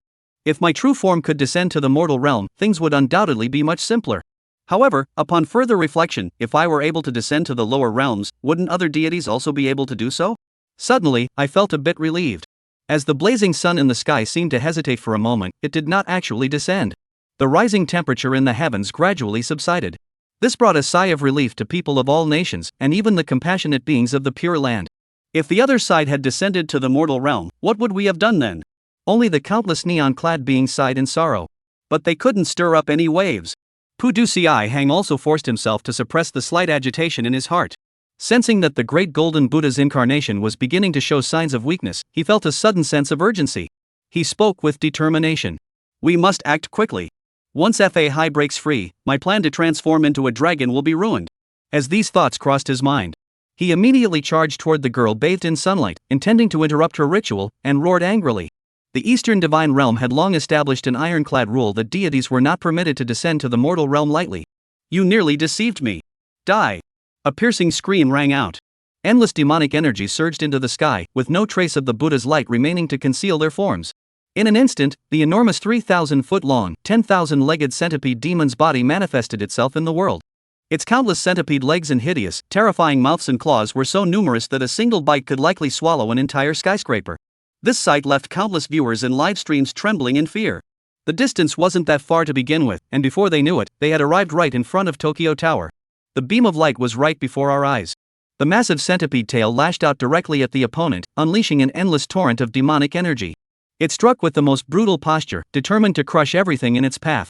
Even through the screen, witnessing this scene left countless people feeling a sense of suffocation. How much more so for the ordinary people within that pillar of light?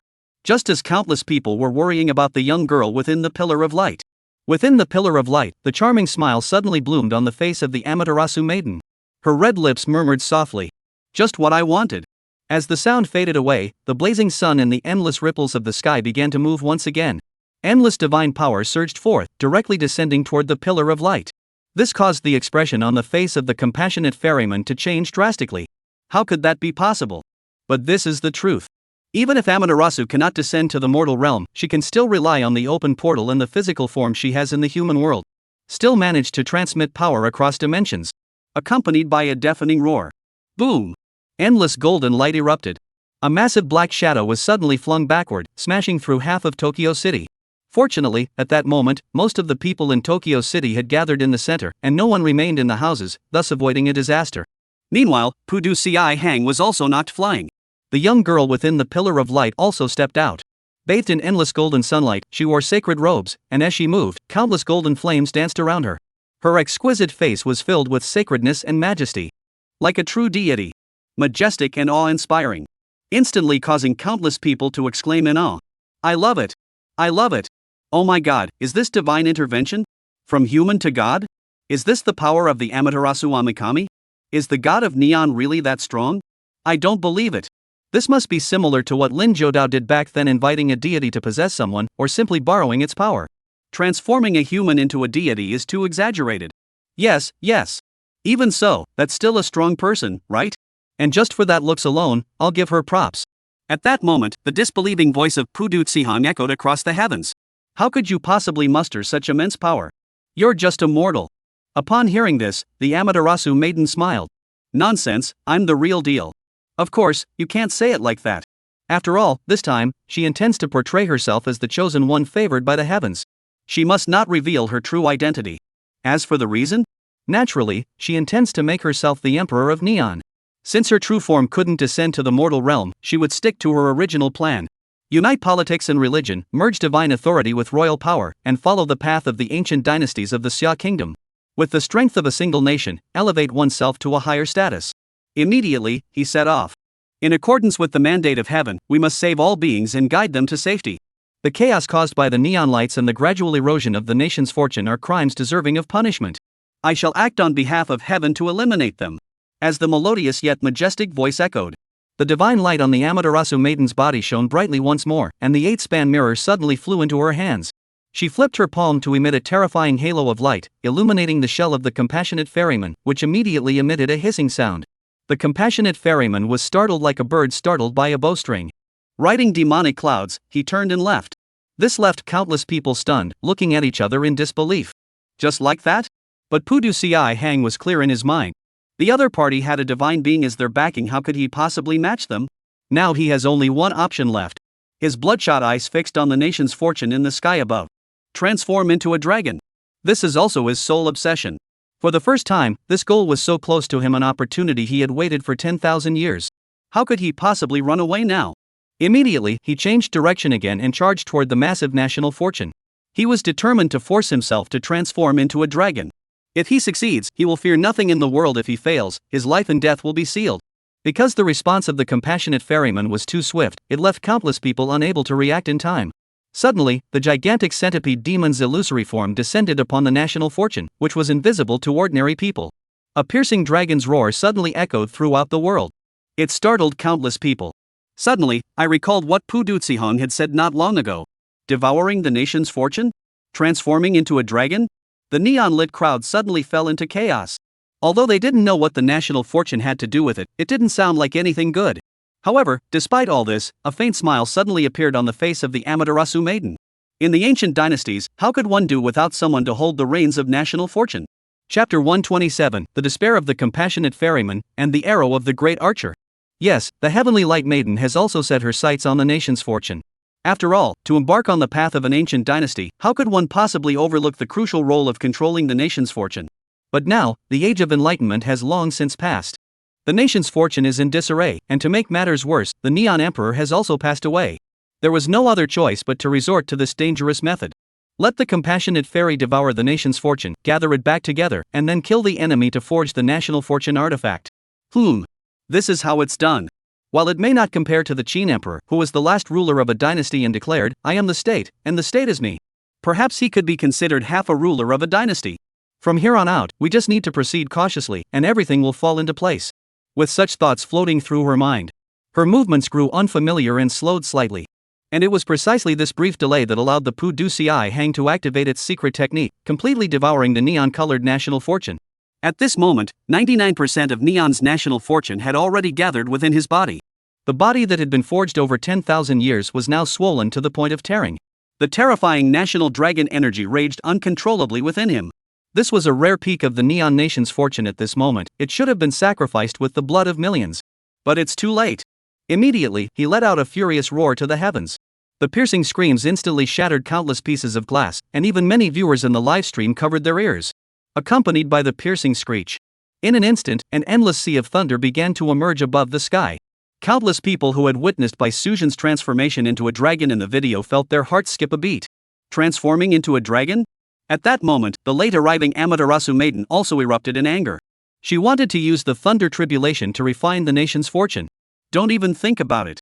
As the 8-inch mirror in his hand flipped, the divine power of the sun in the heavens above was directly refracted toward them. It transformed into a massive pillar of light. With a loud boom, it sent the compassionate ferryman flying dozens of miles away, leaving Tokyo City behind. Moreover, the central section of the carapace was instantly reduced to a bloody mess, nearly pierced through, with a faint smell of burning lingering in the air. This left him both shocked and enraged. "You lowly mortal, if you have the guts, come and fight me in close combat." However, upon hearing this, the Amaterasu maiden merely looked at him with an expression as though he were a cute little thing, saying nothing more. The 8-span mirror continued to turn. Receive the divine power. Boom! A figure flew out again. Pu Duci was instantly enraged. Who was he to dare treat him this way? And the other party was merely a mortal. Without time to prepare for the lightning tribulation, he immediately charged toward the other party. Without time to prepare for the lightning tribulation, he immediately charged toward his opponent. But just as it was about to fly over, suddenly, from the sky above, a series of winding lightning dragons, each thousands of feet long, descended, striking him directly and tearing his flesh open. Countless blue arcs of lightning danced and twisted within the armor and flesh. A pungent aroma of flesh wafted through the air. Pu Duci gazed at the dense downpour of heavenly tribulations in the sky and was about to dive into the sea of tribulations. Can I go inside? You're not going to follow me into the abyss, are you? But before he could get far off the ground, the Amaterasu maiden seemed to have discerned his intentions, and the 8-span mirror moved again. A massive beam of light once again shot through the air. There was simply no time to dodge. The compassionate ferryman was once again blasted away for another dozen miles. Each time Pu Duci withstood a wave of lightning tribulations, a beam of light from the HE mirror would shoot out. It doesn't give Pu Duci any chance at all. It almost drove him mad. Is this your house? The divine power flows endlessly. Even the countless people in the livestream were left speechless. Is this even possible? Pu Duci was completely overwhelmed and didn't want to continue, so he eventually gave up on flying into the thunderstorm. Instead, it continued to use the lightning tribulation to temper its physical body. The immense national fortune within his body is gradually being compressed and refined. Endless dragon chi surges into his physical body, constantly transforming it. Gradually, this enormous 1,000-foot centipede truly began to take on the form of a dragon. This sent a chill down the spines of countless people. And it was at this very moment. Suddenly, a mighty Buddhist chant echoed from the distance. "Look at my great golden bowl. Take it." As the terrifying roars of the 8-headed serpent echoed through the sky, the robe shrouding the heavens gradually returned to its original size. Countless people watched as a 1,000-foot-tall arhat, wrapped in a massive celestial dragon, approached, one hand holding a golden bowl and the other grasping the monk's robe. The sound was deafening. "Pudu, why won't you submit to the law?" Upon hearing this, Pu Duci, who had already begun to transform into dragon scales, was startled and exclaimed, "How could this happen so quickly?" As he turned to look at the golden bowl in Fahai's hand, his eyes widened in disbelief. "You actually have a second true immortal artifact. How despicable. Heaven is out to get me." As he finished speaking, a terrifying thunder dragon descended, unleashing an explosion of thunderous energy that shook the heavens. Pu Duci was directly blown away, spewing countless streams of demon blood, and was instantly vaporized by the thunderous tribulation. The countless hills surrounding the area were also reduced to dust by the thunderbolt. At that very moment, the Amaterasu maiden, who had been holding the 8-foot mirror and preparing to ambush him, moved first, beating Fahai to the punch. Her eyes flashed with divine light, as if she had seen through the situation within Pu Duci body. The Dragon Ball is complete. Immediately, he wielded the grass-cutting sword and struck at Pu Duci. The immense divine power transformed into a sword thousands of miles long, as if a single strike could sever the entire neon-lit sky. Countless neon-clad beings were terrified beyond belief. "Are you sure you're here to exorcise demons, not to destroy the country? If you strike with that sword, even if the demon is slain, what will be left?" Even Fahai turned pale with fear. This sword strike. It already has the aura of a true immortal. However, when the compassionate savior Pudutsihan, who was truly facing this sword strike, saw this, his mind went blank. Such power. Is it meant to appear in the human world? All I see is despair. He had secretly condensed the nation's fortune into a Dragon Ball ahead of time. All he had to do was escape first. But now, as despair filled his heart, Pudutsihan suddenly grew fierce, and endless madness shone through his eyes. If that's how you want me to die, then don't even think about it yourselves. Immediately, he spat out a broken arrowhead, half of it severed. As the arrowhead appeared, the space was split open. Countless people suddenly felt a chill run down their spines, as if they had been targeted by the arrowhead. Even fleeing to the ends of the earth would be useless. Especially the Amaterasu maiden, who vaguely sensed an innate restraint. Her expression immediately changed slightly. Could it be the arrow of the legendary figure? Chapter 128, Neon is doomed, am I going to die? Above the sky. The blazing sun in the sky seemed to have been startled by the sudden appearance of the arrowhead. Countless dazzling beams of light erupted suddenly. Space warped, and the temperature continued to rise, as if it were about to descend upon the mortal realm to witness this arrowhead firsthand. However, upon seeing this, Pudutsihan's eyes flickered with endless madness. A cold voice echoed throughout the heavens. Since you insist on pushing me so hard, do not blame me for destroying everything along with you. Having said that, the massive demonic energy surging throughout his body erupted suddenly. The boundless demonic power ignited in an instant, surgingly toward the arrowhead before him. One segment after another of the demon's body quickly withered away. Even the flesh and blood were burning. The once glossy black carapace has shriveled, and the once crimson eyes have gradually lost their luster. This is the sacrifice of all its vitality and spirit.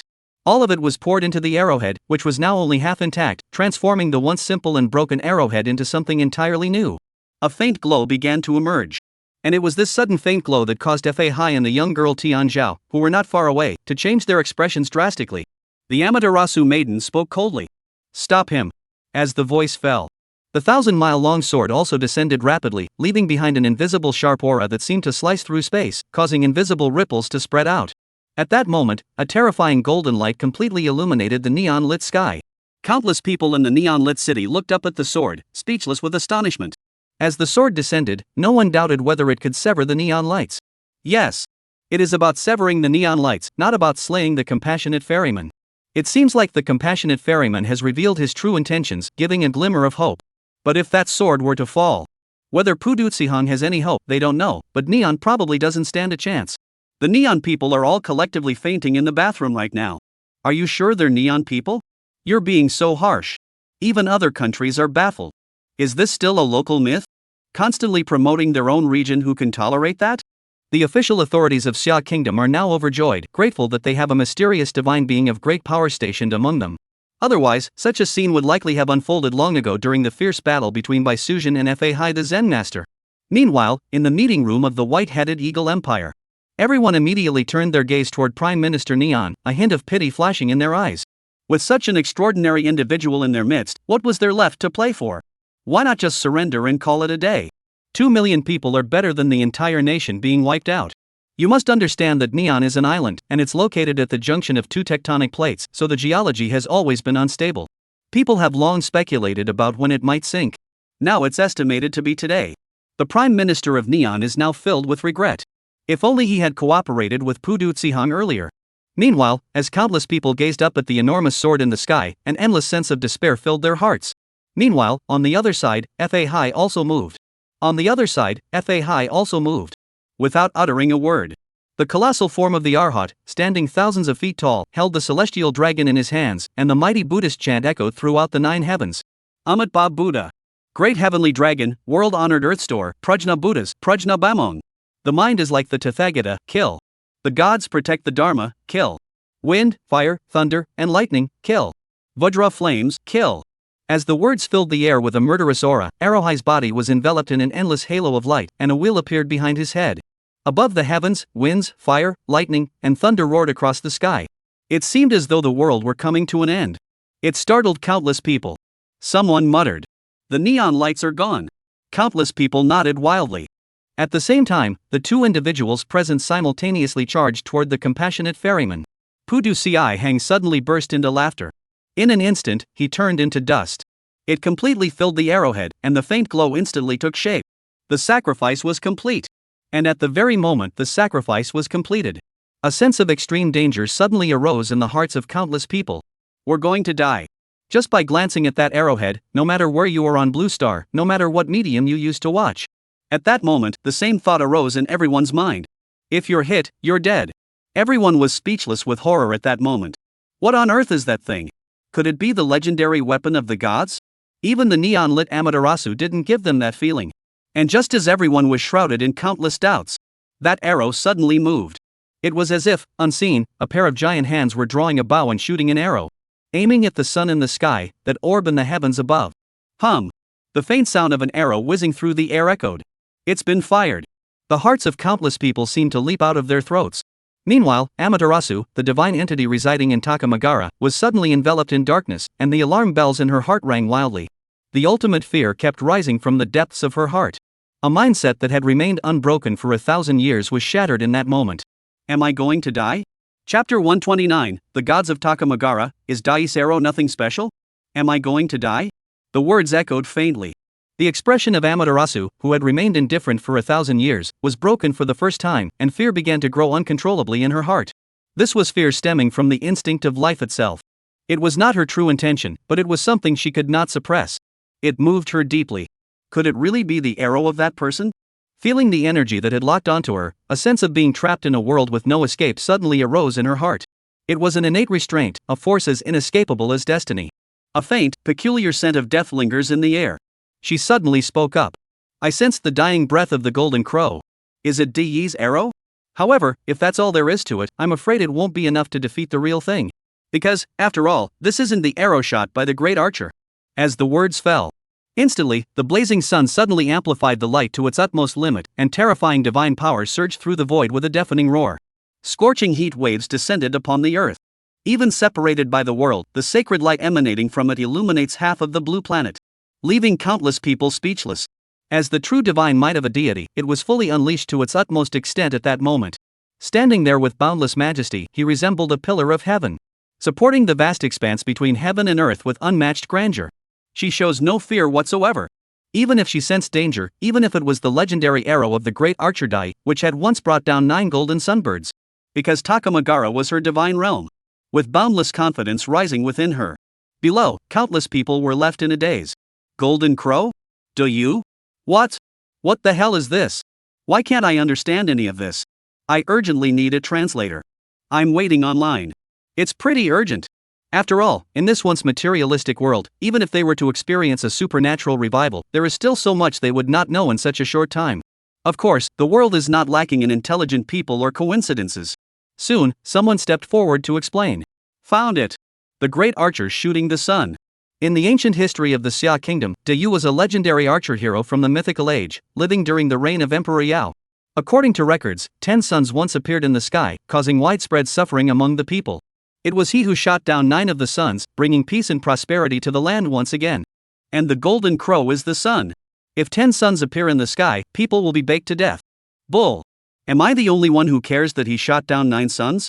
Shoot down a star? Are you kidding me? What kind of arrow could pierce a star without being burned to ashes? And the sun is a living being? That's ridiculous. Countless scientists are currently suffering from heart attacks due to this myth. They're all going crazy, shouting and screaming. This isn't scientific. However, for most ordinary people, the acceptance of myths is actually higher. Although it's not scientific, I think it's extraordinary. Extraordinary things don't follow science, do they? I actually think we're overlooking some issues. Dai was a legendary archer who could shoot down 9 suns. What about the other people living during his time? At the very least, the king at that time, Emperor Yao, shouldn't have been any worse, right? Wow, there were the 3 sovereigns and 5 emperors in ancient times. Could each of them have been inferior? What kind of divine ancestors were they? What kind of civilization did we lose? I suddenly realized that all these extraordinary powers seemed to originate from ancient times, not just the ancient era, but the dynasties before that. How powerful must they have been? Wow! Blind student, you've hit the nail on the head. You're amazing. Never mind, I just flipped through the family tree and discovered I'm a descendant of Emperor Xian Yuan. I'm planning to visit Xuan Yuan's tomb. Watching countless people from the Xia kingdom excitedly discussing it online, many foreigners felt a bit envious. They felt resentful in their hearts. How despicable. Why isn't it enough that they have so many extraordinary abilities? Now even their ancestors are gods and immortals. How unfair is the heavens? And at that very moment, when countless people of Xia were filled with excitement, Suddenly, a neon sign spoke up. I'm Amaterasu, the sun god. Isn't Amaterasu in great danger then? as soon as those words were spoken, Suddenly, there was complete silence. countless people immediately realized what had happened. Yes, the sun god and the great Yi's arrow, this was too coincidental. Quickly look up. But what they saw was a scene that completely shattered their worldview. That slightly worn arrowhead. It pierced through the pillar of light, reaching the heavens in an instant, severing Amaterasu's power flowing into the mortal realm. And in the blink of an eye, it tore apart the calamity that hung above the heavens. Everything in its path was pierced through. And now, they had arrived before the ripples of Takamagara. It seemed as though, just a breath away, one could shoot down the proud sun lying high in the sky, reenacting events from many years ago. Yet the blazing sun seemed oblivious, still hanging quietly in the sky above the high plains of Takamagara. Countless people couldn't help but hold their breath. Even the young girl on the ground, who was a fragment of Amaterasu's soul, couldn't help but stare intently. The connection between her and her true self had been severed due to the destruction of the light pillar. Though she was confident in herself, thinking of the legendary figure still made her feel a bit nervous. It was almost instantaneous. That broken arrowhead instantly pierced through the ripples of space and arrived in Takamagara. It sent a chill down the spines of countless people. It was at that very moment Amaterasu finally moved. A massive sun shone down upon the entire Takamagara. In an instant, one after another, the deities from the neon legends emerged from the pavilions, forming a massive pillar of light, connecting heaven and earth. They are providing divine power to the entire Takamagara. Meanwhile, one after another, chains of divine order descended from the heavens, all converging toward the arrowhead. Almost instantly, the arrowhead was brought to a halt. Divine power was as vast as the sea, and authority and rules were as strict as a prison. At this moment, the entire Takamagara moves according to her will. A faint glow struggled against the boundless golden light, even displaying a crushing force. Such a scene was truly vast and unimaginable. Amaterasu, the divine entity, has fully revealed the power and might of a divine king of the pantheon. Caution. Yes, be cautious. Facing a Daoist immortal's sacrificial arrow, one can only kill a true immortal, yet one must still mobilize the entire power of the high heavenly realm. This is no longer mere caution. It's as exaggerated as using a nuclear bomb to kill a mosquito. But among the countless people in the world, few have noticed this yet. Because they were all so stunned by the scene before them that they couldn't utter a word. This was a divine being, revealed before the eyes of countless people. Countless neon-clad citizens are trembling with excitement at this very moment. The confidence that had been shattered by the people of Xia Nation has returned instantly. My great Neon, we have finally risen again. And just as they were celebrating, Amaterasu, the true deity, also let out an imperceptible sigh of relief. Although she was already very confident, the aura emanating from the other party was simply too overwhelming. This was someone who had actually killed 9 true sun gods. She had no choice but to act this way. At that moment, looking at the arrowhead whose strength had gradually been worn away, the caution in her heart faded away, and she couldn't help but speak with a touch of arrogance. Daoist arrow is nothing special. It was supposed to be a triumphant declaration. But little did we know that it was precisely this phrase that caused the problem. Chapter 130, Old Song's Prophecy again, the brutal ancient era. Daoist arrow is nothing special. As soon as these words were spoken, many Xia people who had been stirred by national pride were filled with indignation. Countless people secretly criticized the other side for winning unfairly. Just a broken arrowhead, no one has even drawn a bow yet, and they already think they're the best. Old Song from the Super Administration Bureau couldn't help but mutter under his breath at that moment. Is that all it takes for you to feel proud? If we were really in the ancient era when the 10 suns appeared at the same time, you wouldn't even be considered cannon fodder. After all, he could tell by now that a broken arrowhead wasn't even used by the great archer. The enemy had to set up such a grand display. How strong could they really be? His words were filled with disrespect. However, as soon as he said that, the crowd from the Super Administration Bureau froze in unison and turned to look at him again. Old Song immediately realized what was happening and sighed helplessly. Woof! Woof! I'm a puppy.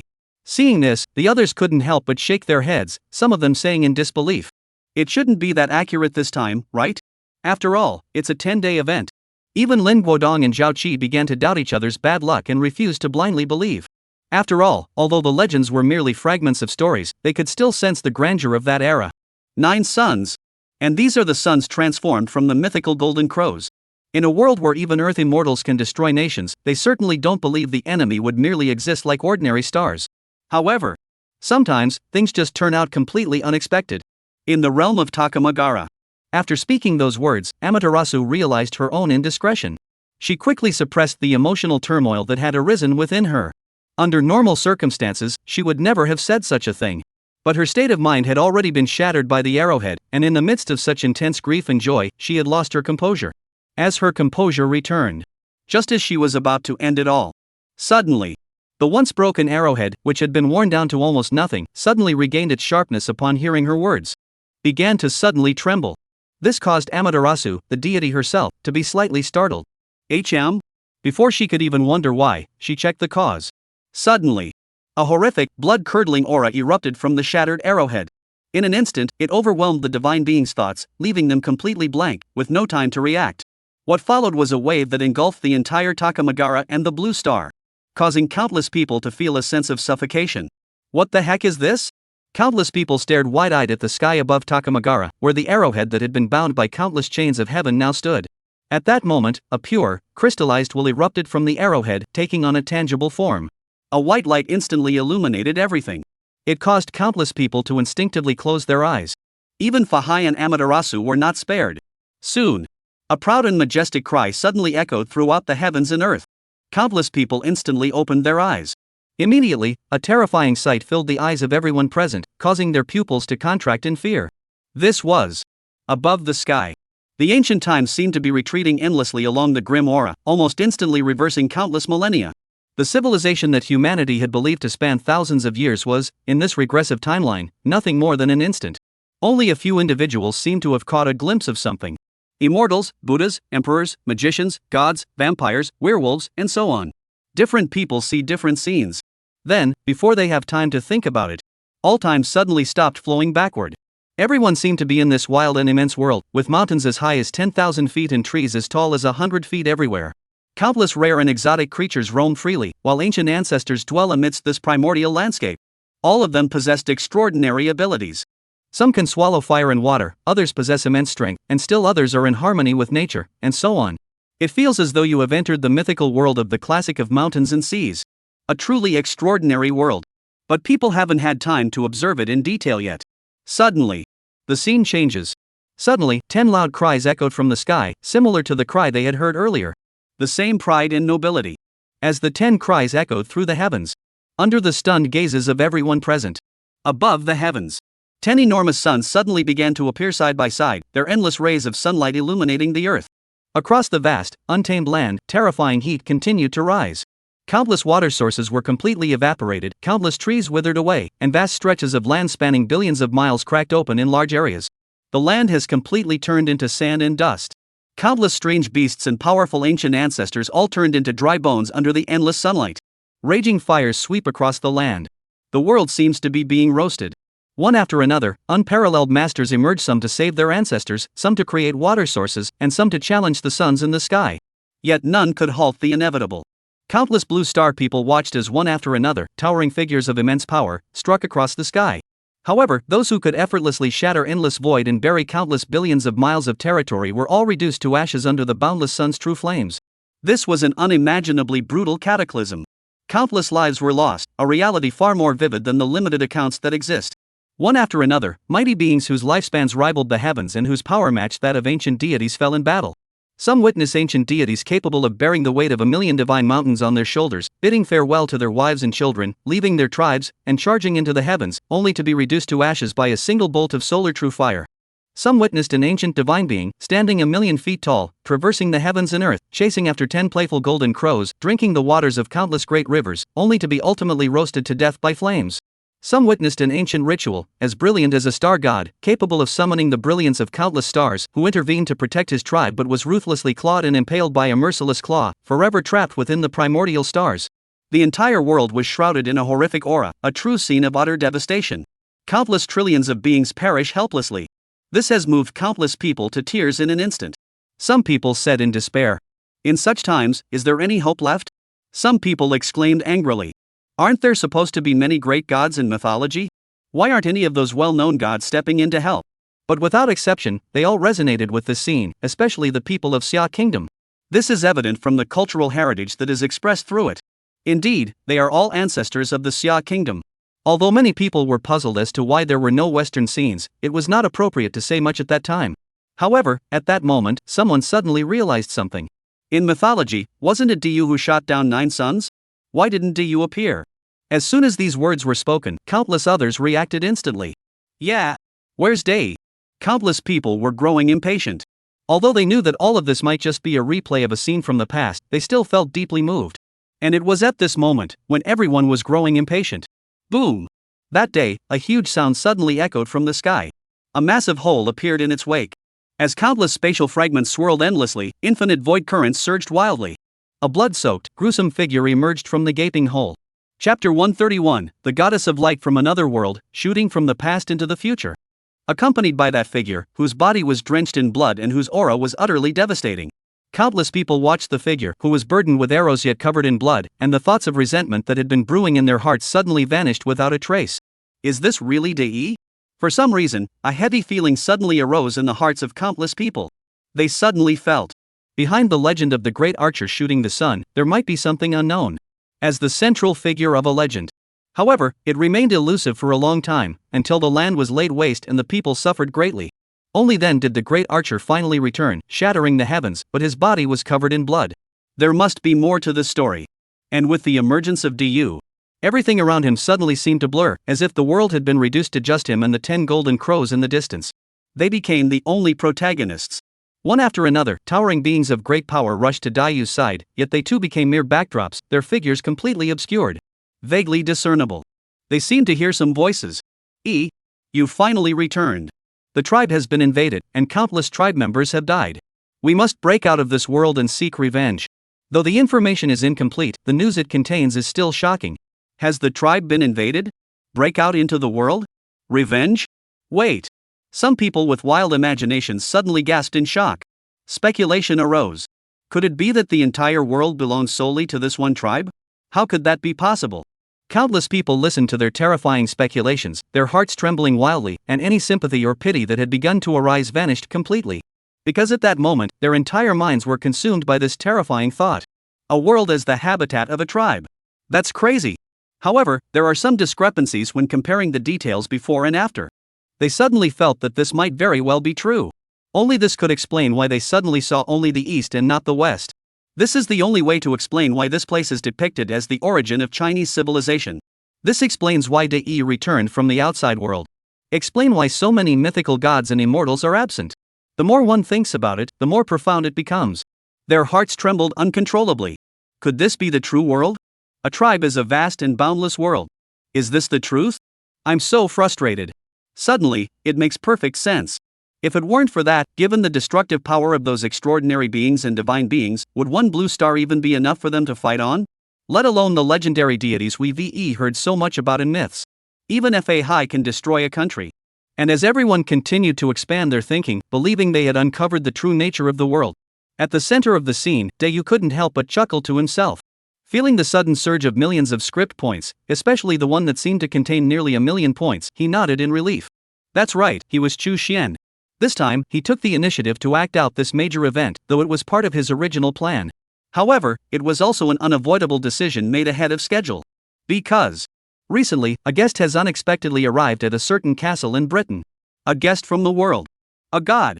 The goddess of light from another world. Even just a fragment of her essence compelled Chu Xian to muster every ounce of his focus. For this avatar alone possessed power nearly on par with that of a true immortal. It goes without saying that the opponent's true form must be at least at the level of a Xian immortal, and a divine being of this caliber has descended as a clone. Chu Xian didn't even have time to curse the system for being so unfair. He hurriedly advanced his divine being storyline plan. At the very least, he needed to keep the other party at bay and give himself enough time to develop. No wonder he acted that way. Although he has developed well recently, with his script points already in the hundreds of millions, defeating a true immortal is no problem for him. With the script's assistance, even a celestial being might be worth a try. But if it really involves a Xian, he would be unable to handle it. Moreover, the other party had a fully developed alternate world backing them, which left him with no choice but to take the risk. It's all the dog system's fault. They said the world's flaws weren't that big, they said now was the golden age. Infiltrating an entity nearly at the level of a true immortal. If only the target hadn't happened to move into Eva's castle, and if only I hadn't happened to take an interest in that fool.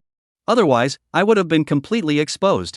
Fortunately, he checked the system and saw that this unexpected appearance of the goddess of light was the only solution. Otherwise, Chu Xian really wouldn't have been able to handle it. With a sigh in his heart, He quickly regained his composure and decided to give his all to the scene. Although this scene is just a flashback, it also involves some crucial details. Soon, he was wearing Du's armor, as if conversing with those powerful figures. Though still vague, it did indeed contain some astonishingly information-rich secrets. The war continues, the war where the demon clan betrayed the myriad realms of the cosmos. The war's origin realm is being reshaped, and this return will bring peace to the demon clan and the Western gods. Amidst the constant trickle of information-laden words, countless people were so anxious they were pulling their hair out. They feel as though they have touched upon the ultimate secret of this world, yet they cannot uncover it. Even the goddess of light in Eva Castle, far away, couldn't help but want to borrow divine power to decipher the information within. Even the goddess of light in Eva Castle, hearing this, couldn't resist borrowing divine power to decipher the information within. But all she could discern was a veil of mist. This left her feeling regretful. If fate had brought her here, perhaps she could have discovered the truth about this world. And just as she was lost in thought, suddenly, she sensed a mocking gaze resting on her. Instantly, she looked up. The figure of Day in the scene seemed to sense something, peering through the past and glancing in her direction. It left her speechless with fear. But when she looked closely, everything seemed like an illusion. The figure of Day in the scene had already risen to his feet and was gazing at the 10 golden crows. A terrifying aura that seemed capable of crushing the world surged from his body, shattering the surrounding void in an instant. Threads of chaotic energy flowed down endlessly. Raise your hand. Take the arrow. Draw your bow. Shoot. Repeat continuously. In an instant, 9 arrows, resembling the first rays of light when the heavens and earth were first created, shot toward the 9 suns in the sky. And as the scene unfolded to this point, all the scenes related to De shooting the sun gradually blurred, as if they were about to disappear completely. Only the 9 faint beams of light remained, flying toward the 10 large light spheres. Everyone couldn't help but sigh. Is this the memory of an arrow? However, as everyone was marveling at the sight, wait. One of the beams of light suddenly changed direction. It's getting closer and closer to us. Countless people suddenly felt a bit panicked. What the heck is going on? Isn't it shooting the sun? What's going on here? Just as countless people were beginning to feel disoriented, suddenly, someone's gaze fell upon a bright sun in the distance. Then, looking at that light again, how could it be so similar? Instantly, countless people gasped in shock. They spoke tremblingly. Could it be that this arrow could actually travel from the past to the future? Perhaps it can be explained this way. Don't worry about it. Yes, they have been numbed by the constant stream of news about various events that have been happening over the past few days. There's no choice but to accept it. Those who refuse are now in the ICU, and the remaining scientists are the ones whose worldviews have already been reshaped. They are now preparing to study science in an extraordinary context. For example, the extraordinary application of energy conversion, as well as the so-called celestial and terrestrial spiritual energy, and so on. They are all very interested. If they manage to survive this time. As for the main character of it all, the true form of Amaterasu at this moment had no time to think about such things. No one knew better than she did whether that arrow would strike or not. The answer is yes, it will. Because a sense of being locked in had already begun to take root in her heart. She desperately wanted to turn and run away. But she knew it was all in vain. She could already feel herself being entangled by something akin to the law of cause and effect. Once this arrow is released, it will hit its target. He couldn't help but smile wryly. She had never felt so insignificant before. A being at the peak of the celestial immortal realm stood within her divine realm, even rivaling the might of a Shen immortal. Even when facing a golden immortal, she had never felt so powerless. But it wasn't until she truly faced these peerless powerhouses from the ancient past, even the primordial era, that she realized her true limitations. She finally realized how foolish she had been. For the first time, I felt remorse. Perhaps, if I had not left Xia Kingdom that day and followed the ancient traces to seek the truth, things would not be like this now. However, this thought was nothing more than a fleeting notion, vanishing into thin air in an instant. As the divine king of a pantheon, after 1,000 years of experience, even if one makes a mistake, there is no need for excessive regret. The strong do not dwell on right or wrong, they focus solely on the outcome. Tian Zhao Benzun quickly adjusted his mindset, and boundless divine power surged forth from his body. In the heavens of Takamagara, one divine being after another emerged. At that moment, the entire high heaven seemed to burst into flames. The blazing sun erupted with an unprecedented brilliance, illuminating the heavens and earth, as chains of divine order descended one after another. Countless substances and the very fabric of space collapsed and burned away, while rolling chaos began to emerge faintly. A divine system is unleashing its ultimate power. Even when facing the arrows of the great archer, the true form still feels a lingering sense of reluctance. A soft, melodious sigh echoed in the air. Countless people suddenly looked up at the high heavens, which seemed to be ablaze as if the entire divine realm were on fire. Their hearts couldn't help but be moved. Many neon people knelt on the ground, crying and shouting. Amaterasu. Even the goddess of light, who was preparing to flee at any moment, couldn't help but feel a sense of shock upon witnessing this scene. Because the power unleashed by the opponent at that moment had already reached the level of a main god. You must understand that in their world, there are only 12 main gods. But now, such an existence approaching the level of a main god is about to die. This world is way too dangerous. She couldn't help but say. And there, the arrow truly seemed to defy everything, breaking free from time itself to reach the present. At that moment, countless people felt that the world had lost all hope. Suddenly, a cough sounded. Enough! As this voice, familiar to countless people of Xia Kingdom, echoed through the air, the endless stream of arrows suddenly came to a halt. Time seemed to freeze in an instant. The wind did not move, the water did not flow, and everything fell into a state of prohibition. A familiar scene. Familiar voices. Familiar way of doing things. It's the same expert as before. Impressive. I knew it. Even the epic battle between Fahai and Baisuzhan that was about to erupt was stopped. How could this person not show up? My goodness. This time, this person is even more incredible. This time, both time and space have frozen together, right? Whatever, just keep hyping it up. Countless people from Xia Kingdom were overjoyed. At the same time, countless foreigners stood there bewildered, watching the excited Xia people. At a loss. Are we sure we're living on the same planet? Why can't I understand any of this? But soon, some people from Xia Kingdom couldn't resist sharing this person's story. Then, countless foreigners were shocked. It's one thing that the Xia Kingdom has so many extraordinary individuals, but even the presence of divine ancestors is something I can tolerate. But now you're telling me there's such a powerful deity protecting the Xia Kingdom. You're kidding me, right? Cheating isn't done like that. Oh my god. I'm reporting him for cheating. It's a sure thing. Even other countries can only smile wryly, raising their vigilance against Xia to the highest level. They silently vowed to themselves that they would never dare to provoke Xia Kingdom. Rarely, even the white-headed Eagle Empire remained silent at this moment. It was only now that they truly realized how incredibly powerful the extraordinary beings from the Xia Kingdom truly were. And at that very moment, when countless people were filled with excitement, the voice continued. Mind your arrows.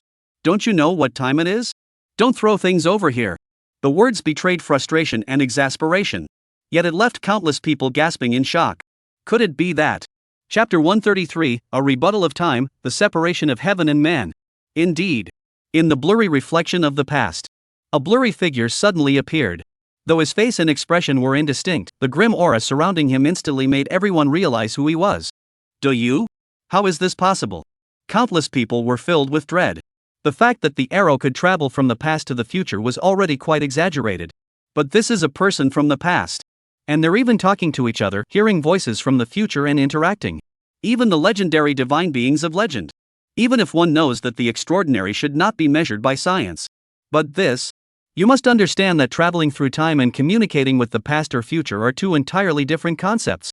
One is one way, the other is interactive. Someone couldn't help but say. This is a conversation across time. The past and future are having a dialogue and intersecting. Isn't that a contradiction?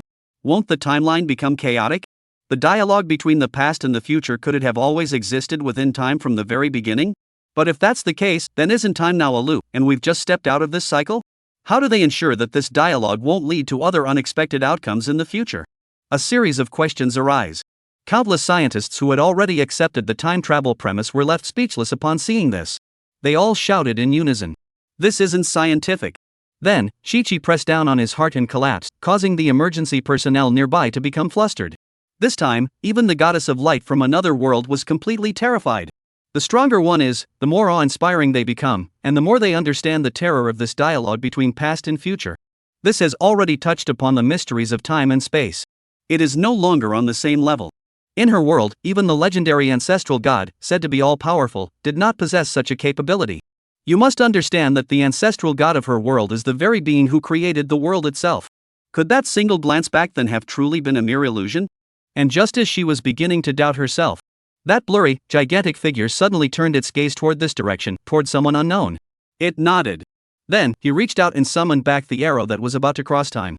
The entire process was performed without any other movements. Extremely simple. It's like a mischievous child who runs out of the house ready to fight, only to be caught by their parent and dragged back inside. It makes countless people want to laugh, but they can't. At the same time, everyone sighed in relief. Setting aside other counterarguments, at the very least, the Milky Way is safe. Just thinking about this, they couldn't help but mutter to themselves. These days, no one is easy to bully. Now even arrows have backers. And the way they're calling the parents is way too dramatic. They just time travel at the drop of a hat. And while they were murmuring, Amaterasu, the deity of the sun, also sighed in relief, and the flames that had been burning in Takamagara gradually died down. Looking at the divine beings under her command, who were all severely weakened, a sense of injustice welled up within him. Today, she finally understood what it meant to speak without thinking. Of course, such weak thoughts were quickly driven out of her mind as she regained her composure. Then, she immediately bowed in the direction of the Xia kingdom and spoke. The young deity from a foreign land expressed his gratitude for the elders' assistance. Seeing this, countless neon-clad people felt a mix of frustration and disbelief, but they eventually accepted the situation. After all, the scene they had just witnessed had truly terrified them. However, at this moment, many people from Xia kingdom were overjoyed. A little neon god made you so proud, but now you're speechless, aren't you? Indeed, look at your god now. Aren't you all forced to bow down before the elders of the Xia kingdom and become their servants? The moment you open your mouth, you're already an LSP. You can even drive like that? That's impressive. Cough, cough, everyone, be careful. She's not out of the woods yet. If she finds out, let's hope our country's extraordinary beings are willing to come to our rescue. As soon as those words were spoken, countless people were suddenly speechless, snapping out of their self-satisfaction. That's right. Regardless, the other party is still a formidable force capable of destroying Blue Star at will. He immediately rubbed his nose in frustration. He silently deleted the words he had typed in the chat box, pretending nothing ever happened. Meanwhile, the true form of Amaterasu in the high heavens remains unaware that countless people are secretly criticizing her. After all, she was not among mortals and was bound by the agreement of the gods. Unless one possesses the 3 sacred treasures, it is impossible to sense other mortals reciting one's name. At that moment, she bowed in respect. She had assumed that the great sage of Xia Kingdom would not acknowledge her and was about to leave. But I never expected this. That familiar voice sounded lazy. Under the agreement of the gods, how dare you interfere in human affairs so recklessly? You nearly caused a major upheaval. You really are quite bold. The words carried a hidden meaning, causing Amaterasu's heart to race. She knew her secret had been discovered. He immediately wanted to speak up and explain. But to his surprise, the voice spoke directly. Before the agreement between the gods is concluded, you must not emerge into the world.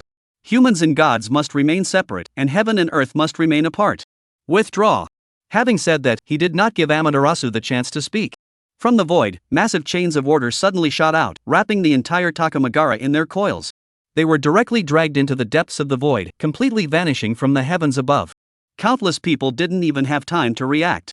Takamagara had already vanished without a trace, and the ripples faded away. The power belonging to that being also gradually dissipated, the wind stirred, and the water flowed. All that remained at the site was a devastated Tokyo City and the 2 million people lying unconscious at its center. Who knows if it was good fortune or misfortune? However, just when countless people thought things were about to end, the Amaterasu maiden suddenly grew solemn and spoke. You still want to run now? You're thinking too highly of yourself. Chapter 134, the compassionate ferryman finally dies, and the nation's fortune is secured. As the words of the Amaterasu maiden fell, countless viewers who had been about to leave the livestream were suddenly startled and turned their attention back to the screen. Isn't it over yet? As the words of the Amaterasu maiden fell, Fahai, who had been about to leave, also shifted his gaze slightly upon hearing them. He looked in that direction. The Eye of Earth store. Accompanied by a surge of golden Buddha power. Fahai immediately sneered coldly. If it weren't for your reminder, I almost forgot. I never expected this demonic creature to go this far, capable of deceiving heaven and earth, passing off fish eyes as pearls. And he actually dares to stay here? He really thinks this monk is dead. As the words fell, countless people in the livestream immediately reacted as well. This matter, from the very beginning, was directed at Pudutsihang. And it's not over yet. Could it be that Pudutsihang isn't dead yet? Didn't it already sacrifice itself back then? Just thinking about the swarm of centipedes with countless legs that had appeared not long ago sent a chill down everyone's spine. And just as countless people were filled with confusion, a boundless golden Buddha's light suddenly rose, about to strike the crowd in the center of Tokyo City. But unexpectedly, it was stopped by the Amaterasu maiden standing beside her. The Amaterasu maiden shook her head and said, Please stop, master. Leave the rest to Amaterasu. Your divine power, master? Fahai looked at the other person with some confusion. The Amaterasu maiden spoke calmly. I am the messenger of Amaterasu Amikami on earth, and from now on, I shall be known as Amaterasu. As the messenger of Amaterasu Amikami on earth, even without the support of Takamagara, I still possess sufficient divine power. Speaking, he produced the 3 sacred treasures and commanded them to emit a brilliant divine light, proving his words. This instantly thrilled countless neon people who had been feeling downcast due to the exile of the sun goddess. The divine messenger of Amaterasu, after all. Sugwa. I knew Amaterasu Amikami wouldn't abandon us. However, they were excited. Little did they know how bitter the heart of the Amaterasu maiden was at that moment. I had originally planned to follow the path of an ancient dynasty, but I never expected to cause so much trouble. Not only did I nearly lose my true self, but now my true self is also imprisoned. She can no longer sense the presence of Takamagara at all. Every second is money, so it's clear that this time, he's serious. Of course, though she felt a bit helpless inside, she harbored no resentment, but rather felt a touch of gratitude toward the other party. After all, if it weren't for that person, her true self would have perished on the spot. Now she was merely imprisoned for a short time. We've endured 1,000 years, what's a little more time? Besides, the other party didn't even bother to hold it against me for distracting them while I sneaked into the world. However, that being said. But at this point, if she ends up with nothing, wouldn't she also be at a loss? Therefore, when she sensed that the compassionate ferryman carrying the nation's fortune was about to flee, she immediately spoke up. Fortunately, the other party had forcibly condensed the Dragon Ball using the nation's fortune and had not completely refined it. Otherwise, this time, he would have truly slipped away. At that point, it would be a loss of national fortune and a blow to our reputation. Upon hearing this, Fahai nodded in agreement. Seeing this, the young woman of the Amaterasu clan did not hide her thoughts. That demonic creature may have wanted to feign death to escape, but it carried the national fortune of the Rainbow Country with it, which could not be concealed. As the messenger of the sun god Amaterasu, I can naturally sense it. Speaking of which, she coldly addressed someone in the crowd. Come out already. Do you really think we're bluffing? As the words fell, a golden bead suddenly flew out from the man's body, and within the bead, the silhouette of a centipede gradually transformed into a dragon. The centipede-like figure spoke reluctantly. If you two spare my life, I will surely repay you in the future. Whether it be the secret techniques of true immortals or the artifacts of true immortals, I know of their whereabouts. As these words were spoken, the Amaterasu maiden and Fahai hadn't spoken yet. However, the countless people in the live stream were already in an uproar. He started off with true immortal techniques and true immortal artifacts. This master Pudutsihong truly lives up to his reputation as a 10,000-year-old centipede spirit. This family background, wow. While we're still struggling with foundational cultivation techniques, they're already selling off true immortal secrets like they're going out of style. We're doomed the dry die of thirst and the wet drown in flood. Sigh, you wouldn't really be tempted, would you? Can you really trust the words of demons? I believe it. They've lived for 10,000 years and are powerful earth immortals. Having some wealth is perfectly normal. Meanwhile, amidst the buzzing discussions of countless people, the heavenly light maiden and Fahai remained unmoved by the centipede demon's words, let alone whether they believed him or not. But one was a divine king of the celestial realm, and the other was a promising disciple being specially cultivated by the Buddhist sect. Would he be lacking that one thing? Immediately, the Amaterasu maiden spoke coldly. You're still stalling for time. Do you think we can't sense the demonic energy you're gathering? You're dead, and that's the best help you can offer.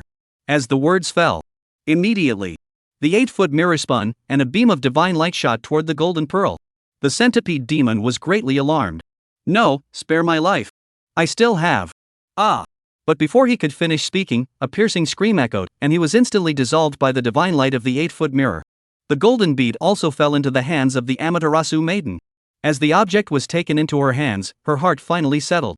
Finally, no accidents. The heavenly light maiden immediately apologized to Fahai. I'm sorry, Master Fahai. The inner essence of this demon contains the fortune of my neon realm. I cannot give it to you. Upon hearing this, Fahai shook his head and said, This is only natural. As a monk, I subdue demons and evil spirits without seeking any reward. But, Mr. Tensho, are you certain you do not require my assistance? His words carried a certain meaning, and his gaze shifted slightly, looking toward a certain direction. Upon hearing this, the young woman of Amaterasu suddenly understood. I almost forgot about that guy. But I still said it out loud. I will handle it properly. Upon hearing this, Fahai did not hesitate, as the other party was wielding 3 divine artifacts and possessed divine power, and indeed did not require his assistance. He immediately transformed into a beam of Buddha's light and vanished into the horizon. With everything coming to a complete end. In the ruins, a white fox emerged cautiously and spoke. That monk's gaze was terrifying. The Amaterasu maiden rolled her eyes at his words, saying nothing more, only sneering. Don't even try it. Even he can't do anything to you. I still believe in the depth of Qingxiu. Alright, now hand over your secret technique for enhancing one's fortune. I have matters to attend to. The white fox listened to the first half of the statement and merely smiled awkwardly, not responding. It was the latter part of the sentence that caught his attention. He immediately became alert. What? You've also set your sights on Gua? That's not right. Never mind how Amaterasu will handle the national fortune. On Chu Xian's side, however, he found himself in a rare predicament. Chapter 135, Divine Pawn. Xia Kingdom Fever. In a villa in the Magic City. Chu Xian sat in his newly renovated home, staring at the system in front of him with a frown. System, open the personal panel. As Chu Xian's words fell, a virtual projection screen appeared before him, displaying his personal panel. Host, Chu Xian. Species, human. Realm, Golden Core Perfection. Historical script, The Great Battle of Chu People vs. Mao Shan Linjiu, Ren Lao Yi, Chen Nu Yuhun, by Fahai, Supernatural Full Revival, Universal Salvation, and The Great E Chapter. Script points, 150 million rounded down. Although this time I made a big profit, why can't I feel truly happy? Chu Xian shook his head helplessly. After speaking, he turned his attention back to contemplating how to proceed with his plans moving forward. His mood was not very pleasant at the moment. Although he had recently advanced the schedule for the Great E Chapter, earning himself a large number of script points, and had temporarily deceived the guest from another world. However, the disruption of the plan also had its drawbacks. Now, he too finds himself in a passive situation. The original plan was to start the Western magic script after the Neon script was finished. But now, a true deity is currently residing in the West. The slightest carelessness could reveal a flaw, allowing the other party to expose all the lies. However, the Western recovery plan must still be implemented. After all, this concerns their future plans, and failing to implement it would also be a flaw. For the first time, Chu Xian felt the difficulty of the situation.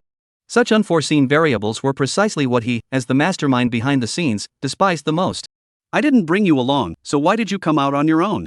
Chu Xian couldn't help but grumble to himself. Of course, he also understood that reality wasn't a TV drama, where everything could go smoothly according to plan. From the moment he realized that the world had already begun to unravel, he had already prepared himself for this day. He just didn't expect it to come so soon. With countless thoughts swirling through my mind. The computational speed of a mind at the Golden Core stage had already surpassed that of a supercomputer by dozens of times. Research indicates that the inherent computational power of the human brain surpasses that of the world's most advanced supercomputers by over 100 million times. However, physical actions and other such processes consume an overwhelming majority of this computational capacity.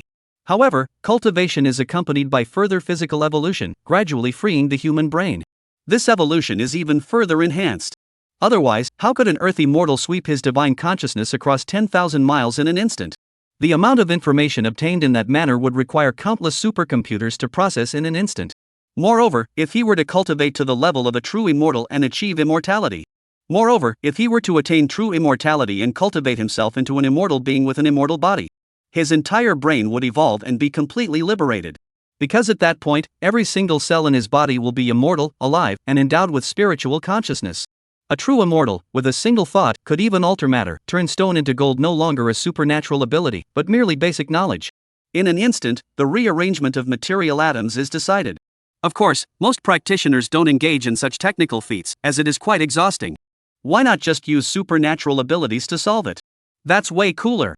As a mastermind who prefers to sit when standing is an option and lie down when sitting is an option, Chu Xian also rarely gives his brain a break. But this time, he had no choice but to do it. Soon. With countless thoughts emerging and flowing through his mind, he quickly chose the most daring option, but one that would bring him the greatest benefit. God. Perhaps they can also be used as pawns. Chu Xian evaluated this bold idea in his mind, his gaze flickering slightly, a flash of intensity passing through his eyes. The risk is manageable. As long as I'm careful. Not to mention. He cast his gaze upon his savings, which had now risen to 160 million. Excellent. Now even the celestial beings have to kneel before me and sing conquest. Therefore, within this universe, the right to interpret everything is temporarily mine. Meanwhile, Chu Xian was also planning to put a rather idea into action. The outside world, however, did not grow quiet as the script came to an end. Instead, it seemed even more chaotic. Even though it was already the latter half of the night in the eastern hemisphere, and the sky was beginning to lighten on the horizon. Nothing can dampen people's enthusiasm. One after another, people stared at the dark circles under their eyes and the people around them, even those from all over Blue Star, wildly discussing the extraordinary events. After all, this is an extraordinary world, the very first of its kind, appearing before the entire world.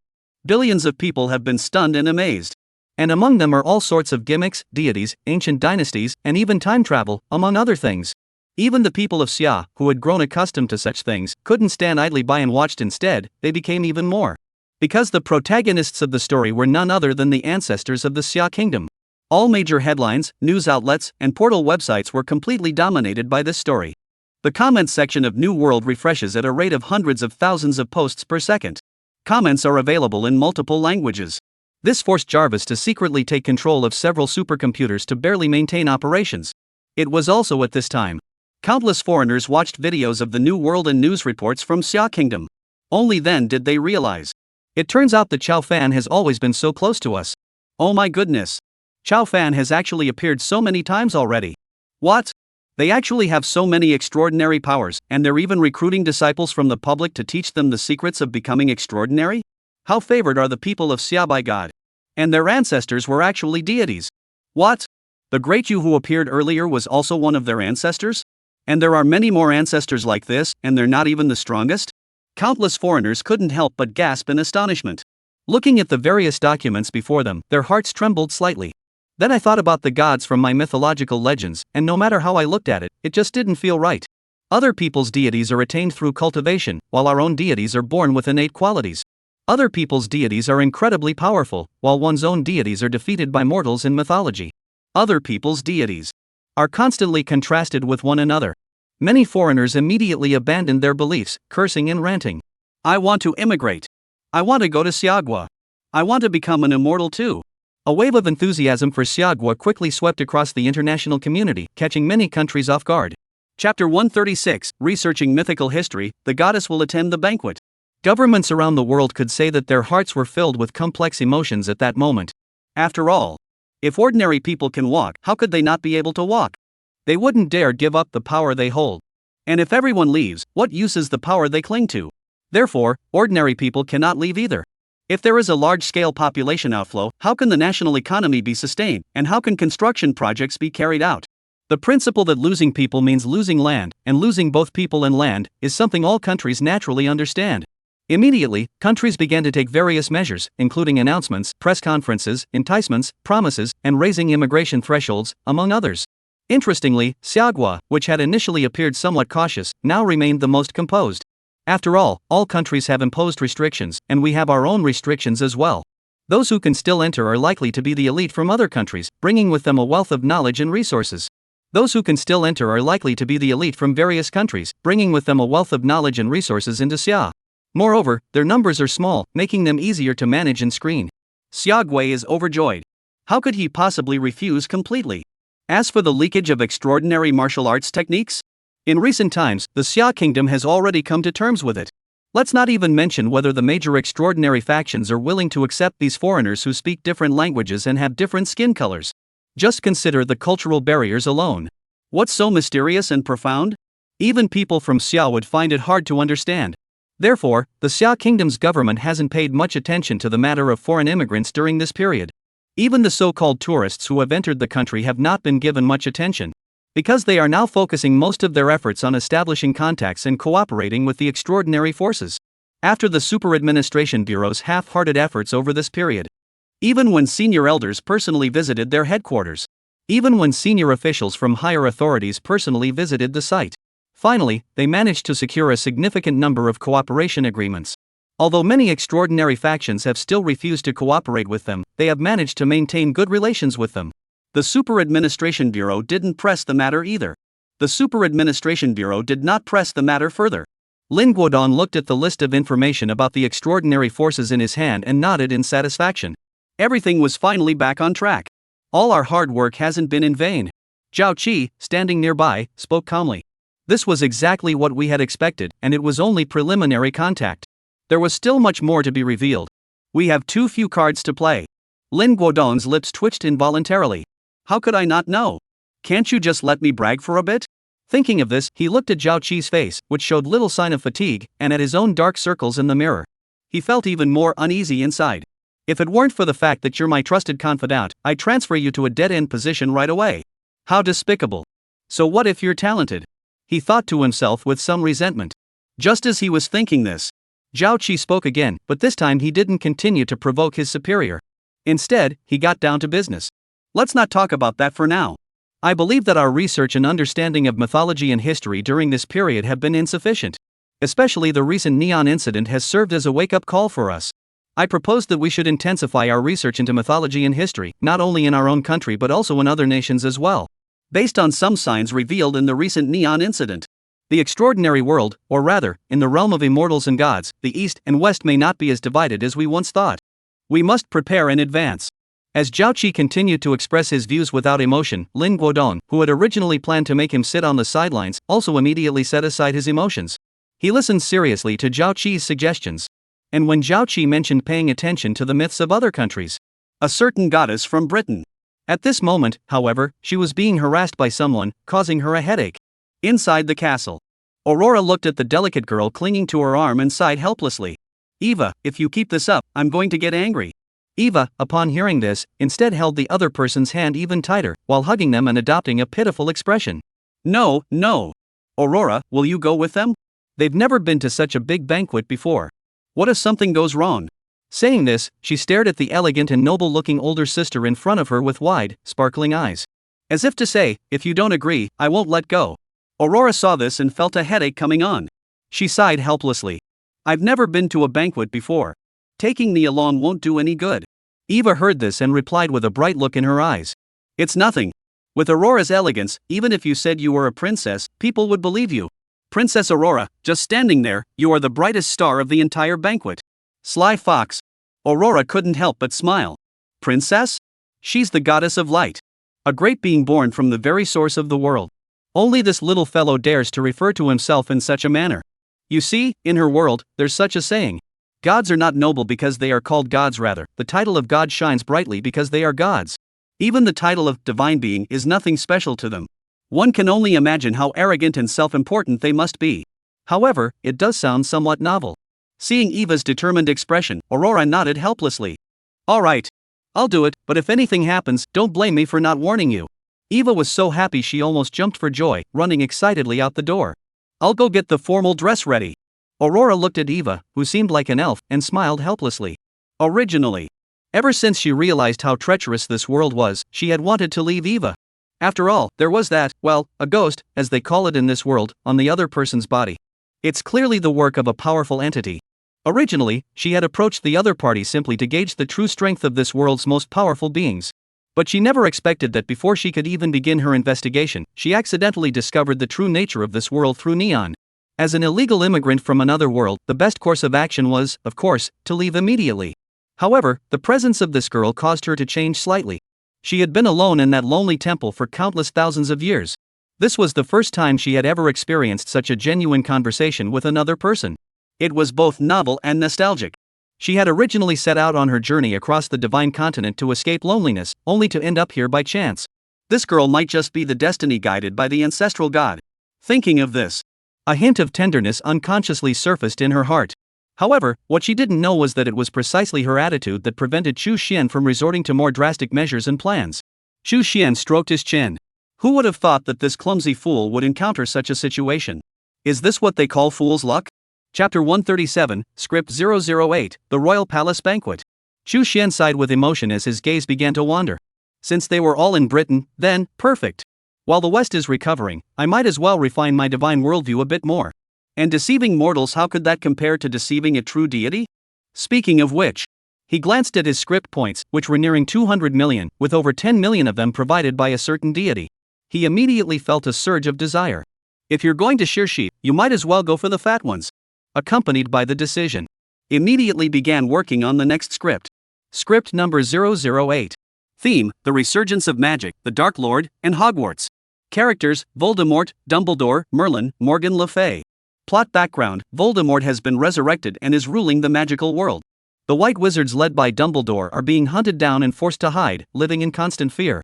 Finally, at the right moment, the spatial fluctuations at the train station platform reconnect to the magical world. They escape to the human world. They sought to find and summon Merlin's presence, defeat Voldemort, and reclaim the magical world. The appearance of Merlin will also completely unveil a corner of the mythical world. As Chu Xian put down the final stroke, he left a clue for his next script. Immediately, Chu Xian spoke up. Generate script. This time, convert everything directly into reality, including the magical realm and Merlin. As his words fell, suddenly, in his system, a staggering 5 million script points vanished into thin air. Meanwhile, within Blue Star, a subtle yet significant change began to unfold. In a certain interdimensional space, a world as large as Britain suddenly appeared, drifting aimlessly through the void. At a train station platform in the capital of Britain, an imperceptible fluctuation quietly emerged. And with it, something suddenly appeared in this world. Aurora, who was trying on a dress, felt a sudden stir in her heart. Her movements slowed slightly as she dressed, revealing a glimpse of her snow-white shoulder. A hint of confusion flashed in her eyes. Spatial fluctuations? Just as he was about to investigate further, the intangible fluctuation had already vanished without a trace. At that moment, the magical realm had already detected the fluctuations emanating from a certain train platform. And just as she was about to investigate further, the door to the room was already being pushed open by a striking figure. A playful voice rang out. "Wow, you show me such a sexy scene as soon as I walk in? Aurora, are you sure you're not trying to seduce me? Although my sexual orientation is perfectly normal, seeing this scene still made my heart race a bit." Aurora couldn't help but smile and began to respond to Eva. However, she kept her guard up. Of course, Xu Xian didn't care about any of this. Having already set the script in stone, he naturally wouldn't make such a rookie mistake. Under the system's cover, let alone Aurora being merely a divine incarnation, even if the real deity were to arrive, they wouldn't be able to detect the existence of the magical realm. Even if the true deity were to arrive, they would not be able to detect the existence of the magical realm. The current him. All he needs to do is wait patiently for the script to begin. 3 days. It's not that long. And during this time, Xu Xian waited quietly for the moment to arrive. Several significant events also unfolded. Some demons and monsters lurking within the borders of Xia Kingdom were hunted down by mysterious forces. What's more, while excavating historical sites and digging up ancient tombs, they unexpectedly uncovered some strange and bizarre artifacts, causing significant losses to the authorities. Fortunately, some extraordinary individuals happened by to rescue them, but they were warned not to tamper with ancient tombs dating back to before the Ming dynasty. There were also the first batch of people who joined the extraordinary forces. At this point, most of them had already embarked on their extraordinary paths, returning home to visit their families and showcase their extraordinary powers, and so on. Of course, none of the above is particularly significant, it merely has a considerable impact. If there is truly something worth paying attention to, it is likely the matter of the Amaterasu maiden inheriting the throne of the Neon Emperor. It is said that the succession ceremony caused an international sensation, with congratulations pouring in from countries around the world. On the day of the live broadcast, over 1 billion people tuned in to watch. After all, this is a true divine being. That day, the graceful figure wielding the 1,000-mile long sword still seems as though it were just yesterday. With a divine weapon in hand, divine power at their command, and divine favor upon them, each one was a focal point worthy of attention. Anyway, on the day of the grand ceremony, countless news portals and headlines were flooded with coverage. Even afterward, the Amaterasu girls were holed up in the imperial palace, no one knew what they were up to. She rarely makes an appearance. The buzz has been going strong for days. Even Xu Xian couldn't help but sigh in admiration. It seems like there's still some more to be gained from Neon in the future. After all, being this popular, it seems like Neon still has plenty of potential. Soon. Before we knew it, 3 days had quietly passed. On this particular day, the British capital of London was unusually bustling. Luxury cars and horse-drawn carriages continuously traversed the streets of London, heading toward the palace. This drew the admiration of many onlookers. People speculated about what special day it could be that so many nobles were heading to the palace. Meanwhile, countless people were gazing at them with admiration and confusion. Eva's carriage was slowly making its way into the palace, heading toward the banquet. Stepping out of the carriage, Eva muttered while holding Aurora's arm. "I wonder what Her Majesty the Queen is up to, holding a banquet at this hour. I thought it was a dinner party." Aurora heard this and smiled, as if she knew something, then looked toward the palace and said, "Perhaps there was something else going on. The banquet is just an excuse." Eva heard this and felt a surge of curiosity. She clung to Aurora's arm and said, "Sister, you must know something, right? Tell me. Please?" However, this time, Aurora did not respond. Instead, she took Eva's hand and walked straight toward the palace. As they walked, a look of interest flashed in his eyes. "The myths of Britain? I don't sense any traces of that from these mortals. I hope you can give me a little surprise." Chapter 138, The British Crisis, Magic Wall walking at the train station. Inside the palace. Before a pile of ancient documents and books, the British Queen, now in her 90s, looked at the Prime Minister standing before her with a grim expression. She spoke with a touch of resignation. The Prime Minister has already reviewed all the relevant royal documents. After multiple changes of government and the ravages of war, all that remains of the royal family are mere records of myths and legends. The Prime Minister heard this and nodded with a wry smile. I understand Her Majesty's meaning, but I still can't help feeling a glimmer of hope in my heart. He glanced at the pile of documents that had already been thoroughly searched by his men, and finally sighed. He couldn't help but say, I only hope that the noble guests present today have access to some relevant information. The time left for Britain is truly running out. If we cannot find our own extraordinary and mythical qualities, even without external enemies, Britain will inevitably perish. Those who cannot adapt to the times will inevitably be eliminated by the times. This is already an extraordinary era. Such words should never come from the mouth of a national leader, yet he couldn't help but utter them. It's simply because the pressure he's been under lately has been too great. After all, he's bearing the weight of a nation, even the fate of an entire ethnic group. This is no joke, it is reality. Because even if we don't mention anything else, the mere presence of those evil entities that appeared on the lands of Xia and even in the heart of Neon, if they were to appear in Britain, what could they possibly do to prevent it? Upon hearing this, the Queen naturally understood the Prime Minister's pressure and couldn't help but sigh, ultimately saying nothing more. However, a fleeting look of confusion flashed across her slightly clouded eyes. This person is nearly 100 years old, having lived through 2 centuries and witnessed the development of human civilization to its current state. For the first time, I felt a bit overwhelmed. Perhaps I really am getting old. The idea of stepping down has gradually taken root in my heart, though it remains deeply buried. For she was not merely a national symbol, she was the very bond that held the British Federation together. Not everyone can be replaced. And it was at this very moment. A 6-year-old girl, delicate, suddenly walked into the room and knocked on the door. Great-grandmother, Grandpa sent me to ask you to come out. The banquet is about to begin. The Queen looked at the timid Elsa and smiled, speaking gently to the little girl. All right, Elsa. Go tell your grandfather that your great-grandmother will be there soon, okay? Aisha nodded and ran out, completely different from her timid demeanor earlier. The Prime Minister, who had been ignored the entire time, scratched his nose. Princess Elsa looks very lively. The Queen smiled and nodded, watching the departing figure of the young girl. This child has been watching a neon anime series lately and says he wants to become a Night King too. Apparently, he's already looking for his own night teacher. The Prime Minister nodded upon hearing this and then said, Your Majesty, since the banquet is about to begin, let us proceed as well. I'm afraid I have a video conference with the White Eagle Empire this afternoon. The Queen frowned and said, What are they up to now? The Prime Minister shook his head with a wry smile. I don't know, but judging from the intelligence reports, it seems they're trying to meddle in European affairs. After all, they don't have their own mythology. At the banquet in the palace, noblemen in suits and elegant gowns, and noblewomen in lavish evening gowns mingled in the hall, clinking glasses and conversing in hushed tones. Most were speculating about the Queen's intentions in inviting them. Of course. From time to time, I glanced around to admire some handsome men and beautiful women. Eva felt the occasional glances directed her way, looked at Aurora beside her, and covered her mouth with a smile. Just look. I knew it. You're definitely the most dazzling star at the banquet today. Already, more than one noble has asked me about you. But don't worry, sister. I haven't told a single one of them. Aurora heard this and couldn't help but laugh and cry at the same time. She reached out and tapped Eva's forehead. You. Eva stuck out her little tongue and said, Is that really the case? Which one of these people is worthy of my sister? But sister, why do you have such good skin and such a great aura? Do you have any secrets? Teach me. I want to be as beautiful as you and become the center of attention. Saying this, she started acting spoiled again. Aurora gently held her hand that was hanging on her arm and smiled. You're already so beautiful, you're a heartthrob. Look at how many people are staring at you. Eva heard this and replied angrily. I'm already this pretty, so why doesn't that guy choose Shin like me? I've been so obvious about it. Aurora heard this and was immediately surprised, about to tease him a bit. Little did she know that at that very moment, 2 figures appeared, interrupting her words. It was none other than the Queen of Britain and the Prime Minister. Meanwhile, in the banquet hall, the Queen and the Prime Minister revealed the purpose of their visit. In another part of London. A train station, a place bustling with people coming and going. In front of King's Cross Station. 2 unlucky journalists are standing here right now, preparing to board the train. While waiting, they complained. Oh, that idiot, making us go find the news?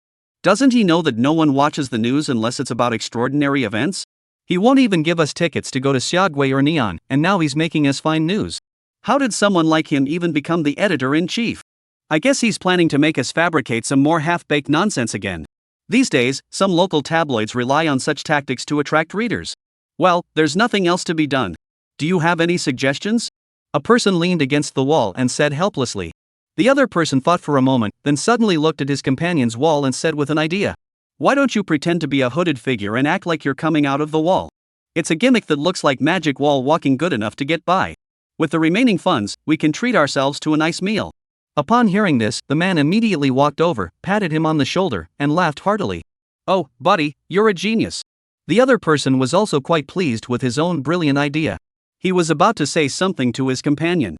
Suddenly, the wall between the two of them. Suddenly, an old man dressed in a long robe, with long silver hair and a silver beard, burst out from between the walls. The two of them froze in place. They thought they were hallucinating.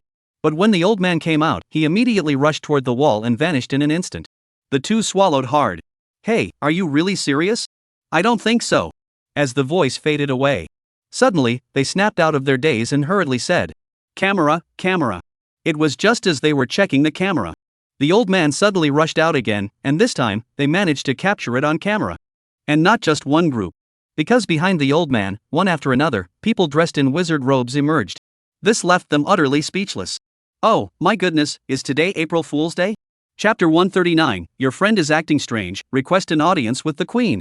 And just as the two were in shock, the group had already burst through the wall, most of them young people, with a few elderly individuals among them. One of the young men spoke excitedly. Praise Merlin, we've finally made it to the human world.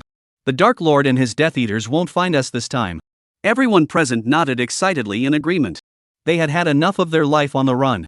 After all, they were once noble white wizards. When did they become so despised that everyone now shouts for their downfall? And just as everyone was getting a bit excited, the elderly man at the front, with silver hair and a silver beard, however, interrupted everyone with a cough. Do not rejoice too soon, my friends. The mysterious figure has obtained the ultimate secret of alchemy, and he desires to come to Earth even more than we do. We can detect spatial fluctuations, and so can he. Therefore, we still need to find Merlin the wizard to truly put our minds at ease. As the old man spoke, the crowd, who had been somewhat excited, fell silent. The shadow cast by that person from their memories was simply too overwhelming.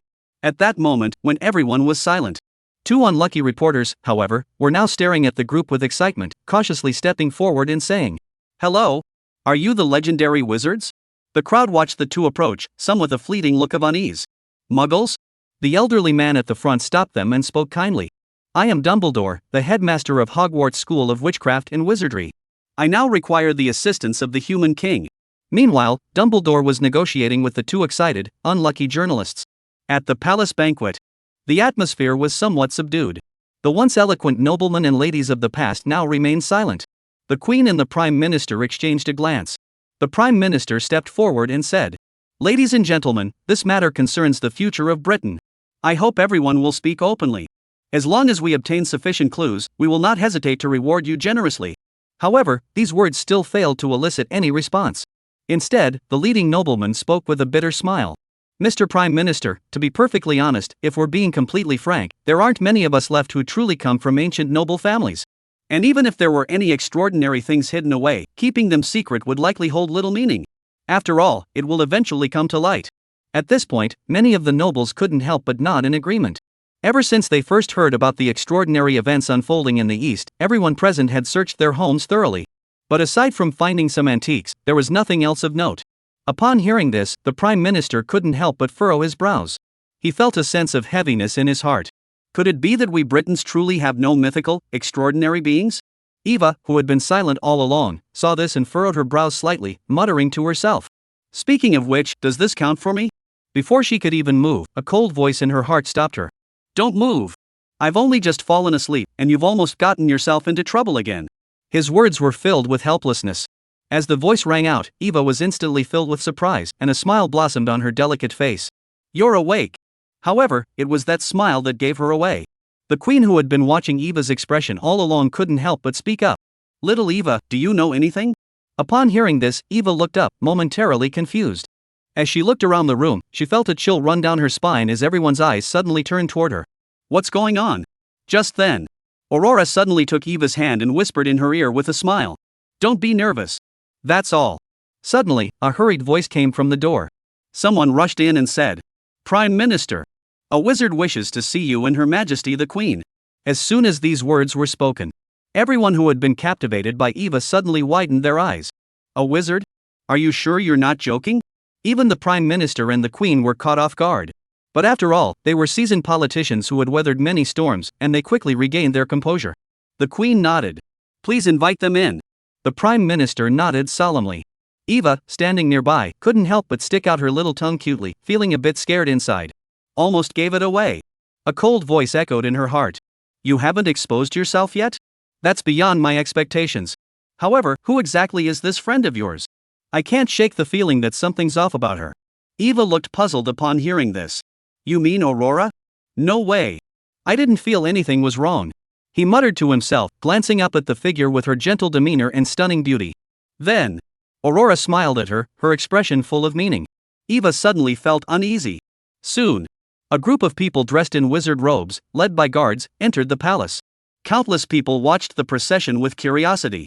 Although the other party's condition was somewhat disheveled, there was an undeniable sense of being out of place that couldn't be hidden. This made everyone realize that the other party was definitely no ordinary person. As Dumbledore led the group toward the Queen, they performed some ancient and special ritual. Dumbledore, headmaster of Hogwarts School of Witchcraft and Wizardry, greets Her Majesty the Queen. As soon as these words were spoken, everyone present couldn't help but gasp in shock. The magical realm? Headmaster of the Magic Academy? Is there really such a thing as a wizard in this world? Countless people couldn't help but wonder. Meanwhile, two unlucky journalists following behind the group snapped photos frantically, filled with excitement. One person behind the Prime Minister almost couldn't resist stepping forward to stop them. But he was stopped by the Prime Minister shaking his head. The people of Britain need some good news to boost their confidence. Chapter 140, Similar Training Systems, Aurora's Doubts. Soon. Once Dumbledore had finished his greetings, he immediately stated the purpose of his visit. We need the King's help to find Merlin the Wizard. As soon as he spoke, a commotion erupted among the crowd. Countless people gasped in astonishment. Did I hear that correctly? Did he say Merlin? The legendary Merlin? Could it be that he really exists? This is the legendary wizard said to have assisted King Arthur. Everyone was a bit in disbelief. Even though they had already mentally prepared themselves for the extraordinary, even the mythical. But when the moment finally arrives, they cannot help but be utterly astonished. Even the Prime Minister and the Queen were moved this time. The Queen was about to speak. Mr. Dumbledore. Unexpectedly, the Prime Minister suddenly interrupted the Queen and addressed the two of them. Your Majesty, may I interrupt you for a moment? Given the current circumstances, I fear that. The Queen, upon hearing this, seemed to have realized something. Looking around at the somewhat complicated surroundings, she glanced at Dumbledore with an apologetic expression. He just wanted to ask the other person to change the environment. But this time, Dumbledore refused outright. I don't think these words are anything to be ashamed of. Similarly, we also need the assistance of all the noble gentlemen present. We don't have much time left. The henchmen of the mysterious figure are searching for us. Saying this, he bowed to the nobles present. This immediately soothed the hearts of the nobles who had been feeling somewhat dissatisfied. It was as if they were saying, you see, it's not that we're being inconsiderate, but they need us too. Of course, while feeling satisfied inside. Countless questions also arise. What? Not much time left? Are the henchmen of the mysterious figure searching for you?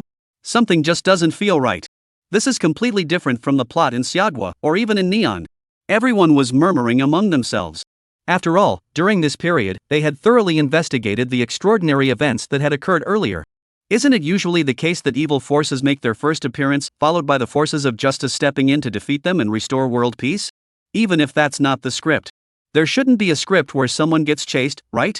Seeing the disheveled state of Dumbledore and the others, everyone suddenly seemed to realize something. Their faces turned pale. This time, it can't be that evil forces are trying to destroy humanity in a life or death scenario, can it? Although Western movies love to depict such plots, it doesn't mean they actually want it to happen. The Prime Minister clearly had an ominous premonition as well. But he still asked calmly. Mysterious person? Dumbledore and the others looked at the crowd, whose atmosphere had suddenly grown peculiar, feeling utterly baffled. But they continued nonetheless. Yes, the magical realm has been taken over by a mysterious figure who has mastered the ultimate secrets of alchemy. He has achieved immortality. We must find Merlin to defeat him. Upon hearing this, everyone immediately lost their composure. The Queen also spoke solemnly. Please ask Mr. Dumbledore to explain in detail the situation with the mysterious man and the magical world. Dumbledore nodded and began to explain the current situation to everyone in detail. At the same time, Xu Xian, however, boarded a flight bound for Britain. Although everything had been meticulously planned and rehearsed, he still decided to go to the scene in person. Whether it was out of concern for the unexpected or curiosity about this true goddess, he must go there. Soon. As Dumbledore and his companions introduced themselves, everyone present immediately understood the situation they were in. They were both fascinated by the wonders of the magical world and worried about the Dark Lord's power. The atmosphere in the room was somewhat somber. Perhaps it was because of the constant blows they had suffered from the East earlier, causing them to doubt the strength of humanity at this moment. However, the atmosphere was quickly broken by one person. 6-year-old Aisha stood beside the Queen's position, her clear eyes fixed on Dumbledore as she asked him doubtfully, "Grandpa Dumbledore, if Merlin the wizard is real, then is King Arthur also real?" As soon as she spoke, instantly, countless people realized what was happening. That's right. Even if the other party is some kind of Dark Lord, if the legendary Merlin exists, then there's no reason why King Arthur wouldn't exist. The beings in their British mythology are no less numerous. What have they got to fear? With a sudden jolt of clarity, everyone's gaze toward Dumbledore and the others immediately grew enthusiastic. This made Eva, who was standing nearby, unable to resist muttering under her breath, "How hypocritical." Aurora seemed to sense the younger girl's emotions and smiled gently as she squeezed her hand. She wanted her to stay calm. Then, continue to fix your interested gaze on Dumbledore and the others. Wizards? The essence of this power seems somewhat similar to the magicians of the Divine Continent. And this guy named Dumbledore is almost breaking through to the stage of a law god, right? Could it be that this cultivation system originated from the continent of the gods? If that's the case, perhaps the flaw in that world isn't as simple as it seems. And as such thoughts began to surface in her mind. On the plane, Chu Xian, who was closely monitoring her movements, couldn't help but vent his frustration. But it's just that simple. Don't just make things up in your head, okay? Of course, the truth is indeed as stated. However, upon being reminded by Aurora, Chu Xian's mind was suddenly filled with other thoughts. He had some calculations in his mind. If you really want to force a coincidence. Actually, this is also somewhat feasible. All worlds and realms return to their original source? A strange light suddenly flashed in his eyes. Meanwhile, inside the palace, Dumbledore heard Aisha's question and immediately smiled kindly. "Of course, my princess." Upon hearing this, Elsa's delicate, porcelain-like face lit up with endless excitement. She clung to the queen's arm and said, "Great! Great-grandmother, did you hear that? King Arthur really existed. That's so cool." With Dumbledore's confirmation, everyone in the crowd sighed in relief.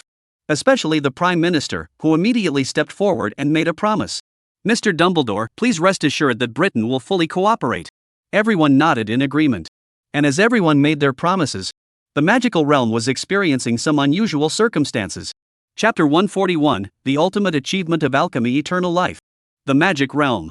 Hogwarts School of Witchcraft and Wizardry. A figure dressed in a black robe stood in the headmaster's office, as if searching for something. While searching, he muttered to himself, "My old friend, why can't I find you? The entire magical realm seems to have lost your presence. Even my immortal soul can no longer sense your existence." His face was as pale as a corpse, looking like wax, twisted in an odd manner, with the whites of his eyes seemingly perpetually bloodshot. Yes, he is the very existence that the entire magical world fears. Voldemort. But now, he prefers his new title, the Dark Lord. The Dark Lord who instills fear throughout the entire magical realm and rules over it all. And as he searched for him, suddenly, a voice echoed in his mind. "The human world. Tom, stop them. They're heading to the human world to awaken that old wizard Merlin. Stop them." As the voice echoed, Tom's mood suddenly turned volatile, and he spoke angrily. "Enough, you old woman. Don't call me Tom, call me the Dark Lord. And don't you dare try to order me around, or I'll trade you to the alchemist god. I'll make sure you die a horrible death." "You fool!" the angry voice echoed as it fell. The terrifying magic erupted directly. Countless sheets of paper and documents, and even some furniture, were instantly destroyed and reduced to dust. The entire principal's office was left in complete disarray. Soon, the voice in Voldemort's mind fell silent, and he shook his head in annoyance. Then, a flash of madness flickered in his eyes, which were now red with terror. He whispered, "My old friend, have you found the passage to the human world? That's great. It seems that this is the destiny guided by the god of alchemy, helping me escape this narrow world. I will become a true deity in the material realm, ignite the divine flame, and raise the divine throne. I will become the new alchemist god. So, my old friend, are you ready? I'm coming for you." The voice was filled with endless madness. And as he searched for a passageway to the human world, the once gradually fading blue star was once again ignited. "Oh, my god. Have we been joking too much lately? This is crazy. After the East, is the West's extraordinary also beginning to revive? Wizards? Hogwarts School of Witchcraft and Wizardry? Does this mean we can also learn magic and become extraordinary? That's fantastic. Ha ha. Yeah. That's great. Finally, we don't have to study that dreaded Chinese language anymore. I swear, I wasn't even this serious when I was doing my PhD at Cambridge. The culture of Xiaogui is just way too complicated. It's just a language, right? You're exaggerating. If you knew anything about Xia culture, you'd understand that a single word can have countless meanings. Compared to that, English is as simple as kindergarten knowledge. Not to mention the legendary ancient Chinese script. Yes. God bless us. What do you mean, God bless us? It should be Merlin who blessed us. Praise Merlin. Countless people in the West are truly overwhelmed with excitement at this moment. Only heaven knows how long they have been waiting for this day, and only heaven knows how difficult the language of Xia Kingdom is. They swore they never wanted to return to tomorrow. Moreover, now, the extraordinary is beginning to emerge in Britain. So, the other extraordinary beings of the West shouldn't be far behind, right? Countless people thought to themselves. This is also one of the key reasons why the entire Western world is in an uproar. Otherwise, the extraordinary revival of Britain, why are they so excited about it? While countless Westerners were filled with excitement, they were unaware that the British government had been withholding certain critical information. For example, dangerous dark wizards could appear at any moment, and Dumbledore and others are searching for Merlin.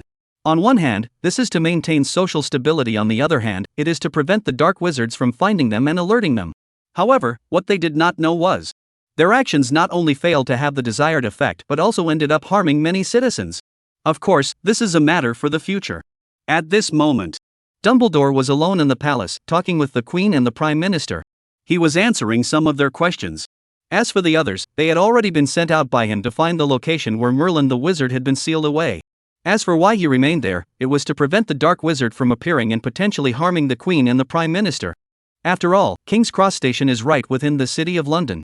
Of course, at this moment, the station has been evacuated and placed under military control.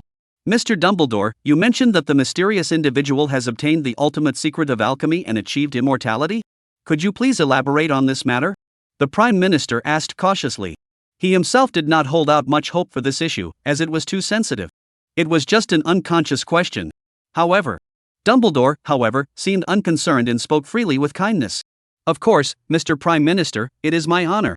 As his voice faded, the Queen and the Prime Minister were both taken aback. They never imagined that such a huge secret could be spoken so directly. Dumbledore looked at the two of them, their expressions filled with shock, and knew they had misunderstood. He immediately explained.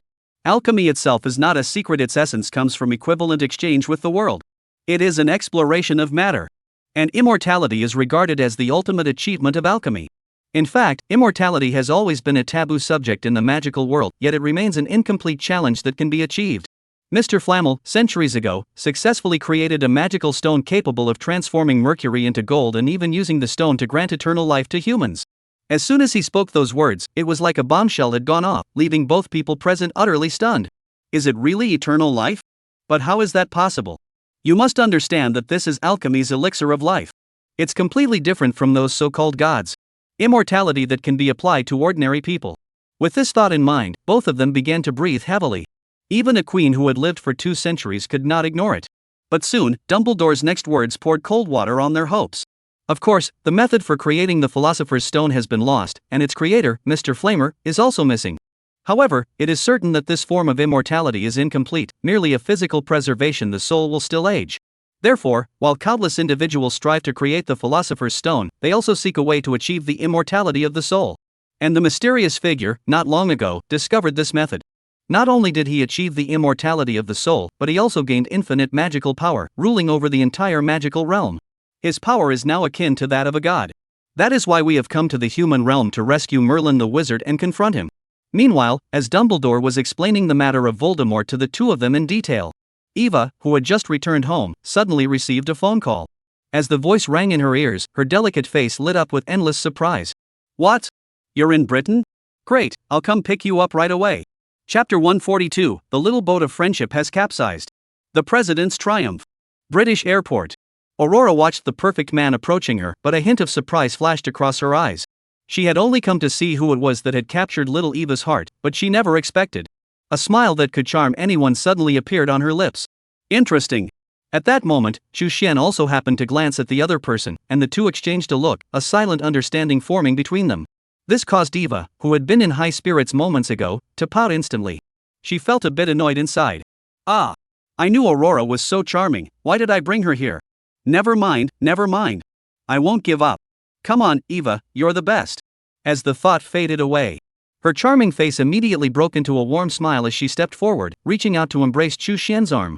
Her eyes sparkled like stars as she spoke. Chu Xian, it's been a long time. You look even more handsome than before. Of course, this wasn't just flattery, because she really thought that Chu Xian had gotten even more handsome. It's still the same face, but there's just something about him that's indescribably perfect and charming. Is this what they mean by beauty is in the eye of the beholder in the Xia dialect? And just as Eva was lost in her thoughts, Chu Xian skillfully dodged Eva's hand without anyone noticing, then smiled. Long time no see. Eva. You look beautiful again. Eva instantly pushed the lingering doubts from her mind, feeling a bit resentful. However, what angered her even more was this guy, after greeting her, immediately reached out to Aurora and said in fluent English, Chu Xian, who is this gentleman? Aurora, seeing this, for some reason, also temporarily ignored Eva, who was filled with caution. She extended her hand in the same polite manner. Aurora, Eva's friend. In secret, a faint, barely perceptible divine power flowed into Chu Xian's body. Chu Xian felt the divine power surging into his hands. He smiled to himself. If you really manage to figure me out, then I might as well go home and sell sweet potatoes instead of being the mastermind behind the scenes. I didn't even use the system. It was merely a fleeting thought. The slightest hint of the Great Sun's authority obtained from the Amaterasu maiden instantly devoured the opponent's divine power. Light is inherently a part of the Great Sun. As Aurora felt the overwhelming power of the divine force, she immediately understood. Sure enough. Then, meeting Chu Xian's amused gaze, she nodded slightly. However, Chu Xian hadn't had time to react yet. Eva, who had been watching closely, witnessed the scene. Her beautiful eyes suddenly fluttered. She felt wronged inside. Great. I thought you were my best friend, and now you're trying to steal my man. All the closeness we once shared is gone in an instant. The little boat of friendship capsized in an instant. Her eyes flashed with disbelief and caution. Aurora looked at Eva, whose little jealous heart had been shattered, and immediately knew something was wrong. Immediately, she withdrew her hand awkwardly yet politely. Eva, feeling a bit jealous, lost all desire to catch up and immediately grabbed Chu Xian's hand without hesitation. Then she stubbornly muttered a single sentence. Let's go home first. This time, Chu Xian didn't dodge. He felt that if he provoked this guy any further, he would definitely lose his temper. There's also the fact that I've started to find them somewhat appealing. The time spent coexisting with the ultimating body had already allowed her to advance to the realm in a short period, with no impurities remaining in her entire body. This is also why he described her as beautiful. He is not the type to speak insincerely. And as Chu Xian followed the pouting Eva back. On the other side, at the video conference of the White Eagle Empire, the atmosphere was somewhat quiet at that moment. Over a dozen heads of state from various countries were present, staring at a black screen in silence. A full 15 minutes passed. The screen suddenly lit up. The British Prime Minister, who had rushed over, apologized to everyone. I apologize, gentlemen. A sudden emergency arose just moments ago, and I am currently handling it. The president, who was already in a bad mood, heard this and became even more annoyed. He spoke in his peculiar tone. Oh, could it be that the Dark Lord has found a way to Britain and is about to descend with his army of Death Eaters? Otherwise, how could the usually punctual Prime Minister be late? As soon as he said that, the British Prime Minister immediately furrowed his brows, knowing that a certain president was issuing a subtle warning. As for why the other party knew about the matter, he wasn't surprised. After all, there were so many people present at the time. While the news might be kept under wraps among the general public, it was clearly impossible to maintain secrecy among nations.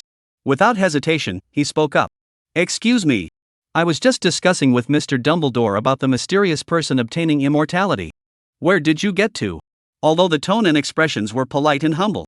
But a certain president dares to swear that he has never seen such a self-important person in his life. He might as well have said it to my face. I know the secret. Beg me, beg me.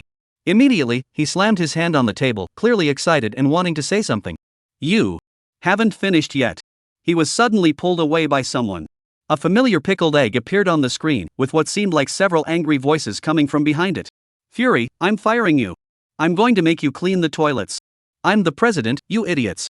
As the sound grew fainter and fainter, everyone present kept their eyes downcast, their noses pressed against their chests. They showed no reaction. After all, that person already had a considerable reputation internationally. Such a situation is quite logical. Fry looked at the crowd present and said apologetically.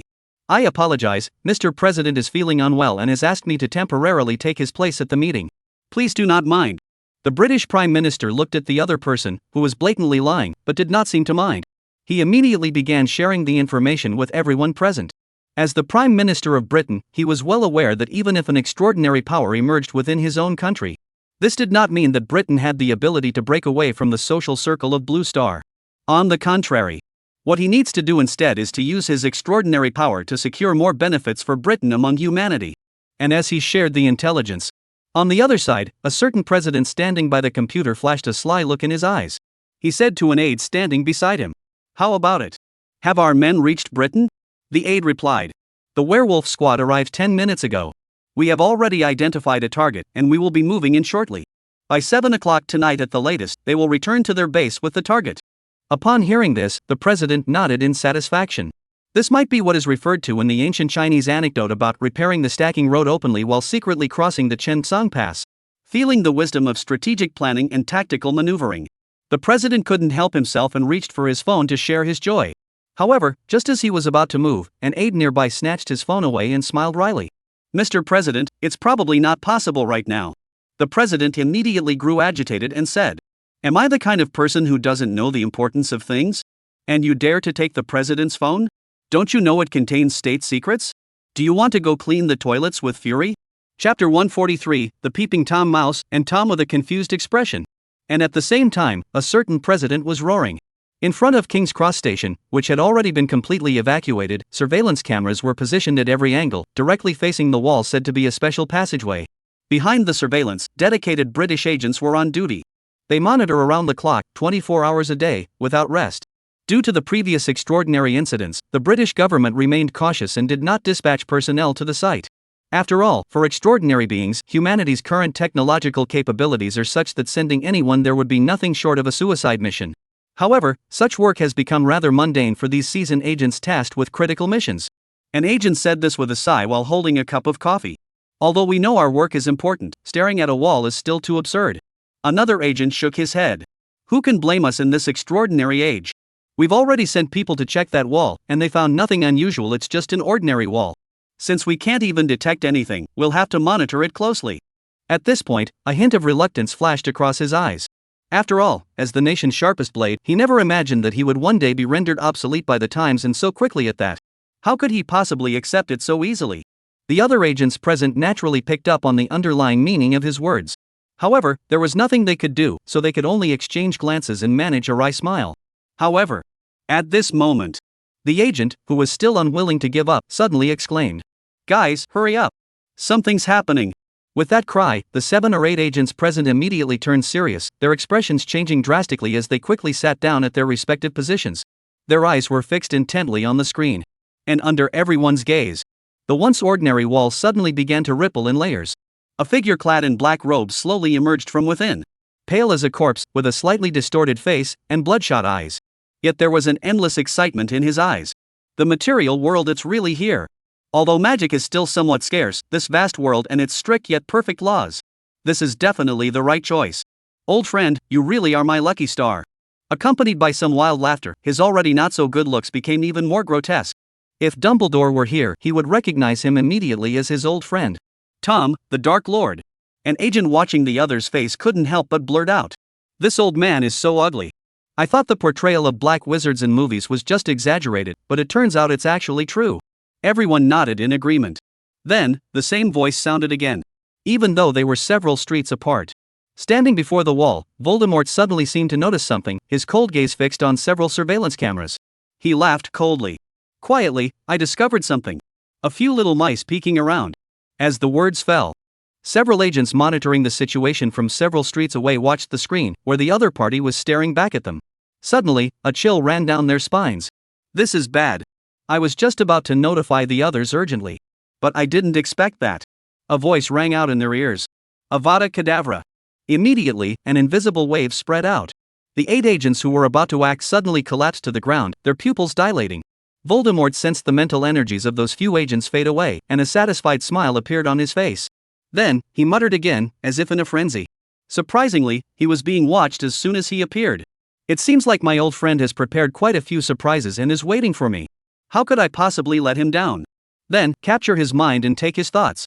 As the voice fell, in an instant, several points of light suddenly appeared on the 8 corpses several streets away. Then, they instantly appeared before Voldemort. He felt a surge of excitement. Feeling the power within him at that moment, it felt as though he could do anything, as though he possessed boundless magic. It made him believe, time and again, that he was a god. "No, I am the god," he silently repeated to himself. His soul was now eternal, and he had attained the highest secrets of alchemy. How could he not be a god? Voldemort's eyes flashed with endless arrogance. He immediately began to read the fragments of souls before him. As long as he could find his old friend's path, he would make sure the other witnessed him igniting the divine flame and raising the banner of the divine realm. As for killing him? Voldemort shook his head. If he wanted to kill Dumbledore, he had countless ways to do so while he was still in the wizarding world. With his godlike power, finding him in the confined magical world was no difficult task. It was simply that he enjoyed the thrill of playing cat and mouse.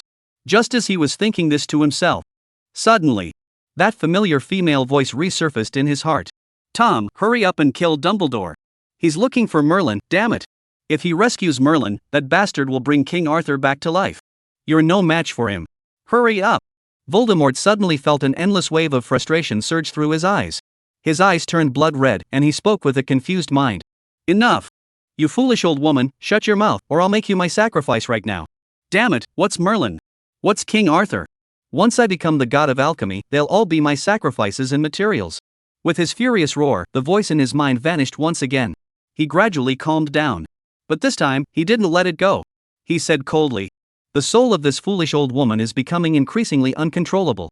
Once I find Dumbledore, I will immediately turn you into a new Horcrux." However, despite his threat, the female voice did not sound again. This left him feeling somewhat bored. He immediately continued to read the memories of these souls. However, as the memories continued to be read, the relaxed expression on his face gradually turned solemn. Then, suddenly, his expression turned completely bewildered. "What? Supernatural revival? The supernatural from the east? Gods? Time-space dialogue? Shooting down 9 suns? Is this really Earth? This is nothing like the human world described in legends. Did I really come to the right place?" Chapter 144, Stealing the Power of the Gods. Who's behind the scenes? As the memory extraction of the 8 agents' souls continues, Voldemort's expression grew increasingly somber. Of course, his concern was not the extraordinary being from the east, but the formidable figure from his memories who had once shot down the sun. How could this possibly be true? Is there really such a thing as ancient times? If this is true, then why have these old gods, who have already vanished, reappeared now? Could it be that with the revival of magic, it's not just our return, but also the return of the gods? With such thoughts emerging, his already unstable soul and mind became even more turbulent and twisted. He said with bloodshot eyes, "Damn it! This can't be true." With a loud crash, terrifying magic erupted from him, exploding outward in all directions. Concrete, railway tracks, billboards, glass, and everything else were reduced to dust in an instant. The entire King's Cross station was left in complete disarray. And the deafening roar shook the entire city of London. Dumbledore, who had been conversing with the Queen, sensed the massive magical fluctuations in the distance. Instantly, his expression changed drastically. "He's here." The Queen's mind couldn't process it all at once. "Who's here?" Dumbledore's expression grew serious. "The Dark Lord is coming. My old friend." After saying that, he bowed to the Queen. "I'm sorry, Your Majesty, it seems Dumbledore must take his leave first." The Queen also realized what was happening and nodded solemnly toward him. Dumbledore waved his wand. "Disapparate." As the words fell, instantly, it vanished from the Queen's sight. This left the Queen feeling a sense of awe. Although she had seen the other display magic before, witnessing it again with her own eyes was still overwhelming. However, after the initial shock subsided, she suddenly realized something else. Is the mysterious person coming? Aren't there already agents stationed at King's Cross Station? Why haven't we received any news yet? Immediately, his expression changed slightly. Then he pressed a button on the edge of the table. "Contact the Prime Minister." At the same time, the out-of-control Voldemort looked back and saw the chaos before him. His expression changed instantly. Although he was somewhat mad, it was because the method he used to break through to soul immortality was unique. It left behind the aftereffects of a twisted mind. He's not stupid. With his growing understanding of the material world, Voldemort also realized that this was no longer the small corner of the magical world. It was no longer a place where he could act as he pleased. Originally, he should have quietly integrated into human society and waited for the right opportunity. But now, all of this has been destroyed by his own hands. At that moment, he finally realized something was wrong with himself and spoke with a cold, grim expression. "Morgan Le Fay, I need an explanation. If you can't convince me, I'll turn the rest of your soul into a soul artifact. No one can stop me. I think you should understand that." As his words fell, The female voice that had fallen silent once more resounded. But this time, it was no longer urging him to kill Dumbledore. Instead, it was spoken with a certain special meaning. Explanation? Convince you? You have taken my power, and mortals who steal the power of the gods cannot possibly remain unaffected. In fact, the fact that your soul still retains its self-awareness is already quite surprising to me. Upon hearing this, Voldemort's expression changed drastically. His eyes turned red as if they were about to bleed. A terrifying magical storm erupted in an instant, completely overturning the already chaotic King's Cross station. The scene was utterly devastating. So you've been lying to me all along? You've been deceiving me into refining your soul to obtain the ultimate secret of alchemy? It was all a scam. The female voice continued speaking. No, I'm not lying to you. It's just that you're too greedy and have overlooked the most fundamental essence of alchemy. Equivalent exchange. The more you gain, the more you lose. Tom, you're a genius. Do as I say, kill Dumbledore and stop him from rescuing Merlin. Otherwise, you will eventually be consumed by my soul. If you don't want that to happen, I think you'll listen to me. As the last words fell, Voldemort's face twisted even more, becoming hideous and ferocious. Outside King's Cross station, a white figure suddenly appeared. It was none other than Dumbledore. At that moment, sensing the violent fluctuations of magical energy, his brows furrowed tightly. Tom. The words fell silent. The terrifying magical storm suddenly came to a halt. Then it gradually subsided. Countless objects swept up into the air plummeted back down from the sky in an instant. Dumbledore looked at the dark figure standing before the King's Cross station. He merely glanced at him before suddenly vanishing without a trace. His brows furrowed even more deeply, because what he saw were a pair of eyes brimming with endless anger and despair. But in this world, is there anyone else who could make Voldemort show such an expression? The East wouldn't dare to cross the line at this moment. As the leader of the White Wizards, he naturally knows more secrets. The emergence of the Eastern Extraordinary was already within his expectations. Even the appearance of the Great Yu had been mentioned in Merlin's notes, though only in passing. If it's not Dongfang, then who else could it be? For the first time, Dumbledore began to suspect there was more to this matter than met the eye. In fact, from Voldemort's rise to his rule over the wizarding world, there are too many unanswered questions. However, all of these have been overshadowed by the ultimate mysteries of alchemy from the past. Until just now, when he saw Voldemort's eyes, he suddenly realized that this matter might not be as simple as he had thought. He knew his old rival and old friend all too well. The arrogance and self-confidence of a genius were fully evident in him, as if he had truly experienced something terrifying. He would never have shown such an expression. Who is lurking in the shadows? And just as he was puzzled, on the other side, inside Eva's castle, discussions were already underway regarding this matter. Chapter 145, The Losers Will Britain Erupt in a Great War? Inside the castle, Chu Xian and Aurora were currently enjoying afternoon tea, while Eva had also regained her composure by this point. At least, the surface appeared much calmer now. Holding a cup of black tea, she looked like a rare lady. However, her flirtatious glances were wasted on a blind man. Chu Xian didn't give her a second thought. Even Aurora was no exception. Both of them silently ignored each other, as if they were watching Eva's peacock display. Because their attention was now focused on something else. Aurora was seen sipping her tea while looking at Chu Xian and asking, "Speak. Who is secretly causing trouble here?" The tone is casual, as if they were just chatting with a friend. Even though Eva, standing nearby, was a bit confused, she didn't connect it to the recent events involving Dumbledore and the others. Of course, Eva didn't understand. Chu Xian, of course, understood. He knew that this woman was testing him, perhaps to determine his identity or to gather more information. But he didn't mind. This was all part of his plan. Revealing a little bit of the truth is a good thing for him. Of course, it shouldn't be too obvious. After all, his current persona is that of an ordinary person, and even if that persona is about to collapse, he can't be treated carelessly. Therefore, upon hearing this, Chu Xian smiled and asked, "I don't understand what Miss Aurora is saying. What's going on?" The expression on his face was so lifelike that it would have been convincing if not for the fleeting hint of amusement in the other person's eyes. She might have actually believed it. And at that moment, Aurora was also at a loss for words. Eva, standing nearby, had truly been deceived and looked equally confused as she spoke. "Yeah. What's going on? Aurora, what are you talking about?" Aurora sighed helplessly, placing her slender, fair fingers on her forehead and tapping her brow. You should be smarter.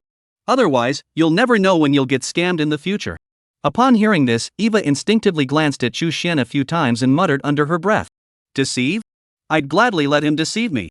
But when the flowers have all withered, he still hasn't come." His gaze was melancholy.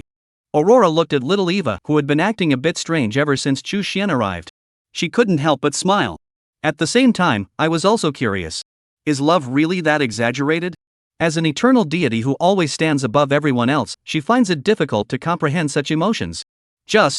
Aurora suddenly turned her head to look at the perfect man in front of her, who was still smiling and sipping his tea as if unaware of anything, and sighed inwardly. You silly girl, you've really fallen for someone you shouldn't have. Who knows if it's a blessing or a curse? As he thought, his gaze involuntarily fell upon Chu Xian, as if he wanted to see through everything about him. Facing the two gazes with different meanings, no matter how thick-skinned Chu Xian was, he gradually felt a bit uncomfortable. Facing two gazes with different meanings, even with his thick skin, Chu Xian gradually began to feel uneasy. Without a word, he quickly changed the subject. However, if you really want to call it trickery, only losers and those lacking in ability would resort to such tactics, right? For the strong and the victorious, why bother with underhanded tricks? Just charge straight ahead, isn't that more straightforward? Speaking of which, the corners of his mouth seemed to curve into a faint, mocking smile. This caused Aurora's heart to flutter slightly. A loser? Then who is the victor? The ancient being from the east? Or someone else? And the entity known as the loser. At this moment, he was listening to Voldemort's mutterings. I hope you don't lie to me this time. Otherwise, even if I die completely, I will destroy you. Her voice contained a certain mesmerizing power. Don't worry, Tom. As long as you help me completely eliminate Merlin, I will tell you the solution. In the name of the alchemist god. If the god of alchemy truly exists. In a peculiar space somewhere, a unique figure stood, their eyes flickering with an enigmatic glow. Voldemort, upon hearing this, managed to calm himself. However, his expression remained incredibly grim and furious. Heaven only knows how great the fall was from believing himself to be a god to falling into someone else's control. With a grim expression and a heart brimming with suppressed anger, he opened a new spatial rift and headed toward the magical realm. He needed enough followers to carry out his plan. The world is too complicated. He couldn't risk it lightly. Ever since he discovered that he had been betrayed by that old woman Morgan Le Fay, he dared not be arrogant anymore. Who knows how dangerous this world really is? And as he was rushing toward the magical realm, Dumbledore urgently summoned the white wizards he had brought with him. He addressed the crowd. Gentlemen, the mysterious figure has arrived in the mortal realm. Although we don't know why he hasn't taken action yet, the time left for us is growing short. While you're searching for Merlin the wizard, please set up a magic array.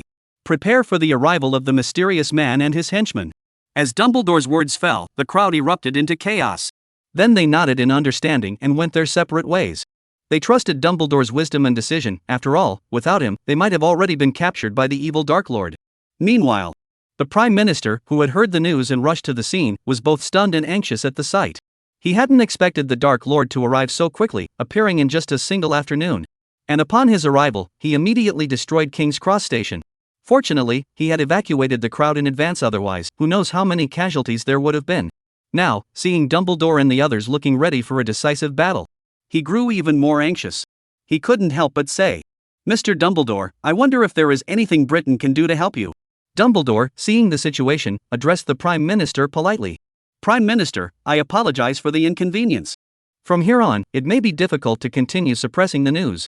Please ensure the safety of the people. We have no intention of harming anyone, but we are powerless to stop this. As these words were spoken, the Prime Minister's heart tightened instantly, knowing that this had reached the most dangerous point. He could only nod heavily. Then he hurried to the palace. He must prepare for the extraordinary battle that was about to erupt in Britain.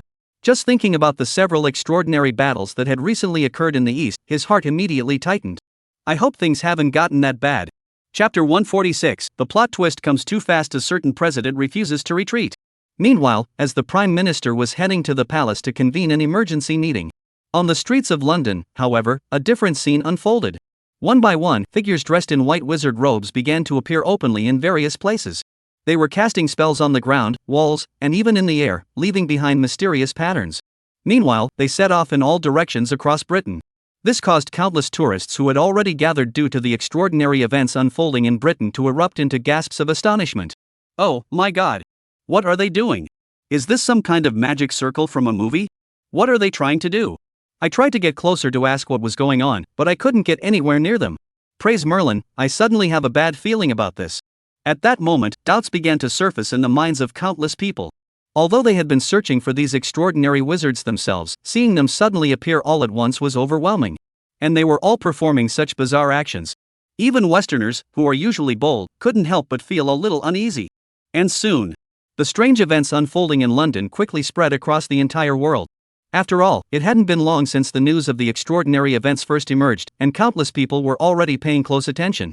As one live stream after another went live, following in the footsteps of the White Wizards, the figure of the extraordinary being, and their actions, which seemed to be setting up a magical array. In just a short time, tens of millions, and even hundreds of millions of people were actively watching the live stream. And the numbers are still rising at an astonishing rate of tens of thousands per minute. This has left many foreign influencers who seized the opportunity grinning from ear to ear. They thought to themselves, I hope such an opportunity comes along again a few more times. They're finally getting to experience the same joy that the influencers from the East once did. Earning money while lying down, it's as simple as that. The initial doubts about the White Wizard's actions were instantly cast aside. They even hoped for more. What the heck is this? Are the extraordinary beings casting spells on a large scale? Although I don't understand it, I've saved the live stream recording. One day, I'll figure out the principles behind those spells, hee. God, this is the kind of extraordinary being the West should have. Those who went to the East are probably regretting it now, haha. I've already booked my flight to Britain. By the way, praise Merlin. All the tickets to Britain have been booked. Are these people demons? I curse them to hell. The British passengers on the train heading to London City gazed at the city in the distance and fell into deep thought. The people of London City suddenly let out a cold laugh. And at that moment, the atmosphere in the live stream was also heating up. Someone suddenly stood up and said, I think, rather than rushing over there to die, we should observe the situation more carefully first. After all, extraordinary opportunities are abundant, but life is precious and irreplaceable. With those words spoken, the foreigners, who had been somewhat excited, suddenly felt as though their fate had been choked off. They were speechless. What? Go to your death? What does this mean? And while countless foreigners are left scratching their heads in confusion, the man continued. You should know that I just ran through more than a dozen live streams and saw more than a dozen White Wizards setting up these magic array-like things. Setting up such a large-scale magic array must mean they're planning something big. Based on past logic, if this doesn't escalate into an extraordinary battle, ask yourselves if you believe it. Think about Xia Kingdom, think about Neon. Think about it, think carefully. If it were me, I would never rush to London like that. This was accompanied by a seemingly logical and well-reasoned analysis. Countless people from various countries who had just secured tickets and were filled with excitement suddenly recalled the neon-lit live streams they had seen earlier, as well as the videos they had hurriedly watched of the extraordinary events in Xiagua. Instantly, a chill ran down their spines. Silently, he put down the plane and train tickets in his hand. He muttered to himself angrily. Why do I think what he said makes so much sense? With countless people nodding in agreement. Many people in London were also left speechless, feeling a bit uneasy. It can't really be that accurate, can it? Extraordinary appearances always lead to major battles. Where's the logic in that? But whether they believe it or not, the fact that major airlines have received a large number of ticket refund requests is undeniable. Within just a few minutes, tens of thousands of people canceled their tickets. Even flights originally scheduled for a week later were canceled, leaving many people speechless. Online, information spreads extremely quickly. And even more so when it comes to extraordinary deductions. The various modes of transportation, which had been somewhat congested, became noticeably less crowded in just a few minutes. Of course, that being said, many people still refuse to believe it. Or rather, even if they do believe, they are willing to take a gamble. After all, extraordinary abilities are right before our eyes. If we can seize an opportunity, we might achieve extraordinary greatness. What's a little risk? Meanwhile, many others had already made up their minds to proceed as planned, heading toward Britain and even London itself. Suddenly, an official announcement from Britain completely confirmed the matter. It shattered the hopes of countless people. What? The evil Black Wizard, the Dark Lord, has taken over the magical realm and is about to bring his minions to the human world? Are the White Wizards and the authorities searching for a way to counter this threat? Are they still advising the general public to stay home and avoid going out unnecessarily? Our extraordinary one is actually a failure and is being hunted down by evil forces? Are you kidding me? Countless people gasped in shock. Immediately. Regardless of the circumstances, another wave of ticket refunds has emerged.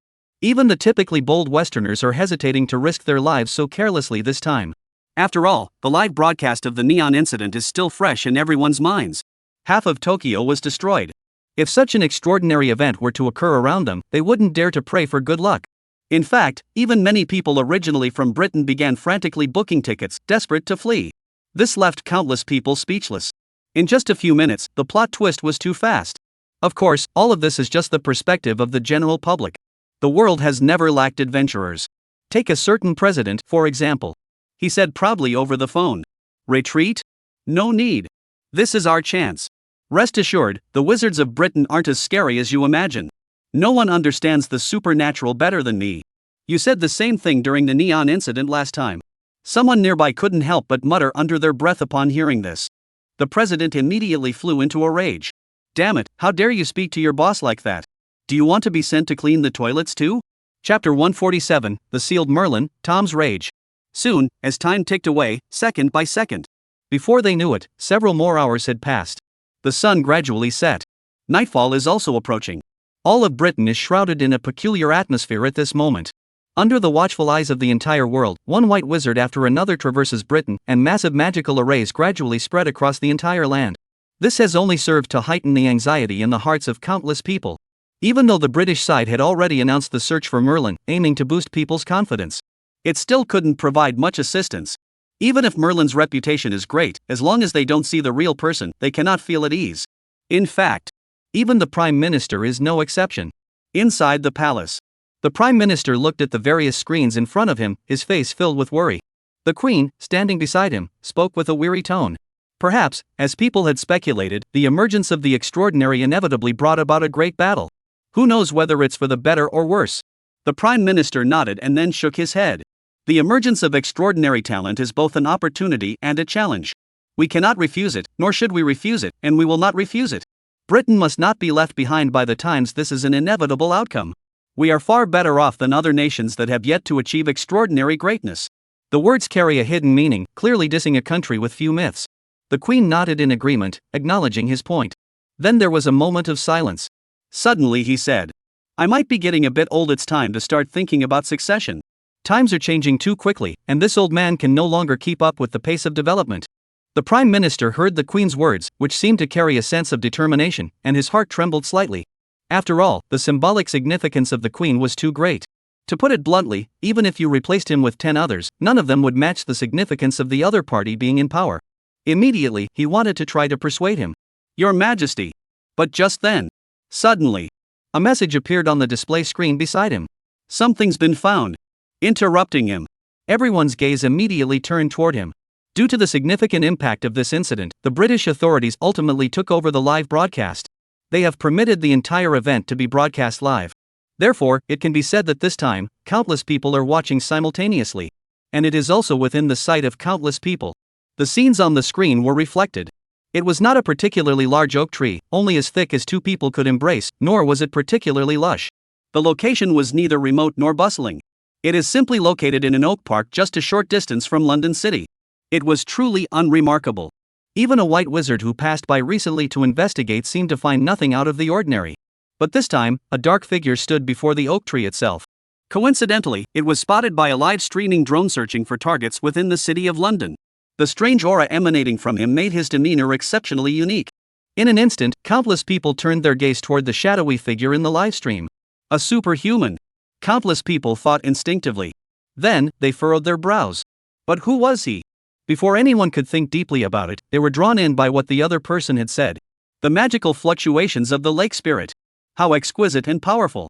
Even after over 1,000 years, it still possesses such immense power. Even I nearly failed to notice it. It's no wonder that it's a spell capable of sealing Merlin. His voice sounded a bit strange, but it couldn't hide the strong admiration in his words. This left everyone both shocked and curious. The spirit of the lake? Over 1,000 years? The sealed Merlin? Who is this person? How does he know so much? Could it be that he's the new wizard? Forgive them for not thinking in the direction of the Dark Lord. After all, in their minds, the Dark Lord shouldn't act like this.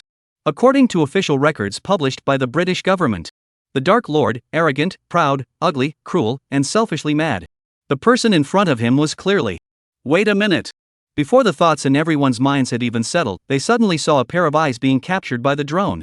What kind of eyes were those? Reason and madness, anger and calmness. A mix of strange emotions intertwined. Most importantly, the other person's face, as lifeless as a corpse, twisted and appeared before the camera. Countless people immediately gasped in horror. Almost instinctively, someone spoke up. The Dark Lord? Then, there was a large group. Holy crap! Oh my god! Everyone suddenly realized the seriousness of the situation. Did the Dark Lord find Merlin before the White Wizard and the others? The people of Britain, who had been watching this scene closely, all looked despairing. How could they possibly fight back now? The very existence that had been entrusted with all hopes and dreams has now fallen into the hands of the great demon lord. Even movies wouldn't dare to depict it this way. The Prime Minister in the palace immediately contacted the other party using the method left by Dumbledore. As he worked, a sigh of regret flashed across his eyes. I hope everything can still be salvaged. If really doesn't work out, Britain, there's one last chance. A resolute gleam flashed in the Prime Minister's eyes. However, what no one had anticipated was when everyone thought the Dark Lord would take this opportunity to attack Merlin. But that dark figure remained completely motionless. Instead, a sinister smile curled at the corners of its mouth. However, over 1,000 years, even the most powerful spells eventually lose their power. And you are the one who has been sealed. My old friend. What are you waiting for? His voice, with its peculiar tone, was captured by the live streaming drone.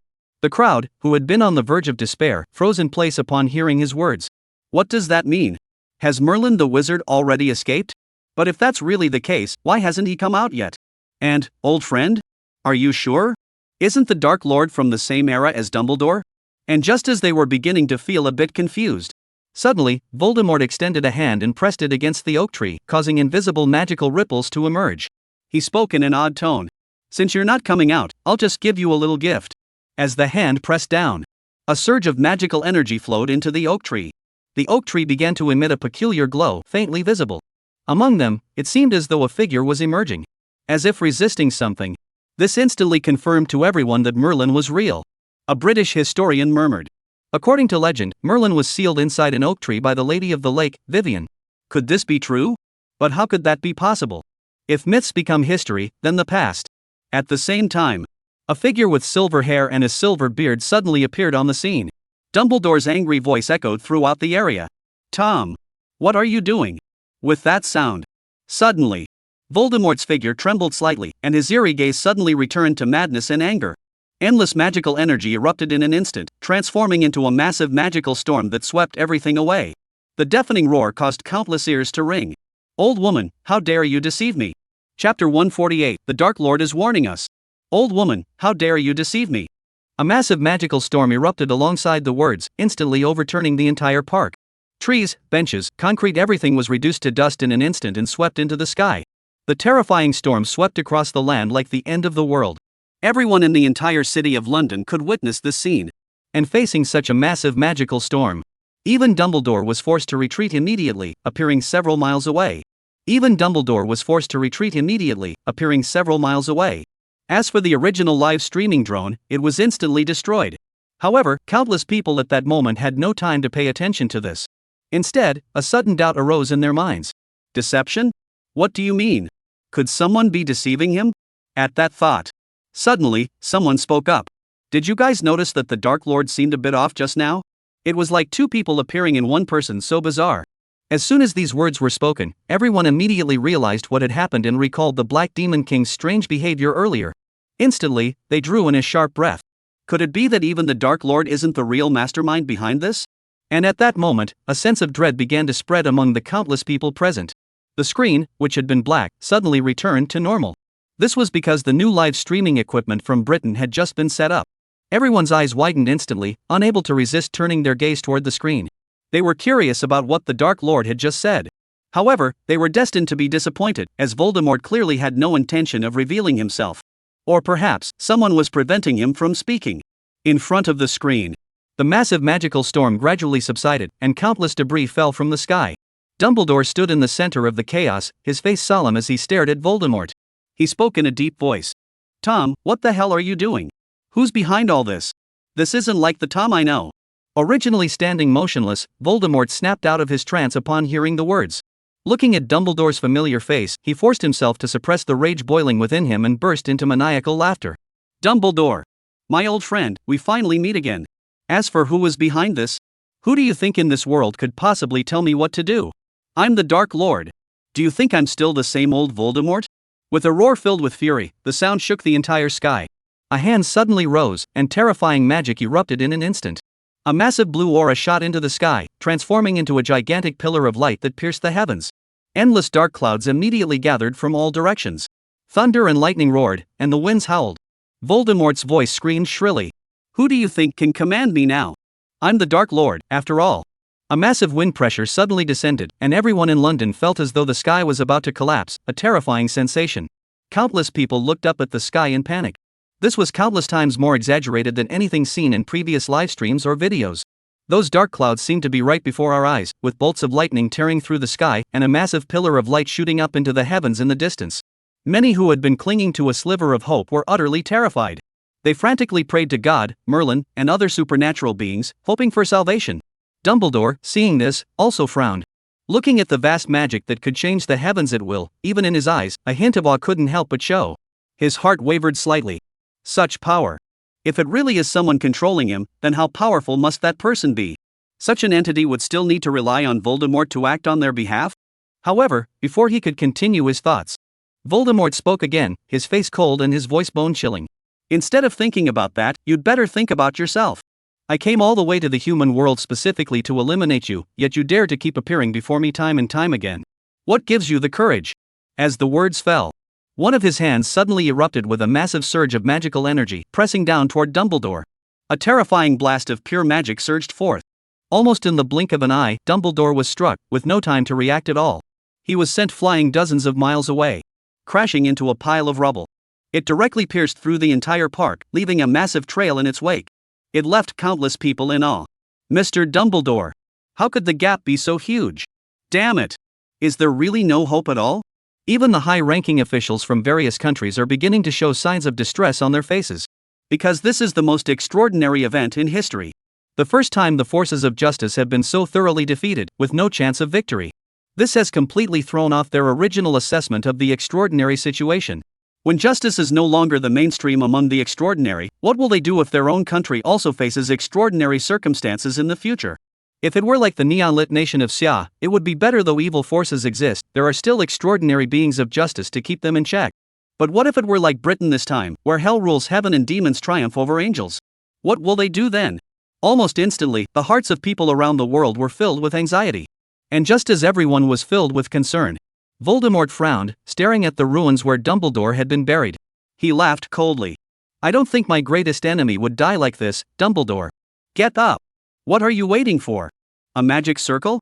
Do you think I didn't sense the magic array you set up in London City? My Death Eaters are already taking care of those fools. You call yourself the leader of the White Wizards? Do you want to watch them die? And continuing to wait isn't a good option either. I have obtained the secrets of alchemy and escaped the narrow confines of the magical realm. In the human world, I grow stronger every moment. Within 3 days, my power will reach its peak, and at that point, I might just ignite the divine flame. At that time, the entire human world will fall under my control. Not even Merlin will be able to stop me. Each word was cold and arrogant, pouring out one after another, causing despair to arise in the hearts of countless people. But a few people suddenly furrowed their brows. Something feels off. It's like Super Administration Bureau, Zhao Qi suddenly said. He's giving us a hint. He's giving Dumbledore a chance. What is he trying to do?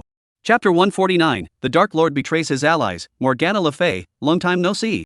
As Zhao Qi's voice faded away, Dumbledore, who had been the focus of everyone's attention in the arena, remained motionless, but suddenly, Voldemort encountered a problem. One of his hands suddenly dropped limply. The boundless magical power that had been subtly controlling the celestial phenomena came to an abrupt halt, losing its support. The apocalyptic scene began to fade away gradually, leaving everyone speechless. What happened? Could it be that the other party's magic suddenly ran out, leaving them unable to sustain such magic? But just a moment ago, they were still as fierce as a dragon and a tiger. With astonishment in his heart, everyone immediately turned their attention back to Voldemort. And upon closer inspection, they realized the other person's face, which had already been twisted like that of a corpse, suddenly contorted into a hideous grimace. In his eyes, anger flashed for a moment, followed by a flash of calm. It seemed as though another personality was struggling with Voldemort for control of his body. Such a situation immediately reminded countless people of the first time they encountered Voldemort. The same bizarre behavior. Suddenly, the bold idea suddenly resurfaced in everyone's minds. The Dark Lord, could he really be under someone's control? This thought grew wildly in their hearts like weeds. Countless people could no longer sit still.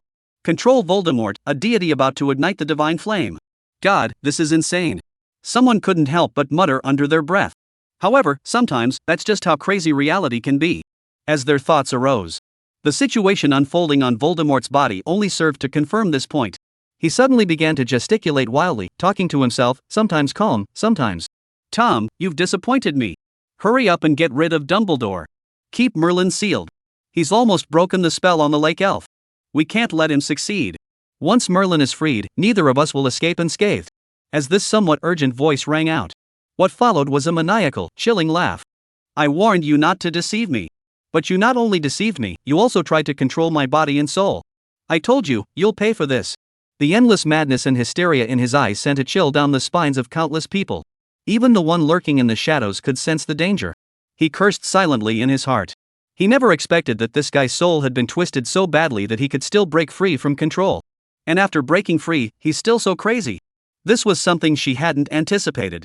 But now that things had come to this, she had no choice but to continue deceiving the other person. I'm not lying to you.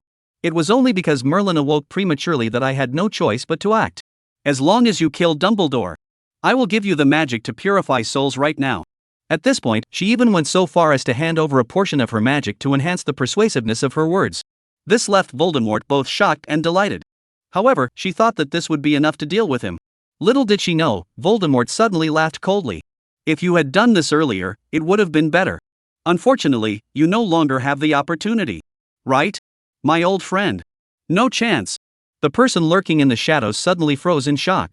Then. Wait, I think I forgot something. Where's Dumbledore? As the person in the shadows was startled. Suddenly, Dumbledore's voice echoed from behind Voldemort. Yes. You have no chance, Voldemort, and that unknown entity lurking in the shadows. Immediately, the person controlling Voldemort's body turned around. This time, Voldemort did not resist. Then she saw Dumbledore standing there, looking disheveled, beside the oak tree. At that moment, an invisible ripple suddenly appeared on the oak tree. Within it, a figure was about to step out. This caused countless viewers in the live stream to sigh in relief before going wild with comments. Praise Merlin. At the same time, it also left the person lurking in the shadows speechless with astonishment. Immediately, filled with rage, he controlled Voldemort's body and spoke. What good will that do you? You'll die too. But I might not. As soon as he said that, it immediately sparked the curiosity of countless people. Yeah. Why is that? Even Dumbledore is no exception. From the moment he received Voldemort's hint, the subsequent series of changes were somewhat beyond his expectations. He had originally just been trying it out on a whim, but to his surprise, the other party was actually cooperating with him. Could it really be because the other party deceived him? Even Dumbledore, who had always believed he understood Voldemort, was somewhat confused. After all, deep down in his heart, Voldemort isn't the type to act on impulse. Could it be a side effect of his twisted soul? However, just as everyone was puzzled, suddenly, Voldemort, who had been acting wildly, gave a sinister laugh. I'm going to die? No, the only one who will die is you. You won't forget that I was killed multiple times and came back, will you? Those things, I haven't even taken them back yet. As soon as those words were spoken, Dumbledore's pupils contracted sharply, and he blurted out instinctively. A soul-sucking artifact? Soul weapon? What is it? And countless others are also puzzled. Voldemort suddenly let out a furious roar, a sound so intense it seemed to pierce the very soul, echoing throughout the heavens. All that could be heard was the sound of tearing fabric. Suddenly, a shadowy figure materialized on Voldemort's body. It could be said that he had abandoned his physical form without hesitation. Then, a surge of magical energy rippled through the air. Shape-shifting. Instantly, he vanished from his original spot. The movement was so swift that no one had time to react before it vanished without a trace. It could be said that everyone was left completely bewildered. On the other hand, Dumbledore looked as though he had expected it all along. Was this really the old friend he knew? Meanwhile, Voldemort, who remained in place, now had a look of intense anger in his eyes as he gritted his teeth and spoke. You dare! I underestimated you. We'll meet again someday. Shape-shifting. Just as Voldemort's figure was about to vanish, suddenly, a hand reached out and grabbed his shoulder, interrupting his spell. A gentle voice rang out. Morgan Le Fay. Long time no see. Chapter 150. The savior who died in the womb, he's not one of us. Morgan Le Fay, it's been a long time. As these words fell, Voldemort's expression changed instantly, and he turned his gaze toward the other. At the same time, in a suburb outside London, above the sky, a ghostly figure suddenly appeared, none other than Voldemort, who had recently escaped from his own body. At that moment, he drifted through the sky, searching for his soul vessel. Having completely severed his soul from his physical form, he urgently needs a vessel to contain the majority of his soul. And in his calculations, it was quite convenient. In the current material world, there is such a medium. That is his sixth soul artifact, a soul artifact that has never been retrieved, having been accidentally created. And it was still in Dumbledore's group. This means the other party has been incorporated into his plan. Yes. His decision to separate from his body was not made suddenly, but had been planned long ago.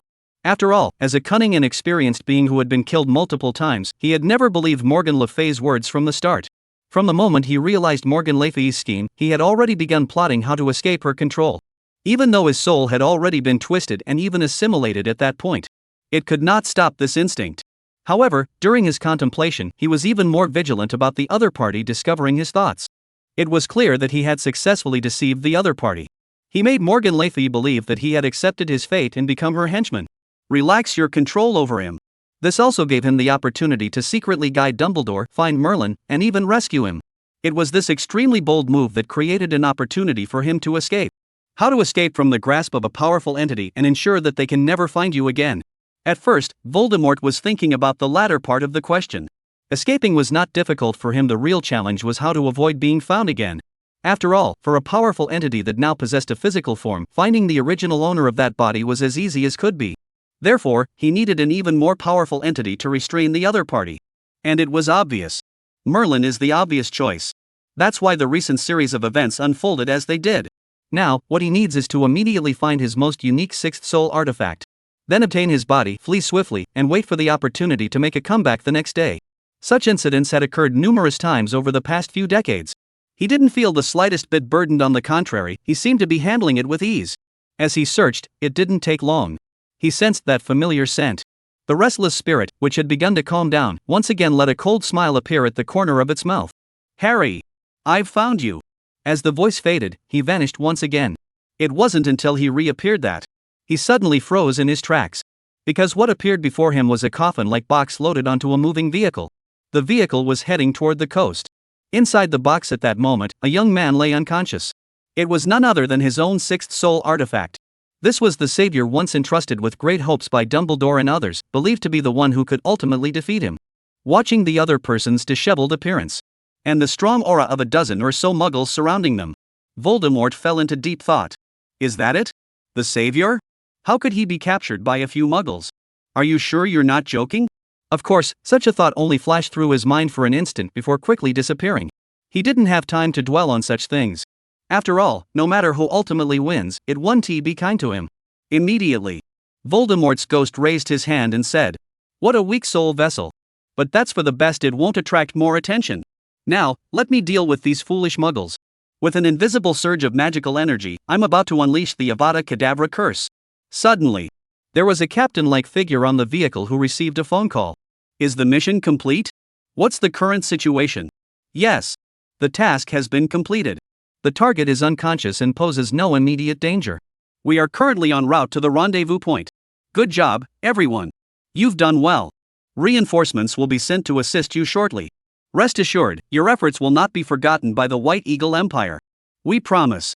Hearing the words White Eagle Empire in the conversation, Voldemort's movements paused. A fleeting look of surprise flashed across his eyes.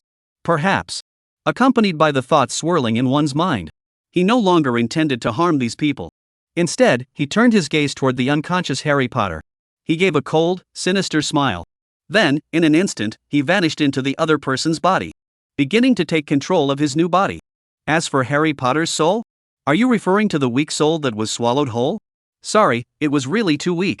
Even if some of the sealed spells were present, they would be no match for someone who had already attained eternal soul. They remain utterly powerless. Even if he were to abandon most of his essence, he would still be far stronger than his essence itself. Therefore, this once promising savior, who was once the hope of countless people, has yet to reveal his true potential. It was instantly defeated by the great demon lord and met its demise. Xu Xin, who had been closely watching everything, couldn't help but sigh. What a unlucky kid. Aurora, standing nearby, felt a twinge of emotion. HM? Xu Xin turned his gaze toward Eva, who was sulking, and casually brushed her off. Eva, you unlucky child. Let's not even talk about how Eva will retaliate later. On the other side, across the ocean lies the white-headed Eagle Empire. A military general hung up the phone, looked at the crowd in the room, and nodded. A look of excitement flashed across everyone's faces, because they knew that their plan had succeeded. However, a certain president was feeling rather displeased at that moment. Just now, he didn't even hand me the phone. This guy really doesn't think much of me, the president. He's not one of us. He immediately pulled out his phone and seemed to be fiddling with it. This caught the attention of Fury, who glanced over and saw the name added to a small notebook. The corner of his mouth twitched slightly. He couldn't help but change the subject. I wonder how General McGonagall is doing. Why didn't he attend the meeting this time? Upon hearing this, the president merely waved his hand dismissively. That guy is still sulking because we rejected his plan last time. There's no need to pay him any mind. At this point, he hesitated for a moment, then whispered something in Fury's ear. He's not one of us. Then he continued fiddling with his phone. This left Fury speechless with a wry smile. However, at that very moment, General McGonagall, who was called Not Me, was currently standing in the laboratory conducting a dangerous experiment. Chapter 151, The Love Curse. An ethical mythological blockbuster. Inside a military base. The lowest level of the center. Within the vast underground space. A werewolf standing 5 meters tall lay on the operating table, with tubes inserted into its body. Opposite it, on the adjacent operating table lay another muscular Caucasian male, his body also connected to various tubes and medical devices. Around him, researchers in white lab coats were moving swiftly back and forth, as if preparing for something. However, before the experiment began, a man who looked like a supervisor walked over to the muscular white man. He spoke cautiously. "General, perhaps we should stop this experiment. The conclusions about the so-called extraordinary factor have not been sufficiently validated due to a lack of time. This research result is fundamentally flawed. Even if you currently possess werewolf genes, there is still a high likelihood of complications. We still recommend that you wait a little longer until we have enough experimental data before proceeding." But I haven't finished yet.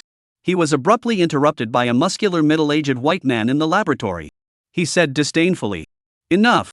You bunch of useless people, all you ever do is talk about experiments. You even stopped me from getting the full werewolf gene injection earlier. I've succeeded now, haven't I?" But the manager clearly wanted to say something else. But General Max simply didn't have time to listen to his nonsense. He immediately ordered, "Begin the experiment immediately. I can feel my blood boiling with the desire for that power. Hurry up, or I swear, I'll shoot you right now. Do you want to verify it?" After speaking, his eyes flickered with traces of madness and threat. This sent a chill down the manager's spine. All you can do is put on a grim face and announce the start of the experiment. But deep down, I was desperately praying for the experiment to succeed. Otherwise, the death of a general and the desecration of the werewolf's corpse, both of these crimes would be pinned on him. Even 10 of him wouldn't be enough to execute him. Thinking of this, he regretted it so much he could have died. He hated himself for being so careless. He had only just discovered it and hadn't even verified it before reporting it. And all this while the experiment was still underway. Oak Park. At that moment, Morgana Le Fay gazed at the elderly figure before him. His expression darkened as he spoke. "Long time no see, Merlin." Upon hearing this, Meilin immediately withdrew his hand from the other's shoulder, as if completely unafraid that the other would flee, and laughed. "I never expected that the first person I would see upon returning to the mortal world would be you, my old friend." The atmosphere between the two was quite harmonious, far exceeding the expectations of countless people. In their logic, shouldn't these two start fighting as soon as they meet? Never mind that. Not long ago, the other party was still talking about sealing Merlin and resolving the matter of Merlin. Just this alone makes them think that fighting until one of them is bloodied and beaten is not too much to ask. But now, what? Catching up. Some people who recently looked up British mythology and learned about Morgan Le Fay also exclaimed that it doesn't make sense. After all, the legends clearly state that Morgan Le Fay is Arthur's half-sister, sharing the same mother but different fathers. However, she has always been Merlin's sworn enemy. The two have even engaged in multiple fierce battles. It wasn't until Arthur's death that there were signs of him returning to Arthur's side. The hundreds of millions of viewers in the livestream, hearing everyone's accounts, also felt something was off. Could there be more to the story? Countless people are curious. However, at this very moment, the previously harmonious atmosphere was suddenly shattered by Morgan Le Fay. Morgan Le Fay listened to the words of Merlin, her sworn enemy. He immediately recalled how he had been outwitted by Voldemort, and his teeth clenched in anger. He forced out a few words. "I didn't expect that either."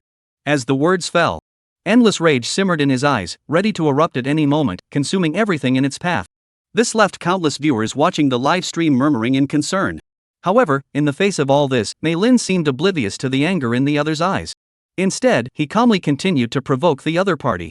"Thinking about it, back then, you took advantage of Arthur being ambushed by Odin to cast a love spell on him, causing Arthur to suffer defeat in the subsequent battles and ultimately die in battle. That day feels as though it were just yesterday. Wait. What the heck? What the heck is that? A love spell? Odin's surprise attack, King Arthur's death in battle? The audience, who had been quietly enjoying the show, were stunned by this shocking news. Especially the British audience members. Those who grew up listening to the legends of King Arthur are especially buzzing with excitement. For a moment, it was hard to come to terms with it. There was simply too much information to process. Odin launches a surprise attack, Arthur's sister casts a love spell on Arthur, and Arthur is killed in battle. One thing is more shocking than the next. Some spectators who enjoyed the commotion muttered to themselves, "My goodness! This is a perfect blend of history, ethics, romance, and mythology all rolled into one. But isn't Merlin the wizard afraid of provoking the other side? Why provoke them like that?" Countless people suddenly realized what was happening, unable to process the information in the words. Some thought about it with a sense of dread. This time, it's really going to happen. Sure enough.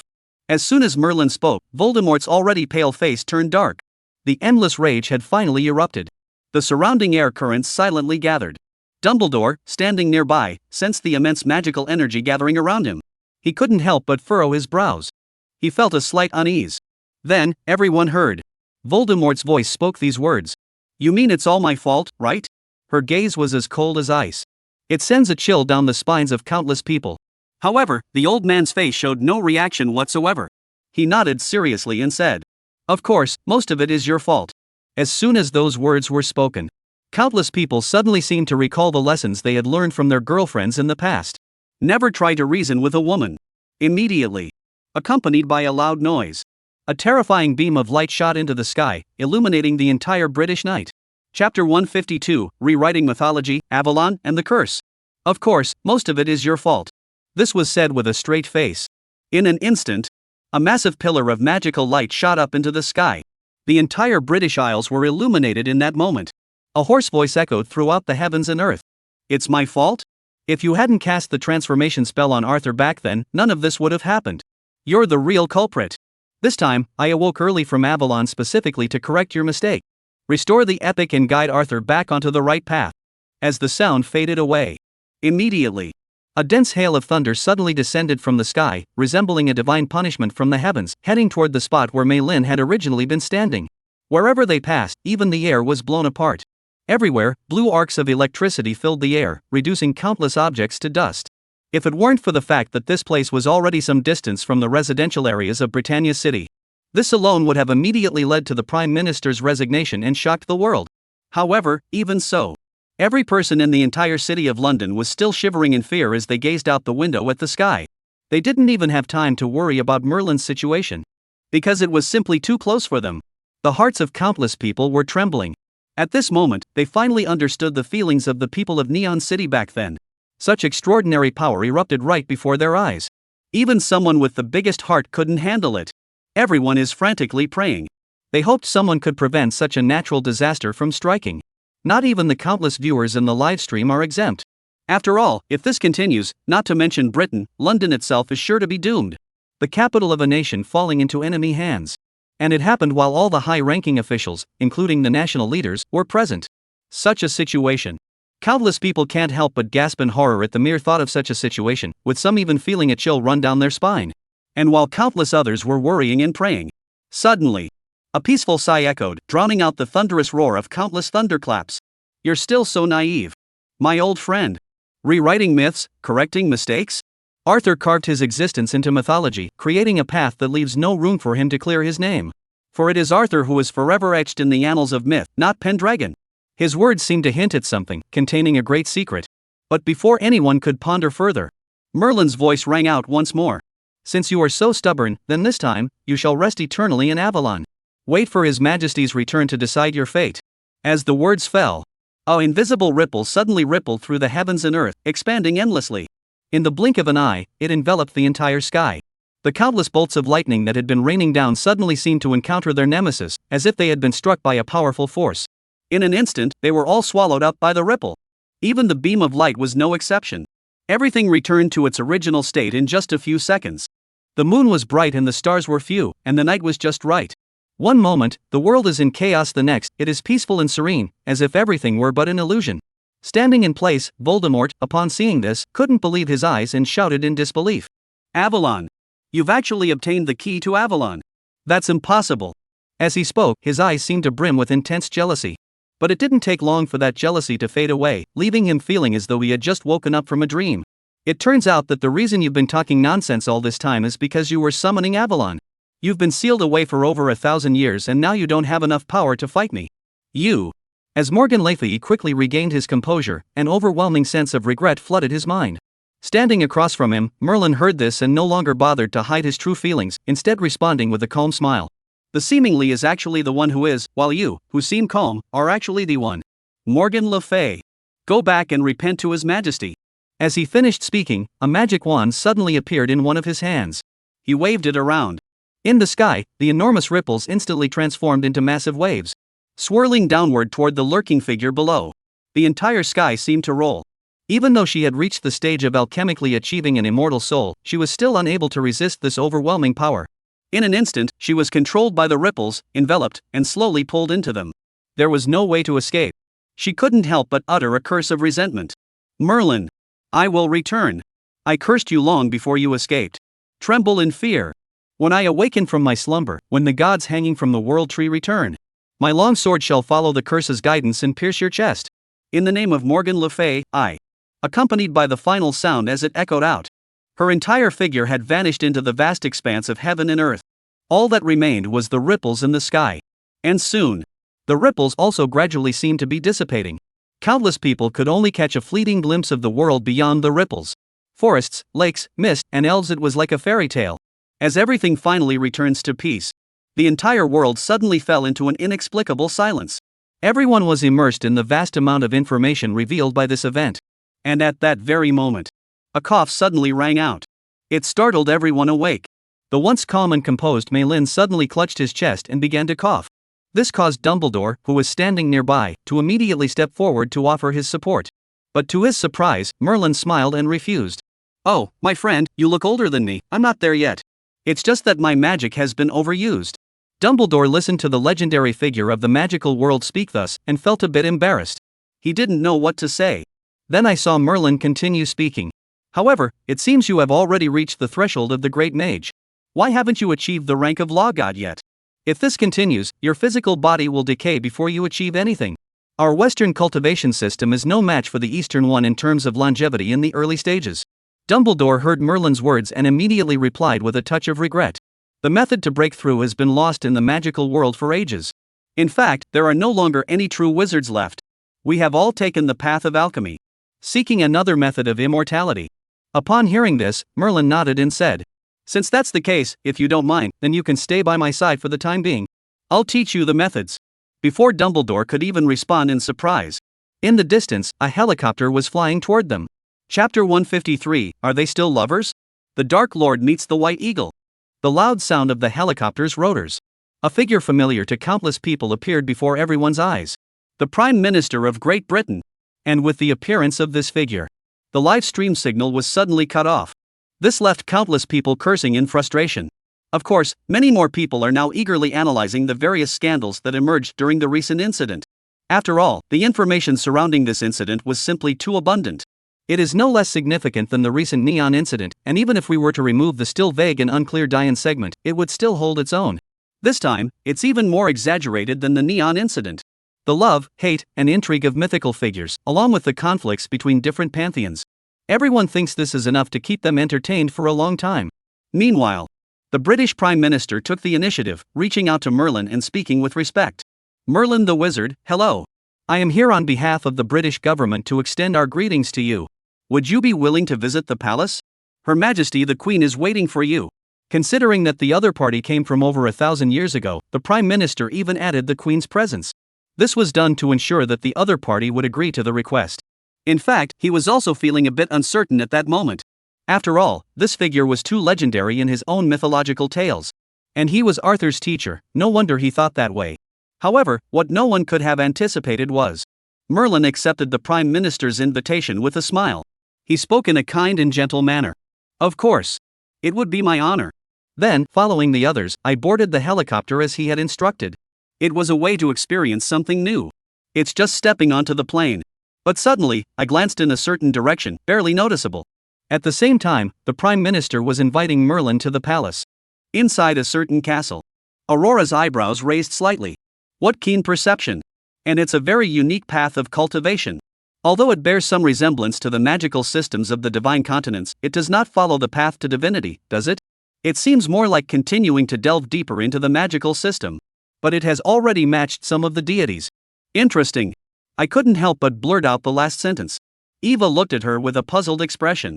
What's so interesting? Aurora heard this and gave her a teasing look, then blinked her eyes and said, I said, you silly girl, sneaking around like that, acting so childishly amusing. One moment angry, the next moment happy, coming and going so quickly, isn't that just like a child? Eva heard this and couldn't help but glance at Chu Xian, then her face flushed, and she scolded him. Who's the child here? After saying that, he left the courtyard as if he were escaping. This caused Aurora to smile helplessly. Then, she immediately turned her gaze to Chu Xian, who was leisurely sipping his black tea, and said, Now that Xiao Yeva isn't here, you don't have to pretend anymore, do you? As she spoke, her eyes seemed to hold a hint of a smile. However, Chu Xian remained unfazed by this, continuing to munch away as he spoke. This black tea is quite good. Aurora couldn't help but roll her eyes. Then she turned and walked away. Although she was curious about some things, she wasn't the kind of person who didn't know better. Why go out of your way to be nice to someone who doesn't appreciate it? Let alone.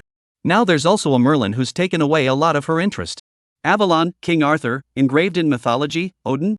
Things are getting more interesting. As for Chu Xian, who remained where he was, watching her departing figure, he suddenly set down his red tea and couldn't help but touch his chin. A hint of amusement flashed in his eyes. A sense of involvement needs to be built up little by little. If I just blurted it all out, what would be the point? The outside world. At this moment, however, the events in Britain had caused an uproar. The entire Blue Star appears to be in a state of unrest.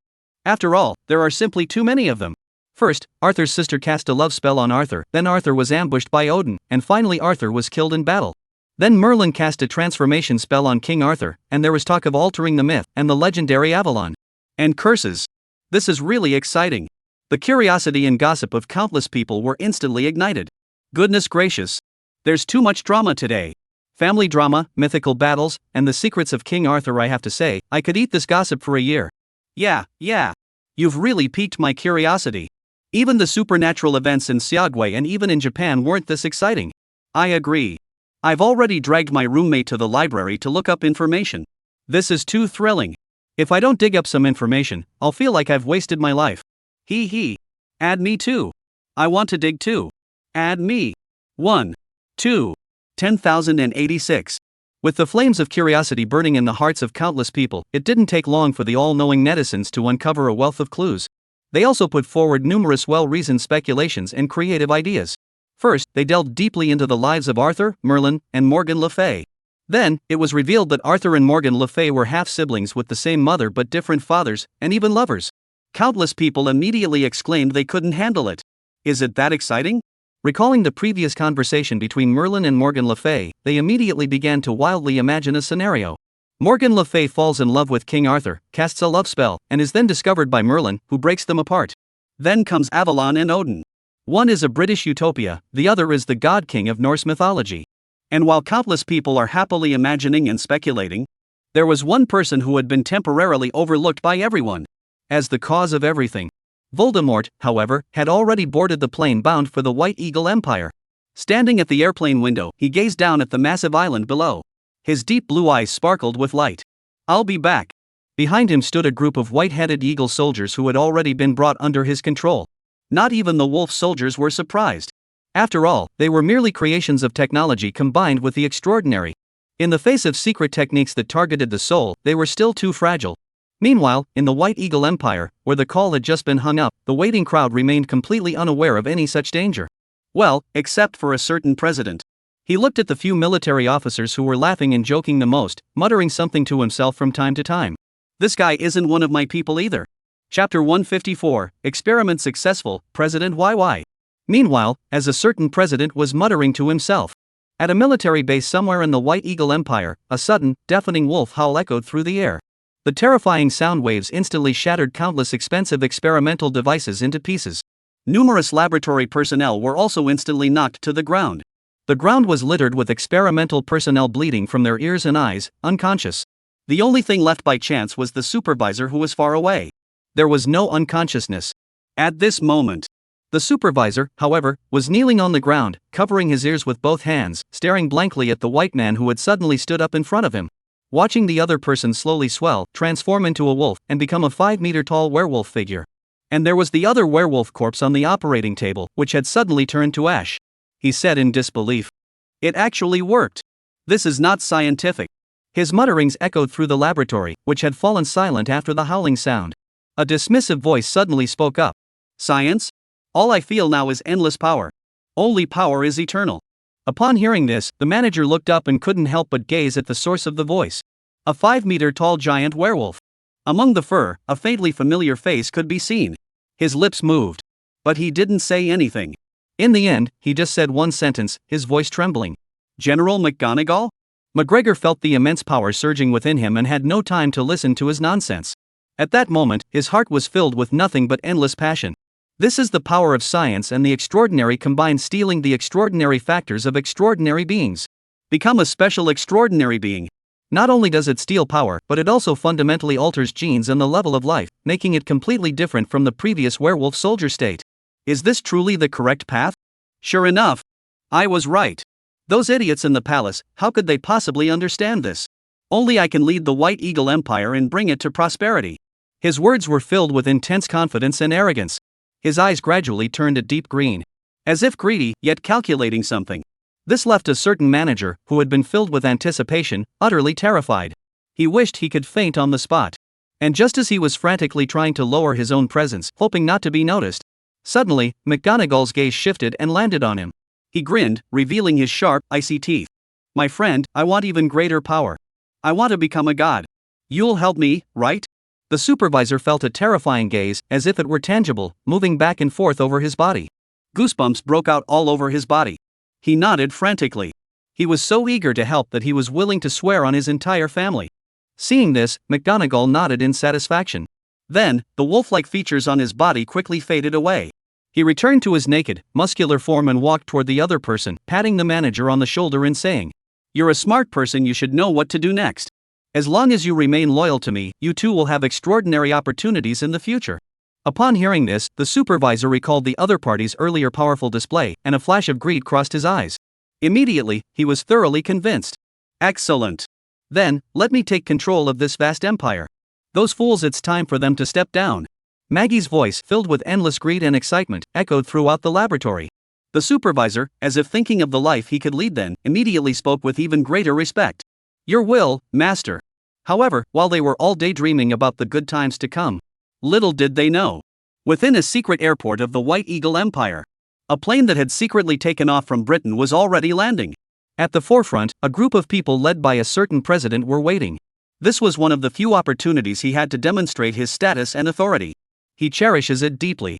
Of course, at that moment, he had already silently vowed to himself. He would make this wizard, who had been brought back from Britain, his own. Only then can he truly wield presidential power. Then, I'll be able to post another tweet. What should I start with? One of the greatest presidents in the history of the White Eagle Empire? Just as a certain president was basking in self-satisfaction, lost in his own thoughts, the cabin door opened. What greeted them, however, were not numerous soldiers. Instead, it was a young man dressed in a wizard's robe, his face adorned with an eerie smile. Good morning, my friends. Chapter 155, A Ridiculous Reason for Exposure. It's all because I'm too handsome. Time passed slowly, and before they knew it, 3 more days had gone by. And in those 3 days, news of the events in Britain had spread across the globe, sparking widespread speculation and discussion. Countless headline news portals were buzzing with the news and discussions. It can be said that there is nothing more sensational than this event across the entire Blue Star. And with countless people participating in discussions and analyses, it has brought to light numerous experts in the field. They have unearthed countless mythical tales, revealing everything about Arthur, Merlin, Morgan Le Fay, and even Odin and Avalon. However, due to the world's previous materialistic worldview, such records are relatively scarce. But they are not few either. It can be said that this single event surpassed the reach and influence of all the scripts Chu Xian had planned before. As Chu Xian looked at the script points on his screen, which were steadily approaching 500 million, he was well aware of the reason behind his success this time. It wasn't because this script was particularly good, vast, or exciting. It's simply because this story is aimed at a global audience, aligns with Western worldviews, and combines an engaging narrative with a vast, intricate world building and plot structure. This has caused the impact of the previous scripts to erupt all at once. That's why there was such a massive payoff this time. If you want to achieve more in the future, you must introduce more settings and world building elements. Ensure quality and create impact. However, this sets a rather high standard for his screenplay. Fortunately, Chu Xian possesses countless memories from his previous life and has put considerable effort into understanding the original worldview. Otherwise, it would be really difficult to continue from here. The seeds of Britain's future have been sown, and the pieces on the white-headed eagle's chessboard are also playing their part. I must make proper arrangements immediately. Otherwise, if there's a conflict, it'll be a real headache. His eyes flickered, as if he were contemplating something. And as he was organizing his thoughts, Eva suddenly burst into his room, her pretty face brimming with excitement. Chu Xian, I have some good news for you. Professor Dumbledore is reportedly reopening Hogwarts School of Witchcraft and Wizardry in London. That's so cool. It's chaos outside, with people from all over the world flooding into Britain. My goodness, there are people everywhere. Upon hearing this, Chu Xian's gaze remained calm and composed. After all, this was exactly what he had anticipated. Or rather, it had been his plan all along. Therefore, there was naturally no indication of it. Instead, he merely smiled lightly. Is that so? It seems that the people of Britain are in for a rough time. After all, with so many people, it's bound to cause quite a commotion. Eva listened to Chu Xian's completely different line of thinking and his calm expression. The excitement she had felt earlier gradually faded away, and she didn't know why. I couldn't help but glance at Chu Xian and mutter under my breath. Why aren't you excited at all? As a mortal, shouldn't you be excited to hear such news? Something's wrong with you. Chu Xian met Eva's intense gaze without panicking, merely smiling and teasing her. Don't forget that the transmission of the extraordinary techniques by the extraordinary powers also began in Xia Kingdom. There are already dozens of extraordinary factions openly recruiting disciples within the borders of the Xia Kingdom alone. Do you really think I'd be excited about that? And to make matters worse, it's magic separated by cultural barriers. Eva heard this and felt a bit odd, but she reluctantly accepted his explanation. Then, she said awkwardly, "All right then. Are you still going to join me at the opening ceremony of Hogwarts School of Witchcraft and Wizardry?" Aurora has already gone. It should have been a joyful and united journey, but now Chu Xian is acting like this. It made her feel a bit uneasy. And just when she thought Chu Xian wouldn't be interested, to her surprise, he nodded. He said with interest, "Go, why not go? Who knows, you might even encounter something interesting." His words seemed to hold some deeper meaning. It made Eva feel uneasy. Something's wrong with him. As a cold voice echoed in her heart, Eva was startled. She thought to herself, "Xiao Qian's sister, what are you talking about?" Xiao Qian's voice rang out again quickly, her tone growing serious. With such exceptional talent, and with so many extraordinary factions in Xia Kingdom seeking disciples, he's still just an ordinary person. That's the biggest problem. We may have overlooked an important fact all along. That is, he seems to have become even more handsome and perfect. Eva listened to these nonsensical words and felt oddly uneasy. What did he mean by got even more handsome? Could that be a reason? A look of doubt flashed across her face as she turned her gaze toward Chu Xian's increasingly flawless features. It was clearly the same face she remembered, but for some reason, it gave her a breathtakingly beautiful feeling. She used to think it was just love making her see her in a different light, but now, a sudden pang of unease filled her heart. Could it be that Chu Xian has already become an extraordinary being? A cold voice confirmed it. There can be no mistake. Only this can explain it, and only this can explain why the other party still behaves like an ordinary person. Because his cultivation is far beyond mine, I can no longer perceive him. Xiao Qian's deduction echoed in Eva's mind. Eva's gaze toward Chu Xian gradually changed, becoming incredibly complex. She had already begun to believe him to some extent. For some reason, she felt a bit at a loss at that moment. It's like someone you've been thinking about and wanting to take to new heights suddenly turns out to be a big shot. How must you have felt at that moment? As her thoughts grew more numerous and complex, finally, a resolute gleam flashed in her eyes. She looked at Chu Xian, wanting to ask him directly if he was an extraordinary being. However, before she could speak, a long, strong hand suddenly grabbed her arm and pulled her toward the exit. The owner of that hand was none other than Chu Xian. As Chu Xian pulled her along, he spoke with a hint of resignation. "What are you dawdling for? Hurry up. Didn't you say you were going to start?" Eva felt as though she were floating on air, and all the questions she had intended to ask had flown out of her mind. Her mind was completely blank. There was only one thought in my mind. This stubborn fool has finally come to his senses. He nodded unconsciously in response to Chu Xian, lost in his own world. This left someone speechless. There's no hope. Chu Xian couldn't help but feel a bit ridiculous at that moment. Who would have thought he almost exposed himself for such a ridiculous reason? Although he hadn't planned to keep it hidden for much longer, this wasn't the way he wanted it to come out. Chapter 156, Rival Aurora, Chu Xian's Lustful Heart. In a certain castle in Britain, a group of elegantly dressed individuals, their attire luxurious, were engaged in polite, hushed conversation in the central courtyard. Though it was called an opening ceremony, it was more like a grand banquet. Yes, it's very British, isn't it? Chu Xian smiled elegantly as he stood by a table, but couldn't help but complain inwardly. A gentle voice sounded by his ear. Surprised?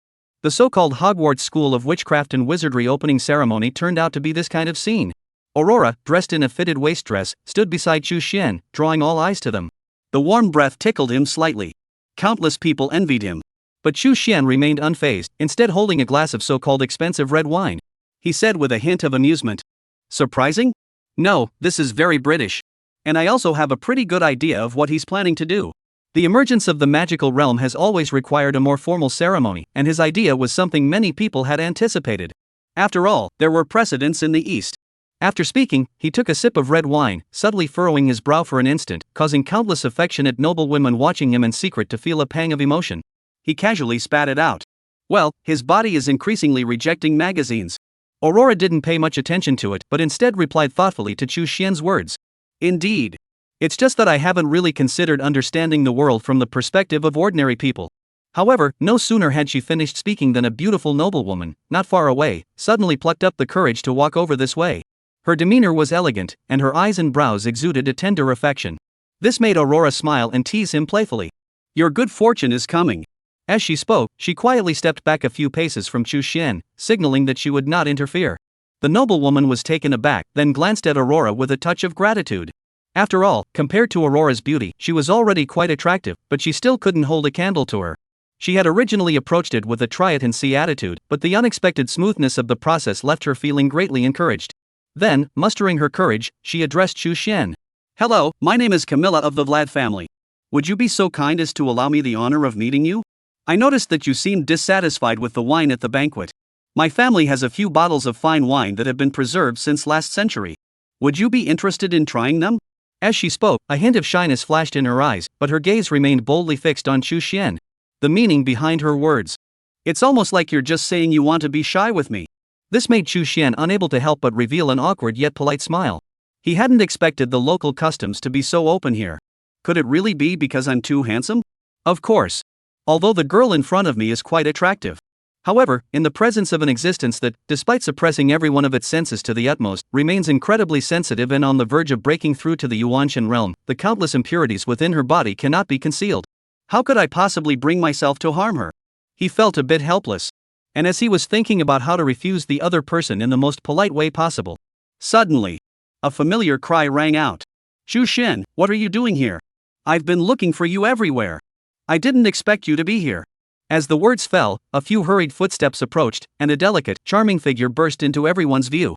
Like a fairy, there was probably only Aurora who could rival her in beauty. She approached Chu Xian, naturally took his hand, and spoke playfully. Hee, I caught you. Saying this, she blinked her eyes, as if hinting at something. Chu Xian immediately felt much more at ease. Sure enough, it's still free of impurities and pleasing to the eye. I'll reluctantly forgive your abrupt offense. Meanwhile, Camilla watched the two people in front of her, who seemed to be quite close, and Eva's beauty, which far surpassed her own. She felt utterly defeated. He forced a smile. So that's how it is? That's quite straightforward. After saying that, he left the scene gloomily, completely oblivious to the fact that he had come to attend Hogwarts School of Witchcraft and Wizardry. After all, no matter what, she still had her pride. Being rejected and humiliated like this, how could she possibly stay there? And with their departure came her own. Chu Xian couldn't help but ruffle Eva's hair and smile. Look at you, you've scared everyone away as soon as you arrived. Eva laughed in a slightly indulgent manner, then playfully waved her little fists in a teasing manner. Dare to compete with this count for a man? Of course, as she said this, she couldn't help but sneak a peek at Chu Xian's expression. But seeing that he remained unfazed, she felt a bit defeated. But he could feel the arms wrapped around him. We've taken a big step forward. Keep it up. As for what Xiao Qian said to herself not long ago? Is it important? Chu Xian is extraordinary, she should be happy. Even if she isn't extraordinary herself, she'll make Chu Xian extraordinary. Either way, Chu Xian, she is determined to stick with him. 100 years is too short, she wants more. And just as she was thinking arrogantly, Aurora, standing nearby, walked over with a smile and said, It seems you're still not worthy of it. I even gave you my seat. Chu Xian heard this and rolled his eyes. Don't give me that. I don't know who was being so unchivalrous just now. You actually buried me like that. Aurora couldn't help but cover her mouth and laugh. Isn't that just to avoid spoiling someone's good fortune? Saying this, she gave Chu Xian a seductive glance. This caused countless men present to swallow hard involuntarily, and instantly, they grew even more envious of Chu Xian. Not only was she the most beautiful and youngest countess, but she was also this mysterious woman of unparalleled beauty. Is there any room left for anyone else? But looking at how handsome and beautiful the other person is, they didn't dare to interrupt them. I'm so angry.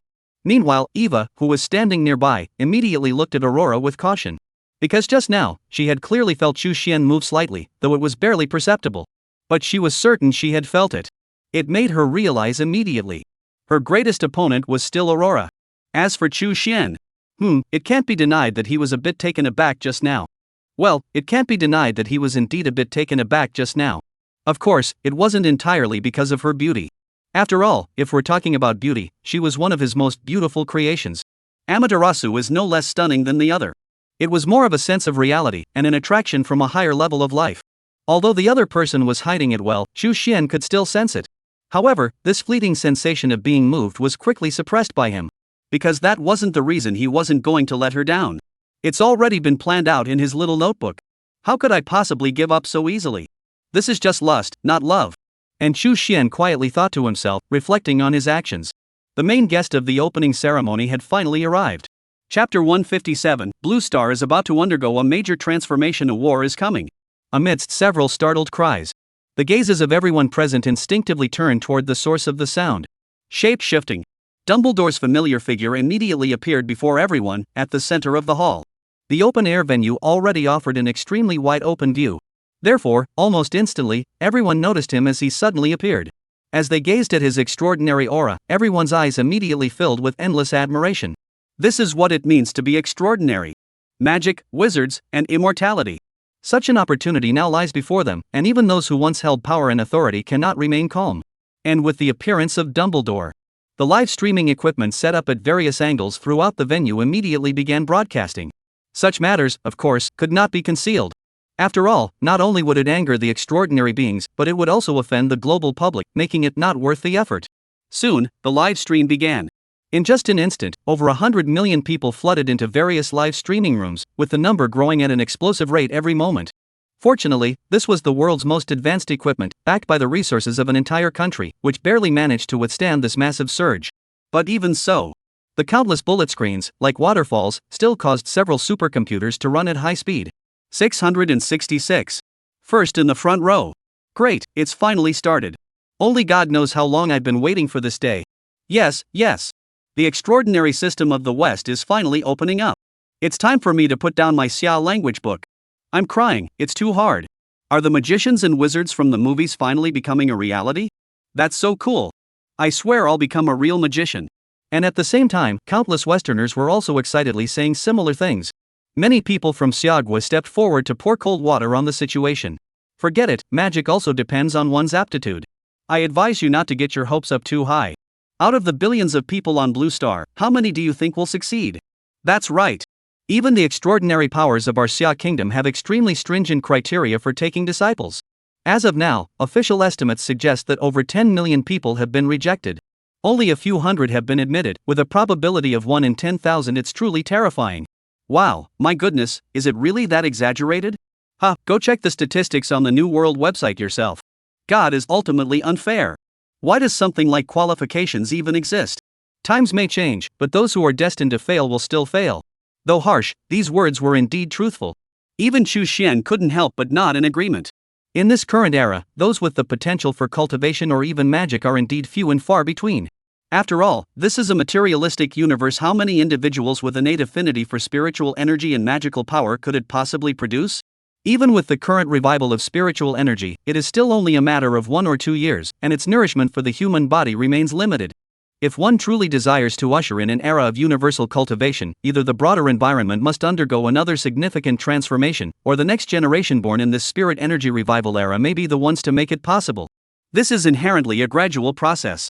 Therefore, it is inevitable that many people will be disappointed. Of course, if the broader environment changes. Chu Xian silently sensed the ever-increasing concentration of spiritual energy in the heavens and earth. It should be soon. The boundary of the spiritual energy of heaven and earth is now gradually approaching the peak of the golden core stage. One more step forward, and it will likely rise completely to the nascent soul stage. Once it reaches the Yuanshan stage, the heavens and earth may truly face a major transformation. At that time, perhaps a large number of people will awaken some of their latent potential under the influence of the celestial and earthly spiritual energies. However, none of that matters. Chu Xian thought indifferently to himself. In his plan, Blue Star was indeed an indispensable key link. But that was just Blue Star. As for the people of Blue Star embarking on the path of cultivation to transcend the ordinary, he didn't really care much about that. After all, based on the current progress, the people of Blue Star simply cannot keep up with their own development pace, so it's best to just stick to being a lazy slacker who keeps shouting 666.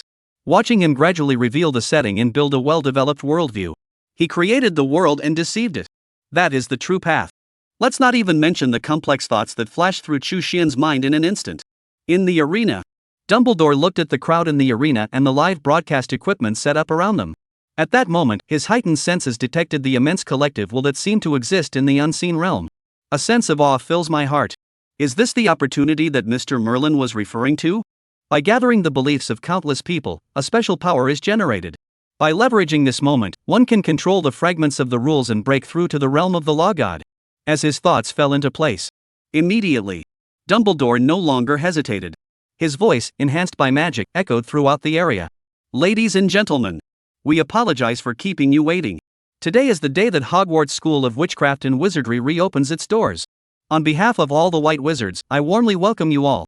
Before anyone could react, he raised a slender wand. He tapped it lightly into the air. A blue magic flew out, opening up a huge screen-like existence in the sky in an instant. It drew the attention of countless people. The screen seemed to be playing a documentary, adjusting the camera angle and offering a bird's-eye view of the world within the screen. Occasionally, you can glimpse mountains, rivers, lakes, forests, and plains.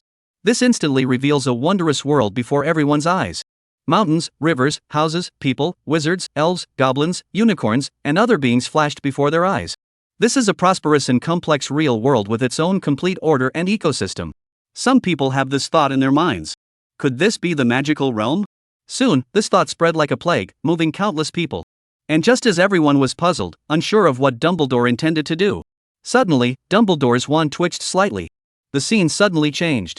It zooms in on a castle. As the scenes inside the castle unfolded, they were clearly seen by countless people. One by one, the White Wizards they had seen just moments ago, and one by one, unfamiliar wizards, were engaged in battle within. Drop your weapons. Flames everywhere. All turn to stone. Avada Kedavra.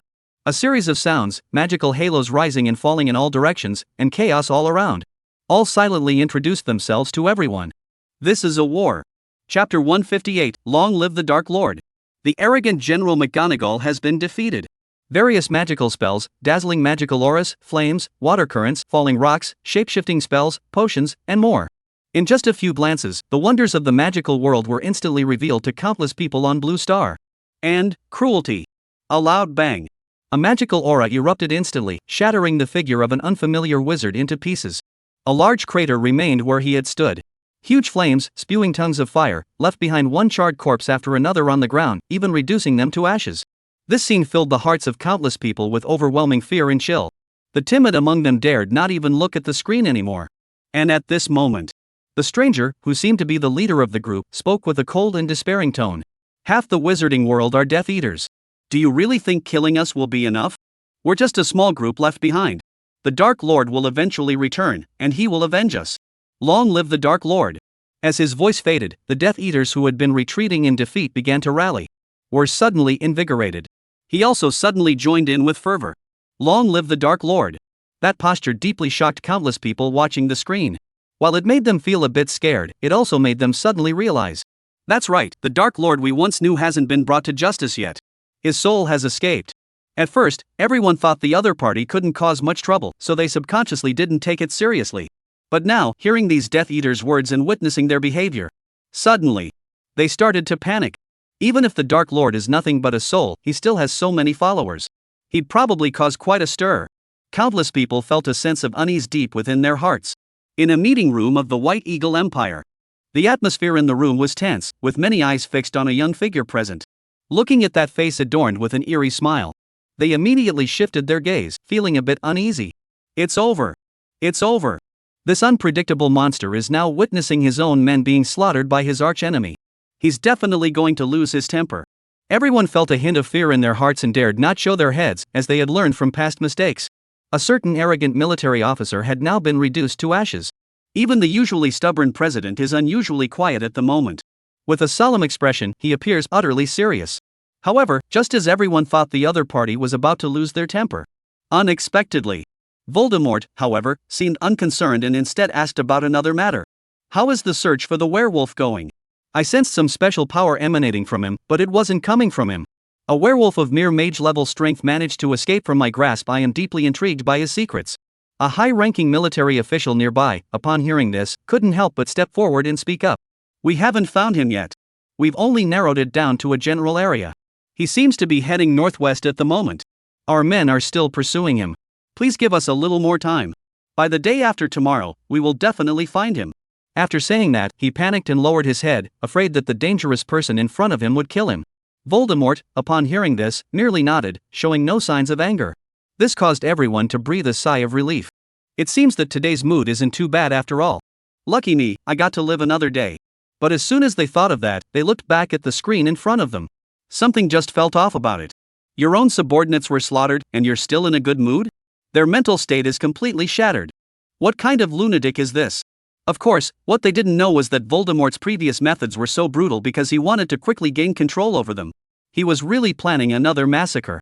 The matter in the White Eagle Empire will likely be exposed immediately. If Merlin finds out, he will rush over to eliminate me. That would be the worst possible outcome. Moreover, these people are the core of this vast empire. If we lose them, he would be unable to make full use of the empire's resources. This is also why he has no control over these people. Otherwise, under his control, it wouldn't take long for things to be exposed, and the entire White Eagle organization would likely fall into chaos. He's not stupid. As for the screen in front of him, it showed his subordinates being slaughtered. Anger? Probably. He was furious that his own men were so incompetent, getting utterly defeated by these good-for-nothing dogs. However, after the anger subsided, he felt nothing else. After all, the Death Eater was right. Now, half the wizarding world is made up of Death Eaters, and they can't possibly be killed off. Only by returning one day will the tide turn in his favor. Therefore, he is now more interested in the werewolf who recently escaped from his grasp. That's right. The once proud General McGill has been thoroughly defeated. At the time, when Voldemort arrived at the White Eagle, he never imagined he would encounter such an entity. Moreover, they shared the same ambition to control the nation. He certainly couldn't let the other off the hook. Then, soon enough, the arrogant General Mag, after a brutal beating, came to realize the truth: he was nothing but a novice. Ultimately, thanks to the sudden surge of power in his bloodline, he managed to escape. This also made Voldemort suddenly realize that the other party was hiding some secrets. Supernatural abilities created by technology? He shook his head. That kind of power, which originated from blood and was even of a higher order, was somewhat beyond that woman Morgana. If these muggles could master such technology, then what's the point of even trying? It's obvious that there must be some special secret involved. Perhaps there is some shadowy figure pulling the strings behind the scenes? At this point, Voldemort couldn't help but feel a sense of helplessness. Even he couldn't help but vent his frustration once more. The material world is just too complicated. However, Xu Xian's explanation was as follows. Don't blame the innocent. This time, it really wasn't me. His eyes flickered, unsure of what he was staring at. Chapter 159, Dumbledore returns to the Wizarding World. Let's not even mention what the situation is like over at the White Eagle's side right now. At this moment, in Britain, before the unfolding spectacle of the sky, a sense of panic flickered in the hearts of countless people. Especially among the British nobles and high officials present, the scene grew somewhat chaotic. After all, if that Dark Lord were to return, they would be the ones to suffer the most. However, at that very moment, Dumbledore stepped forward, emanating gentle magical fluctuations from his body. He nodded kindly to everyone present. Ladies and gentlemen, there is no need to worry. With Professor Merlin and the White Wizards by our side, even if Voldemort were to return, we would have nothing to fear. As soon as he spoke those words, he immediately reminded countless people. Some began to come to their senses. Yeah, we have Merlin the Wizard on our side. What have we to fear? Didn't you see that the Dark Lord fled in disarray when Merlin appeared? He even abandoned his physical form. The nobles and high officials present, upon recalling this, immediately calmed down and resumed their composed demeanor. While this elicited some disdain from many, it also stirred feelings of envy and jealousy in others. Because the British are calm, but what about those who aren't British? You must understand that many nations still lack the protection of extraordinary beings. To date, only 3 countries have confirmed the existence of extraordinary beings. If Voldemort escapes, as long as he doesn't go to those 3 countries, wouldn't he only be able to harm us? Countless foreigners immediately began cursing and complaining. They had originally thought today would be a day to learn about the extraordinary and study the extraordinary, but instead, they were greeted with such a huge surprise right from the start. Damn Black Demon King. I won't say any more. The application to immigrate to Britain has just been submitted. I've already prepared to immigrate to Neon. At least they have clear divine protection there. The rest of Blue Star is just too dangerous. Damn it, the immigration requirements for Xiagua are way too high. You can still travel without immigrating, but I just can't stand it here anymore. And this is happening at a time when countless foreigners are experiencing a frenzy of wanting to flee. People from Britain, Xia Kingdom, and the Neon Three Kingdoms, however, were feeling quite at ease at that moment.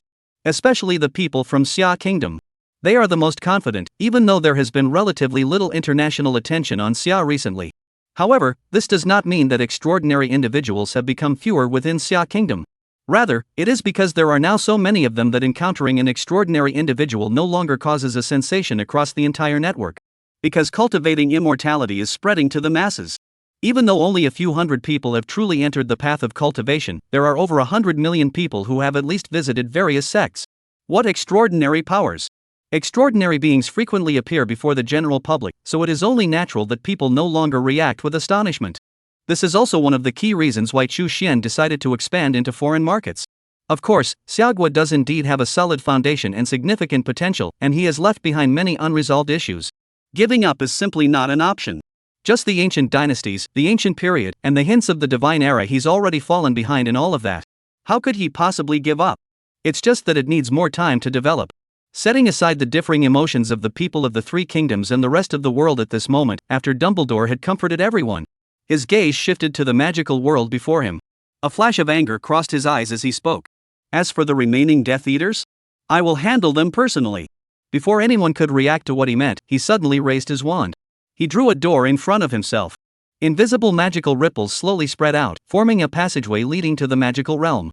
As he walked inside, he spoke with a hint of anger in his voice. Voldemort was indeed a despicable villain. But his henchmen are even more heinous, having killed countless innocent people and magical creatures, conducted various cruel experiments, and maintained their brutal rule. Although Voldemort has escaped, this does not mean that his henchmen can evade justice.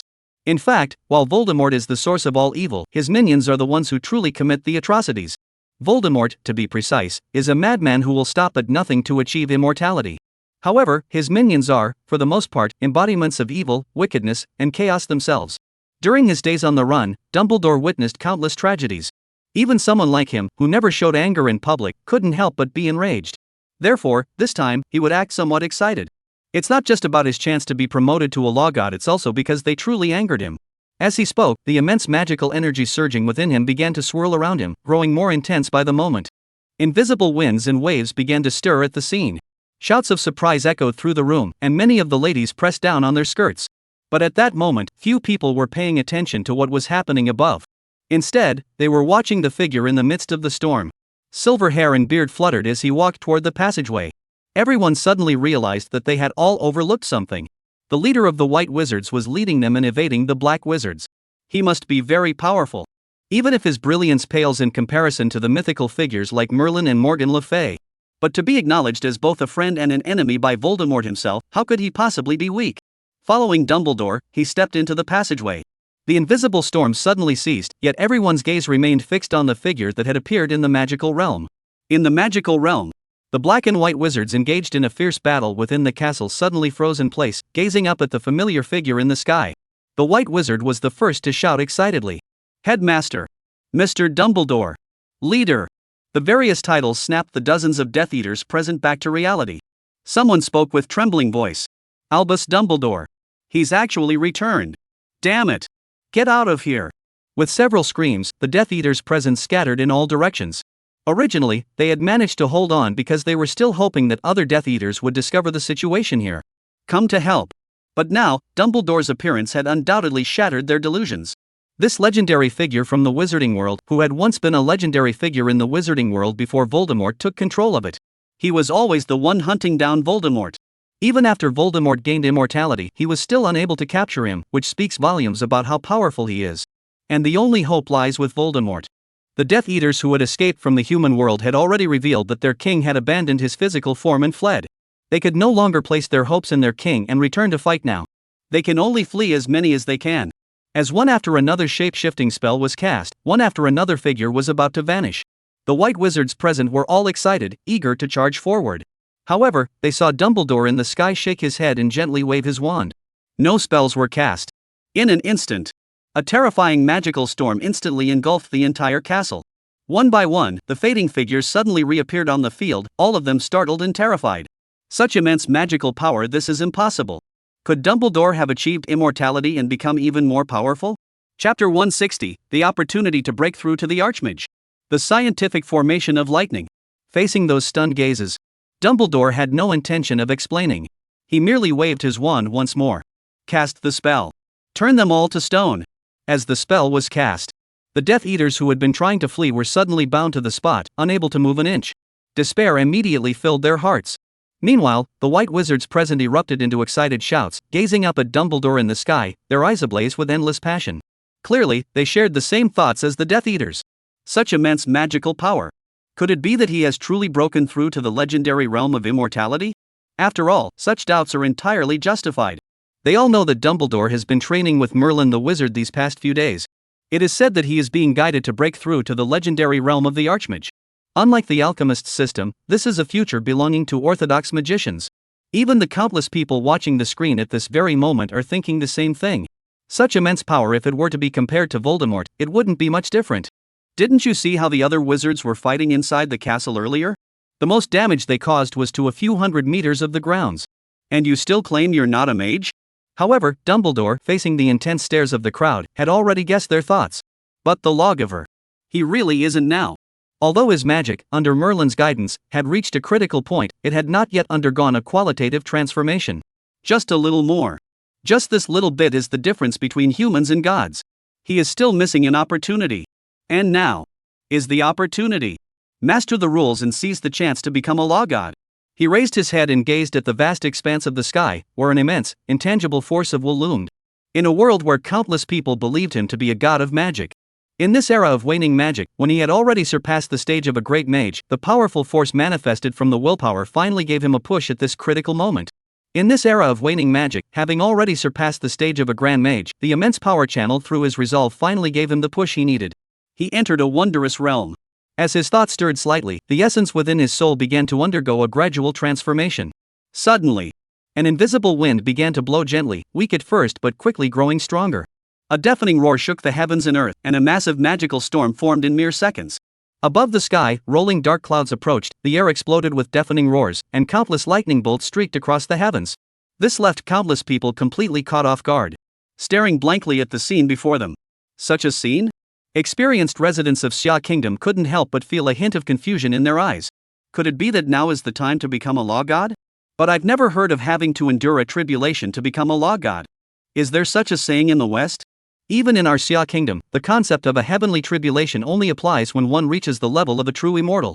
As the first nation to come into contact with the supernatural, perhaps they don't have a significant lead in terms of widespread cultivation, but in terms of knowledge across all fields, they have uncovered quite a lot.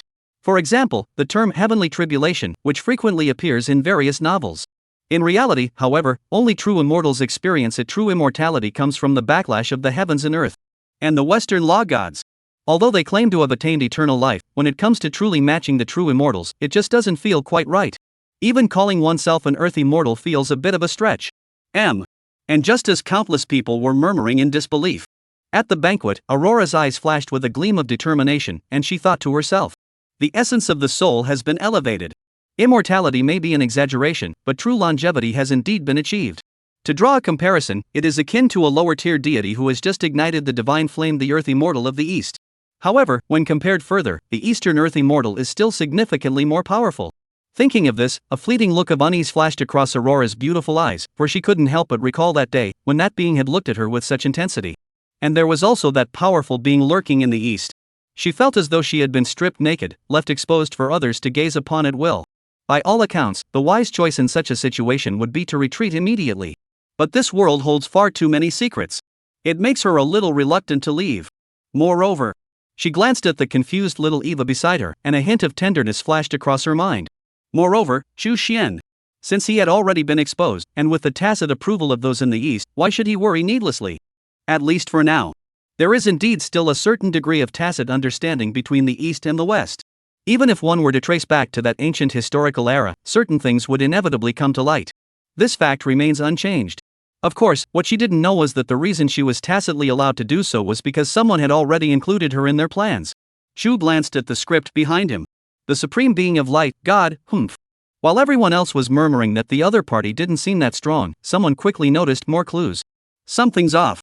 Look at those lightning bolts, they're not very powerful. They're not dense, and they're not heading toward Mr. Dumbledore. They look like they formed naturally.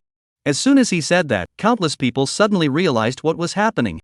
Indeed, this thunderbolt wasn't as powerful as the one by Sujing used to transform into a dragon during her tribulation. Could it really be naturally formed? At that very moment, a group of scientists, battered and defeated, finally stood up with tears in their eyes and said, "This is science." It is evident that when Mr. Dumbledore's magic converged, it not only caused the clouds to gather but also created a potential difference, resulting in the lightning we see before us. This explanation is accompanied by the following statement. Upon hearing this, countless people reluctantly accepted the explanation and nodded in relief. This caused many scientists who still harbored hopes to breathe a sigh of relief. With tears welling up in their eyes, they thought, extraordinary and technology aren't completely opposed, are they? We can definitely find a balance between them, just like this time, right? Science still has a future. As for whether science is at risk of becoming a mere appendage to the extraordinary?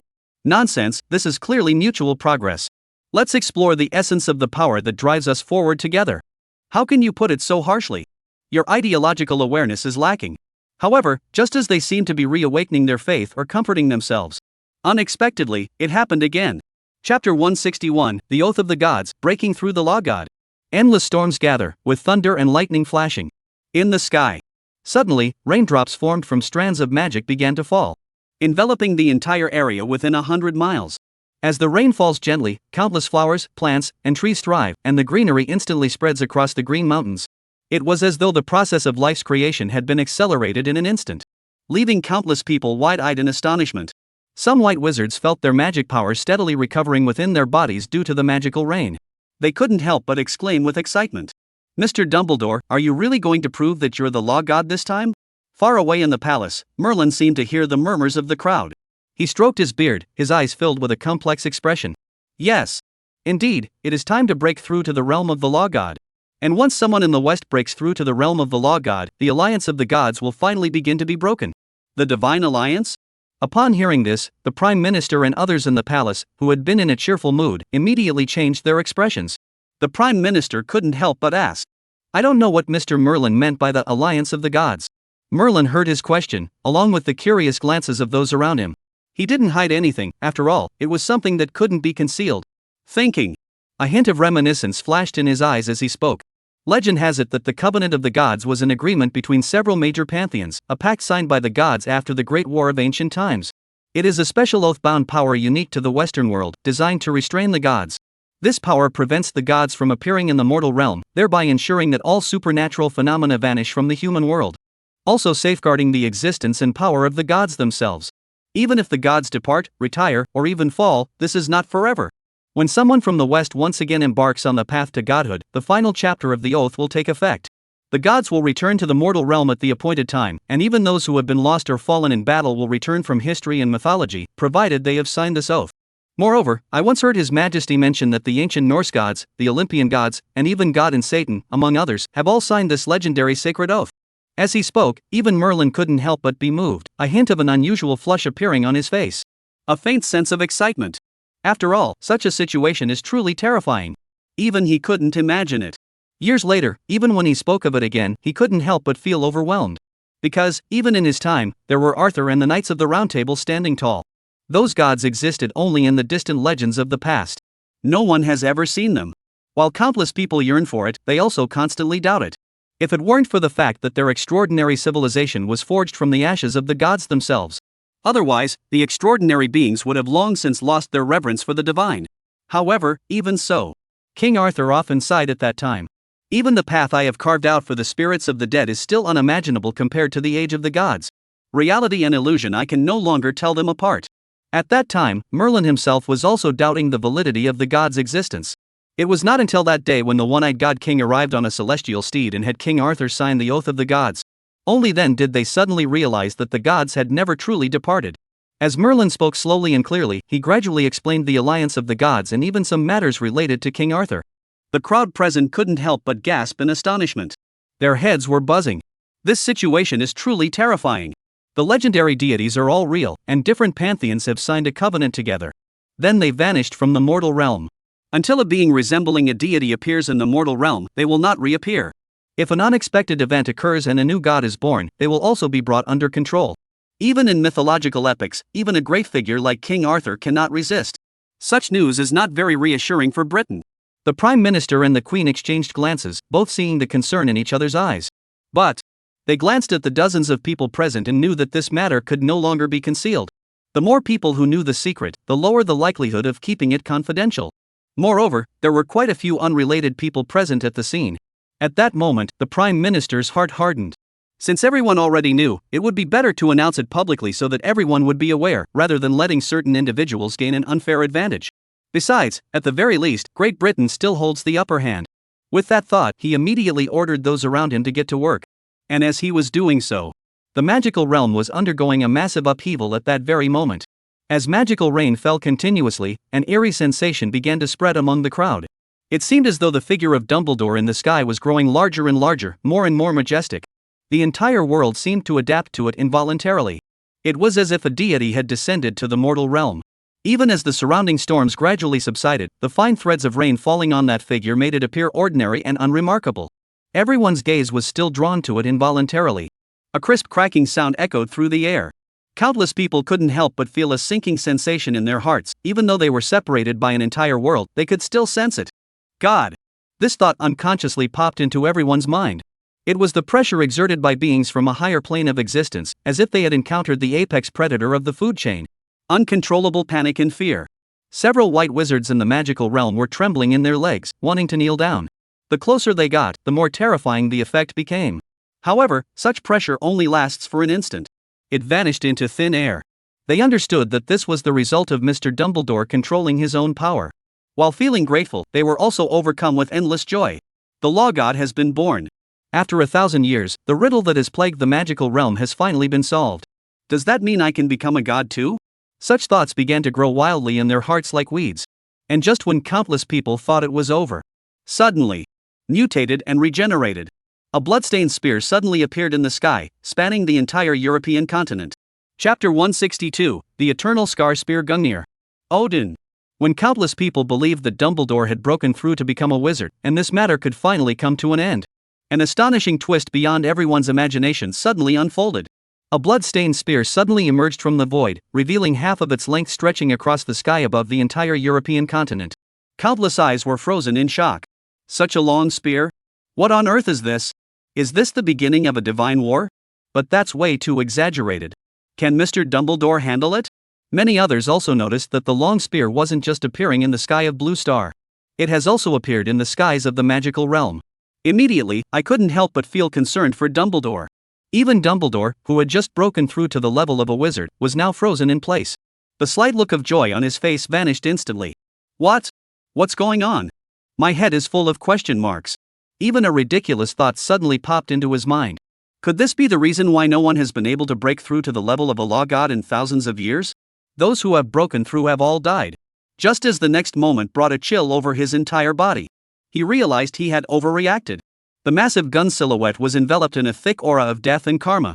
Just a single glance was enough to make the newly formed rules and the flames of the rules that had been ignited begin to waver, showing signs of extinguishing. But it seemed as though there was no intention to target them specifically. As the thoughts swirled in his mind, his gaze turned toward the shadow of the gun. He suddenly noticed something. On the tip of the gun was a piece of metal resembling a charter. At that moment, the countless people who had been momentarily stunned by the sight also noticed this object. They looked over with curiosity. There were numerous mystical patterns of various shapes on the surface, strange and unusual. No matter how hard countless experts and professors strained their brains, they could not find any similar records. However, at first glance, everyone present could understand the content inscribed on them. And with that understanding came, countless people suddenly gasped in shock. Odin, the god of the gods Zeus, the king of the gods Jehovah, the god of the gods Satan, King Arthur. One by one, these names are either familiar or unfamiliar, deeply etched in their hearts, leaving their minds completely blank. Someone trembled and said, "What on earth is going on here? The names of the gods are all listed there. This is going to be a major incident. Is one blue star enough for these big shots to play around with?" Countless people nodded wildly upon hearing this, their eyes filled with endless worry. Meanwhile, religious experts, mythologists, historians, and other specialists from various countries were all in a frenzy of activity, desperately trying to figure out what connections, if any, exist between these deities. But I just can't find any. Because these are all independent pantheons. No matter how much they dig or how deep they go, they won't find even the slightest trace of it. This left them utterly despairing. At this moment, only one country in the world knows the entire truth. Within the royal palace of London City, the Prime Minister and others looked up at the scene in the sky, feeling a sense of awe. Is this the oath of the gods? Merlin, standing nearby, glanced at the scene with a complex expression and murmured to himself. Bound by an oath forged with the eternal spear, even a god king dare not break it lightly. Any deity who dares to defy this oath will be nailed to the divine realm. This is the power of destiny, stained with the blood of the divine king, writing the predetermined fate.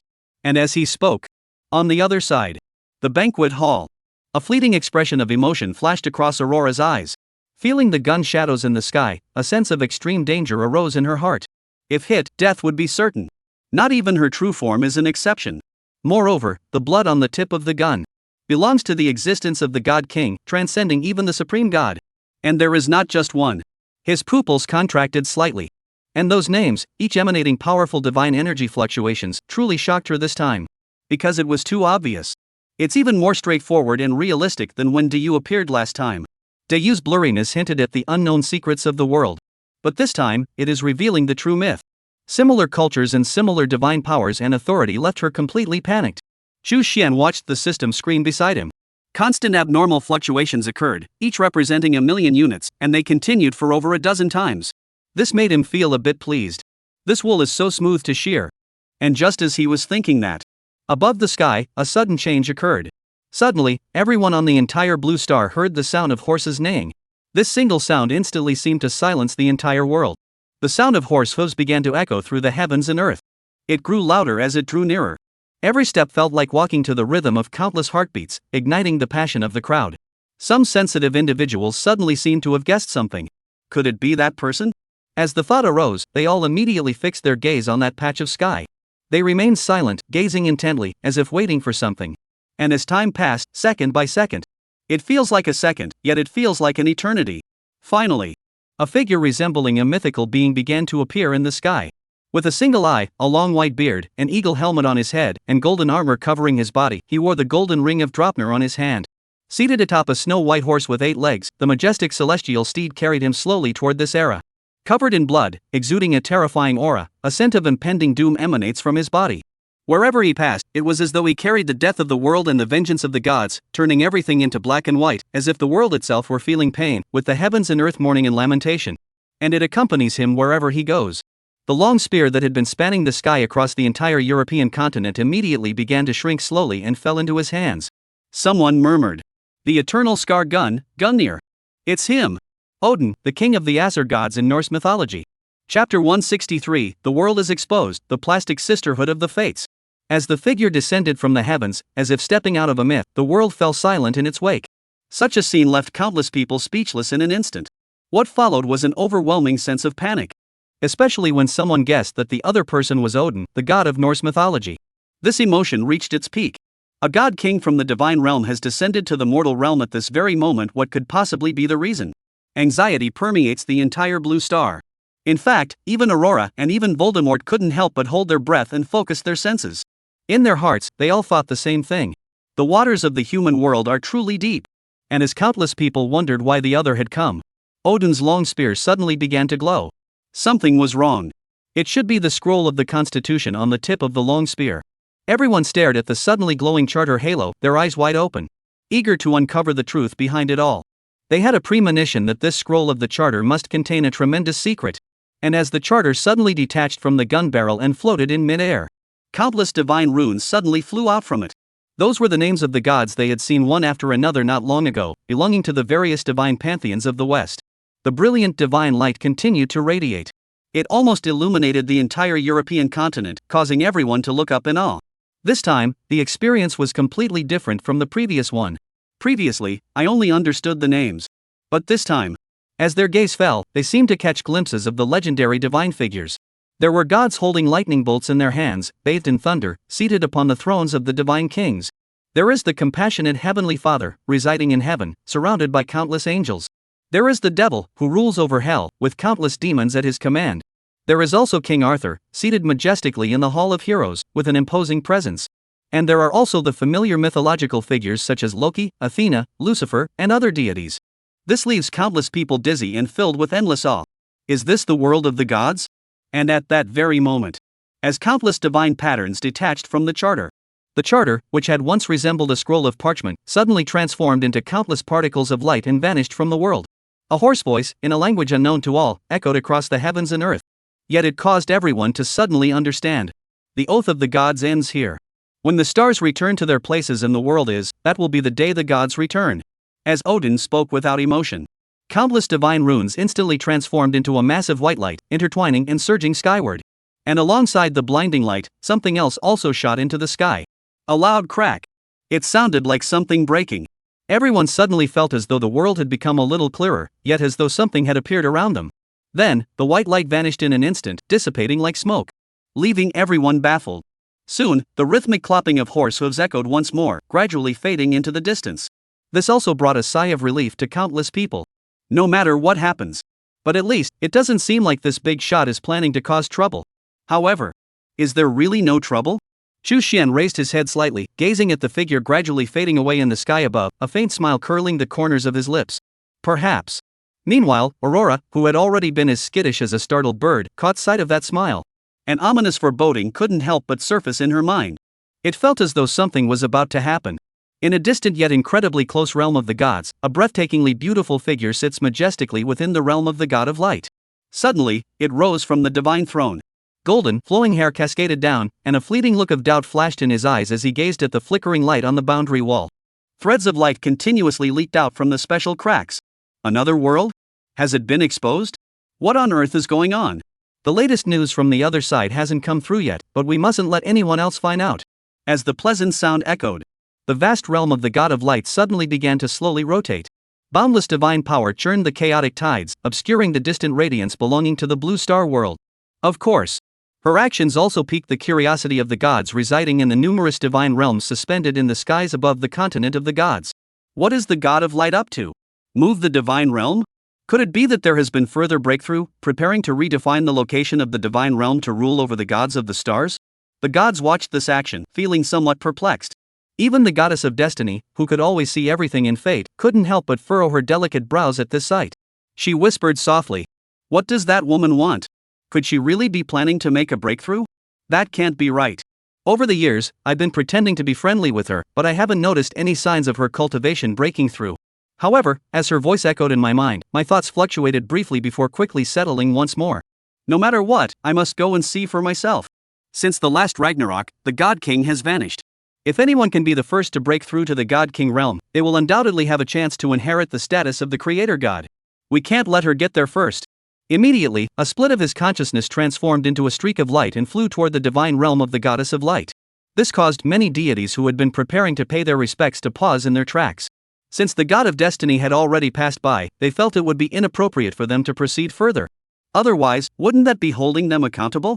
Within the kingdom of light, the goddess of light, who had just finished moving the divine realm and was still catching her breath, sensed a familiar aura approaching her. A hint of relief flashed across her eyes. It's her. That makes things easier.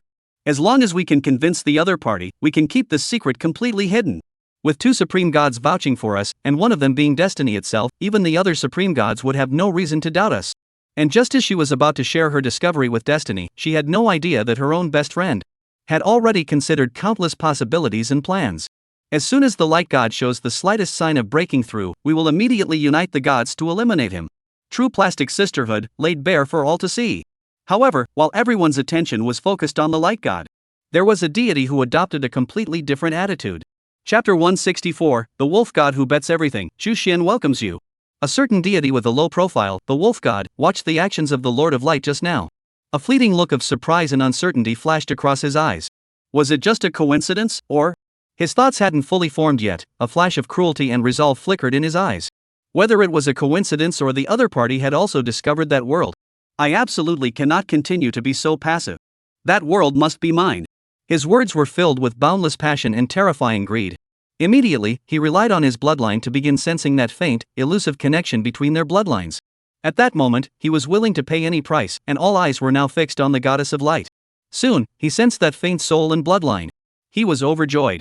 Then he began to carry out his plan. In contrast to the caution of the supreme deity of light Xianxian, or as the saying goes, a son of a wealthy family does not sit near the edge of a hall. He, a mere half-step upper god half-step celestial immortal, was clearly much more willing to take risks. This time, he was willing to risk everything he had. As he made his move. Blue star. Xu Xian sensed that the thread he had been watching suddenly moved, and a smile appeared on his face. That's it. Put everything in. Without your efforts, the upcoming major changes in the world will be difficult to carry out thoroughly. Keep it up, you're the best. Thinking this, he thoughtfully used his script points to strengthen their connection. He was afraid that the barrier between them might prevent the wolf god, who had intended to give him everything he owned, from entering. Meanwhile, on the other side, in a mountain range of the White Eagle Empire, General Mr. Mag the werewolf, was licking his wounds at that moment. Suddenly, he heard a call echoing from the depths of his bloodline. Child, I am your ancestor. Do not resist. I shall once again bestow upon you my strength. With this familiar voice echoing once more in McGonagall's mind, Meg was overjoyed. Because this wasn't the first time he had heard that voice. The last time. It was precisely because of the power bestowed by this voice that he was able to escape Voldemort's clutches. In fact, he even suspected that his ability to inherit everything from the werewolf so smoothly might have something to do with the other party. Immediately, he abandoned any thoughts of resistance. After all, there was nothing left for him to lose. Possessing such power, how could one possibly covet anything else? And with that, he relaxed slightly. The wolf god of the continent of the gods also smiled broadly. He never expected the other party to be so indifferent, and at this moment, the connection between himself and the other party had suddenly grown much stronger for some unknown reason. Taking advantage of the fact that everyone was currently focused on the light god, he can now carry out his own plan. He's got it covered. As his breathing grew heavier, his tone grew hurried and exaggerated, tinged with a hint of seduction, as he said, "Let go of your inhibitions. This time, I will give you the power to rule the world. Do not be afraid, I." As I spoke, a special force flowed through a special connection and continued toward the other person. This was a unique gift belonging solely to these beast gods, the connection and power of their bloodline. They are the ancestors of their clan, the source of their bloodline, and possess all the authority to rule. And with that comes, while gradually transforming the other's body and soul, they also numb the other. Within this process lies divine power, divinity, and even the essence of divinity itself, the soul. It could be said that he had truly lost his mind, willing to risk everything he had, even causing Xu Xian, who had been secretly watching and fearing something might go wrong, to involuntarily give him a thumbs up. He's a werewolf. No, he is a werewolf. As Xu Xian watched the tiny bit of power flowing into his world, it was pure essence. He felt a sense of bliss. Suddenly, to their surprise, Maggie, who had been slowly sinking into despair, suddenly snapped out of it. He felt the immense power coursing through his body, along with his consciousness growing weaker by the second. He was suddenly overcome with panic. He shouted hoarsely, "What are you doing? Stop it." A fierce resistance erupted within his mind, causing a storm of chaos. This left the wolf god, who had been somewhat satisfied, completely bewildered. What was going on? Could it be that it's experiencing a return to its former glory? Of course, that doesn't matter anymore, even though the power he just infused into McGonagall's body was less than 10%. But even that minuscule fraction of that 10% was enough to completely control the vast majority of McGonagall's soul. As his thoughts swirled, he immediately realized where the problem lay. It was just a case of exaggerating. The power to control the world? If it were in the past, McGonagall would have believed it without hesitation. But with the emergence of one extraordinary event after another in this world, he simply couldn't bring himself to believe it was possible. So, the wolf god naturally crashed and burned. He couldn't help but feel speechless inside. He also felt a bit relieved. Fortunately, this guy's soul wasn't very strong, otherwise, we might not have made it in time. Immediately, a thought crossed his mind. The terrifying divine power instantly erased McGonagall's consciousness. It completely took control of this body. Although this would cause some damage to his soul, as long as he could sneak over, everything else was trivial. And it also comes with the other party firmly establishing themselves in the Blue Star world. And with that, the other party has firmly established themselves in the Blue Star world. Xu Xian couldn't help but breathe a sigh of relief. No unexpected incidents occurred. An existence approaching the level of a celestial being, with all its primordial essence fully transferred. How could he possibly not take it seriously? With the essence of this divine being in his possession, his subsequent plans advanced by leaps and bounds in an instant. This was also why he had not intervened earlier when he first noticed something unusual about McGonagall. As the power in his hands grew, so did his boldness and ambition. What's the point of being a master strategist? They're all just pawns, fuel for the fire. With this thought flashing through his mind, it vanished in an instant. He refocused his attention on the task at hand. As for the wolf god? Let the bullets fly for a while longer. Once he has brought all his original energy over, there will be plenty of time to arrange his departure. We've only reached 10% so far, there's no rush. Chapter 165, The Magic Academy opens, and Chu Xin catches attention. Never mind what the wolf god has in store next. At this moment, the crowd gathered in front of the livestream watched as the figure gradually faded away, but their hearts all sighed in relief at the same time. Such a powerful figure, arriving covered in blood, was indeed cause for concern. To say nothing else, the mere sight of that half-gun shadow spanning the entire European continent would likely be enough to destroy the entire Blue Star. Even if the enemy had come merely to announce the end of the divine oath, they couldn't help but fear that something unexpected might occur. The incident involving Neon Dayu was still fresh in their minds. That was the closest Blue Star had ever come to disaster, and even now, thinking back on it still sends a chill down their spines. However, as they exhaled in relief, they recalled the words Odin had left behind before departing. Endless doubts filled everyone's hearts. A vow? The stars align, and the world is restructured? The return of the gods? And just as they furrowed their brows, an official announcement from Britain, however, cleared up many people's doubts. After the ancient war, the various divine systems of the West signed the oath of the gods. Even if they were killed in battle or lost, would they ultimately return due to the oath? Was King Arthur born after the gods and later included in the scope of the oath? Did the first law god's birth trigger the oath? Did King Arthur pave the way for the spirits? Are all extraordinary beings born from the ashes of the gods? As one shocking revelation after another was exposed, countless people couldn't help but gasp in astonishment. Some couldn't help but mutter under their breath. Is this the truth of the world? The oath of the gods, restricting the extraordinary and the divine. Under the will of the gods, even those who became gods later must submit. No wonder Morgan Le Fay and Merlin were so certain that King Arthur would return. There was such a hidden truth behind it all. As the truth of the world is gradually revealed before countless people, many people have begun to connect these events with some incidents that occurred not long ago. Many are suddenly realizing the truth. No wonder the sun god didn't descend from the neon lights last time. Was that the reason? However, with enlightenment came clarity. Many people furrowed their brows in confusion. Wait, isn't this the oath of the Western gods? What does it have to do with us in the East? Moreover, so many extraordinary powers have emerged in the Xia Kingdom, and there are already quite a few Earth immortal level beings. Since the oath hasn't been triggered, it means that the immortals and gods of the East have never emerged and have nothing to do with this nonsense. Therefore, the divine beings of the East have never appeared, and there must be another reason for that. Moreover, when our ancient ancestor Dei returned, we did not forget the promise to subdue the demon clan and the various gods. Wait, after that great battle, didn't we sign an oath? Many people from Xia Kingdom would smile knowingly when they mentioned this. A surge of pride and a sense of shared honor well up within them. This is our ancestor. What a story. And such remarks were also made. The faces of countless foreigners turned grim. Originally excited by the confirmation of the gods, they now felt like cursing. They were all myths born on the same planet. Why were the ones from Earth so much more powerful? That doesn't make sense. At the same time, countless people were murmuring to themselves. Britain, which had gradually been overlooked, was once again making waves. It has drawn the attention of most people. Looking closely, it turned out to be Dumbledore, who had just broken through to the level of a wizard, having just dealt with all the Death Eaters in the magical world. He was preparing to open Hogwarts School of Witchcraft and Wizardry. Wizards rivaling immortals. Though they may not possess the divine power to move objects over vast distances, overturning a magical realm no larger than Britain is still a trivial matter. Meanwhile, as Dumbledore announced the reopening of Hogwarts School of Witchcraft and Wizardry, 3 days later, entrance exams were held, and anyone of the appropriate age could apply. The countless foreigners who had been feeling a bit down suddenly put their earlier thoughts out of their minds. You speak of gods and ancestors? Those are all too distant. Unrealistic. Right now, they only know that an extraordinary opportunity is right before their eyes. There's no time to worry about that now. It happened almost instantly. The already fully booked flights were rescheduled for several weeks later. The online atmosphere has once again become heated. Inside the venue, countless nobles who had previously maintained their composure suddenly went wild. Although there was an age restriction. But can that really stop them? They quickly sent people to retrieve their younger relatives who had already been stationed in the surrounding areas. As nobles, they had already learned some insider information through the royal palace. This is perfectly normal. Of course. Ultimately, it's still fair. After all, even if you arrive early, you still need the qualifications. Without them, you're just flailing around.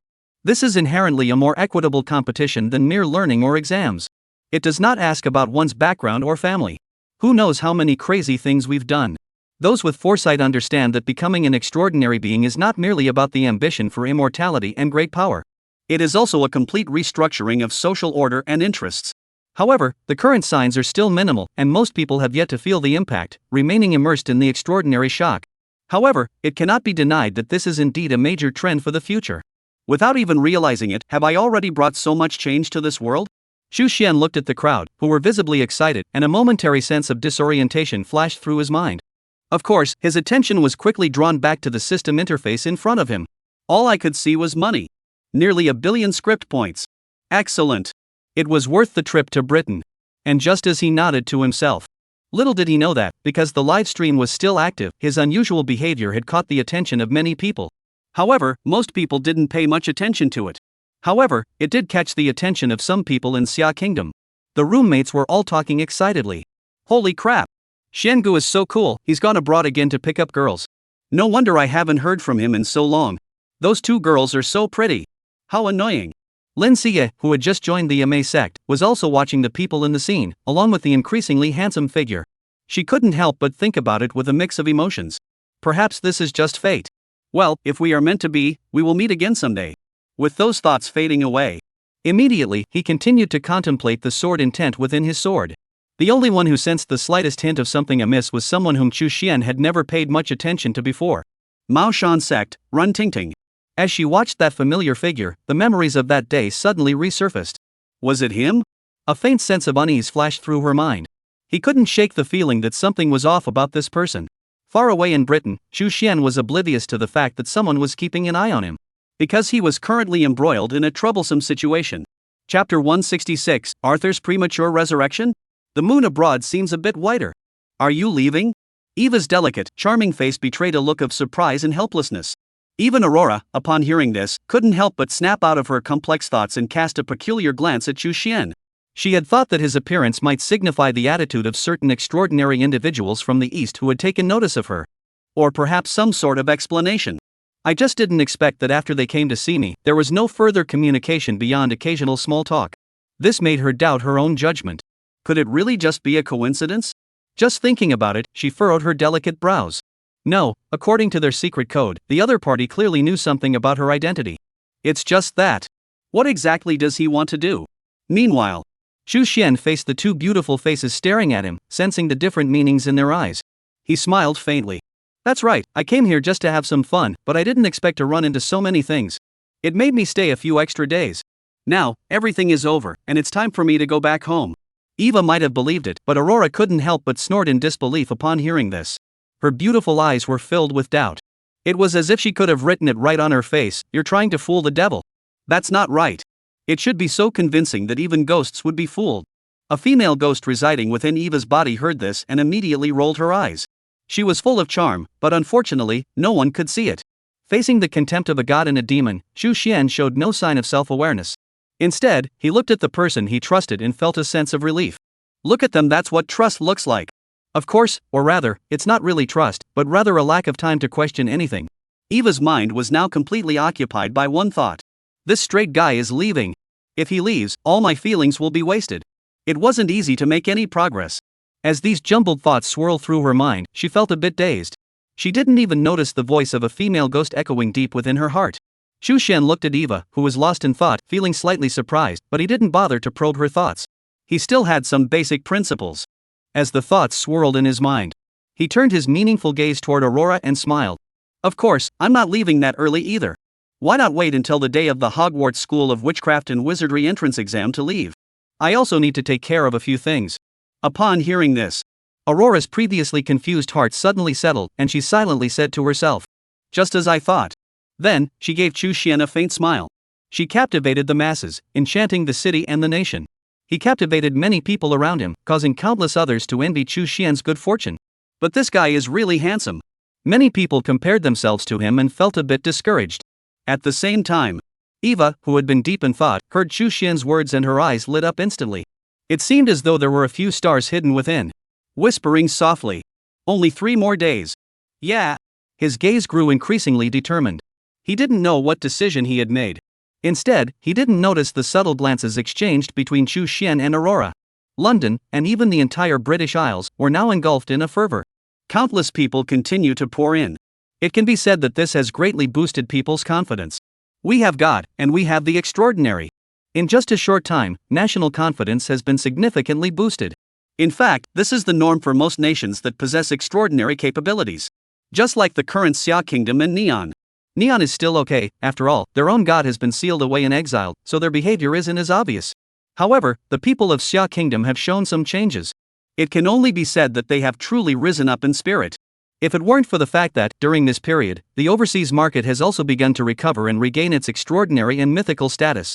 When things are uncertain, people start looking down on others, treating everyone as barbarians. However, even so, there are countless extraordinary individuals among them, whose lineage can be traced back to the ancestors of cattle, yet they still feel somewhat inflated. However, compared to the arrogance of the British Prime Minister and Queen, however, were not arrogant at this moment. Instead, a sense of foreboding arose in their hearts. In contrast to the unyielding optimism of the outside world, they think more deeply. The gods are returning. The future is destined to be a terrifying age. Yet they have only Arthur, a new god born after the age of the gods. To secure a place in the future world, it will likely be no easy feat. Therefore, a bold idea began to take shape in the Prime Minister's mind. We must summon King Arthur back early. After discussing this bold idea with the Queen, they sought the advice of Merlin the wizard. Originally, it was believed that this proposal was destined to be extremely difficult to achieve. However, what they didn't expect was, Merlin not only did not rebuke or oppose their ideas, but even offered some advice. This left them utterly astonished. It wasn't until Merlin revealed the true reason that they finally understood. The Emperor has opened a new path to divinity, transforming human form into spirit, distinct from other deities. It is not merely a different path, but also because of the special effects. Other deities rely on faith, divine authority, or divine status. But the path of the spirits is different. What you need, Your Majesty, is legend. By carving epic myths into history and continuing to delve deeper, we can not only bring Your Majesty back, but it can also make His Majesty even stronger, surpassing all previous versions, and even leap to become one of the most powerful deities. As Merlin revealed the truth about the path of the spirits for the first time, the Prime Minister and the Queen were both stunned. The Prime Minister expressed his feelings. The greatness of King Arthur surpasses everyone's imagination. Even the Queen nodded in agreement. Immediately, the three began to discuss the matter. Legends and epic myths are not simply matters of faith, they require extensive preparation. This is bound to be a long and arduous endeavor. And while they were discussing it, time was slowly passing by, bit by bit. Soon, night fell. Due to the events of the day, even at night, the entire British Isles remained bustling, if not more so. This kept the British authorities busy beyond measure. Of course, Chu Xian had already returned to the castle long ago and had no intention of lingering around. It wasn't just because he wasn't interested, more importantly, he had some matters to attend to. Not long ago, he hinted at something to Aurora. The other party should be able to understand, right? Chu Xian stood by the window of the room, gazing at the moon gradually rising in the sky. The moon in other countries isn't that round either. It's very bright. And just as his thoughts began to drift away, suddenly, he felt a slight stir in his heart, and through his senses, a familiar energy began to draw near. Dawn! The sound of knocking on the door rang out. A hint of confusion flashed across his eyes. How did he get here? Immediately, he walked over to open the door. Then, suddenly, he was completely captivated by the beautiful woman before him, who was still slightly damp. It was none other than Eva, who had seemed a bit off earlier that day. At that moment, she was wrapped only in a bathrobe, her figure slender and graceful, her features exquisitely beautiful. She exudes a seductive charm that is utterly captivating. This made Chu Xian suddenly realize something. He had always known how the other felt about him, but it was his obsession with the hierarchy of life that had kept him from acting on it. There was no intention to be moved. I thought I might be single for a long time in my life. But when I actually faced all of this, looking at Eva, who was already pure and untouched, having embarked on the path of cultivation, his resolve was immediately shaken. It made him suddenly realize something. I'm still a man after all. Then, Eva seemed to gather her courage and spoke up. Chu Xian, Then, Chu Xian had no idea. He only knew that the moon in foreign countries might really be a little bigger, rounder, and whiter. Chapter 167, The Dumbing Down Aura, The True Nature of the World. The latter half of the night. Xu Xian climbed off Eva, who was clinging to him like an octopus, and stepped out of the room, wearing only a bathrobe. He walked into the living room. He saw Aurora, who had been waiting for him for a long time. Facing the other's complex gaze, he smiled indifferently. Then he said, "Sorry for the long wait." A hint of helplessness flashed across Aurora's delicate, soft face. She opened her mouth to say something but ultimately kept it to herself. She merely uttered a half-hearted remark. "Be nicer to her." Upon hearing this, Xu Xian felt a bit uneasy inside. Why does it always feel like a sycophant, a man throwing himself at a goddess, treating her gently because she might be afraid of pain? Thinking of this, he immediately shook his head. He gathered his scattered thoughts and looked at Aurora in front of him. "I will." Aurora was unaware of the strange thoughts that had just crossed the mind of the person in front of her. She simply met the other's somewhat peculiar gaze. She felt an inexplicable sense of unease. Of course, his strong will instantly dispelled this discomfort. Just as she was about to ask about the other's intentions, to her surprise, Xu Xian spoke first. "Miss Aurora. Or rather, visitors from another world, it's time we had a talk, isn't it?" As soon as those words left his mouth, even Aurora, who had been mentally prepared, couldn't help but feel a sudden jolt of anxiety. She muttered to herself, "I knew it." Immediately, divine light shone brightly, and divine power surged, ready to act or flee at any moment. Although the opponent currently showed no signs of hostility, it was better to be cautious. As a mysterious visitor from the east, she has deemed this world to be even more terrifying than the continent of the gods. She could not afford to take this lightly. While secretly making preparations, she maintained her usual gentle demeanor, smiling calmly without giving anything away. I wonder what this mysterious Mr. Chu from the east has to teach Aurora. Xu Xian sensed the unusual aura of the beautiful woman before him through the great sun divine authority within his body. A hint of amusement flashed in his eyes. Just as expected, he's on guard. However, this is for the best. If they were truly sincere toward me, I wouldn't feel right about taking advantage of them. Thinking of this, his mood immediately calmed down. Looking at Aurora's stunningly beautiful face, her eyes were clear and pure, devoid of any desire or impurity. Zhang Yan smiled. According to reason, we should not interfere in Western affairs, whether because of tacit understanding or because of the rules set by the truly powerful, but... At this point, his voice deliberately paused for a moment before continuing. Who let these guys overstep their bounds? If they want to usurp real power, fine. After planning for so many years, since they've made their move, we won't hesitate to give them a chance. But this opportunity must be one they can truly seize. The simple words seemed to contain an endless amount of information, instantly catching the attention of the cautious Aurora. A hint of curiosity flashed in her eyes. What rules? Those guys, are they referring to the so-called gods of this world? What does true authority refer to? And strategy? Looking at the goddess who was clearly intrigued. Xu Xian, however, had no desire to continue the conversation. It was merely a casual hint left behind, and it pertained to his ultimate plan. Now was not the time to reveal it. He immediately changed the subject. Are you wondering why the magical system of this world is so similar to that of your world? Are you also wondering about the relationship between the so-called gods and your world? You must have learned a lot about mythological legends during this time. Don't you think everything is just too convenient? As Xu Xian spoke these words, Aurora, who had already been drawn in, was instantly shaken. Countless thoughts and speculations swirled through her mind. She faced this question for the first time, one she had once thought about but gradually forgotten. Yes. The two worlds' cultivation systems are eerily similar, not just in magic, but also in the priests of the god-worshipping religion, the paladins, and the various legendary creatures. Even the divine authority and mythical legends of some deities. Almost all of them are highly overlapping. She once thought it was just a coincidence. But now, after Xu Xian spoke, she dared not think that way anymore. And just as she was beginning to speculate, Xu Xian decisively revealed the truth to her. If I were to tell you that your two civilizations originated from the same source, and that the twilight of the gods is an ongoing war, the world belongs to one, what would you do? As this earth-shattering secret was revealed, even Aurora could no longer hide her shock. A heart that had remained unchanged for 1,000 years was now stirred by a tempest. Instinctively, I wanted to argue back. But the words stopped at his lips. Thinking of all the coincidences, he found himself unable to speak. Could it all be true? The continent of the gods has always been part of this world, originating from the gods of this world. A series of coincidences. And the eerily identical Ragnarok shared by both worlds. The atmosphere was somewhat silent. Xu Xian, looking at Aurora, who seemed to have been tricked into a state of confusion, felt a sense of relief. He hadn't wasted the million script points he had spent to purchase the temporary intelligence-lowering aura. Put yourself in the other person's shoes. Even divinity can be twisted, truly worthy of being created by a Cthulhu-like entity. Otherwise, with just this empty rhetoric, even if there were previously some pieces of evidence forming a logical chain, it might not have been enough to convince anyone. After all, those who have reached this level of strength are all cunning and suspicious by nature. Yes. It's all made up, it's fake. The so-called coincidences are indeed just coincidences. There are only a few paths to the origin of the world. Isn't it normal for them to be similar? It's perfectly normal. But under his misleading framing, everything becomes abnormal. Of course, if Chu Xian were to actually create a corresponding copy in the future, then modifications to causality and the replacement of existence would occur. Wouldn't everything then become reality? So, he wasn't lying. Immediately, he looked at Aurora, who had already been drawn into his rhythm, and a fleeting expression crossed his eyes. I know you still have many questions. But why not prove it and explore it for yourself? I imagine that your true self is probably filled with doubts at this very moment. As Chu Xian spoke, Aurora, who had been lost in thought, was suddenly startled awake. She realized something was off about herself. Yes, in such a situation, how could she believe someone else's words? I should verify it myself.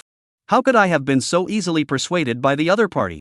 Chu Xian glanced at the nearly depleted aura around him and felt as steady as an old dog. Aurora gave Chu Xian a puzzled look before speaking again.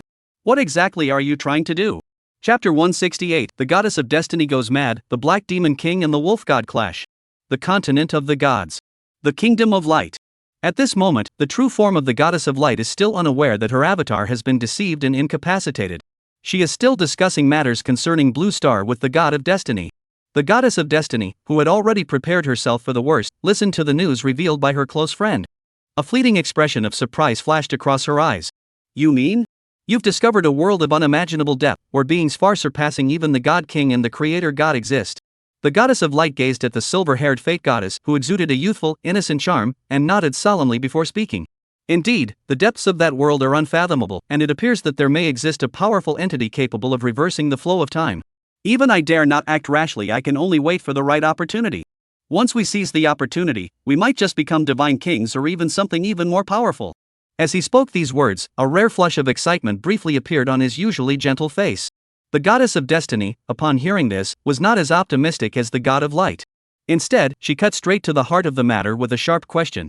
If such an existence truly existed, you would have been exposed long ago. Even if you were to cross the world, in the face of such an existence, it would likely be nothing more than a minor matter. Therefore, in fact, you have been deceived. She said this with certainty. But as she spoke, her heart fluttered slightly. She never imagined that Guangming, that little brat, had actually found a new world.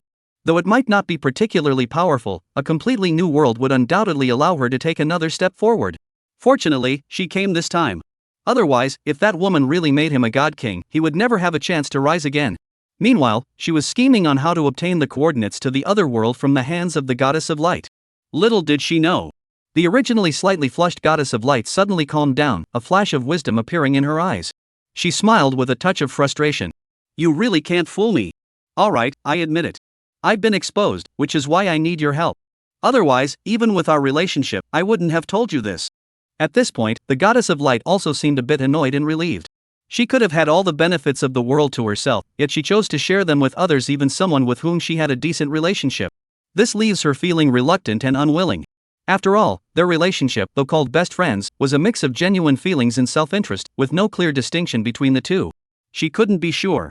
The fact was that the situation was even worse than she had imagined. The Goddess of Fate was lurking right beside her, but she had no idea. Upon hearing the slightly scheming words of the Goddess of Light, the Goddess of Destiny immediately pursed her lips. Very well. I didn't expect you to still be waiting for me here. Luckily, she didn't lose her temper just yet. You should know that the methods she used to try to get the coordinates weren't just deception, they also involved threats and bribery. It seems that the world is far more complicated than I ever imagined. Immediately, she abandoned the idea of confronting him and instead turned to the Goddess of Light and asked, What else do you know? This is important. Upon hearing this, the Goddess of Light let her golden hair flow gently, and she spoke softly with a slight pout. In fact, I don't know much either. Wait a minute. Before she could finish speaking, the Goddess of Light received a message from her clone and froze in place. This left the Goddess of Destiny, who was already filled with doubts, so furious that she wanted to punch the other's flawlessly beautiful face. It's so frustrating. As the Goddess of Fate, she should only be involved in matters concerning the main gods or those above them. She knows nothing. But now, she's actually being controlled by this little one. This is so frustrating. And just when the Goddess of Fate was secretly stirring up trouble, the Goddess of Light quickly received the message from her avatar and resolved many of her doubts. She spoke softly with her red lips parted. So that's why that world was exposed? Odin, the oath of the gods, the stars returning to their places? The primordial realm, where all worlds are one. How fascinating. The gods, the twilight of the gods. I once believed it was all a coincidence, but now it seems. Compared to the clones, the original body, which had recently experienced the exposure of the blue star world, clearly made some connections. Instead, it has gained a bit more trust. A sense of gravity arose in his heart. The goddess of fate listened to the goddess of light's constant murmurs filled with information, as well as the expression of relief on her face. She couldn't help but feel a sense of urgency. Secrets were the most alluring thing to her, a deity who controlled everything. And it involved the immense benefits of a new world. Yet this woman still acts this way. Immediately, she was so angry she couldn't contain herself. Just say it. If this weren't your divine realm, I'd beat you up. Finally, after her protests, the goddess of light also came to her senses and shared her intelligence with the other party. Meanwhile, as the two were studying the situation on Blue Star, little did they know, another person was also watching them at that very moment. Xu Xian held a slender, delicate body in his arms while thinking to himself. Destiny? The 12 main gods. The twilight of the gods. This world is starting to get interesting. The subsequent plans will require some adjustment. Just as he was thinking this, the beauty in his arms suddenly moved closer to him, disrupting his train of thought. He lowered his head, gazing at the stunning beauty whose face was flushed red like a startled rabbit. Xu Xian instantly forgot everything else. The white belly of the moon is about to appear on the horizon. The day's work begins in the morning. Does my beloved concubine know this? And just as Xu Xian was planning to skip work for a while, along the coastline of the White Eagle Empire, an unusual scene of confrontation unfolded. One was a young, handsome man dressed in a wizard's robe, while the other was a muscular white man with a bare, wild-looking upper body. If any fangirls were to see this, they would undoubtedly imagine all sorts of dramatic scenes in their minds. Of course, it's obvious that the two aren't here to talk about love. The young man spoke first. Your performance has surprised me, General Mac. For now, I shall address you as such.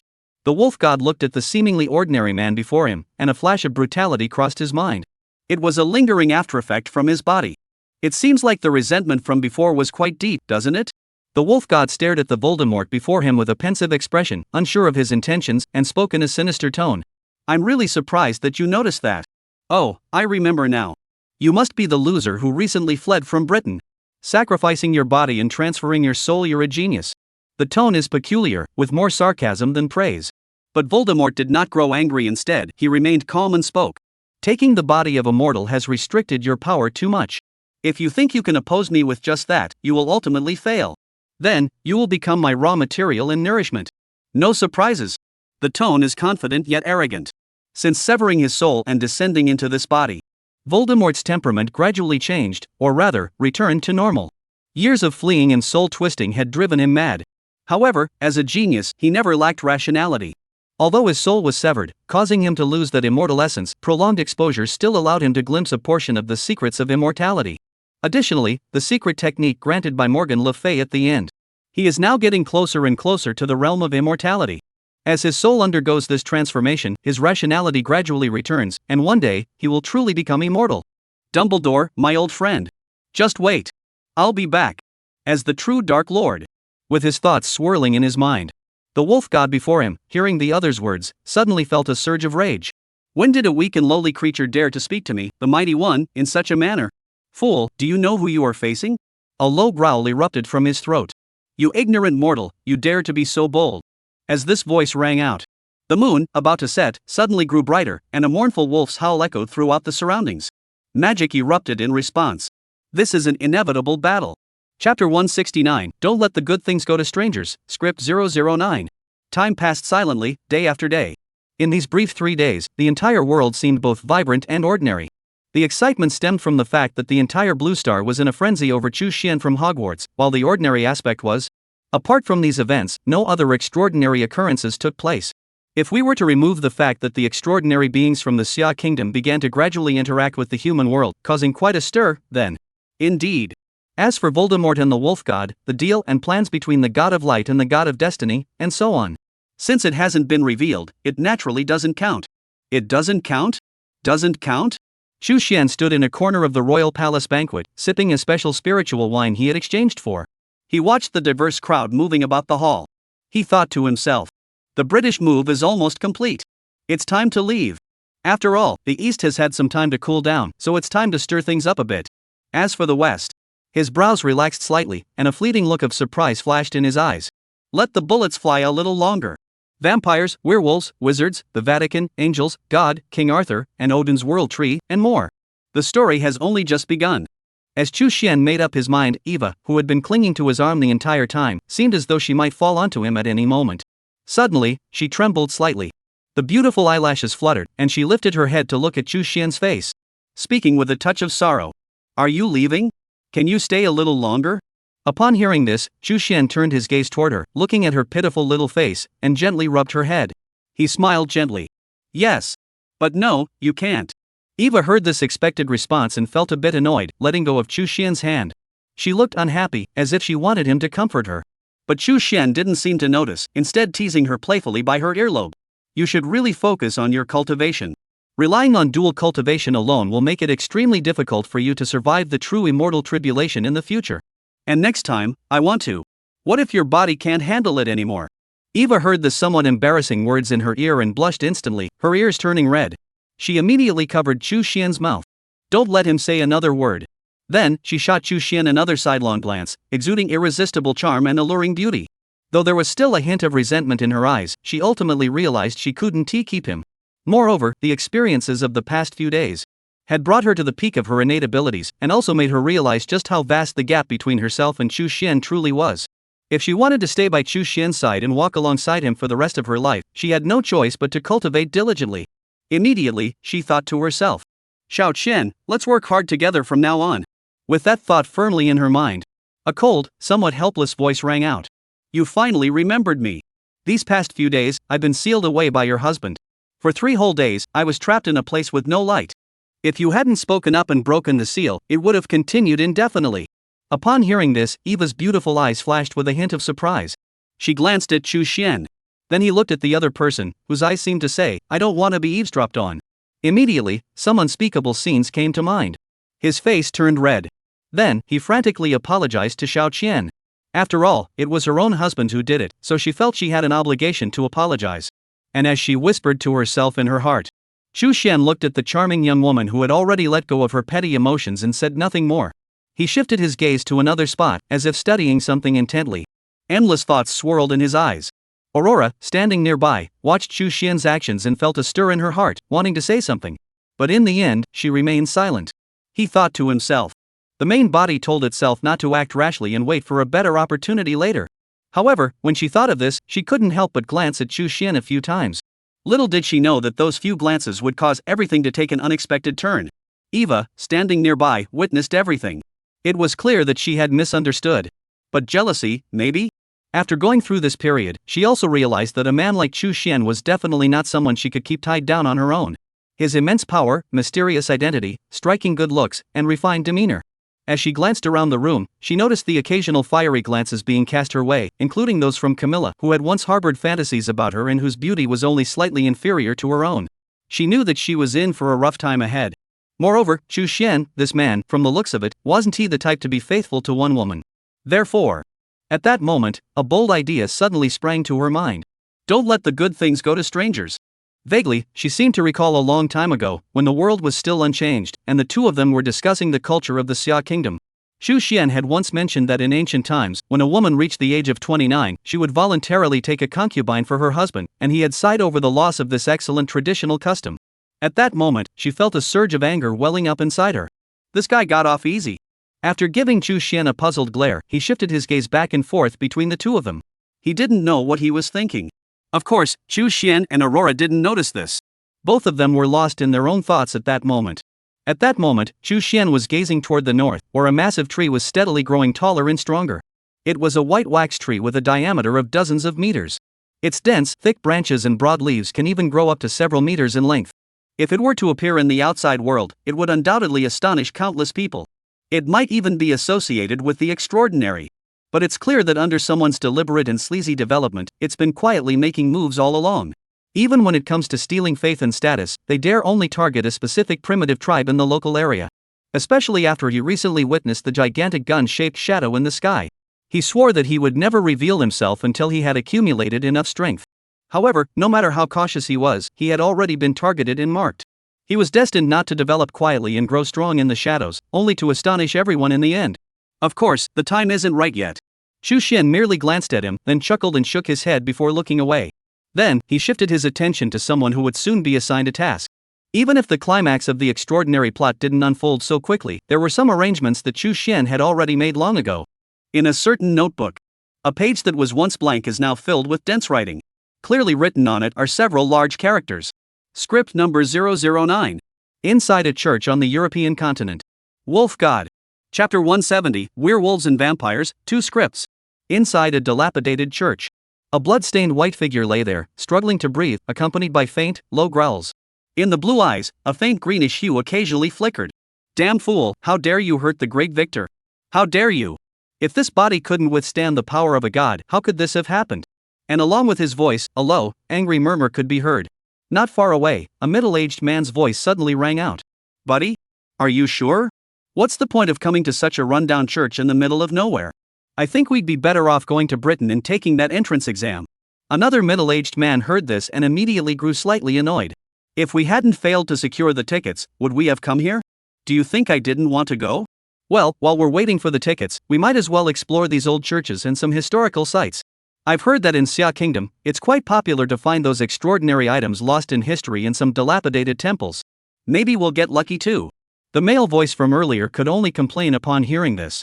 Alright, I understand. I can't believe I'm actually rummaging through trash with you here.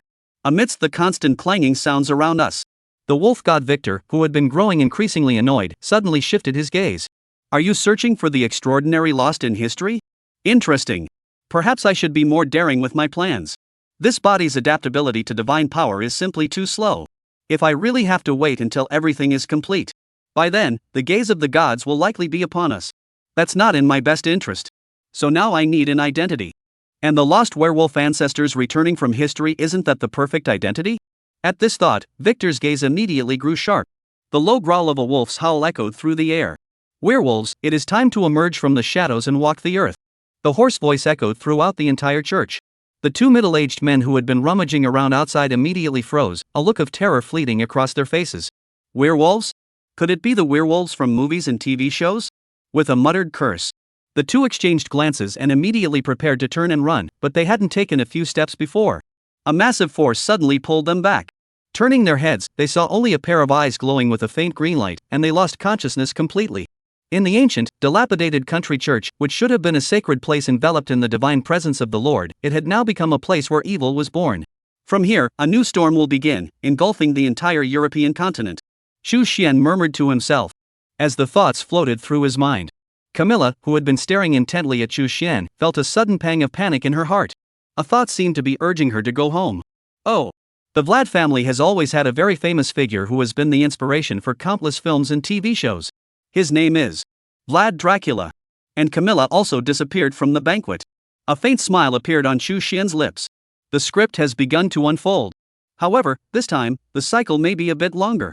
Meanwhile, the banquet was reaching its climax as the entrance exam was taking place on the other side. On the live broadcast screen of the banquet, images began to appear. Shu Xian looked at the people in the hall who were feeling a bit tense. He smiled and whispered in Eva's ear. If you're interested, you can learn some magic too, but it's just a way of using power. Also, be careful of strange people. After saying that, he didn't wait for Eva to ask her question. Shu Xian took her hand and walked out toward the exit, with few people noticing. Only Aurora, for some unknown reason, hesitated for a moment before following them. Shu Xian held Eva's hand as they walked through the palace, speaking as they went. I have to go now. Before I go, I'll give you something. Don't resist it, it will be of great help to you in the future. A slender, fair finger touched Eva's forehead. Instantly, threads of light blossomed from her brow, soft yet magnificent. And as Eva fully immersed herself in receiving all of this, a soft, childlike voice suddenly rang out. Cool. Is this magic? Shu Xian turned his head and looked at the source of the voice. It was none other than 6-year-old Aisha. Looking into those bright eyes, he saw nothing but confusion. He smiled gently. No, it's not. This is Eastern magic. Upon hearing this, Elsa gasped in astonishment. That's so cool.